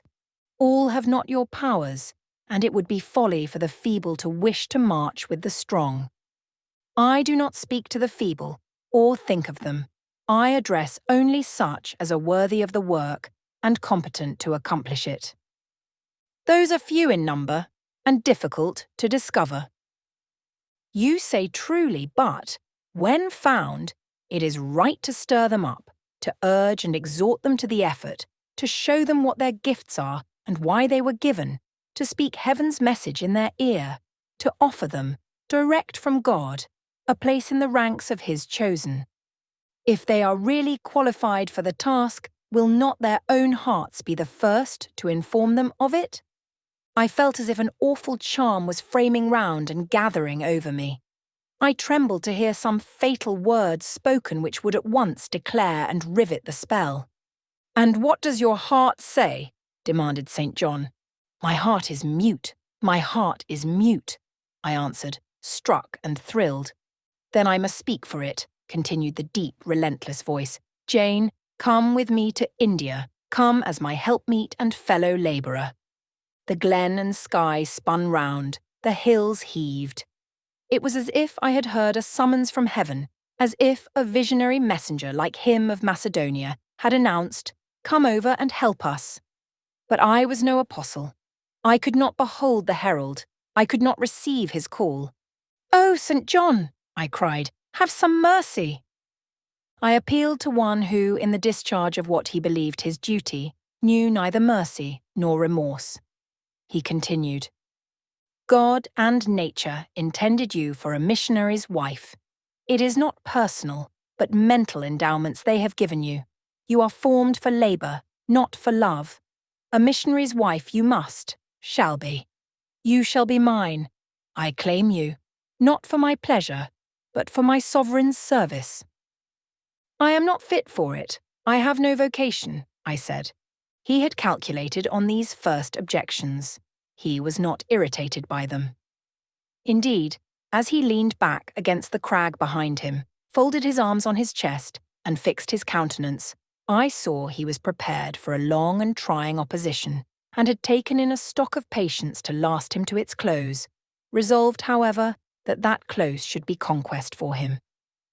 "Humility, Jane," said he, "is the groundwork of Christian virtues. You say right, that you are not fit for the work. Who is fit for it? Or who, that ever was truly called, believed himself worthy of the summons? I, for instance, am but dust and ashes. With St. Paul, I acknowledge myself the chiefest of sinners, but I do not suffer this sense of my personal vileness to daunt me. I know my leader, that he is just as well as mighty, and while he has chosen a feeble instrument To perform a great task, he will, from the boundless stores of his providence, supply the inadequacy of the means to the end. Think like me, Jane. Trust like me. It is the rock of ages I ask you to lean on. Do not doubt, but it will bear the weight of your human weakness. I do not understand a missionary life. I have never studied missionary labours. There I, humble as I am, can give you the aid you want. I can set you your task from hour to hour, stand by you always, help you from moment to moment. This I could do in the beginning. Soon, for I know your powers, you would be as strong and apt as myself and would not require my help. But my powers, where are they for this undertaking? I do not feel them. Nothing speaks or stirs in me while you talk.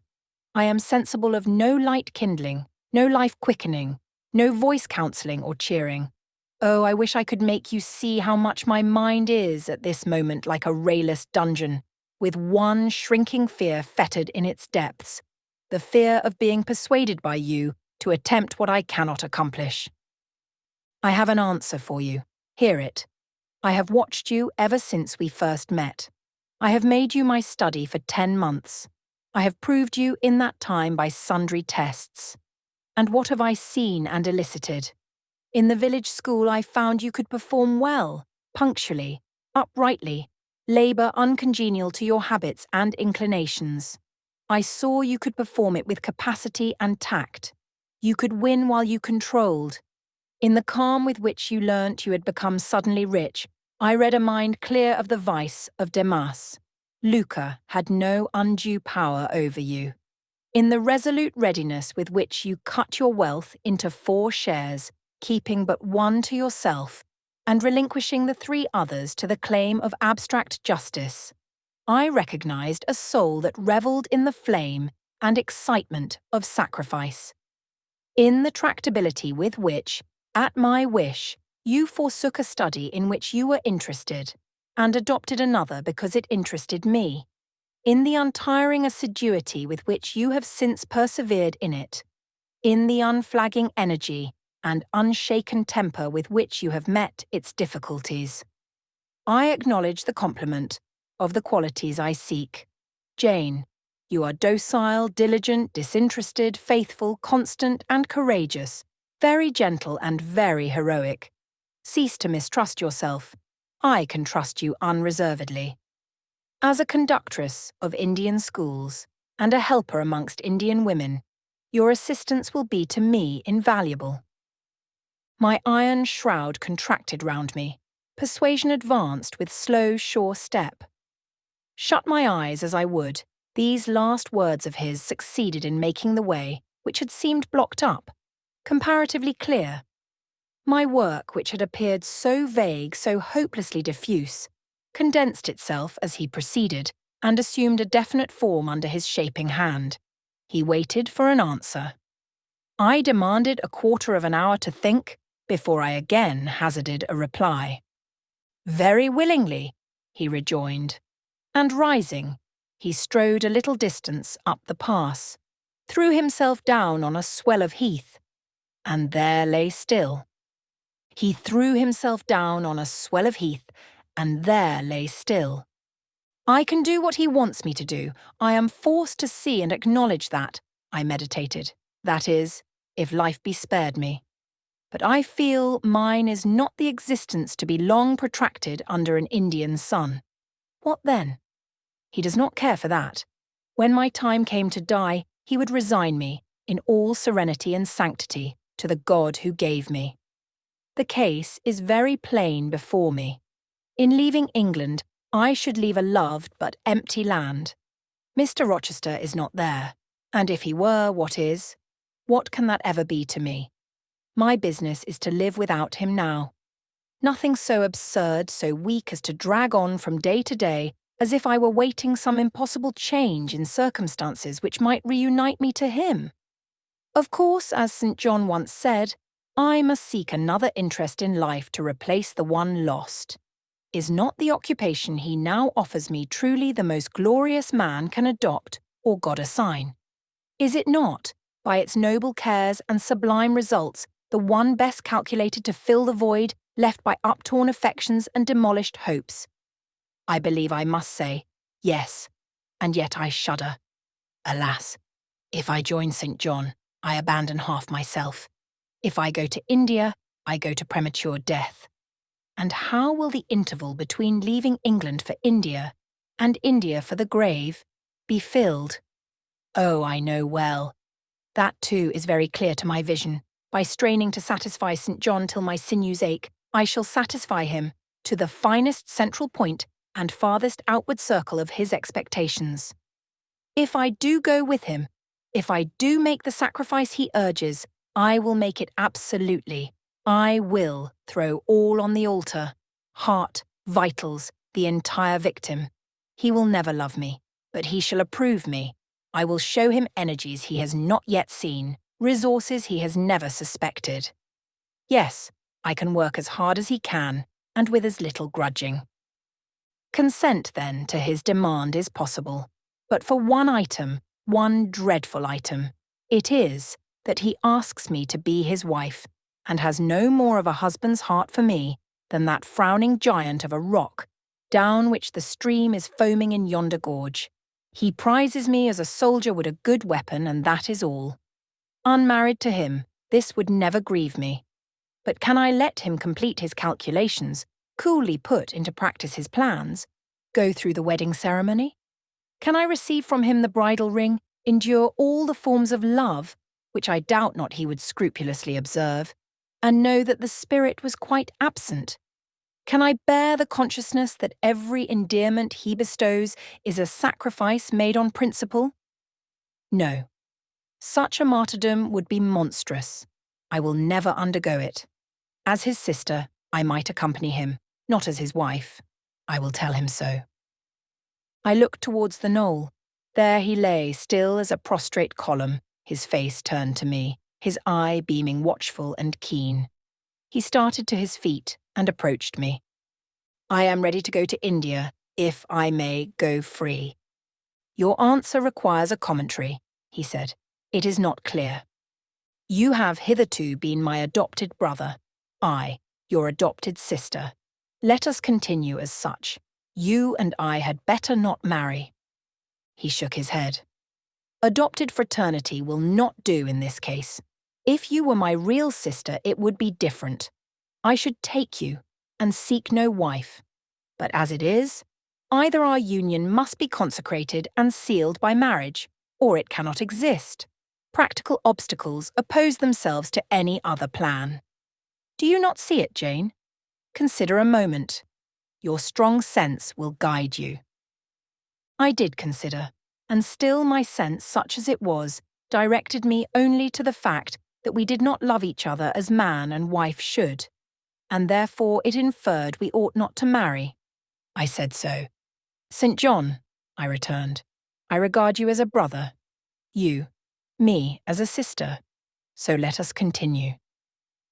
We cannot, he answered with short, sharp determination. It would not do. You have said you will go with me to India. Remember, you have said that. Conditionally. Well, well. To the main point, the departure with me from England, the cooperation with me in my future labours. You do not object. You have already as good as put your hand to the plough. You are too consistent to withdraw it. You have but one end to keep in view, how the work you have undertaken can best be done. Simplify your complicated interests, feelings, thoughts, wishes, aims. Merge all considerations in one purpose, that of fulfilling with effect, with power, the mission of your great master. To do so, you must have a coadjutor, not a brother, that is a loose tie, but a husband. I too do not want a sister. A sister might any day be taken from me. I want a wife, the sole helpmeet I can influence efficiently in life and retain absolutely till death. I shuddered as he spoke. I felt his influence in my marrow, his hold on my limbs. Seek one elsewhere than in me, St. John. Seek one fitted to you. One fitted to my purpose, you mean, fitted to my vocation. Again I tell you, it is not the insignificant private individual, the mere man with the man's selfish senses, I wish to mate. It is the missionary. And I will give the missionary my energies. It is all he wants, but not myself. That would be only adding the husk and shell to the kernel. For them he has no use. I retain them. You cannot, you ought not. Do you think God will be satisfied with half an oblation? Will he accept a mutilated sacrifice? It is the cause of God I advocate. It is under his standard I enlist you. I cannot accept on his behalf a divided allegiance. It must be entire. Oh, I will give my heart to God, I said. You do not want it. I will not swear, reader, that there was not something of repressed sarcasm both in the tone in which I uttered this sentence and in the feeling that accompanied it. I had silently feared St. John till now, because I had not understood him. He had held me in awe, because he had held me in doubt. How much of him was saint, how much mortal, I could not heretofore tell. But revelations were being made in this conference. The analysis of his nature was proceeding before my eyes. I saw his fallibilities. I comprehended them. I understood that, sitting there where I did, on the bank of heath, and with that handsome form before me, I sat at the feet of a man, caring as I. The veil fell from his hardness and despotism. Having felt in him the presence of these qualities, I felt his imperfection and took courage. I was with an equal, one with whom I might argue, one whom, if I saw good, I might resist. He was silent after I had uttered the last sentence, and I presently risked an upward glance at his countenance. His eye, bent on me, expressed at once stern surprise and keen inquiry. "Is she sarcastic and sarcastic to me?" it seemed to say. "What does this signify?" "Do not let us forget that this is a solemn matter," he said ere long, "one of which we may neither think nor talk lightly without sin. I trust, Jane, you are in earnest when you say you will serve your heart to God. It is all I want. Once wrench your heart from man and fix it on your Maker. The advancement of that Maker's spiritual kingdom on earth will be your chief delight and endeavour. You will be ready to do at once whatever furthers that end. You will see what impetus would be given to your efforts and mine by our physical and mental union in marriage. The only union that gives a character of permanent conformity to the destinies and designs of human beings, and passing over all minor caprices, all trivial difficulties and delicacies of feeling, all scruple about the degree, kind, strength, or tenderness of mere personal inclination, you will hasten to enter into that union at once. "Shall I?" I said briefly, and I looked at his features, beautiful in their harmony, but strangely formidable in their still severity. At his brow, commanding but not open. At his eyes, bright and deep and searching, but never soft. At his tall, imposing figure, and fancied myself in idea his wife. Oh, it would never do. As his curate, his comrade, all would be right. I would cross oceans with him in that capacity, toil under eastern suns, in Asian deserts with him in that office, admire and emulate his courage and devotion and vigour, accommodate quietly to his masterhood, smile undisturbed at his ineradicable ambition, discriminate the Christian from the man, profoundly esteem the one, and freely forgive the other. I should suffer often, no doubt, attached to him only in this capacity. My body would be under rather a stringent yoke, but my heart and mind would be free.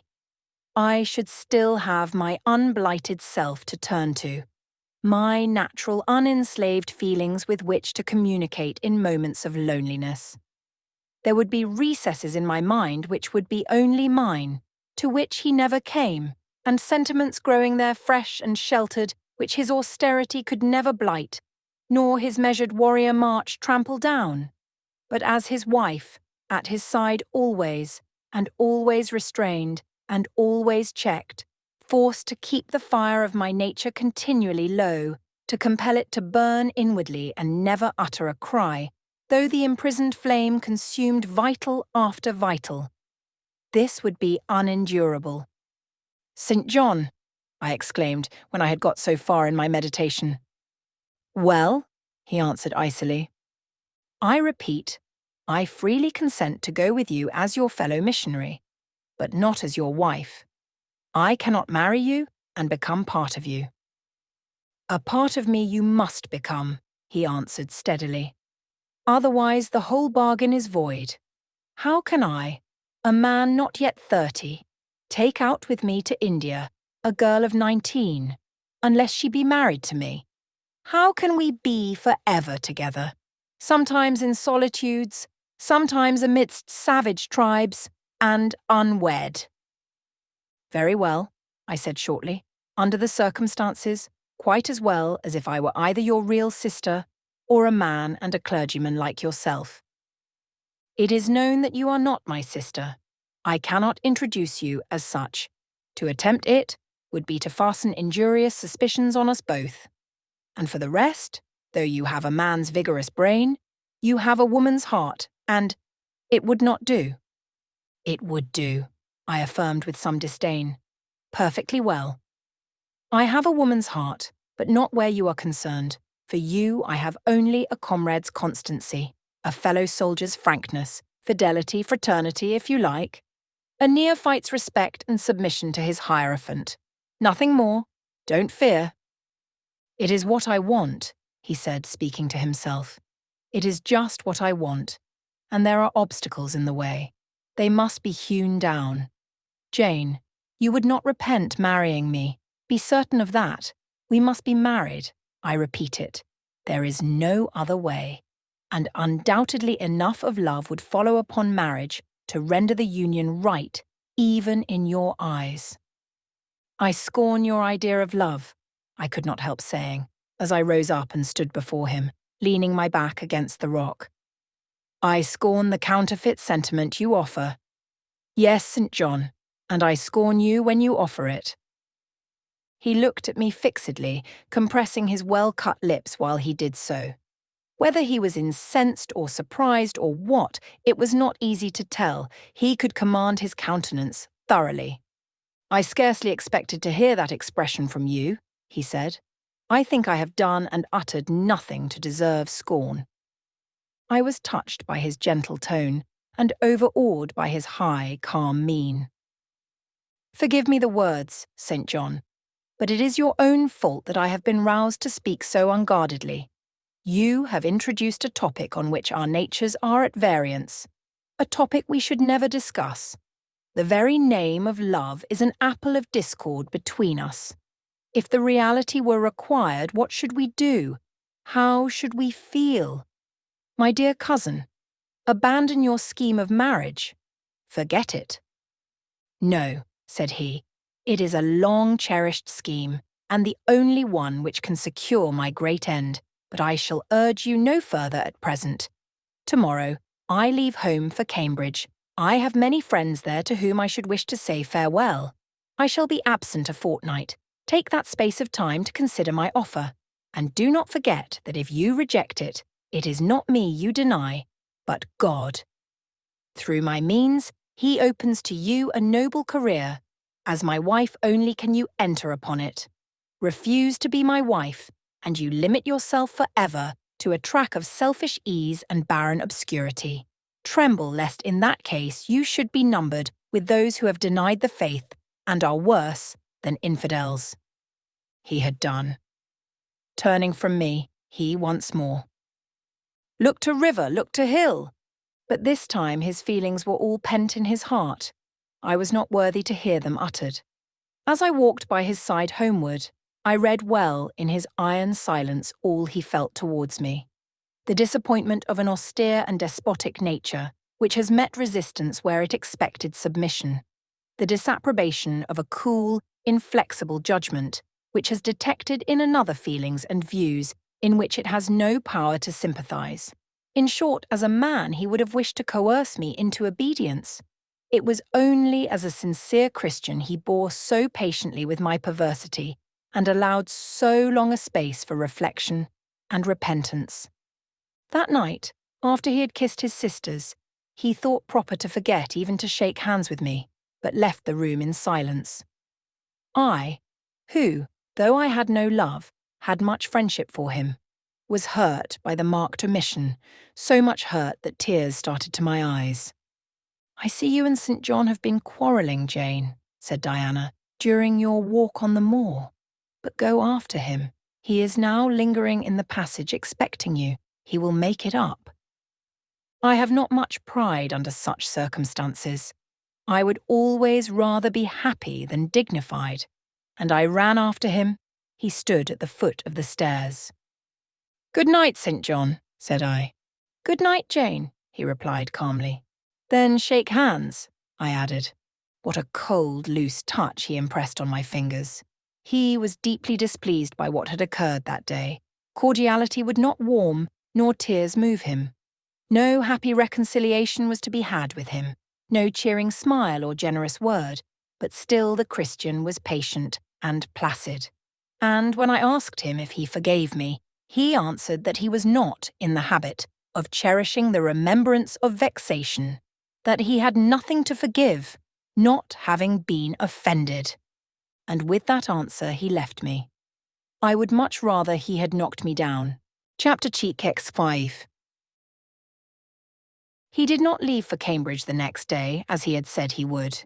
He deferred his departure a whole week, and during that time he made me feel what severe punishment a good yet stern, a conscientious yet implacable man can inflict on one who has offended him.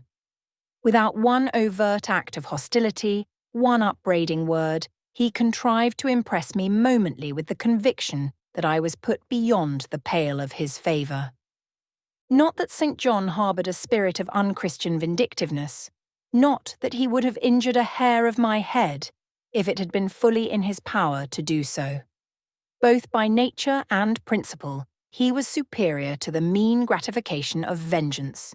He had forgiven me for saying I scorned him, and his love, but he had not forgotten the words, and as long as he and I lived, he never would forget them. I saw by his look, when he turned to me, that they were always written on the air between me and him. Whenever I spoke, they sounded in my voice to his ear, and their echo toned every answer he gave me. He did not abstain from conversing with me. He even called me as usual each morning to join him at his desk. And I fear the corrupt man within him had a pleasure unimparted to, and unshared by, the pure Christian in evincing with what skill he could, while acting and speaking apparently just as usual, extract from every deed and every phrase the spirit of interest and approval which had formerly communicated a certain austere charm to his language and manner. To me he was in reality become no longer flesh, but marble. His eye was a cold, bright blue gem, his tongue a speaking instrument, nothing more. All this was torture to me, refined, lingering torture. It kept up a slow fire of indignation and a trembling trouble of grief, which harassed and crushed me altogether. I felt how, if I were his wife, this good man, pure as the deep sunless source, could soon kill me, without drawing from my veins a single drop of blood, or receiving on his own crystal conscience the faintest stain of crime. Especially I felt this when I made any attempt to propitiate him. No ruth met my ruth. He experienced no suffering from estrangement, no yearning after reconciliation. And though more than once my fast-falling tears blistered the page over which we both bent, they produced no more effect on him than if his heart had been really a matter of stone or metal. To his sisters, meantime, he was somewhat kinder than usual, as if afraid that mere coldness would not sufficiently convince me how completely I was banished and banned. He added the force of contrast. And this, I am sure, he did not by force, but on principle. The night before he left home, happening to see him walking in the garden about sunset, and remembering, as I looked at him, that this man, alienated as he now was, had once saved my life, and that we were near relations, I was moved to make a last attempt to regain his friendship. I went out and approached him as he stood, leaning over the little gate. I spoke to the point at once. "St. John, I am unhappy because you are still angry with me. Let us be friends." "I hope we are friends," was the unmoved reply, while he still watched the rising of the moon, which he had been contemplating as I approached. "No, St. John, we are not friends as we were. You know that." "Are we not? That is wrong. For my part, I wish you no ill and all good." "I believe you, St. John, for I am sure you are incapable of wishing anyone ill. But, as I am your kinswoman, I should desire somewhat more of affection than that sort of general philanthropy you extend to mere strangers." "Of course," he said, "your wish is reasonable, and I am far from regarding you as a stranger." This, spoken in a cool, tranquil tone, was mortifying and baffling enough. Had I attended to the suggestions of pride and ire, I should immediately have left him. But something worked within me more strongly than those feelings could. I deeply venerated my cousin's talent and principle. His friendship was of value to me. To lose it tried me severely. I would not so soon relinquish the attempt to reconquer it. "Must we part in this way, St. John? And when you go to India, will you leave me so, without a kinder word than you have yet spoken?" He now turned quite from the moon and faced me. "When I go to India, Jane, will I leave you? What? Do you not go to India?" "You said I could not unless I married you." "And you will not marry me? You adhere to that resolution? Reader, do you know, as I do, what terror those cold people can put into the ice of their questions? How much of the fall of the avalanche is in their anger, of the breaking up of the frozen sea in their displeasure? No, St. John, I will not marry you. I adhere to my resolution." The avalanche had shaken and slid a little forward, but it did not yet crash down. "Once more, why this refusal?" he asked. "Formerly," I answered, "because you did not love me. Now, I reply, because you almost hate me. If I were to marry you, you would kill me. You are killing me now." His lips and cheeks turned white, quite white. "I should kill you. I am killing you? Your words are such as ought not to be used. Violent, unfeminine, and untrue. They betray an unfortunate state of mind. They merit severe reproof. They would seem inexcusable, but that it is the duty of man to forgive his fellow even until 70 and 7 times. I had finished the business now. While earnestly wishing to erase from his mind the trace of my former offence, I had stamped on that tenacious surface another and far deeper impression. I had burnt it in. "Now you will indeed hate me," I said. "It is useless to attempt to conciliate you. I see I have made an eternal enemy of you." A fresh wrong did these words inflict, the worse, because they touched on the truth. That bloodless lip quivered to a temporary spasm. I knew the steely ire I had whetted. I was heart-wrung. "You utterly misinterpret my words," I said, at once seizing his hand. "I have no intention to grieve or pain you. Indeed, I have not." Most bitterly he smiled. Most decidedly he withdrew his hand from mine. "And now you recall your promise and will not go to India at all, I presume," said he, after a considerable pause. "Yes, I will.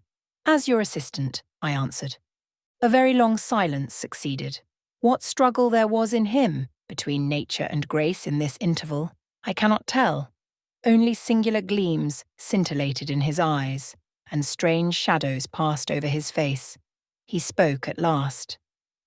"I before proved to you the absurdity of a single woman of your age proposing to accompany abroad a single man of mine.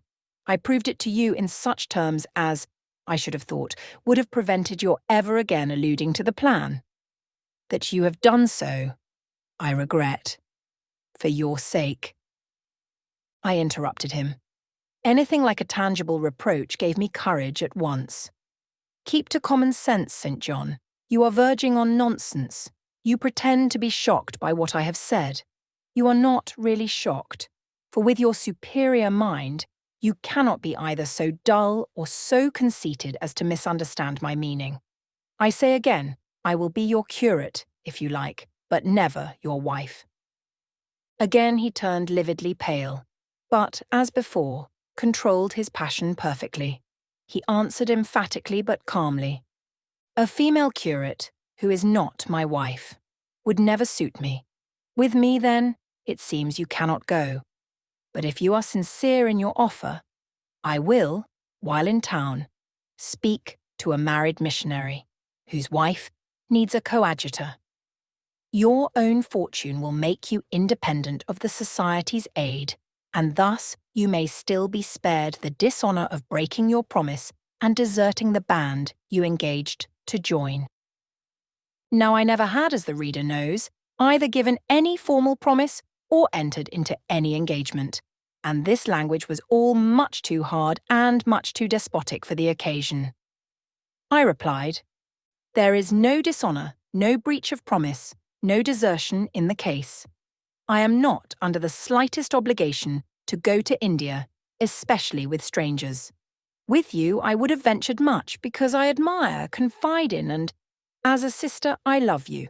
But I am convinced that, go when and with whom I would, I should not live long in that climate." "Ah, you are afraid of yourself," he said, curling his lip. "I am. God did not give me my life to throw away, and to do as you wish me would, I begin to think, be almost equivalent to committing suicide. Moreover, before I definitively resolve on quitting England, I will know for certain whether I cannot be of greater use by remaining in it than by leaving it." "What do you mean?" It would be fruitless to attempt to explain, but there is a point on which I have long endured painful doubt, and I can go nowhere till by some means that doubt is removed. I know where your heart turns and to what it clings. The interest you cherish is lawless and unconsecrated. Long since you ought to have crushed it, now you should blush to allude to it. You think of Mr. Rochester? It was true. I confessed it by silence. "Are you going to seek Mr. Rochester?" "I must find out what is become of him." "It remains for me, then," he said, "to remember you in my prayers and to entreat God for you, in all earnestness, that you may not indeed become a castaway. I had thought I recognized in you one of the chosen, but God sees not as man sees. His will be done." He opened the gate, passed through it, and strayed away down the glen. He was soon out of sight. On re-entering the parlour, I found Diana standing at the window, looking very thoughtful. Diana was a great deal taller than I. She put her hand on my shoulder and, stooping, examined my face. "Jane," she said, "you are always agitated and pale now. I am sure there is something the matter. Tell me what business St. John and you have on hands. I have watched you this half-hour from the window. You must forgive my being such a spy, but for a long time I have fancied I hardly know what. St. John is a strange being." She paused. I did not speak. Soon she resumed. "That brother of mine cherishes peculiar views of some sort respecting you, I am sure. He has long distinguished you by a notice and interest he never showed to anyone else. To what end? I wish he loved you. Does he, Jane?" I put her cool hand to my hot forehead. "No, Di, not one whit." "Then why does he follow you so with his eyes, and get you so frequently alone with him, and keep you so continually at his side? Mary and I had both concluded he wished you to marry him." "He does. He has asked me to be his wife." Diana clapped her hands. "That is just what we hoped and thought. And you will marry him, Jane, won't you? And then he will stay in England." "Far from that, Diana. His sole idea in proposing to me is to procure a fitting fellow labourer in his Indian toils." "What? He wishes you to go to India?" "Yes." "Madness!" she exclaimed. "You would not live 3 months there, I am certain. You never shall go. You have not consented, have you, Jane?" "I have refused to marry him."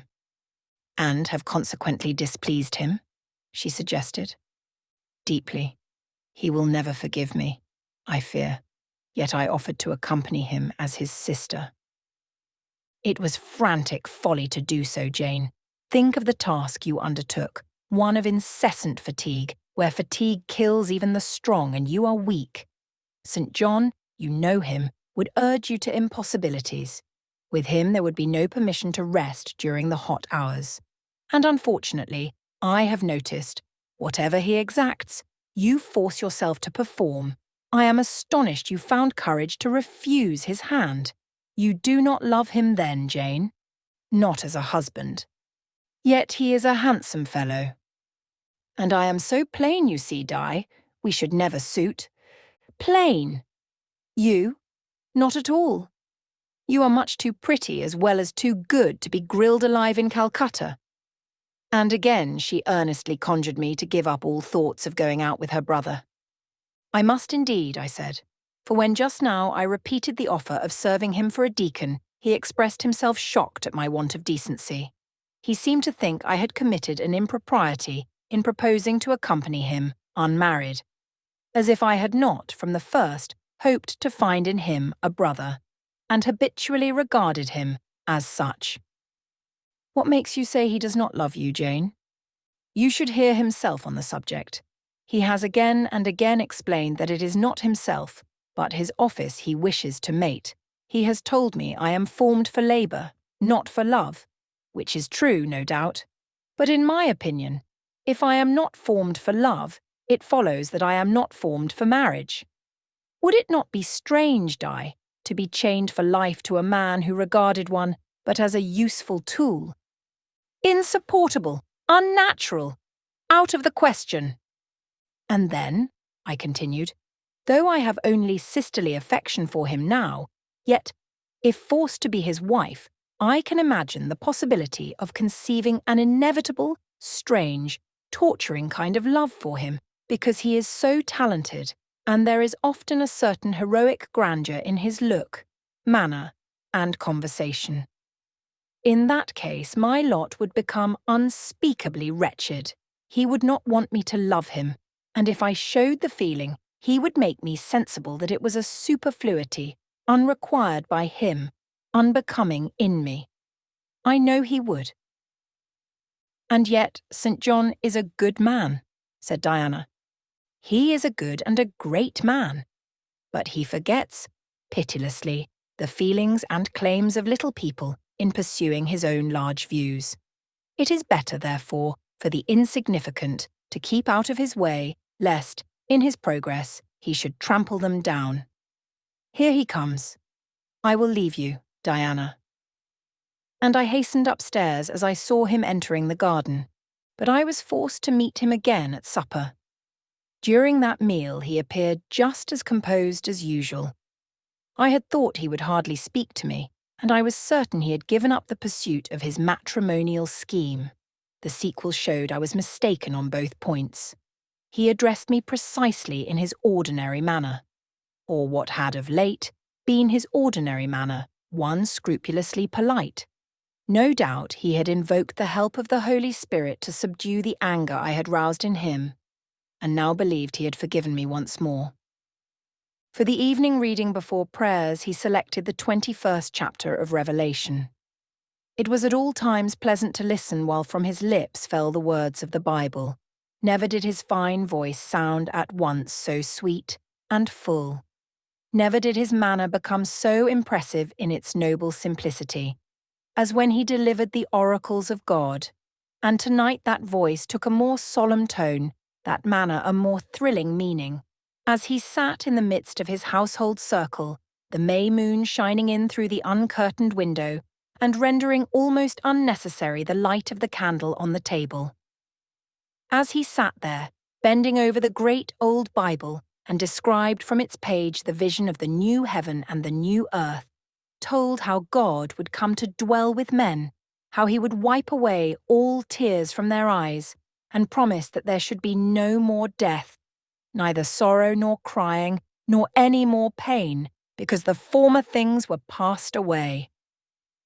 The succeeding words thrilled me strangely as he spoke them, especially as I felt, by the slight, indescribable alteration in sound, that in uttering them his eye had turned on me. He that overcometh shall inherit all things, and I will be his God, and he shall be my son.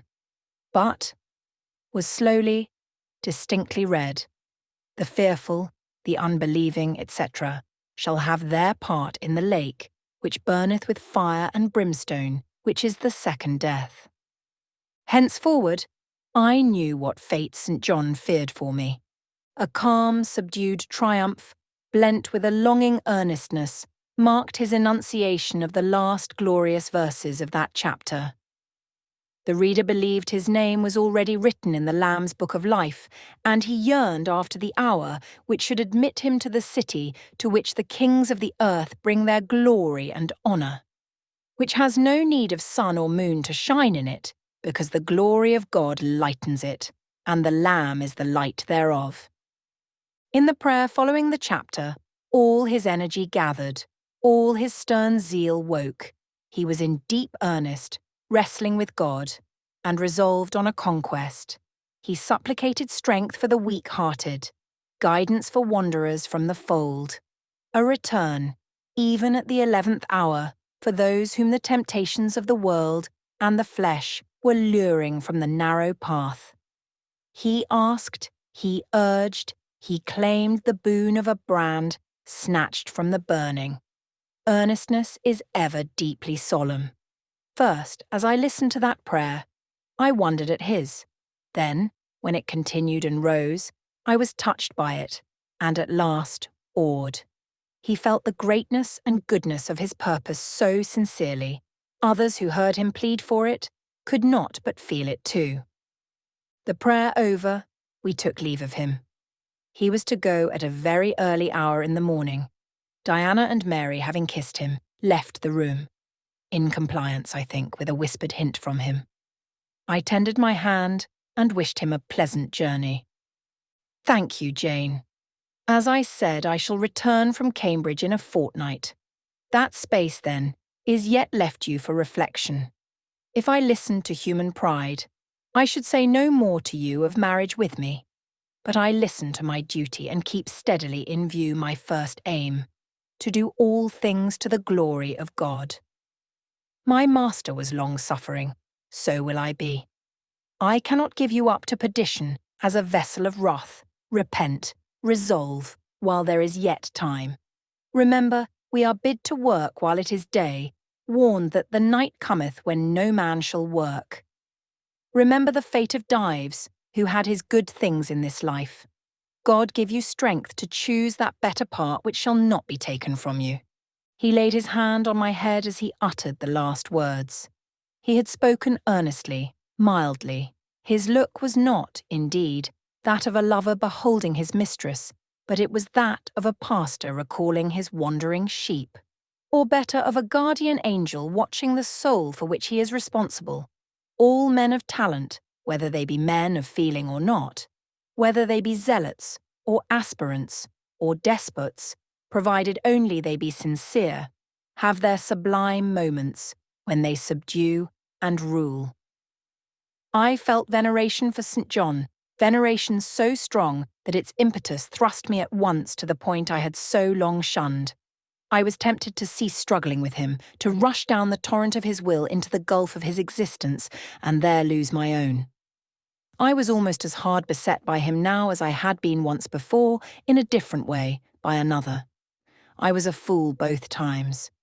To have yielded then would have been an error of principle. To have yielded now would have been an error of judgment. So I think at this hour, when I look back to the crisis through the quiet medium of time, I was unconscious of folly at the instant. I stood motionless under my Hierophant's touch. My refusals were forgotten, my fears overcome, my wrestlings paralysed. The impossible, i.e., my marriage with St. John, was fast becoming the possible. All was changing utterly with a sudden sweep. Religion called, angels beckoned, God commanded, life rolled together like a scroll, death's gates opening, showed eternity beyond. It seemed that for safety and bliss, There, all here might be sacrificed in a second. The dim room was full of visions. "Could you decide now?" asked the missionary.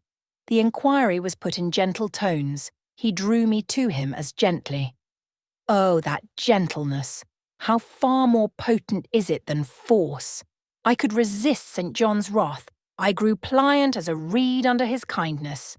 Yet I knew all the time, if I yielded now, I should not the less be made to repent some day of my former rebellion. His nature was not changed by 1 hour of solemn prayer. It was only elevated. "I could decide if I were but certain," I answered.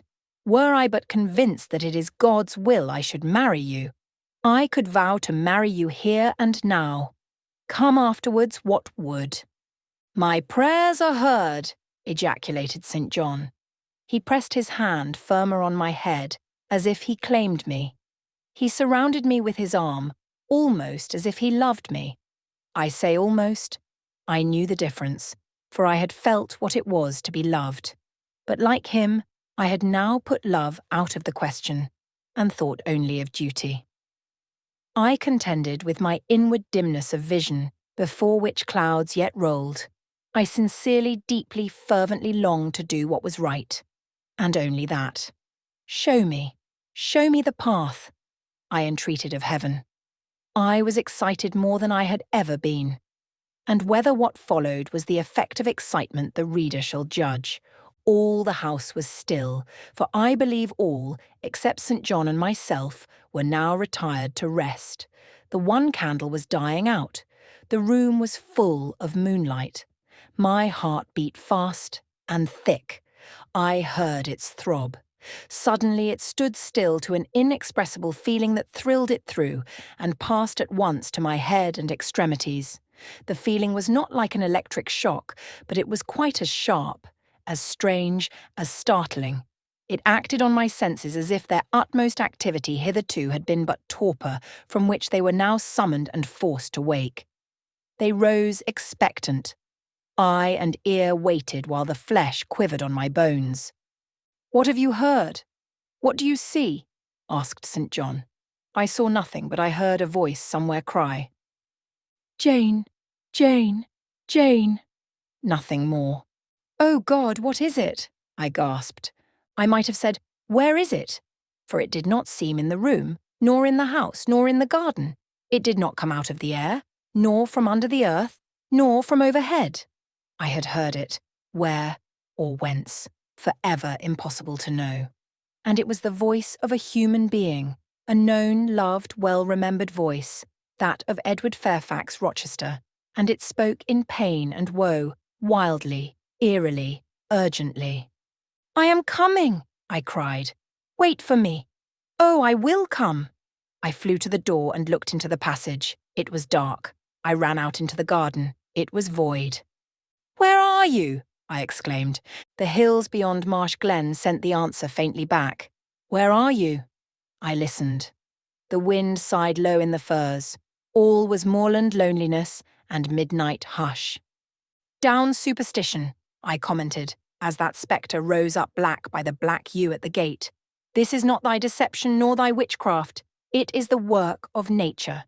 She was roused and did, no miracle, but her best." I broke from St. John, who had followed and would have detained me. It was my time to assume ascendancy. My powers were in play and in force. I told him to forbear question or remark. I desired him to leave me. I must and would be alone. He obeyed at once. Where there is energy to command well enough, obedience never fails. I mounted to my chamber, locked myself in, fell on my knees, and prayed in my way. A different way to St. John's, but effective in its own fashion. I seemed to penetrate very near a mighty spirit, and my soul rushed out in gratitude at his feet. I rose from the thanksgiving, took a resolve, and lay down, unscared, enlightened, eager but for the daylight. Chapter 36. The daylight came. I rose at dawn. I busied myself for an hour or two with arranging my things in my chamber, drawers, and wardrobe, in the order wherein I should wish to leave them during a brief absence. Meantime, I heard St. John quit his room. He stopped at my door. I feared he would knock. No, but a slip of paper was passed under the door. I took it up. It bore these words: "You left me too suddenly last night. Had you stayed but a little longer, you would have laid your hand on the Christian's cross and the angel's crown. I shall expect your clear decision when I return this day fortnight. Meantime, watch and pray that you enter not into temptation. The spirit, I trust, is willing, but the flesh, I see, is weak. I shall pray for you hourly. Yours, St. John." My spirit, I answered mentally, is willing to do what is right, and my flesh, I hope, is strong enough to accomplish the will of heaven, when once that will is distinctly known to me. At any rate, it shall be strong enough to search, inquire, to grope an outlet from this cloud of doubt, and find the open day of certainty. It was the 1st of June, yet the morning was overcast and chilly. Rain beat fast on my casement. I heard the front door open and St. John pass out. Looking through the window, I saw him traverse the garden. He took the way over the misty moors in the direction of Whitcross. There he would meet the coach. In a few more hours I shall succeed you in that track, cousin, thought I. I too have a coach to meet at Whitcross. I too have some to see and ask after in England before I depart for ever. It wanted yet 2 hours of breakfast time. I filled the interval in walking softly about my room and pondering the visitation which had given my plans their present bent. I recalled that inward sensation I had experienced, for I could recall it with all its unspeakable strangeness. I recalled the voice I had heard. Again I questioned whence it came, as vainly as before. It seemed in me, not in the external world. I asked, was it a mere nervous impression, a delusion? I could not conceive or believe. It was more like an inspiration. The wondrous shock of feeling had come like the earthquake which shook the foundations of Paul and Silas's prison. It had opened the doors of the soul's cell and loosed its bands. It had wakened it out of its sleep, whence it sprang trembling, listening, aghast. Then vibrated thrice a cry on my startled ear, and in my quaking heart, and through my spirit, which neither feared nor shook, but exulted as if in joy over the success of one effort it had been privileged to make, independent of the cumbrous body. "Ere many days," I said, as I terminated my musings, "I will know something of him whose voice seemed last night to summon me. Letters have proved of no avail. Personal inquiry shall replace them." At breakfast, I announced to Diana and Mary that I was going a journey and should be absent at least 4 days. "Alone, Jane?" they asked. Yes, it was to see or hear news of a friend about whom I had for some time been uneasy. They might have said, as I have no doubt they thought, that they had believed me to be without any friends save them, for indeed I had often said so, but, with their true natural delicacy, they abstained from comment, except that Diana asked me if I was sure I was well enough to travel. I looked very pale, she observed. I replied that nothing ailed me save anxiety of mind, which I hoped soon to alleviate. It was easy to make my further arrangements, for I was troubled with no inquiries, no surmises. Having once explained to them that I could not now be explicit about my plans, they kindly and wisely acquiesced in the silence with which I pursued them. According to me, the privilege of free action I should under similar circumstances have accorded them.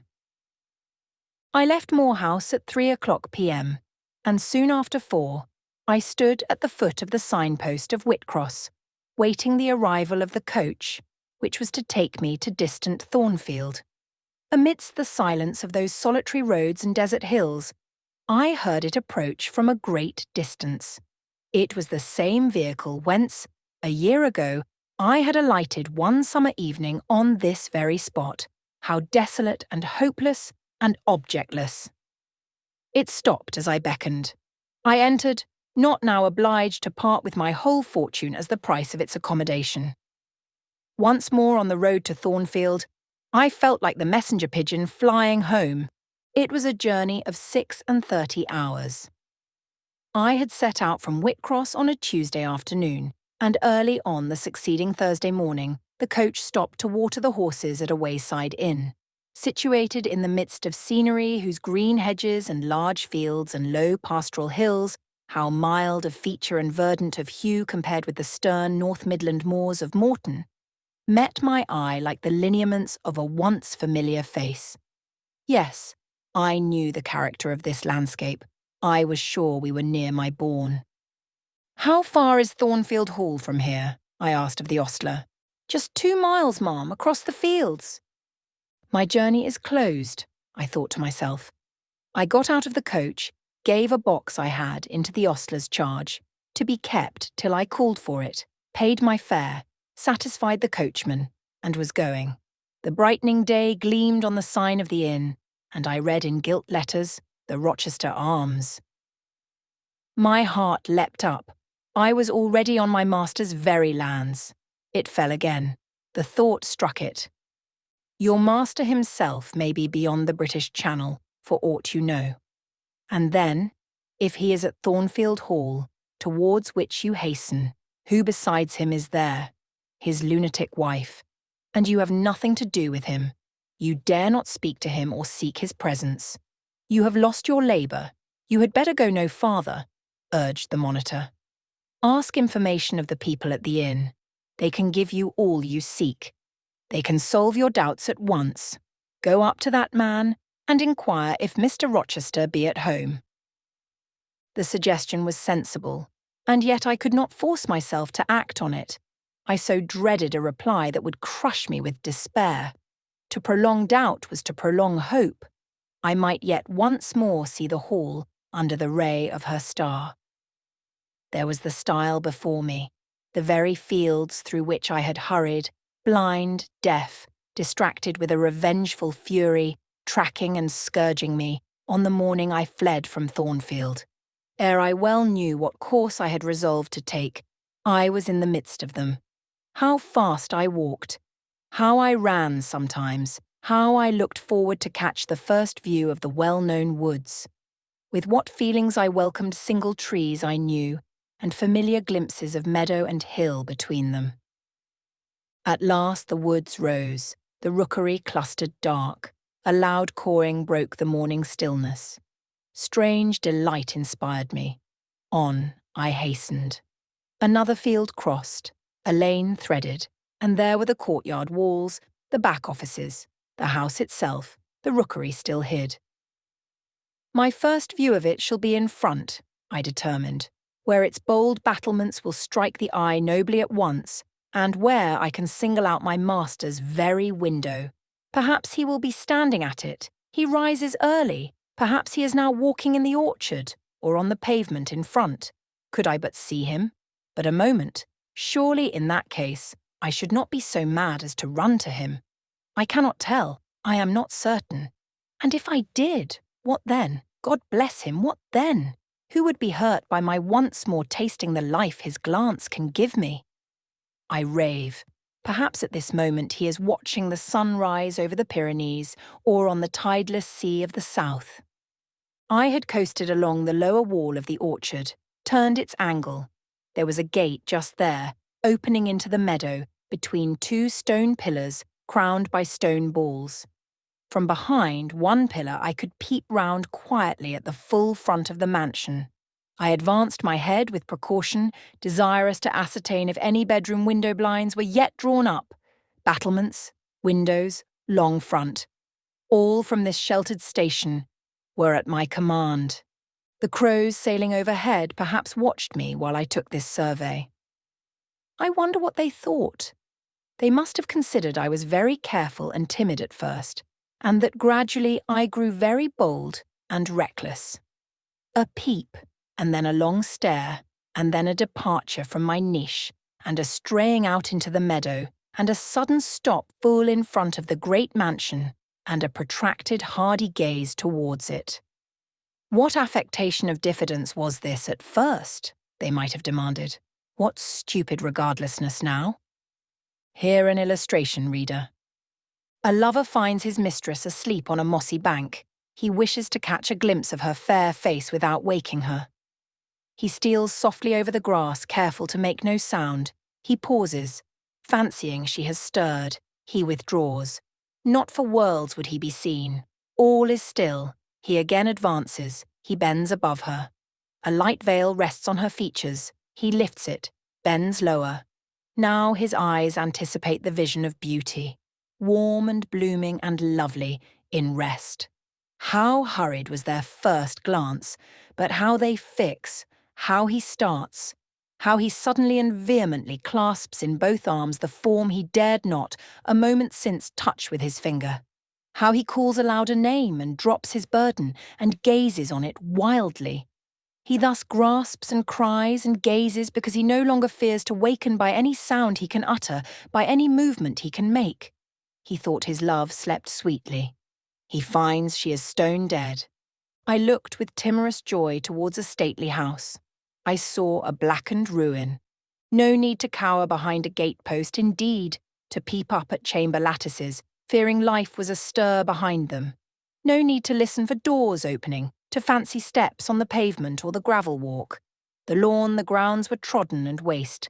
The portal yawned void. The front was, as I had once seen it in a dream, but a well-like wall, very high and very fragile-looking, perforated with panelless windows. No roof, no battlements, no chimneys. All had crashed in.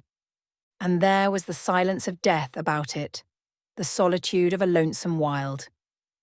No wonder that letters addressed to people here had never received an answer. As well dispatch epistles to a vault in a church aisle. The grim blackness of the stones told by what fate the hall had fallen, by conflagration. But how kindled? What story belonged to this disaster? What loss, besides mortar and marble and woodwork, had followed upon it? Had life been wrecked as well as property? If so, whose? Dreadful question. There was no one here to answer it, not even dumb sign, mute token. In wandering round the shattered walls and through the devastated interior, I gathered evidence that the calamity was not of late occurrence. Winter snows, I thought, had drifted through that void arch, winter rains beaten in at those hollow casements, for, amidst the drenched piles of rubbish, spring had cherished vegetation. Grass and weed grew here and there between the stones and fallen rafters. And oh, where meantime was the hapless owner of this wreck? In what land? Under what auspices? My eye involuntarily wandered to the grey church tower near the gates, and I asked, "Is he with Dame de Rochester, sharing the shelter of his narrow marble house?" Some answer must be had to these questions. I could find it nowhere but at the inn, and thither, ere long, I returned. The host himself brought my breakfast into the parlour. I requested him to shut the door and sit down. I had some questions to ask him. But when he complied, I scarcely knew how to begin. Such horror had I of the possible answers. And yet the spectacle of desolation I had just left prepared me in a measure for a tale of misery. The host was a respectable-looking, middle-aged man. "You know Thornfield Hall, of course," I managed to say at last. "Yes, ma'am. I lived there once." "Did you?" "Not in my time," I thought. "You are a stranger to me." "I was the late Mr. Rochester's butler," he added. The late. I seemed to have received, with full force, the blow I had been trying to evade. "The late," I gasped. "Is he dead?" "I mean the present gentleman, Mr. Edward's father," he explained. I breathed again. My blood resumed its flow.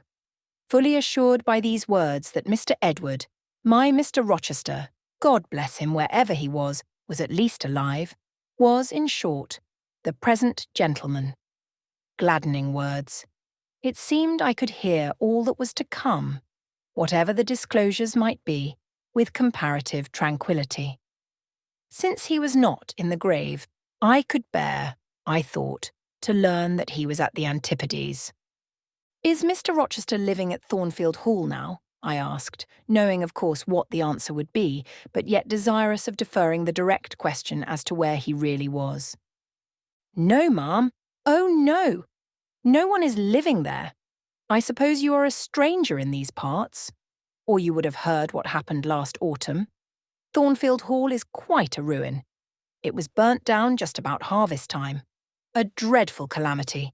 Such an immense quantity of valuable property destroyed. Hardly any of the furniture could be saved.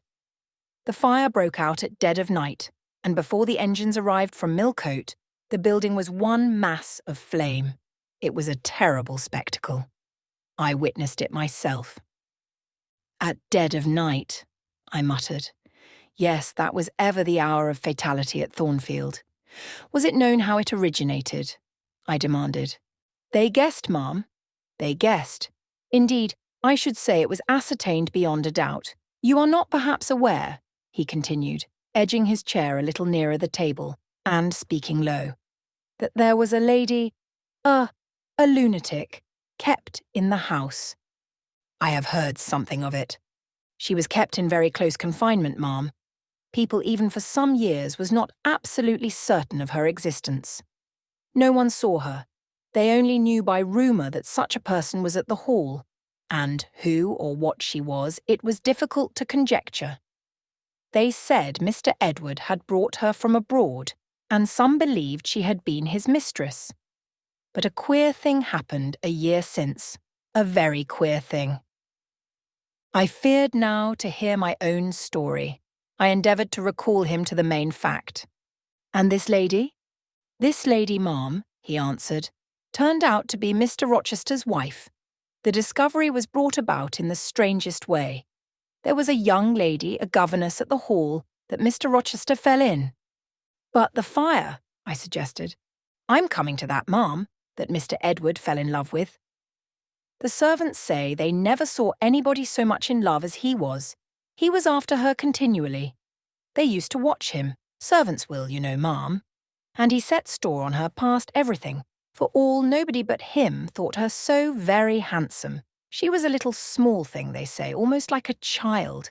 I never saw her myself, but I've heard Leah, the housemaid, tell of her. Leah liked her well enough. Mr. Rochester was about 40, and this governess not 20. And you see, when gentlemen of his age fall in love with girls, they are often like as if they were bewitched. Well, he would marry her. You shall tell me this part of the story another time, I said. But now I have a particular reason for wishing to hear all about the fire. Was it suspected that this lunatic, Mrs. Rochester, had any hand in it? You've hit it, ma'am. It's quite certain that it was her, and nobody but her, that set it going. She had a woman to take care of her called Mrs. Poole, an able woman in her line, and very trustworthy. But for one fault, a fault common to a deal of them nurses and matrons, she kept a private bottle of gin by her, and now and then took a drop over much. It is excusable, for she had a hard life of it, but still it was dangerous. For when Mrs. Poole was fast asleep after the gin and water, the mad lady, who was as cunning as a witch, would take the keys out of her pocket, let herself out of her chamber, and go roaming about the house, doing any wild mischief that came into her head. They say she had nearly burnt her husband in his bed once, but I don't know about that. However, on this night, she set fire first to the hangings of the room next her own, and then she got down to a lower story and made her way to the chamber that had been the governess's. She was like as if she knew somehow how matters had gone on, and had a spite at her. And she kindled the bed there, but there was nobody sleeping in it, fortunately.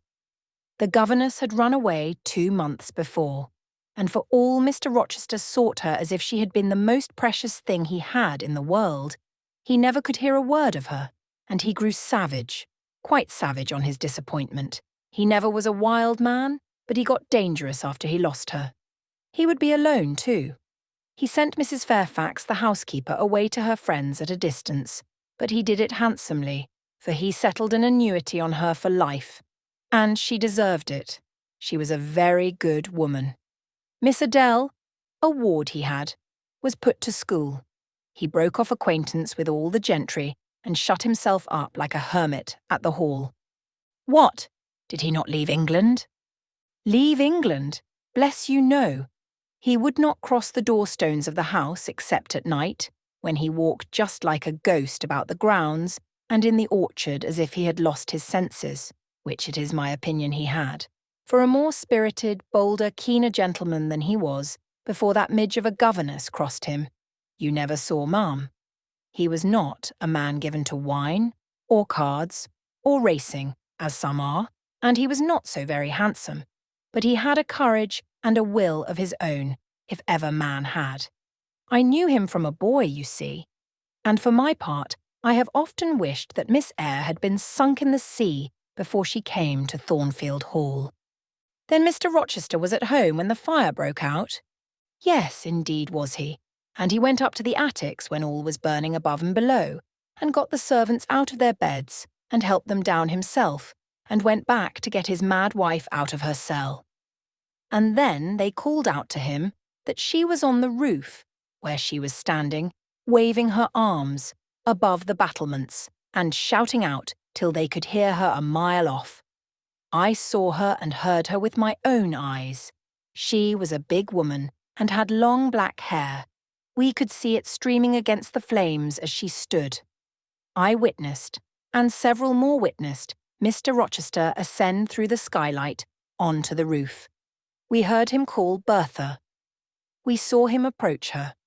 And then, ma'am, she yelled and gave a spring, and the next minute she lay smashed on the pavement. The next minute she lay smashed on the pavement. Dead? Dead! Aye, dead as the stones on which her brains and blood were scattered. Good God! You may well say so, ma'am. It was frightful. He shuddered. And afterwards? I urged. Well, ma'am, afterwards the house was burnt to the ground. There are only some bits of walls standing now. Were any other lives lost? No. Perhaps it would have been better if there had. What do you mean? Poor Mr. Edward, he ejaculated. I little thought ever to have seen it. Some say it was a just judgment on him for keeping his first marriage secret and wanting to take another wife while he had one living.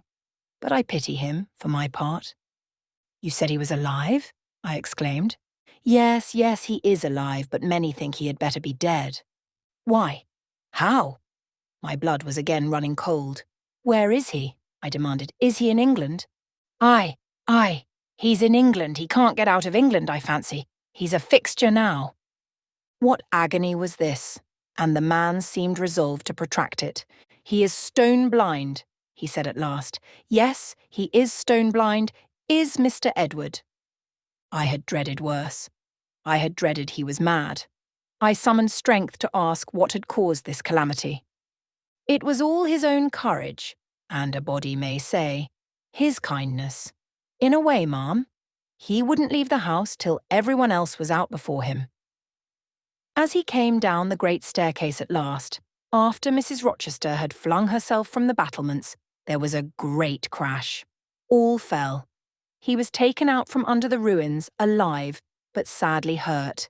A beam had fallen in such a way as to protect him partly, but one eye was knocked out, and one hand so crushed that Mr. Carter, the surgeon, had to amputate it directly. The other eye inflamed. He lost the sight of that also. He is now helpless, indeed, blind, and a cripple. Where is he? Where does he now live? At Ferndale, a manor house on a farm he has about 30 miles off. Quite a desolate spot. Who is with him? Old John and his wife. He would have none else. He is quite broken down, they say. Have you any sort of conveyance? We have a chaise, ma'am, a very handsome chaise. Let it be got ready instantly, and if your postboy can drive me to Ferndale before dark this day, I'll pay both you and him twice the hire you usually demand. Chapter 27. The manor house of Ferndale was a building of considerable antiquity, moderate size, and no architectural pretensions, deep buried in a wood. I had heard of it before. Mr. Rochester often spoke of it, and sometimes went there. His father had purchased the estate for the sake of the game covers. He would have let the house but could find no tenant, in consequence of its ineligible and insalubrious site. Ferndean then remained uninhabited and unfurnished, with the exception of some 2 or 3 rooms fitted up for the accommodation of the squire when he went there in the season to shoot. To this house I came just ere dark on an evening marked by the characteristics of sad sky, cold gale, and continued small penetrating rain. The last mile I performed on foot, having dismissed the chaise and driver with the double remuneration I had promised. Even when within a very short distance of the manor house, you could see nothing of it, so thick and dark grew the timber of the gloomy wood about it. Iron gates between granite pillars showed me where to enter, and passing through them, I found myself at once in the twilight of close-ranked trees. There was a grass-grown track descending the forest aisle between hoar and knotty shafts and under-branched arches. I followed it, expecting soon to reach the dwelling, but it stretched on and on. It wound far and farther. No sign of habitation or grounds was visible. I thought I had taken a wrong direction and lost my way. The darkness of natural as well as of sylvan dusk gathered over me. I looked round in search of another road. There was none. All was interwoven stem, columnar trunk, dense summer foliage, no opening anywhere. I proceeded. At last my way opened. The trees thinned a little.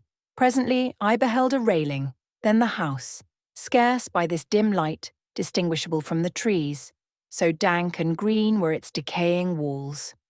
Entering a portal fastened only by a latch, I stood amidst a space of enclosed ground, from which the woods swept away in a semicircle. There were no flowers, no garden beds, only a broad gravel walk girdling a grass plat, and this set in the heavy frame of the forest. The house presented 2 pointed gables in its front. The windows were latticed and narrow. The front door was narrow too. 1 step led up to it.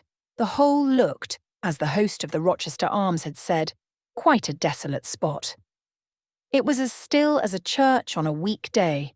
The pattering rain on the forest leaves was the only sound audible in its vicinage.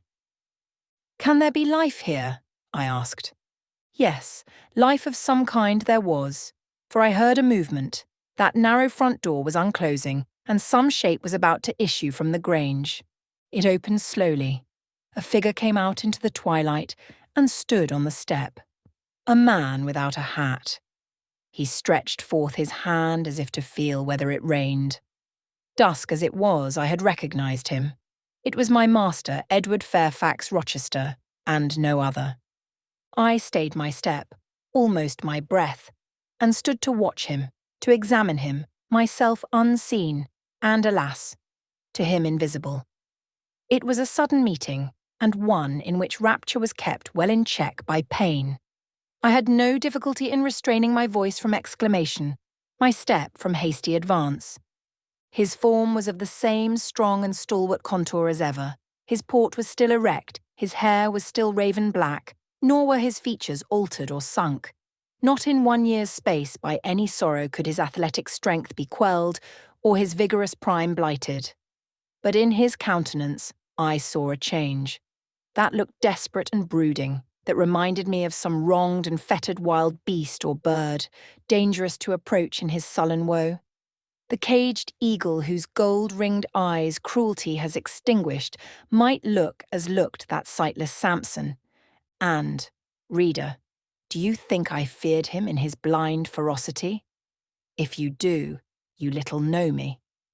A soft hope blessed with my sorrow that soon I should dare to drop a kiss on that brow of rock and on those lips so sternly sealed beneath it, but not yet. I would not accost him yet. He descended the 1 step and advanced slowly and gropingly towards the grass plat.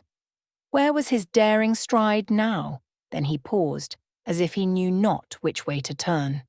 He lifted his hand and opened his eyelids, gazed blank, and with a straining effort, on the sky and toward the amphitheatre of trees. One saw that all to him was void darkness. He stretched his right hand, the left arm, the mutilated one he kept hidden in his bosom. He seemed to wish by touch to gain an idea of what lay around him. He met but vacancy still, for the trees were some yards off where he stood. He relinquished the endeavour, folded his arms, and stood quiet and mute in the rain, now falling fast on his uncovered head. At this moment John approached him from some quarter. "Will you take my arm, sir?" he said. "There is a heavy shower coming on. Had you not better go in?" "Let me alone," was the answer. John withdrew without having observed me. Mr. Rochester now tried to walk about. Vainly, all was too uncertain. He groped his way back to the house and, re-entering it, closed the door. I now drew near and knocked. John's wife opened for me. "Mary," I said, "how are you?" She started as if she had seen a ghost. I calmed her. To her hurried, "Is it really you, miss? Come at this late hour to this lonely place?" I answered by taking her hand, and then I followed her into the kitchen, where John now sat by a good fire. I explained to them, in few words, that I had heard all which had happened since I left Thornfield, and that I was come to see Mr. Rochester. I asked John to go down to the turnpike house, where I had dismissed the chaise, and bring my trunk, which I had left there. And then, while I removed my bonnet and shawl, I questioned Mary as to whether I could be accommodated at the manor house for the night, and finding that arrangements to that effect, though difficult, would not be impossible, I informed her I should stay. Just at this moment the parlour bell rang. "When you go in," said I, "tell your master that a person wishes to speak to him, but do not give my name." "I don't think he will see you," she answered. "He refuses everybody." When she returned, I inquired what he had said. "You are to send in your name and your business," she replied. She then proceeded to fill a glass with water and place it on a tray together with candles. "Is that what he rang for?" I asked. "Yes, he always has candles brought in at dark, though he is blind." "Give the tray to me. I will carry it in." I took it from her hand. She pointed me out the parlour door. The tray shook as I held it. The water spilt from the glass. My heart struck my ribs loud and fast. Mary opened the door for me and shut it behind me. This parlour looked gloomy. A neglected handful of fire burnt low in the grate, and, leaning over it, with his head supported against the high, old-fashioned mantelpiece, appeared the blind tenant of the room. His old dog, Pilot, lay on one side, removed out of the way, and coiled up as if afraid of being inadvertently trodden upon. Pilot pricked up his ears when I came in. Then he jumped up with a yelp and a whine and bounded towards me. He almost knocked the tray from my hands. I set it on the table, then patted him and said softly, "Lie down." Mr. Rochester turned mechanically to see what the commotion was, but as he saw nothing, he returned and sighed. "Give me the water, Mary," he said. I approached him with the now only half-filled glass. Pilot followed me, still excited. "What is the matter?" he inquired. "Down, Pilot," I again said. He checked the water on its way to his lips and seemed to listen. He drank and put the glass down. "This is you, Mary, is it not?" "Mary is in the kitchen," I answered. He put out his hand with a quick gesture, but not seeing where I stood, he did not touch me. "Who is this?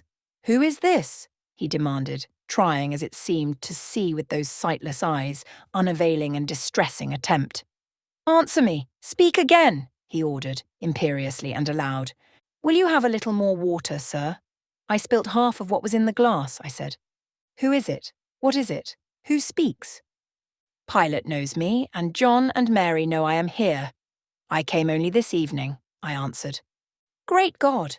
What delusion has come over me? What sweet madness has seized me?" "No delusion, no madness. Your mind, sir, is too strong for delusion, your health too sound for frenzy." "And where is the speaker? Is it only a voice? Oh, I cannot see, but I must feel, or my heart will stop and my brain burst. Whatever, whoever you are, be perceptible to the touch, or I cannot live." He groped. I arrested his wandering hand. and prisoned it in both mine. "Her very fingers!" he cried. "Her small, slight fingers! If so, there must be more of her." The muscular hand broke from my custody. My arm was seized, my shoulder, neck, waist. I was entwined and gathered to him. "Is it Jane? What is it? This is her shape. This is her size. And this her voice," I added. "She is all here. Her heart, too. God bless you, sir. I am glad to be so near you again." "Jane Eyre, Jane Eyre," was all he said. "My dear master," I answered, "I am Jane Eyre. I have found you out. I am come back to you. In truth, in the flesh, my living Jane. You touch me, sir. You hold me, and fast enough. I am not cold like a corpse, nor vacant like air, am I? My living darling. These are certainly her limbs, and these her features, but I cannot be so blessed after all my misery. It is a dream, such dreams as I have had at night when I have clasped her once more to my heart, as I do now, and kissed her, as thus, and felt that she loved me, and trusted that she would not leave me. Which I never will, sir, from this day. Never will, says the vision. But I always woke and found it an empty mockery. And I was desolate and abandoned, my life dark, lonely, hopeless, my soul athirst and forbidden to drink, my heart famished and never to be fed. Gentle, soft dream, nestling in my arms now, you will fly too, as your sisters have all fled before you. But kiss me before you go. Embrace me, Jane. There, sir, and there. I pressed my lips to his once brilliant and now rayless eyes. I swept his hair from his brow and kissed that too. He suddenly seemed to arouse himself. The conviction of the reality of all this seized him. "It is you, is it, Jane? You are come back to me, then?" "I am." "And you do not lie dead in some ditch under some stream? And you are not a pining outcast amongst strangers?" "No, sir.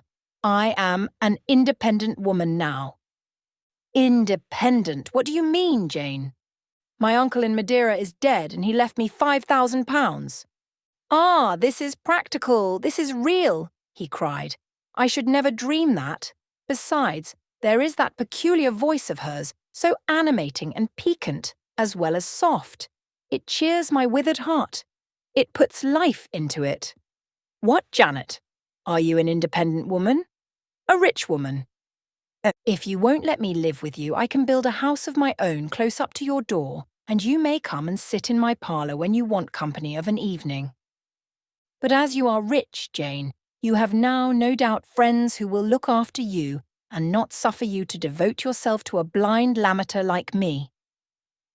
"I told you I am independent, sir, as well as rich. I am my own mistress." "And you will stay with me?" "Certainly, unless you object. I will be your neighbour, your nurse, your housekeeper. I find you lonely. I will be your companion, to read to you, to walk with you, to sit with you, to wait on you, to be eyes and hands to you. Cease to look so melancholy, my dear master. You shall not be left desolate so long as I live." He replied not. He seemed serious, abstracted. He sighed. He half opened his lips as if to speak. He closed them again. I felt a little embarrassed. Perhaps I had too rashly overleaped conventionalities, and he, like St. John, saw impropriety in my inconsiderateness. I had indeed made my proposal from the idea that he wished and would ask me to be his wife, an expectation, not the less certain because unexpressed, had buoyed me up, that he would claim me at once as his own. But no hint to that effect escaping him and his countenance becoming more overcast, I suddenly remembered that I might have been all wrong, and was perhaps playing the fool unwittingly. And I began gently to withdraw myself from his arms, but he eagerly snatched me closer. "No, no, Jane, you must not go. No, I have touched you, heard you, felt the comfort of your presence, the sweetness of your consolation. I cannot give up these joys. I have little left in myself. I must have you. The world may laugh, may call me absurd, selfish, but it does not signify. My very soul demands you. It will be satisfied, or it will take deadly vengeance on its frame. Well, sir, I will stay with you. I have said so. Yes, but you understand one thing by staying with me, and I understand another. You perhaps could make up your mind to be about my hand and chair, to wait on me as a kind little nurse, for you have an affectionate heart and a generous spirit which prompt you to make sacrifices for those you pity. And that ought to suffice for me, no doubt. I suppose I should now entertain none but fatherly feelings for you. Do you think so? Come, tell me. I will think what you like, sir. I am content to be only your nurse if you think it better. But you cannot always be my nurse, Janet. You are young. You must marry one day. I don't care about being married. You should care, Janet.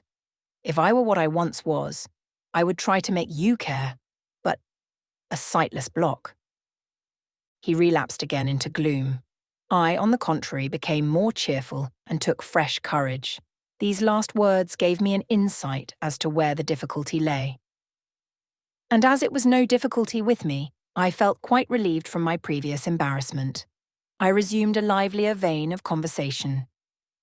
It is time someone undertook to rehumanize you, said I, parting his thick and long uncut locks, for I see you are being metamorphosed into a lion, or something of that sort. You have a faux air of Nebuchadnezzar in the fields about you, that is certain. Your hair reminds me of eagle's feathers. Whether your nails are grown like birds' claws or not, I have not yet noticed. On this arm, I have neither hand nor nails, he said, drawing the mutilated limb from his breast and showing it to me. It is a mere stump, a ghastly sight. Don't you think so, Jane? It is a pity to see it, and a pity to see your eyes, and the scar of fire on your forehead. And the worst of it is, one is in danger of loving you too well for all this, and making too much of you. I thought you would be revolted, Jane, when you saw my arm and my cicatrized visage. Did you? Don't tell me so, lest I should say something disparaging to your judgment. Now, let me leave you an instant to make a better fire and have the hearth swept up. Can you tell when there is a good fire? Yes, with the right eye I see a glow, a ruddy haze. And you see the candles? Very dimly. Each is a luminous cloud. Can you see me? No, my fairy, but I am only too thankful to hear and feel you. When do you take supper? I never take supper. But you shall have some tonight. I am hungry. So are you, I dare say, only you forget. Summoning Mary, I soon had the room in more cheerful order. I prepared him, likewise, a comfortable repast. My spirits were excited, and with pleasure and ease I talked to him during supper, and for a long time after. There was no harassing restraint, no repressing of glee and vivacity with him. For with him I was at perfect ease, because I knew I suited him. All I said or did seemed either to console or revive him. Delightful consciousness. It brought to life and light my whole nature. In his presence I thoroughly lived, and he lived in mine. Blind as he was, smiles played over his face, joy dawned on his forehead, his lineaments softened and warmed. After supper, he began to ask me many questions, of where I had been, what I had been doing, how I had found him out, but I gave him only very partial replies. It was too late to enter into particulars that night. Besides, I wished to touch no deep thrilling chord, to open no fresh well of emotion in his heart. My sole present aim was to cheer him. Cheered, as I have said, he was, and yet, but by fits. If a moment's silence broke the conversation, he would turn restless, touch me, then say, Jane. You are altogether a human being, Jane. You are certain of that? You are altogether a human being, Jane? You are certain of that? I conscientiously believe so, Mr. Rochester. Yet how, on this dark and doleful evening, could you so suddenly rise on my lone hearth? I stretched my hand to take a glass of water from a hireling, and it was given me by you. I asked a question, expecting John's wife to answer me, and your voice spoke at my ear. Because I had come in Mary's stead, with the tray. And there is enchantment in the very hour I am now spending with you. Who can tell what a dark, dreary, hopeless life I have dragged on for months past?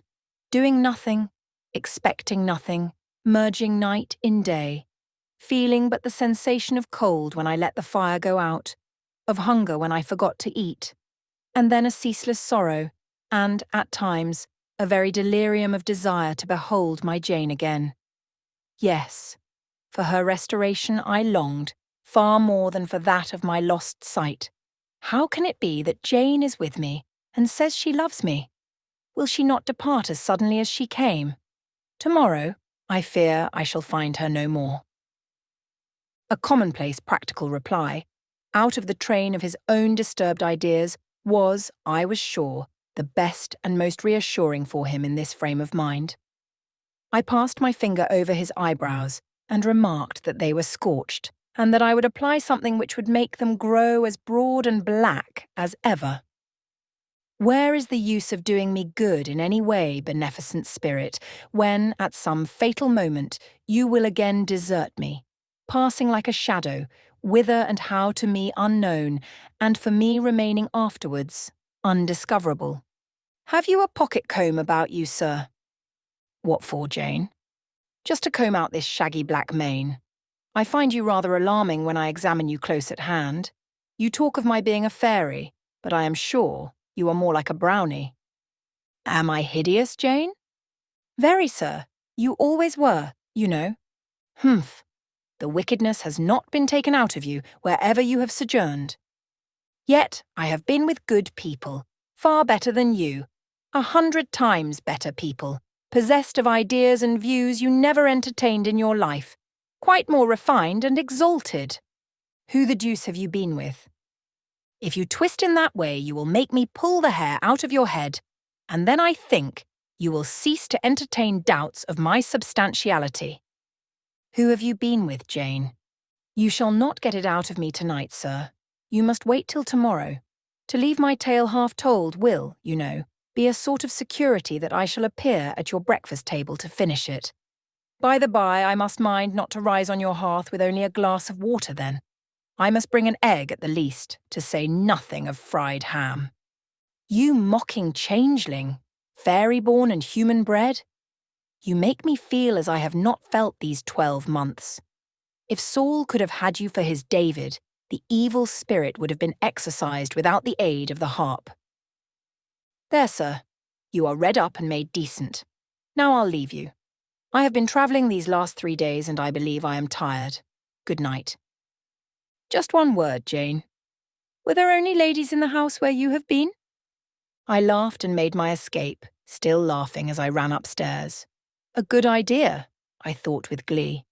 I see I have the means of fretting him out of his melancholy for some time to come. Very early the next morning I heard him up and astir, wandering from one room to another. As soon as Mary came down, I heard the question, "Is Miss Eyre here?" Then, "Which room did you put her into? Was it dry? Is she up? Go and ask if she wants anything, and when she will come down." I came down as soon as I thought there was a prospect of breakfast. Entering the room very softly, I had a view of him before he discovered my presence. It was mournful, indeed, to witness the subjugation of that vigorous spirit to a corporeal infirmity. He sat in his chair, still but not at rest, expectant evidently, the lines of now habitual sadness marking his strong features. His countenance reminded one of a lamp quenched, waiting to be relit, and alas, it was not himself that could now kindle the lustre of animated expression. He was dependent on another for that office. I had meant to be gay and careless, but the powerlessness of the strong man touched my heart to the quick. Still I accosted him with what vivacity I could. "It is a bright sunny morning, sir," I said. The rain is over and gone, and there is a tender shining after it. You shall have a walk soon." I had wakened the glow. His features beamed. "Oh, you are indeed there, my skylark. Come to me. You are not gone, not vanished. I heard one of your kind an hour ago, singing high over the wood, but its song had no music for me, any more than the rising sun had rays. All the melody on earth is concentrated in my Jane's tongue to my ear. I am glad it is not naturally a silent one. All the sunshine I can feel is in her presence." The water stood in my eyes to hear this avowal of his dependence, just as if a royal eagle, chained to a perch, should be forced to entreat a sparrow to become its purveyor. But I would not be lachrymose. I dashed off the salt drops and busied myself with preparing breakfast. Most of the morning was spent in the open air. I led him out of the wet and wild wood into some cheerful fields. I described to him how brilliantly green they were, how the flowers and hedges looked refreshed, how sparklingly blue was the sky. I sought a seat for him in a hidden and lovely spot, a dry stump of a tree, nor did I refuse to let him, when seated, place me on his knee. Why should I when both he and I were happier near than apart? Pilot lay beside us. All was quiet. He broke out suddenly while clasping me in his arms. "Cruel, cruel deserter. Oh, Jane, what did I feel when I discovered you had fled from Thornfield, and when I could nowhere find you, and, after examining your apartment, ascertained that you had taken no money nor anything which could serve as an equivalent. A pearl necklace I had given you lay untouched in its little casket. Your trunks were left corded and locked, as they had been prepared for the bridal tour." "What could my darling do?" I asked. "Left destitute and penniless? And what did she do?" "Let me hear now." Thus urged, I began the narrative of my experience for the last year. I softened considerably what related to the 3 days of wandering and starvation, because to have told him all would have been to inflict unnecessary pain. The little I did say lacerated his faithful heart deeper than I wished. I should not have left him thus, he said, without any means of making my way. I should have told him my intention. I should have confided in him. He would never have forced me to be his mistress. Violent as he had seemed in his despair, he, in truth, loved me far too well and too tenderly to constitute himself my tyrant. He would have given me half his fortune, without demanding so much as a kiss in return, rather than I should have flung myself friendless on the wide world. I had endured, he was certain, more than I had confessed to him. "Well, whatever my sufferings had been, they were very short," I answered. And then I proceeded to tell him how I had been received at Moor House, how I had obtained the office of schoolmistress, etc. The accession of fortune, the discovery of my relations, followed in due order. Of course, St. John River's name came in frequently in the progress of my tale. When I had done, that name was immediately taken up. "This St. John, then, is your cousin?" "Yes." "You have spoken of him often. Do you like him?" "He was a very good man, sir. I could not help liking him." "A good man. Does that mean a respectable, well-conducted man of 50? Or what does it mean?" "St. John was only 29, sir." "Jeune encore, as the French say. Is he a person of low stature, phlegmatic, and plain, a person whose goodness consists rather in his guiltlessness of vice than in his prowess in virtue?" "He is untiringly active. Great and exalted deeds are what he lives to perform." "But his brain? That is probably rather soft. He means well, but you shrug your shoulders to hear him talk." "He talks little, sir. What he does say is ever to the point. His brain is first-rate, I should think not impressible, but vigorous." "Is he an able man, then?" "Truly able." "A thoroughly educated man?" "St. John is an accomplished and profound scholar." "His manners, I think you said, are not to your taste, priggish and parsonic?" "I never mentioned his manners, but, unless I had a very bad taste, they must suit it. They are polished, calm and gentlemanlike. His appearance, I forget what description you gave of his appearance, a sort of raw curate, half strangled with his white neckcloth and stilted up on his thick-soled high-lows, eh? St. John dresses well. He is a handsome man, tall, fair, with blue eyes, and a Grecian profile. Aside, damn him, to me. Did you like him, Jane? Yes, Mr. Rochester, I liked him, but you asked me that before. I perceived, of course, the drift of my interlocutor.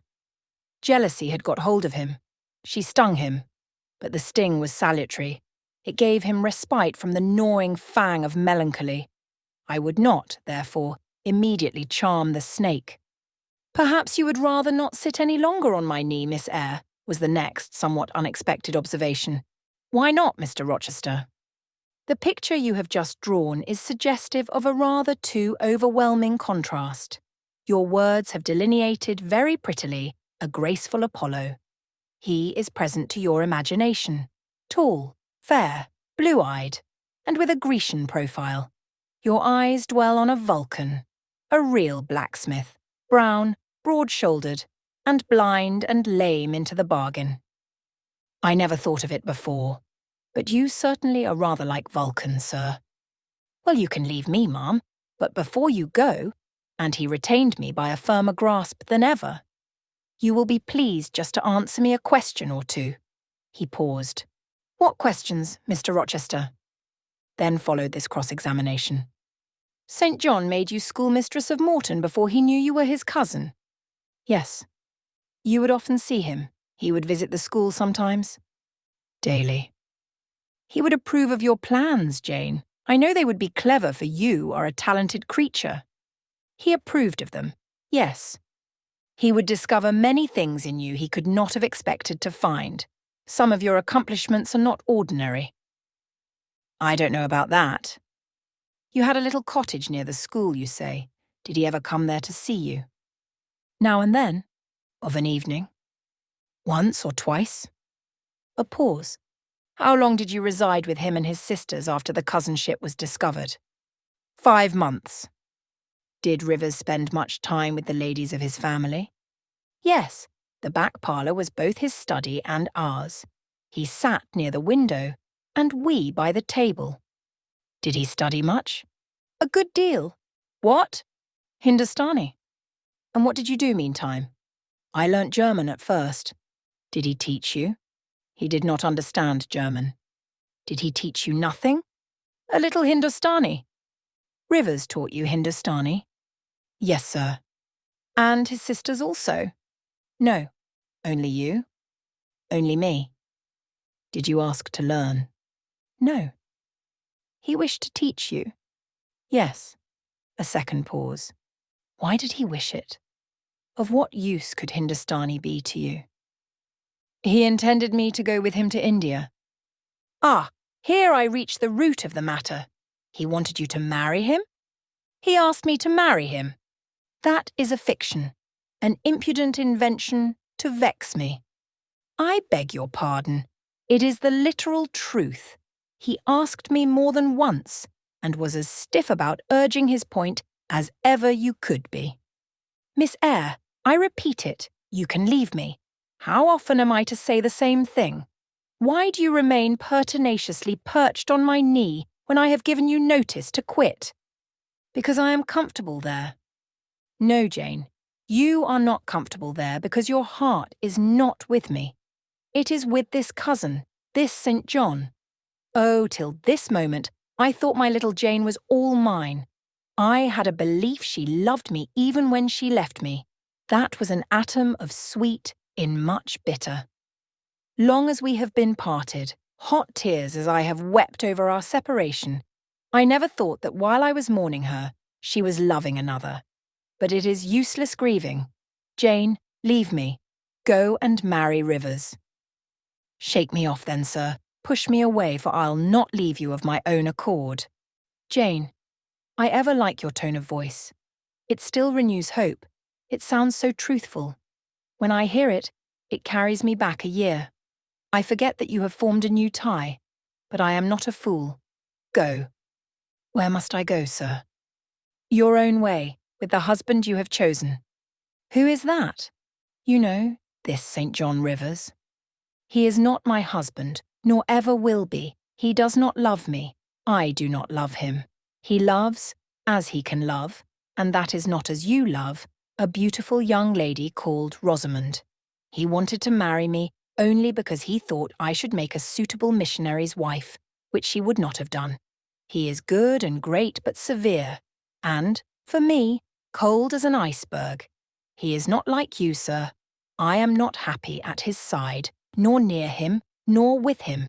He has no indulgence for me, no fondness. He sees nothing attractive in me, not even youth, only a few useful mental points. Then I must leave you, sir, to go to him. I shuddered involuntarily and clung instinctively closer to my blind but beloved master. He smiled. What, Jane? Is this true? Is such really the state of matters between you and Rivers? Absolutely, sir. Oh, you need not be jealous. I wanted to tease you a little to make you less sad. I thought anger would be better than grief. But if you wish me to love you, could you but see how much I do love you, you would be proud and content. All my heart is yours, sir. It belongs to you. And with you it would remain, were fate to exile the rest of me from your presence forever. Again, as he kissed me, painful thoughts darkened his aspect. My seared vision, my crippled strength, he murmured regretfully. I caressed, in order to soothe him. I knew of what he was thinking and wanted to speak for him, but dared not. As he turned aside his face a minute, I saw a tear slide from under the sealed eyelid and trickle down the manly cheek. My heart swelled. I am no better than the old lightning-struck chestnut tree in Thornfield orchard, he remarked ere long. And what right would that ruin have to bid a budding woodbine cover its decay with freshness? You are no ruin, sir, no lightning-struck tree. You are green and vigorous. Plants will grow about your roots, whether you ask them or not, because they take delight in your bountiful shadow. And as they grow, they will lean towards you and wind round you because your strength offers them so safe a prop. Again he smiled. I gave him comfort. You speak of friends, Jane? He asked. Yes, of friends, I answered rather hesitatingly, for I knew I meant more than friends, but could not tell what other word to employ. He helped me. Ah, Jane, but I want a wife. Do you, sir? Yes. Is it news to you? Of course you said nothing about it before. Is it unwelcome news? That depends on circumstances, sir. On your choice. Which you shall make for me, Jane. I will abide by your decision. Choose then, sir, her who loves you best. I will at least choose her I love best. Jane, will you marry me? Yes, sir. A poor blind man whom you will have to lead about by the hand? Yes, sir. A crippled man, 20 years older than you, whom you will have to wait on. Yes, sir. Truly, Jane. Most truly, sir. Oh, my darling, God bless you and reward you. Mr. Rochester, if ever I did a good deed in my life, if ever I thought a good thought, if ever I prayed a sincere and blameless prayer, if ever I wished a righteous wish, I am rewarded now. To be your wife is, for me, to be as happy as I can be on earth. Because you delight in sacrifice. Sacrifice? What do I sacrifice? Famine for food, expectation for content. To be privileged to put my arms round what I value, to press my lips to what I love, to repose on what I trust. Is that to make a sacrifice? If so, then certainly I delight in sacrifice. And to bear with my infirmities, Jane. To overlook my deficiencies.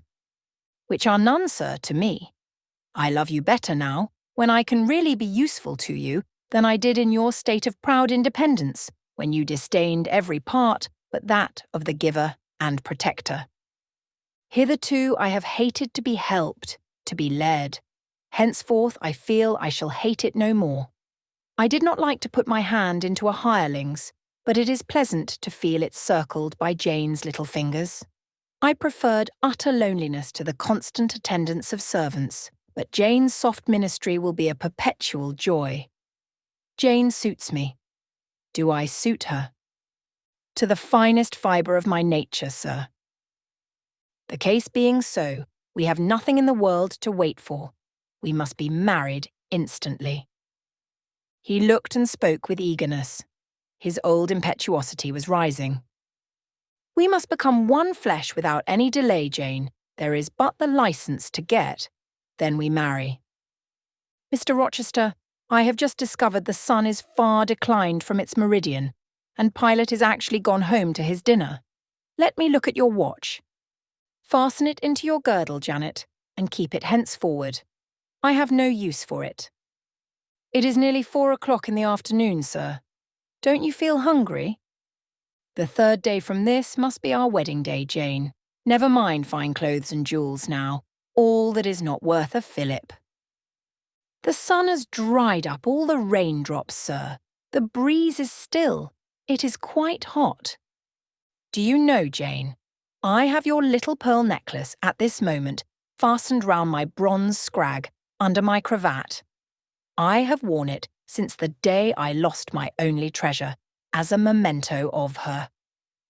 We will go home through the wood. That will be the shadiest way. He pursued his own thoughts without heeding me. Jane, you think me, I dare say, an irreligious dog, but my heart swells with gratitude to the beneficent God of this earth just now. He sees not as man sees, but far clearer, judges not as man judges, but far more wisely. I did wrong. I would have sullied my innocent flower, breathed guilt on its purity. The Omnipotent snatched it from me. I, in my stiff-necked rebellion, almost cursed the dispensation. Instead of bending to the decree, I defied it. Divine justice pursued its course. Disasters came thick on me. I was forced to pass through the valley of the shadow of death.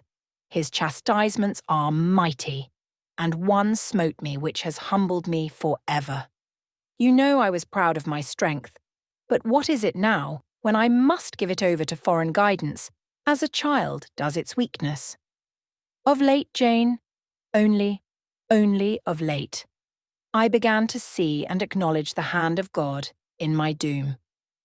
I began to experience remorse, repentance, the wish for reconcilement to my Maker. I began sometimes to pray, very brief prayers they were, but very sincere.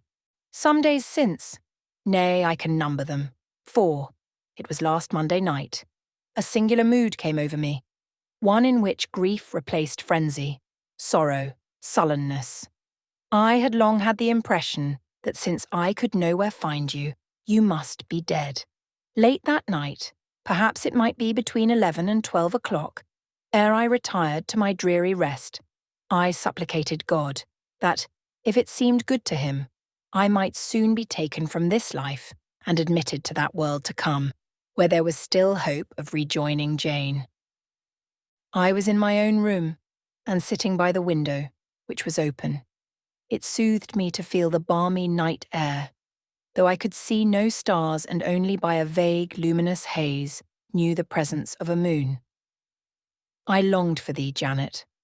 Oh, I longed for thee both with soul and flesh. I asked of God, at once in anguish and humility, if I had not been long enough desolate, afflicted, tormented, and might not soon taste bliss and peace once more. That I merited all I endured, I acknowledged. That I could scarcely endure more, I pleaded, and the alpha and omega of my heart's wishes broke involuntarily from my lips in the words, Jane, Jane, Jane. Did you speak these words aloud? I did, Jane. If any listener had heard me, he would have thought me mad. I pronounced them with such frantic energy. And it was last Monday night, somewhere near midnight.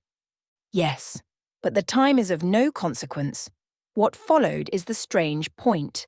You will think me superstitious. Some superstition I have in my blood, and always had. Nevertheless, this is true. True at least it is that I heard what I now relate. As I exclaimed, "Jane, Jane, Jane," a voice, I cannot tell whence the voice came, but I know whose voice it was, replied, "I am coming. Wait for me," and a moment after went whispering on the wind, the words, "Where are you?" I'll tell you if I can the idea the picture these words open to my mind, yet it is difficult to express what I want to express.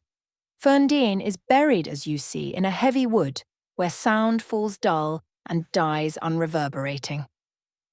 "Where are you?" seemed spoken amongst mountains, for I heard a hill-sent echo repeat the words, cooler and fresher at the moment the gale seemed to visit my brow. I could have deemed that in some wild, lone scene, I and Jane were meeting. In spirit, I believe we must have met. You no doubt were, at that hour, in unconscious sleep, Jane. Perhaps your soul wandered from its cell to comfort mine, for those were your accents, as certain as I live. They were yours. Reader, it was on Monday night, near midnight, that I too had received the mysterious summons. Those were the very words by which I replied to it. I listened to Mr. Rochester's narrative, but made no disclosure in return. The coincidence struck me as too awful and inexplicable to be communicated or discussed. If I told anything, my tale would be such as must necessarily make a profound impression on the mind of my hearer. And that mind, yet from its sufferings too prone to gloom, needed not the deeper shade of the supernatural. I kept these things then, and pondered them in my heart. "You cannot now wonder," continued my master, "that when you rose upon me so unexpectedly last night, I had difficulty in believing you any other than a mere voice and vision, something that would melt to silence and annihilation as the midnight whisper and mountain echo had melted before. Now I thank God. I know it to be otherwise. Yes, I thank God." He put me off his knee, rose, and reverently lifting his hat from his brow, and bending his sightless eyes to the earth, he stood in mute devotion. Only the last words of the worship were audible. "I thank my Maker, that, in the midst of judgment, he has remembered mercy. I humbly entreat my Redeemer to give me strength to lead henceforth a purer life than I have done hitherto." Then he stretched his hand out to be led. I took that dear hand, held it a moment to my lips, then let it pass round my shoulder. Being so much lower of stature than he, I served both for his prop and guide. We entered the wood and wended homeward. Chapter 27. Conclusion. Reader, I married him. A quiet wedding we had. He and I, the parson and clerk, were alone present. When we got back from church, I went into the kitchen of the manor house, where Mary was cooking the dinner, and John cleaning the knives, and I said, "Mary, I have been married to Mr. Rochester this morning." The housekeeper and her husband were both of that decent phlegmatic order of people, to whom one may at any time safely communicate a remarkable piece of news without incurring the danger of having one's ears pierced by some shrill ejaculation, and subsequently stunned by a torrent of wordy wonderment. Mary did look up, and she did stare at me. The ladle with which she was basting a pair of chickens roasting at the fire did for some 3 minutes hang suspended in air, and for the same space of time John's knives also had rest from the polishing process, but Mary, bending again over the roast, said only, "Have you, miss? Well, for sure." A short time after she pursued, "I seed you go out with the master, but I didn't know you were gone to church to be wed," and she basted away. John, when I turned to him, was grinning from ear to ear. "I telled Mary how it would be," he said. "I knew what Mr. Edward," John was an old servant, and had known his master when he was the cadet of the house, therefore he often gave him his Christian name. "I knew what Mr. Edward would do, and I was certain he would not wait long neither, and he's done right. For aught I know, I wish you joy, miss." And he politely pulled his forelock. "Thank you, John. Mr. Rochester told me to give you and Mary this. I put into his hand a £5 note. Without waiting to hear more, I left the kitchen. In passing the door of that sanctum some time after, I caught the words, "She'll happen do better for him nor ony out grand ladies."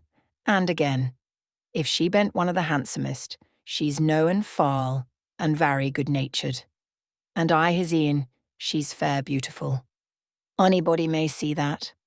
I wrote to Morehouse and to Cambridge immediately to say what I had done, fully explaining also why I had thus acted. Diana and Mary approved the step unreservedly. Diana announced that she would just give me time to get over the honeymoon, and then she would come and see me. "She had better not wait till then, Jane," said Mr. Rochester when I read her letter to him. "If she does, she will be too late, for our honeymoon will shine our life long. Its beams will only fade over your grave or mine." How St. John received the news I don't know. He never answered the letter in which I communicated it. Yet, 6 months after he wrote to me, without, however, mentioning Mr. Rochester's name or alluding to my marriage, his letter was then calm and, though very serious, kind. He has maintained a regular, though not frequent correspondence ever since. He hopes I am happy and trusts I am not of those who live without God in the world, and only mind earthly things. You have not quite forgotten little Adele, have you, reader? I had not. I soon asked and obtained leave of Mr. Rochester to go and see her at the school where he had placed her. Her frantic joy at beholding me again moved me much. She looked pale and thin. She said she was not happy. I found the rules of the establishment were too strict, its course of study too severe for a child of her age. I took her home with me. I meant to become her governess once more, but I soon found this impracticable. My time and cares were now required by another. My husband needed them all. So I sought out a school conducted on a more indulgent system and near enough to permit of my visiting her often and bringing her home sometimes. I took care she should never want for anything that could contribute to her comfort. She soon settled in her new abode, became very happy there, and made fair progress in her studies. As she grew up, a sound English education corrected in a great measure her French defects, and when she left school, I found in her a pleasing and obliging companion, docile, good-tempered, and well-principled. By her grateful attention to me and mine, she has long since well repaid any little kindness I ever had it in my power to offer her. My tale draws to its close. One word respecting my experience of married life, and one brief glance at the fortunes of those whose names have most frequently recurred in this narrative. And I have done.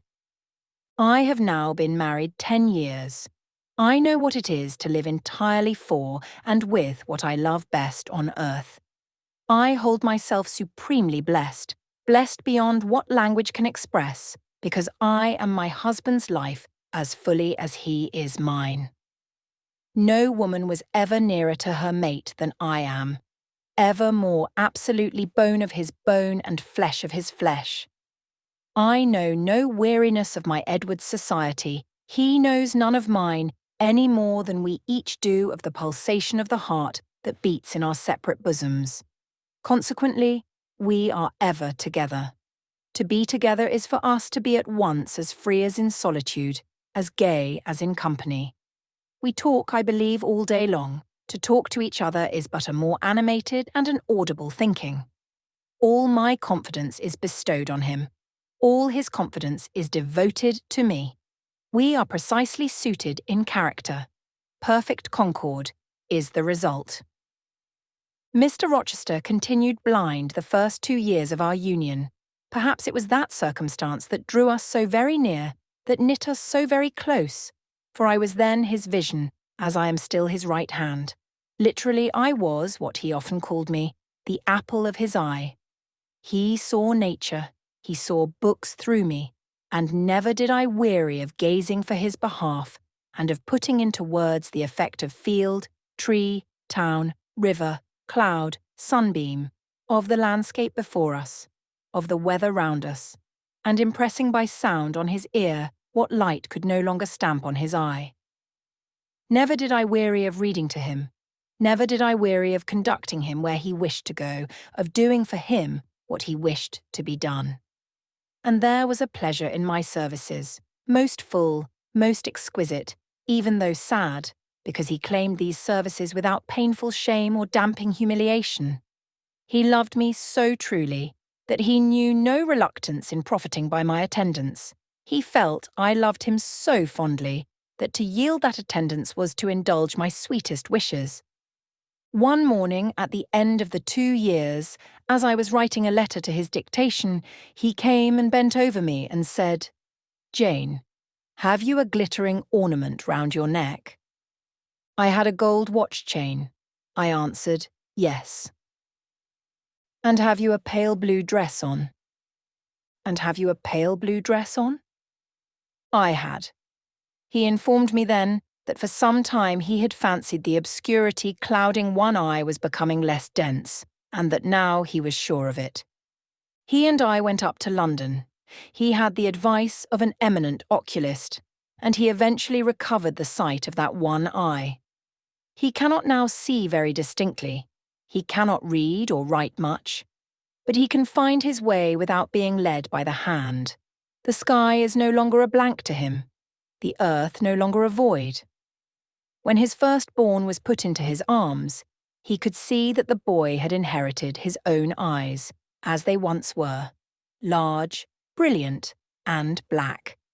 On that occasion, he again, with a full heart, acknowledged that God had tempered judgment with mercy.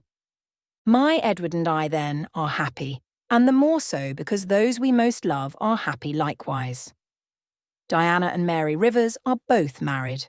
Alternately, once every year, they come to see us, and we go to see them. Diana's husband is a captain in the Navy, a gallant officer and a good man. Mary's is a clergyman, a college friend of her brother's, and, from his attainments and principles, worthy of the connection. Both Captain Fitzjames and Mr. Wharton love their wives and are loved by them. As to St. John Rivers, he left England. He went to India. He entered on the path he had marked for himself. He pursues it still. A more resolute, indefatigable pioneer, never wrought amidst rocks and dangers. Firm, faithful, and devoted, full of energy and zeal and truth, he labours for his race. He clears their painful way to improvement. He hews down like a giant the prejudices of creed and caste that encumber it. He may be stern, he may be exacting, he may be ambitious yet, but his is the sternness of the warrior Greatheart who guards his pilgrim convoy from the onslaught of Apollyon. His is the exaction of the apostle who speaks but for Christ when he says, "Whosoever will come after me, let him deny himself, and take up his cross and follow me." His is the ambition of the high master spirit, which aims to fill a place in the first rank of those who are redeemed from the earth, who stand without fault before the throne of God, who share the last mighty victories of the Lamb, who are called and chosen and faithful. St. John is unmarried, he never will marry now. Himself has hitherto sufficed to the toil, and the toil draws near its close. His glorious sun hastens to its setting. The last letter I received from him drew from my eyes human tears, and yet filled my heart with divine joy. He anticipated his sure reward, his incorruptible crown. I know that a stranger's hand will write to me next, to say that the good and faithful servant has been called at length into the joy of his Lord. And why weep for this? No fear of death will darken St. John's last hour.